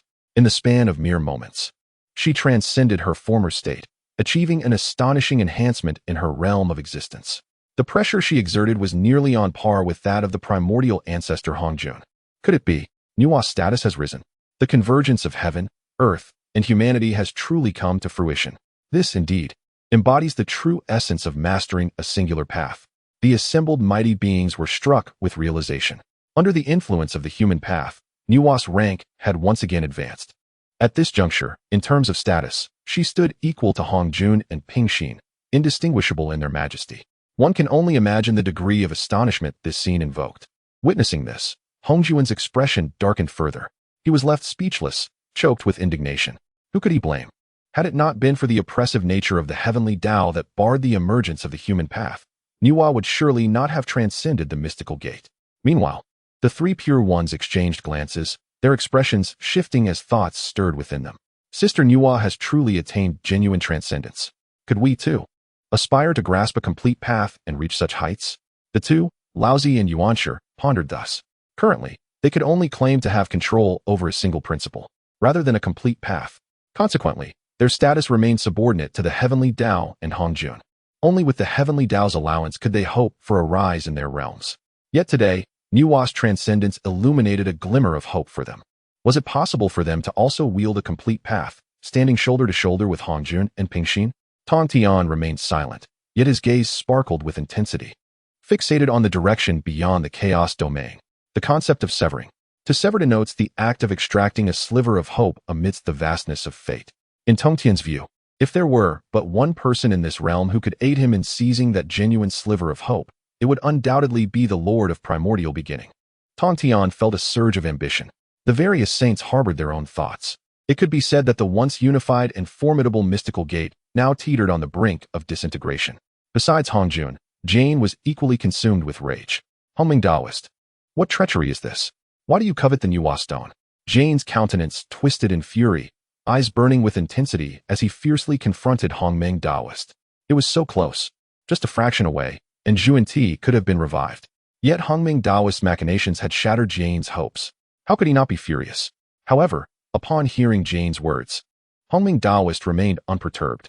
It is for no particular reason. It is simply that the Lord of Primordial Beginning stated that should the Niwa stone remain in your mystical gate's possession, every saint who perishes could subsequently be revived, which would indeed pose a considerable dilemma. Therefore, the Lord of Primordial Beginning intends to seal this artifact completely. A treacherous blow to the heart. The words of the Hongmeng Taoist, delivered with an air of serene nonchalance, left the multitude in a state of astonished silence, their minds momentarily adrift. Was it truly this simple? How remarkable! It turned out that the primordial deity's scheme to seize the Niwa stone was not motivated by its miraculous ability to resurrect the dead. Rather, the effects of this treasure were deemed a considerable inconvenience by the primordial deity. Thus, without hesitation, he snatched it away from the hands of the Xianmen. Such audacity! Indeed, it was extraordinarily brazen. Furthermore, the Taoist revelation left the crowd in utter disbelief. To think that such a supreme treasure would be sealed away by the primordial deity, was this not a desecration of divine gifts? In that instant, the multitude could not help but harbor their silent grievances. Meanwhile, upon hearing the Taoist's words, Jane's expression froze momentarily. Subsequently, a visible surge of blood surged within him. Unable to contain his fury any longer, he expelled a mouthful of crimson blood, staining the chaotic cosmos. He was truly incensed to the point of vomiting blood. The onlookers, witnessing this scene, were struck with profound astonishment. Chapter 124. Hongjuan's trepidation. The sage's spiritual treasure graces the list. In the grand realm of the Xianmen, has there ever been a moment so harrowing and powerless for a sage? Yet, the multitude bore little sympathy for the one known as Jane. Evil must be tempered by evil. Such a shameless character as Jane deserves no better. Indeed, some who had their opportunities seized by Jane or were forcibly transformed by him now secretly reveled in his misfortune. This serves to highlight the poor reputation of the two saints of the West. Amidst the spectators' glee, at a certain moment, Jane could no longer contain the fury boiling within him and completely erupted. Hongmeng, today we shall not rest until one of us lies in defeat. New resentments and old grievances surged forth. When the Taoist Hongmeng first appeared, he had toyed with Jane, even deceiving him of his 12th-grade merit golden lotus and the azure lotus banner, thus extinguishing Jane's sole hope of resurrecting Zhuan. With a thunderous roar, Jane unleashed his formidable powers, ready to engage Hongmeng in a fierce battle. The Buddha's thunder of extinction. With his words, the laws responded. In an instant, the heavens and earth were engulfed in dark clouds, and thunder rumbled ominously. Above the 9 heavens, the Vajra glared fiercely, while the Bodhisattva lowered his gaze. This display of divine might cause the crowd to pale, gripped by terror. It must be noted that Jane's realm had ascended. He now stood at the level of the primordial infinite, Great Luo Golden Immortal. Thus, the mere formation of his divine power unleashed a cataclysm unlike any other. The firmament shattered, chaos surged. The void sank, and the heavens collapsed. Between heaven and earth, celestial peaks and blessed lands erupted in response, transforming into vast expanses of ruinous debris. Observing this, the Taoist Hongmeng exhibited no fear, merely offering a cold chuckle. "I wish to perish. Then I shall grant your desire." Before his words faded, an overwhelming force radiated from him, shaking the very foundations of existence. He did not invoke any grand technique. Instead, he executed a seemingly unremarkable palm strike. In an instant, the imprint of his hand tore through the cosmos, obscuring the sun. Wherever it passed, space shattered, and the elements surged forth in terrifying splendor. Before Jane could react, the venerable Hongjun's countenance shifted dramatically. "Halt!" he bellowed, unhesitatingly summoning his celestial celebration clouds to withstand Hongmeng's strike. Boom! The palm strike of Hongmeng collided resoundingly with the celestial celebration clouds. In the blink of an eye, a million stars fell, silent as shadows. Both Taoist Hongmeng and Hongjun were jolted, their energies retracting. To withstand Hongjun's brilliance without flinching speaks volumes of Hongmeng's true power, which far exceeded the previous understanding of the multitude, standing equal to that of Hongjun himself. The crowd gasped, inhaling sharply. Could it be that Hongmeng had concealed his strength in prior engagements? Yet, upon further reflection, this notion seemed plausible. After all, the Taoist Hongmeng was an ancient entity born from the primordial chaos. Even before Hongjun, he could rightfully be regarded as a senior. Its prowess is unparalleled throughout the ages, its essence unfathomable to spirits and deities alike, which is entirely within reason. Fortunately, Hongjun intervened at a critical moment, ultimately safeguarding Jane's life. Otherwise, even that previous strike would have sufficed to obliterate Jane completely. After the exchange, Hongjun's expression turned grave as he cautioned, "Do not act impulsively. You are far from being a match for the Hongmeng Taoist." He offered this advice with a sense of trepidation, reflecting on his own earlier thoughts that perhaps the power and authority of a representative of the heavenly Tao could stand against the Hongmeng Taoist. In hindsight, had Hongjun rashly declared war, the consequences would have been catastrophic. Upon hearing this, Jane, though filled with indignation and resentment, recognized the truth in Hongjun's words. He understood that persisting in battle would only lead to his own demise amidst the cosmos, ultimately resulting in his annihilation. Thus, Jane, consumed by a mix of fury and frustration, reluctantly withdrew and restrained his battle intent. As the tumult subsided, Hongjun wasted no words. He merely cast a somber glance at the Hongmeng Taoist before retreating back to the Purple Cloud Palace. No rush, there is no need for haste. Once more rankings and lists are released and further rewards obtained, our mystic sect shall surely ascend once again, Hongjun consoled himself within. He continued to monitor the rankings of the Spirit Treasure List. Seeing this, the multitude grasped Hongjun's intentions and turned their gazes towards the Spirit Treasure List. As the rankings unfolded, the treasures listed grew increasingly remarkable. Under the watchful eyes of all, the rankings reached the 35th position. 35th, 3 treasures, Jade Rui. Owner, Primordial Saint. Grade, Supreme Innate Spirit Treasure. 3 treasures, Jade Rui. A white Jade Rui, capable of launching attacks that strike the crown of the head, causing the target to lose their magical power. Reward, 1 refinement of the Great Dao, elevating the treasure to an innate supreme treasure, amplifying its power 100-fold. Upon witnessing this ranking, the multitude was instantly taken aback. What? The 3 treasures Jade Rui is only ranked 35th? Is this not one of the Primordial Saint's foremost treasures of destruction? The ranking seemed alarmingly low. Indeed, the crowd was filled with astonishment. The 3 treasures Jade Rui is renowned throughout the Primordial World. Even obscure cultivators have heard of its fame. Its power is not to be underestimated. It is no exaggeration to assert that in a confrontation against opponents of equal standing, the wielder of the 3 treasures Jade Rui would almost certainly dominate the foe.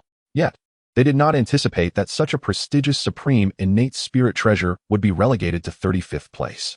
The expression of the Primordial Saint was equally grim. He stared intently at the ranking on the Spirit Treasure List, remaining silent. 34th, Heavenly Book. Owner, Primordial Saint. Grade, Supreme Innate Spirit Treasure. The Heavenly Book, one of the 3 sacred texts of heaven, earth, and humanity, has never been manifested, appearing only during the cataclysm of the Divine Sealing, transforming into the Divine Sealing List and the Divine Whip, serving as the pivotal treasures that govern the calamity, albeit with limited lethality. Reward, One refinement of the Great Dao elevates the treasure, amplifying its power tenfold. Once again, a spiritual treasure ascended the ranks, and upon witnessing this, the Primordial One was overjoyed. Oh, could there be such unexpected gains? The Divine Sealing List and the Divine Whip. These two spiritual treasures had only recently been entrusted to the Primordial One by Hangjun, just before the emergence of the Primordial Golden List.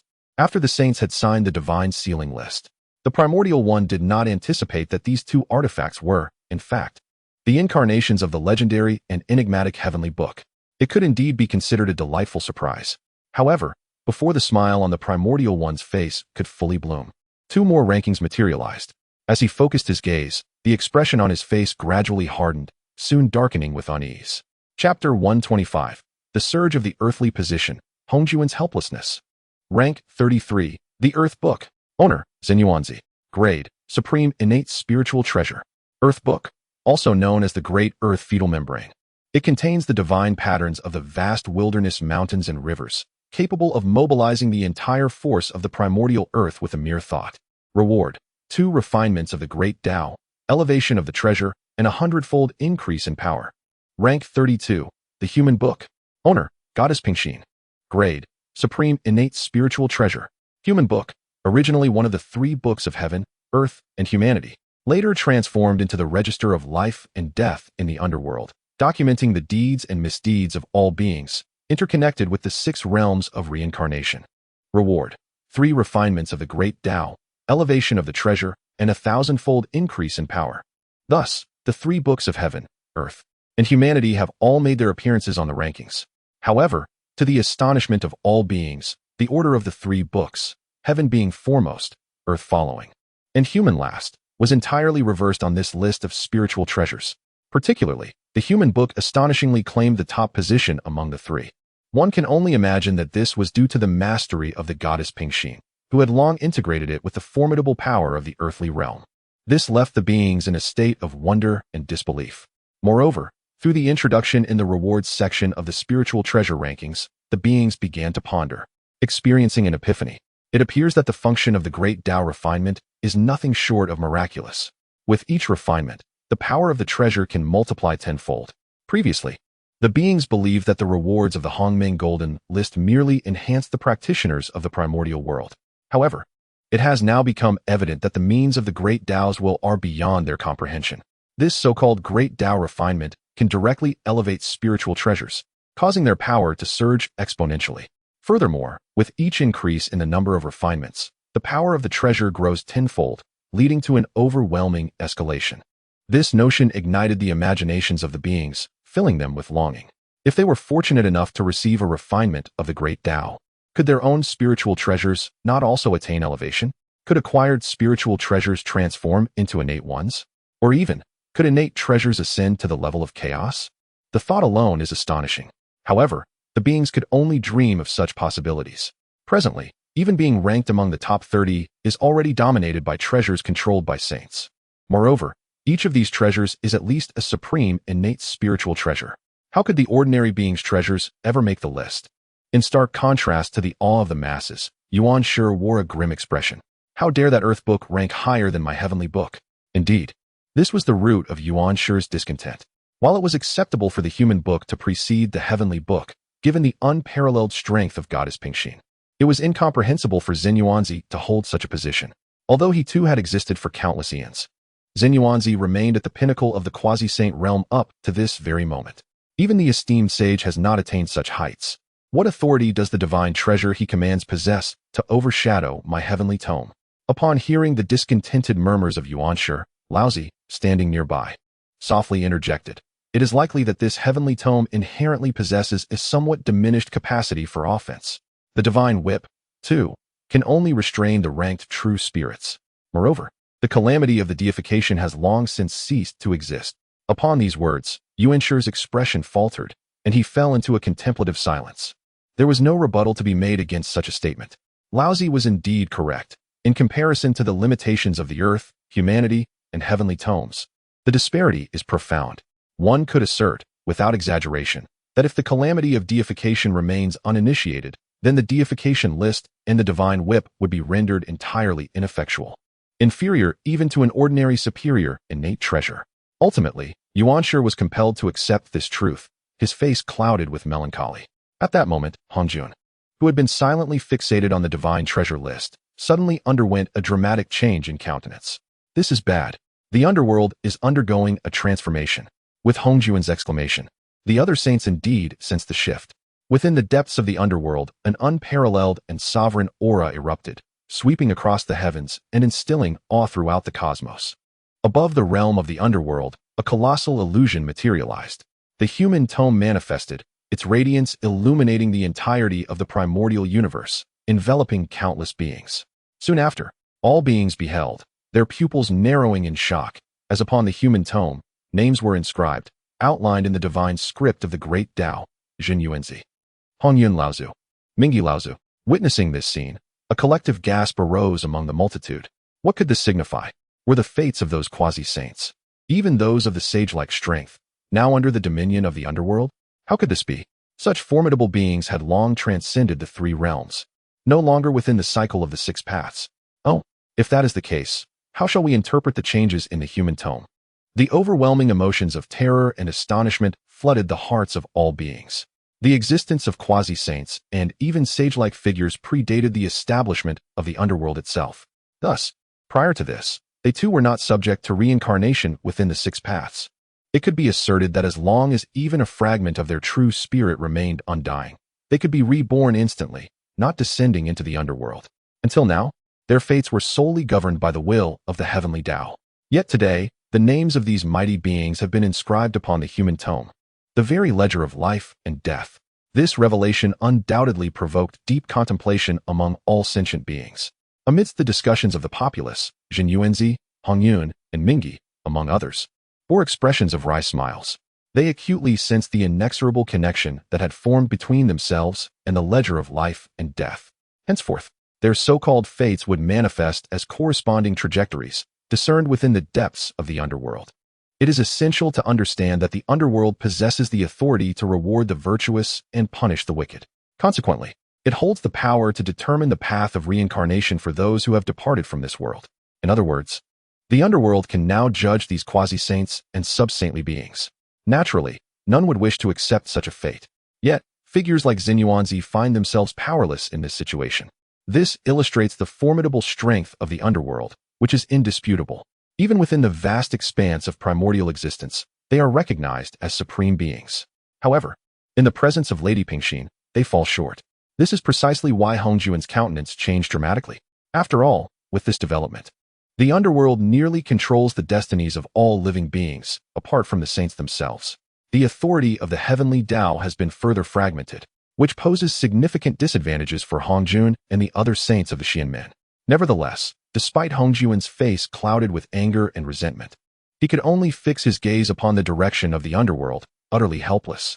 Chapter 126. The top 10 supreme innate spiritual treasures emerge, leaving all in awe. Alas, previously, although the sages of the Xianmen had made significant advancements, particularly Hongjun, who ascended to the realm of the primordial Tai, Chi Great Luo Golden Immortal, it is essential to note that the heavenly Tao possesses its own divine palace. Similarly, within the underworld, there exists a palace of the earthly Tao. It goes without saying that at this moment, the Empress of Tranquility has undoubtedly also ascended to the realm of the primordial Tai, Chi Great Luo Golden Immortal. Should Hongjun provoke the underworld, it would merely ignite a cataclysmic war.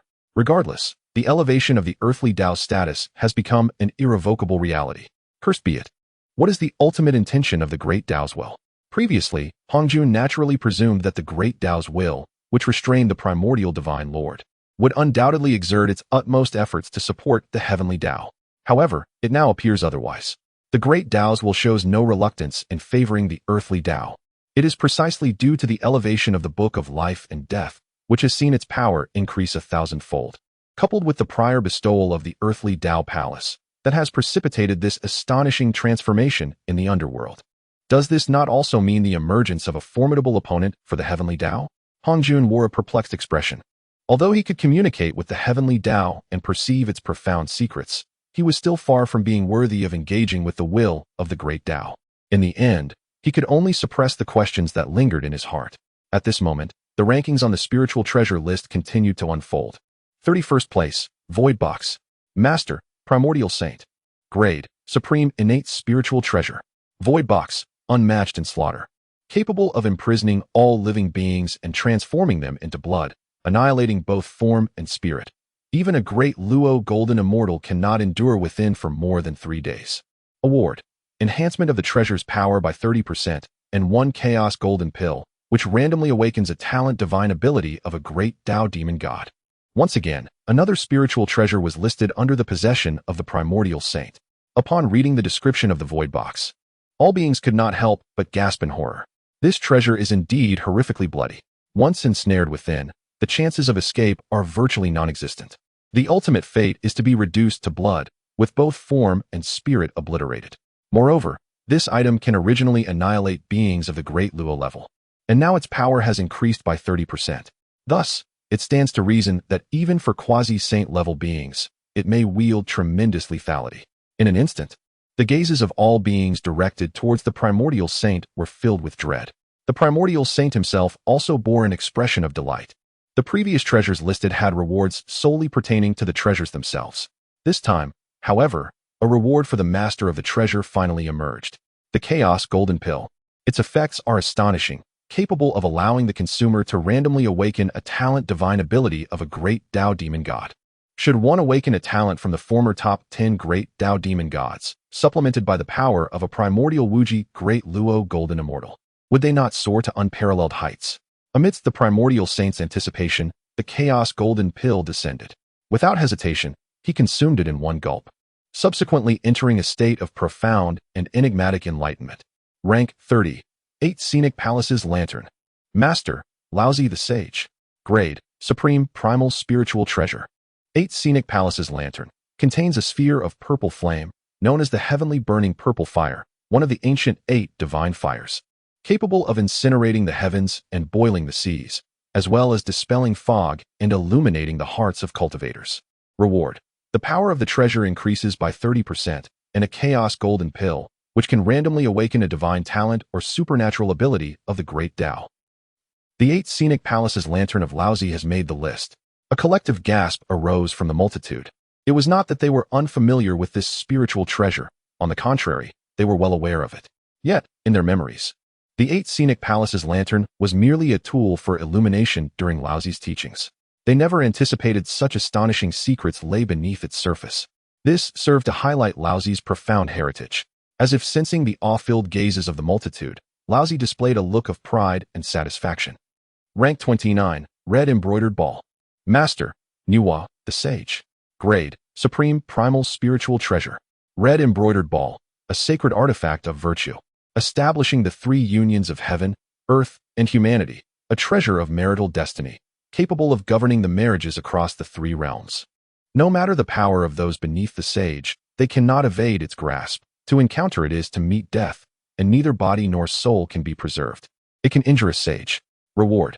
The power of the treasure increases by 30%, and a Chaos Golden Pill, which can randomly awaken a divine talent or supernatural ability of the Great Dao. Another supreme offensive spiritual treasure has made the list. The Red Embroidered Ball. Its name suggests something sacred and harmonious. Yet, its power instills dread among the multitude. To encounter it is to meet death for those beneath the sage. Even a sage would not emerge unscathed if struck by it. However, this time, the multitude remained surprisingly calm. The reason was simple. With the formidable rise and strength of Hongjun, the 3 Pure Ones, and Nuwa, the concept of an ordinary sage has long since vanished. Thus, the actual extent of the Red Embroidered Ball's power was deemed unworthy of the multitude's concern. Furthermore, this was merely the 29th rank. Higher positions might unveil treasures that could shake the very foundations of eternity. The multitude continued to observe the release of the spiritual treasure rankings in silence. Rank 28. Map of Mountains and Rivers. Master, Nuwa, the Sage. Grade, Supreme Primal Spiritual Treasure. Map of Mountains and Rivers. Within the map lies heaven and earth, nurturing celestial beings, capable of birthing myriad entities. It is a supreme treasure, containing a vast universe, with mountains, rivers, the bizarre, the sun, moon, stars, flora, fauna, and the very essence of the earth. The boundless spiritual energy within this treasure nurtures countless living beings, existing in the cycle of life and death, encompassing all. As if the map contains a real miniature world of states and nations. It can ensnare a sage. Reward. The power of the treasure increases by 30%. And a chaos golden pill, which can randomly awaken a divine talent or supernatural ability of the Great Dao. Rank 27. Treasure Lotus Lamp. Master, Nuwa, the Sage. Grade, Supreme Primal Spiritual Treasure. The Bao Lian Lantern, an ethereal entity birthed from chaos, stands as the foremost among the 4 great spiritual lamps. Only with unparalleled benevolence can one harness its formidable power, capable of shaking the heavens and reversing the cosmos. As the rankings on the Lingbao list unveil themselves, we witness the emergence of the 26th and 25th positions. Even the 10 most exquisite innate spiritual treasures from the primordial era find their place on this esteemed list. This signifies that even if other great beings possess additional exquisite innate treasures, they lack any hope of making the cut. After all, the 10 finest innate treasures represent the pinnacle of such artifacts. Moreover, following these 10, Laozi's Taiji diagram and Yuan Shi's Panga banner also ascend the ranks. These are entities that transcend the exquisite innate treasures, having been forged from the shattered remnants of the primordial axe that once cleaved the heavens, elevating them to the status of supreme treasures. The multitude gazes in awe, their expressions a tapestry of emotions. The treasures they had only heard whispers of now manifest vividly upon the Lingbao list, each accompanied by meticulous descriptions. At last, we arrive at the 18th position. As this ranking gradually materializes, the revered sages of the Xianmen, mighty powerhouses, and all beings of heaven and earth react with astonishment. Could it truly be that artifact? Chapter 127. The Celestial Treasure ranks. The God-slaying spear achieves the 15th position. 18th. The Chaos Bell. Master, Primordial Deity. Grade, Celestial Treasure. Chaos Bell. The bell's exterior is adorned with the sun, moon, and stars, encircled by the elements of earth, water, fire, and wind. Within the bell lies mountains and rivers, the myriad beings of the primordial world faintly visible, with 5-colored radiance illuminating the heavens, its sacred might shaking the universe. Reward. 1 refinement of the Great Dao, elevation of the treasure, 1 chaos golden pill, which can randomly awaken a divine talent from the Great Dao.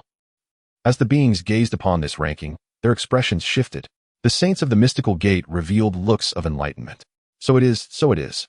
Who would have thought that, after the calamity of the witches and demons concluded, this treasure would fall into the hands of the primordial deity? No wonder we, in the past, searched the chaotic universe in vain. The saints sighed thus. The Chaos Bell. In days gone by, this artifact was the supreme treasure of the Eastern Emperor Tai, akin to Laozi's Taiji diagram and Yuan Shi's Panga banner, all stemming from the same lineage.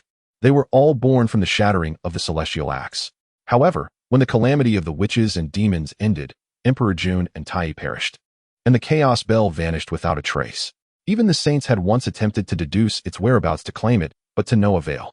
It was only today that the saints realized this artifact had long been under the control of the primordial deity, hence their fruitless searches. Within the holy hall of the demon path, Luya gazed at this ranking on the spiritual treasure list, his eyes deep with contemplation. Once upon a time, this was the supreme treasure of my demon court, he murmured. Yet, as soon as Luya's words fell, a sharp and thunderous sound of breaking the void suddenly echoed from beyond the chaos domain. In the next moment, a radiant light enveloping the Chaos Bell descended directly above Luya. Luya was bewildered, filled with confusion. Upon witnessing this, Luo Ho's expression shifted, and he spoke. This is a gift from the primordial deity. Hearing this, Luya's countenance grew even more moved. Is this truly the handiwork of the primordial deity? Such a celestial treasure, effortlessly bestowed. Moreover, the Chaos Bell holds profound significance for the lineage of the demon race. At this moment, to Luya, it represented not merely a celestial treasure, but a legacy of the demon court. How could I possibly accept this? He appeared both honored and astonished. Although Luya had already pledged allegiance to Luo Ho and stood with the primordial deity, he had yet to achieve remarkable feats for the demon path. Thus, he felt undeserving of the Chaos Bell. However, upon hearing this, Luo Ho merely smiled lightly. The Lord Deity's grace is yours to accept. This mere Chaos Bell is of little consequence in the eyes of the Lord Deity. These words left Luya utterly astounded. A celestial treasure is deemed insignificant? Just how astonishing is the foundation of the primordial deity? Unbeknownst to many, Luo Ho had once witnessed firsthand the innumerable treasures held by the primordial deity. Among these were the chaotic spirit treasures, and even more exalted artifacts of higher tiers. Regaining his composure, Luya expressed his profound gratitude towards the expanse beyond the chaos domain. I humbly thank Lord Primordial Deity. Without hesitation, he then took the chaotic bell into his possession. The rankings of the spirit treasures continued to unfold. 17th rank, Taiji Diagram. Owner, Sage Laozi. Grade, Primordial Creation Treasure. Taiji Diagram. Surrounded by the prophecies of the Great Dao, with the symbols of celestial laws faintly visible within, it possesses the might to stabilize the elements of earth, water, fire, and wind, transform the forces of yin and yang, unravel the mysteries of the heavenly path, and encompass the energies of countless manifestations. Award, 1 opportunity for Great Dao refinement, elevating the treasure's rank, and 1 chaotic golden elixir, which can randomly awaken a divine talent or supernatural ability of the Great Dao. 16th rank, Panga Banner. Owner, Sage Yuan Shi. Grade, Primordial Creation Treasure. Panga Banner possesses the power to rend the primordial chaos, shatter the fabric of time and space, embody the path of limitless creation, govern the profound mysteries of myriad laws, and has the ability to forge and manipulate the universe. It is unrivaled for its offensive and creative capabilities, holding the title of the foremost in the primordial realm. Award, 1 opportunity for Great Dao refinement, elevating the treasure's rank, and 1 chaotic golden elixir, which can randomly awaken a divine talent or supernatural ability of the Great Dao. Thus, the 3 supreme primordial creation treasures had all made their appearance on the list. Observing this, the multitude could not help but engage in fervent discussions, their faces reflecting astonishment. The Panga Banner is indeed formidable. Its offensive and creative prowess claims the top position in the primordial realm. How extraordinary! A treasure born from the shattered essence of the heavenly axe. It is hard to fathom the cataclysmic power if the original heavenly axe were to be whole again. For the beings of the realm, the heavenly axe, as one of the chaotic treasures, remains an enigmatic entity. In days of yore, Pangu wielded that very axe to vanquish the 3,000 demonic deities and carve out the entirety of the primordial world. One can only imagine the awe-inspiring might it would possess in its complete form. It is likely that even the saints would find it challenging to master. As the crowd's gasps of wonder filled the air, Sage Yuan Shi could not suppress a look of pride. Meanwhile, Hong Jun, the Dao ancestor, appeared contemplative, pondering whether these 3 fragmented primordial creation treasures could once again be united. Such a notion was indeed sensational. Hong Jun felt a sense of helplessness, for with each new ranking unveiled, the might of the primordial deity continued to surpass the understanding of all beings. He was acutely aware that even the finest innate spirit treasures and primordial treasures could not eclipse the brilliance of the primordial deity. Consequently, he could only place his hopes on the chaotic treasures. With these thoughts, Hong Jun's gaze deepened as he looked toward the landscape beyond the chaos. Within the primordial world, the beings had shifted their focus away from the Panga Banner, and the reason was evident. At this moment, a powerful being suddenly exclaimed, "The Panga flag is merely ranked 16th. What extraordinary and enigmatic treasures lie within the top 15, hidden from mortal knowledge?" Upon hearing this statement, the multitude displayed expressions of astonishment, curiosity, and anticipation. Indeed, this encapsulates the true significance of the spirit treasure rankings. The previously unknown supreme spiritual treasures are about to reveal themselves. Everyone is filled with an insatiable yearning.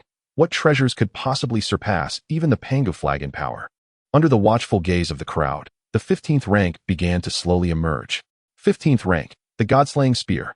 Before further information could manifest, the mere sight of the words God-slaying spear sent a wave of astonishment rippling through the realms.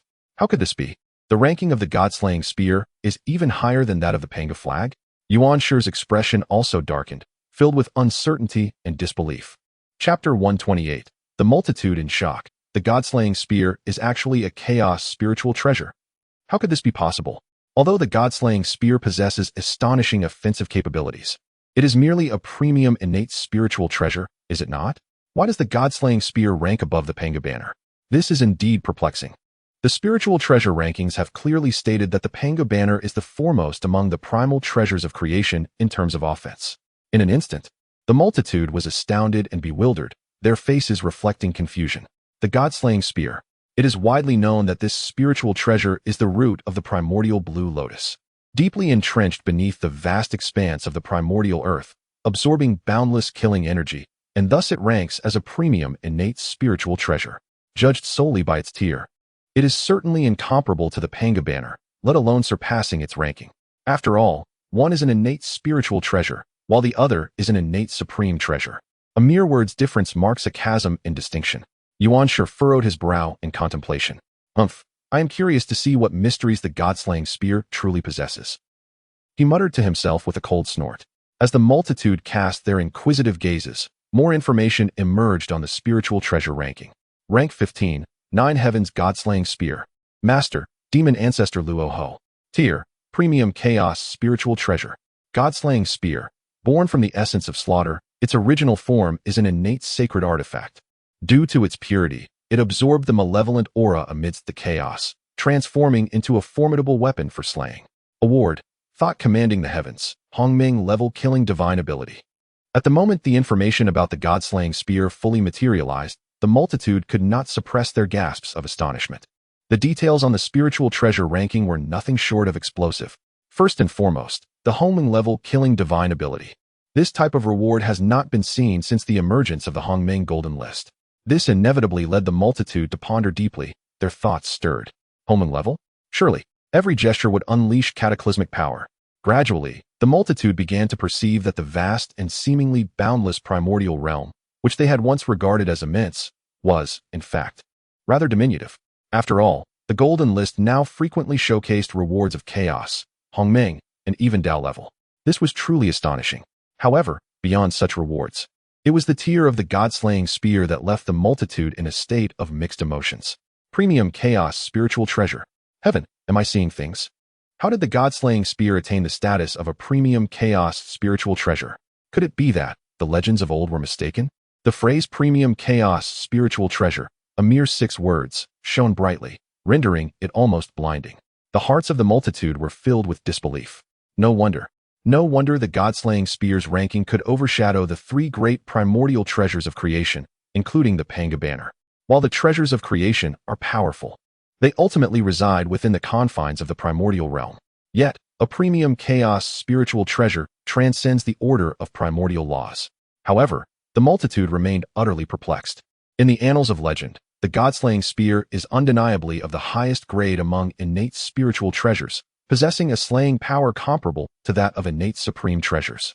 Yet, how has it now ascended to the status of an exquisite chaotic spiritual treasure? This marks a significant elevation in rank. Simultaneously, the 3 pure ones, Nuwa, and other saints gazed at Hongjun Daozu, bewildered. Master, what is the true nature of this god-slaying spear? Asked Yuan Shi.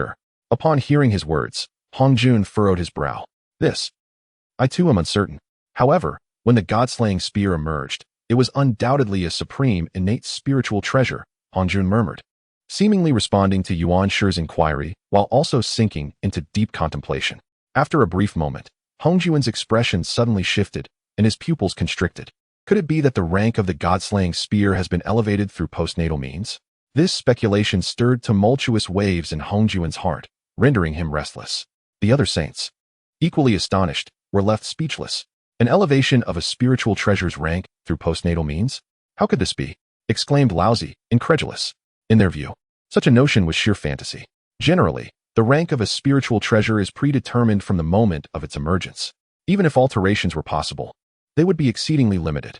Take, for instance, the spiritual treasure in Hongjun's possession, known as the Qiankuan Ding. Its function allows for the transformation of postnatal treasures into innate quality. Yet, this represents the limit of Hongjun's capabilities. As for enhancing a supreme innate treasure, the difficulty would be even greater. Moreover, the god-slaying spear has jumped directly from the innate rank to the chaotic rank. At that moment, from billions of miles away, a light-hearted laugh suddenly resonated. Haha, Hongjun, have you finally come to this realization? Indeed, my god-slaying spear has been elevated through postnatal means to its utmost refinement. Thus, it is no longer what you once believed to be a supreme innate treasure. Following the sound, they beheld Rahu, who had manifested high above the heavens, gazing out into the distance, confronting Hongjun and the others from afar. Upon hearing Rahu's words, Hongjun and the other saints were even more alarmed. Oh, are you about to reveal the secrets of this matter to me? Hongjun said, his expression calm, yet his gaze piercing as he stared at Rahu. In response, Rahu merely smiled lightly. What harm is there in informing you? This is, after all, the means of the Lord of Primordial Chaos. For him, The so-called ranks of spiritual treasures are merely malleable at will. With these words, the heavens trembled, and the multitude was thrown into uproar. What? So it was the primordial deity who forcibly elevated the rank of the god-slaying spear? This is utterly against the natural order. The idea of casually altering the rank of a spiritual treasure was thought to be beyond even Hongjun Daozu's capabilities. Countless powerful beings gasped in astonishment. Prior to this, they had believed that the elevation of treasures was a privilege exclusive to the will of the Tao. However, Raha's words made it abundantly clear that for the primordial deity, such feats were merely effortless. In other words, the rewards for the elevation of numerous treasures on the Lingbao list had become utterly insignificant. Hongjuan's expression was as somber as water, his gaze fixed intently upon Luo Hu. Rationally, he was naturally reluctant to accept Luo Hu's words. However, the god-slaying spear undeniably demonstrated that its rank had indeed undergone an extraordinary enhancement. Thus, even amidst the shock, Hongjun had no choice but to concede that Luo Hu's assertions were highly likely to be true. In an instant, the hearts of the saints grew increasingly heavy. Yet, before the saints could ponder further, the Lingbao list underwent yet another transformation. A new ranking subsequently emerged. 14th place, fragment of the primordial jade disc. Owner, Hongjun Daozu. Rank, Chaos Supreme Treasure. Primordial jade disc, one of the treasures of creation, containing the profound essence of 3,000 Great Dao, yet shattered due to its inability to withstand the pressures of creation. Reward, 5 refinements of the Great Dao, restoring the treasure to its complete state. As they beheld this new ranking, the countenance of all beings transformed into one of utter peculiarity. Chapter 129. The Impossible Treasure. The 3 Pure Ones were bewildered. The primordial jade plate has finally made the list.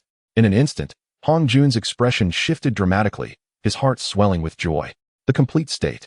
Could my primordial jade plate be restored to its entirety once more? Even with Hongjun's composure, he could not help but murmur to himself, his face alight with surprise and anticipation. This primordial jade plate, though shattered by the pressures of ancient creation, now existed only as a fragment in Hongjun's possession. Moreover, the other parts had long since turned to dust, no longer in existence. Undoubtedly, throughout the ages, among the treasures accessible to sentient beings, the primordial jade plate remains one of the most formidable. And today, under the auspices of the Hongmeng Golden List, could it finally be restored to its complete form? What marvels would this treasure possess then? How could Hongjun not feel exhilarated? Under his eager gaze, the rewards from the spiritual treasure list descended. A beam of divine light cascaded down, directly entering the primordial jade plate. In an instant, the primordial jade plate underwent a dramatic transformation.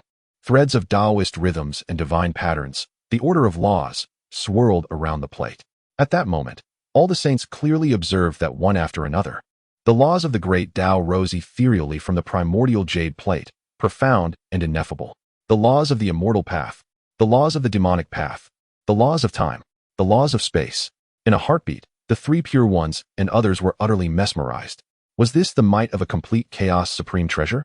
Did it truly encompass all 3,000 Great Dao? It is no wonder that it stands among the 4 great chaos supreme treasures alongside the heavenly opening divine axe and the creation green lotus. The 3 Pure Ones and Jane spoke in succession, filled with awe.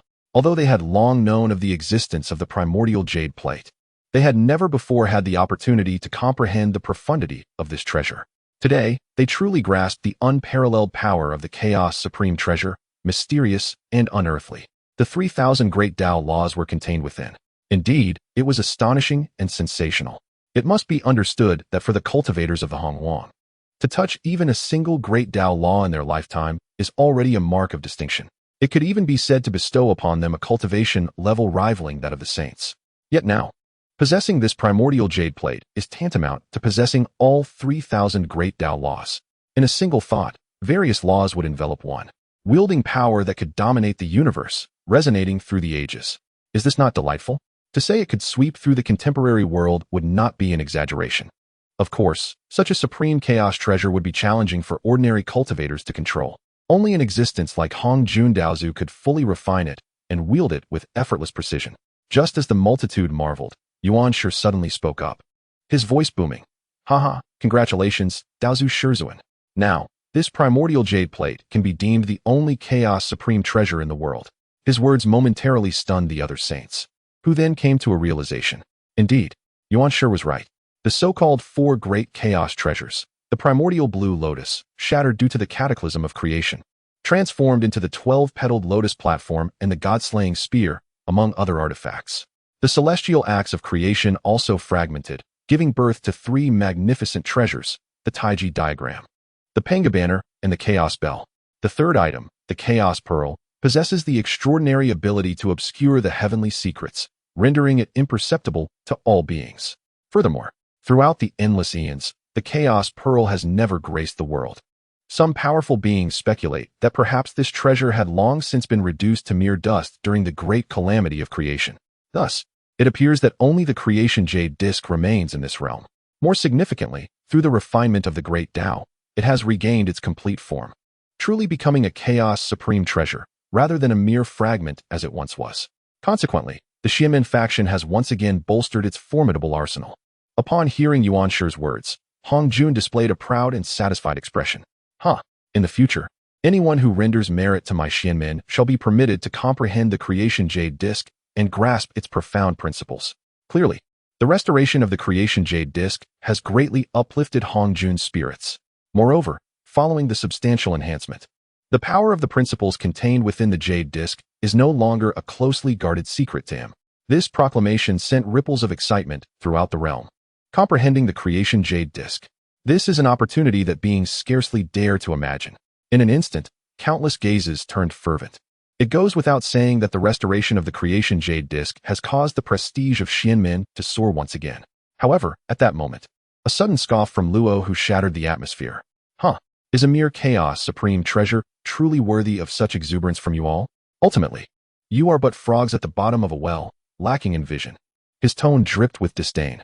As he spoke, Luo who cast a mocking glance at Hong Jun. Upon hearing his words, the crowd momentarily froze, then fell silent, their expressions twisted in incredulity. Goodness! Is this even a reasonable statement? A mere chaos supreme treasure? Mere? It must be understood that in the eyes of the beings, a chaos supreme treasure is the most exalted existence of legend. Even the god-slaying spear in Luo whose possession, after enhancement, is merely an exquisite chaos spirit treasure. Still a tier below the chaos supreme treasure. Could it be that Luo who, witnessing Hong Jun's triumphant demeanor, is consumed by jealousy? Unable to attain the grapes, he claims they are sour? In that moment, the crowd regarded Luo who with peculiar expressions. It goes without saying that Luo who perceived their thoughts. He did not bother to refute anything, merely gazing deeply at the Hongmeng golden list, murmuring to himself, I believe it will not be long now. Soon enough. You shall understand what I mean. He appeared utterly confident. The next moment, seemingly to validate his words, an even higher ranking appeared on the spiritual treasure list. The crowd, filled with uncertainty, followed Luo Hu's gaze, continuing to scrutinize the contents of the list. The 13th rank, the 36-petaled creation lotus. Master, Supreme Primordial Deity. Grade, Chaotic Supreme Treasure. The 36-petaled creation lotus blooms with 36 petals, embodying the entirety of the creation Dao, perpetually thriving. Reward, 1 refinement of the Dao, enhancing the treasure's power by 10%. As this ranking materialized, the beings present had yet to react when the 3 purities were already on the verge of jumping in astonishment. The creation lotus? This is inconceivable. In the past, we witnessed the destruction of that lotus platform with our own eyes. How can there still be a creation lotus now? The 3 purities exchanged glances, each reflecting the shock and horror in the other's eyes. Subsequently, they gazed at the Tai dust whisk, the 3 treasures Jade Rui, and the Qingping sword in their hands, rendered utterly confounded. If the creation lotus had not been destroyed, then what could explain the situation of their respective spiritual treasures? Chapter 130, The Chaos Treasure. Is this what you call a replica? When it comes to the primal green lotus, perhaps no one is more familiar than the 3 pure ones. This is no surprise. In the days of yore, when the 3 pure ones first took form and emerged into existence, they beheld the legendary 24-petaled primal green lotus. However, due to its exceedingly high rank, it could not be accommodated by the heavens and earth, and at that time, it was on the brink of disintegration. Thus, the 3 pure ones each spoke up and acquired a fragment of the primal green lotus after its shattering. The white lotus transformed into the Tai Rui in Laozi's hand. The red flower became the 3 treasures Rui in Yuan Shi's possession, and the green lotus leaf was fashioned into the Qingping sword held by Tongtian. It is precisely for this reason that the 3 pure ones were so astounded earlier. After all, throughout the ages, there should have only been that one primal green lotus. Now, To think that there exists another lotus platform of the primal green lotus under the dominion of the primordial divine sovereign? Furthermore, what is even more astonishing is that this primal green lotus has attained the terrifying rank of 36 and is classified as a chaos treasure. The three pure ones stood in a daze, lost in thought, before they turned their gaze back to the spiritual treasure rankings.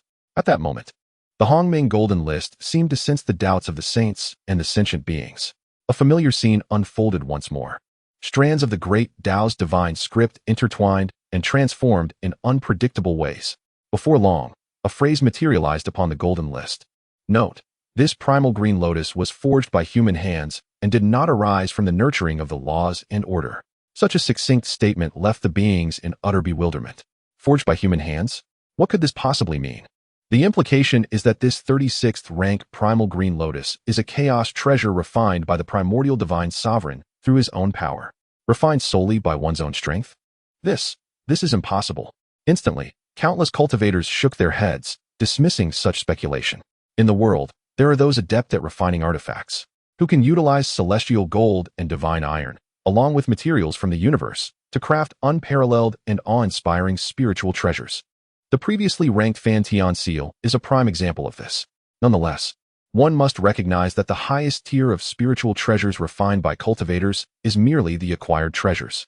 Alternatively, even if one possesses a treasure like the Qian Kuan Ding to assist in transforming acquired into innate, the utmost limit would still be innate spiritual treasures. Yet, the beings had never heard of anyone being able to refine a chaos treasure. This is utterly insane. The beings felt as though they were on the verge of madness. Could it be that the primordial divine sovereign is also a genius in artifact crafting? Moreover, he can casually refine chaos treasures? If this is the case, then what significance do opportunities and spiritual treasures hold for the beings? Perhaps even enduring countless hardships pales in comparison to the direct refinement of chaos treasures by the primordial divine sovereign. At this moment, countless formidable figures felt their resolve nearly shatter. The saints observed this scene, their eyelids twitching uncontrollably. Master, could such means truly exist? Jane looked at Hongjun in bewilderment, posing the question. This time, Hongjuan's expression grew grave, his gaze filled with astonishment. With a gaze that lacked focus, he merely stared blankly at the Lingbao rankings, oblivious to the unfolding events. Little did he know, nor did he wish to know, the depths of his ignorance. Hongjun was utterly flabbergasted. Even before the presence of the three pure ones and Jane, he could no longer maintain the facade of omniscience and omnipotence. Concerning the methods of forging the treasure of chaos, he was genuinely uninformed. In fact, prior to this moment, it was something he wouldn't have dared to even contemplate. Moreover, not only Hongjun, even the will of the heavenly Tao, when manifested, would undoubtedly lack such means and abilities. At this moment, Hongjun finally comprehended the true meaning behind Lu's earlier jest.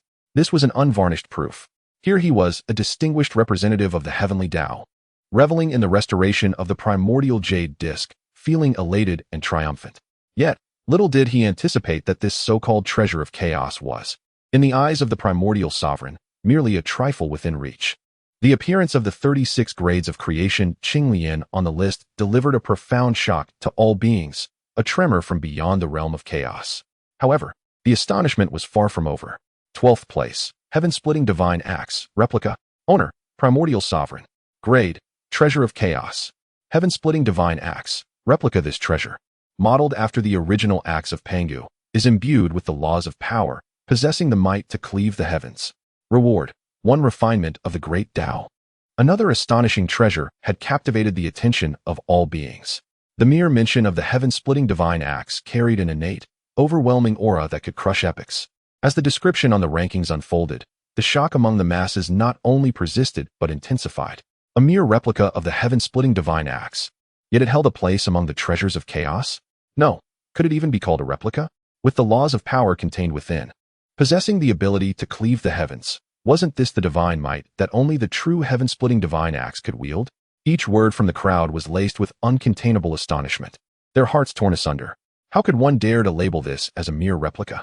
This was, without a doubt, a perfectly crafted imitation of the heaven-splitting divine axe. Goodness! Could the treasures of chaos truly be produced in such abundance? At this moment, Hongjun observed the spectacle of the heaven-splitting divine axe gracing the rankings. His heart trembled involuntarily. Perhaps even he was unaware that deep within his soul, waves of trepidation emanated. As one of the ancient Great Dao demons who had personally witnessed the battle of creation, the heaven-splitting divine axe had undoubtedly become an indelible shadow in Hongjuan's heart. Before the crowd could fully process this revelation, a soft voice echoed through the cosmos. Hiss! The heaven-splitting divine axe has appeared. How far can the replicas of other treasures of chaos be? No sooner had the words been spoken than a new ranking emerged. 11th place, Chaos Qinglian, Replica. Owner, Primordial Sovereign. Grade, Treasure of Chaos. The Chaotic Azure Lotus. Replica. This treasure is a 108-tiered lotus platform, adorned with 12 leaves, embodying the principles of spatial pathways, and blooms with 24 petals, encapsulating the essence of temporal pathways. Reward, one opportunity to refine the grand principles. Undoubtedly, as one ascends the rankings, the rewards of the spiritual treasure list appear increasingly perfunctory. Even with the chaotic supreme treasure making the list, the reward remains merely a single refinement of the grand principles. Perhaps this is also due to the fact that all treasures on the list are owned by the primordial divine lord, thus drawing the ire of the grand will once again, which is hardly surprising. However, the shift in rewards was largely ignored by the multitude. It seems that for the primordial divine lord, such rewards hold little significance. At this moment, a profound silence pervaded the cosmos. Countless beings, with pupils constricted and breaths quickened, fixated their gaze upon the spiritual treasure list. They were utterly immobilized. The earlier proclamation had proven eerily accurate. Following the celestial opening acts, the chaotic azure lotus emerged. The significance of this treasure's listing is even more extraordinary. Chapter 131, The Stirring of Nuwa's Intent, another chaotic treasure. Undoubtedly, among the 4 primordial treasures, the chaos green lotus stands as the most esteemed existence. The reason is simple. Legend has it that the great Pangu himself was born and lay in slumber within the chaos green lotus. For the beings of the primordial world, this treasure represents the very origin of all things. Simultaneously, in the hearts of the populace, it remains the most enigmatic of treasures. After a prolonged silence, the heavens and earth suddenly erupted with fervor as the multitude was thrown into a frenzy. Would we, the cultivators, be fortunate enough to witness the true form of the chaos green lotus? One might wonder, what purpose does this chaos green lotus serve? Could it possibly amalgamate the powers of the god-slaying spear, the 12-petaled lotus platform, and the primordial 5-element flags, among other spiritual treasures? Such a notion rendered the masses utterly speechless. Throughout the ages, they had been oblivious to the true utility of the chaos green lotus. However, they were aware that following its shattering, it gave rise to numerous spiritual artifacts, including the god-slaying spear, the 12-petaled lotus platform, and the 5-element flags. Thus, the populace could not help but ponder. If the chaos green lotus were to exist in its complete form, would it not embody the combined powers of all these treasures? Should this hypothesis prove true, it would be nothing short of terrifying. One could almost assert that the chaos green lotus is omnipotent. Such musings left the various saints in a state of shock. Preposterous. Outrageous. Jane exclaimed, his agitation palpable as he cursed vehemently. He recalled his own 12-petaled merit golden lotus and the green lotus banner. How could it be that the illustrious primordial deity possesses a mere replica of a treasure that is itself a primordial artifact? Why had his subordinate, the Hongming Taoist, previously pretended to deceive him and pilfered his 2 treasured artifacts? This revelation was like tearing open a wound in Jane's heart, intensifying his anguish. Hongjuan's expression was equally grim. The primordial deity already possessed 3 chaotic treasures. He muttered to himself, his voice betraying an uncontainable tremor. Upon hearing his words, the 3 purities were likewise taken aback, realizing the implication behind Hongjuan's statement. Previously, when the creation jade disc was restored to its complete state, Hongjun had been overjoyed, believing that possessing a complete chaotic treasure would elevate not only his own power, but also that of the entire Xianmen, enhancing its reputation immensely. Yet now, the sheer number of chaotic treasures held by the primordial deity was overwhelmingly superior. How could a mere single treasure compare to the 3 held by the primordial deity? Moreover, whether it be the heaven-cleaving divine axe or the chaos green lotus, the saints understood an undeniable truth. As long as the primordial deity wished, he could undoubtedly forge even more chaotic treasures.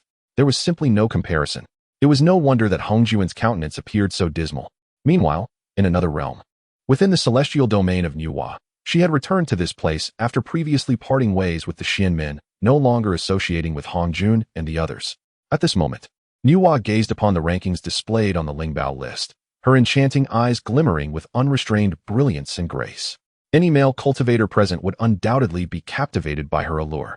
The 36th grade primal creation Blue Lotus. If I could wield that supreme treasure, I would surely ascend to unprecedented heights.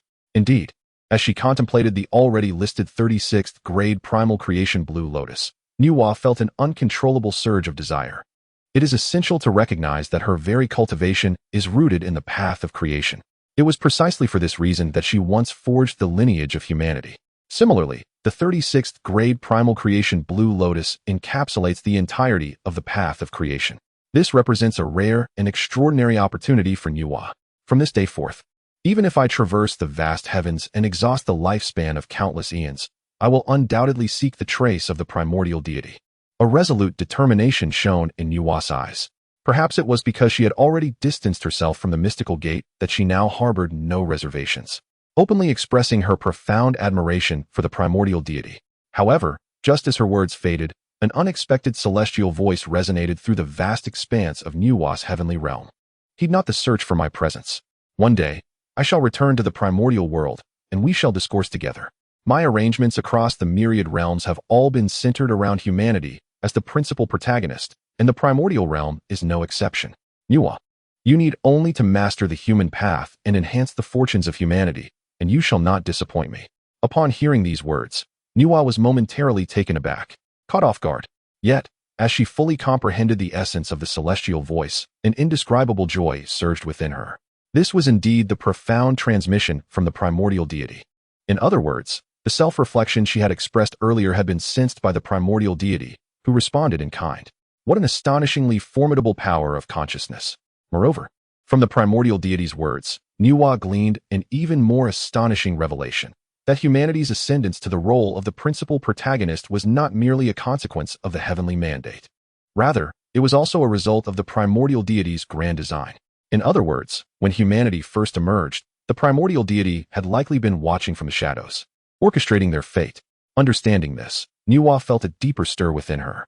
She rose gracefully, her robes billowing, standing amidst the clouds of the 9 heavens. Exquisite and breathtaking. Then, with profound reverence, she bowed in gratitude.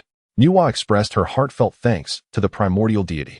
This scene left the Taoist children and maidens in the heavenly realm of Nuwa utterly astounded. As a sage, how could she reveal such humility? Nuwa's actions reshaped everyone's perception. Yet, her expression turned solemn and grave. While ordinary beings remained unaware, Nuwa understood all too well the profound significance behind the primordial deity's seemingly nonchalant words. It could be said that the primordial deity had chosen humanity as the central protagonist of heaven. Not only has it altered the fate of the entire human race, but it has also greatly benefited Nuwa. He is indeed worthy of Nuwa's solemn bow. Meanwhile, in the outside world, the shock of the unveiling of treasures such as the heavenly opening divine axe and the chaotic Blue Lotus has yet to dissipate. However, just as one wave calms, another rises. Soon after, the 10th name was revealed. 10th place, Chaos Pearl. Master, Chaos Ancestor. Grade, Chaos Supreme Treasure. Chaos Pearl. One of the original 4 Chaos Supreme Treasures, it is a treasure of the heavenly path level, containing a chaotic world within, capable of concealing all heavenly secrets, hiding oneself, and evading the tribulations of the heavenly path. Reward, a complete vast world. Thus, in the collective consciousness of all beings, the initial 4 Chaos Supreme Treasures have all been listed without exception. The astonishment and shock in the hearts of the people have reached an unprecedented intensity. Chapter 132. Hongju in shock. Has chaos also ascended to sainthood? The Chaos Pearl? This supreme treasure astonishingly survived the great cataclysm of creation. Not only did it endure, but its master remains the venerable ancestor of chaos. Goodness, yet another formidable ancient deity. The chaos demon ancestor has concealed his presence remarkably well. Why, throughout countless eons, have we never heard a whisper of the ancestor of chaos? The moment the Chaos Pearl ascended the rankings, an incredulous uproar erupted among all beings. Its emergence undoubtedly overturned previous conjectures. It had not been obliterated by the Great Cataclysm. In fact, even to this day, it retains its status as a treasure of the highest caliber. This indicates that during the Great Cataclysm, it sustained no damage whatsoever. Even more astonishing is that this is merely the beginning. The Chaos Pearl has not changed ownership. Its master continues to be the ancestor of chaos. Once one of the 3,000 supreme deities, he wields the laws of chaos. Additionally, some astute and perceptive beings quickly understood the implications. Surely, the ancestor of chaos orchestrated this intentionally. By utilizing the Chaos Pearl's extraordinary ability to obscure celestial secrets, he has successfully concealed his whereabouts and aura. This clever stratagem has allowed him to evade numerous calamities without detection. The moment this hypothesis was posited, countless practitioners nodded in agreement, expressing their admiration. All beings could not help but reveal their envy. To possess the Chaos Pearl is to wield transcendent powers beyond the mortal realm. There would be no karmic retribution to befall one. No matter how terrifying the cosmic tribulations might be, not a single scratch would be incurred. Just imagine how many disputes could be avoided. For those practitioners who remain aloof from worldly affairs, such a treasure is indeed a coveted prize. Naturally, some raise questions. If the Chaos Pearl can obscure all celestial secrets, why does it still appear on the rankings? However, as soon as this query was posed, a powerful figure offered a response. While the Chaos Pearl is formidable, the Golden List has clearly stated that it is merely a treasure of the heavenly Dao grade. Perhaps it can only conceal the secrets of the primal chaos, but is incapable of shrouding the perception of the will of the Great Dao. Upon hearing this, the crowd was left in a state of ambivalence.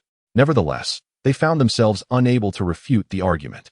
After all, the fact that this artifact has ascended the rankings is indisputable. Yet, the beings overlooked a significant detail. At this moment, within the Purple Cloud Palace, Hongjun gazed upon the spectacle of the Chaos Pearl's ascent, his countenance twitching uncontrollably.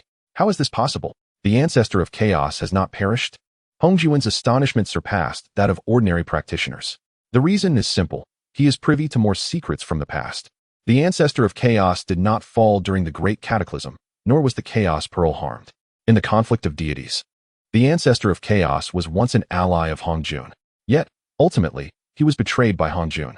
Thus, the fact that the sword-wielding ancestor of chaos has not met his demise, but instead ascended alongside the Chaos Pearl, fills Hongjun not with shock, but profound unease.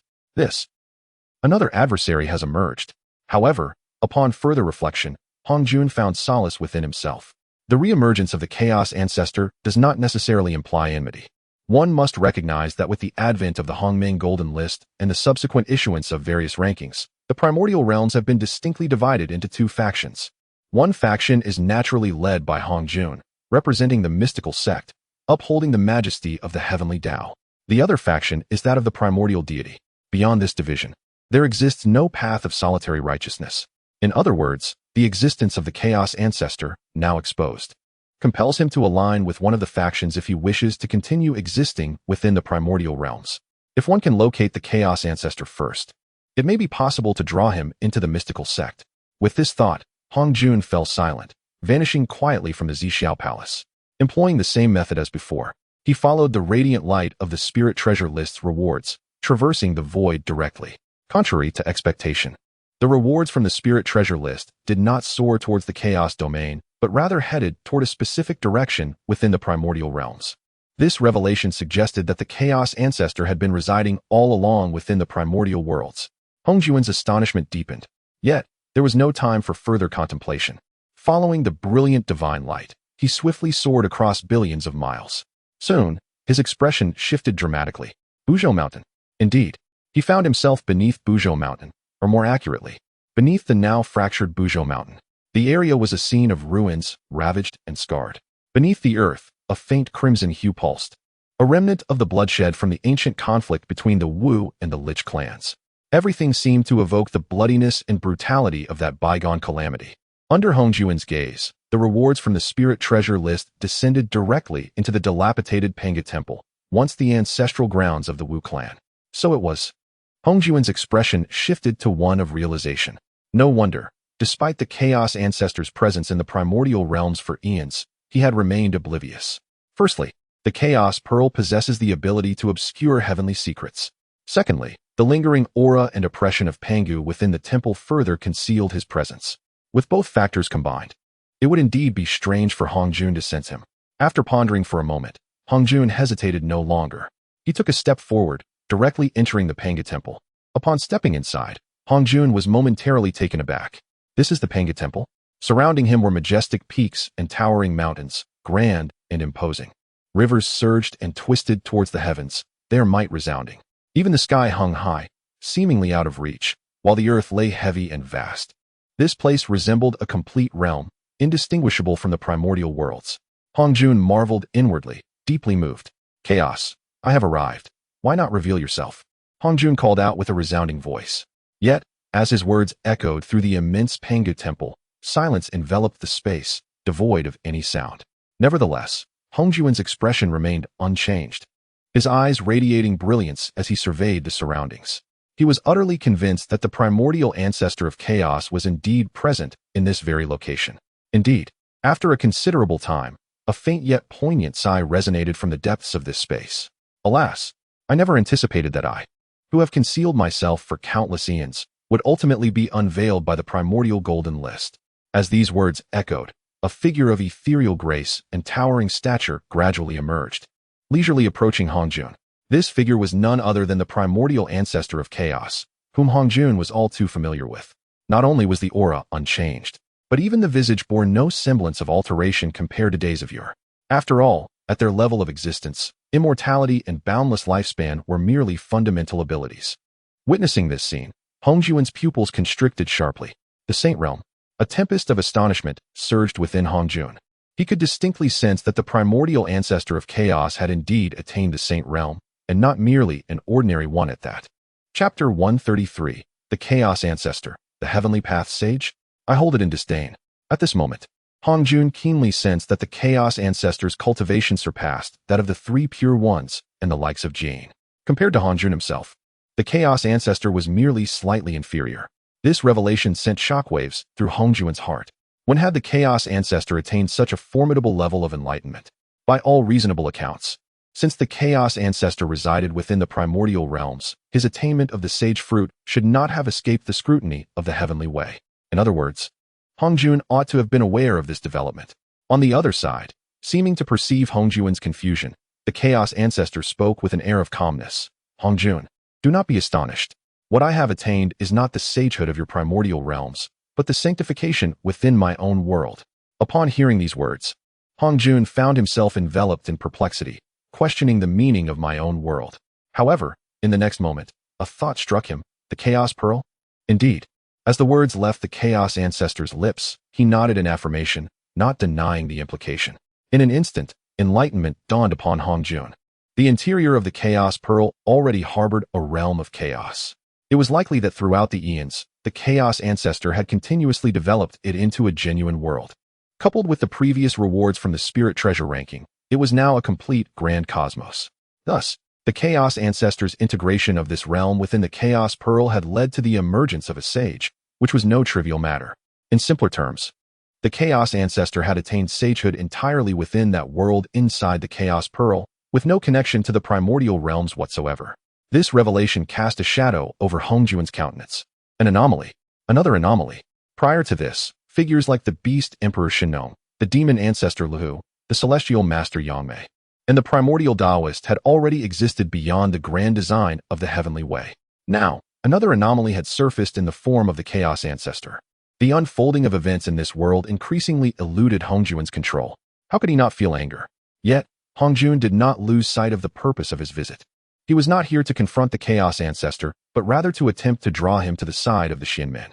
Rather than directly stating his intentions, he spoke with apparent depth. Have you been concealed within this Pangu sacred hall all this time? Upon hearing Hongjun's words, the Chaos Ancestor no longer held back, nodding in agreement. Indeed, this admission did not incite any anger in Hongjun. Rather, he let out a sigh of relief. This was fortuitous news for both Hongjun and the Shinmen. Since the Chaos Ancestor had been hidden away within the primordial realms, he must be entirely unrelated to the primeval deity. Each time a top-tier powerhouse emerged, it had invariably been linked to the primeval deity, instilling fear in Hongjun's heart. It is no exaggeration to assert that the Chaos Ancestor has been the sole neutral entity since the emergence of the primordial golden list. Thus, the prospect of persuading him is not entirely out of reach. After a moment of contemplation, Hongjun continued in a grave tone. Chaos. The current era has given rise to two opposing factions within the vast wilderness. One is the Shinmen, aligned with my authority, protected by the will of the heavenly Tao, basking in the radiance of the sun and moon. The other conspires with the primordial deity, yet such an alliance will surely draw the ire of the heavenly Tao. What choice will you make? This inquiry was not a challenge. Hong Juan's tone was imbued with warmth, exuding an air of amicable negotiation, devoid of any semblance of dominance. Indeed, one might say that Hong Jun displayed an unprecedented amiability. The might of the Chaos Ancestor is not to be underestimated. Should he choose to join the ranks of the Xianmen, he would stand as second only to Hong Jun himself. This formidable strength warrants Hong Juan's attention. However, upon hearing Hong Juan's words, the Chaos Ancestor maintained a serene demeanor. Casting a sidelong glance at the latter, he let out a mysterious chuckle. Ha ha, Hong Jun. What an elevated and transcendent demeanor you project as the Dao Ancestor. Have you forgotten all your past deeds? Such words dripped with mockery and derision. The tone of the Chaos Ancestor caused Hong Juan's brow to furrow. He understood that the Chaos Ancestor's remarks referred to the previous conflict between Dao and Demon. In the past, Hong Jun had schemed, sending the Chaos Ancestor and 3 others forth as shields, bravely enduring the brutal assaults of Luo Ho. Were it not for such tactics, why would the Chaos Ancestor need to retreat and heal in seclusion for eons? By resurrecting old grievances, the Chaos Ancestor evidently bore a sense of accusation. Their dialogue finally gravitated towards the crux of the matter. Upon hearing this, Hong Juan's visage turned awkward, his expression fluctuating between light and shadow. Faced with the 3 pure ones, he might have managed to contrive some justifications, but before the Chaos Ancestor, he found himself without a leg to stand on. After all, both were contemporaneous powerhouses, and the essence of their characters, along with their past misdeeds, were transparent to one another. After a prolonged contemplation, Hong Jun finally spoke. Chaos, my friend. Those bygone days are now past. I bear guilt towards you and the other 3, and I concede that there is no argument to be made. However, I am now the great Luo Golden Immortal of the Primordial Tai Chi, wielding the authority of the Heavenly Dao. Should you agree to join the Xianmen, transforming your Dao fruit into a saint of the Heavenly Dao within the vast wilderness, I shall commune with the Heavenly Dao and grant you equal authority. From that moment forth, all beings in the wilderness, along with the myriad elements of existence, will lie under our dominion. How splendid it would be. Hong Jun presented an exceedingly alluring proposition. With but a single word, one could possess the same authority of the Heavenly Dao as Hong Jun himself. What an astonishing opportunity this is. Were it any other formidable being within the wilderness, they would nod in agreement without hesitation. Even for the Chaos Ancestor, this proposition held remarkable allure. It is essential to recognize that the world birthed within the Chaos Pearl, albeit elevated to a grand cosmic realm, pales in comparison to the boundless primordial universe that has undergone endless epochs of development. Should the Ancestor of Chaos acquiesce to this proposition, his power would ascend once more, placing him on par with Hong Jun. However, the Ancestor of Chaos remains acutely aware. Upon hearing Hong Juan's words, he erupted into hearty laughter. Hong Jun, it appears you have not changed in the slightest. Even to this day, you remain as sanctimonious and ostentatious as ever. You are merely terrified of that enigmatic primordial deity, consumed by anxiety. Thus, you seek to enlist my aid in confronting that primordial sovereign. Do you presume that I am still the same as in days of yore, blind to your cunning schemes? The Ancestor of Chaos unreservedly exposed Hong Juan's machinations. With each word spoken, Hong Juan's countenance grew increasingly grim, clearly struck at a vulnerable point.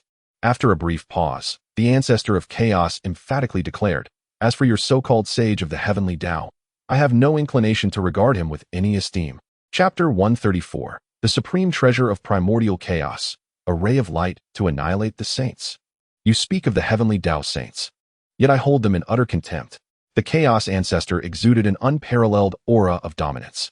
Upon hearing his unequivocal rejection, Hong Juan's expression darkened, the previous warmth in his demeanor evaporating entirely. In its place arose a palpable sense of malevolence. Since he could not be utilized for my purposes, there remains but one path, death. Hong Juan's heart hardened at this thought. It is crucial to note that Hong Jun was not consumed by rage nor lost in irrationality. He understood that the Chaos Ancestor, in truth, possessed a cultivation level slightly inferior to his own. Moreover, the Chaos Ancestor lacked the protection of the Heavenly Dao's will, rendering him not truly immortal. Thus, if all methods were employed, it was not impossible to obliterate the Chaos Ancestor in one fell swoop. Chaos, do you truly wish to proceed in this manner? Hong Jun queried once more, his tone now laced with profound menace. As his words echoed, an overwhelming aura enveloped him, swirling and intertwining to create an atmosphere of unparalleled terror. In response, the Chaos Ancestor remained steadfast. Are you finally revealing your true colors out of shame and anger? Hongjun, what have I to fear from a battle? The Chaos Ancestor sneered coldly, stepping forward with unyielding resolve. Subsequently, waves of chaotic laws shimmered and coalesced, mesmerizing and profoundly heavy. He stood undaunted, willing to engage Hongjun in combat, though it may seem prolonged. From Hongjun's arrival at the Pangu Sacred Hall to his encounter with the Chaos Ancestor, followed by their brief yet intense exchange, the confrontation escalated to the brink of war within mere moments. The two supreme beings of the Tai Chi realm unleashed an overwhelming pressure, shaking the heavens and earth, capturing the attention of all. This spectacle inevitably drew the gaze of myriad beings. What is happening here? Why is the Dao Ancestor Hongjun enraged? Who stands against him? Gasps of astonishment filled the air. Is that another saint? The current realm seemed to be overflowing with such figures. As they focused their sights, the onlookers were taken aback, their expressions shifting between awe and trepidation. In this world, where the primordial deity had yet to return, how many could stand in such opposition to Hongjun, poised for confrontation? A sense of immense curiosity enveloped the crowd. Some formidable beings, with sharp perceptions, had already sensed the Chaos Ancestor's cultivation level. Indeed, another saint had emerged. In that instant, the hearts of many were set ablaze with revelation.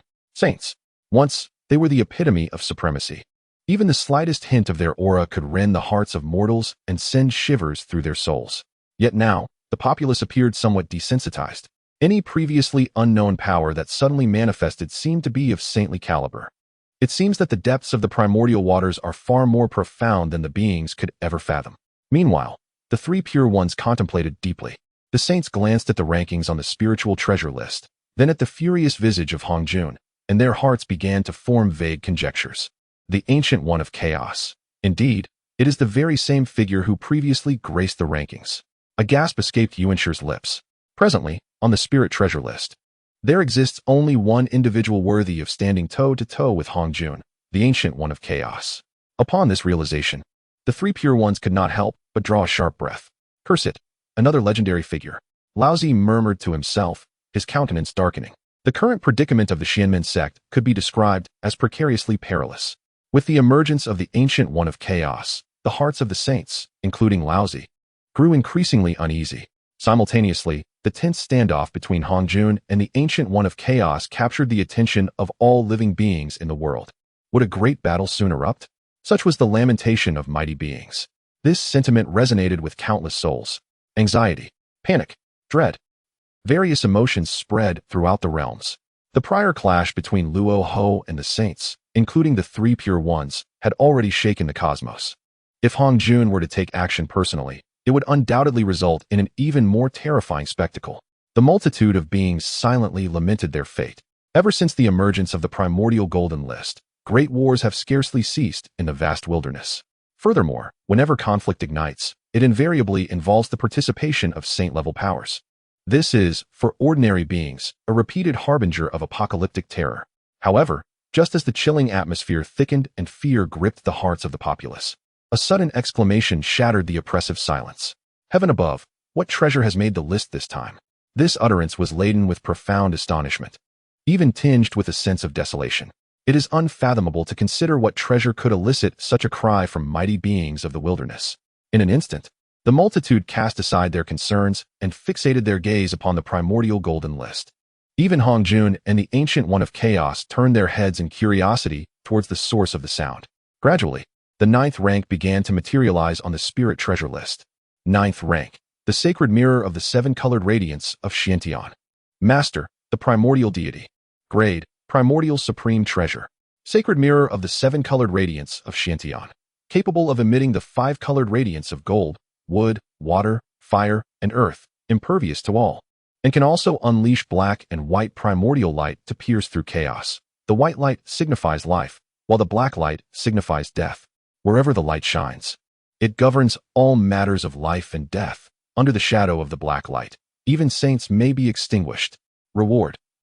Gazing upon this ranking, the multitude was left speechless, stunned into silence. Astonishment. An indescribable and overwhelming shock.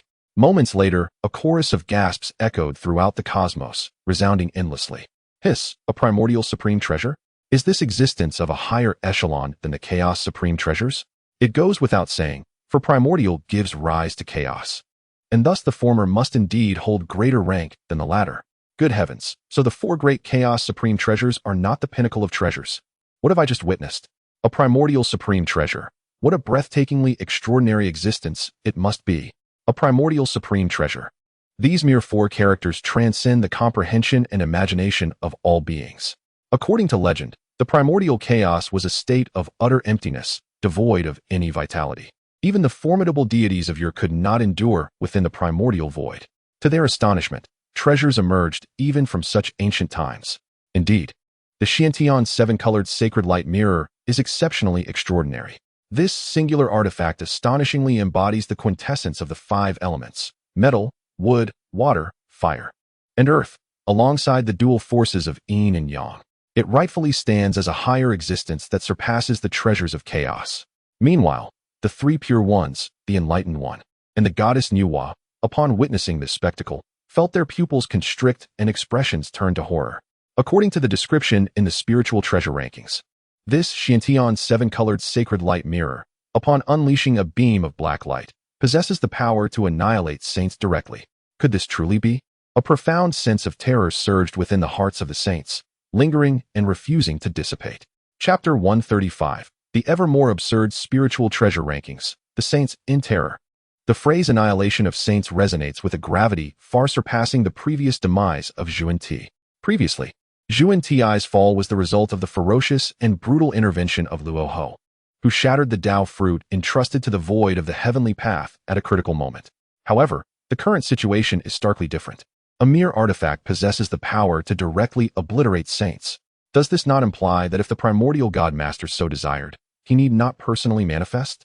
By merely invoking the mystical celestial seven-colored sacred mirror from afar, he could effortlessly extinguish the lives of any saint in existence?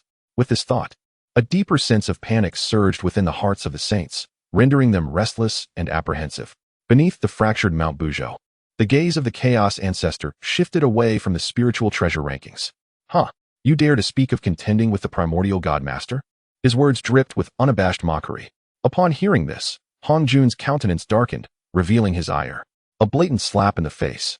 Just moments prior, he had vehemently declared his intent to pursue an unyielding conflict with the primordial God Master. Yet, immediately thereafter, such a treasure capable of annihilating saints appeared on the rankings. The Chaos Ancestor's remarks left Hongjun utterly speechless. After a period of contemplation, Hongjun finally spoke. Humph. The so-called mystical celestial seven-colored sacred mirror, though it may obliterate saints, can only vanquish the heavenly saints of primordial times. Today, our powers have ascended to unprecedented heights. Even in a direct confrontation with that artifact, we remain entirely unafraid. This declaration not only served as a retort to the Chaos Ancestor, but was also fortified by the might of the Great Dao. In an instant, his words reverberated through the heavens, echoing across the 9 skies and 10 lands, stirring the entire universe. Undoubtedly, this was meant to alleviate the fears of the three purities and others. Indeed, upon hearing Hongjun's words, the expressions of the three purities softened. Indeed, what the Dao Ancestor Hongjun has stated holds true. It is essential to recognize that, in the conventional sense, the term saint refers to the realm once occupied by the likes of the three purities. However, today, even the three purities and the likes of Jane have ascended to the realm of the primordial Wuji de Luo Jingxian. As for the Dao Ancestor Hongjun, he has transcended to the level of the primordial Taiji de Luo Jingxian. With such cultivation, how could one be easily annihilated by a so-called mystical, celestial, seven-colored sacred mirror? However, upon hearing this, the Chaos Ancestor wore a peculiar smile as he continued to gaze at the Hongmeng golden rankings.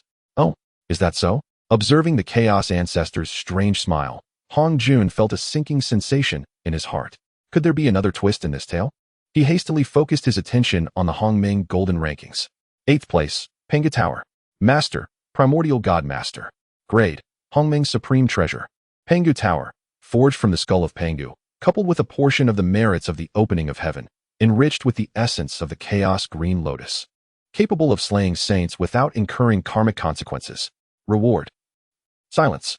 The world fell into a profound silence, so oppressive that one could hear a pin drop.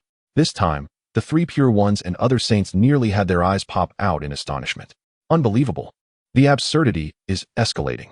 Just as the saints had quelled the panic and unease brought about by the seven-colored sacred light mirror, another Penga tower emerged unexpectedly. Moreover, this artifact annihilates saints without entangling with karma. It can be said that it has reached an entirely new level compared to the seven-colored sacred light mirror. Meanwhile, the myriad ordinary beings of the world erupted in fervor. An uproar ensued. A supreme treasure forged from the skull of the Penga deity? How outrageous, truly outrageous. The spine of the Penga deity is none other than the former heavenly pillar, Buzhou Mountain. The primordial deity, Taichu, astonishingly managed to utilize its skull to forge a supreme treasure. Furthermore, there are the merits of creation and even the essence of the chaotic green lotus.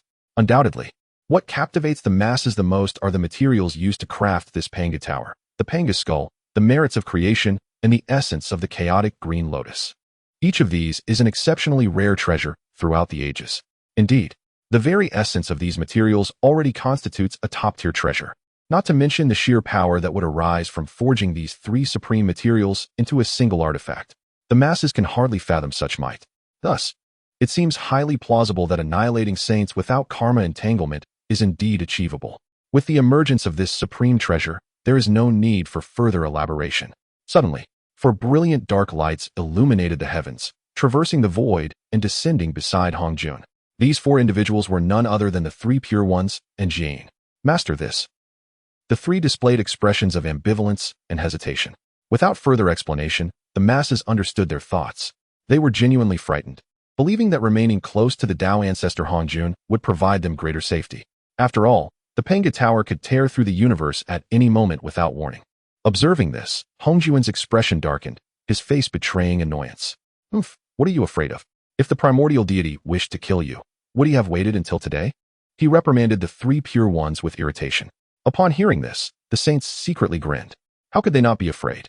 It is essential to note that the three pure ones are manifestations of Pangu's primordial spirit, not to mention anything else. The power of merely one Penga skull is far beyond their capacity to contend with. If the complete Penga Tower were to manifest in the world, even they, as saints, would undoubtedly be crushed without a trace, obliterated entirely, leaving no chance for resurrection. Sensing the saints' trepidation and fright, a mocking voice from Rahu echoed from afar. I told you, your mere chaos treasures of the Xianmen are insignificant. So do you believe it now?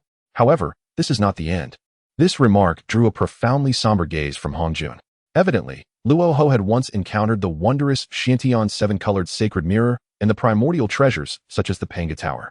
This experience allowed him to speak with remarkable authority, rendering the treasures of chaos utterly insignificant in his eyes. Moreover, Luoho's words unveiled an even more astonishing revelation. There may exist, in the possession of the primordial godmaster, treasures that surpass even the Penga Tower in their terrifying nature. Upon hearing this, Hongjun's expression shifted, a tempest of emotions crossing his face. The top 7 names on the spiritual treasure ranking had yet to be revealed. If they were indeed primordial treasures, or even entities of a higher order, this world could very well descend into chaos. After a prolonged silence, Hongjun's gaze fell resolutely upon the Chaos ancestor. Chaos, relinquish your Chaos Pearl. I shall allow you to depart, he stated coldly. The veil had been lifted, and pretenses were no longer maintained. Even if the Chaos ancestor was reluctant to ally with the Xianmen against the primordial godmaster, Hongjun was determined to seize the Chaos Pearl for himself. In doing so, he hoped it could shield his own aura should he face the wrath of the primordial godmaster in the future. In other words, Hongjun was contemplating escape, or perhaps a means of evading the primordial godmaster. Chapter 136. The primordial deity strikes again. The Penga Tower emerges. It is evident that the Chaos Pearl is inherently the companion treasure of the Chaos ancestor. Moreover, with the enhancement from the spiritual treasure ranking, the Chaos Pearl has undergone unparalleled elevation. How could the Chaos ancestor willingly surrender this supreme treasure as Hongjun desires? Hongjun. You have finally allowed your anger to overshadow your reason. However, to attempt to seize my Chaos Pearl, you may find yourself unworthy. The Chaos ancestor retorted fiercely. And upon hearing this, Hongjun was not taken aback. Rather, his brows furrowed ominously, his eyes ablaze with fury. In light of this, let it be known that my hand shall show no mercy. Words are futile. Before his words could fully dissipate, Hongjun had already launched a fierce attack. With a single palm print unleashed, it spread like a tempest, reverberating through the heavens and earth, instilling awe across the cosmos. Within this palm print lay the torrents of laws and orders at the level of the heavenly Tao, vast and unstoppable, exuding an overwhelming sense of pressure. All beings watching this scene felt a shiver run down their spines, engulfed by an icy dread. Yet, the Chaos Ancestor remained steadfast and unafraid. With a mere flick of his sleeve, he summoned forth an endless tempest, intertwined with the terrifying laws of chaos. Boom! The onslaught of saint-level power collided with a resounding crash. In an instant, the turbulent energies extinguished all surrounding matter. The very fabric of space fractured, dissolving into nothingness. The firmament trembled, revealing horrifying fissures. Within the ancient cosmos, great stars shattered, crumbling into dust. Both Hongjun and the Chaos Ancestor were forced to retreat, withdrawing a full 100,000 miles before finally halting their movement. The energies surrounding them surged erratically, difficult to stabilize. A gasp. The strength of that formidable being matched Hongjun Daozu blow for blow. It seems the Chaos Ancestor's power is formidable enough to stand shoulder to shoulder with the primordial Taoist. Who shall emerge victorious in this battle? All beings watched in a mix of terror and awe. The prowess of the Chaos Ancestor was beyond belief. To stand against Hongjun Daozu was already indicative of extraordinary strength, unfathomable depth. Furthermore, the Chaos Ancestor had met Hongjun strike head-on without yielding. The three Pure Ones exchanged glances, their expressions shifting. If the Daozu were to fall, what would become of us? Jane spoke, laden with anxiety. Clearly, the recent demise of the Zhuani Saint had led Jane to harbor doubts about the Xianmin and the capabilities of Hongjun Daozu. Upon hearing his words, the three Pure Ones' expressions darkened, their gazes fixed on Jane with displeasure. That ominous tongue. Without further ado, the three Pure Ones were resolute in their desire to see Hongjun prevail. Otherwise, the entire Xianmin would face disintegration. However, before they could contemplate further, Laozi suddenly interjected. Regardless of who triumphs or falters, it is wise for us to keep our distance from this place. The strength of the Chaos Ancestor far surpasses even that of the three Pure Ones. Laozi knew well that even if Hongjun were to falter against this opponent, they would be of no aid. Conversely, remaining here may entangle one further, proving detrimental to oneself. Upon hearing this, Yuan Shi and Tong Tian nodded in agreement. And without hesitation, they turned and fled. Witnessing this scene, Hongjun was filled with indignation. What unity is there among the myriad saints of the profound gate? Ultimately, the three Pure Ones still adapt to the winds of change.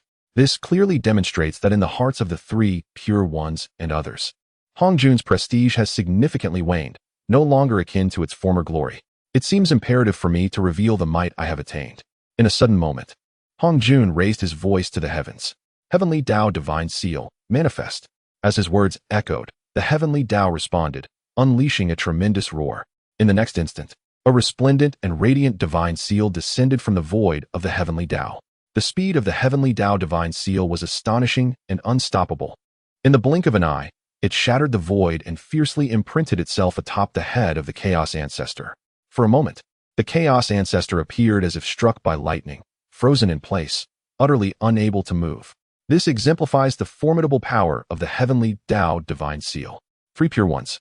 Jane, do not delay in aiding me to subdue the Chaos Pearl. Hongjun bellowed. The Chaos Pearl is a possession bound to its master. To claim it for oneself necessitates the erasure of the Chaos Ancestor's mark. Yet at this moment, Hongjun strained to maintain the power of the Heavenly Tao Divine Seal. Thus, he could only urge the three Pure Ones and Jane to take action. As for the three Pure Ones, having initially retreated in terror, they were now filled with elation upon witnessing the Chaos Ancestor being subdued by the Heavenly Tao Divine Seal. Understanding the grave significance of Hongjun's words, they wasted no time and leaped back into the fray. Without hesitation, they formed intricate hand seals, invoking the vast expanse of the Lotus Lake, which was none other than the Chaos Pearl. The Chaos Ancestor's eyes bulged with rage, unable to contain his fury. Ah, three Pure Ones, dare you? What shamelessness from the Heavenly Tao! He growled through clenched teeth, yet it was of no avail.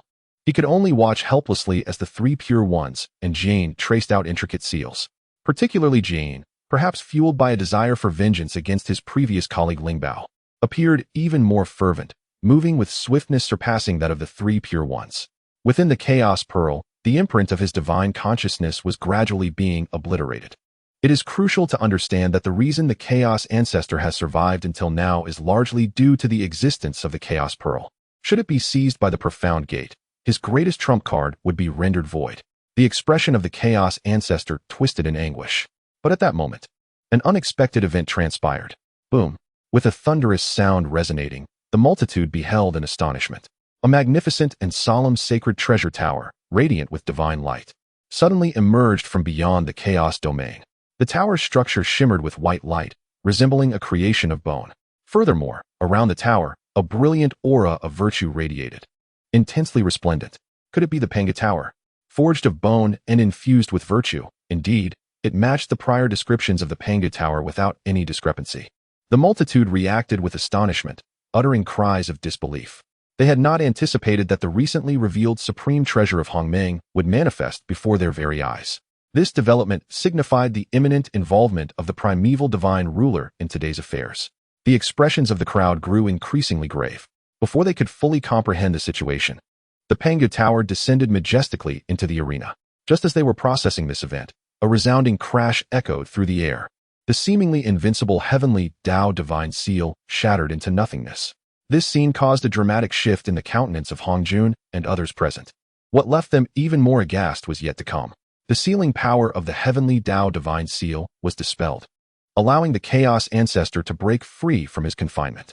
Subsequently, the Panga Tower, undeterred, landed squarely in the palm of the Chaos Ancestor. This sight nearly shattered Hongjun's spirit. Without the need for further elaboration, the emergence of the Panga Tower spoke volumes. The primeval divine ruler had chosen this moment to intervene and assist the Chaos Ancestor. Retreat at once. Hongjun's face paled in terror as he bellowed. Before his words could fully resonate, he swiftly withdrew. Upon hearing his command, the three Pure Ones and Jane, unable to ponder further, attempted to flee. Yet it was too late. Chapter 137. Alone, causing dread among the saints of the Xianmen. This sudden turn of events caught everyone off guard. Even the Chaos Ancestor appeared bewildered. However, he quickly regained his composure. Had he truly received assistance from the primordial deity? There was no time for further contemplation. Grasping the Panga Tower, the Chaos Ancestor channeled the chaotic laws within him, which surged forth incessantly. There was no alternative. The Panga Tower was shrouded in mystery, and he was uncertain how to wield this artifact effectively. Thus, he resorted to this most rudimentary and forceful method of experimentation.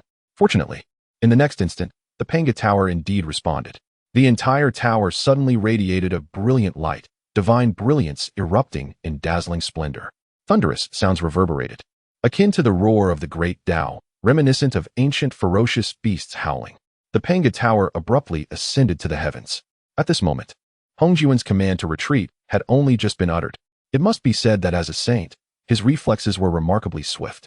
In an instant, Hongjun and the three purities had already distanced themselves by thousands of miles, narrowly escaping the engulfing radiance of the Panga Tower. However, Jane fared poorly. He had previously exerted all his strength in an attempt to subdue the Chaos Pearl and had not anticipated such an unforeseen event. Upon seeing the Panga Tower fall into the hands of the Chaos Ancestor, he found himself lacking in power. Just a moment too late. An intensely blazing celestial light descended from the Panga Tower, enveloping Jane within its grasp. No! Master Daozu, save me! Jane immediately erupted in a series of anguished cries. In that moment, he acutely sensed that his entire being, despite being a saint, was suddenly immobilized beneath the Panga Tower's suppression, utterly incapable of mobilizing his powers. Even the thought of disregarding spatial barriers to manifest elsewhere was rendered impossible. More terrifyingly, Jane's corporeal form began to fissure gradually, with vast streaks of blood appearing, shocking to behold. The once surging vitality within him was dissipating at a visibly alarming rate. A silent demise. Unlike the previous violent annihilation of Zhuanti by Luhu, this was a more insidious obliteration. Yet, without a doubt, the scene before them was far more nerve-wracking, sending chills down the spines of all present. Terrifying. Utterly terrifying. A formidable saint, or rather, a celestial of boundless primal origin, now appeared utterly defenseless, helplessly allowing the Panga Tower to consume his life force and magical essence. Thousands of miles away, Hongjun naturally heard Jane's cries for help. However, his expression fluctuated, torn with conflict. Yet he did not intervene directly to shield Jane from harm. The aura emanating from the Panga Tower instilled a profound fear within Hongjun. He felt a sense of unease. Should he intervene, he might face dire consequences himself. Thus, for a moment, Hongjun merely observed with a wary gaze, his countenance darkened. After a long while, Jane's screams and pleas gradually subsided. The scene fell into a haunting silence. There was no rain of blood, no severed limbs. Only emptiness remained. As all beings fixed their gazes, they could no longer discern a single silhouette. The illustrious saint of guidance had thus vanished into thin air, utterly extinguished. Yet, at that moment, a powerful voice rang out in astonishment. Could it be that the saint of guidance might still rely on the void of the heavenly Tao to be reborn? Upon hearing these words, the expressions of the crowd shifted. They then collectively turned their eyes toward the direction of the heavenly Tao-s void. For this was the question that weighed most heavily upon their minds. By all accounts, there was still a trace of the saint of guidance's fruit of enlightenment within the void of the heavenly Tao. With that, perhaps he could resurrect and reappear in this world. However, under the watchful eyes of the multitude, after a considerable pause, the heavenly Tao's void exhibited no sign of response, as if it had not sensed the demise of the saint of guidance at all. Master, what is happening? Is it possible that our junior, the saint of guidance, cannot be revived? Yuan Shi, filled with trepidation, turned to Hong Jun and inquired. In response, Hong Jun appeared equally baffled. This scenario was unprecedented, something he had never encountered before. Could the will of the heavenly Tao truly malfunction? In his confusion, Hong Jun took decisive action. Open the void of the heavenly Tao, he bellowed, forming intricate seals with his hands to forcibly unveil the heavenly Tao's void and uncover the truth. In the past, such an act would have been beyond Hong Jun's capabilities. Yet, perhaps due to a significant enhancement in his power and authority, he found himself able to accomplish this now. Soon, amidst the tumult, the heavenly Tao's void erupted with a resounding roar. The vast and profound laws of the heavenly Tao intertwined in a dazzling display, captivating the onlookers. Remarkably, the void of the heavenly Tao indeed opened. However, upon peering inside, Hong Jun and the three purities were left momentarily stunned. Their pupils trembled as they collectively gasped in shock. How could this be possible? For there, in the very place where the fruit of enlightenment of the saint of guidance had once resided, there was now only emptiness. Even with their divine senses extended and scrutinizing carefully, there was no longer the faintest trace of the saint's essence. In other words, the fruit of enlightenment had inexplicably ceased to exist, vanishing as if it, along with the saint himself, had been obliterated in a most peculiar manner. Thus, it became evident why the saint of guidance could not be resurrected. What is happening? Yuan Shi uttered, as if to himself, yet seeking confirmation from Hong Jun. His voice quivered, betraying his inability to mask his dread. The terror was palpable, an unspeakable horror. The Panga Tower was indeed ruthless. Once summoned, it not only annihilated the true form of the saint, but also obliterated all traces of his presence in this realm, extinguishing everything along with him. This was true annihilation of both body and spirit. The most alarming aspect was that previously, neither Hong Jun nor the three purities had sensed anything amiss. Tong Tian's countenance darkened, and he remained silent, yet it was clear that this incident left him shaken. Fortunately, he had acted swiftly, otherwise, had he delayed even slightly like the saint of guidance, he might have met the same grim fate. At this moment, would it indeed be oneself who meets death and dissolution? As for Laozi, there is no need to elaborate further. When it comes to aggression and combat, he has never been particularly adept. Observing the Panga Tower held by the Chaos Ancestor, Laozi's visage twitched uncontrollably. Is this the might of the primordial treasures? How can one defend against it? It is utterly impossible to withstand even a fraction of its power. Laozi harbors no doubt that even if he were to summon the Tai Chi diagram or the celestial and earthly Xuanzang Tower as defensive treasures, they would scarcely endure a mere breath of time against the might of the Panga Tower. Furthermore, once targeted by the Panga Tower, even if he were to consume 9-tiered immortal pills as though they were mere sustenance, it is likely that salvation would elude him. Under the overwhelming force of the primordial treasures, even the saints appear woefully insignificant. In summary, at this juncture, Hong Jun and the three pure ones gaze upon the Chaos Ancestor with expressions filled with sheer dread. The scene resembles that of the Chaos Ancestor single-handedly instilling terror in the hearts of the myriad saints of the Xianmen. The atmosphere between heaven and earth has suddenly become imbued with an uncanny aura. Chapter 138. A failed scheme leads to loss. The Chaos Ancestor aligns with the primordial deity. It soon became evident to all beings that it was not the might of the Chaos Ancestor, but rather the formidable power of the Panga Tower, or more accurately, the authority of the primordial deity. The mere presence of the primordial deity, who had yet to reveal himself, was enough to instill terror within the hearts of the sages of the mystical gate. Such overwhelming might is rare indeed. One can hardly fathom that a single artifact could result in the demise of a sage from the mystical gate. If the primordial deity were to return in person, what magnitude of power would he wield? Surely, even a mere breath from him could obliterate the entirety of the vast primordial realm. Astonished gasps filled the air as discussions erupted among the crowd. Meanwhile, the Chaos Ancestor wore an expression of disbelief. He gazed at the Pangu Tower in his hands, utterly incredulous. Could it truly be real? He murmured to himself softly. If he had held any doubt prior to this moment, it had evaporated completely. Previously, he had only infused the principles of chaos into the Pangu Tower. In an instant, a sage of the highest caliber, a primordial and infinite golden immortal, had perished. This was beyond comprehension. More importantly, the Chaos Ancestor felt no repercussions of fate for effortlessly extinguishing a sage. Clearly, as described in the earlier celestial treasure rankings, this Pangu Tower could slay sages without entangling him in karmic consequences. It was truly defying the heavens. Remarkably so. As the saying goes, there is no strongest, only stronger. In the minds of the beings, treasures such as the Chaos Pearl were already considered supreme. However, in comparison to the likes of the Pangu Tower, they seemed utterly insignificant, almost laughable. After a lengthy pause, the Chaos Ancestor regained his composure. Hongjun, why do you retreat in such disarray? Did you not desire the Chaos Pearl in my possession? Do you still dare to seize it? He laughed heartily. With the Pangu Tower in his grasp, his confidence soared, and his resolve strengthened. On the other side, upon hearing the words of the Chaos Ancestor, the expressions of Hongjun and the three Pure Ones turned grim. They had truly brought calamity upon themselves. The embarrassment they felt was profound. Just as they had been so arrogant before, they now found themselves in a painfully awkward position. Hongjun seethed with rage. As the esteemed Dao Ancestor and representative of the heavenly Dao, he had never before been so scorned. Yet, he found himself powerless to retaliate. Even gazing at the resplendent and imposing Pangu Tower made him hesitant to utter a harsh word. Infuriating. That accursed primordial deity dares to aid the Chaos Ancestor with such a treasure. Hongjun muttered under his breath, his face a mask of fury and despair. Thus, the mystical gate suffered yet another loss of a sage. Once, the mystical gate boasted 7 illustrious sages, but now, with the demise of Jane and Zuni, and Nuwa's departure from the mystical gate, only 4 remained, Hongjun and the 3 Pure Ones. The atmosphere was desolate and sorrowful, causing Hongjun great anguish, his heart bleeding for the loss. After a lengthy silence, Hongjun turned his gaze back to the Chaos Ancestor. Chaos, do you dare to oppose my mystical sect? In due time, you shall undoubtedly regret your actions. It is often said that while one can lose individuals, one must never lose ground.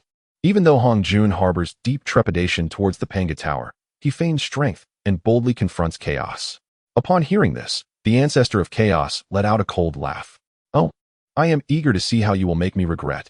Before his words had fully dissipated, the Ancestor of Chaos activated the Pangu Tower once more, charging forth with unmatched ferocity towards Hongjun and his companions. Witnessing this, the 3 Pure Ones turned pale. My goodness, this is utterly terrifying. They understood the Ancestor of Chaos's intentions. Even if he could not annihilate Hongjun in one fell swoop, he aimed to strike at the 3 Pure Ones. Just imagine. If the 3 Pure Ones were to perish, Hongjun would be left as nothing more than a mere figurehead, a commander without an army, rendering him insignificant. Thus, the 3 Pure Ones were thoroughly alarmed. Master this. I cast a terrified glance at Hongjun. Before I could finish my sentence, Hongjun spoke in a grave tone. Retreat to the Purple Cloud Palace. Before the 3 Pure Ones could respond, Hongjun swept his grand sleeves, and boundless mystical light erupted forth. In an instant, he enveloped the 3 Pure Ones and sped like a streak of light towards the Purple Cloud Palace. In the blink of an eye, the 4 saints returned to the sanctuary. Hongjun formed a hand seal, and in that moment, the Purple Cloud Palace was ablaze with celestial light, resplendent and blinding. Various rays of divine brilliance surged and swirled, safeguarding the entire palace and its inhabitants. At this, the 4 saints felt their hearts settle, letting out a sigh of relief. This scene left countless beings in the world utterly dumbfounded. Even the saints of the mystical sect exhibit such vulnerability? Alas, the might of the Pangu Tower is unparalleled, compelling even the venerable Hongjun to retreat in haste. The mysteries of this world grow increasingly unfathomable to us all. The multitudes lamented. Despite being within the confines of the Purple Cloud Palace, Hongjun and the other saints naturally heard the voices of the masses. In an instant, their expressions grew even more somber. As for the Ancestor of Chaos, upon witnessing the 4 saints retreat to the Purple Cloud Palace, he halted his pursuit of the saints. Indeed, in the eyes of the multitudes, That earlier spectacle seemed to depict the ancestor of chaos relentlessly pursuing the saints of the mystical sect. The reason the ancestor relinquished his chase was due to the Purple Cloud Palace serving as Hongjuan's sacred ground. For eons, it has been nurtured by endless laws, order, and divine patterns. Moreover, it is safeguarded by the chaos formation, making it no easy task to breach. Then, before the gaze of the multitudes, the ancestor of chaos performed a remarkable act. He suddenly faced the void beyond chaos, raising the Pangu Tower high. With a countenance of reverence and solemnity, he bellowed towards the heavens. I, the ancestor of chaos, express my deepest gratitude to the primordial deity for his grace. Henceforth, I shall heed the commands of the primordial deity, offering my life and soul without hesitation. Upon uttering these words, the crowd erupted in astonishment. Well, another formidable being has chosen to pledge allegiance to the primordial deity's banner. At this juncture, beneath the aegis of the primordial deity, there exist formidable beings such as the Beast Emperor, the Demon Ancestor Luo Hu, the Celestial Master Yang Mei, the Chaos Ancestor, and the Taoist of Hong Meng, among others.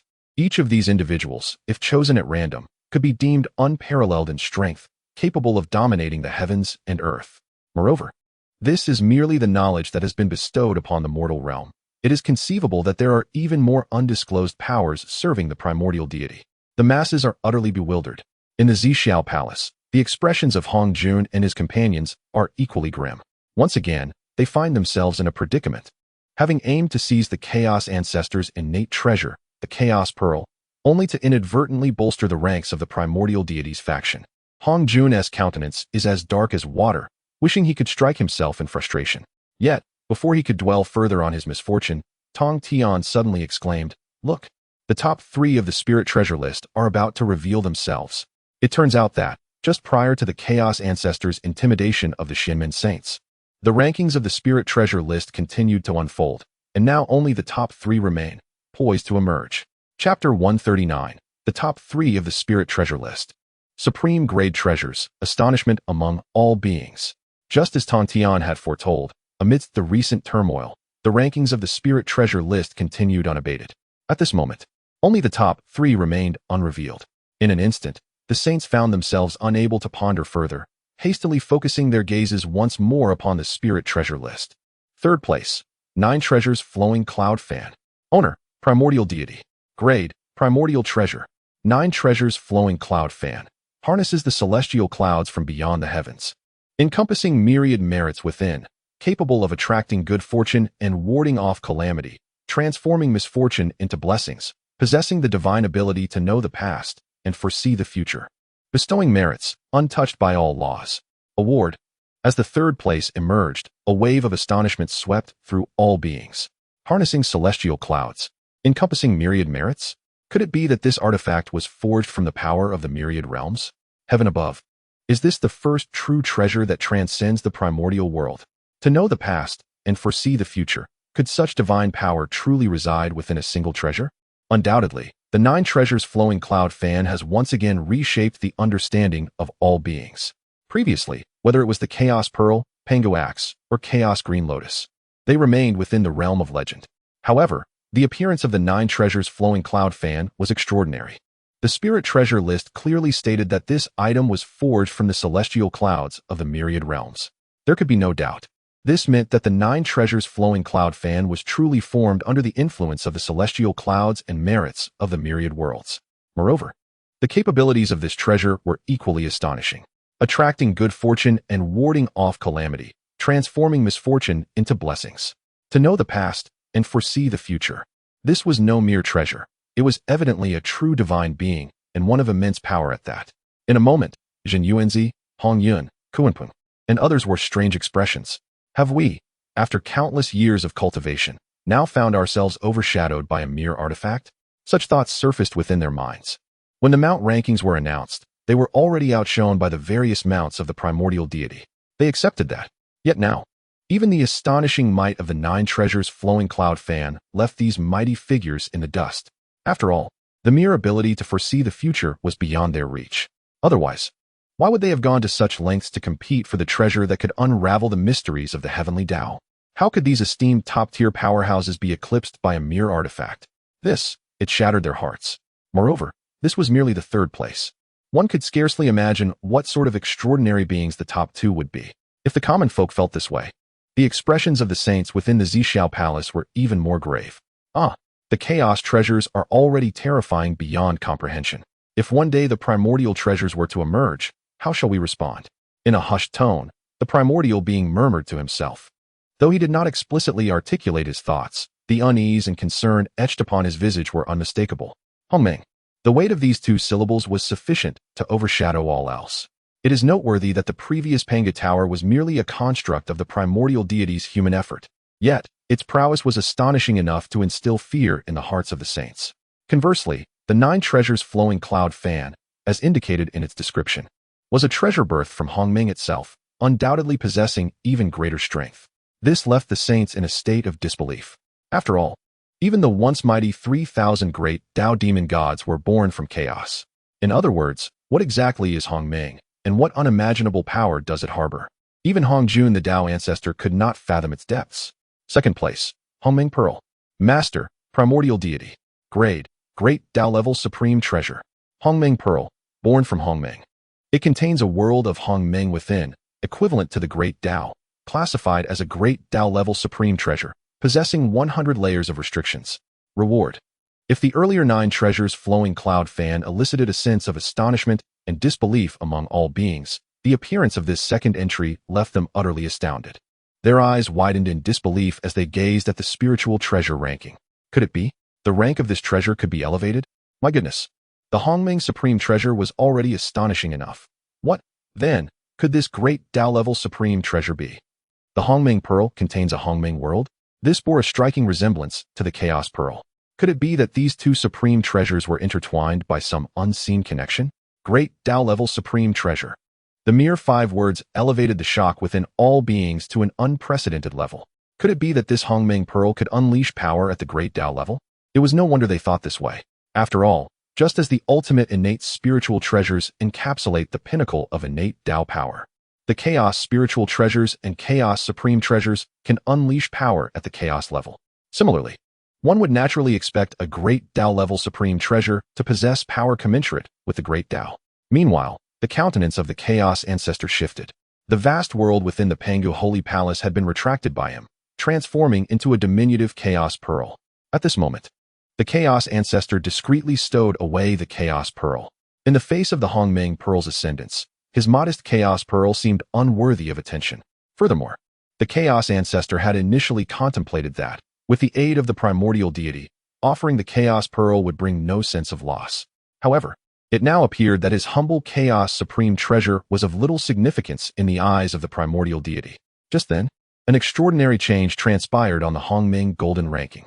As the introduction of the Hongming Pearl fully materialized, a resounding, magnificent celestial sound erupted, reverberating with deafening intensity.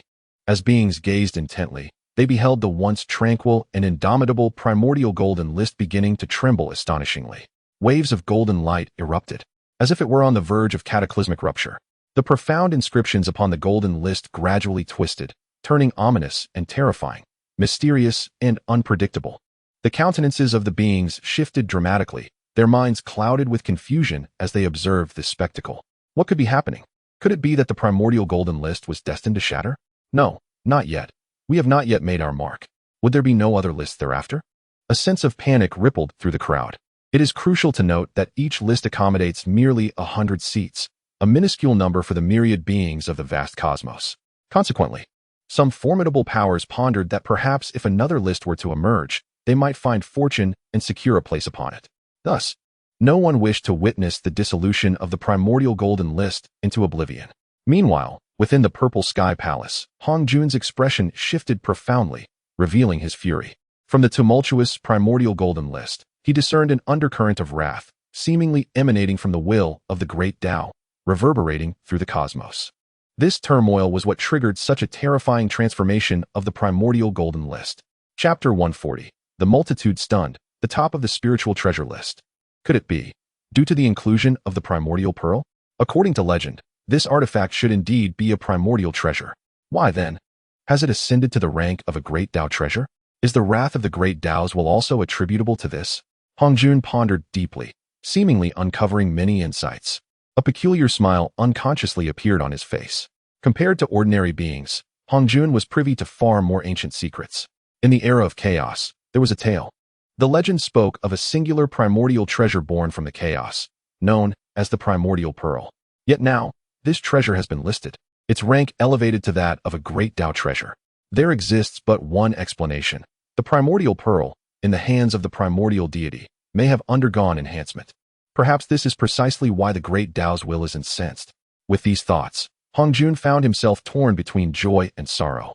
The joy stemmed from the fury conveyed by the Great Dao's will, which made it evident that it indeed regarded the primordial deity as a rival.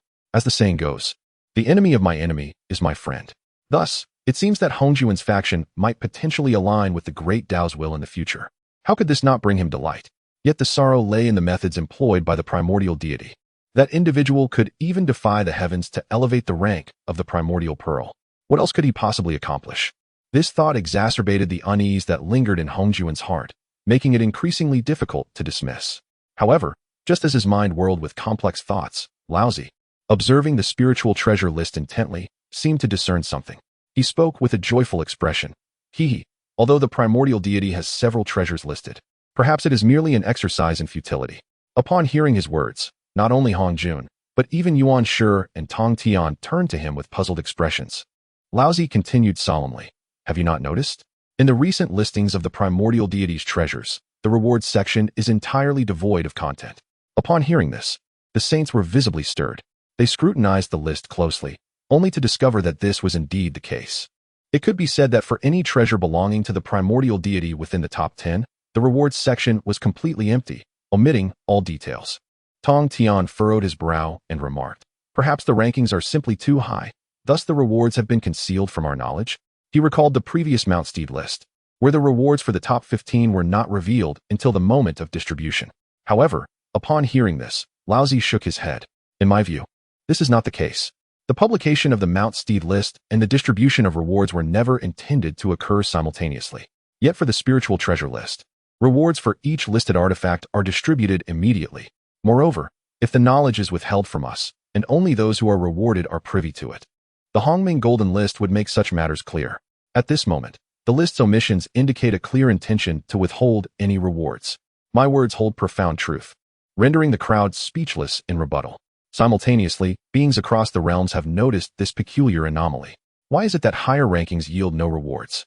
Could it be that the primordial deity is so formidable that the Hongming Golden List has nothing left to bestow? Even the Great Dao cannot confer appropriate rewards? Alas, had we foreseen this, why then did we tally the treasures of the primordial deity? It merely occupied numerous ranks in vain. Some cultivators gasped in astonishment, struggling to fathom the heights attained by the primordial deity, to the extent that even the will of the Great Dao could find no fitting reward. Others lamented, believing that the treasures of the primordial deity merely squandered precious opportunities for recognition on the spiritual treasure list. Such a loss. What a tremendous loss.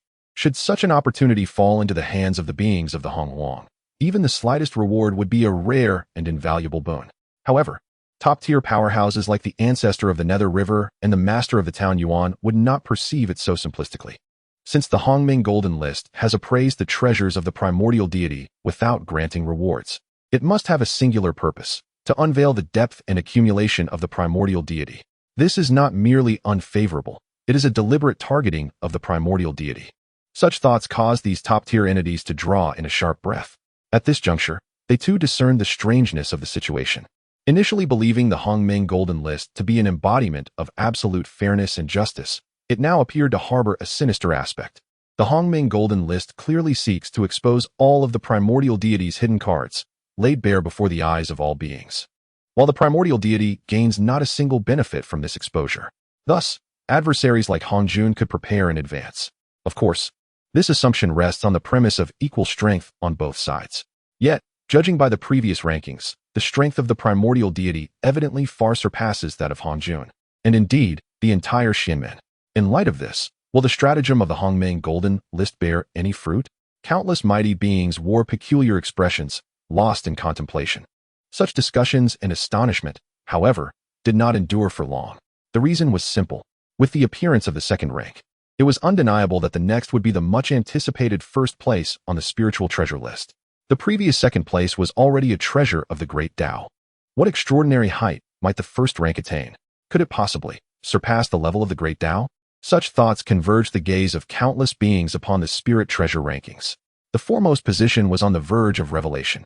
First place, Taichu Daozhong. Master, Taichu Divine Lord. Rank, unknown. Taichu Daozhong.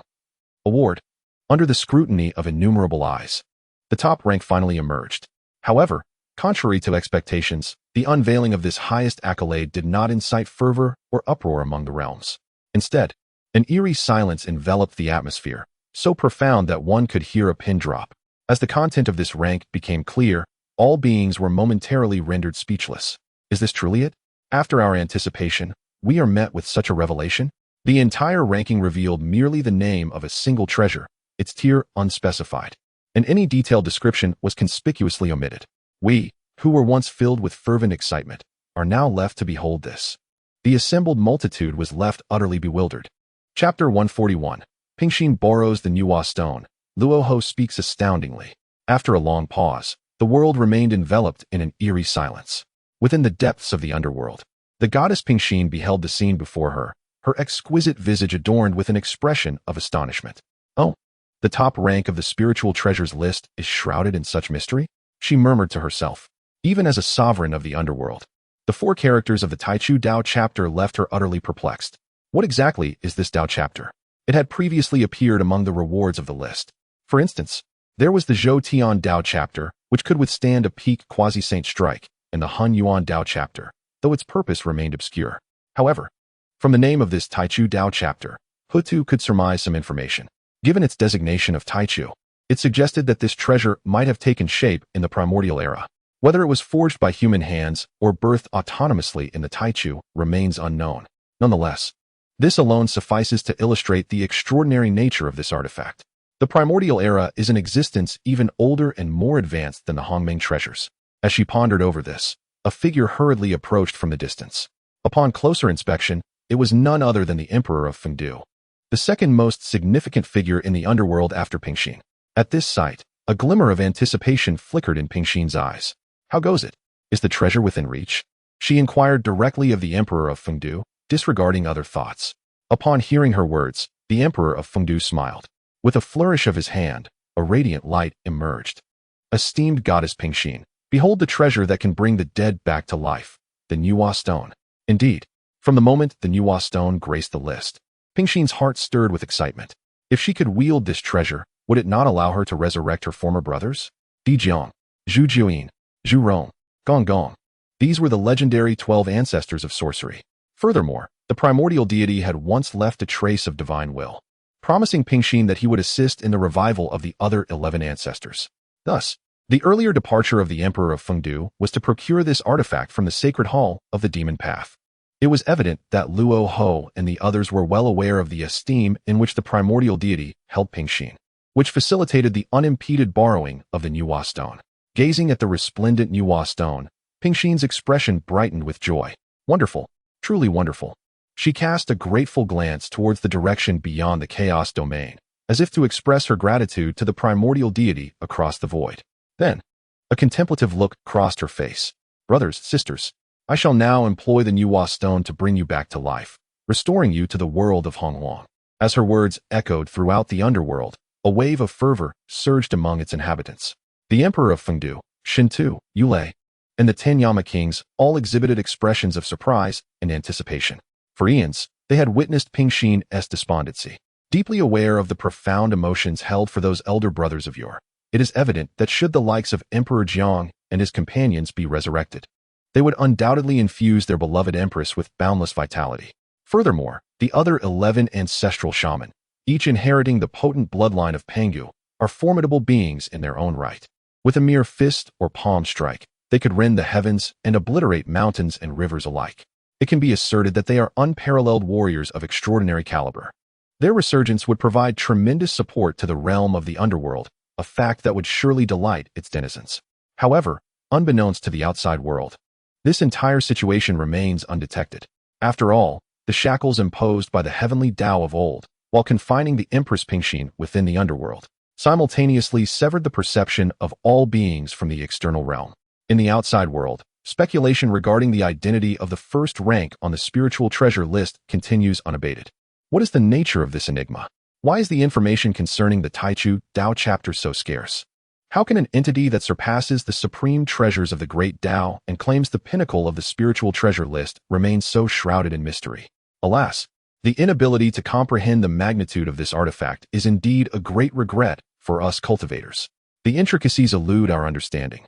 Perhaps only those few who accompanied the divine master Taichu possess any inkling of the truth. Some express their astonishment and confusion, while others lament with deep regret. However, the final remark jolts countless cultivators into a state of awareness. Indeed, while the masses remain oblivious to the profundities of the Taichu Dao chapter, figures such as Luo Ho, Hongming Dao Run, and the Beast Emperor Xin Ni once stood by the side of the divine master Taichu. They may possess insights far exceeding those of the populace. In an instant, numerous gazes converge upon the direction of the Demon Dao Sacred Hall. Simultaneously, the newly inducted members of the Demon Dao Sacred Hall, Xiao Sheng and Xiao Bao, were expressions of utter bewilderment. Instinctively, they turned their attention to the demon ancestor Luo Ho. Senior Luo Ho, what exactly is this Taichu Dao chapter? Why is the information so scant on the spiritual treasure list? Xiao Sheng tentatively inquires. After all, this is the entity that ranks first on the spiritual treasure list, powerful and enigmatic. Thus, he is uncertain whether Luo Ho would respond to his inquiry.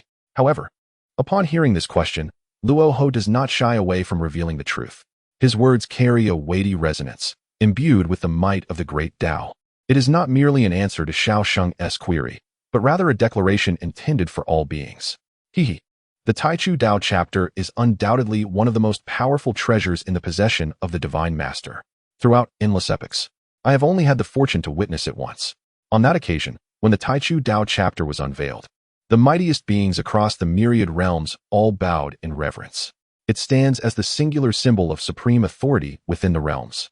As he speaks, a look of awe and reverence crosses Luo Ho's face, clearly indicating that the scene from the past remains vividly etched in his memory, stirring his spirit and rendering him unable to remain composed. After all, at that time, Luo Ho had witnessed beings who proclaimed themselves as emperors, heavenly emperors, and other entities of unparalleled might. Before the primordial deity, none dared to reveal even the slightest hint of their might. It is no exaggeration to assert that they revered the primordial deity with the same reverence one would accord to a divine being. The voice of Luo Ho resounded throughout the cosmos, leaving countless beings momentarily speechless, nearly dropping their jaws in disbelief. What? The mightiest among the myriad realms must also pay homage to the primordial deity? The primordial Dao chapter stands as the supreme emblem of all heavens and worlds? This, without a doubt, is a sensational revelation. After all, until this moment, the so-called figures of the myriad realms were but legendary beings to the creatures of the primordial wilderness, never before witnessed with their own eyes. Yet, to the primordial deity, these figures were merely followers beneath his divine authority. However, before the beings could fully comprehend this astonishing news, Luo Ho continued to utter words even more shocking, reverberating throughout the entire cosmos. Chapter 142, the next list. The Dao ranking, Hongjuan's elation. As for the scant information regarding the primordial Dao canon, the explanation is rather straightforward. This is because even the Great Dao's will does not fully comprehend the profound utility and might of the primordial Dao canon. To put it differently, the Great Dao's will is merely familiar with the name of the primordial Dao canon. Explosive, truly explosive. Indeed, the words of Luo Ho can be deemed sensational. No one had anticipated such an explanation from him. Are there matters within the myriad realms, throughout ancient and modern times, that even the Great Dao's will remains oblivious to? Instinctively, Xiao Sheng exclaimed in disbelief, posing a rhetorical question to Luo Ho. Xiao Sheng's words echoed the thoughts of all beings present. Since the emergence of the Hongming Golden List, whether it be the Mount of Beasts, the Divine Powers List, or the Spiritual Treasures List, the Golden List has consistently displayed an omniscient faade. Even formidable beings and treasures, previously unheard of by many, have not been omitted. All have made their appearance on the list. Consequently, the collective consciousness of all beings had firmly established the impression that the Great Dao's will possesses all knowledge. However, Luo Ho's statement shattered this perception in an instant. The notion that the Great Dao is unaware of the intricate details of the primordial Dao canon is indeed a terrifying assertion. In that moment, a sense of skepticism swept across the crowd. Surely, this demon ancestor Luo Ho must have made such a statement to elevate the status of the primordial deity, right? Indeed, there is reason in this thought. The Great Dao, born from the very beginning of all things, cannot possibly be ignorant of any existence. Some powerful beings whispered amongst themselves, suspecting that Luo Ho was merely speaking whimsically to enhance the prestige of the primordial deity. Among the assembly of saints, Yuan Shi spoke up without reservation, scoffing. What a sensational claim. Such reckless words provoke the dignity of the Great Dao's will. It is certain that Luo Ho shall incur the wrath of the Great Dao's will. Upon hearing Yuan Shi's words, the gaze of the crowd once again converged upon the Hongming Golden List. Previously, those such as Jian and Zhuanti had shown disrespect towards the Hongming Golden List, questioning its authority, and had subsequently suffered the consequences of its formidable power, leaving them in agony. Now, all that remained was to observe whether the Hongming Golden List would unleash its might to reprimand Luo Ho. Thus, the truth of the matter would soon be laid bare. However, under the attentive watch of all beings, a long while passed without any response from the Hongming Golden List. This left the crowd exchanging glances in bewilderment. Could it be that Luo Ho's words were indeed true? Did the Great Daos will genuinely lack knowledge of the specific information regarding the primordial Dao canon? There was no need for further elaboration. The truth was now evident. In an instant, the crowd was engulfed in a mix of shock and astonishment, their pupils contracting in disbelief. It turned out, the Great Dao's will is not omniscient and omnipotent. At a certain moment, someone murmured softly to themselves. As the words fell, they ignited a tremendous upheaval throughout the primordial universe. A colossal commotion ensued, causing all beings to gasp in astonishment, their incredulity palpable. They found themselves at a loss for words. Meanwhile, on the other side, within the realm of Nuwa, indeed, the will of the heavenly Dao emerged after eons of the primordial universe taking shape. It appears that the birth of this grand will is not as ancient as we had presumed. In fact, it may have come into existence after the primordial deity. Within Nuwa's enchanting gaze, a peculiar brilliance flickered. This speculation astonished even her. As a sage, though her understanding of the grand principles was limited, her comprehension of the heavenly Dao was profound. The primordial universe has harbored the essence of the heavenly Dao since the moment Pangu cleaved the heavens and the earth. The term heavenly Dao refers to the collective laws and order governing the cosmos. However, the will of the heavenly Dao did not manifest until eons later, indicating that it gained self-awareness. At this moment, Nuwa contemplated that perhaps the emergence of the grand will paralleled that of the heavenly Dao's will. One could even assert that the existence of the primordial deity predates the birth of the grand will, providing clarity as to why the grand will remains oblivious to all the intricacies of the primordial deity. After a long while, Nuwa emerged from her profound astonishment. Her choice, indeed, proved to be astute. She mused joyfully, her expression a blend of surprise and elation.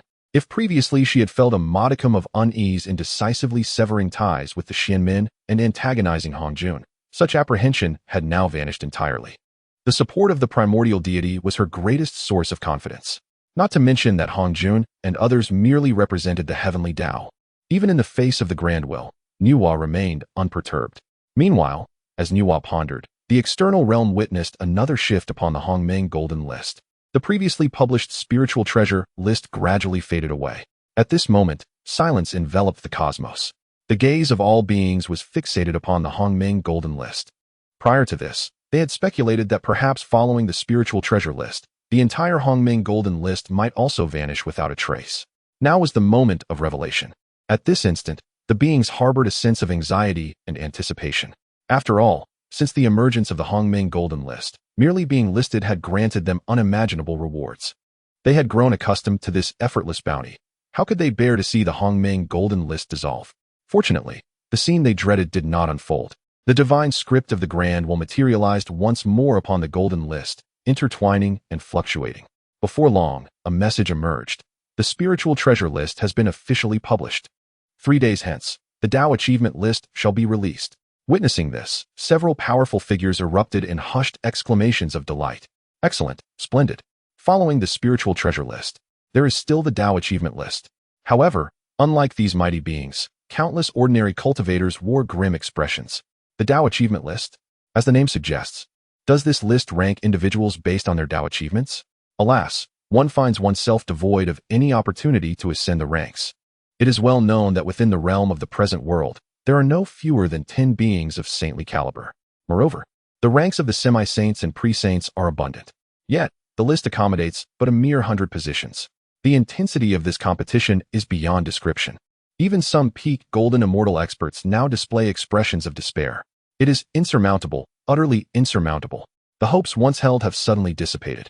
However, in stark contrast to the despondency of the multitude, within the hallowed halls of the Purple Cloud Palace, Hongjun gazes upon the three characters of the Dao ranking, and his eyes suddenly gleam with excitement.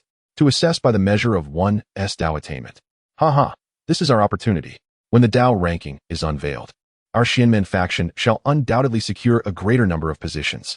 With a sudden burst of laughter, Hongjun proclaims this. Upon hearing his words, the three pure ones reveal expressions of confusion, turning their gazes toward Hongjun. Chapter 143, The Divine Plan of Hongjun, the Declaration of Kuanping. Evidently, the three purities had not anticipated this. Having learned of the formidable strength of the primordial Godmaster, how could Hongjun still find amusement in the situation?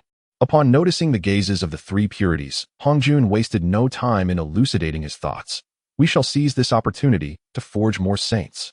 When the Dao ranking is unveiled, shall we not occupy a greater number of positions? In due course, we shall reap the rewards of the Hongming Golden List abundantly. Upon hearing Hongjun's words, the three purities displayed expressions of enlightenment. The creation of saints. Such a notion would have seemed utterly preposterous in times past. How many cultivators in the world yearn to attain the status of a saint, yet find it unattainable? Yet now, when these words flowed from Hongjun's lips, they were delivered with such nonchalance, as if the crafting of saints was a trivial endeavor. However, the three purities understood the gravity of the situation.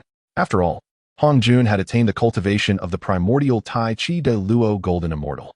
It could be said that he embodied the very essence of the original heavenly Dao's will. Bestowing a few positions of saints would require little effort on his part. Naturally, the saints forged in this manner would merely reflect the strength of the three purities prior to their ascension. Reflecting on this, Tong Tian, ever forthright, interjected, even if we were to create ordinary saints, would they truly secure any notable ranking on the Dao list? Tong Tian sensed that with each release of the rankings, the competition grew increasingly fierce. In truth, merely possessing the cultivation of a common saint might no longer afford one the confidence to look down upon others. In response, Hongjun exuded unwavering confidence. Fear not. Presently, the formidable beings on the side of the primordial Godmaster have nearly all emerged. Even when accounting for figures like Hongming Daoist, Luo Hu, and Shen and I, they amount to but a handful. The saints we forge shall undoubtedly secure positions within the top 20. In fact, there was a thought Hongjun refrained from voicing. Even the creation of ordinary saints would represent a significant boon for the Xianmen. After all, with the demise of Zhuanti and Jian, their absence was deeply felt. Moreover, with Nua's departure from the Xianmen to govern humanity, the once resplendent Xianmen now found itself with a mere 4 surviving saints. What a dismal state of affairs. More critically, following these calamities, the prestige of the Xianmen had plummeted, losing its esteemed reputation in the hearts of the people. Hongjun sought to leverage this moment to restore the Xuanmen's former glory. Resolving his thoughts, he no longer hesitated. With a leap, he manifested above the 9 heavens, gazing down upon the countless beings below. I am Hongjun. In the name of the representative of the heavenly Dao, I proclaim to all beings, any who possess the pinnacle of the quasi-saint realm, come and join my Xianmen. I shall bestow upon you the position of saint, aiding you in your journey to enlightenment. The words of Hongjun resounded thunderously across the heavens and the earth, reverberating throughout the cosmos. In an instant, the primordial realm was set ablaze with fervor. All beings were left dumbfounded, their faces painted with astonishment. The bestowal of the position of sage? What could this possibly signify? Could it be that the shackles binding the universe have been shattered, permitting the emergence of more sages? For ages, the celestial order has ceased to confer the rank of sage, a fact that has long been regarded as the greatest regret among all sentient beings. Now, with these constraints lifted, there arose a surreal sensation among the populace, as if they were witnessing a distant reality. Meanwhile, within the 5, Xinyuanzi sat opposite to Ancestor Hongyan. Humph, what a bestowal of the sage's position. Hongjun merely seeks to recruit more formidable beings as sacrifices to confront the primordial deity. Ancestor Hongyun spoke, having seen through the entirety of the scheme. Moreover, it was evident that Ancestor Hongyun's thoughts were even deeper. This action by Hongjun could not only restore the prestige of the Xianmen, but also, should more sages be created, provide a means for these newly emerged sages to face the formidable forces of the primordial deity. In such a scenario, even if they were to meet the same fate as Jian and Zhuanti, it would bear little consequence. In essence, they would serve merely as cannon fodder. Upon hearing Ancestor Hongyun's remarks, Xinyuanzi could not help but smirk disdainfully. Had this been millions of years ago, perhaps we would have rushed to seize such an opportunity. Alas, is there still a need to align ourselves with the Xianmen of today? Xinyuanzi's words struck a chord. Without a doubt, in response to Hongyuan's enticing offer, neither Xinyuanzi nor Ancestor Hongyun displayed any inclination to be swayed.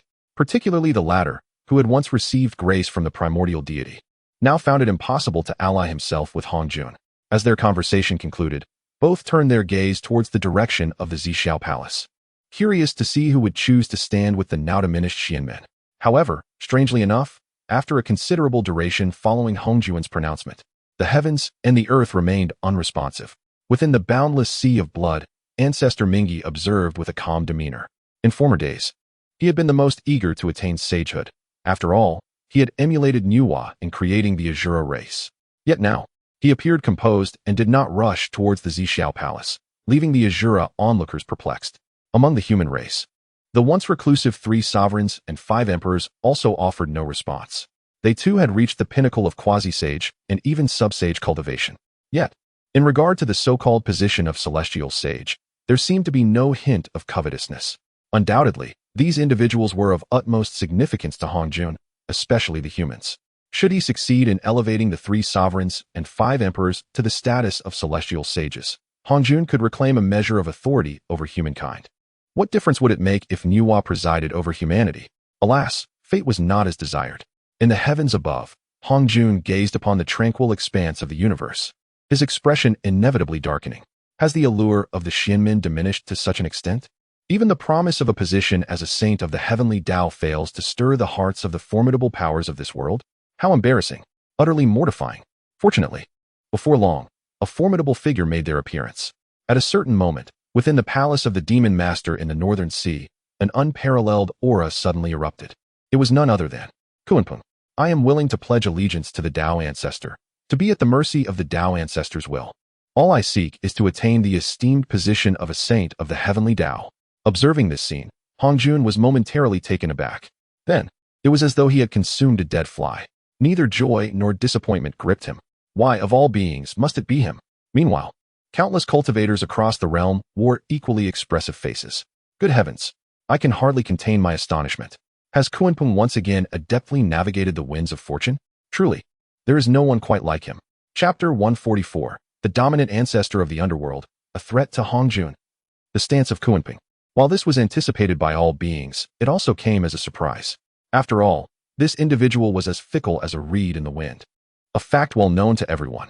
Previously, when the Beast Emperor Shini made his appearance, he had swiftly attempted to ally himself with the primordial deity, only to be rejected.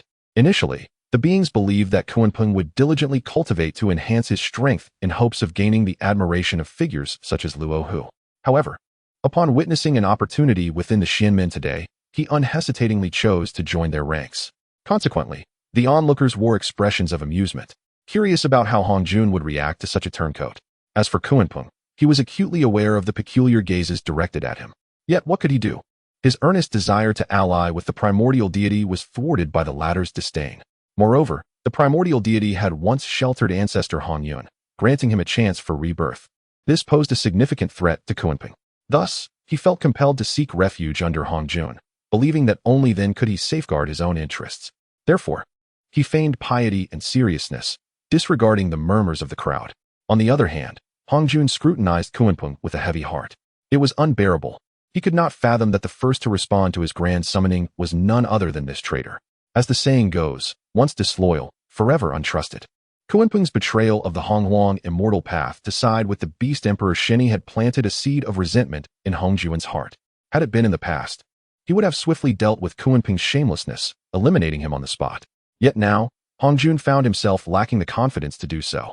After Kunpeng's appearance, he had observed in silence for a while, only to find that no great powers had voiced their opinions. If he were to reject Kunpeng now, it would render the esteemed representative of the heavenly Tao a mere solitary performance. That would be an immense embarrassment.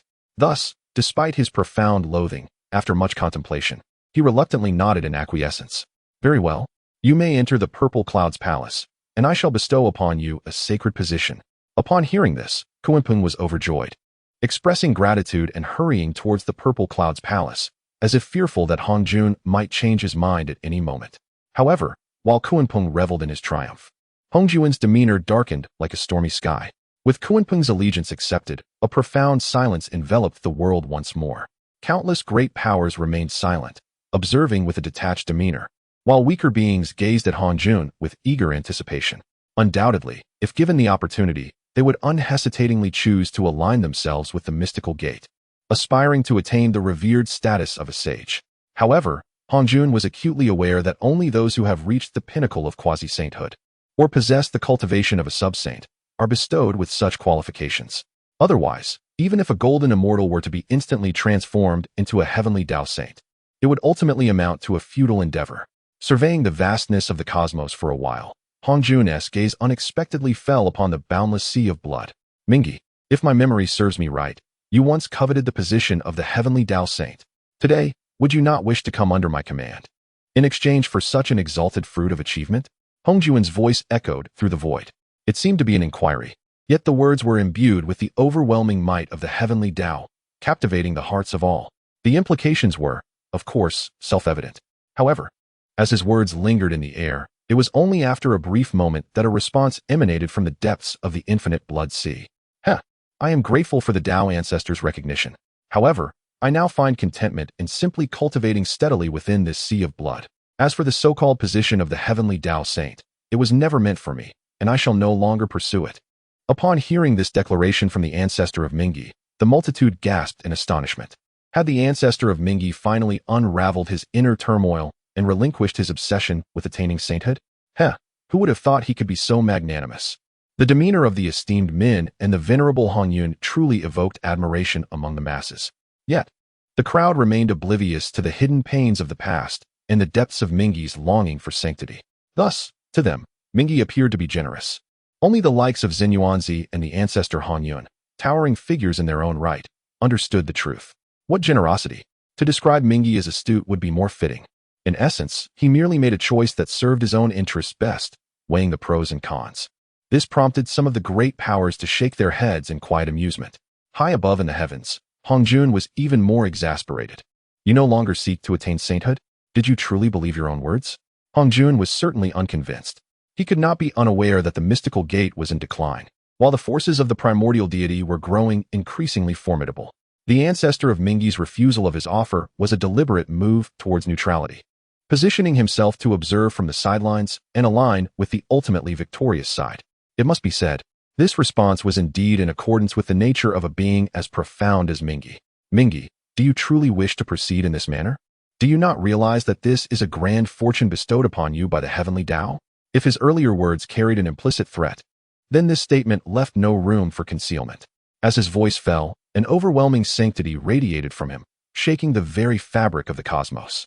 Countless beings turned pale, gripped by fear. The entire sea of blood was stirred by Hong Juan's oppressive might, causing the boundless blood energy to surge upward, curling into the heavens. Clearly, having failed to entice him, Hong Jun was unhesitant to resort to coercion. This scene was indeed peculiar. Once upon a time, the path to enlightenment and sainthood had seen beings beseeching Hong Jun, only to return with disappointment. Yet today, it appears that Hong Jun is coercing the river of underworld into becoming a sage. How fantastical! Truly extraordinary.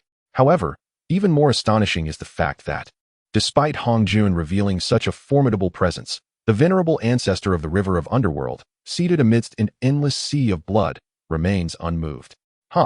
Is the Dao ancestor attempting to compel me with the might of a sage? If that is the case, I too must seek a refuge to ensure my own safety. Initially, the myriad beings were perplexed by this statement. Yet, as the words echoed, the ancestor of the river of underworld slightly turned his gaze toward a particular direction. There, in that very spot, lay the temple of the demon path. In an instant, the assembled beings experienced a moment of clarity. Goodness! Is this implying that if Hong Jun continues his intimidation, the ancestor of the river of underworld would directly seek refuge with Luo Ho and his ilk? A counter-threat to Hong Jun? How audacious! It is no exaggeration to declare that this is yet another profoundly explosive scene. Chapter 145, Continuously Suffering Setbacks, the Disciples of the Refuse to Ascend to Sanctity? As the voice of the ancestor of the underworld fell, an eerie silence enveloped the heavens and the earth, leaving all beings in a state of hushed awe. For eons, in the presence of the Dao ancestor Hongjun, none dared to exhibit such audacity, let alone turn the tables against him. It seemed that only the ancestor of the underworld possessed the gall to do so. The multitude cast furtive glances at Hongjun, awaiting his response. It was evident that Hongjun was, at that moment, seething with indignation. The ancestor of the underworld, you. He had not anticipated such formidable audacity from the ancestor of the underworld, even in front of countless beings, causing him to lose face. However, as the saying goes, one must strike at the snake's vulnerable spot. Indeed, the ancestor's words had pricked Hongjun's sore spot. With figures like Xiaosheng, Xiaobao, and Yuhua, as well as the Chaos Ancestor, it was clear that the overwhelming strength of the Xianmen faction had compelled them to seek refuge under the banner of the demonic path. Specifically under the leadership of the Primordial Lord, Hongjun found himself genuinely concerned that if he pressed too hard, the ancestor of the underworld might, in a fit of rage, align himself with the likes of Luo Ho. At that juncture, it would be akin to lifting a stone only to drop it on one's own foot. Thus, for a moment, Hongjun was rendered speechless. After a lengthy silence, Hongjun cast a furious and resentful glare at the ancestor of the underworld. I shall see when you will regret your decisions. With that biting remark, he slowly withdrew his gaze. Subsequently, he surveyed the various blessed lands and celestial realms of the world. Yet, having witnessed the precedent set by the ancestor of the underworld, the formidable beings such as Zhang Yuanzi remained unfazed, meeting Hongjun's gaze with unwavering resolve and no intention to speak. Hongjun understood well that the elder powerhouses of the past were beyond his influence, and he was ultimately compelled to relinquish his efforts. Nevertheless, the more he pondered, the more incensed he became. As the representative of the heavenly Tao, he once enjoyed unparalleled prestige and authority. His words, to the myriad beings, were akin to an unassailable decree. Today, with such grand proclamations echoing through the cosmos, he found himself with nothing to show for it except having secured the allegiance of but a solitary Kunping. What an utter disgrace. The most critical aspect was that even if he were to elevate Kunping to the status of a sage, when the ranking of cultivators was announced, it would merely afford him an additional place on the list. How could that suffice? After contemplating for a considerable time, Hongjun turned his gaze towards the three pure ones and declared, the only viable course of action is to elevate your esteemed disciples to become sages of our Xianmen. Upon hearing this, Laozi and Yuan Shi immediately displayed expressions of great delight. We shall faithfully adhere to the master's decree. This is indeed a tremendous fortune for the disciples of our sage lineage. The two naturally voiced no objections. They understood well that as sages of the Xianmen, true transcendence would forever elude them, remaining perpetually under the dominion of Hongjun, or rather, the will of the heavenly Tao. If more sages were to arise from their ranks, it would significantly enhance the prestige of their own lineage. As the words fell, the Primordial Lord immediately conveyed his divine thoughts, summoning Xuandu and the 12 golden immortals to the purple cloud palace. However, unlike the Primordial Lord, Tongtian appeared deep in thought, not displaying the same exuberance. Nevertheless, bound by Hongjun's command, Tongtian reluctantly gathered the 8 direct disciples of the Jie sect, much like the Primordial Lord did. Yet, the truth revealed that Hongjun's tribulations were far from over.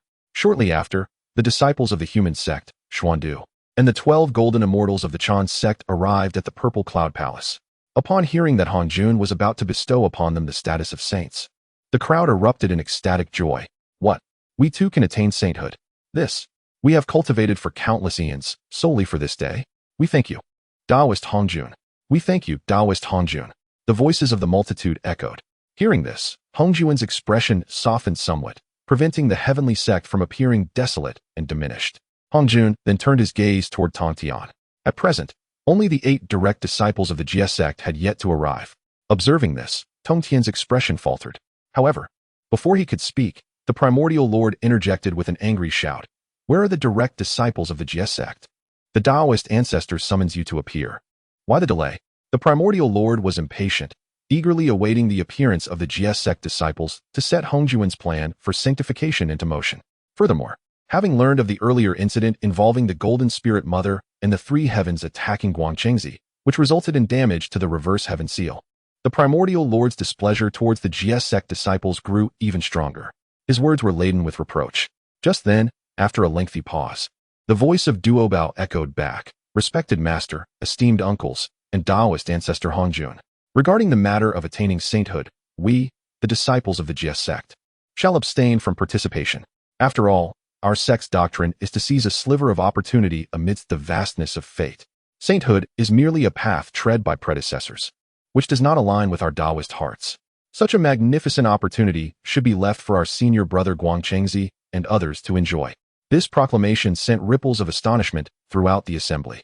In truth, this was not a deliberate act of defiance by the GS sect disciples, but rather the culmination of a consensus reached among the 8 direct disciples. They had long understood that attaining sainthood would subject them to the constraints of the heavenly Tao, making it far less liberating than their current state. Moreover, as Duo Bao articulated, this contradicted the very essence of the GS sect's teachings. Conversely, in the eyes of Duo Bao and his companions, the enigmatic and unparalleled Taichu divine sovereign, who had yet to reveal himself, seemed to embody the elusive opportunity they sought. In summary, the sentiments of the 8 direct disciples of the GS sect leaned more favorably towards the side of the Taichu divine sovereign. However, voicing such thoughts would only serve to fan the flames of Hongjuan's wrath. Thus, the talents of Duo Bao and others refrained from speaking. Upon hearing these words, Tong Tian secretly sighed in relief. Indeed, it is fitting that this disciple of mine, Tong Tian, holds the teachings of the Jie Jiao so dearly in his heart. Moreover, Tong Tian had never truly wished for his disciples to partake in the so-called creation of saints. A fleeting, barely perceptible look of satisfaction crossed his eyes. However, beside him, Hongjuan's expression suddenly darkened. It was one thing for the old ancestor of the Nether River to show him disrespect, but now even several disciples of the Jie Jiao dared to speak so boldly, refusing his summons? One must bear in mind that previous events had already demonstrated that the strength of the direct disciples of the Jie Jiao surpassed even that of the 12 golden immortals of the Chan Jiao. Consequently, Hongjuan placed even greater emphasis on the disciples of the Jie Jiao. Yet, he was taken aback to find that the latter seemed utterly indifferent to the so-called path of attaining sainthood. In an instant, Hongjuan cast a disapproving glance at Tong Tian. Chapter 146. Astonishing Revelations. The primordial deity engages in dialogue with the Tao. There is no need for further elaboration. It is evident to all that Hongjuan's gaze was laden with accusatory intent. One must remember that the teachings of the saints fall under the auspices of the mysterious gate. Now, with the disciples of the GS sect so blatantly straying from the path and disregarding the mandates of the Tao ancestor, should you, Tong Tian, as the leader of the GS sect, not provide an explanation? Feeling the weight of Hongjuan's stare, Tong Tian's expression turned solemn. He quickly forced a sheepish smile and said, Tao ancestor, please temper your wrath. It is entirely my indulgence that has led my disciples astray. I shall certainly discipline them henceforth, ensuring they understand that the commands of the Tao ancestor are not to be flouted. Though Tong Tian's words were couched in politeness and appeared to be an apology, they only served to deepen the frown on Hongjuan's face. The implication was clear. Any future reprimands of the disciples would indicate that the GS sect had resolutely chosen not to partake in this ascension to sainthood. What a bold move by the Saint Tong Tian. He dared to vacillate and quibble in the presence of Hongjuan. Hongjuan remained silent, his imposing aura growing ever more ominous. At that moment, however, Guangchengzi, standing nearby, suddenly muttered under his breath, "Humph. The disciples under Master Tong Tian are indeed nothing but a bunch of unrefined neophytes, clad in scales and armor. Such ignorant beings, even rejecting the immense fortune of becoming saints." His words dripped with disdain and scorn, instantly shattering the oppressive atmosphere within the Zixiao Palace. Hongjuan deflated like a punctured balloon. The overwhelming pressure he emanated abruptly receding. It was futile. Even as he continued to exert pressure on Tong Tian, the latter showed no signs of submission. At such a juncture, Hongjuan could not rashly strike and severely wound Tong Tian.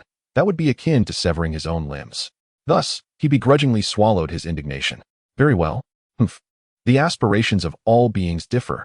Since the GS sect's disciples are disinterested in attaining sainthood, I shall not impose my will upon them. With that pronouncement, Hongjuan cast a fierce glare at Tong Tian before ceasing further discourse. Subsequently, Hongjuan, Kuanpeng, Xuandu, and the 12 golden immortals took their seats within the Zixiao Palace. Hongjuan initiated a series of intricate and profound hand seals. In an instant, the vast Zixiao Palace was enveloped in a swirling tapestry of celestial laws and orders, rising in ethereal mists. Profound and ineffable, the overwhelming might surged forth, infusing the very essence of all present with its power. Thus, Hongjuan's plan to create saints truly commenced. In the realms of heaven and earth, beings either scoffed or gazed enviously towards the direction of the Zixiao Palace. They knew that when those few individuals emerged once more, they would indeed embody the essence of true saints. It cannot be overstated that this was a momentous event, for the mass creation of saints was unprecedented. Meanwhile, some formidable figures keenly observed the significant movements within the mysterious gate. Yet, in the depths of the underworld, there was no reaction whatsoever. According to reason, upon learning of Hongjuan's intention to fabricate saints in large numbers, Lady Pingxin should not remain so indifferent. Could it be that, within the realm of the underworld, a significant upheaval is occurring, leaving no room to attend to the matters of the Xianmen? Such speculations surfaced in the minds of numerous formidable figures. In an instant, the atmosphere of the world was thick with an impending storm, as if the heavens themselves were bracing for turmoil. Meanwhile, beyond the chaos, the Lord of the Gods, his grand will of the Tao, clearly displayed a bias. Now, he unabashedly began to target the Lord of the Gods. Previously, the Lord had several supreme treasures listed but received not a single reward. In the eternal, desolate space, a voice suddenly resonated. The speaker was a figure of unparalleled grandeur. His ethereal demeanor and extraordinary beauty were remarkable in every aspect. Most astonishing were his eyebrows, which extended like willow branches for thousands of miles. Around him, terrifying waves of spatial energy surged. This individual was none other than the great immortal Yangmei, who wielded the laws of spatial Tao. He was also one of the ancient 3,000 Tao demons. Indeed, the great immortal Yangmei was likewise a follower of the Primordial Lord. Previously, he had ranked 12th on the immortal rankings, receiving the rewards of the spatial temple. Yet, even so, in the presence of the Primordial Lord, Yangmei wore an expression of reverence and respect. He was indignant, feeling a deep sense of injustice on behalf of the Primordial Lord. At this moment, the will of the Tao seemed to have discarded all pretense. Those from the Xianmen who ranked below the Primordial Lord had all received various astonishing rewards. Yet, the Primordial Lord, despite being listed, received nothing. Upon hearing Yangmei's words, the Primordial Lord chuckled, appearing remarkably nonchalant. Ah, Yangmei, throughout the endless ages, you have yet to shed your fiery temperament. It seems the resentment towards Hongjun still lingers in your heart. Such feelings are hardly worthy. The Primordial Lord did not directly respond to Yangmei's words. Instead, he continued, merely rewards are of little consequence. It is only the weaker party that requires such support from the Tao, is it not? Moreover, my lack of reward signifies that the so-called Tao has begun to fear me. Such a statement reverberated through time and space, astounding all. Nevertheless, the Primordial Lord spoke with an air of tranquility, as if recounting an inconsequential fact. This rare composure, devoid of visible emotion, was indeed a sight seldom witnessed throughout the ages. Even more astonishingly, pausing slightly, the Primordial Lord cast his deep gaze toward a certain direction. The Great Dao? What this esteemed being has proclaimed. Is it not so? Upon uttering these words, the celestial master Yangmei felt as though his very scalp was about to erupt. What does this signify? The primordial deity was not merely addressing him, but rather, was it a call to the will of the Great Tao from afar? Astonishing. Inconceivable. What immense confidence must one possess to undertake such a remarkable act? It is well known that the will of the Great Tao has always been concealed and unmanifested. Indeed, since the era of the birth of the 3,000 Daoic demon gods, neither Yangmei nor Pangu had ever beheld the true visage of the Great Tao's will. Could it be that the primordial deity has already discerned the essence of the Great Tao? Within Yangmei's heart, tumultuous waves surged, rendering him restless. Overwhelmed by shock and curiosity, he followed the gaze of the primordial deity, directing his attention to the same horizon. Indeed, at that very moment, beneath their watchful eyes, a resounding and magnificent sound of the Great Tao erupted within the vast, desolate cosmos. Primordial One, do not be so arrogant. I am the Great Tao, the master of all realms, and you shall ultimately be obliterated by my hand. Chapter 147.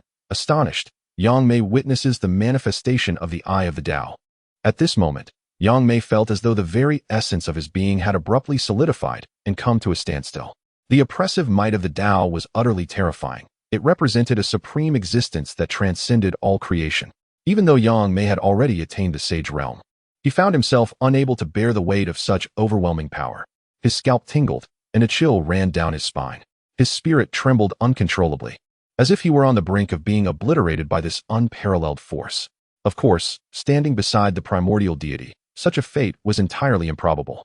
The radiant divine light exuding from the primordial deity enveloped Yangmei, completely dissipating the immense terror he felt. Simultaneously, an indescribable sense of profound shock surged within him. The Tao had truly responded. It was unfathomable, absolutely astonishing. Undoubtedly, this was a moment unlike any in the annals of history. Yang Mei's reaction was swift. He soon realized that the reason the Tao had remained hidden and shrouded in mystery was simply due to the absence of worthy beings to warrant its manifestation. In other words, whether it be the myriad beings of the present primordial heavens or the ancient myriad demons and chaotic entities, all were but insignificant creatures in the eyes of the Tao's will. The Tao's will only needed to remain concealed, looking down upon the infinite lives from its lofty perch. This was sufficient to showcase its supreme status and overwhelming majesty. However, today was markedly different. The power of the primordial deity was beyond question, having reached a level that even the Tao's will must regard with caution. Thus, the Tao's will had no choice but to reveal itself. Grasping this realization, Yang Mei's heart trembled with boundless reverence, and his gaze towards the primordial deity was filled with multiplied awe. As for the primordial deity, upon hearing the Tao's response, he remained unfazed, his expression calm and unperturbed. Why must the Tao be so agitated? He mused. I have never sought to confront you. Rather, it is you who has persistently desired to eradicate me. This scene was profoundly strange. In the presence of the supreme Tao's will, the primordial deity remained as tranquil as ever, his words flowing with the calmness of still water, as if he were merely recounting an inconsequential matter unworthy of stirring emotion. Yet, upon hearing the primordial deity's words, the Tao's will grew increasingly incensed. Primordial, I have already granted you an opportunity. Should you become a saint of the Tao, we could coexist peacefully, no longer at odds. With this declaration, Yang Mei finally beheld the true visage of the Tao's will. No, more accurately, what he perceived may have merely been an illusion conjured by the Tao's will. It was an eye, vast and indescribable, its depths unfathomable and shrouded in a profound, eerie darkness. A myriad of gazes intertwined, coalescing into the most terrifying order of laws. The eye of the Great Dao? Such a thought inevitably arose in Yang Mei's mind. The primordial heavenly Tao, possessing the eye of the heavenly Tao, overlooks all beings and annihilates all anomalies. Similarly, the Great Dao can evolve into the eye of the Great Dao. However, the potency of the two is as disparate as clouds and mud. Yang Mei observed with clarity that, under the scrutiny of the eye of the Great Dao, the once vast and ceaselessly moving multitude of stars had now silently vanished. There was no thunderous explosion, nor any terrifying spectacle of devastation. All of this transpired in utter silence. Hiss! Even the illustrious Yang Mei could not help but draw a sharp breath. It is essential to note that the stars they beheld were not the ancient celestial bodies of the primordial world, but rather the primordial stars of the Hongming. Each one was a condensation of the most original essence of the Hongming, weighing countless tons. It is no exaggeration to assert that even a quasi-saint from the primordial realm, upon contact with such stars, would instantaneously face demise. This underscores the sheer terror of the eye of the Great Tao's power. The will of the Great Tao might also aim to intimidate the primordial God Lord. Yet, its calculations would ultimately prove futile. Observing this scene, the primordial God Lord merely cast a fleeting glance before retracting his gaze. Great Tao, do you presume to elevate me to the status of a saint? To me, your emergence is nothing more than that of a junior. Now, do you wish to display the demeanor of a successor before me, dominating the universe, shaking the ancient and modern world? If this proclamation were to reach the ears of Hongjun or the Three Purities, they would undoubtedly be left agape, utterly astonished. The reason is simple. The words of the primordial God Lord unequivocally reveal a fact. The will of the Great Dao truly came into existence after the emergence of the primordial God Lord. What an astonishing revelation this is.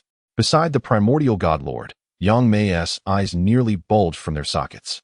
Heaven and earth. What an ancient being the primordial God Lord is.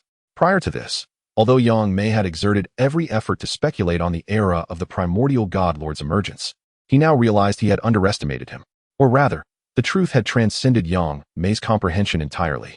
As the words of the primordial God Lord resonated, on the other side, the will of the Great Dao fell into silence. Yet, that deep and dark eye of the Great Dao appeared increasingly somber, erupting with beams of annihilating light that obliterated everything within sight. Undoubtedly, this struck a nerve with the primordial God Lord. In the perception of all beings, the will of the Great Dao is the most ancient, the most powerful, and the most unfathomable existence. Who could have imagined that a being might gaze down upon the will of the Great Dao from the stature of a predecessor? At a certain moment, the eye of the Great Dao suddenly began to tremble incessantly. In an instant, the void was stirred by intense waves. The primordial turbulence surged, coalescing and intertwining.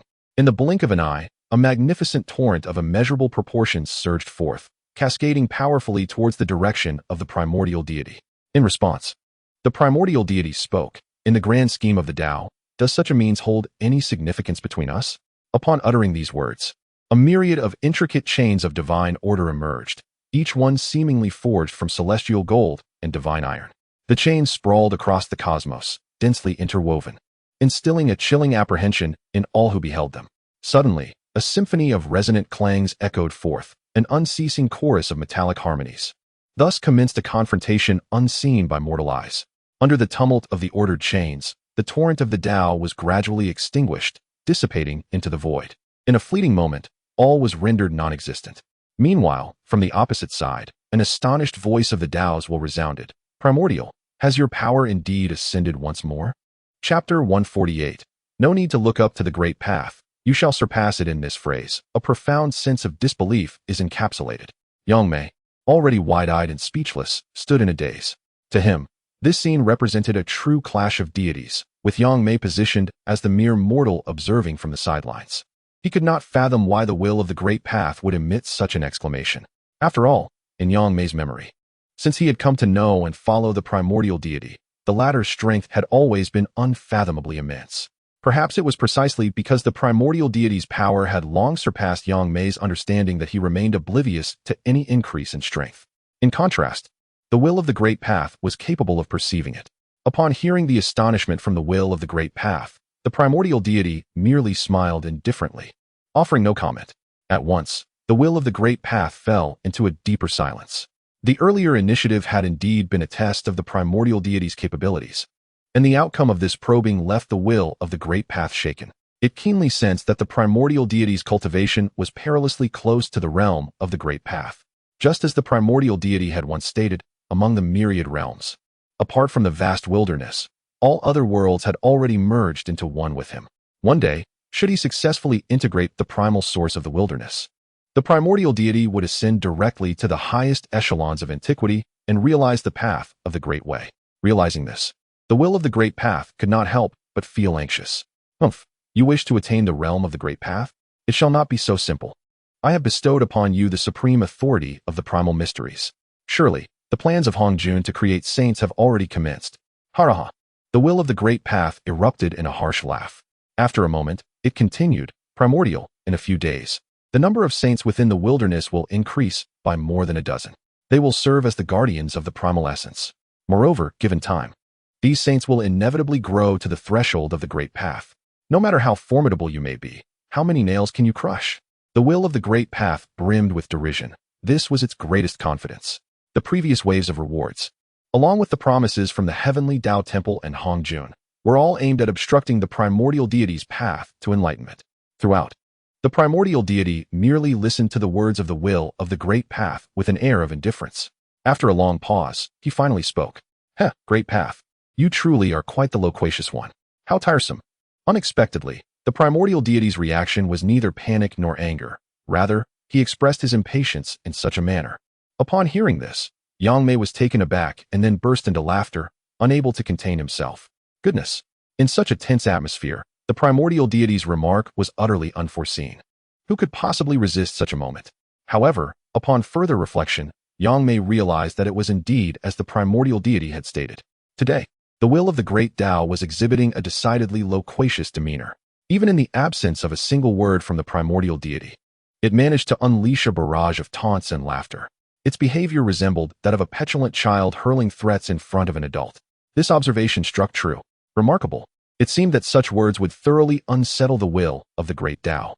Indeed, just as this thought flickered in Yang Mei's mind, the will of the great Tao, visibly frustrated, spoke up.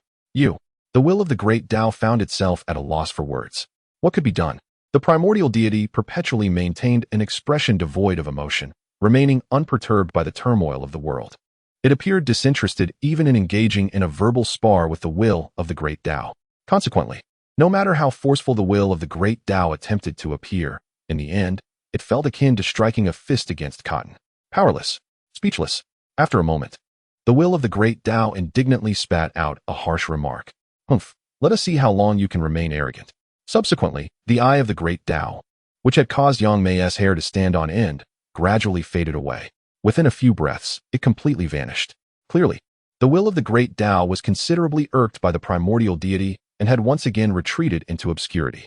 At this point, Yang Mei finally exhaled a sigh of relief. How terrifying is the will of the Great Dao? Yang Mei couldn't help but exclaim. In response, the primordial deity merely stated with a calm demeanor, "There is no need to look up to the Great Dao. One day, you too shall surpass the Great Dao." This proclamation stirred Yang Mei's heart, and his face lit up with fervor. Is this truly the word of the deity? I offer my deepest gratitude to the deity. Yang Mei expressed his overwhelming joy in thanking the primordial deity. He understood that the words spoken by the latter would undoubtedly become reality. This statement had almost allowed Yang Mei to glimpse his own future, beyond the Great Dao, with all realms under his divine authority. What an extraordinary spectacle that would be. He was filled with longing. Soon after, Yang Mei suppressed his excitement and pondered anew. Deity, the statements made by the will of the Great Dao were exceedingly detrimental to you. If more saints emerge from the Honghuang Xianmen, they will undoubtedly wield greater power. At that point, our endeavor to seize the primordial essence of the Honghuang realm will become increasingly arduous. Yang Mei felt a wave of concern wash over him. After all, the prior assertions of the will of the Great Dao were profoundly terrifying. Just imagine if Hongjun, the three pure ones, and an increasing number of saints were to reach the threshold of half-step Dao. What a spectacle that would be, shaking the very foundations of eternity. Could the primordial deity alone suppress 10 or more half-step Dao beings? Naturally, whether Yang Mei harbored any reluctance to see Hongjun flourish was a thought known only to himself. Hearing these words, the primordial deity cast a glance at Yang Mei, followed by a knowing smile. However, he did not refute Yang Mei's words. Instead, he spoke lightly. The Great Dao can create saints within the primordial cosmos. Do you truly believe that I am incapable of such feats? Upon hearing this, Yang Mei was momentarily taken aback. What did this imply? Was the primordial god sovereign finally poised to return to the primordial realm? He swiftly shook his head, dismissing such speculation.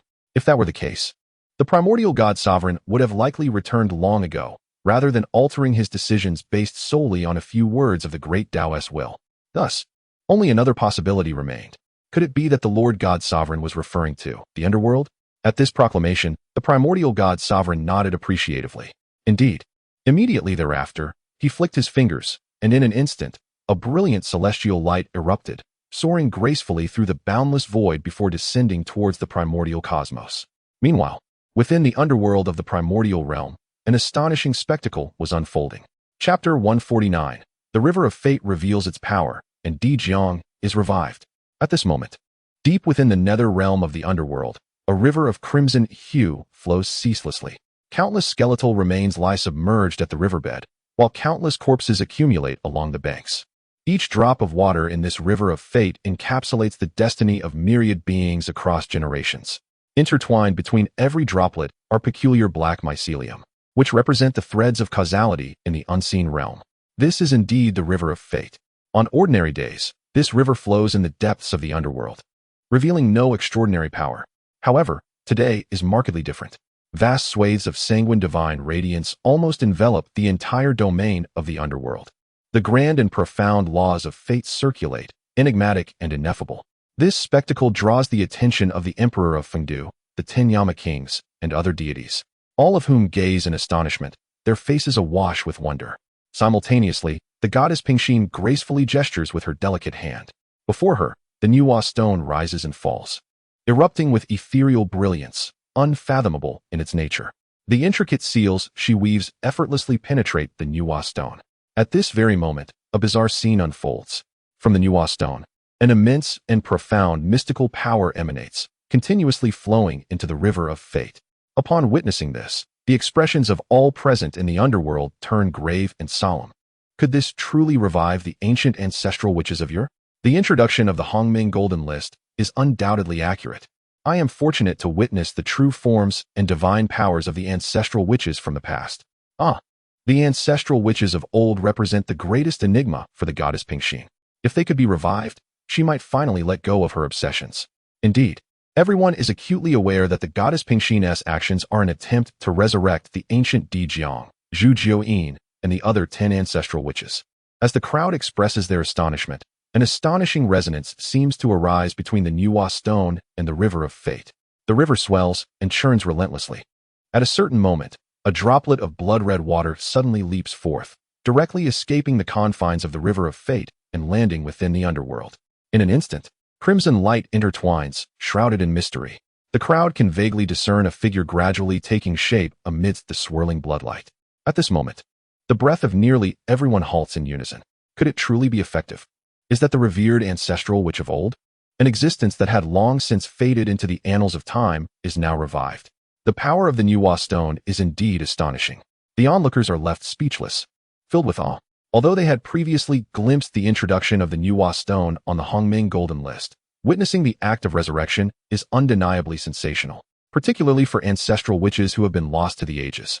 It can be said that they left behind not even a trace of their true essence. Thus, at that moment, witnessing a figure gradually taking shape within the vast river of fate, the crowd was struck with unparalleled awe and incredulity. Amidst their astonishment, at a certain instant, that figure fully materialized. It was a magnificent and towering physique, with muscles coiled like vines. Standing several zhang tall, it far surpassed the ordinary beings of the realm. From its eyes, a piercing brilliance emanated, captivating the hearts of all who beheld it. Surrounding it, the very fabric of space rippled violently, as if on the brink of succumbing to oblivion. In that instant, the souls of those in the underworld were awakened. According to legend, the once helpless lineage had dominated the heavens and the earth with their physical prowess, rendering them invincible. Undoubtedly, merely by observing the immense aura radiating from this figure, one could ascertain its identity. It was undoubtedly a formidable ancestor of the witch clan. At that moment, the demeanor of Empress Pingxin shifted profoundly. Her typically cold and commanding gaze now reflected deep emotion, verging on tears. "Brother Dijiang," she softly called out. This revelation clarified the identity of the figure, which was none other than the supreme leader of the 12 ancestral witches, the space ancestor, Dijiang. Hearing Pingxin's words, Dijiang, whose eyes had been vacant and dazed, suddenly flickered with life, as clarity washed over him. He turned to look at Pingxin, and after a prolonged silence, it seemed he began to grasp the reality before him. "Sister Hutu, but did I not perish in the calamity of the witches and the undead?" The expression of unwavering determination on Dijiang's face was now overshadowed by shock. Clearly, the memories of the past still lingered vividly in his mind. Upon hearing this, Pingxin could no longer maintain her facade of a dignified sage. Without hesitation, she embraced Dijiang, tears flowing freely. "Brother, I have finally seen you again. All of this must be credited to the grace of the primordial deity. Had it not been for him, I could never have revived you." Nearby, countless powerful beings from the underworld gazed in astonishment. For eons, Empress Pingxin had been an unwavering and supreme entity, rarely displaying such a tender demeanor. Yet, upon reflection, it became understandable.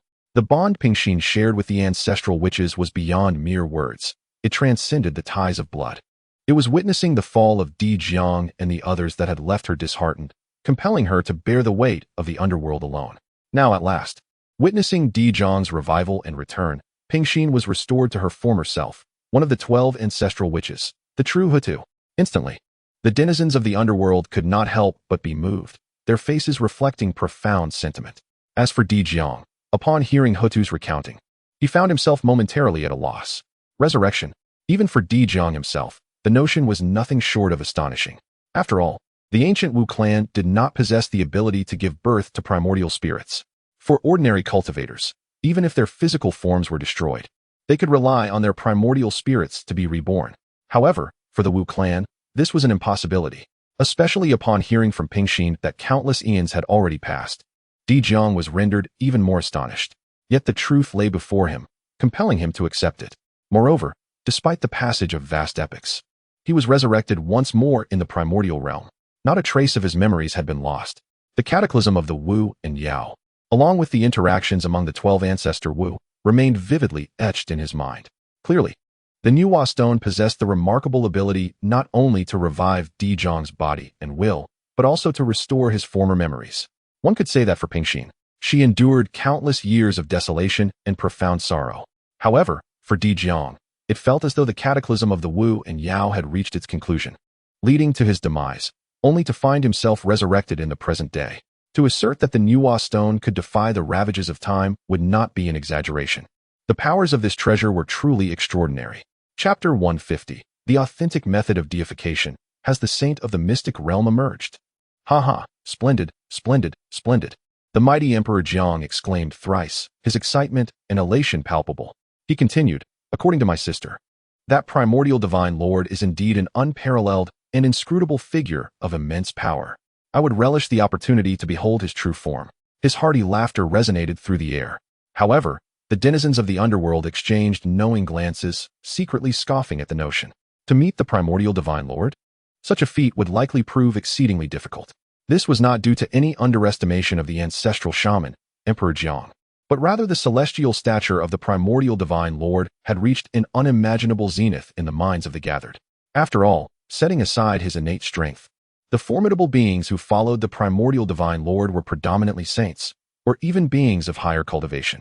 Figures such as the beast Emperor Shun and I, the demon ancestor Luo Ho, the Hongming Taoist, and the chaos ancestor, who later allied with the primordial divine lord, only reinforced this perception. Thus, a thought emerged in the hearts of the assembly. Only those of saintly cultivation would likely be deemed worthy to stand before the primordial divine lord. Although Emperor Jiang was indeed a top-tier powerhouse from ancient times, having returned from the void, his current cultivation remained at the pinnacle of the Hunyuan Golden Immortal stage, equivalent to the peak of quasi-saint status. Thus, how could he possibly draw the attention of the primordial divine lord? Just as the crowd pondered these thoughts, a radiant beam of divine light suddenly manifested without warning, directly descending into the consciousness of Ping Xian. In an instant, confusion swept over the assembly as they exchanged bewildered glances, unable to discern the nature of this divine radiance. Meanwhile, Ping Xian, disregarding all else, felt a profound stir upon her exquisitely beautiful visage. Could it be the divine thought transmission from the primordial divine lord? This exclamation rendered the faces of all present grave and solemn. The divine thought transmission from the primordial divine lord. In that fleeting moment, a weighty seriousness enveloped the gathering. The underworld fell into a silence so profound that one could hear a pin drop. Each individual yearned to comprehend why the primordial divine lord had transmitted his thoughts in such a manner and what astonishing revelations he might convey. In the midst of this tension, only Ping Xian's expression fluctuated, clearly engaged in receiving the divine thought transmission. After a while, her closed eyes flew open, a look of indescribable joy illuminating her features. Haha, on behalf of the underworld and my esteemed brothers, I extend my gratitude to the primordial divine lord, she proclaimed, her demeanor radiating reverence and excitement as she bowed deeply towards the chaos domain. Witnessing this, the assembly was left in a state of perplexity.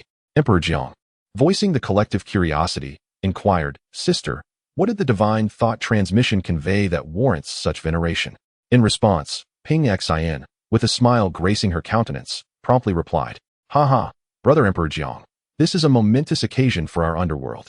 It is also a splendid opportunity for you all. Within that divine thought, the primordial deity imparted to me an unparalleled method. According to this sacred doctrine, I may harness the formidable powers of the underworld, bestowing upon my esteemed brothers the exalted status of underworld saints. Henceforth, within my realm of the netherworld, I shall be able to cultivate numerous saints. Indeed, this is precisely what the primordial deity conveyed to Pingxin, and it encompasses all that was previously discussed between the primordial deity and Yangmei. Since the mystical path can rely on greater celestial authority to manifest more heavenly saints, the underworld can achieve the same. However, it must be noted that the emergence of the underworld lags behind that of the celestial realm, and thus, there has yet to be a method for creating underworld saints. Consequently, throughout the ages, although the underworld has been on par with the celestial realm, there has only been one saint, Pingxin, presiding over the vast expanse of the netherworld. Nevertheless, within that divine thought, the primordial deity had already devised a method for condensing the fruit of the underworld saints and unreservedly shared it with Pingxin. Furthermore, the primordial deity explicitly stated that once the other 11 ancestral witches are resurrected, they could all attain the fruit of the path and become underworld saints. In this manner, the realm of the underworld shall surely thrive magnificently, and its might shall consequently grow. One can only imagine how overwhelming joy must have surged within Pingxin. Upon hearing Pingxin's words, a sudden uproar erupted within the netherworld, a fervor that could not be contained. What? Our ancestral witches can also attain sainthood? The Emperor Jiang was taken aback. His understanding still dwelled in the ancient era. So the notion of becoming a saint without a primordial spirit was indeed a novelty to him. Meanwhile, the other powerful figures within the underworld, such as Emperor Fengdu, were equally astonished and elated. Can we finally witness the emergence of more saints within our realm? Ha ha, truly splendid news. The resurrection of the 11 ancestral witches means that there will be a full 11 underworld saints. Hiss. With that, breaking the celestial seal would become a trivial matter, would it not? Humph. Once our underworld boasts a dozen saints. Let us see how those like Hongjun can maintain their arrogance. Exhilaration, delight, impatience. Such sentiments flooded the hearts of the denizens of the underworld. In days past, the scant number of saints in the underworld rendered it incapable of competing with the mystical path, marking the greatest deficiency of the realm. Now, this shortfall can finally be remedied. Just imagining the presence of a dozen underworld saints standing firm, governing the netherworld. It is likely that even Hongjun would feel a shiver of trepidation. The faces of Emperor Fengdu, the 10 Yama kings, and the likes of Shintu and Yulei were adorned with indescribable joy. Observing this scene, Pingxin too bore a smile. With the resurrection of Emperor Jiang, the gloomy aura that had once enveloped Pingxin seemed to dissipate entirely. With a light laugh, she declared, "Hee, I shall continue to revive my other brothers and sisters. Humph. As for Hongjun, wanting to gain more rewards on the upcoming path ranking, I shall deliberately thwart his desires." If Hutu's words were to reach Hongjun, he would undoubtedly be left in a state of utter astonishment. His jaw agape. What appeared to be a casual remark from Hutu, in fact, unveiled the entirety of Hongjun's intricate schemes and calculations. After all, as fellow saints of equal standing, she was keenly aware of the ultimate aim of the Xianmen the moment Hongjun conveyed his intention to create saints. Her gaze shimmered with unwavering resolve and steely intensity. The ensuing contest between heaven and earth would reveal who would ultimately prevail. Though it may seem a lengthy narrative, all of these events transpired within the span of less than a day. Meanwhile, within the Zixiao Palace, as Hongjun inscribed profound and mysterious seals, the auras of figures such as Kuanpeng, Xuandu, and the 12 golden immortals visibly surged with remarkable velocity. At a certain moment, a formidable and overwhelming pressure that shook the universe erupted forth. In an instant, Hongjun's expression shifted dramatically. It was accomplished. Chapter 151. The Sudden Surge of the Xianmen Saints. Beings from the ancient era. Triumphant, Hongjun gazed ahead, where Kuanpeng, Xuandu, and the 12 golden immortals emanated a formidable aura, their presence overwhelming. The contrast to their former selves was stark, akin to the difference between clouds and mud. Indeed, the magnitude of their newfound power surpassed even that of the venerable ancestor of the underworld river. Undoubtedly, these individuals had ascended to the true realm of saints. Kuanping and the others examined themselves, reveling in the boundless might coursing through them, aware that with but a thought, they could summon the forces of the universe and discern the grand trends of destiny. Haha, I have attained sainthood. I have finally become a saint. Kuanping exclaimed, unable to contain his exuberance. For him, becoming a saint had become an obsession. The earlier loss of the Taoist platform had denied him this esteemed position. Remarkably, after eons, he had finally realized his aspiration, and thus his joy was entirely understandable. Likewise, Xuandu and the 12 golden immortals wore expressions of elation. The elevation to the saint realm had truly exceeded their previous state by countless magnitudes. Saints beneath are but ants. Xuandu marveled. Previously, such words had merely been a legendary saying, but now he felt their truth profoundly. He had no doubt that with his current power, he could obliterate his former self with a mere thought, erasing him completely from existence. One can only imagine the magnitude of a saint's strength. Were it not for the rare opportunity bestowed by the Tao ancestor, they might never have approached the threshold of sainthood. We express our deepest gratitude to the Tao ancestor Hongjun.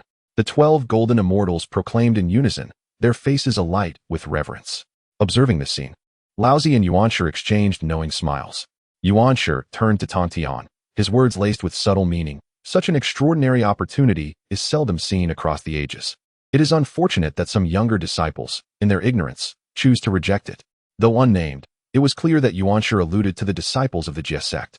With all 12 golden immortals now at the saint level, it was evident that the competition between the Chan and Jie sects had tipped decisively in favor of the Chan. Thus, Yuanshi's remark carried both pride and a hint of derision towards the Jie sect. In response, Tantian merely shifted his expression slightly, offering a calm smile without further comment. However, his gaze lingered meaningfully towards the chaotic expanse beyond. The Lord of Primordial Chaos. Does he know of the slim chance we in the Jie sect pursue? At this juncture, Tantian felt increasingly detached from the so-called Xianmen. In the depths of his being, he sensed that the Jie sect's relentless search for that elusive glimmer of hope had yielded no results. If only he could encounter the Lord of Primordial Chaos. Perhaps his wishes would be fulfilled. Especially after Nuwa decisively severed ties with the Xianmen, Tong Tian's thoughts became increasingly intense and inescapable. Thus, when the likes of Duo Bao previously rejected the title of Heavenly Dao Saint, Tong Tian voiced no objections, even expressing a degree of admiration.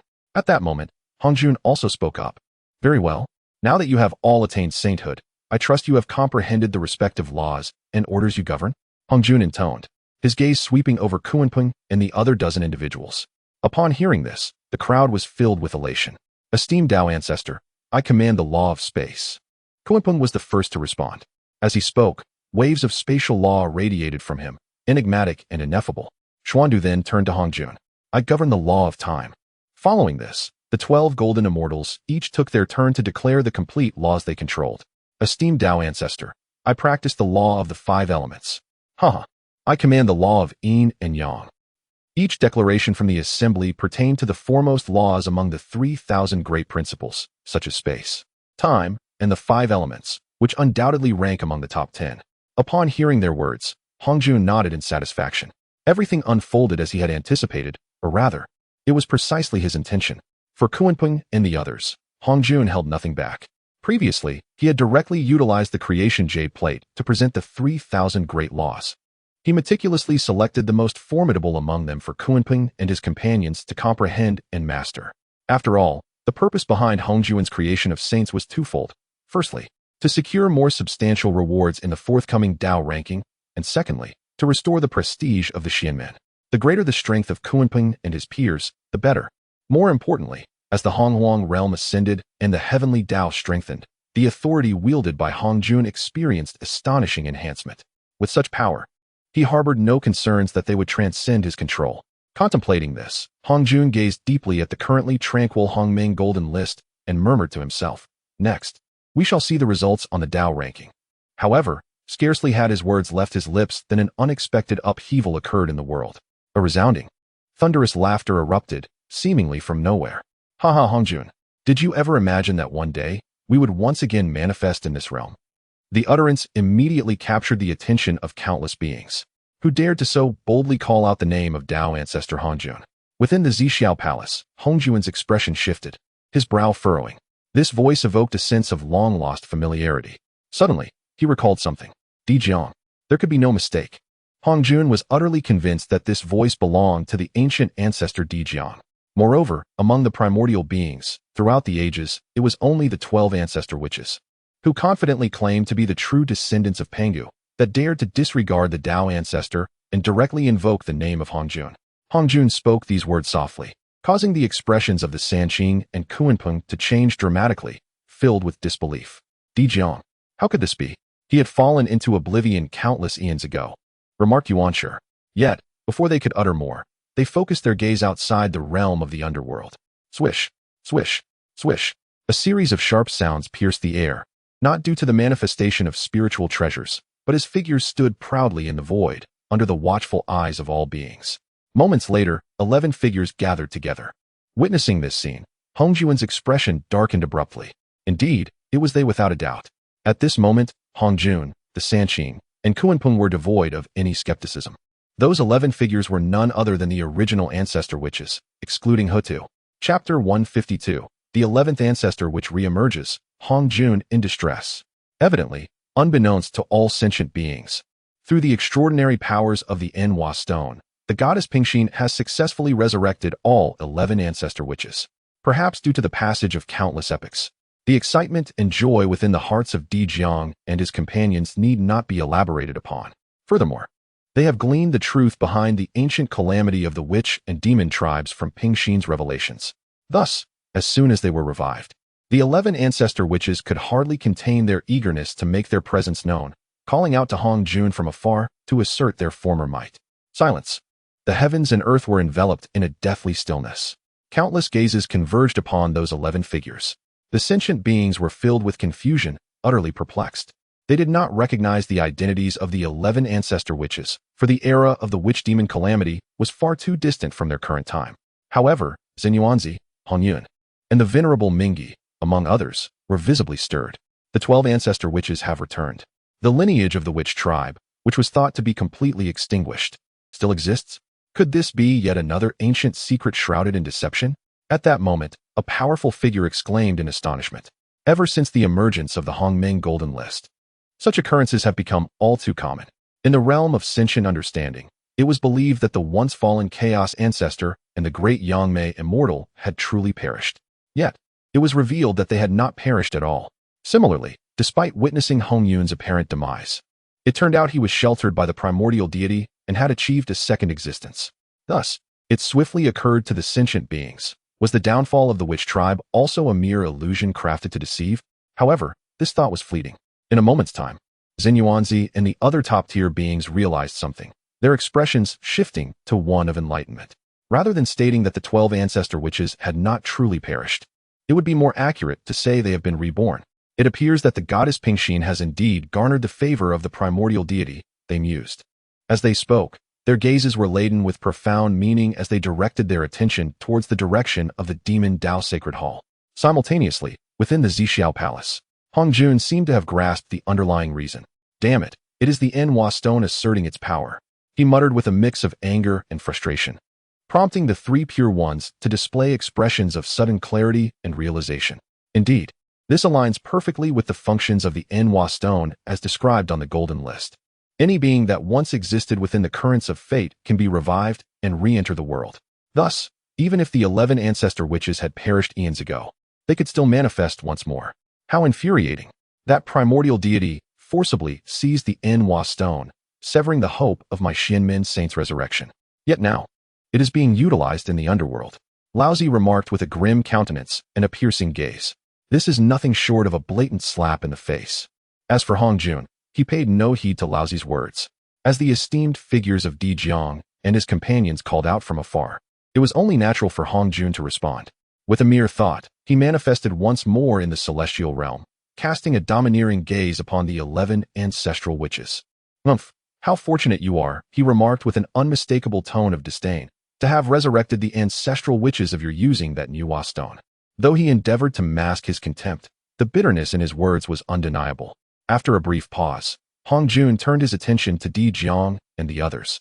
Surveying them with piercing eyes, he was acutely aware of their identities. The space ancestral witch, Di Jiang; the time ancestral witch, Zhu Jiuyin; the ancestral witch of metal, Ru Shou; the ancestral witch of wood, Zhu Meng; the ancestral witch of water, Gong Gong; the ancestral witch of fire, Zhu Rong; the ancestral witch of thunder, Chang Liang; the ancestral witch of wind, Tian Wu; the ancestral witch of lightning, Shi Zi; the ancestral witch of weather, Shi Bai Shi; and the ancestral witch of ice, Xian Ming, the only woman among them. With a cold and commanding gaze, Hong Jun continued, Di Jiang, even if you all have been resurrected, what does it matter? Humph. This realm is no longer yours to command. Your mere pinnacle of Hunyuan Jingxian cultivation renders you insignificant, akin to ants. With a mere thought, I could annihilate you. Such arrogance and tyranny were not characteristic of Hong Jun, yet he deliberately chose this demeanor. The reasoning was clear. He understood that the resurrection of the 11 ancestral witches would undoubtedly elevate the prestige of the underworld. Consequently, he sought to mercilessly belittle their strength to diminish the reverence and awe that all beings held for them. However, before his words could settle, a chilling response echoed from the underworld, filled with derision. Oh, is that so? Hong Jun, you truly dare to make such grandiose claims. I shall see whether the saints crafted by your Tao are superior to those forged by my own hand, came the retort from Ping Xian. Taken aback, Hong Jun initially failed to grasp Ping Xian's meaning. Yet, in an instant, realization struck him. What? Ping Xian intends to create more saints, just as I do? A whirlwind of astonishment and disbelief coursed through him. Create saints? Humph, I do not believe you possess such capabilities. He scoffed dismissively. It is vital to note that the heavenly Tao can indeed create saints and bestow upon beings the fruit of sainthood, for it has long since developed and flourished through countless epochs. In contrast, the underworld Tao emerged later and should not possess the authority or power to rival the heavenly Tao. Thus, Hong Jun naturally assumed that Ping Xian was merely posturing. To this, Ping Xian merely offered another cold laugh. Hell, let me show you. In the name of the underworld saints, I shall wield the supreme power of the underworld. Today, I shall consolidate the fruit of the underworld saints. Di Jiang, Zhu Jiuyin, Zhu Rong. Fengdu, you all may serve as the authentic saints of the earth. With a tranquil heart, I shall invoke the names of the 11 ancestral shamans. Moreover, it is also mentioned that the great emperor of Fengdu will be conferred the title of the authentic saint of the earth. After all, although the great emperor of Fengdu emerged only after the establishment of the underworld, he has long since attained the pinnacle of quasi-saint cultivation. Thus, his recognition as an authentic saint is entirely justified. As these words resonated, all beings clearly beheld the vast and boundless order of the earthly laws manifesting. Shrouded in the ethereal void, countless runes glimmered, radiating an awe-inspiring brilliance, emanating an aura of sanctity. The formidable power of the earth surged and intertwined, exuding a terrifying pressure that rendered all faces pale. Under the enveloping and nurturing might of the earth, the presence of the 11 ancestral shamans transformed abruptly. Witnessing this scene, Hongjuan's pupils constricted, and his expression could not help but change. This is dire. What Pingxin proclaimed is indeed true. Swiftly, let us act together to thwart the creation of an earthly saint. Chapter 153. The Deterrence of the Ancestral Witch. Hongjuan's urgent call for action. Quickly, follow me and vow to thwart the creation of saints. This proclamation was undoubtedly directed towards the three pure ones, Kunpeng, and the 12 golden immortals. There was no doubt that Hongjun was genuinely alarmed at this moment. He had not anticipated that Pingxin would indeed possess the means to create saints. Such a development was the last thing Hongjun wished to witness. In times past, he might have refrained from vehemently opposing this, considering that Pingxin was eternally confined within the underworld. Nonetheless, the underworld remained an integral part of the primordial realm. In other words, even if the underworld were to generate more saints, it would ultimately elevate the primordial realm. In due course, it would pose an obstacle for Tai Chi, the lord of the primordial, in seizing the essence of the primordial world. However, after all that had transpired, Hongjuan's perspective had significantly shifted. Pingxin had now demonstrated a closer alignment with Tai Chi should the underworld succeed in producing more saints, leading to a sudden enhancement of the underworld status. It would undoubtedly transform into a grave threat for the Xianmen faction. Thus, it was only logical for Hongjun to spare no effort in stopping Pingxin's actions. Before his words had fully dissipated, Hongjun and the three pure ones swiftly reacted. The four of them, without hesitation, focused their thoughts and transformed into beams of light. Exiting the purple cloud palace, in the blink of an eye, they descended before the gates of the underworld. Behind the four saints, Kunpeng, Xuandu, and the 12 golden immortals exchanged apprehensive glances. What on earth?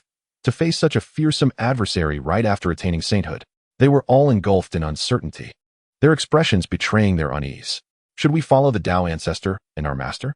After all, they were the legendary ancestral witches. Guang Chengzi, with a face marred by fluctuating emotions, voiced his concerns. The 12 ancestral witches. Undoubtedly, they represented a level of existence far beyond his comprehension. In the past, although they did not possess primordial spirits, their unparalleled and formidable physical forms enabled them to engage in fierce battles against countless demon clans. Ultimately, it was the rampage of the likes of Zhu Rong and Gonggong that led to the cataclysmic shattering of Mount Buzhou, plunging the cosmos into a catastrophic disaster. It is no exaggeration to say that in the hearts of the 12 golden immortals, the ancestral witches held immense deterrent power and a palpable sense of oppression. Naturally, they had no desire to confront figures like Di Jiang.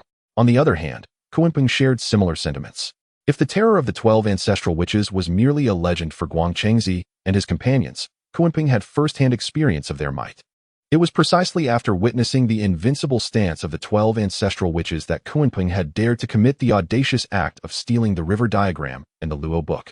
Making his escape, he was even more reluctant to engage in further conflict with Di Jiang and his ilk. However, amidst the varied deliberations in their hearts, Xuandu suddenly spoke up. What is there to hesitate about? Today, our attainment of sainthood is all thanks to the grace of Dao ancestor Hongjun. Moreover, we have already reached the level of saints. Why should we fear the 11 ancestral witches who dwell in the quasi-saint realm? Why delay any further? Clearly, Xiandu's intention was rather straightforward and unrefined. Before his words had fully escaped his lips, he had already leapt into action, employing the formidable art of ground-burrowing golden light to follow Hongjun and the others. Witnessing this, Kunpeng let out a quiet sigh, recognizing the audacity of this young man. However, with Xiandu having taken such decisive action, the others could hardly voice any objections. To do so would risk offending the venerable Hongjun. Thus, exchanging glances, they had no choice but to follow closely behind Xiandu now. Beyond the realm of the underworld, within mere moments, a remarkable assembly of over a dozen saints had descended. In an instant, the heavens and the earth trembled, and the populace erupted in astonishment. Indeed, Kuan Peng and Xian Du had seemingly achieved their sanctification. The overwhelming pressure was palpable. Hong Jun's prior assertions were evidently not mere fabrications. It was utterly astounding. 18 saints had converged. Today, it seemed, the aspirations of the revered Ping Xian to create a saint would not come to fruition so easily. The crowd marveled, their discussions rife with wonder. Some cultivators expressed their awe at Hong Jun's formidable prowess, having, within a single day, birthed 14 new heavenly Dao saints. How extraordinary, how sensational. Once a position coveted by all, now it appeared almost trivial. Moreover, some formidable beings cast anxious glances towards the underworld. With 18 saints on the offensive, could Ping Xian truly forge a saint of the underworld? Amidst the astonishment, Hong Jun spoke. Ping Xian, the underworld can only harbor one saint, and that cannot be altered. Should you wish to create a saint, I shall not acquiesce. His words resonated with an undeniable authority, exuding an overwhelming majesty. Before he had even finished speaking, he unleashed a strike aimed at shattering the vast and intricate order of the underworld's laws. Yet, at that moment, an anomaly emerged from within the underworld. With a thunderous roar, an immense and unfathomable divine wheel of the underworld suddenly materialized, hovering majestically in the sky. The divine wheel radiated brilliant light, dazzling beyond measure, as torrents of overwhelming power cascaded downward. Even Hong Jun's formidable efforts were instantaneously neutralized, dissipating into nothingness. This maneuver was extraordinarily powerful, beyond the comprehension of even the gods. In an instant, an area spanning millions of miles was thoroughly enveloped by the might of the underworld, transforming it into a bizarre realm uniquely its own. Xiandu, Guang Qingzi, and the others were taken aback, their expressions shifting dramatically. Why has my internal power suddenly become so sluggish? I feel it too. Such terrifying strength. We are indeed experiencing suppression from the underworld. This must be the true might of Lady Ping Xian. The 12 golden immortals could not help but murmur among themselves. In days gone by, before achieving sanctification, they perceived Ping Xian as being no different from the 3 pure ones. After all, they are all saints. How could they possibly comprehend the distinctions of strength among the holy ones? Yet, at this moment, having attained sainthood myself, I have come to fully grasp the terrifying nature of equanimity. It represents a complete suppression at the level of realms. Moreover, it is evident that a few have yet to fully adapt to their identities as saints, as they still refer to the Serene One as Lady Pingxin. Unbeknownst to them, this subtle demeanor has already placed them a notch below. This has elicited a smirk from countless formidable figures. Now, let us turn our attention to Hong Jun. Witnessing his own methods swiftly dissolved by Pingxin, his expression darkened further. It dawned on him then that Pingxin was indeed thoroughly prepared. And why not? Previously, the Hongming Golden List had bestowed rewards from the Heavenly Dao Temple, aimed at enhancing the power and authority of the Heavenly Dao. However, it had also granted the Earthly Dao Temple. One could say that while the Heavenly Dao was advancing, the Earthly Dao was not lagging behind. This time, the situation has become rather precarious. Chapter 154. The Celestial Struggles Against the Earth. The Creation Jade Disc sustains damage. Hong Juan's countenance darkened, his silence echoing the turmoil within. On the opposite side, witnessing Hong Juan's dismay, Emperor Jiang and his companions wore expressions of mockery. Huh, Hong Jun, did you truly believe you could still manipulate us at will? Sister Hutu is no longer inferior to you. In this moment, enveloped within the confines of the underworld, what authority do you possess to act so arrogantly? Jerome, with his fiery temperament, could not contain his scorn. As soon as he spoke, the other ancestral witches eagerly chimed in. In the past, we were oblivious to the celestial machinations and fell prey to your schemes. Thankfully, Sister Hutu has revived us. When we achieve sanctification, we shall undoubtedly settle accounts with you. The ancestral witches bore deep-seated resentment towards Hong Jun. After an eternity, they were resurrected and fully aware of the truth behind the great calamities. The thought that their once mighty witch clan had become mere stepping stones for Hong Juan's dominion over the heavenly laws ignited their fury. Faced with the myriad saints of the Xianmen, they held nothing back. Upon hearing the ancestral witch's words, Hong Juan's ire intensified. Sanctification? You dreamers. With a furious shout, Hong Jun struck once more. This time, he did not invoke any grand spells. Instead, with a sweeping gesture, a divine radiance burst forth. As the onlookers focused, they realized he had summoned the Creation Jade Disc. In an instant, the Creation Jade Disc hovered above, and 3,000 beams of light surged forth, intertwining in resplendent glory. The entire primordial realm was illuminated, radiating a mysterious brilliance that defied description. One must understand that the creation jade disc had evolved. Having been listed among the supreme treasures and rewarded by the primordial golden list, it had returned to its pinnacle state. Each of the 3,000 beams represented a complete pathway of laws of immortality, space, time, and more. What a magnificent spectacle this was. The onlookers were left speechless, entranced by the grandeur. Hongjun, with no reservations, sought to thoroughly disrupt the fundamental essence of this domain. In doing so, the power of the underworld would be thrown into disarray. Would Pingxin still be able to forge an underworld saint? Though Pingxin resided within the underworld, she was acutely aware of the unfolding events. Do you think this so-called creation jade disc can thwart me? As her words resonated, the laws of the universe responded. The already formidable underworld divine will surged forth with even greater velocity, unleashing thunderous sounds that reverberated throughout the cosmos. Within the divine wheel, boundless radiance erupted, clashing fiercely against the creation jade disc. At that moment, all cultivators and mighty beings across the realm were taken aback. There was no time for contemplation. They swiftly retreated, distancing themselves by billions of miles until they stood beyond the reach of the divine wheel's influence. Only then could they stabilize themselves, their hearts still racing as they gazed upon the unfolding scene. The might of the underworld divine wheel was undeniably awe-inspiring to all. Even if merely delayed by a fraction of a moment, it could have been entirely obliterated, vanishing without a trace. In the arena, the clang of gold and iron resonated sharply, piercing the eardrums. Before the eyes, only flashes of electric sparks and bursts of flame could be seen. The chaos of the ultimate treasure clashed fiercely with the earthly treasure. The terror embedded within was self-evident. Yet, this confrontation did not endure for long. At a certain moment, the creation jade disc trembled violently. Subsequently, the endless brilliance representing the 3,000 laws of the universe suddenly dimmed, losing its former radiance and splendor. Immediately after, the creation jade disc seemed to suffer a grievous blow, ringing out as it was sent flying back into Hongjuan's grasp. There was no need for further elaboration. The outcome was unmistakably clear. In this clash, even the creation jade disc, as a primordial treasure, could not withstand the might of the earthly divine wheel. The expressions of the three pure ones transformed dramatically, a mix of shock and awe washing over them. Hongjuan's pupils constricted as he gasped slightly. How is this possible? He muttered in disbelief. The creation jade disc, in Hongjuan's possession, had always been invincible. Whenever the 3,000 laws were invoked, it swept through all opposition, standing unparalleled throughout history. Why, then, did it face such a complete defeat beneath the earthly divine wheel today? It must be noted that the earthly divine wheel was ultimately born after the creation of the primordial world, emerging alongside the establishment of the underworld. The two had been separated by eons of time. Just as Hongjuan's expression turned as dark as water, a calm voice responded. Even if you command the 3,000 laws of the universe, what of it? Ultimately, you are merely a representative of the heavenly Dao, a mere lapdog of the celestial order. Whereas I am the sole master of the earthly Dao. What do you possess to compare against me? Such a shocking declaration. Facing Hongjun, Pingxin exhibited an unprecedented, overwhelming dominance, exuding an undeniable aura of authority. Her words dripped with disdain for Hongjun. The beings present felt their scalps tingle, horrified. Yet upon further reflection, they recognized the validity of Pingxin's words. There existed an essential difference between Hongjun and Pingxin. When Hongjun attained enlightenment, the heavenly Dao had already birthed its own consciousness.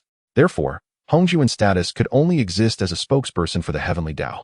In other words, however much authority the heavenly Dao granted him, Hongjun could only accept it with gratitude, having no power to command the entirety of the heavenly Dao's authority, nor the qualification to demand it. In contrast, Pingxin was different. It was precisely because she embodied the cycle of reincarnation that the present underworld came to be, along with the 6 paths of reincarnation. This gave rise to the true earthly Dao. One could say that the earthly Dao was born from the 2 saints of Pingxin. In a single thought, she wielded the complete power of the earthly Dao. Moreover, considering that the earthly Dao was inherently equal to the heavenly Dao, this alone sufficed to overshadow the 3,000 laws of the universe. Thus, the earthly divine wheel's ability to recreate the creation jade disc was entirely reasonable. In a moment, Hongjun fell into silence, left without a retort. On the other side, Pingxin ceased to pay him any heed. The profound divine wheel erupted, unleashing an endless array of divine patterns and resonances, which enveloped Di Jiang and the others. The latter, comprising 12 individuals, experienced a dramatic transformation in their aura. Under the watchful gaze of all beings, the fluctuations surrounding them surged upward, advancing with remarkable momentum. After a brief interval, radiant fruits of divine splendor coalesced above the heads of Di Jiang and his companions. The resonances emanating from these fruits stood in stark contrast to those of the heavenly Dao Saint, yet their oppressive force was equally formidable, if not more so. At this moment, Di Jiang and the 11 ancestral witches, along with the Emperor of Fengdu, had truly attained the status of saints. Observing this spectacle, Hongjuan's countenance darkened, his gaze turning exceedingly menacing. The reason was simple.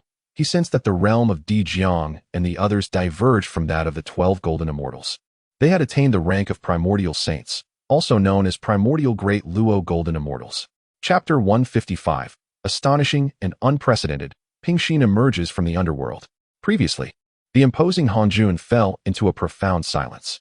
The path to sanctification had been established, and both the 11 ancestor witches and the Emperor of Fengdu were now Hunyuan de Luo Jingxians. Their formidable strength surpassed that of Kunpeng and Xuandu. How could one possibly contend against such power? Despite Hongjuan's grand entrance, aimed at suppressing the influence and prestige of the underworld, he ultimately ended up with a resounding slap to his own face. The three pure ones and others were equally awkward in their demeanor. After a long pause, Hongjuan finally spoke, his voice gravely commanding, "Return with me to the Zixiao Palace." As his words echoed, he made to leave, gathering the various saints of the Xianmen to return to the Zixiao Palace. However, at that very moment, the already sanctified Emperor Jiang suddenly interjected, "Heh, old Hongjuan, you wish to depart? I fear it may not be that simple." Upon hearing this, Hongjuan's figure abruptly halted. The three pure ones, Kunpeng, and others furrowed their brows and turned their gaze toward Emperor Jiang and his cohorts. "Humph, I intend to leave. What can you do about it? Do you think that merely becoming a so-called saint of the underworld grants you the audacity to challenge me?" Hongjuan's gaze was frigid as he fixed it upon Emperor Jiang, his words dripping with arrogance. Such confidence was indeed warranted, for even though Emperor Jiang and his companions were Hunyuan de Luo Jingxians, a significant gulf still lay between them and Hongjuan. To believe they could retain the Xianmen saints, or even Hongjuan himself, was nothing short of delusional. Meanwhile, Xuandu and the 12 golden immortals regarded the 11 ancestor witches with vigilant apprehension. The aura emanating from the latter was profoundly unsettling. Should a confrontation ensue, the newly ascended beings among them would undoubtedly face dire consequences. As for Emperor Jiang, hearing Hongjuan's words elicited a cold sneer from him. "Heh, in days of yore, you schemed against both the witch and demon clans to bolster your own power, using countless beings as mere stepping stones. Then, after my sister Hutu ascended, you confined her within the underworld, preventing her emergence. Each of these grievances must now be reckoned with. If you wish to exit this realm, then let us settle it through a contest of strength." Before his words had fully dissipated, Emperor Jiang raised his hand decisively. In an instant, the surrounding space shifted dramatically, and within mere moments, the substantial laws of the underworld coalesced into an impenetrable barrier. The great realm of the underworld. This maneuver completely sealed off the Xianmen saints, obstructing their path to escape. Witnessing this, the 12 golden immortals were left in shock. What is happening? Such terrifying power, and we were utterly oblivious. This realm has already reached great completion. Why, despite our ascension, do we still feel so powerless? The crowd murmured in hushed tones, anxiety and fear spreading among them. Clearly, the underworld had been well prepared. Perhaps from the very moment the Xianmen saints arrived, Pingxin had been secretly orchestrating the configuration of this realm. It was truly a terrifying prospect. It is essential to understand that all present are beings of saintly cultivation. However, prior to this moment, they remained entirely oblivious. Thus, even the 12 golden immortals could not help but express their astonishment. Despite having attained sainthood, in the presence of a being as formidable as Pingxin, they felt exceedingly insignificant. The three pure ones, having weathered many storms, displayed little panic. Instead, their gazes darkened as they turned towards the direction of the underworld. "Pingxin, do you think that merely relying on the so-called 12 earthly saints can confine us?" Scoffed Yuan Shi, his voice dripping with ominous certainty. He was convinced that the power to create such a vast realm could only be attributed to Pingxin. Otherwise, how could the three pure ones, and even Hongjuan, remain utterly unaware? At the same time, Yuan Shi felt an immense affront from Pingxin's actions. It is worth noting that Di Jiang and the others had only just attained sainthood, yet it appeared they intended to challenge all the saints of the mystical gate. One could not help but deem their arrogance astounding. Upon hearing Yuan Shi's words, Ping Xin in the underworld let out a cold, dismissive laugh. Heh, if they are insufficient, then what if I, the Empress, join? This statement left the three pure ones and others momentarily stunned, unclear of its implications. However, before they could ponder further, a tremendous rumbling ensued. In an instant, the entire realm began to tremble violently. In the void, vast swathes of laws materialized, intertwining to create an overwhelming terror. Hong Jun recognized it as the power of the heavenly Tao's confinement, or rather, its seal. It was precisely this force that had managed to suppress Ping Xin within the underworld, maintaining her dominion over the 6 paths of reincarnation. Yet, what caused Hong Jun's pupils to constrict was the emergence of an unparalleled force surging from the underworld, repeatedly battering against the laws of the heavenly Tao. In an instant, Hong Jun grasped the gravity of the situation. Oh no, Ping Xin is assaulting the heavenly Tao seal. She seeks to escape the underworld. The transformation in Hong Jun's expression was drastic, and his exclamation elicited a similar reaction from the three pure ones and Kunping. The prospect of breaking the heavenly Tao seal and escaping the underworld was alarmingly dire. Without time for contemplation, Laozi, his face ashen, commanded, quickly, activate the laws of the heavenly Tao. Let the 18 of us, saints, unite. We may yet manage to seal Ping Xin once more. As his words fell, the saints promptly complied. The 18 saints began to weave intricate seals of profound mystery. However, to their horror, they soon realized that their efforts appeared to bear little fruit. Outside, although the heavenly Tao roared incessantly, deafening in its might, no laws of the heavenly Tao descended upon them. Damn it, Ping Xin has condensed this realm, effectively severing our connection to the heavenly Tao. Hong Jun articulated the underlying truth with clarity. Indeed, this earthly realm's primary purpose was not only to obstruct the paths of the saints of the mystical gate, preventing their return to the Zixiao Palace. Moreover, the communication between the saints and the will of the heavenly Tao has been entirely severed. They can no longer summon the powers of the heavenly Tao. On the other hand, Di Jiang and his companions wore expressions of mockery and derision, clearly having anticipated this outcome. Perhaps this was indeed part of Di Jiang's scheme.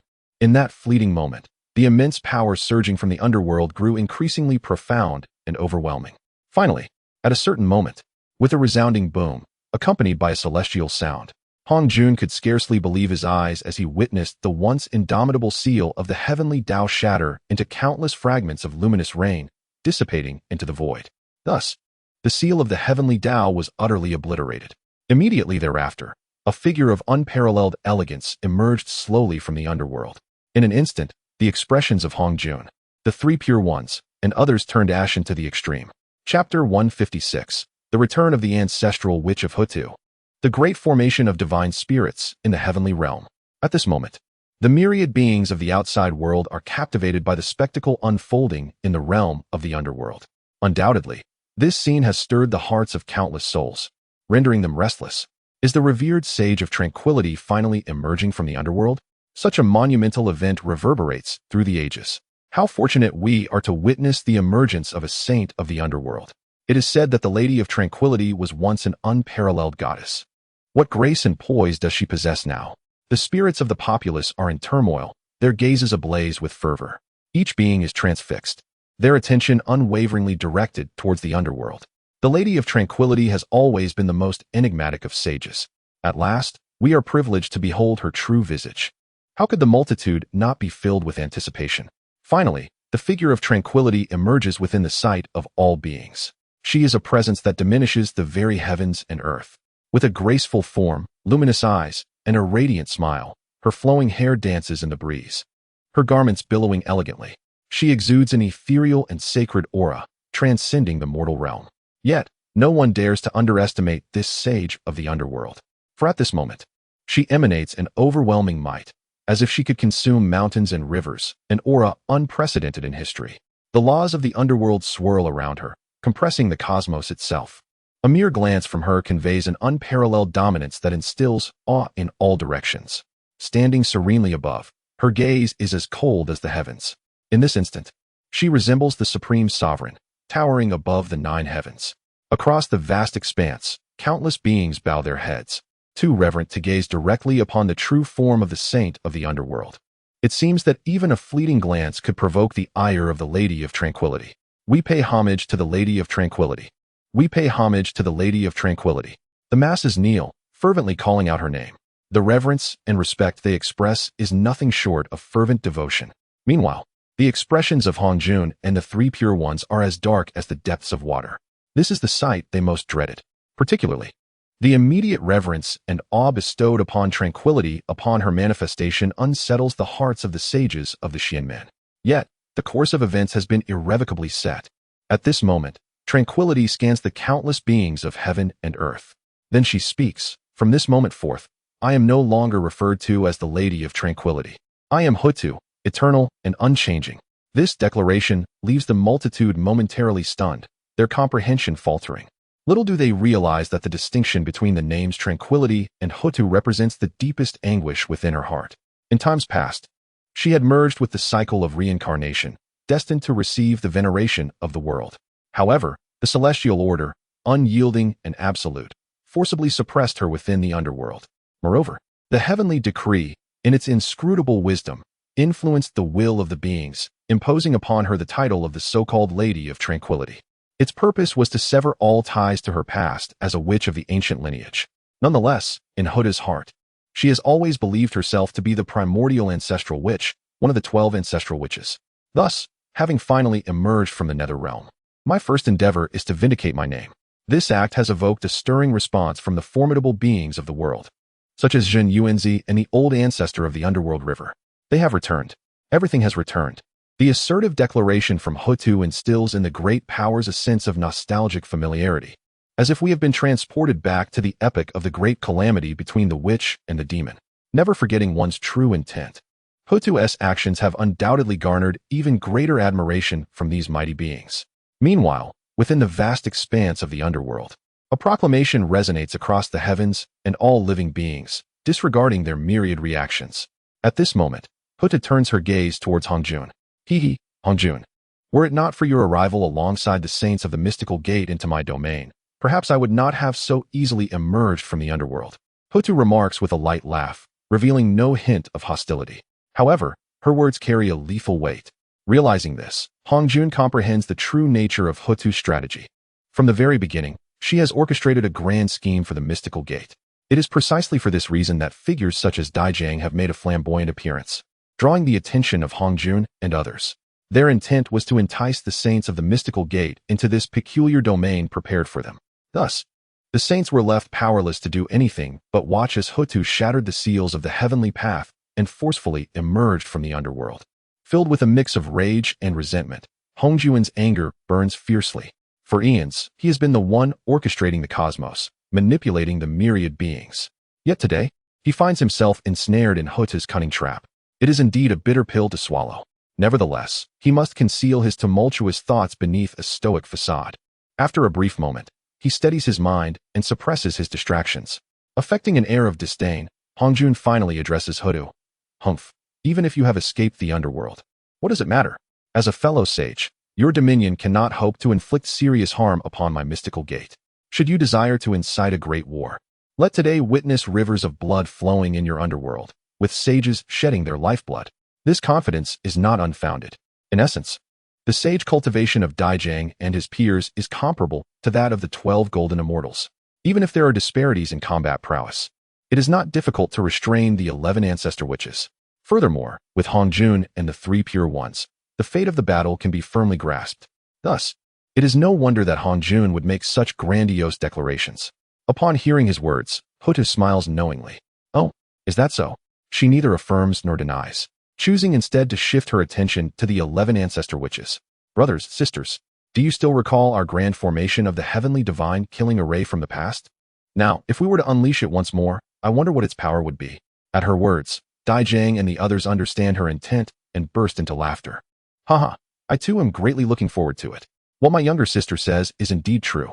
Today, we shall see if these so-called saints of the mystical gate can withstand our heavenly divine killing array. After an eternity, we are once again poised to unleash our fury. The words of the 11 ancestor witches cast a shadow over Hongjun's countenance, revealing a flicker of unease. The Doshin Divine Array, or rather, the 12 Doshin Divine Array. This is a supreme formation that once rivaled the demonic clan's Zhou Tian Star Array. When activated, the 12 ancestor witches would amalgamate the Pangu essence within their veins, conjuring a phantom of Pangu itself. Its might is formidable, utterly terrifying. In days of yore, the 12 ancestor witches, merely at the Hunyuan golden immortal realm, could withstand the saints through the Doshin divine array. Now, having ascended to the ranks of saints themselves, should they reassemble the array? It is beyond imagination what cataclysmic terror that would unleash. However, before Hongjun could utter another word, Emperor Jiang and the others, with an unspoken understanding, dispersed to various points in the void. Then, a resounding command echoed forth. Activate the Doshin divine array. As the words fell, 12 immense auras began to swirl. The saint-level Doshin divine array gradually took shape. Chapter 157. The specter of Pangu reveals its might. A single palm destroys the treasure of virtue. With a thunderous roar, as the 12 ancestor witches activated their formation, an overwhelming and terrifying pressure began to permeate the entire cosmos. This aura, elusive yet palpably real, shattered the very fabric of laws and threw order into chaos. Mountains of immense stature teetered on the brink of collapse, while dust and stones were swept into the air. Rivers and lakes boiled over, rolling back towards the heavens. Towering waves, reaching heights of hundreds of thousands of zhong, surged forth, as if they would crush the boundless skies, an awe-inspiring spectacle. Heavens, what manner of aura is this? My very essence seems on the verge of being utterly shattered, rendered non-existent. Even if all the saints of the world were to unite, they could not muster such a terrifying pressure. Amidst the gasps of the myriad beings, an extraordinary phenomenon emerged high above. A colossal and majestic phantom began to take shape, woven from strands of blood and vitality. It stood tall, spanning the universe. The multitude was left speechless. The enormity of this figure was beyond articulation. They could only discern that within its palm, the primordial cosmos revolved, intertwining billions of stars that burst forth into resplendent light. Its legs resembled indomitable pillars of heaven, standing firm within the cosmos and shattering the endless void. Even the once mighty Mount Buzhou paled in comparison to such grandeur. Its eyes sparkled with brilliance that eclipsed the radiance of the sun and moon, captivating all who beheld it. Fear, unease, reverence akin to that of deities. Such sentiments surged within the hearts of countless beings. Undoubtedly, this was a terror the likes of which had never been witnessed before. Not only the ordinary beings felt this dread. In the celestial realm of Nuwa, the saintess Nuwa gazed upon the scene with trembling eyes. Pangu the Great, there could be no mistake. This had to be the might of Pangu, Nuwa murmured to herself. During the calamity of the witch and demon era, she had witnessed the 12 ancestor witches wield such power. However, the pressure emanating from this figure transcended all understanding. It was not merely overwhelming strength, but a form of dimensional assault, a power of a higher echelon. Ancient, timeless, incomprehensible. It is no exaggeration to assert that everything within the primordial world appeared pitifully weak in the presence of this figure. All laws and orders of the world resonated in its wake. One could only imagine that aside from Pangu, the creator deity, no other being could possess such an awe-inspiring and unparalleled aura. Nuwa soon regained her composure. Clearly, the 12 ancestor witches had amassed an inexhaustible well of resentment and fury that was poised to erupt today. This would unleash a terror beyond comprehension. Without hesitation, Nuwa took action. Yet, she did not seek to aid Hutu or any faction among Hongjun. With a graceful wave of her hand, divine radiance burst forth, cascading down into the realms below. To be more precise, it has fallen within the territory of the human race. Divine radiance intertwined, and in the blink of an eye, it coalesced into an unparalleled, impenetrable spatial barrier. Furthermore, Nuwa also summoned the human Dao divine wheel she had previously acquired. This act was indeed to safeguard the well-being of humanity. After all, once the great heavenly divine killing array revealed its true might, it would be no exaggeration to claim that mere contact would lead to death. Meanwhile, within the demon Dao sanctuary, the chaos ancestor had also taken his seat, his cultivation surpassing even that of Luo Hu. At this moment, both individuals gazed at the ephemeral figure in the void. It was truly unexpected that even after the passage of countless eons, this entity could still stir such tremendous waves. Luo Hu chuckled bitterly, his expression peculiar as he remarked, laden with unspoken implications. Beside him, the chaos ancestor wore a grave expression. Why do I sense that the pressure emanating from this Pangu apparition exceeds that of its time in the mortal realm? This sensation left the chaos ancestor even more astounded. An existence long fallen, now unleashing a force greater than when it roamed the earth? Such a notion seemed utterly impossible. As soon as his words fell, Luo Hu contemplated for a moment before offering a response. That apparition is the culmination of the power of the 12 ancestor witches, 12 saints united. indeed a force to be reckoned with. Moreover, among them is Hutu, who singularly governs the earth. Indeed, this illustrates the distinction in strength following the enhancement of the 12 ancestor witches. Upon hearing this, the Chaos ancestor silently nodded in agreement. Then, with a hint of intrigued malice, he remarked, "Now, we shall observe how Hong Jun and the others respond." As various factions reacted differently, it goes without saying that the expressions of Hong Jun and the other saints of the Xianmin were indeed grave. "Hutu, do you dare? This great heavenly divine killing array disrupts the harmony of heaven. Once invoked, countless beings may suffer." Hong Jun spoke solemnly, attempting to intimidate Hutu and the 12 ancestor witches with the so-called safety of all beings. However, before he could finish, a hearty laugh erupted from Emperor Jiang. "Ha, old Hong Jun, your words are indeed excessive. Since our witch clan's inception, what have we ever shied away from? Today, I shall witness how you all escape this place." With those words, the 12 ancestor witches shared an unspoken understanding. They ceased their idle chatter and directly summoned the Pangu apparition to unleash an assault upon the saints of the Xianmin. The Pangu apparition's gaze was cold and fierce, resembling a true demonic deity incarnate. Its method of attack appeared deceptively simple, yet it was a formidable strike directed at Hong Jun and the three pure ones. Witnessing this, the saints of the Xianmin changed countenance. Even from billions of miles away, they could keenly sense the terror of that strike.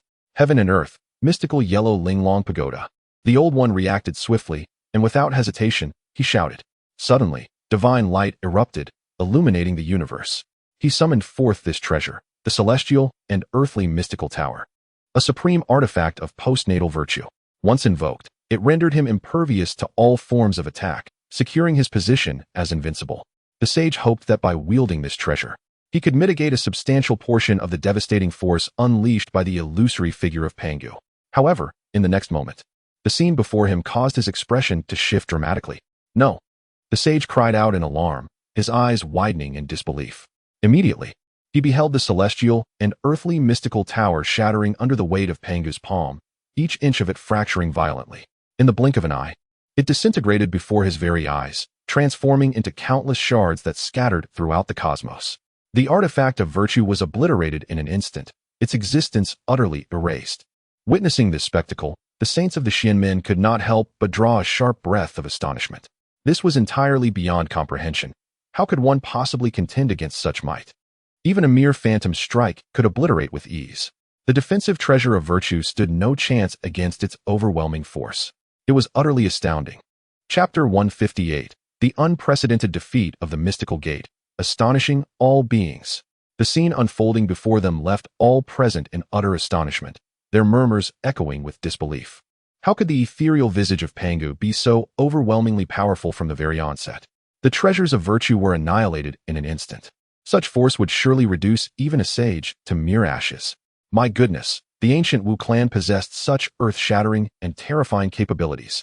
Over the millennia, how many ancient divine arts have been lost to the annals of time? Without further elaboration, the myriad expressions of awe clearly illustrated the profound shock felt by all. Now, let us return to the arena. Fragments of the celestial tower of mystical yellow scattered before the eyes of the saints. The originally magnificent radiance of virtue began to fade into nothingness. Laozi stood in a daze, his heart bleeding. The other saints were equally dumbfounded, overwhelmed with a mix of astonishment and dismay. Suddenly, Laozi regained his composure. "Hutu, you dare to destroy my treasure." The loss of such a precious artifact ignited a fury within him. Clad in his Taoist robe, his hair billowed wildly above him, his countenance transformed into a fearsome visage, consumed by rage. Before his words could dissipate, he summoned the boundless brilliance of the supreme clarity and launched a direct confrontation against Pangu's phantom arm. It must be noted that at this moment, Laozi had attained the status of a primordial and infinite great Luo golden immortal. In this frenzied state, his strength was truly formidable. However, Huta merely scoffed dismissively. "Hell, Laozi, have you forgotten? You and the three pure ones are but offspring of the Pangu Father God. Is your action today not the epitome of great disrespect?" Her words dripped with mockery and derision. As a top-tier innate deity transformed from Pangu's primordial spirit, the three pure ones willingly submitted to Hong Jun, allowing themselves to be commanded, much to the disdain of Hutu and her kin. With Hutu's declaration, the colossal palm of the Pangu phantom radiated with increasing brilliance, captivating all hearts. In the next moment, it struck fiercely upon Laozi. Without a hint of suspense, The celestial light surrounding him abruptly vanished, leaving nothing in its wake. His form trembled violently, and in a manner that would astonish all beings, he was sent hurtling backwards. Simultaneously, Laozi coughed up blood repeatedly, staining the cosmos and casting a shadow over the vast heavens. Ultimately, it was Hongjuan's intervention that stabilized his form. Hutu's words were not an exaggeration. Under the might of the Pangu Phantom, Laozi was utterly incapable of withstanding a single blow. It was a veritable display of overwhelming dominance. As effortless as a parent chastising a child. This scene caused the newly ascended Kunping and others to change countenance, consumed by terror. If even Laozi, one of the three pure ones, suffered such a fate against Pangu's phantom, how would they fare? Was aligning oneself with Hongjun and becoming a saint of the heavenly Tao truly the correct choice? Like a reed swaying in the wind. Kunping could not help but ponder this thought. Concurrently, the gathered crowd subtly retreated a few steps, seeking refuge behind Hongjun and the three pure ones. Such an unparalleled terror necessitates that these formidable beings confronted head-on. Throughout this ordeal, Hongjun remained an impassive observer, intent on discerning the true capabilities of Pangu's phantom to unveil a method to breach the formation. Yet, with each passing moment, his astonishment mounted. The reason was simple. He was utterly unable to fathom the strength of Pangu's phantom. After all, Hongjun found himself scarcely more powerful than Hutu. The Dushin Shinsha was augmented by the combined might of no fewer than 12 saints, including Hutu, far surpassing Hongjuan's abilities and perceptions, which was entirely reasonable. Hongjuan's heart raced with alarm. How could this stalemate be resolved? At that moment, a sudden transmission of profound sound echoed from beyond the chaos domain, heralded by the Taichu Divine Lord. After countless eons, to witness the resurgence of the Dushin Shinsha in this realm is truly unexpected. Thus, the opening heaven divine axe must be returned to its rightful place. No sooner had the words been spoken than a beam of unparalleled divine radiance surged forth from the chaos domain. In the blink of an eye, it landed precisely within the Dushin Shinsha formation, in the very hands of Pangu's phantom. There lay an extraordinarily sharp colossal axe, adorned with the intricate and profound runes of the Tao, exuding an ancient grandeur, enigmatic and elusive. Without any deliberate invocation, the axe's blade emanated an aura so keen that it tore through the heavens and shattered countless stars. The opening heaven divine axe. Witnessing this spectacle, all beings were rendered utterly astounded. What a remarkable feat. They were acutely aware that this opening heaven divine axe was merely a replica crafted by the Taichu Divine Lord. Yet, it was undeniably a true treasure of chaos. In this moment, with just a utterance, the Taichu Divine Lord had directly bestowed this artifact upon the 12 ancestor witches. Was this the extraordinary boon of winning the Taichu Divine Lord's favor? In an instant, envy ignited in the eyes of the multitude. However, with the emergence of the opening heaven divine axe, the saints of the Xianmen felt a surge of dread, their scalps prickling with fear. Was it not enough that the Xianmen saints met their demise slowly? Did the Taichu Divine Lord intend to stoke the flames further? Hiss! Hiss! The crowd could distinctly hear the Xianmen saints involuntarily gasping in trepidation, their breaths sharp and piercing. If Pangu's phantom were truly to wield that opening heaven divine axe, what calamity would ensue? Hongjun reacted with remarkable swiftness, issuing a thunderous command. Quickly self-destruct and abandon your corporeal forms to shatter this space. Subsequently, we may rely on the laws of the heavenly Tao to reconstruct our bodies. This pronouncement was nothing short of earth-shattering. Here stood the venerable saints of the Xianmen, 18 in total, driven to such desperate measures. Must they truly self-destruct to escape their predicament? Yet, in truth, this was the finest course of action that Hongjun could conceive. Should they delay further, the consequences could be far more dire. If they were to be obliterated entirely by Hutu and her ilk, relying solely on the void of the heavenly Tao for rebirth, Hongjun and the others would undoubtedly suffer immense repercussions.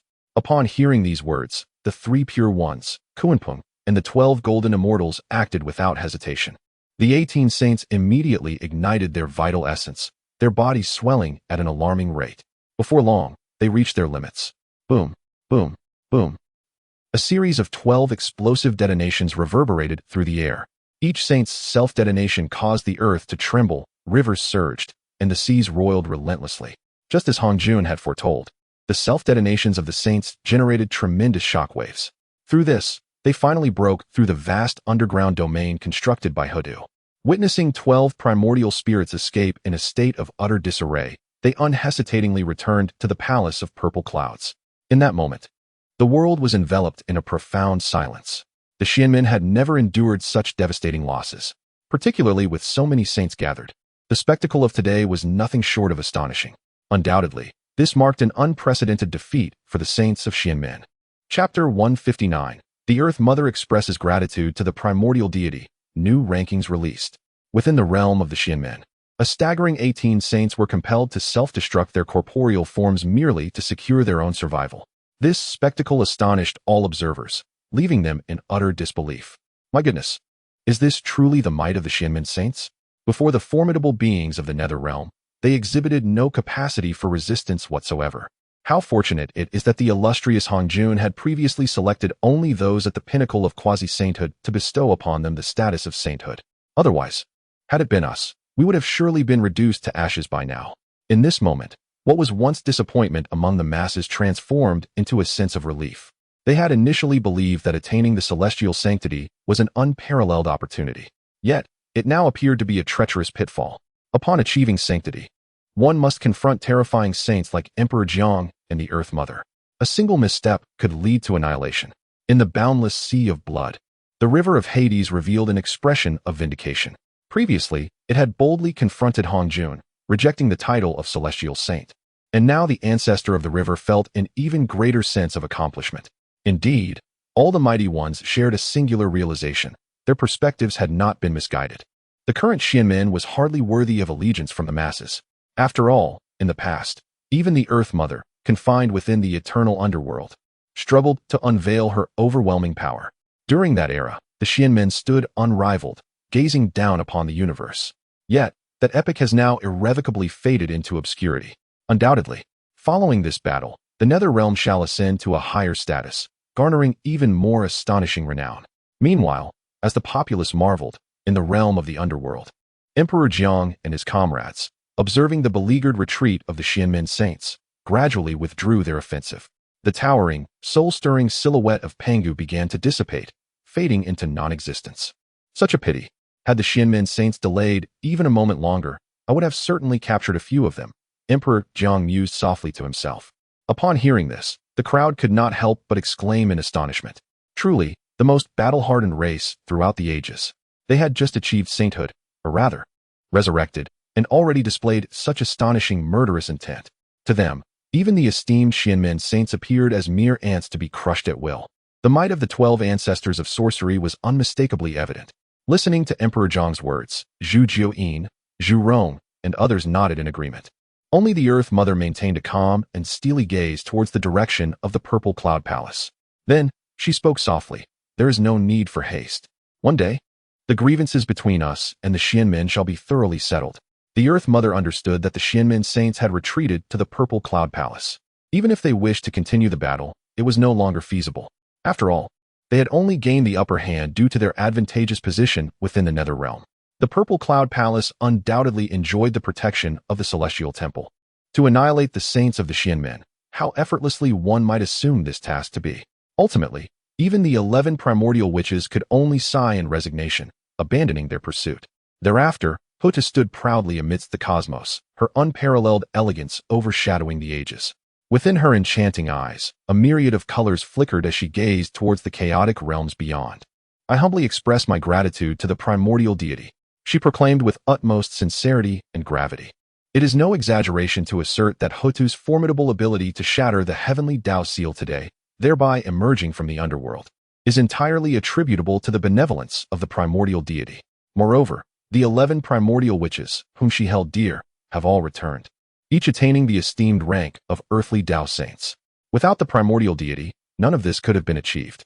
The primordial deity is indeed deserving of Hutu's reverence.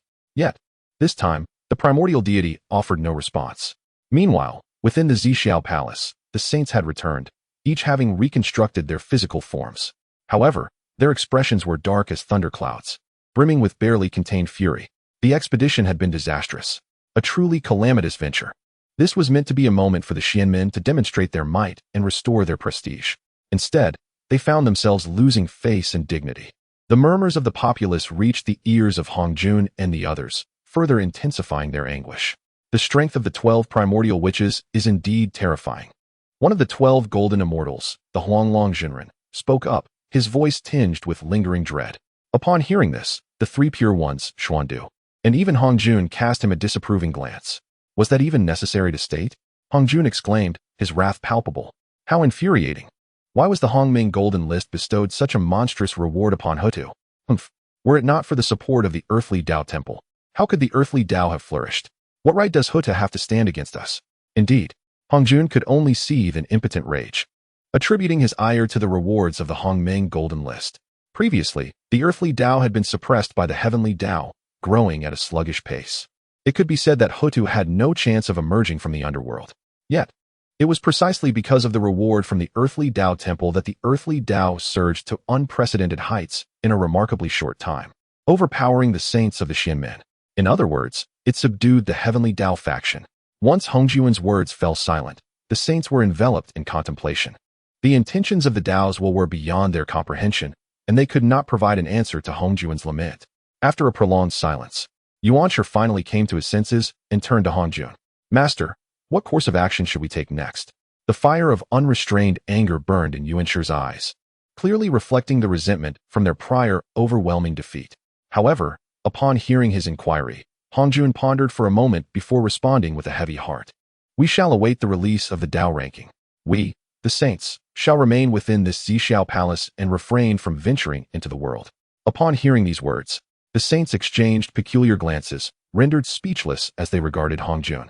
Does the latter imply that they are to remain cooped up within the Purple Cloud Palace?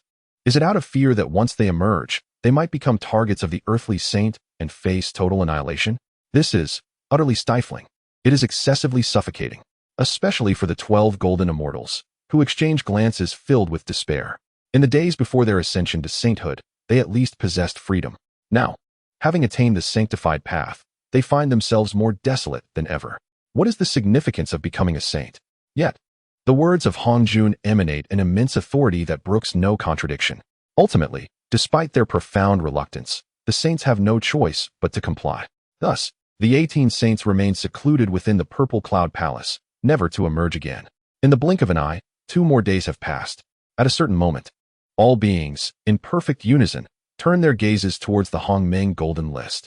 According to the timeline, the ranking of cultivation ought to be announced. Indeed, it appears that the Hongming Golden List has sensed the attention of the multitude. In the next instant, divine radiance cascades down, and the profound inscriptions of the Great Dao swirl forth. The new rankings are about to be unveiled. Chapter 160, the 100th name shattered the entire primordial realm. The Dao ranking is being generated. The Dao ranking has been completed. Upon the Hongming Golden List, these 2 phrases emerged. In an instant, the very breath of existence seemed to pause. Only then could the vast expanse of the universe descend into an unprecedented tranquility. Within the Purple Cloud Palace, the esteemed sages of the Xianmen gazed intently at the forthcoming rankings. The 12 golden immortals, their eyes ablaze with fervor, could scarcely contain their anticipation. Their ascension to sanctity was fueled by the desire to etch their names upon the Dao ranking and thus obtain extraordinary rewards. Meanwhile, in the underworld, Hutu and the 11 ancestor witches, along with Emperor Fengdu, held their breaths in anticipation. For Di Jiang and the others, this was their first glimpse of the remarkable Hongming Divine List. Yet for Hutu, this was more than just an ordinary ranking. It represented a contest between the dual paths of heaven and earth. Under such intense scrutiny, the top rank of the Dao ranking finally began to reveal itself. Dao ranking, 100th place, Changxi, cultivation, mid-stage quasi-saint. Dao achievement, 100 billion meetings. Era of birth, era of the witch and demon. Changxi, one of the lunar goddesses, the master of the essence of the moon, a supreme innate divinity.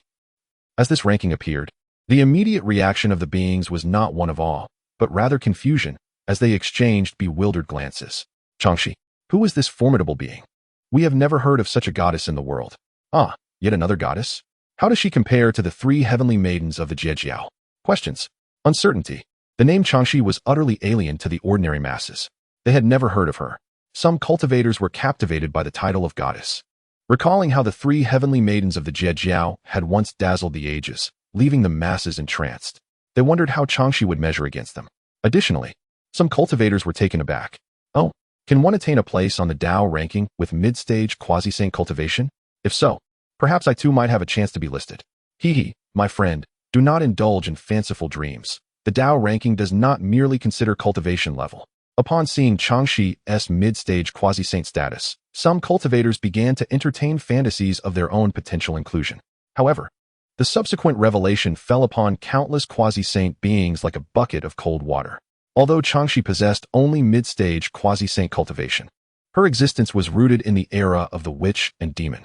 Her Dao achievement was an astonishing 100 billion meetings. How could we mere mortals ever compare? This realization caused the gaze of the masses to converge once more upon the Dao ranking. Upon closer inspection, it was indeed as stated. In contrast to the previous rankings, this iteration of the Dao ranking introduces a new column dedicated to Dao achievements. Evidently, this serves as a crucial criterion for determining those who make the list. The term Dao achievements can be simply understood as the duration of one's cultivation. Recognizing this, the multitude was left utterly astounded. The mere emergence of the 100th name sent shockwaves throughout the vast expanse of the primordial world. 100 billion epochs. Ordinary beings could scarcely grasp the profound significance of this. It is essential to understand that a single epoch equates to 129,600 years. The fact that Changxi's cultivation has reached an astonishing 100 billion epochs is nothing short of remarkable. Perhaps it is precisely for this reason that, despite being at the mid-stage of quasi-saint cultivation, she has secured a place on the list. This revelation illuminated the truth for many. The legendary calamity of the witch and demon era is indeed a distant memory. In an instant, the eyes of numerous powerful beings shimmered with a newfound brilliance, only to dim once again. Little did they know, the name Changxi sparked an immense commotion among various factions. At this moment, within the sacred hall of demonic Dao, Luya had already allied himself with the likes of Luo Hu. Gazing at the name on the list, a poignant expression crossed his face. Changxi, could it be that the formidable beings of the Yao court have not been entirely extinguished? As he murmured to himself, a glimmer of tears flickered in Lu Ya's once cold and indifferent eyes. Perhaps no one in the present world understands Changxi better than he does, for she is indeed one of the two great demon queens of the ancient Yao court. Shiha and Changxi, these sisters were born during the era of the witch and demon, emerging as supreme innate deities on the lunar star. Yet, in Lu Ya's memory, all remnants of the ancient demon race had long since perished. He himself had barely survived, having been saved by the last vestiges of strength from Emperor Jun, who had nearly met his demise. To his astonishment, Luya could hardly fathom that today, on this Dao ranking, he would once again encounter the name of Changxi. Does this not imply that, apart from himself, other beings from the ancient Yao court have also survived? Moreover, if Changxi still exists, could it be possible that Shiha would also make the list? Just as Luya entertained such hopes, the next moment, the rankings continued to unveil themselves. 99th place, Shiha. Cultivation, early stage quasi-saint. Dao achievements, 100 billion epochs. Era of birth, witch and demon era. Shiha, one of the lunar goddesses, master of the primordial lunar energy, a supreme innate deity. The calamity of the witch and demon era has concluded, and both Shiha and Changxi have suffered grievous injuries, leaving only a trace of their essence. After enduring countless eons, their consciousness and will have been reforged. Witnessing this scene, Luya silently acknowledged the truth. A surge of indescribable joy erupted in his eyes. Mother truly has not perished. At this moment, Luya's voice trembled uncontrollably. Indeed, Shiha is none other than Luya's mother. Or rather, she is the mother of the former 10 Golden Crow's crown prince. After countless eons, Luya once again discovered that his mother had not perished in that great calamity. In other words, after enduring the initial tribulations wrought by the Lich, both Shihi and Changxi, along with Luya, had survived. One can only imagine the sheer joy this revelation brought him.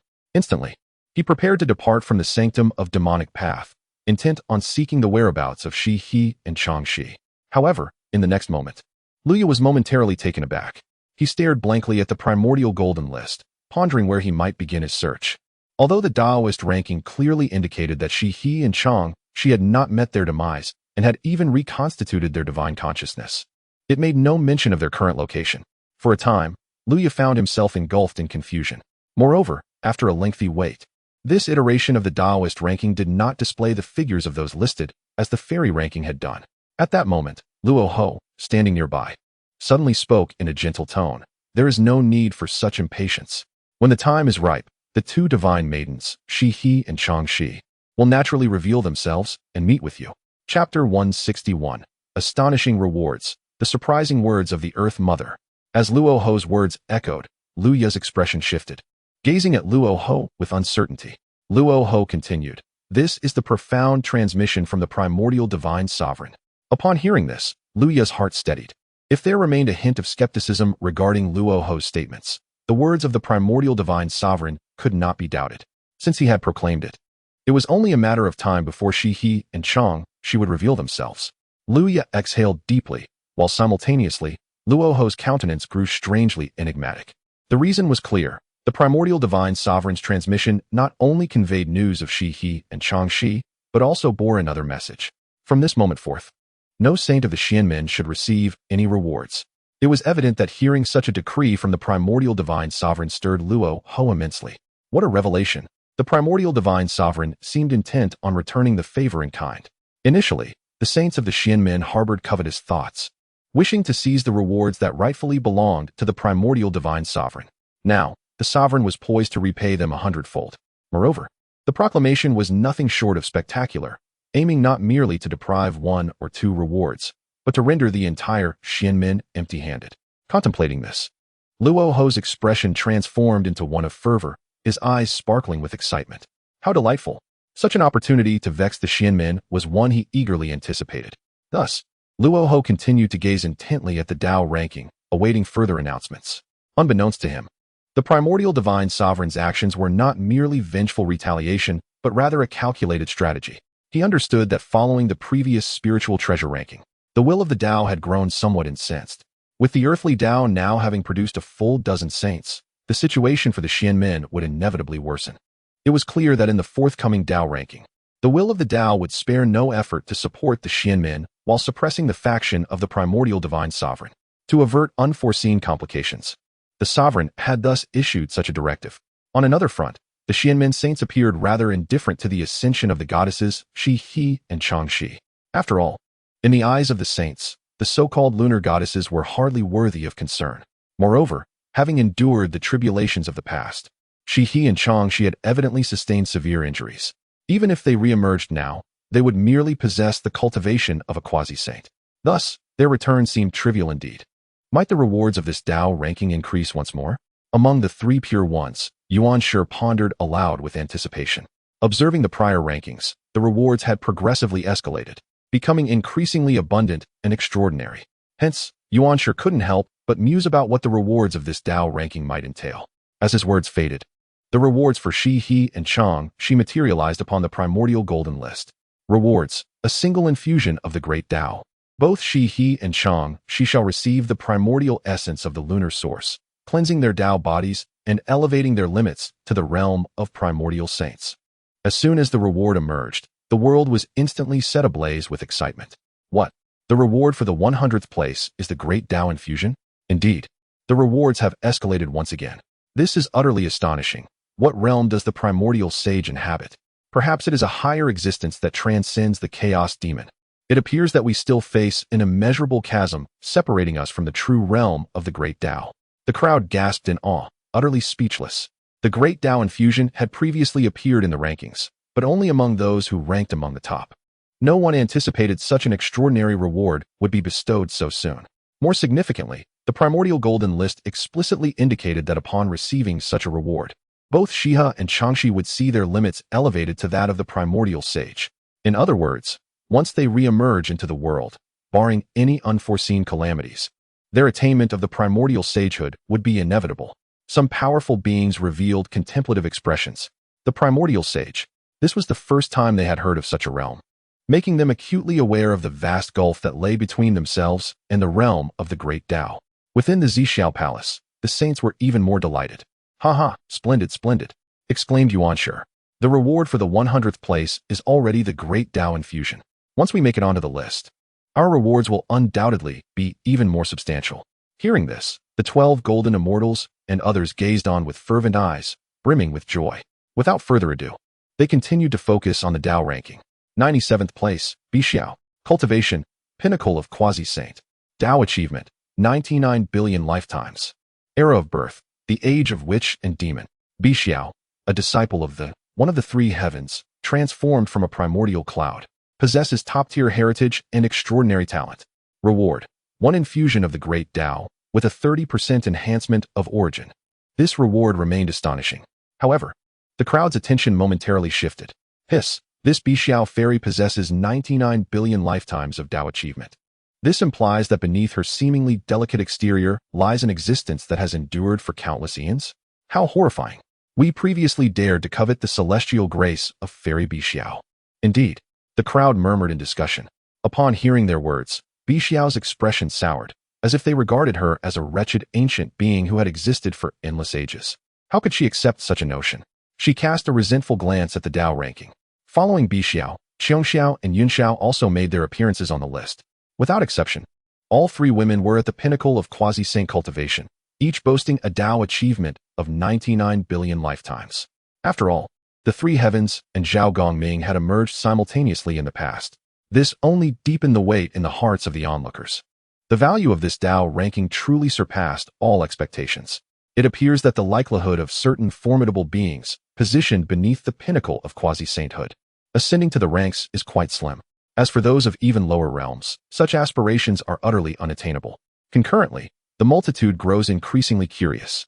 The pinnacle of quasi-sainthood merely occupies a humble position on the Dao ranking.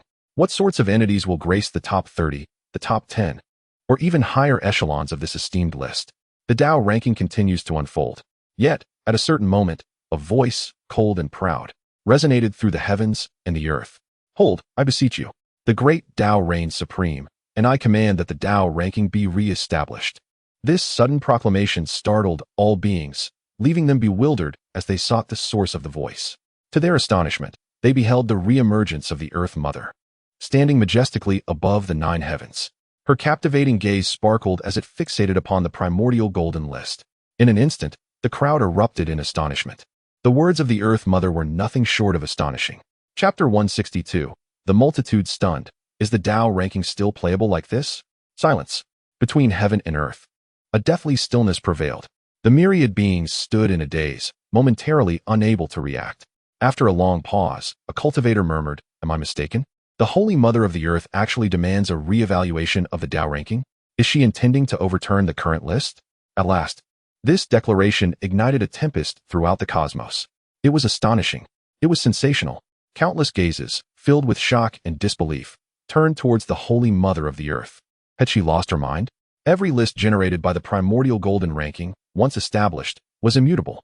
The will of the Grand Dao could not be profaned or offended. Had the Holy Mother forgotten that the previous saints of the Xianmen faced tremendous backlash simply for showing disrespect towards the primordial golden ranking? Indeed, many anticipated that the next moment would witness the primordial golden ranking unleashing overwhelming power to severely punish the Holy Mother. Nevertheless, a greater sense of confusion lingered in the hearts of the multitude. What could possibly compel the Holy Mother to undertake such a rebellious act, openly challenging the might of the Grand Dao?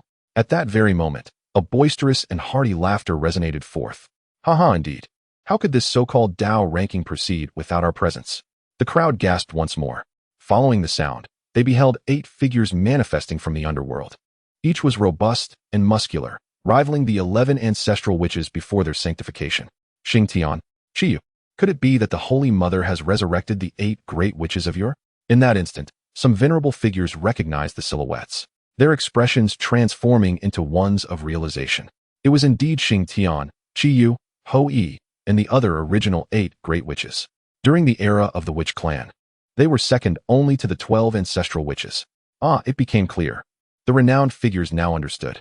It appeared that right after the Dao ranking commenced its announcement, the Holy Mother had remained in the underworld, utilizing the blessings of the Nuwa Stone and the River of Destiny to resurrect the 8 great witches. It was evident that the already established Dao ranking would not bear the names of these 8 witches. Thus, the Holy Mother dared to defy the world, transmitting her will to converse with the will of the Grand Dao. Truly, boldness accompanies skill. In that moment, the multitudes found themselves at a loss for words. Just then, Hongjun also spoke up.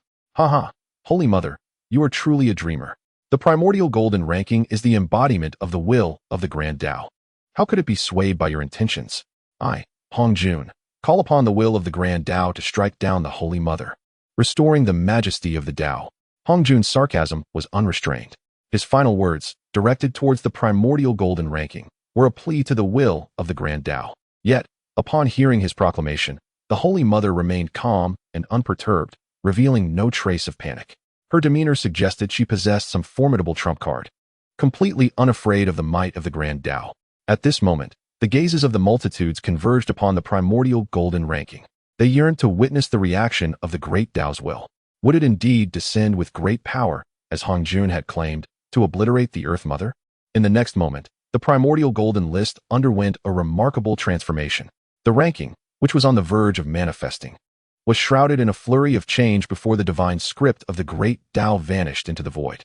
Moments later, it re-emerged as a new proclamation. In response to the aspirations of all beings, the Dao ranking attunes to the changes of the world, re-establishing the rankings. Observing this scene, the multitude stood in stunned silence. What? The will of the Great Dao exhibited no trace of anger. Moreover, the Dao ranking was indeed to be redefined? What in the world was happening? Could it truly be played this way? The multitude remained bewildered. In the Purple Cloud's palace, the three pure ones and the other saints were equally perplexed. Surely, this disparate treatment was far too conspicuous? Previously, the three pure ones and those such as Jane and Junti had merely shown disrespect to the primordial golden list or voiced a casual doubt, only to incur the displeasure of the Great Dao, which had unleashed tremendous intimidation upon them. Yet now, a single utterance from the Earth Mother had genuinely overturned an established ranking. Beside them, Hongjun stared in shock at the unfolding spectacle. His expression, visibly darkening at an alarming rate, reflected his disbelief. Impossible, this cannot be. How could the will of the Great Dao be swayed by a mere statement from the Earth Mother? Hongjun bellowed, as if challenging the Great Dao itself. However, the primordial golden list offered no response. In truth, the behavior of the Great Dao's will was born of necessity. It must be acknowledged that the Earth Mother's current stature was not to be underestimated. She wielded sole dominion over the authority of the Earth Dao, and in a certain sense, was even more significant than Hongjun himself. Securing her favor, or even aligning the Earth Mother with the will of the Great Dao, could yield tremendous benefits with minimal effort. Thus, redefining the rankings to include the 8 great witches was a trivial task. Given their prowess, their placement on the list was entirely justified. As for Hongjun's assertion of obliterating the Earth Mother, that was utterly out of the question. The strength of the Great Dao lay in its embodiment of all powers across the myriad realms. The Earth Mother alone commanded nearly half the authority of the primordial universe. To annihilate her would be tantamount to diminishing the strength of the Great Dao itself. It was precisely due to these considerations that the primordial golden list displayed such astonishing changes that left the multitude in awe. Before long, the Dao ranking was fully regenerated. The previously published rankings remained unchanged. At this moment, it had reached the 90th position. 90, Xianglu, Cultivation, Peak of Quasi-Saint. Dao Achievement, 120 billion merits. Era of Birth, Era of the Witch and Demon. Xianglu, one of the 8 great witches of the Witch clan, possessing a serpent's body with 9 heads. Wherever he goes, he transforms the land into marshlands. Reward, 1 instance of the Great Dao's infusion, enhancing physical strength by 30%. Gazing upon this ranking, the multitude was left in utter disbelief. Well then, under the formidable might of the Earth Mother, the primordial golden list appeared to exhibit an extraordinary obedience. Indeed, shortly after its re-establishment, the Serpent of Chaos was directly inscribed upon it. This occurrence instilled in all beings a peculiar illusion that the primordial golden list seemed to be currying favor with the Earth Mother. Observing this, she smiled with satisfaction, and then cast a disdainful glance at Hongjun before returning to the underworld without uttering another word. Meanwhile, Hongjun was left seething with indignation. Humph, if it could be so. Then surely I could also recreate more saints of the heavenly path and demand a re-establishment of the list. Such thoughts burgeoned within his mind. Yet, before he could act upon them, an overwhelming sense of trepidation suddenly surged within his heart, akin to an immense warning and threat. In response, Hongjun was astonished to discover that this feeling of dread stemmed from the intimidation of the heavenly Dao. In that moment, he was rendered even more bewildered.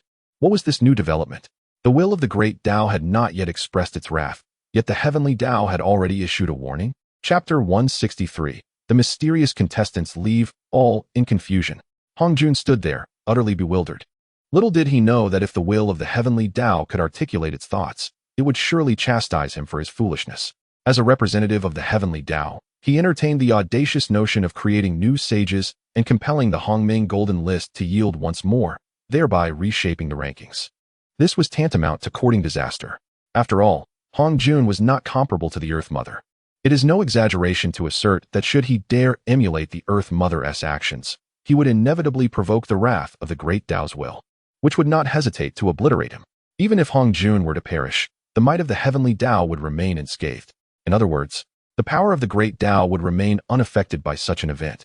Conversely, if the Earth Mother were to fall, the very fabric of the earthly realm would unravel. This, indeed, elucidates why Hong Jun could not follow in the footsteps of the Earth Mother. Consequently, the will of the heavenly Dao issued a stern warning to Hong Jun. Although these intricate matters were not explicitly conveyed to him, he could sense the underlying message from the heavenly Dao's will and was compelled to acquiesce. It appeared that his aspirations would ultimately be in vain. His countenance darkened, and he fell silent, eventually letting out a resigned sigh, choosing not to elaborate further. Meanwhile, on another front, the Dao ranking continued its announcements. All 8 great witches had ascended the ranks, and their rewards included a singular infusion of the Great Dao, resulting in an enhancement of their physical prowess by 30% or even more. Naturally, the 8 great witches beamed with satisfaction, reveling in their fortunes. Excellent, splendid. I've heard that the 12 golden immortals have now become heavenly Dao sages. Anyone with the audacity should come forth and challenge me. With my current physical strength, I could certainly vanquish one of these so-called heavenly Dao sages. They expressed their thoughts with exuberance, feeling the divine essence of their paternal deity within them intensify, exuding an unfathomable and vast power. As their conversations unfolded, the onlookers could not help but gawk in astonishment. Good heavens, they have achieved sanctity through their physical forms. The 8 great witches, returned to life, remained devoid of spiritual consciousness, yet now, bolstered by the might of the earthly realm and the rewards bestowed by the Hongmeng Golden List, they were capable of contending with the Xianmen sages solely through their physical strength. It is important to note that these so-called Xianmen sages referred primarily to the likes of Xuandu and the 12 golden immortals.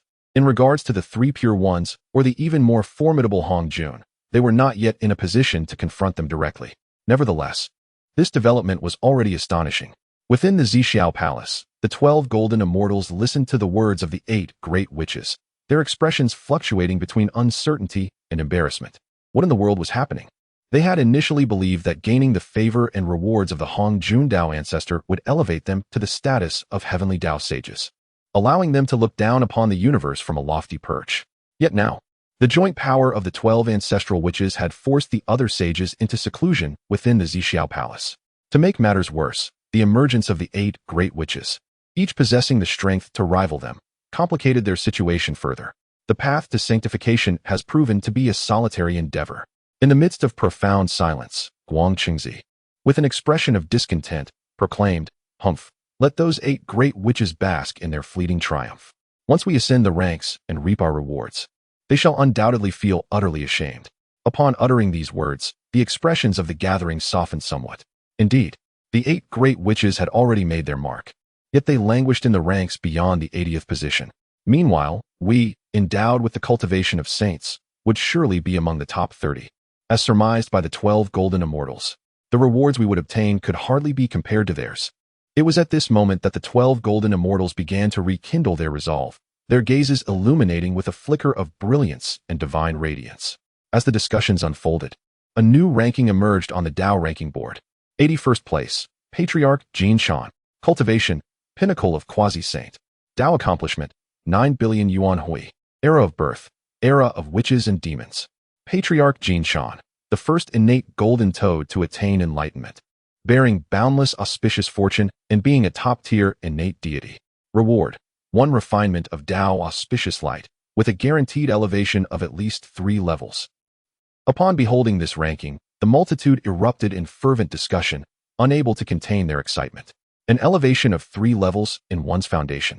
As a top-tier innate deity, would this not grant access to the essence of the chaotic demon gods? The rewards on the Dao ranking board were indeed escalating, becoming increasingly magnificent and extraordinary. The rewards were astonishing. Yet who exactly was this Patriarch Jin Shan? Why had we never heard of him? The crowd marveled at the miraculous nature of this reward. Even the innate foundations, seemingly destined, could be enhanced. This undeniably redefined the understanding of the masses. Amidst their astonishment, profound confusion gripped the assembly. This Patriarch Jin Shan was an entity they had never encountered before, not to mention ordinary beings. Even figures such as Zhang Yuanzi and the old ancestor of the underworld raised their brows in surprise. With the title of patriarch and possessing a Dao accomplishment of 9 billion yuan hui, it was evident that this Jinshan patriarch was a peer of Zhang Yuanzi and others. Yet, throughout countless eons of cultivation, they had never heard of this title, let alone laid eyes upon the esteemed patriarch Jinshan. Just as the crowd was engulfed in uncertainty, suddenly, Hongjun Daozu from the Purple Cloud Palace stirred. Ah, Jinshan, now that you are on the board, will you not reveal yourself? I am aware that since your emergence, you have concealed your whereabouts, even neglecting to establish your lineage or heritage. However, if you remain hidden today, it would indeed be rather inappropriate, would it not? As he spoke, Hongjun manifested, his gaze firmly fixed upon a mysterious divine peak.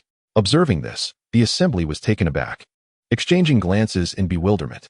Did Hongjun already possess knowledge of Patriarch Jinshan's existence? Before this moment, was there truly a lack of concern?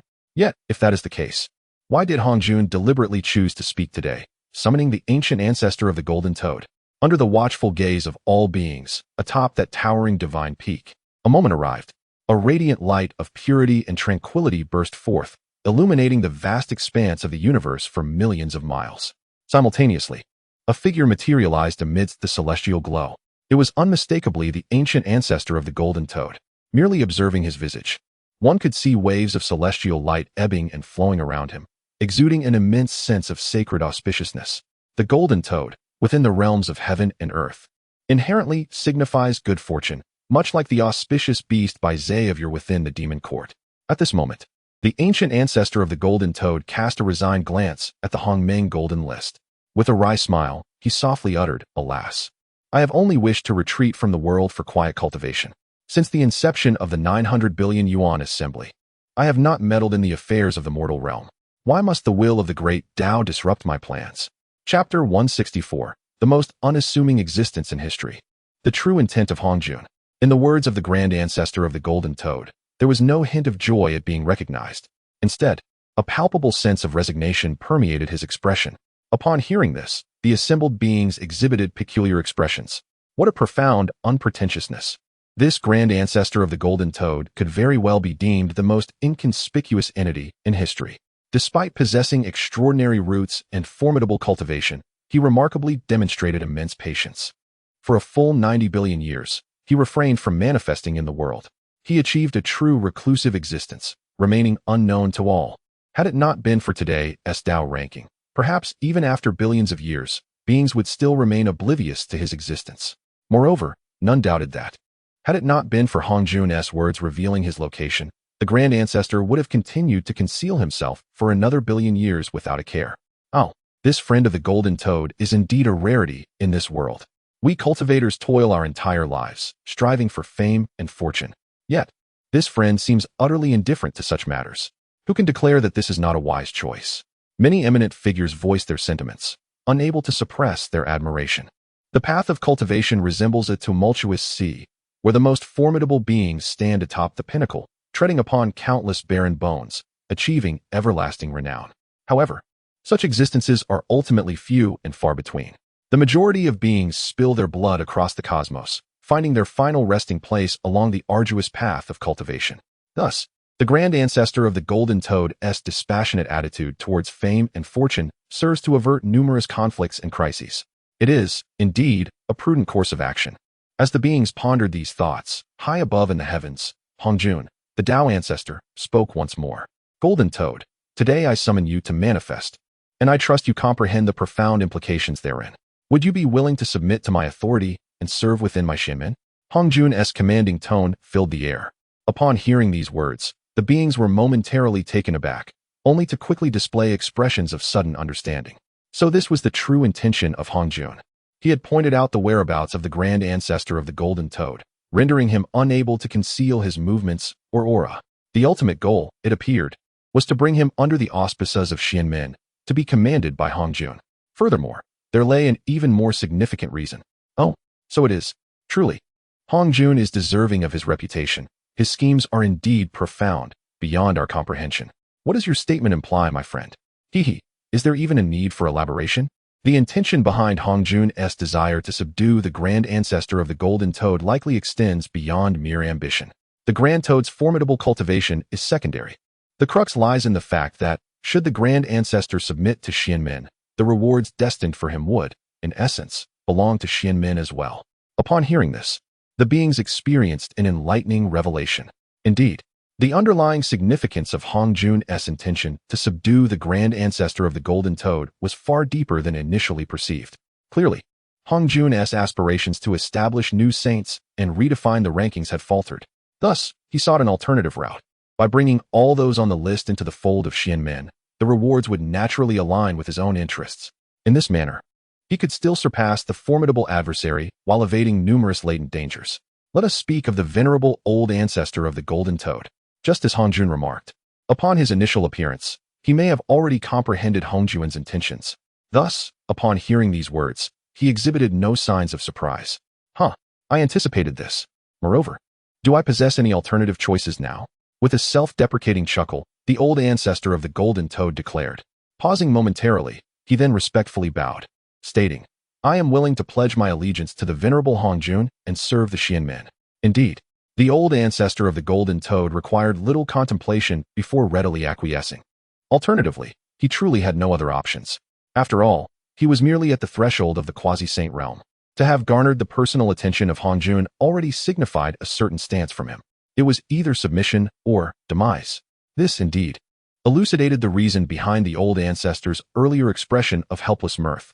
Upon hearing his words, Hongjun's expression softened, and he nodded in evident satisfaction. Splendid. In that case, you may now receive your due reward. Thus spoke Hongjun. This further affirmed that had the old ancestor dared to refuse earlier, Hongjun would have undoubtedly acted with lethal resolve. Following this, Hongjun ceased to focus on the old ancestor and returned to the Zixiao Palace. This scene stirred the hearts of countless beings in the world.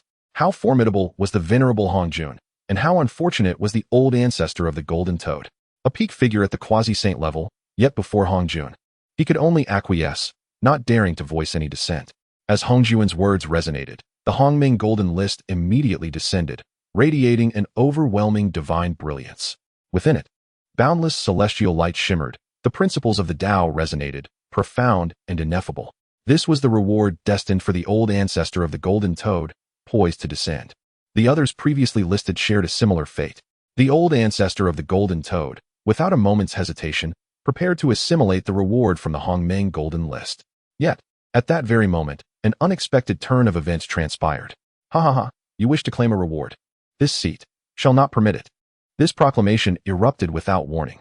Upon hearing it, the old ancestor's expression abruptly shifted, his pupils constricting. What is happening? Is someone coveting his reward, intending to seize it? The multitude also changed countenance, instinctively directing their gazes toward the source of the voice. Before the words had fully faded, an overwhelming aura of demonic energy surged forth, enveloping the heavens and the earth, boundless and inexhaustible. Amidst this pervasive demonic energy, a glimmer of cold light emerged, vast and imposing. Wherever it passed, the void trembled, shattering in every inch, sinking into oblivion. It was the demon ancestor Rahu. Indeed, it was Rahu making his move. Hiss, how strange. Why would the demon ancestor Rahu seek to seize the reward of the old ancestor of the Golden Toad? Could there be some enmity between these two? The crowd gasped in astonishment, recognizing the assailant. It was none other than the demon ancestor Rahu, wielding the god-slaying spear. However, this should not be the case. It is well known that in the present day, Luo Ho has ascended to the level of a sage, and he stands as a being far more powerful than the saints of the Xianmin across the myriad realms. With his formidable strength and discerning vision, how could he possibly concern himself with the trifling rewards bestowed upon mere quasi-saint beings? Thus, the masses could not help but speculate. Could it be that Luo Ho harbors an ancient grudge against the Grand Ancestor of the Golden Toad? Upon hearing these words, the Grand Ancestor of the Golden Toad appeared utterly bewildered. An enmity with Luo Ho. Even if he wished for such a rivalry, he would have never encountered the opportunity to do so. After all, to Luo Ho, the Grand Ancestor of the Golden Toad is merely an inconsequential junior. However, there was no time for him to ponder further. Meanwhile, Luo Ho had boldly descended into the fray. With a sudden flourish of the god-slaying spear in his grasp, he was poised to seize the reward that rightfully belonged to him. The Grand Ancestor of the Golden Toad was taken aback, instinctively preparing to retaliate. Chapter 165. The Earthly Sovereign's Resolute Stance, the Underground Suppression of the Xianmin. With a grand gesture, the ancestor of the golden toad summoned a radiant golden lamp. Instantly, a serene and sacred celestial light emanated, illuminating the vast cosmos. Under this divine glow, the malevolent aura released by Luo Ho seemed to diminish. Clearly, the golden lamp was no ordinary artifact. However, Luo Ho regarded it with utter disdain. A mere ant shaking a tree, utterly unaware of its own limitations. He scoffed. With a chilling command, the god-slaying spear in Luo Ho's grasp suddenly gleamed more fiercely, swelling with an overwhelming force. In an instant, the spear hurtled through the air, unstoppable, and descended with tremendous impact. Clang! The sound of metal clashing rang out. In the next moment, the golden lamp in the ancestor of the golden toad's hand was sent flying, covered in a web of alarming fissures that made the onlookers shudder. The ancestor's face paled in terror. No, he gasped. It was evident that after eons of seclusion, his power had waned significantly. This golden lamp was his most formidable treasure. To think it could be so severely damaged by a single spear strike, rendering it incapable of showcasing any might. Luo Ho's strength was truly terrifying. Of course, the might of the god-slaying spear was not to be underestimated.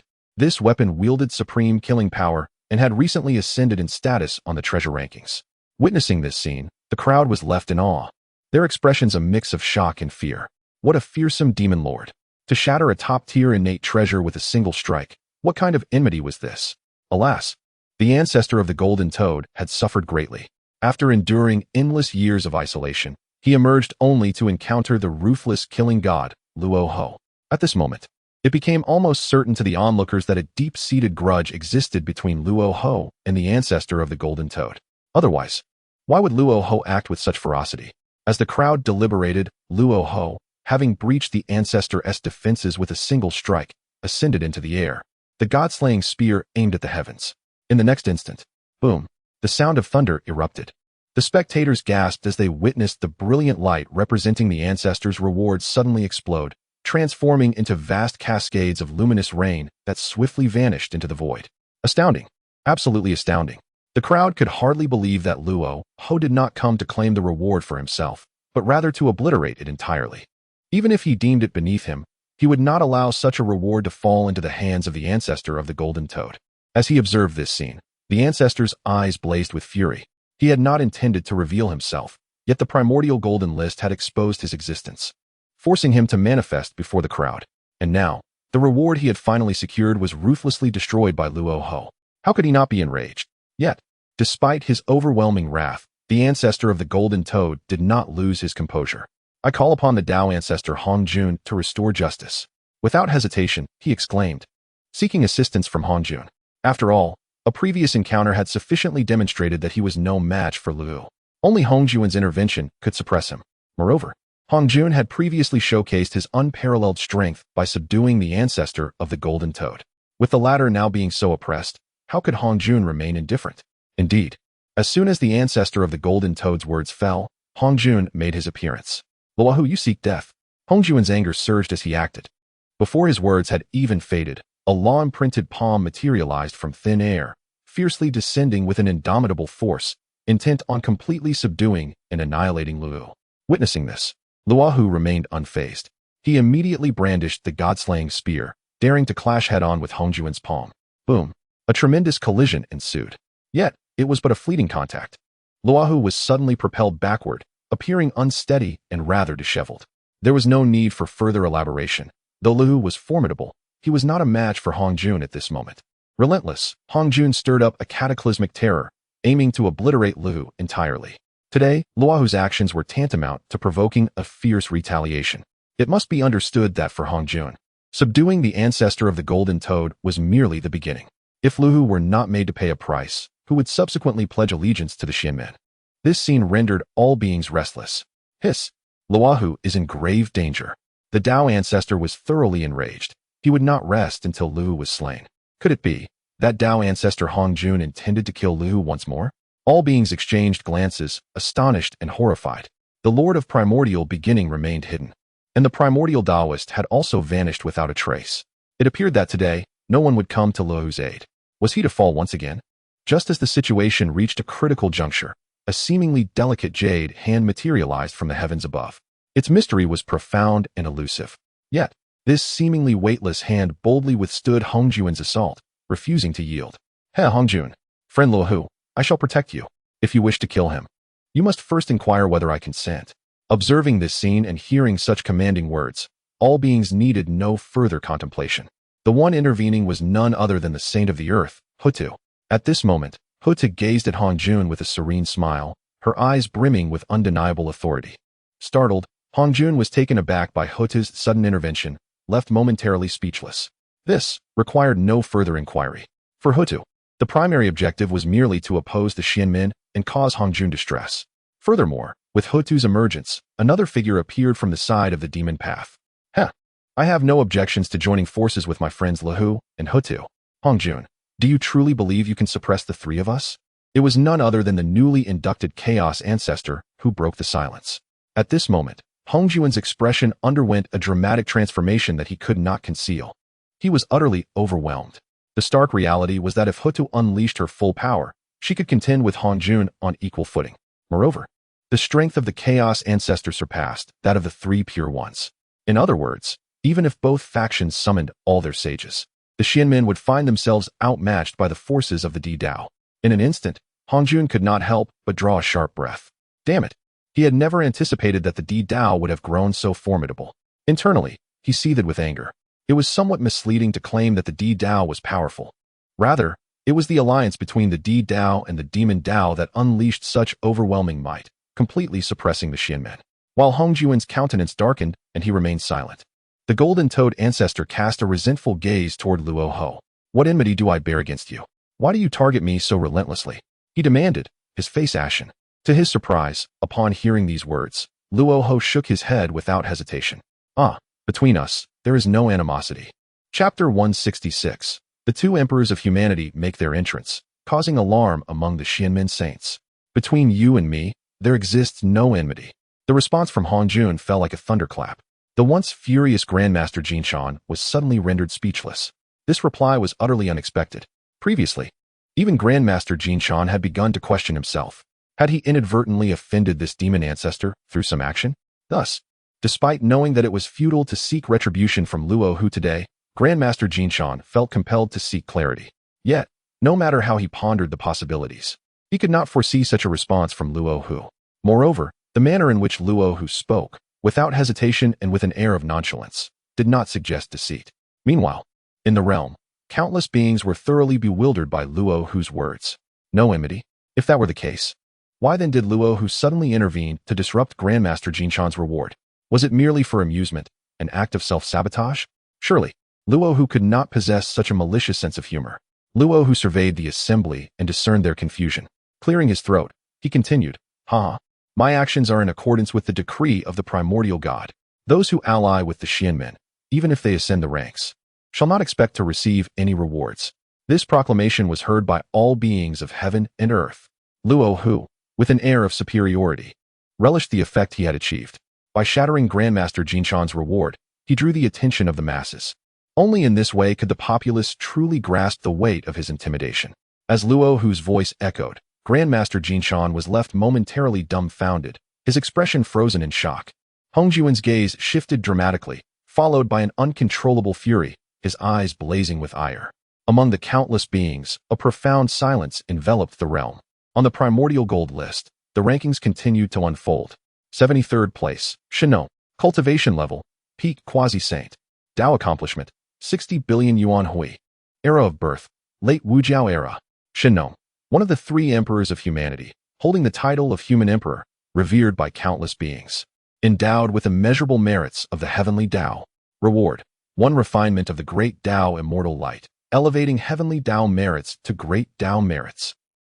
72nd place, Huangdi. Cultivation level, sub-saint.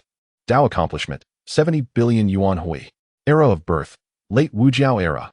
Huangdi, one of the three emperors of humanity, holding the title of Earth Emperor, known as the progenitor of culture, endowed with immeasurable merits of the heavenly Dao. Reward, one refinement of the Great Dao immortal light, elevating heavenly Dao merits to Great Dao merits. Two of the three emperors of humanity had made the list. However, this only stirred a minor commotion among the human populace. The elevation of heavenly Dao merits to Great Dao merits undoubtedly meant that figures like Shinon and Huangdi would cultivate with greater efficacy, even drawing closer to the Great Dao. Yet, at this moment, the gaze of even more beings was fixated on the standoff between Hongjun and the others. In the arena, after a prolonged silence, the venerable golden toad finally regained his composure. However, he was left astounded. Was it truly because I joined the Xianmen? His voice was hoarse, filled with disbelief as he continued to inquire, as if doubting the accuracy of his own hearing. In response, Luo Hu once again nodded without hesitation. Indeed, it is precisely because you have joined the Xianmen. I understand that you are innocent, compelled to yield under the intimidation of the Xianmen. Yet, you can only blame your misfortune, Luo Hu remarked nonchalantly. A warning to others. Were it any other time, Luo Hu would not have even considered taking action against the venerable golden toad. Yet today, fate had intertwined their paths. The first to ally with the Xianmen would face such consequences. The primordial realm does not adhere to many principles. Meanwhile, the golden toad, now comprehending Luo Hu's intent, found himself at a loss for words. His expression darkened further, akin to one who had ingested a dead fly. This is unexpected. I never imagined that the primordial deity would be so domineering. Yet, I find myself utterly helpless. After all, I cannot afford to provoke the Dao ancestor Hongjun, nor can I contend with the primordial deity. In simpler terms, I am merely the first to venture into uncharted waters, ultimately becoming the sacrificial chicken in this grim display. Tears of despair. The venerable golden toad truly felt a profound sense of sorrow. Moreover, Luo Hu's words stirred considerable upheaval among the beings of the world. What? This was indeed orchestrated by the primordial deity. Why is that? Does the primordial deity intend to thoroughly suppress the growth and development of the Xianmen? How fortunate that we did not choose to align ourselves with the Xianmen earlier. Otherwise, even if we ranked on the Taoist hierarchy, we would gain nothing. Such were the murmurs among the populace. Figures like the old ancestor of the underworld river and Zhun Yuanzi breathed a sigh of relief. Within the purple cloud palace, the 12 golden immortals, who had yet to emerge, exchanged glances, each recognizing the deep-seated unease within the other. Is the path to enlightenment merely a futile endeavor? Meanwhile, Hongjun, regaining his senses, was seething with rage, his fury palpable. Was this not an outright slap to his face? It utterly thwarted his plans to recruit more formidable beings. Luo Hu, do not overstep your bounds. The rewards for the strong of the Xianmen are beyond your reach. Hongjun spoke with an air of menace. This was directed not only at Luo Hu, but also intended to convey to all beings that the might of the Xianmen is not to be trifled with. Yet, Luo Hu remained unfazed. I cannot touch it. We shall see. The more indifferent he appeared, the more incensed Hongjun became. However, Luo Hu disregarded him entirely. He then turned his attention to Hutu, saying, I invite the saint of Hutu, along with Emperor Jiang and other earthbound saints, to the holy palace of the demon path, to jointly observe the upcoming rankings of the Taoist hierarchy. What say you, Saint Hutu? Upon hearing this, Hutu smiled sweetly. With a respectful yet resigned demeanor, he promptly accompanied Emperor Jiang and 12 other genuine sages back to the sacred hall of the demonic path alongside Luo Hu. Observing this scene, Hongjun's expression darkened, nearly dripping with dismay. It was evident that this was a performance meant for his eyes alone. Hutu Luo Hu and the ancestor of chaos congregated within the sacred hall of the demonic path. Subsequently, should the powerful figures of the Xianmen ascend the rankings, they would likely act without hesitation, once again disturbing the harmony of heaven and earth, leaving the Xianmen with nothing to show for their efforts. This is truly troublesome. Exceedingly troublesome. Meanwhile, within the Zixiao Palace, witnessing Hutu and Luo Hu engaged in jovial discourse, the three pure ones could not help but feel genuine alarm. How infuriating. Utterly infuriating. Hutu and Luo Hu are simply too brazen. I refuse to believe that they can leave us, the sages of the Xianmen, empty-handed. The crowd spoke up, each voice overlapping the other. Yet, stripped of pretense, they were at a loss. What on earth should be done now? Chapter 167, a shocking clash between Hongjun and the primordial deity? Undoubtedly, the formidable declaration made by Hutu has instilled a profound sense of unease among the Sanqing and their peers, especially after witnessing the alliance formed between Lu and Hutu, who now jointly preside over the sacred hall of the demon path. Even within the hearts of the Sanqing, an unparalleled shock has arisen, stirring tumultuous waves of anxiety. While the Sanqing pride themselves on their prowess, they find themselves utterly powerless when confronted by the Saint Hutu. Moreover, they must also contend with the even more fearsome entities such as the Chaos Ancestor and the Hongmeng Taoist. How, then, shall the Xianmen sages respond? If the Sanqing are so apprehensive, one can only imagine the trepidation felt by the likes of Xuandu and the 12 Golden Immortals, particularly after recent events. A deep-seated terror has taken root within the hearts of the Xianmen sages. Although Hutu and Luhu have made their intentions clear, the sages understand that this ultimately reflects the will of the primordial deity. In other words, it is evident that the primordial deity does not wish for the Xianmen sages to gain any advantage. How are they to counter this? The Xianmen sages exchanged glances. Rendered speechless, their silence was not due to a lack of words, but rather an acute awareness that any verbal misstep could inadvertently offend the primordial deity, leading to an irretrievable doom. Such is the true nature of the vast and ancient cosmos, where power reigns supreme. Furthermore, the primordial deity exists beyond the very fabric of this primordial realm, occupying a higher echelon of existence. At this moment, Hongjun Daozu has returned to the Zixiao Palace. After a prolonged silence, Kunpeng finally spoke up. Dare I ask, Daozu, what shall we do? If every Xianmen expert is obstructed by the primordial deity from ascending the ranks, how are we to respond? Compared to Xuandu and the 12 Golden Immortals, Kunpeng evidently contemplated the matter more deeply and grasped the astonishing implications behind it. Thus, he no longer concealed his concerns and directly questioned Hongjun. Upon hearing these words, Hongjun's expression faltered. Doubt. An immense doubt. Kunpeng's inquiry was tantamount to openly questioning Hongjun on how the esteemed representative of the heavenly Tao intends to safeguard the Xianmen sages. Hongjun felt a surge of displeasure. It was the first time since his ascension that he had faced such a ruthless interrogation. Yet, what was even more disheartening was that he found himself at a loss for words in response to Kunpeng's concerns regarding the enigmatic and unfathomable primordial deity, who has never revealed themselves. Hongjun too was uncertain how to proceed.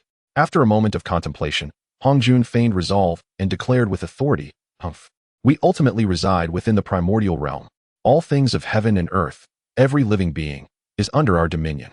From this moment forth, we shall seize the rewards bestowed by the Hongming Golden List without hesitation. We must not allow the primordial deity to intercept any rewards along the way." His words, though seemingly forceful and beyond reproach, left the Sanqing, Xuandu, and the 12 Golden Immortals exchanging glances, unsure of how to react. Should they place their faith in the words of Hongjun Daozu? In the hearts of the 12 Golden Immortals and their companions, there lingered a palpable reluctance to trust so readily. However, they were acutely aware that they had little choice left. After all, they had previously chosen to align themselves with the Xianmen faction, or more precisely, they had relied upon the authority of the Tao ancestor Hongjun since the moment they attained the status of a saint. From that point onward, their options had been irrevocably curtailed. The so-called attainment of sainthood had initially appeared to be an unparalleled opportunity sought by all beings. Yet it now seemed that this binding to the Xianmen was not necessarily a stroke of fortune. Consequently, they had also irrevocably severed ties with the likes of the earthly Tao and Luo Hu. Cursed be this fate. How I wish I had known that joining the Xianmen would render me equally powerless. The thought crossed Kunpeng's mind, filled with frustration and a sense of despair. Regretful tears remained elusive, and it was too late for repentance. Such were the tumultuous thoughts swirling in Kunpeng's heart. Initially, he had perceived the attainment of the celestial Tao saint's position as a coveted opportunity, rare throughout the ages.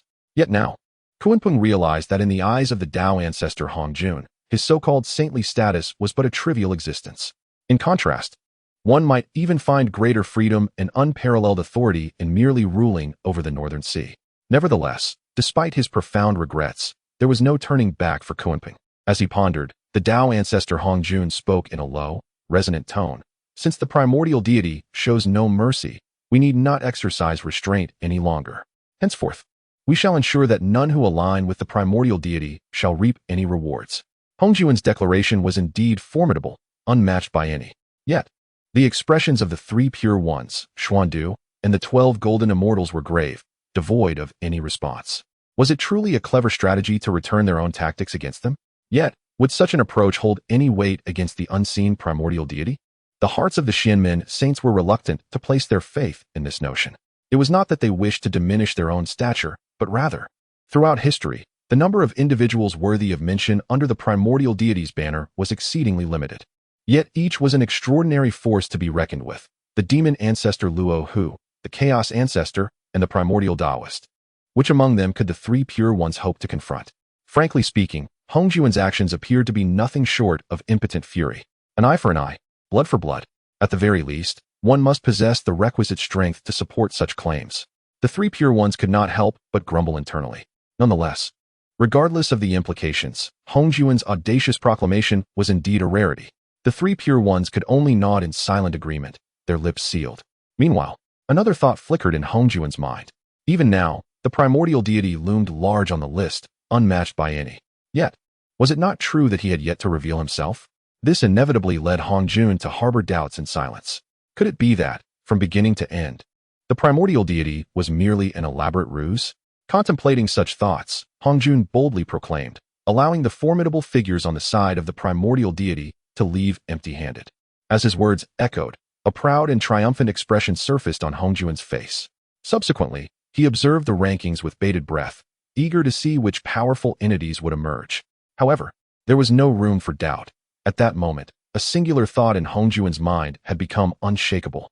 Regardless of the gains the primordial deity's faction might achieve, Hongjun was resolute in his intent to interfere at all costs, vowing to ensure that the primordial deity's side would ultimately end up with nothing. Unbeknownst to him, beyond the chaos domain, the primordial deity wore an expression of confidence and composure. Hongjun, do you wish to contend with me? Very well, I shall indulge you. Chapter 168. Omniscient Predictions, the Appearance of the Multi-Treasure Taoist. Thus, I shall engage you in a playful manner. Beyond the chaos domain, the words of the primordial divine master exuded an indescribable aura of dominance. Simultaneously, his gaze turned towards the direction of the primordial world, revealing a captivating brilliance. In truth, no one was aware that at this moment, the primordial divine master had seamlessly fused with the essence of the myriad worlds, achieving a state of near perfection. Concurrently, his consciousness had reached a level of terrifying profundity, almost unfathomable. Even within the primordial world, guarded by the will of the heavenly Tao, it remained futile to resist the probing of the primordial divine master's thoughts. Therefore, there was no need for further elaboration. Concerning the spectacle within the Purple Cloud Palace, or more precisely, the reaction of Hongjun, the primordial divine master had already grasped the entirety of the situation, leaving no detail overlooked. The so-called heavenly Tao of the primordial world might be regarded as supreme and inscrutable by all living beings. Yet, in the eyes of the primordial divine master, it was utterly insignificant.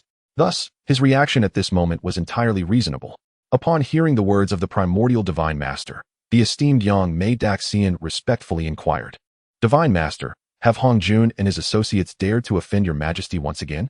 Perhaps influenced by previous events, a flicker of eagerness danced across Yang Mei Daxian's face, as he yearned to return to the primordial world and display his might, leaving Hongjun utterly helpless. After all, it is essential to remember that a deep-seated enmity existed between Yang Mei Daxian and Hongjun. It was the chaos ancestor, Yang Mei Daxian, the Yin-Yang Taoist, and the primordial ancestor, these four formidable demon gods, who were deceived by Hongjun into recklessly confronting Luo Hu. However, at the critical moment, Hongjun had slipped away, leaving the four demon gods to face a fate of irretrievable ruin. Thus, it is no wonder that Yang Mei Daxian displayed such a reaction. He was eager to return to the primordial world and, through his own strength, instill profound despair in Hongjun. Today, Yang Mei Daxian possessed the power and confidence to do so. Yet, as he pondered, the primordial divine master smiled knowingly, appearing unfazed, as if fully aware of Yang Mei Daxian's thoughts. Yang Mei, though he is a spatial demon god, his temperament can be described as fiercely tempestuous and unparalleled. Therefore, the primordial divine master understood that Yang Mei might wish to plunge into the primordial world and contest with Hongjun Daozu for supremacy. However, the primordial divine master chose not to elaborate further. Let Yang Mei Daxian's nature be tempered gradually. After a moment of contemplation, the primordial divine master suddenly spoke. I believe it is now time for the multi-treasure from the to make an appearance. Through this, perhaps I can craft a narrative that will illuminate my stance for Hongjun and the others once more. Upon hearing this, Yang Mei Daxian's expression shifted. Previous thoughts were entirely repressed, dissipating into nothingness. The words of the primordial deity caught him by surprise, evoking astonishment. It was evident that the primordial deity anticipated the forthcoming rankings of the Taoist leaderboard. However, it must be noted that the will of the Great Dao had long since become adversarial to the primordial deity, a situation fraught with tension. How could the primordial deity foresee the machinations of the Great Dao's will? A deep sense of doubt inevitably surfaced within Yang Mei. Yet, such thoughts were fleeting. Yang Mei understood that since these were the words of the primordial deity, they could not possibly be erroneous. If he proclaimed it, Then the ascendance of Duo Bao to the leaderboard was assured and immutable. With this thought in mind, the esteemed Yang Mei respectfully inquired, "Then, according to your divine intent, what should we do?" In response, the primordial deity replied without hesitation, "Haha, it seems that Duo Bao's ascendance will not yield any astonishing rewards. However, should the will of the Great Dao seek to suppress the disciples of Jie Jiao, then I shall ensure that all their rewards are duly compensated. In the future, when we return to the primordial realm, I shall command Jie Jiao to submit to my authority, and I will lead them to true and everlasting prosperity." Though the primordial deity's words seemingly divulged no useful information, at that moment, Yang Mei exhibited a dawning realization. He grasped the essence of the primordial deity's intent, a resolute commitment to safeguard Jie Jiao. Moreover, if Duo Bao were to ascend without receiving appropriate rewards, he could invoke the name of the primordial deity to bestow upon Duo Bao the myriad extraordinary rewards he deserved. Astonishing, startling. It was only at this juncture that Yang Mei fully comprehended the primordial deity's sentiment. Clearly, the deity held Jie Jiao in high regard. After a moment of contemplation, Yang Mei promptly bowed and stated, "I shall heed your divine command. I assure you, I will not let the disciples of Jie Jiao suffer any losses." Thus spoke Yang Mei. Throughout countless ages, he had stood by the side of the primordial deity, and he had long since grasped that the beings of the primordial realm were of great concern to the latter. Additionally, Yang Mei had amassed a plethora of extraordinary treasures and spiritual roots, ready to grant various miraculous rewards to Jie Jiao upon Duo Bao's ascendance. Should this scene be witnessed by the myriad beings of the primordial realm, they would undoubtedly be left in awe and disbelief. The Hongming Golden List, an embodiment of the will of the Great Dao, contained rewards determined by the Dao itself, immutable and unalterable. Yet, for Yang Mei, all of this seemed entirely reasonable. What of the Great Dao? To the ordinary beings, it might appear as an unattainable existence. However, for Yang Mei, or rather for the primordial deity, it was of little consequence. In fact, to influence the rewards dictated by it was but a trivial endeavor. Moments later, Yang Mei reigned in the myriad distractions within his mind. The decision of the primordial deity was clear. He merely needed to obey without question, devoid of any grounds for doubt. Thus, the gaze of the celestial master Yang Mei sparkled with intensity as he continued to observe the fluctuations of the primordial golden list. Meanwhile, within the vast expanse of the primordial universe, rankings began to materialize. Rank 50, Duo Bao. Cultivation, Pinnacle of Quasi-Saint. Dao Accomplishment, 120 billion yuan Wei. Era of Birth, Era of Wu and Yao. Duo Bao, the foremost disciple of the, transformed from the innate Duo Bao mouse into human form. An exceptional innate deity with unparalleled insight into innate spiritual treasures and roots. Upon witnessing this ranking, an expression of astonishment and reverence involuntarily crossed the face of Yang Mei Celestial Master, for it had been foretold. The Dao ranking had indeed been anticipated earlier by the primordial deity. The gaze of Yang Mei Celestial Master toward the primordial deity was imbued with an even deeper sense of awe. However, at that very moment, a tremendous upheaval surged throughout the primordial universe. Chapter 169, The Supreme Reward, the Treasure Pagoda and Yuan Shi's Scheming. The ascension of the Treasure Pagoda was anticipated by many, yet simultaneously, it also took them by surprise. The expectation stemmed from the fact that Duo Bao, being the most esteemed disciple of the Jie Jiao, was privy to the profound teachings of the Tongtian saint. His prowess undoubtedly eclipsed that of many so-called great beings. Thus, it was only fitting that he claimed his rightful place on the ranking. However, the astonishment arose from Duo Bao's origins. A mere mouse. This revelation left many in disbelief. Indeed, even amidst the myriad races flourishing in the primordial realm, a mouse's lineage was deemed exceedingly humble and inconsequential. Who would have thought that the foremost disciple of Jie Jiao was, at his core, a rodent? This truly exemplified the saying that Jie Jiao embraces all without discrimination. Some beings marveled, their expressions a mix of wonder and peculiarity. Yet, there were also formidable figures who remarked, "Does this not further highlight the extraordinary nature of Duo Bao? To rise to the esteemed position of the saint's primary disciple, despite such a humble origin, speaks volumes of his remarkable talent." This sentiment garnered nods of agreement from several beings. Indeed, one's lineage does not define one's capabilities. Undoubtedly, Duo Bao's current strength was sufficient to command respect and admiration from all. Meanwhile, within Jie Jiao, Duo Bao wore an expression of embarrassment. This was truly baffling. He was acutely aware that his mouse lineage was hardly something to boast about. Since joining Jie Jiao, he had kept this aspect shrouded in secrecy. Fortunately, as the sole elder brother in the eyes of all disciples. No one dared to pry into his background. Moreover, the countless cultivators outside, wary of his status, were equally oblivious to the truth. Yet today, the ranking had laid bare his origins for all to see, leaving Duobao with a profound sense of grievance. Before he could ponder further, his reward was unveiled.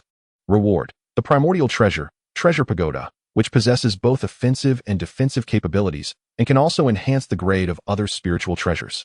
Upon the announcement of this reward, the crowd erupted in excitement. What? A primordial treasure? This was of the same caliber as the supreme treasures of the primordial realm? To think such a treasure would be awarded. The ability of the Treasure Pagoda to elevate the quality of other spiritual treasures was utterly astonishing. It could be likened to the Qiankuan cauldron held by the Dao ancestor, serving a similar purpose. The implications of the Treasure Pagoda left the beings in awe. Its significance evident in the very term primordial treasure. It was undoubtedly an entity that transcended both chaotic spiritual treasures and chaotic supreme treasures. To describe it as a rarity of the eons would be no exaggeration. Moreover, it is capable of elevating the rank of other spiritual treasures, transforming acquired into innate, and innate into chaotic? Remarkable, truly astonishing. Not only do ordinary beings gaze upon it with immense envy, but at this moment, within the purple cloud palace, the countenances of the saints are greatly stirred. Splendid. It is no surprise that my esteemed disciple, the treasure of many, has achieved such an extraordinary reward. Tong Tian laughs heartily, filled with pride. The accomplishment of his most cherished disciple brings Tong Tian immense satisfaction and pride as a mentor. Meanwhile, Laozi wears a contemplative expression, pondering the implications. It seems that since the emergence of the primordial treasures, the rewards of the primordial golden list have undergone further transformation. Perhaps this so-called Tower of Many Treasures is a temporary creation by the will of the Great Dao. Hearing Laozi's words, the saints shift slightly, finding merit in his reasoning. After all, prior to this, no rewards of the primordial level had ever appeared. It stands to reason that this is a response to the unveiling of the many hidden cards of the primordial deity. In other words, it is already known that the primordial deity possesses primordial treasures. Thus, the will of the Great Dao has bestowed the Tower of Many Treasures, perhaps to prepare for future confrontations with the primordial deity. However, the saints remain oblivious to this reality. At this moment, Yuan Shi gazes at the rewards on the primordial golden list, a sinister glint appearing in his eyes. Subsequently, he discreetly conveys a glance to the 12 golden immortals. Upon noticing, they understand immediately and vanish from the purple cloud palace. Turmoil is about to arise. Meanwhile, in the external world, the primordial golden list radiates boundless divine brilliance. Following this, a beam of divine light, enveloping the Tower of Many Treasures, gracefully descends toward the direction of the. As it passes, strands of divine runes and principles fall like silk threads. Countless cultivators keenly sense that the spiritual treasures they possess are humming incessantly, as if resonating with the Tower of Many Treasures in the void. This grants all beings yet another opportunity to experience the extraordinary nature of the Tower of Many Treasures. Naturally, Treasure of Many wears a joyful expression, awaiting the descent of the tower. However, at a certain moment, an unexpected turn of events occurs. Treasure of Many. I must admit that I am quite taken by this Tower of Many Treasures. I wonder if you would be willing to part with it? The sudden voice draws the attention of the gathered beings. Turning towards the source, their pupils constrict in shock. The speaker is none other than Guang Qingzi, one of the 12 golden immortals and their leader. In an instant, the multitude is left in stunned silence. What is happening? Guang Qingzi intends to seize the reward that rightfully belongs to Treasure of Many? Is he truly disregarding their bond as part of the Three Pure Ones? The expression of Treasure of Many darkens abruptly. Brother Guang Qingzi, what do you mean by this? Humph, you covet the fortunes of others, and now you dare to set your sights upon me? Treasure of Many questions with a cold demeanor. In response, Guang Qingzi appears to have anticipated this. He chuckles, saying, "What is wrong with that?" Previously, the disciples of the, spurred by a mere phrase upon the golden list, turned against me. They even managed to shatter my, significantly diminishing its power. This shall henceforth serve as your compensation for the affront. Dear, do you have any objections? Upon utterance of these words, the crowd suddenly grasped the situation. So it appears that has been harboring a deep-seated resentment, and now he has truly unleashed his vengeance. Having suffered grievous blows from, and has prompted him to return the favor by seizing the rewards intended for. It is a case of retribution in kind. Yet, upon reflection, actions seem rather justifiable, leaving little room for dissent. After all, and had previously displayed extreme tyranny, acting without regard for reason. In an instant, as made his move, the multitude was filled with astonishment and anticipation, their eyes fixed in rapt attention, awaiting the outcome of this contest. Meanwhile, within the tranquility had been disrupted. Chapter 170. Confrontation of Primordial Beginning and the Conspiracy of the 12 Golden Immortals. Naturally, Tong Tian had witnessed the moment when Guang Chengzi made his move. In an instant, he turned his gaze towards Yuanshi. Brother Yuanshi, what is the meaning of this? Tong Tian questioned coldly. This matter appeared to be a vendetta driven by Guang Chengzi. However, Tong Tian was acutely aware that he would not dare to act so boldly without Yuanshi's consent.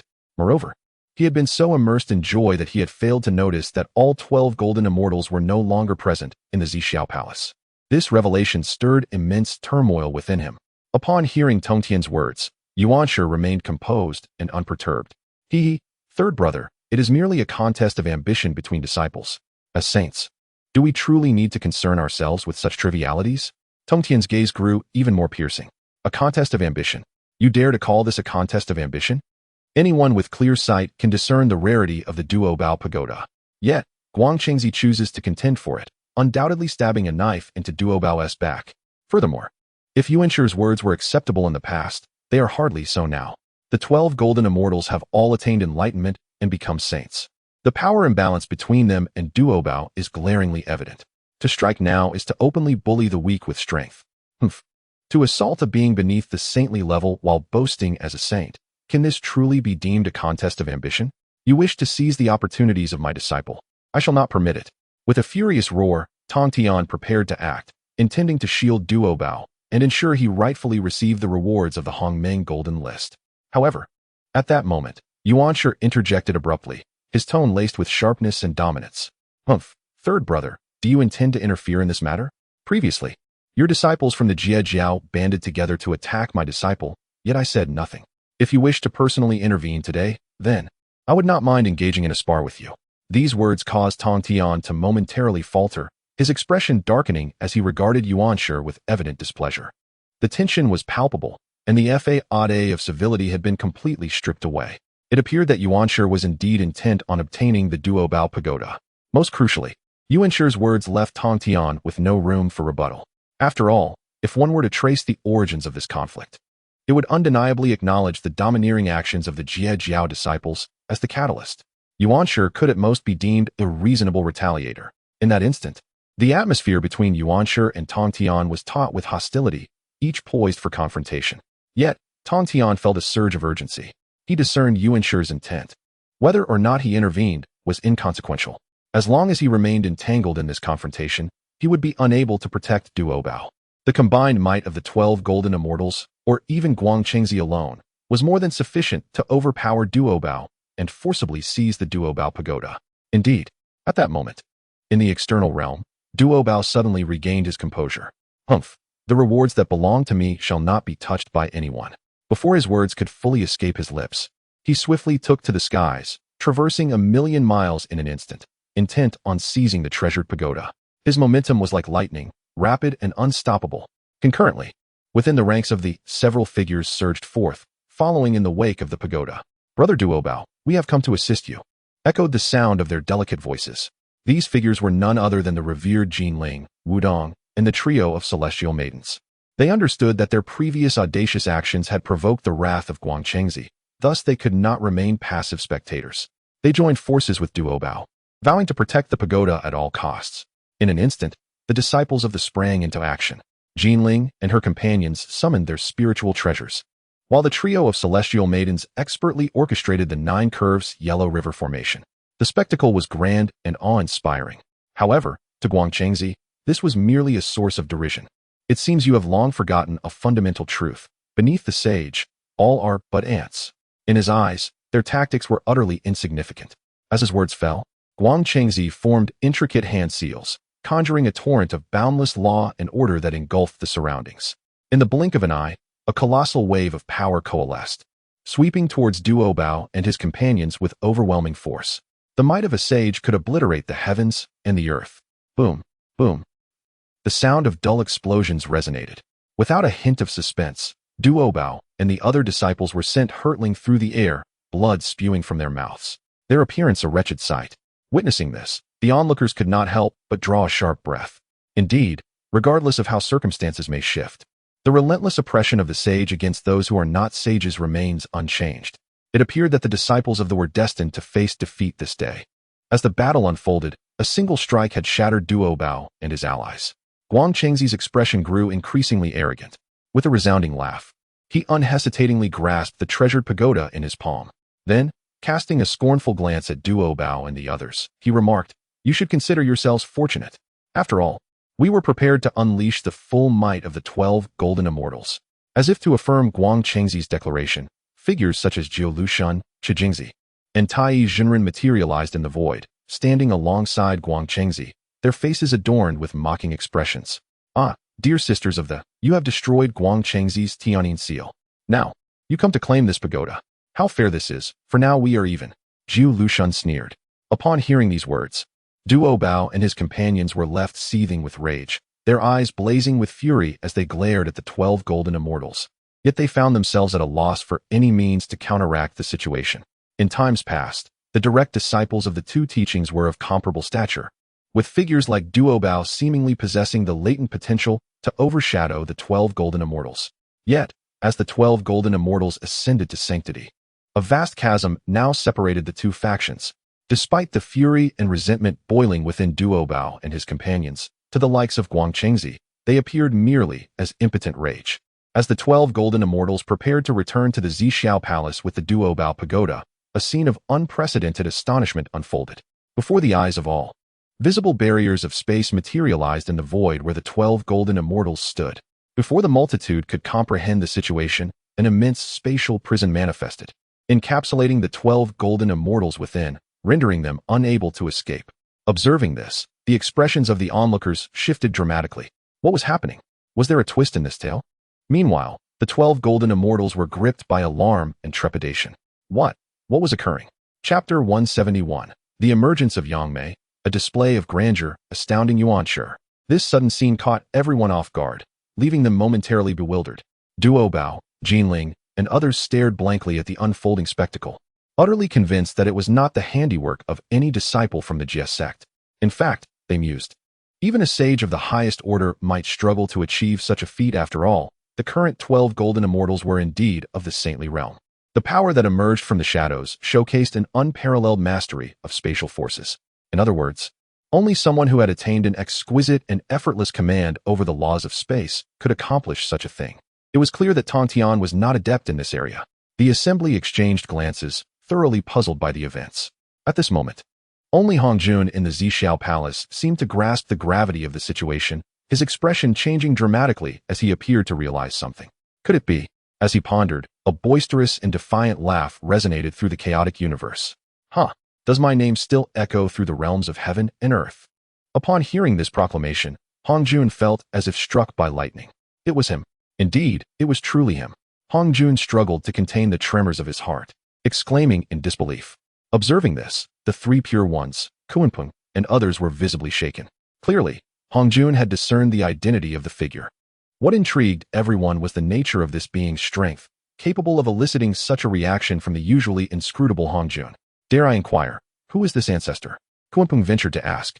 In response, Hong Jun cast a dark, piercing glance at Kunpeng. After a long pause, he finally spoke, softly uttering two words, "Yang Mei." At this revelation, the congregation of saints was left in utter shock, their expressions transforming dramatically. Yang Mei, was he not the legendary spatial demon god? This figure had previously existed only in the annals of the Primordial Gold lists. Now, he was finally set to make his appearance. Simultaneously, the saints experienced an epiphany. Indeed, only Yang Mei could traverse the immense chaotic expanse and strike from afar, rendering the 12 golden immortals incapable of escape, instantly binding them. After all, the great immortal Yang Mei, as a manifestation of the laws of spatial magic, was the very embodiment of those principles. At this moment, Hong Jun disregarded the reactions of Kunpeng and the others, his gaze fixed intently on the direction from which the earlier voice had emanated. After a lengthy silence, torrents of spatial energy surged forth, ceaseless and awe-inspiring. Under the watchful eyes of the assembly, a grand and majestic temple began to materialize, ethereal yet imposing. The entire structure appeared to be forged from the very essence of the Great Dao, with vast arrays of luminous runes radiating brilliance, embodying the profound rhythms of the cosmos. The atmosphere was thick with an ancient and mysterious aura, unfathomably profound. Within that temple, a figure clad in archaic robes sat with poise. His eyes blazed like torches, emanating waves of power that were both earth-shattering and unfathomable. A mere glance evokes a profound sense of trepidation and eeriness among all beings. This scene could be described as an overwhelming spectacle. Only upon approaching can one discern its true form, not to mention other peculiarities. The two eyebrows extending for dozens of feet are undeniably bizarre. Just as the multitude is engulfed in confusion, the figure within the divine hall finally speaks. He, I am Yangmei. The utterance of these mere 6 words reverberates like a cataclysmic earthquake, shattering laws and disrupting order. A tumultuous wave surges within the hearts of the crowd, their pupils constricting in disbelief. Just like the revered Hongjun Daozu, the name Yang Mei de Xian alone is enough to crush the ages, leaving gods and spirits in awe. The reaction of ordinary beings need not be elaborated. Even the ancient powerhouse, the old ancestor of the underworld river, had long suspected Yang Mei's true identity with remarkable accuracy. At this moment, he too is filled with a mix of astonishment and dread. The sensation of legend and first-hand experience are entirely distinct in their impact. If one were to identify the most intense reaction, it undoubtedly belongs to the 12 golden immortals. After all, they find themselves trapped within Yang Mei's grasp, as if held firmly in the palm of his hand. The 12 golden immortals are filled with panic, their faces etched with unease. Yang Mei, Senior Yang Mei, may I inquire why you have suddenly intervened and confined us 12? We have seemingly never offended you. The leader, Guang Qingzi, begins to speak. Initially intending to address Yang Mei directly, he falters upon meeting the latter's piercing gaze. An immediate chill runs through him, causing him to hastily address him as senior. Upon hearing Guang Qingzi's words, Yang Mei de Xian smiles nonchalantly. For no particular reason. I merely sensed that this place was quite lively, so I came to play. Yang Mei de Xian's words are casual, yet it is precisely this indifferent demeanor that sends further shock and fear coursing through the 12 golden immortals. Merely here to play? Is this even a rational statement? With a mere flick of his hand, he has imprisoned 12 saints, leaving them with no avenue of retreat. If this is merely a game, then should Yang Mei become serious, would it not lead to the saints spilling blood across the cosmos, perishing in hatred? The impact of this statement on the 12 golden immortals is staggering. Could you be any more shocking in your words? The 12 golden immortals are left in tears without the ability to weep. This embodies the overwhelming majesty of a true powerhouse. They know full well that this excuse is utterly preposterous, yet they find themselves powerless to retaliate. After a prolonged silence, Guang Qingzi can only suppress the tempest raging within him, forcing a smile as he says, this. Senior Yang Mei must be jesting. If you have had your fill of play, might you consider lifting this spatial barrier? Guang Qingzi displays his cleverness by aligning his words with those of Yang Mei de Xian. In response, Yang Mei de Xian merely reveals a playful expression. With a sardonic smile, he remarked, "Release you, only to allow you to conspire together to seize the rewards of the..." Pausing momentarily, he raised his brow and gazed intently at the 12 golden immortals, continuing, "Your actions are truly unbearable to me.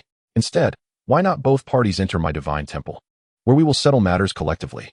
His tone was calm and composed, devoid of anger or joy, yet it exuded an authority that rivaled that of Hongjun. As his words resonated, the laws of the universe responded. The divine temple surrounding him suddenly erupted in an infinite radiance, illuminating the heavens and the earth. Following this, an immense force of absorption surged forth.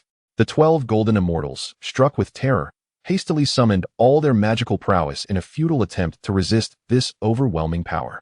However, their efforts were in vain. Like a mantis attempting to stop a chariot, their struggle was laughably insignificant. In mere moments, all 12 golden immortals were drawn into the divine temple. Witnessing this spectacle, Yuan Shi in the Purple Cloud Palace was immediately filled with profound astonishment. Chapter 172, The Spatial Temple, a Trial from the Primordial Deity. Without further ado, it is evident that Yuan Shi is in a state of palpable distress.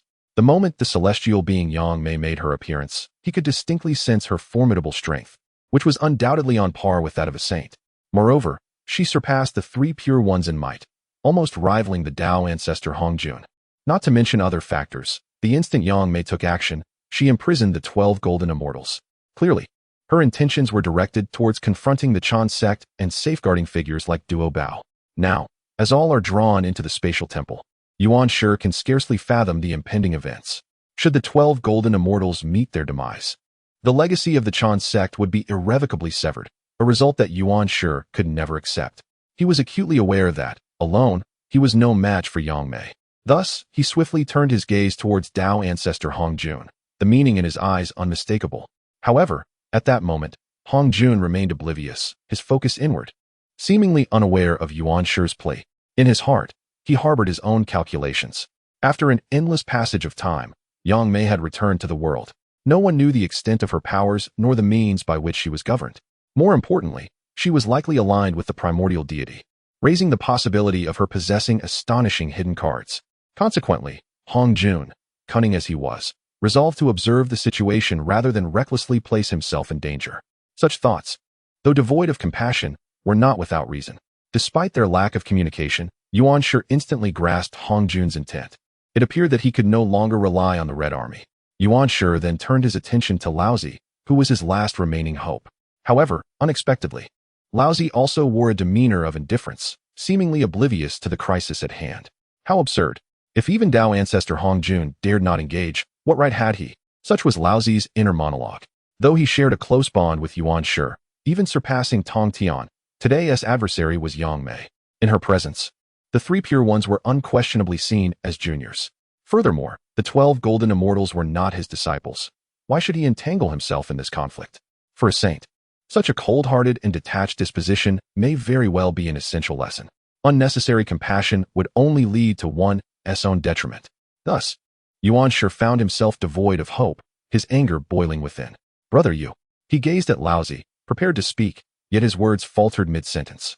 It dawned on Yuan Shi that he had no legitimate grounds to demand Laozi join him in confronting an opponent of unknown strength. Nonetheless, he could not passively watch his disciples face peril. In a fit of rage and frustration, Yuan Shi finally gritted his teeth, steeling himself, and vanished from the purple cloud palace. In the next instant, he surged towards the spatial temple. It must be said, regardless of Yuan Shi's proud nature or his domineering presence. However, when it comes to favoritism, few dare to mention it. For the sake of his own disciple, he willingly faced the great sage Yang Mei. Such audacity evoked profound sentiments among the multitude. Following the primordial beginning, Tong Tian also did not hesitate, soaring into the celestial temple. The reason was simple. Previously, apart from the 12 golden immortals, the precious treasure had also been drawn into the celestial temple. For Tong Tian, this seemed to be a decision that required no hesitation. In a fleeting moment, the 12 golden immortals, along with the primordial beginning and Tong Tian, could be said to have gathered a total of 14 esteemed saints of the mystic gate within the celestial temple, coupled with the unfathomable great sage Yang Mei. This amounted to 15 beings of saintly status, or even beyond. Such a formidable assembly could easily overturn an entire world. Should a cataclysmic battle erupt, even the vast expanse of the primordial heavens would be unable to withstand it. The multitude held their breath, their eyes transfixed, filled with curiosity about what might transpire within the celestial temple. At that moment within the celestial temple, the primordial beginning and Tong Tian entered in succession. Fortunately, the 12 golden immortals and the precious treasure had not suffered any harm, allowing both the primordial beginning and Tong Tian to secretly exhale in relief. Meanwhile, Yang Mei's gaze had already settled upon the two of them. With a shifting expression, the great sage Yang Mei murmured almost to himself, "Oh, is it merely the two of you, the saints of the mystic gate? What a pity. Hong Jun did not come. It seems my efforts to prepare this divine space for him have gone to waste." Upon hearing these words, both the primordial beginning and Tong Tian felt a stirring in their hearts, burdened by the weight of realization. From Yang Mei's words, they discerned a startling revelation. The great sage's prior actions were, in fact, aimed at enticing Hong Jun into this very celestial temple. It was evident from Yang Mei's demeanor and speech that the setup was specifically intended to confront Hong Jun. One could only imagine the unfathomable terrors concealed within this celestial temple. How could this not weigh heavily on the minds of the primordial beginning and Tong Tian? Despite this, the primordial beginning feigned calmness, his gaze sharp and piercing as he fixed it upon Yang Mei. He spoke, "Humph, Yang Mei, what is it that you truly seek? As a former great Dao demon god, do you not fear the scorn of the heavens and the multitude for attacking my disciple?" The primordial beginning sought to reveal his cunning, hoping to instill a sense of trepidation in the great sage. However, Yang Mei remained unfazed, casting a nonchalant glance at the primordial beginning before scoffing. "Heh, to strike at the 12 golden immortals? I am far too disdainful of such an act. He then turned his attention to the precious treasure with keen interest, stating, Precious treasure, this time, I require you to make a choice. Today, I can bestow upon you an unparalleled divine thought seal, granting you the power to slay saints. If you accept, you must strike against the 12 golden immortals, and perhaps, you may annihilate several of them. Will you accept? These words left the gathered crowd momentarily stunned. What could this possibly mean? Was it a disdainful dismissal of the 12 golden immortals, wielding Duobao as a weapon to obliterate them? Such ruthless tactics. The 12 golden immortals were consumed by terror. They could hardly fathom that just a moment ago, they had held dominion over life and death, with Duobao firmly within their grasp. Yet, in the blink of an eye, they had become mere lambs awaiting slaughter under Duobao's command. With little time to ponder, the 12 golden immortals urgently cast pleading glances toward Duobao. The latter remained noncommittal, lost in thought for a brief moment before turning to the esteemed Yangmei Daxian and inquired, Might I ask, esteemed Yangmei, why do you lend your assistance to one so junior? And why must I be the instrument of destruction against the 12 golden immortals? Duobao voiced the confusion that weighed heavily on his mind. In response, Yangmei Daxian merely replied in a soft tone, Perhaps you may interpret this as the Lord of the Gods test for you. Chapter 173. The Decision of Duobao. 2 of the 12 golden immortals depart. Perhaps one could interpret this as the Divine Lord's trial for you. Upon hearing these words, Duobao felt even more perplexed. A trial from the Primordial Lord? What could that possibly mean? However, the individuals within the spatial temple, or rather, the numerous saints present, soon grasped the implications of this statement. The Primordial Lord. This alone was sufficient to elucidate everything. Undoubtedly, prior to this moment, some doubts may have lingered in the hearts of the Xianmen saints. Yet now, every saint was utterly convinced. The great immortal Yangmei was indeed a presence closely associated with the Primordial Lord. Moreover, what was even more astonishing was that everything occurring today was at the behest of the Primordial Lord. In an instant, the 12 golden immortals were engulfed in terror. The Saint of Heaven was initially taken aback, only to be followed by a visage of uncertainty. Perhaps he could not fathom that his disciple had garnered the favor of the Primordial Lord. However, with the great immortal Yangmei now present, it was evident that such a being would not engage in jest. At this moment, the great immortal Yangmei regarded Duobao with keen interest. The latter continued to inquire, Trial? What does this signify? This time, the great immortal Yangmei did not respond directly. Instead, with an air of profound significance, he spoke softly, The Lord cherishes those who are decisive in action. If one is soft-hearted and merciful, they are unworthy of the Lord's recognition. Upon hearing these words, the eyes of the Saint of Heaven widened in realization. He comprehended the underlying message conveyed by the great immortal Yangmei. Duobao's current choice bore great implications for his future. In other words, should Duobao indeed choose to strike down the 12 golden immortals, he would undoubtedly gain the favor and recognition of the Primordial Lord. It was even conceivable that he might one day behold the true visage of the Lord. This, the Saint of Heaven muttered to himself, unsure how to react. Meanwhile, Duobao found himself engulfed in contemplation. The rapid shift in circumstances left him somewhat bewildered. He weighed the pros and cons in his heart. Should he continue to honor the bonds among the 3 pure ones? Or perhaps, utilize the 12 golden immortals as a stepping stone to earn the favor of the Primordial Lord? As Duobao pondered, a glimmer of cold determination and ferocity gradually emerged in his gaze. Witnessing this transformation, the onlookers were struck with dread, already beginning to surmise his intentions. Indeed, at a certain moment, Duobao finally raised his eyes to meet the gaze of the great immortal Yangmei. He then proclaimed with conviction, In that case, I beseech you, esteemed Yangmei, grant me unparalleled strength. Upon hearing this, the great immortal Yangmei nodded in approval. However, the expressions of the 12 golden immortals shifted dramatically, filled with alarm and trepidation. No, Duobao, how dare you? You cannot leverage the power of others in our conflict, they exclaimed, some chastising Duobao, while others called out for aid from the Primordial Saint. In truth, the 12 golden immortals need not voice their concerns, for at this moment, the Primordial Lord was already seething, his expression contorted with rage. Yangmei, how dare you? With a fierce shout, he immediately took action.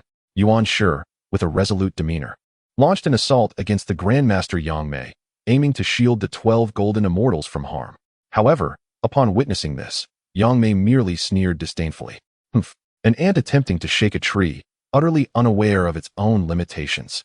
Before his words had fully escaped his lips, he unleashed a palm strike from afar.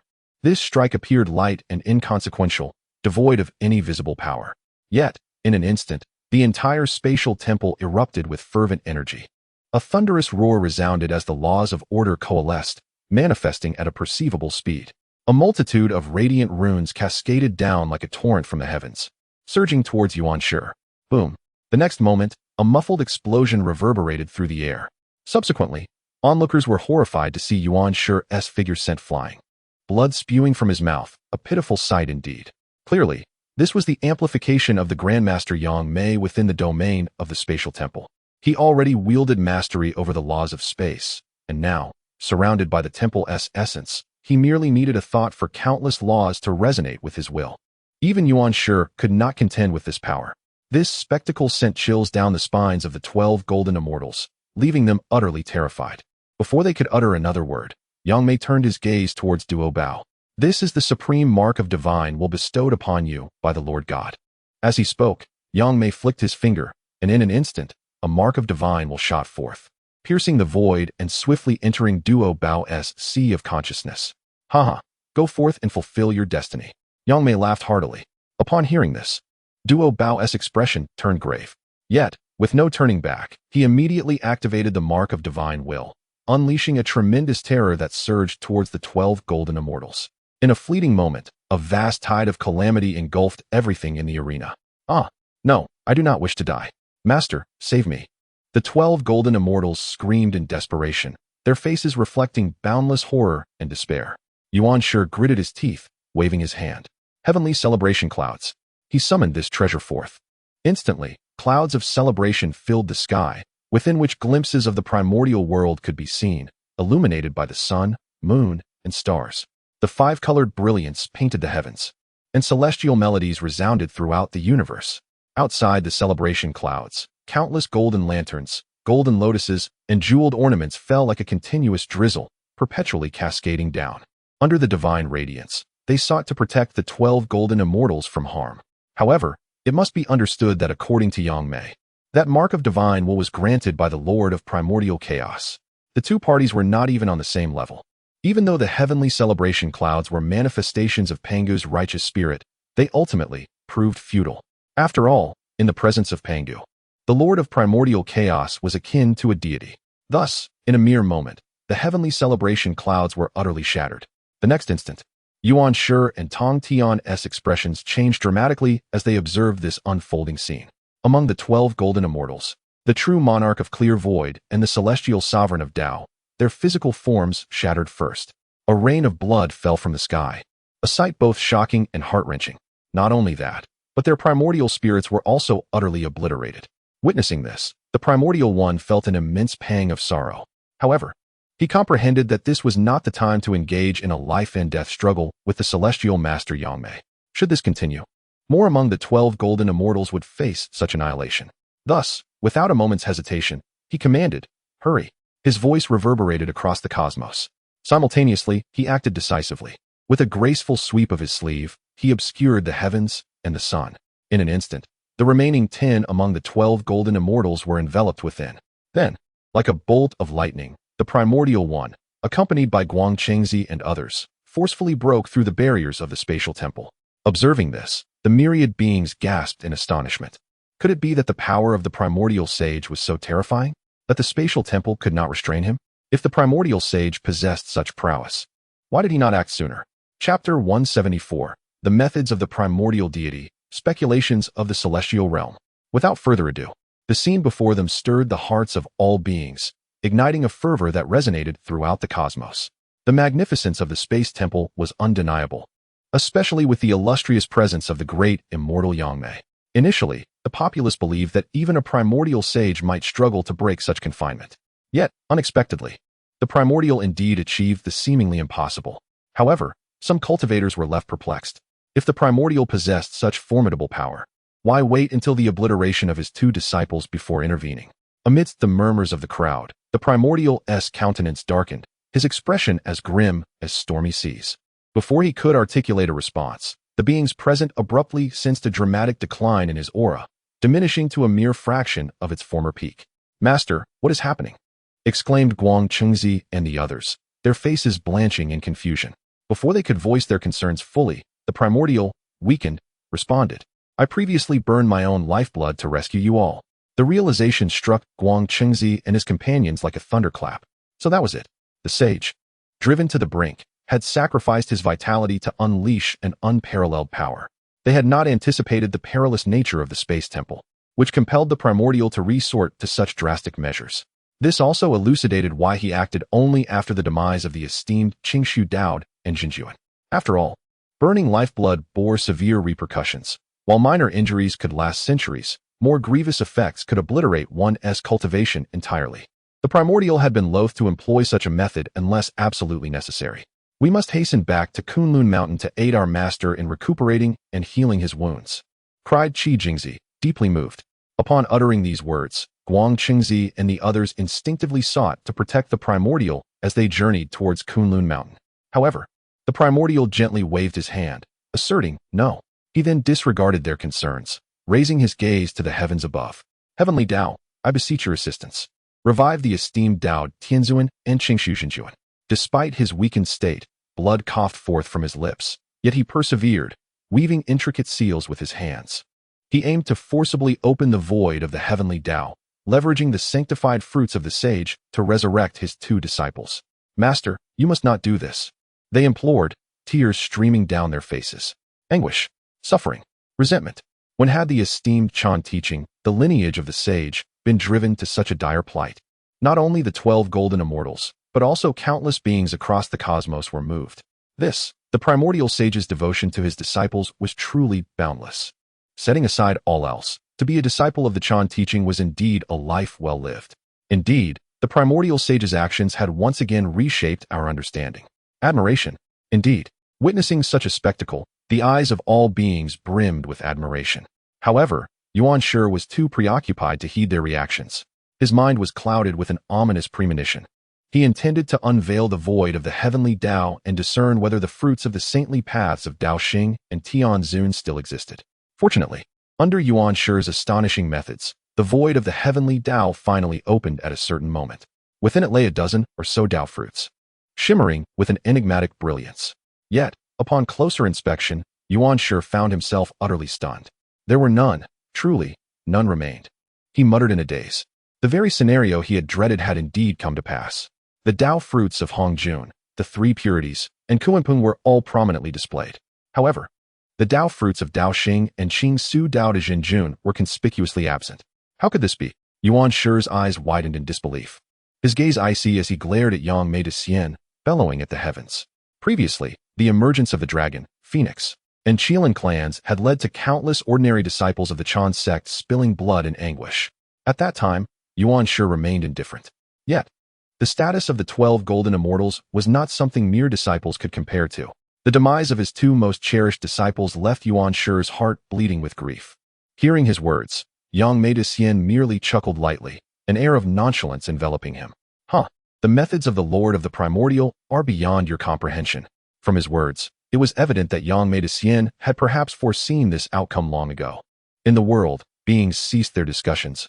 Only a deathly silence remained. If Luo, whose piercing of the void of the heavenly Dao and shattering of the saintly fruits had once sent shivers down the spines of all, then today, the methods of the Lord of the Primordial instilled an inescapable chill deep within their hearts. Mysterious and unfathomable. The beings were utterly unaware of how the Lord of the Primordial had accomplished such feats. Had his methods already infiltrated the void of the heavenly Dao? As the saying goes, beneath the saints, all are but ants. Yet, under the Lord of the Primordial's methods, even the saints appeared as mere insects, vulnerable and defenseless. Faced with Yang Mei de Xian, Yuan Shi could only seethe in impotent rage.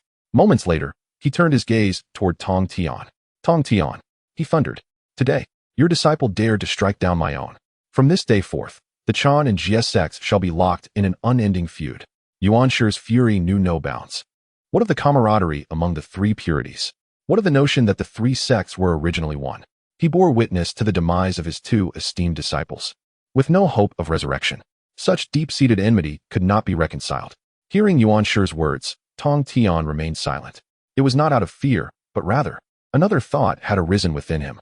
Lord of the Primordial, is this the result you desired? Is the affair of today merely to compel me to join thee, aligning myself with the side of the primordial divine Lord? Truly, Tong Tian is worthy of being a sage, for his discerning mind has led him to such an astute conjecture at the very first moment. In truth, Tong Tian's thoughts are not misguided. It is essential to recognize that should the primordial divine lord wish to eradicate the 12 golden immortals, it would merely take a single thought. Yet, why does he specifically instruct Duo Bao to take action? The purpose is to prompt the entire to make a choice. If they continue to align with the Xinmen, they will inevitably become targets of the primordial divine lord's reckoning in the future. Conversely, should Duo Bao heed the commands of the primordial divine lord, and Tong Tian does not intervene, then upon the return of the primordial divine lord, the lineage of may be preserved. After all, what the primordial divine lord desires is the integration of the very essence of the vast primordial universe, not the annihilation of all living beings. As the multitude remains silent, the rankings on the Taoist ranking continue to unfold on the other side. Chapter 175, The Unprecedented Reward, the Ascendance of the River of the Underworld to Sainthood. Rank, 45th, Ancestor of the River of the Underworld. Cultivation level, Sub-Saint. Dao accomplishment, 130 billion yuan Wei. Era of birth, the era of Dragon and Han. Ancestor of the River of the Underworld, a supreme innate deity, born from the boundless sea of blood. Inheritor of a fragment of the Pango bloodline. As this ranking materialized, an uproar erupted among the multitude. What? The ancestor of the River of the Underworld is merely ranked 45th? This seems rather low. Indeed, given that Ancestor River is ultimately of sub-saint cultivation, how could he not even break into the top 30? Without exception, all beings felt that this position was far too diminished for the ancestor of the River of the Underworld. However, it was only at this moment that they collectively realized that venerable figures such as Ancestor Han Yun and Xin Yuanzi had already ascended the rankings. This was astonishing. The sub-saint realm, being second only to the saints, found itself almost in the middle of the Dao ranking. Nevertheless, shortly thereafter, a cultivator spoke up. The ancestor of the River of the Underworld's placement at 45th is, in fact, quite reasonable. After all, there are currently dozens of saints in existence. Upon hearing this, the multitude paused and then nodded in understanding. Indeed, since the emergence of the primordial golden list, the world of the Honghuang has undergone tremendous changes. Now, among the Xinmen faction, there are as many as 18 saints, while the realm of the underworld boasts a staggering 13. In other words, there are a total of 31 beings at the saint level. Thus, it is only natural that figures like the River of the Underworld and Xin Yuanzi have been relegated to the 40s in ranking. Hence, the multitude once again felt acutely the elevation and transformation of the Honghuang world. Just as they were engaged in fervent discussion, the reward belonging to the ancestor of the River of the Underworld also materialized. Reward: one saintly Dao fruit, capable of instantly achieving saint cultivation. Wow! In contrast to the previous controversies surrounding the rankings, this reward undoubtedly caused an even greater stir among the populace, leaving them in a state of excitement. What? It is actually a saintly Dao fruit? Is it true that no price needs to be paid to directly attain sainthood? The rewards of the primordial golden list are indeed becoming increasingly extraordinary. The beings marveled, filled with envy. Since the advent of the primordial golden list, it was the first time such a remarkable reward had been bestowed. It was neither a spiritual root nor an extraordinary treasure. Furthermore, it was not a reward for the infusion of the Great Dao into one's being. Instead, it directly conferred the status of a saint. One must understand that to attain such a position is to reach an existence superior even to the heavenly Dao. The multitude had no doubt regarding the introduction on that golden list. This saintly fruit of Dao will undoubtedly allow the River of the Underworld to instantly become a veritable saint. Amidst their astonishment, some mighty beings raised a question. Is this saintly Dao fruit aligned with the heavenly Dao or the earthly Dao? This query caused the multitude to exchange glances, revealing contemplative expressions. Indeed, in the present cosmos, the attainment of sanctity invariably intertwines with questions of allegiance. The faction represented by Hongjun, aligned with the celestial path, stands in stark opposition to the earthly dominion presided over by Hutu. Should the River of the Underworld achieve sanctity today, the resultant allegiance would undoubtedly disrupt the existing equilibrium. In the depths of the netherworld, Hutu's countenance remained tranquil and unperturbed, exuding an air of nonchalance. She remained unconcerned. Even if the River of the Underworld were to align with the celestial faction, what consequence would it bear? Within the netherworld, the 12 ancestral witches had congregated. Moreover, Hutu was acutely aware that she had the primordial deity as her formidable ally. Hence, she felt no trepidation towards the might of the celestial path. Conversely, within the palace of purple clouds, Hongjun was far from exhibiting such composure. Ha ha, Splendid, splendid, splendid. Should the river of the underworld attain sanctity, it shall inevitably become a sage among my Xianmen. In that case, the strength of my Xianmen shall experience an exponential surge. Hongjun mused to himself, eliciting peculiar expressions from the three pure ones and others. They could not fathom the source of Hongjun's confidence. Little did they know that in days of yore, when sermons were delivered in the palace of purple clouds, the river of the underworld had been one of the 3,000 guests. In other words, he had once been a powerful being who listened to Hongjun's teachings. Thus, Hongjun naturally presumed that the river of the underworld belonged to the Xianmen. Consequently, upon achieving sanctity, the sage's Dao fruit would undoubtedly align with those of Kunpeng and Xuandu, remaining under his dominion. With this thought, Hongjun's gaze gleamed as he fixated upon the boundless sea of blood. At this moment, the ancestor of the river of the underworld stood in awe before the rewards listed on the Dao ranking. He was utterly astonished, rendered speechless, and lost in a daze. Is this truly real? Can I also attain sanctity? The river of the underworld was overwhelmed with joy. Once shrouded in darkness, his eyes now sparkled with uncontainable excitement. Achieving sanctity, this had been his greatest aspiration throughout the ages. Now, the coveted accomplishment lay before him. However, the ancestor of the river of the underworld could not shake a sense of unreality until a divine radiance descended, piercing through his being. In an instant, boundless laws and orders flowed around him, enveloping him in a mist of ethereal energy. His physique radiated brilliance, and his vitality surged. Simultaneously, his aura escalated at a visibly rapid pace. Above his head, the once humble quasi-saint Dao fruit underwent a magnificent transformation, bursting forth with an endless array of celestial light and auspicious colors. Without a doubt, this was the very process of validating the Dao and attaining sanctity. As the ancestor of the river of the underworld's aura grew increasingly extraordinary, remarkable phenomena began to manifest throughout the cosmos. Azure vapors stretched for 30,000 miles from the east. Heavenly flowers descended, and golden lotuses erupted from the earth. Throughout the vast sea of blood, a profusion of auspicious light surged forth, resplendent and captivating. For a moment, all beings were entranced, lost in the spectacle. The river of the underworld's path to sanctity appeared to be quite exceptional. Within the palace of Nuwa, with her keen perception, discerned the extraordinary nature of the event. At this moment, the fluctuations of the river of the underworld achieving sanctity were even more monumental than those she had experienced in her own ascent. Nuwa could not help but display a look of astonishment. At that moment, under the attentive gaze of countless beings holding their breath, the Dao fruit atop the head of the ancestor of the underworld river finally took its complete form. A thunderous roar erupted. In an instant, the heavens and the earth trembled, resonating with an ear-splitting cacophony. The overwhelming sacred majesty surged forth, instilling a sense of fear and trepidation in all living souls. We pay our respects to the saint of the underworld river. We pay our respects to the saint of the underworld river. The multitude reverently bowed, their eyes filled with awe as they gazed upon the towering figure amidst the boundless sea of blood. However, in stark contrast to the reactions of the masses, within the purple cloud palace, the three pure ones were taken aback as they beheld the ancestor of the underworld river who had achieved enlightenment. This, the Dao fruit of the underworld river, seems markedly different from ours. Laozi spoke up, his words laden with meaning. Upon hearing this, Hongjun's expression also shifted, and as he focused his gaze upon the underworld river, his pupils involuntarily constricted. Chapter 176, a name that resonates across heaven and earth. How could this be? How could this be? At this moment, Hongjun murmured to himself, his eyes brimming with disbelief. A slap in the face. A blatant slap in the face. Hongjun had come to realize that the Dao fruit of the river of underworld was not a gift from the heavenly Dao.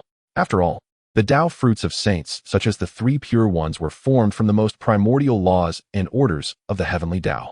However, within the Dao fruit of the river of underworld, there was not a trace of the heavenly Dao's laws. Instead, there were boundless and resplendent Dao runes bursting forth with brilliance. Merely sensing his aura, one could ascertain that the ancestor of the river of underworld was even more formidable than the likes of Kunpeng and Xuandu, the newly ascended saints. The pride he had felt earlier was now matched by an equal measure of disappointment and incredulity.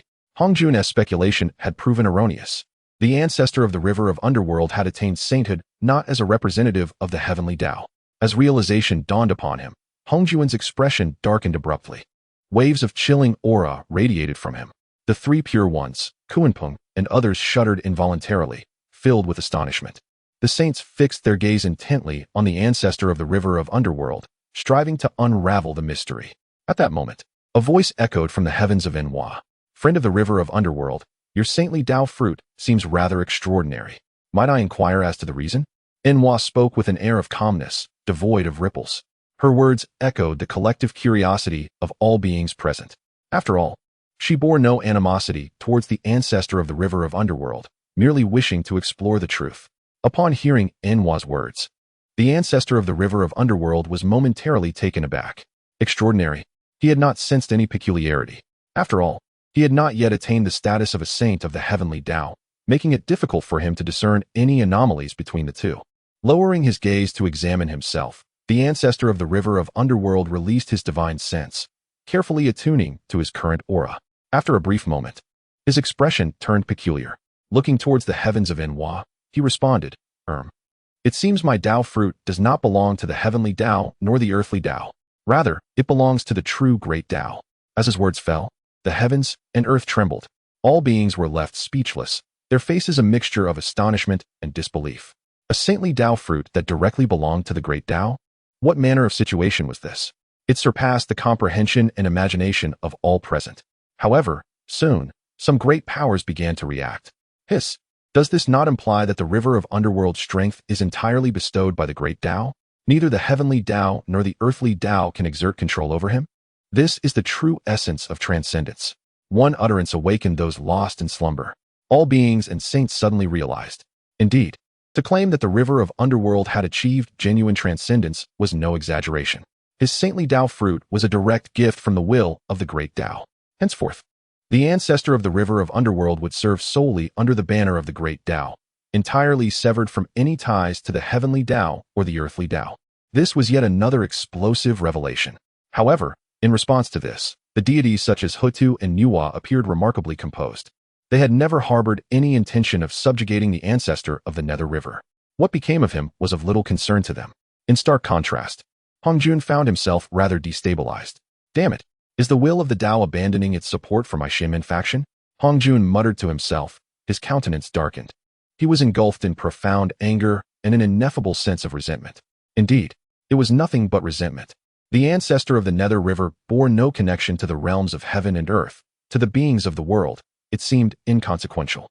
It was merely a grand opportunity for the Nether River. Yet, this led Hongjun to draw many associations. One must remember that prior to this, the myriad rewards bestowed by the Hongming Golden List had unreservedly supported the Xianmen side, while suppressing the might of the primordial deity. It was precisely for this reason that the Temple of the Dao appeared, along with the ascension of the Dao, enabling Hongjun to forge more saints.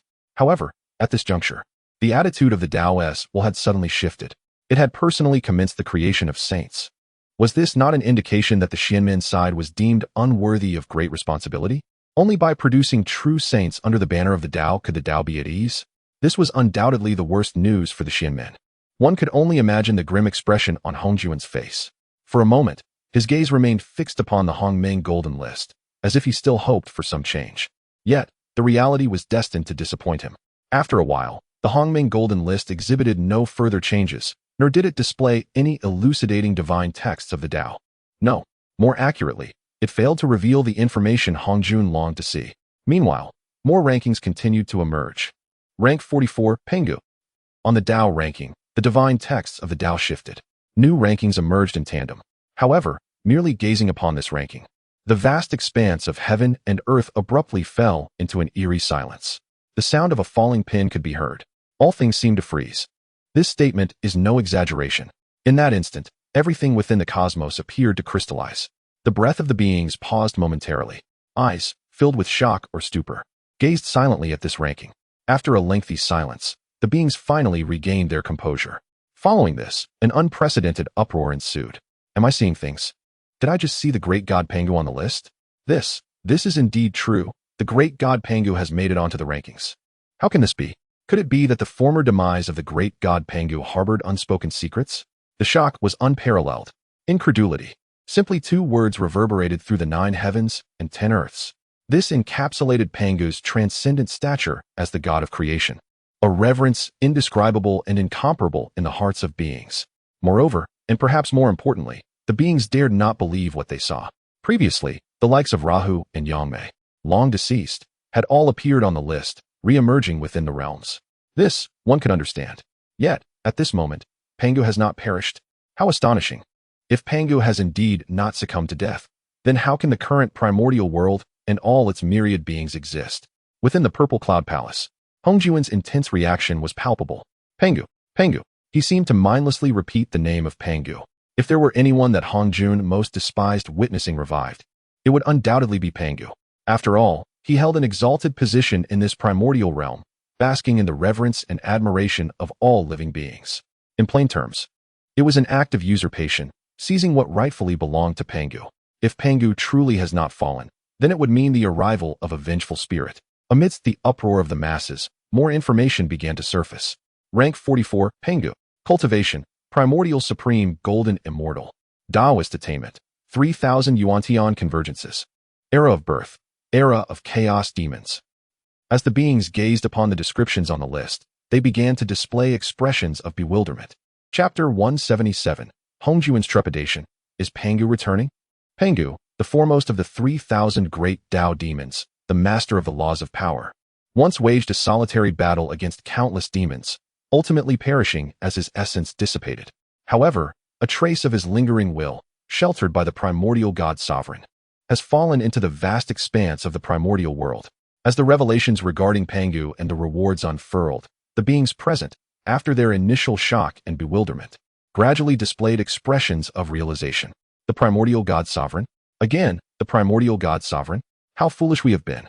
If the primordial God Sovereign could be venerated by Pangu as a deity, then it is indeed plausible that a sliver of Pangu's divine essence could remain. Yet, with just a trace of lingering will, one possesses the cultivation of a Hunyuan Wujidi, Grand Immortal? How terrifying must Pangu have been in life? The beings marveled, both at the astonishing prowess of the primordial God Sovereign and the formidable strength of Pangu. In the Zixiao Palace, Hongjun's countenance darkened. The scene he most dreaded had come to pass. Pangu had indeed not perished. Moreover, his lingering essence had found its place within the primordial realm. This implies that Pangu must have witnessed all that transpired in the heavens and earth over countless eons. How he must have observed Hongjuan's display of power and dominion over the beings within the world Pangu had forged, as well as how he gradually usurped Pangu's prestige in the eyes of the multitude. All of this rendered Hongjun uneasy, reluctant to confront Pangu. At that moment, Laozi, one of the three pure ones, suddenly spoke. How curious. This reward belonging to Pangu is designated to elevate the entire primordial realm? Upon hearing these words, the saints were visibly stirred, casting astonished glances at the Dao ranking. Indeed, this reward is markedly different from those previously bestowed.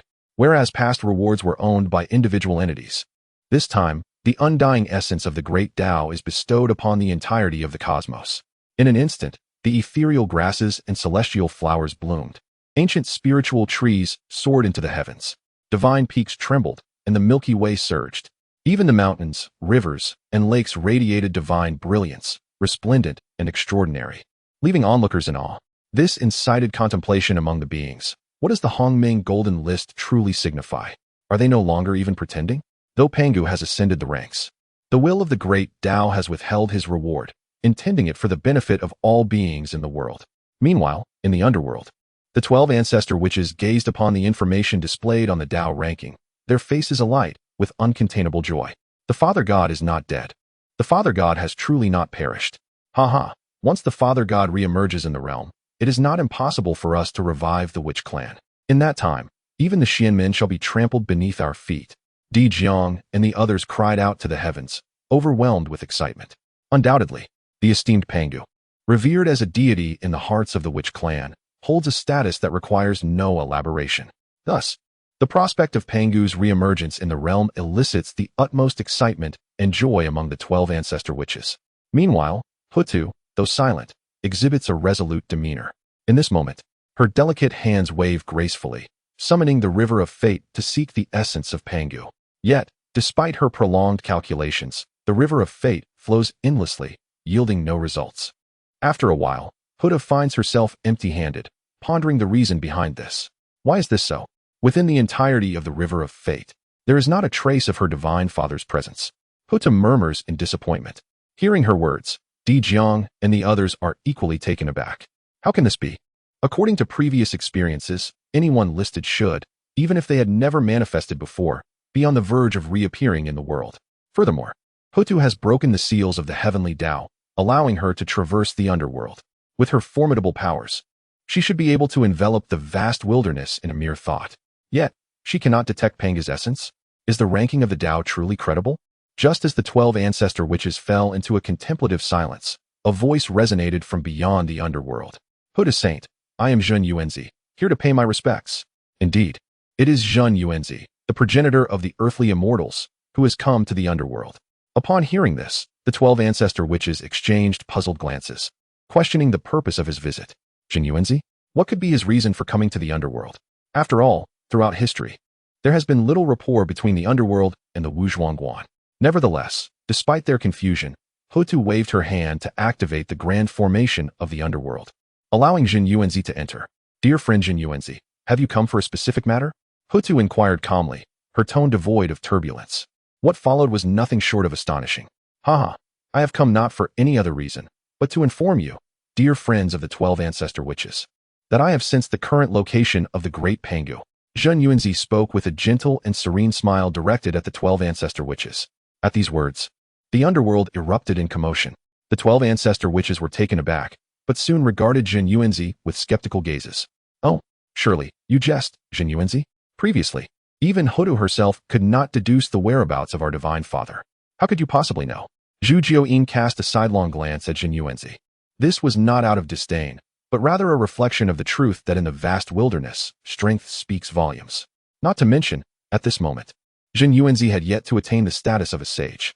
How could he claim to accomplish what even Hutu could not? In response to their skepticism, Zhen Yuanzi remained unfazed.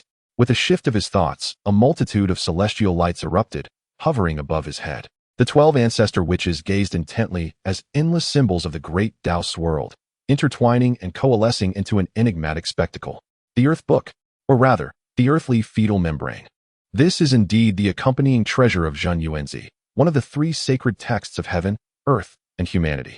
Upon witnessing this, the 12 ancestor witches grew even more perplexed, unable to fathom Zhen Yuanzi's intentions. Subsequently, under the meticulous delineation of Zhen Yuanzi's intricate seals, the earthly book gradually unfurled. Within it, it seemed as if a new realm was being recreated. The principles governing the movement of various mountains and rivers were vividly depicted within the earthly book. Even each spiritual vein was discernible to the naked eye, exuding an inexplicable aura of the miraculous. This left the onlookers in awe, as it was indeed worthy of its ancient reputation as a supreme innate spiritual treasure. Its formidable presence was undeniable. Moreover, and importantly, at that moment, under the watchful gaze of the 12 ancestor witches, they clearly perceived that each scene within the earthly book was imbued with a mysterious and divine essence.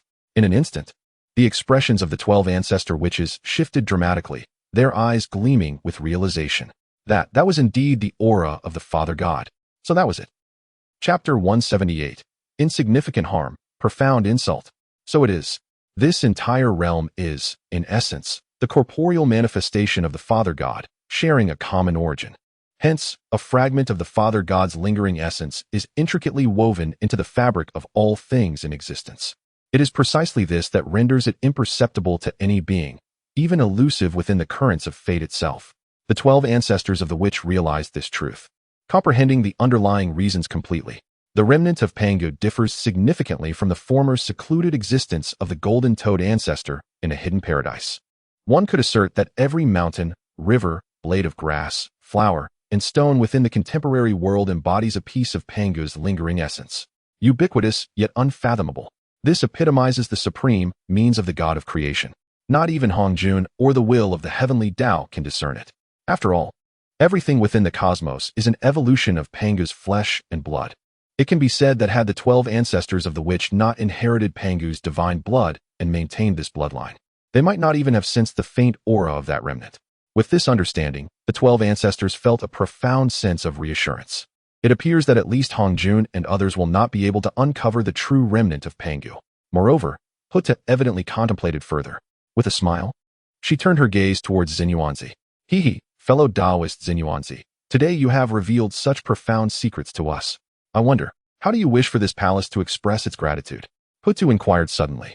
Both parties were astute thinkers, requiring no further elaboration.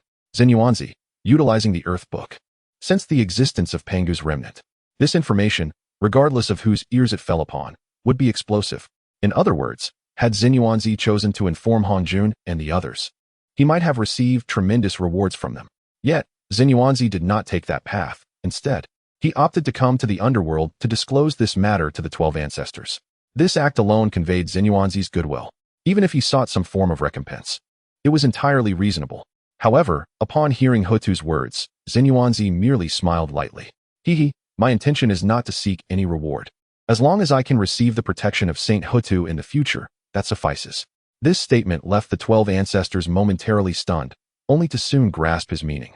Xinyuanzi had finally made his choice. In the current chaotic state of the cosmos, with the emergence of various rankings, the situation became increasingly tumultuous. Not to mention the enigmatic Taichu Godmaster, who had yet to reveal himself. The conflict between the two paths of heaven and earth had intensified, becoming a life-or-death struggle. Thus, Xinyuanzi understood well. If he did not make a choice soon, he might find himself alienated by both sides when the two paths eventually turned against each other. Furthermore, weighing the pros and cons, Xinyuanzi was astonished to discover that the Earth Dao had evidently surpassed the Heavenly Dao. Coupled with the revelation that Pangu might return, the implications were profound. Thus, the significance of the Dao increasingly becomes incalculable. After much contemplation, Xinyuanzi ultimately resolved to extend goodwill towards Hutu and the others, aligning himself with the Taoist faction. The 12 ancestors of sorcery, naturally, were elated by this development, eagerly welcoming him. Splendid. From this moment forth, my friend Xinyuanzi shall be regarded as a brother among the 12 ancestors of sorcery. Indeed, as long as the underworld endures, our brother Xinyuanzi shall never meet his demise. Truly marvelous. Our side of the underworld gains yet another unparalleled quasi-saint powerhouse. Di Jiang and the others laughed heartily, readily accepting Xinyuanzi into their fold. However, upon hearing their words, Hutu could not help but slightly shake her head. My dear brother, you are mistaken. He is not merely a quasi-saint powerhouse. He is a true saint. Before she could finish her sentence, Hutu unleashed a magnificent series of divine chains of order. Each chain was infused with ineffable Taoist principles, flowing into Xinyuanzi's being. He was momentarily taken aback, but quickly comprehended the gravity of the situation. This is the authority of the Tao. Hutu, the Holy One, intends to assist me in attaining sainthood. The exhilaration and joy of Xinyuanzi were palpable. He acutely sensed that what flowed within him was not merely ordinary magical power. It contained immense Taoist authority. Recalling Hutu's earlier words, Xinyuanzi instantly grasped the profound truth. Hutu was bestowing upon him the supreme opportunity for enlightenment. How could he not be overwhelmed with ecstatic delight? Hutu nodded slightly. Since you have chosen to advance and retreat alongside the underworld with me, rest assured, I shall not neglect any individual. This affirmation undoubtedly confirmed Xinyuanzi's suspicions. Henceforth, as long as he diligently assimilated that Taoist authority and absorbed its formidable power, attaining sainthood would become a natural progression. Xinyuanzi also came to a clearer realization of the exalted status within the current primordial realm. Achieving sainthood now seemed remarkably effortless, a feat once thought unattainable. Meanwhile, the scene of Xinyuanzi's allegiance to the underworld went unnoticed by the multitudes. The rankings on the Taoist leaderboard continued to be announced. Rank 40, the Holy One of the Yellow Dragon. Cultivation, first layer of the Saint Realm. Taoist achievement, 100 billion yuanhui. Era of birth, the era of sorcery and lich. The Holy One of the Yellow Dragon, once one of the 12 golden immortals of the teaching, without disciples, without spiritual treasures, and without notable achievements. Reward, a lineage of the Great Star Ancestor, capable of transforming one's own Taoist temple into a small world. Upon the release of this ranking, a low murmur of derision arose among the populace. No disciples, no spiritual treasures, no achievements. One might as well declare that the Holy One of the Yellow Dragon is a three-no figure. The rewards from this leaderboard were undeniably cutting, inflicting minimal harm, yet carrying high levels of insult. Nevertheless, despite this, the crowd could not help but feel a tinge of envy towards the rewards associated with his ranking. Transforming one's own dojo into a miniature realm signifies an elevation in the status of the Huanglong Sage. In a certain sense, this ascension allows for comparisons to be made with the celestial authority of Nuwa. However, the disparity in strength between the two remains a topic for another discussion. Before the multitude could voice their thoughts further, Yet another figure from the 12 Golden Immortals ascended the ranks. Rank 39, Lingbao Grandmaster. Cultivation level, First Heaven of Saint. Dao achievement, 100 billion yuan Wei. Era of birth, Era of the Witch and the Demon. Lingbao Grandmaster. Once one of the 12 Golden Immortals of the Chan School, practiced in the Yuanyang Cave of Kontong Mountain, excelling in the 5 elements, root techniques, and magical powers. Award, a lineage of the Great Star Ancestor, capable of transforming one's own dojo into a miniature realm. Observing this scene, the beings understood that the Dao ranking had now reached the realm of the saints. Chapter 179. The 12 Golden Immortals ascend the rankings. Yuan Shi sighs in regret. Rank 38. Compassionate Navigating Taoist. Cultivation, First Layer of Saint. Dao achievements, 100 million yuan Hui. Era of birth, Era of Wu and Yao. Compassionate Navigating Taoist. Once one of the 12 Golden Immortals of the Chan teaching, practicing in the Loka Cave of Mount Putoa with exceptional combat prowess. Award, a lineage of the Great Star Ancestor, capable of transforming one's own dojo into a small world. Rank 37. Jade Cauldron True Man. Cultivation, Second Layer of Saint. Dao achievements, 100 million yuan Hui. Era of birth, Era of Wu and Yao. Jade Cauldron True Man. One of the 12 Golden Immortals of the Chan teaching, practicing in the Golden Glow Cave of Mount Yuchuan, possessing remarkable talent. As the 12 Golden Immortals ascended the rankings, the reactions from the multitude were varied. This Dao ranking truly is mundane. Such was the lament of a great being. Indeed, it is mundane. After all, at this point, with only over 30 ranks, the positions have already been dominated by those of the saint level. This signifies that there remains no possibility for beings below the saint level to ascend the ranks. Furthermore, some cultivators noted the differing levels of cultivation among the 12 Golden Immortals. Though all are saints, the top few are at the first layer of saint, while Jade Cauldron True Man is at the second layer of saint. It appears that the disparities among the 12 Golden Immortals are now becoming apparent. Indeed, although they all emerged from the same mystical lineage, their strengths vary considerably. The multitude displayed expressions of realization. In the past, the 12 Golden Immortals, all disciples of the Chan teaching, advanced in cultivation almost in unison, making their differences less discernible. However, now that they have all attained the status of saints, the disparities have become quite pronounced. Just as the multitude was engaged in discourse, 2 more rankings emerged. Rank 36. Dao achievements Heavenly Sovereign. Cultivation, Second Layer of Saint. Dao achievements, 100 million yuan Hui. Era of birth, Era of Wu and Yao. Dao achievements Heavenly Sovereign. One of the 12 Golden Immortals of the Chan teaching, practicing in the Jade Chamber Cave of Golden Court Mountain. Award, a lineage of the Great Star Ancestor, capable of transforming one's own dojo into a small world. Rank 35. Pure and empty virtuous true monarch. Cultivation, Second Layer of Saint. Dao achievements, 100 million yuan Hui. Era of birth, Era of Wu and Yao. Pure and empty virtuous true monarch. One of the 12 Golden Immortals of the Chan teaching, practicing in the Purple Sun Cave of Mount Qingfeng. Award, a lineage of the Great Star Ancestor, capable of transforming one's own dojo into a small world. As these 2 rankings appeared, a sudden silence enveloped the world. It was eerily quiet. Their names still graced the list, yet these 2 individuals have ceased to exist. Alas, the vicissitudes of life are indeed difficult to fathom. Such was the poignant sigh of a cultivator, laden with unspoken meaning. After all, when the Dao ranking was established, none of the 12 Golden Immortals were absent. Thus, it is only natural that the Taoist Celestial Venerable and the true monarch of pure void and virtue are ranked among the top.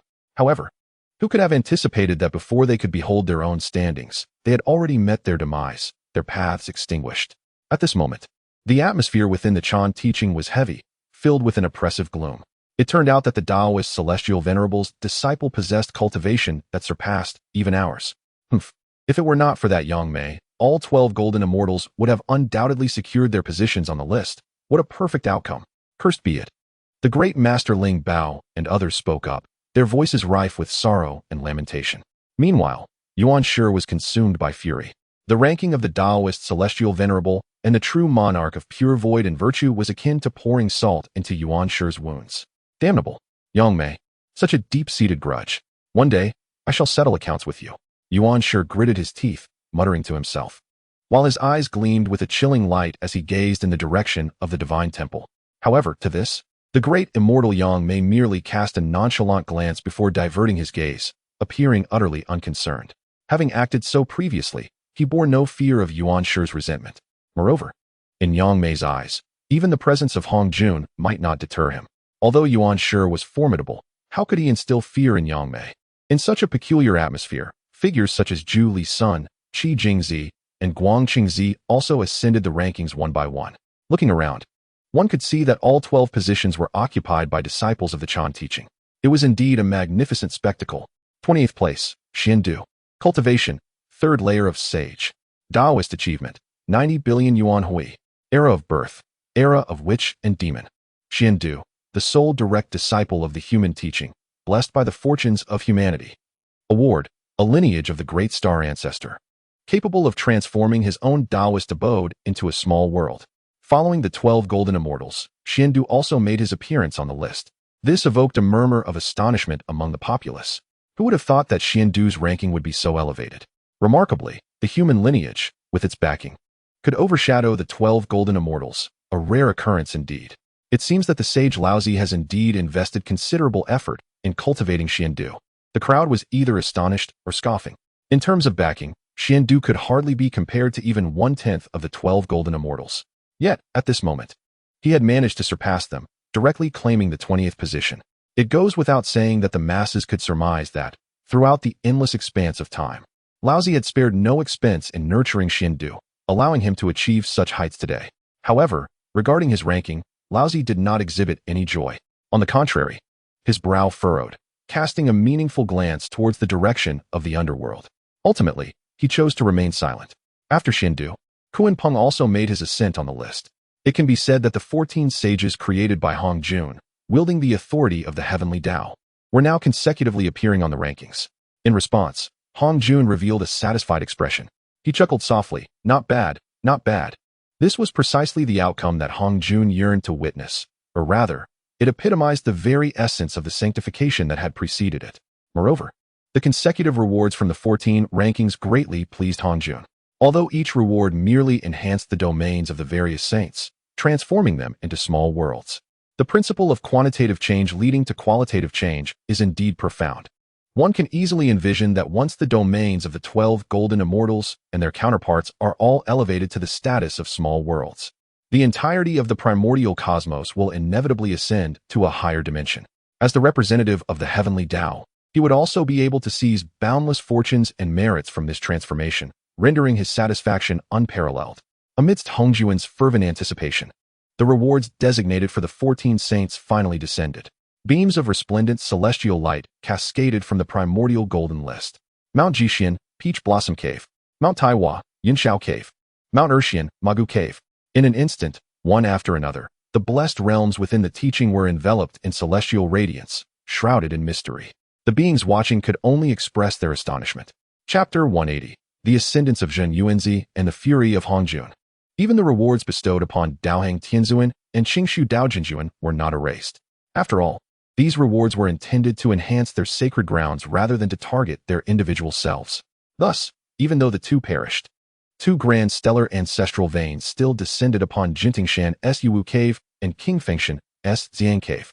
In an instant, all beings witnessed the magnificent transformation within those sacred domains. An overwhelming surge of spiritual energy flooded forth, and the laws of order converged. Celestial flowers blossomed, their beauty beyond compare. Spiritual roots swayed, captivating the hearts and minds of all. Even the laws of order became visible to the naked eye, formidable and unparalleled. One small world after another began to take shape. The populace could not help but reveal expressions of envy. This time, the teachings of the Chan sect would surely reap immense rewards. A full 12 small worlds had emerged, and now, the Chan sect seemed akin to a vast realm of myriad worlds. Inconceivable. Truly, it was beyond imagination. Indeed, prior to this, there had existed a significant disparity between the Tao lineage and the true world. Even the Chan sect was merely a force confined within a singular realm. Yet now, with 12 sacred grounds transformed into small worlds, the entire Chan sect appeared as a complete world in itself, and at the level of a vast realm. Consequently, the abundance of spiritual energy, the profundity of Tao rhythms, and the richness of the laws of order had all escalated to an entirely new echelon. How could the populace not feel envious? Upon hearing the astonishment of the masses, Yuan's expression softened slightly. For the Chan sect, this was indeed the only good news in the present moment. Within the Purple Cloud Palace, Hongjun's gaze sparkled with intensity as he focused on the transformations occurring within the Chan sect. Once those dozen small worlds fully coalesced, he would be able to strike with great force, siphoning the boundless fortune of these small worlds to restore the might of the Xianmen. Yet, just at that moment, an unexpected change unfolded within the underworld. The esteemed Zhen Yuanzi, blessed with unparalleled opportunities from the Saint of the Earth, had thus achieved the path to sanctity. This proclamation reverberated throughout the heavens and the earth, deafening in its clarity. In an instant, the beings were left astounded, casting their gazes in bewilderment. Zhen Yuanzi had attained sanctity? Such a sudden revelation. However, there was no time for contemplation. Zhen Yuanzi's form manifested high above the 9 heavens. His physique radiated brilliance, his vitality surging like a tempest, spiraling upward. The vast and ethereal symbols of the Tao flickered in and out of sight, enigmatic and divine. Gradually, they became imprinted within Zhen Yuanzi's flesh and blood. With a thunderous roar, the might of the earth surged around him, an awe-inspiring spectacle that shook the very heavens and the earth. A subtle yet palpable aura of sanctity began to envelop Zhen Yuanzi. It was undeniably real. The beings could hardly believe their eyes. Indeed, it was true. My heavens, the great Zhen Yuanzi was about to become a saint. Perhaps you did not notice that Zhen Yuanzi had mentioned earlier that it was by the grace of the Saint of the Earth that he could attain such sanctity? Thus, is he truly a legitimate sage? Countless cultivators exclaimed, experiencing an epiphany as if struck by divine insight. Within the Zixiao Palace, Hongjun regained his composure. Yet his expression darkened abruptly. Outrageous. Zhen Yuanzi, you dare to ally with the underworld? Hongjun muttered, barely containing his fury. He instantly realized that Zhen Yuanzi had indeed sided with the forces of the underworld. Otherwise, Hutu would never have been so benevolent as to bestow upon him the status of a sage. A slap in the face. A blatant affront. Previously, during the creation of the sages, Hongjun had taken special note of Zhen Yuanzi, who at that time had dismissed the prospect of the Xianmen sagehood with apparent disdain. Little did he expect that Zhen Yuanzi would now unhesitatingly choose to align himself with the underworld. Was this not a flagrant disregard for Hongjun's authority? Consumed by rage, his gaze turned icy, a palpable aura of lethal intent swirling around him. Yet, he did not lose his rationality. At that moment, he could only watch helplessly as Zhen Yuanzi achieved sagehood, unable to intervene. After all, the underworld was now hardly inferior to the Xianmen.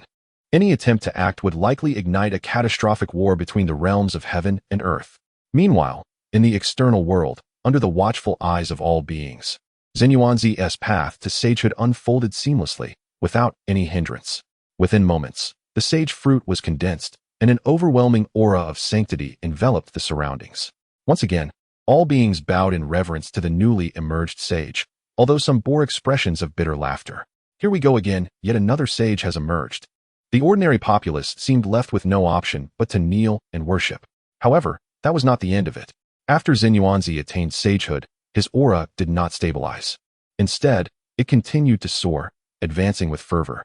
Even the common folk could sense his minor realms ascending one after another. Before long, he had traversed 5 minor realms, reaching the 5th layer of sagehood. This left Guangchengzi and the others utterly astonished.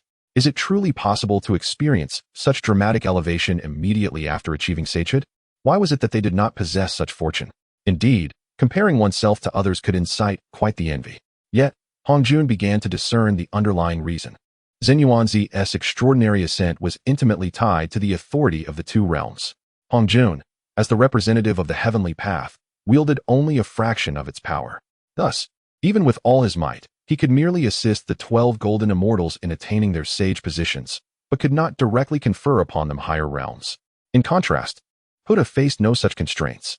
She was undoubtedly the sole sovereign of the underworld. With but a thought, she could wield the entirety of the underworld's authority. Not only could she elevate Zhen Yuanzi through several minor realms, but she could even facilitate a leap to a higher major realm, should she choose to do so. However, such premature advancement might hinder Zhen Yuanzi's understanding of the path. Consequently, he remained at the 5th layer of sagehood. Hongjun, contemplating this, found his expression increasingly troubled. As of now, he increasingly feels that his role as the spokesperson for the Tao of Heaven is akin to an enormous shackle. Conversely, Ho-Tu, despite having lost her freedom for eons in the past, is now unburdened by any constraints. Of course, although he perceives the profound intricacies of this situation, he refrains from articulating them. Wouldn't that merely serve to bolster others' ambitions while undermining his own authority? Just as Hong Jun was deep in contemplation, Jin Yuanzi finally completed his breakthrough. In the next instant, a resounding call from Ho Tu echoed, Jin Yuanzi, if not now, then when will you strike? Swiftly seize the fortunes of that small world of the mystical gate. No sooner had the words left her lips than Jin Yuanzi's expression hardened. Yet his response was swift. A knowing smile graced his face, and then, with a sudden flourish of his hand, the earthly script was summoned once more. In an instant, an overwhelming radiance of divine light erupted forth. At that moment, Hong Jun's pupils constricted sharply, and his countenance shifted dramatically. Jin Yuanzi, dare you? Chapter 181. The Dominance of the Earth and the Reluctance of Hong Jun. Jin Yuanzi, do you dare? Hong Jun's furious roar echoed through the air. In that moment, he comprehended Jin Yuanzi's intentions, or rather, the intentions of Ho Tu. It is worth noting that the recent accolades bestowed by the Hongming Golden List, which rewarded numerous ancestral veins of great stars, had elevated the sanctuaries of the 12 Golden Immortals, as well as Kunping's Northern Sea, into realms akin to small worlds. Yet now, Jin Yuanzi intended to wield the power of the Earth's scriptures to forcibly seize the fortunes of those small worlds. How could Hong Jun possibly tolerate this? After all, such fortunes were rightfully his. However, in the face of Hong Jun's thunderous outburst, Jin Yuanzi appeared utterly unperturbed. "Ha! What is there for me to fear?" he proclaimed, an embodiment of unparalleled might and unmatched dominance. His response left the onlookers momentarily stunned, unable to comprehend the situation. In the past, Jin Yuanzi had been a figure of subtlety and restraint, concealing his brilliance. Yet today, confronting Hong Jun, he revealed such an assertive side. Nevertheless, the crowd quickly grasped the implications. Jin Yuanzi had already allied himself with the forces of the earth, a fact known to all. Concealment was futile, and in confronting Hong Jun, further restraint was also pointless. Given this reality, it was better to act without hesitation and bolster the strength of the earth. In doing so, Jin Yuanzi stood to gain immeasurably. As his words settled, the earth scriptures unfurled completely. Perhaps due to the support now having achieved sanctity, the power of this supreme innate spiritual treasure grew ever more formidable, awe-inspiring, and captivating. A myriad of laws and orders emanated forth, swirling and rising, descending and floating. Subsequently, they cascaded like a torrent into the primordial earth, manifesting as the previously elevated paradises. In an instant, boundless fortunes surged forth, continuously converging within the earth scriptures. Witnessing this scene, Yuan Shi seethed with fury. "Absurd," he exclaimed. The elevation of the sanctuaries of the 12 Golden Immortals benefited the Chan sect the most without question. Jin Yuanzi's actions not only provoked Hong Jun Daozu, but also threatened to undermine the very foundation of the Chan sect. Enraged, he bellowed and, without a moment's hesitation, launched an offensive. A vast expanse of Yuqing celestial light erupted, fiercely protecting the sanctuaries of Guangchengzi, Jiuying, and others. Yuan Shi sought to suppress the fortune within, preventing its capture by Jin Yuanzi. Yet, this endeavor proved fruitless. Under the weight of the earth scriptures, even the Yuqing celestial light was gradually extinguished, vanishing without a trace, dissipating into silence. One could only imagine the terrifying might of the earth scriptures. This was certainly compounded by the fact that the various paradises remained interconnected with the primordial earth. Thus, Yuan Shi's intervention could not thwart Jin Yuanzi's formidable prowess. Observing this, Hong Jun's fury intensified, his teeth clenched in rage. "Stop!" Before his words faded, he too took action. He acted with utmost decisiveness, unleashing a divine technique of immense power. An unstoppable force directed towards Jin Yuanzi. Since the might of the earthly writ is insurmountable, Hong Jun thus directly confronted Jin Yuanzi, vowing to annihilate him. At that very moment, within the depths of the underworld, Ho Tu had evidently prepared for this encounter. "Humph, do you think you are worthy to lay a hand on my people?" A chilling voice resounded. Shortly thereafter, the earthly divine wheel emerged, rumbling into motion. Boundless sacred light burst forth, intertwining and igniting a cataclysm of terror. Beneath this divine illumination, Jin Yuanzi remained steadfast, while the colossal power wielded by Hong Jun dissipated into nothingness. Furthermore, Ho Tu materialized, her unparalleled beauty standing regally behind Jin Yuanzi. Beneath her enchanting form lay a formidable aura that sent tremors throughout the cosmos. "Hong Jun, feel free to strike. I would not mind engaging you in battle," Ho Tu proclaimed, her voice echoing throughout the universe, grand and majestic, exuding unparalleled dominance. Upon hearing this, Hongjuan's countenance darkened considerably. To engage in combat with Hutu. In times past, he might have acted without hesitation. However, the present circumstances were starkly different. Hutu's prowess instilled a profound sense of dread within Hongjun. You. He glared at Hutu, his gaze as murky as the depths of water. After a prolonged silence, unexpectedly gritting his teeth, he continued, infuriating. I shall not let today's events pass without consequence.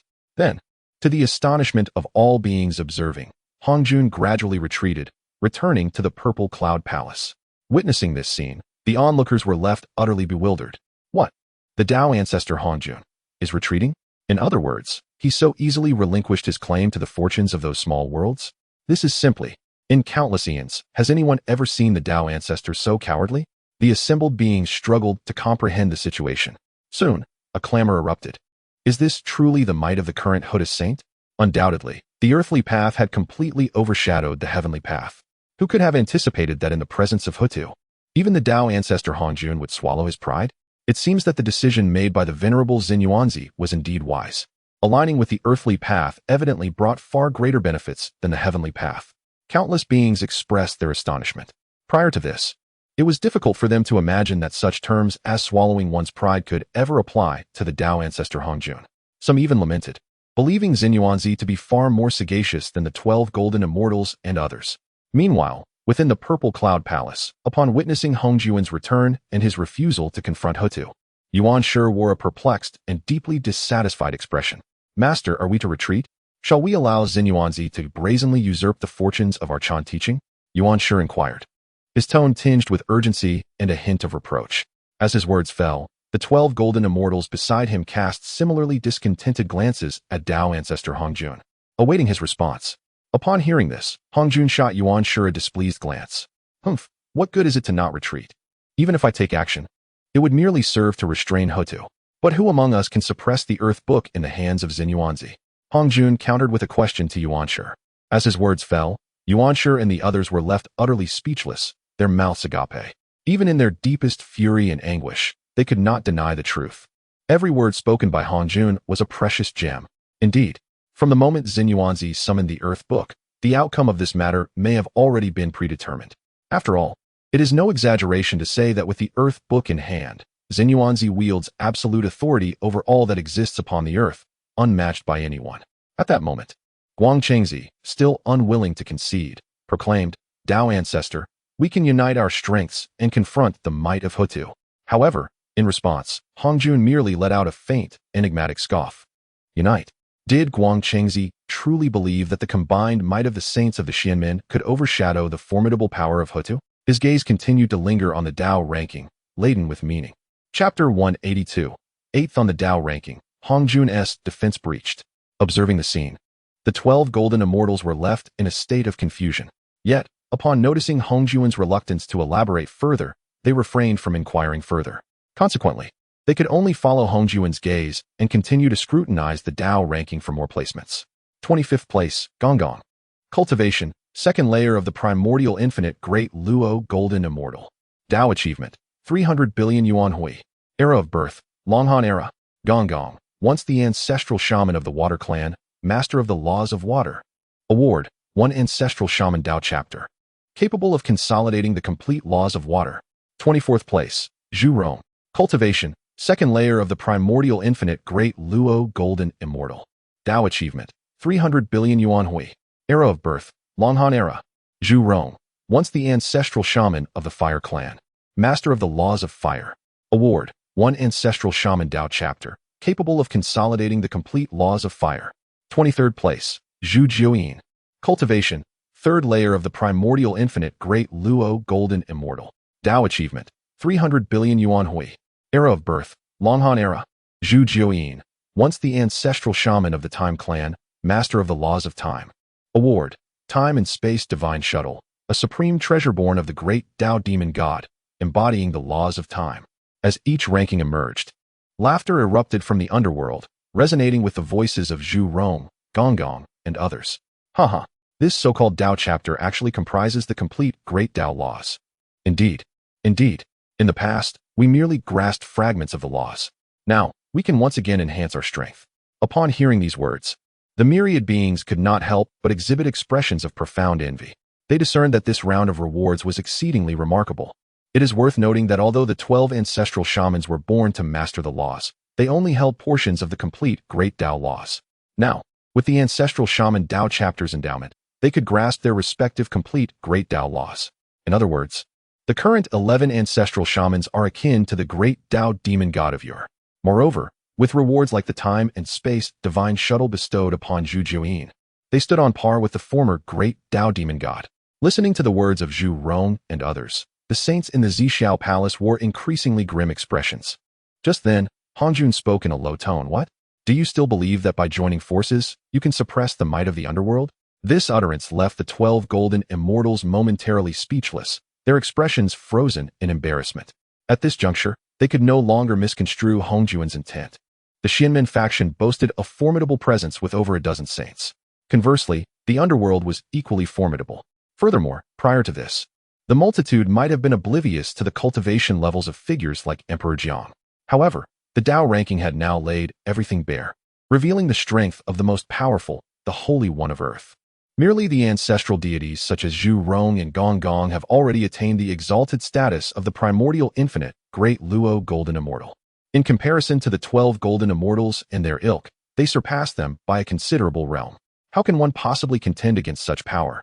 Be it a solitary duel or a collaborative grand battle, it is evident that the forces of the underworld could effortlessly dominate the Xianmen.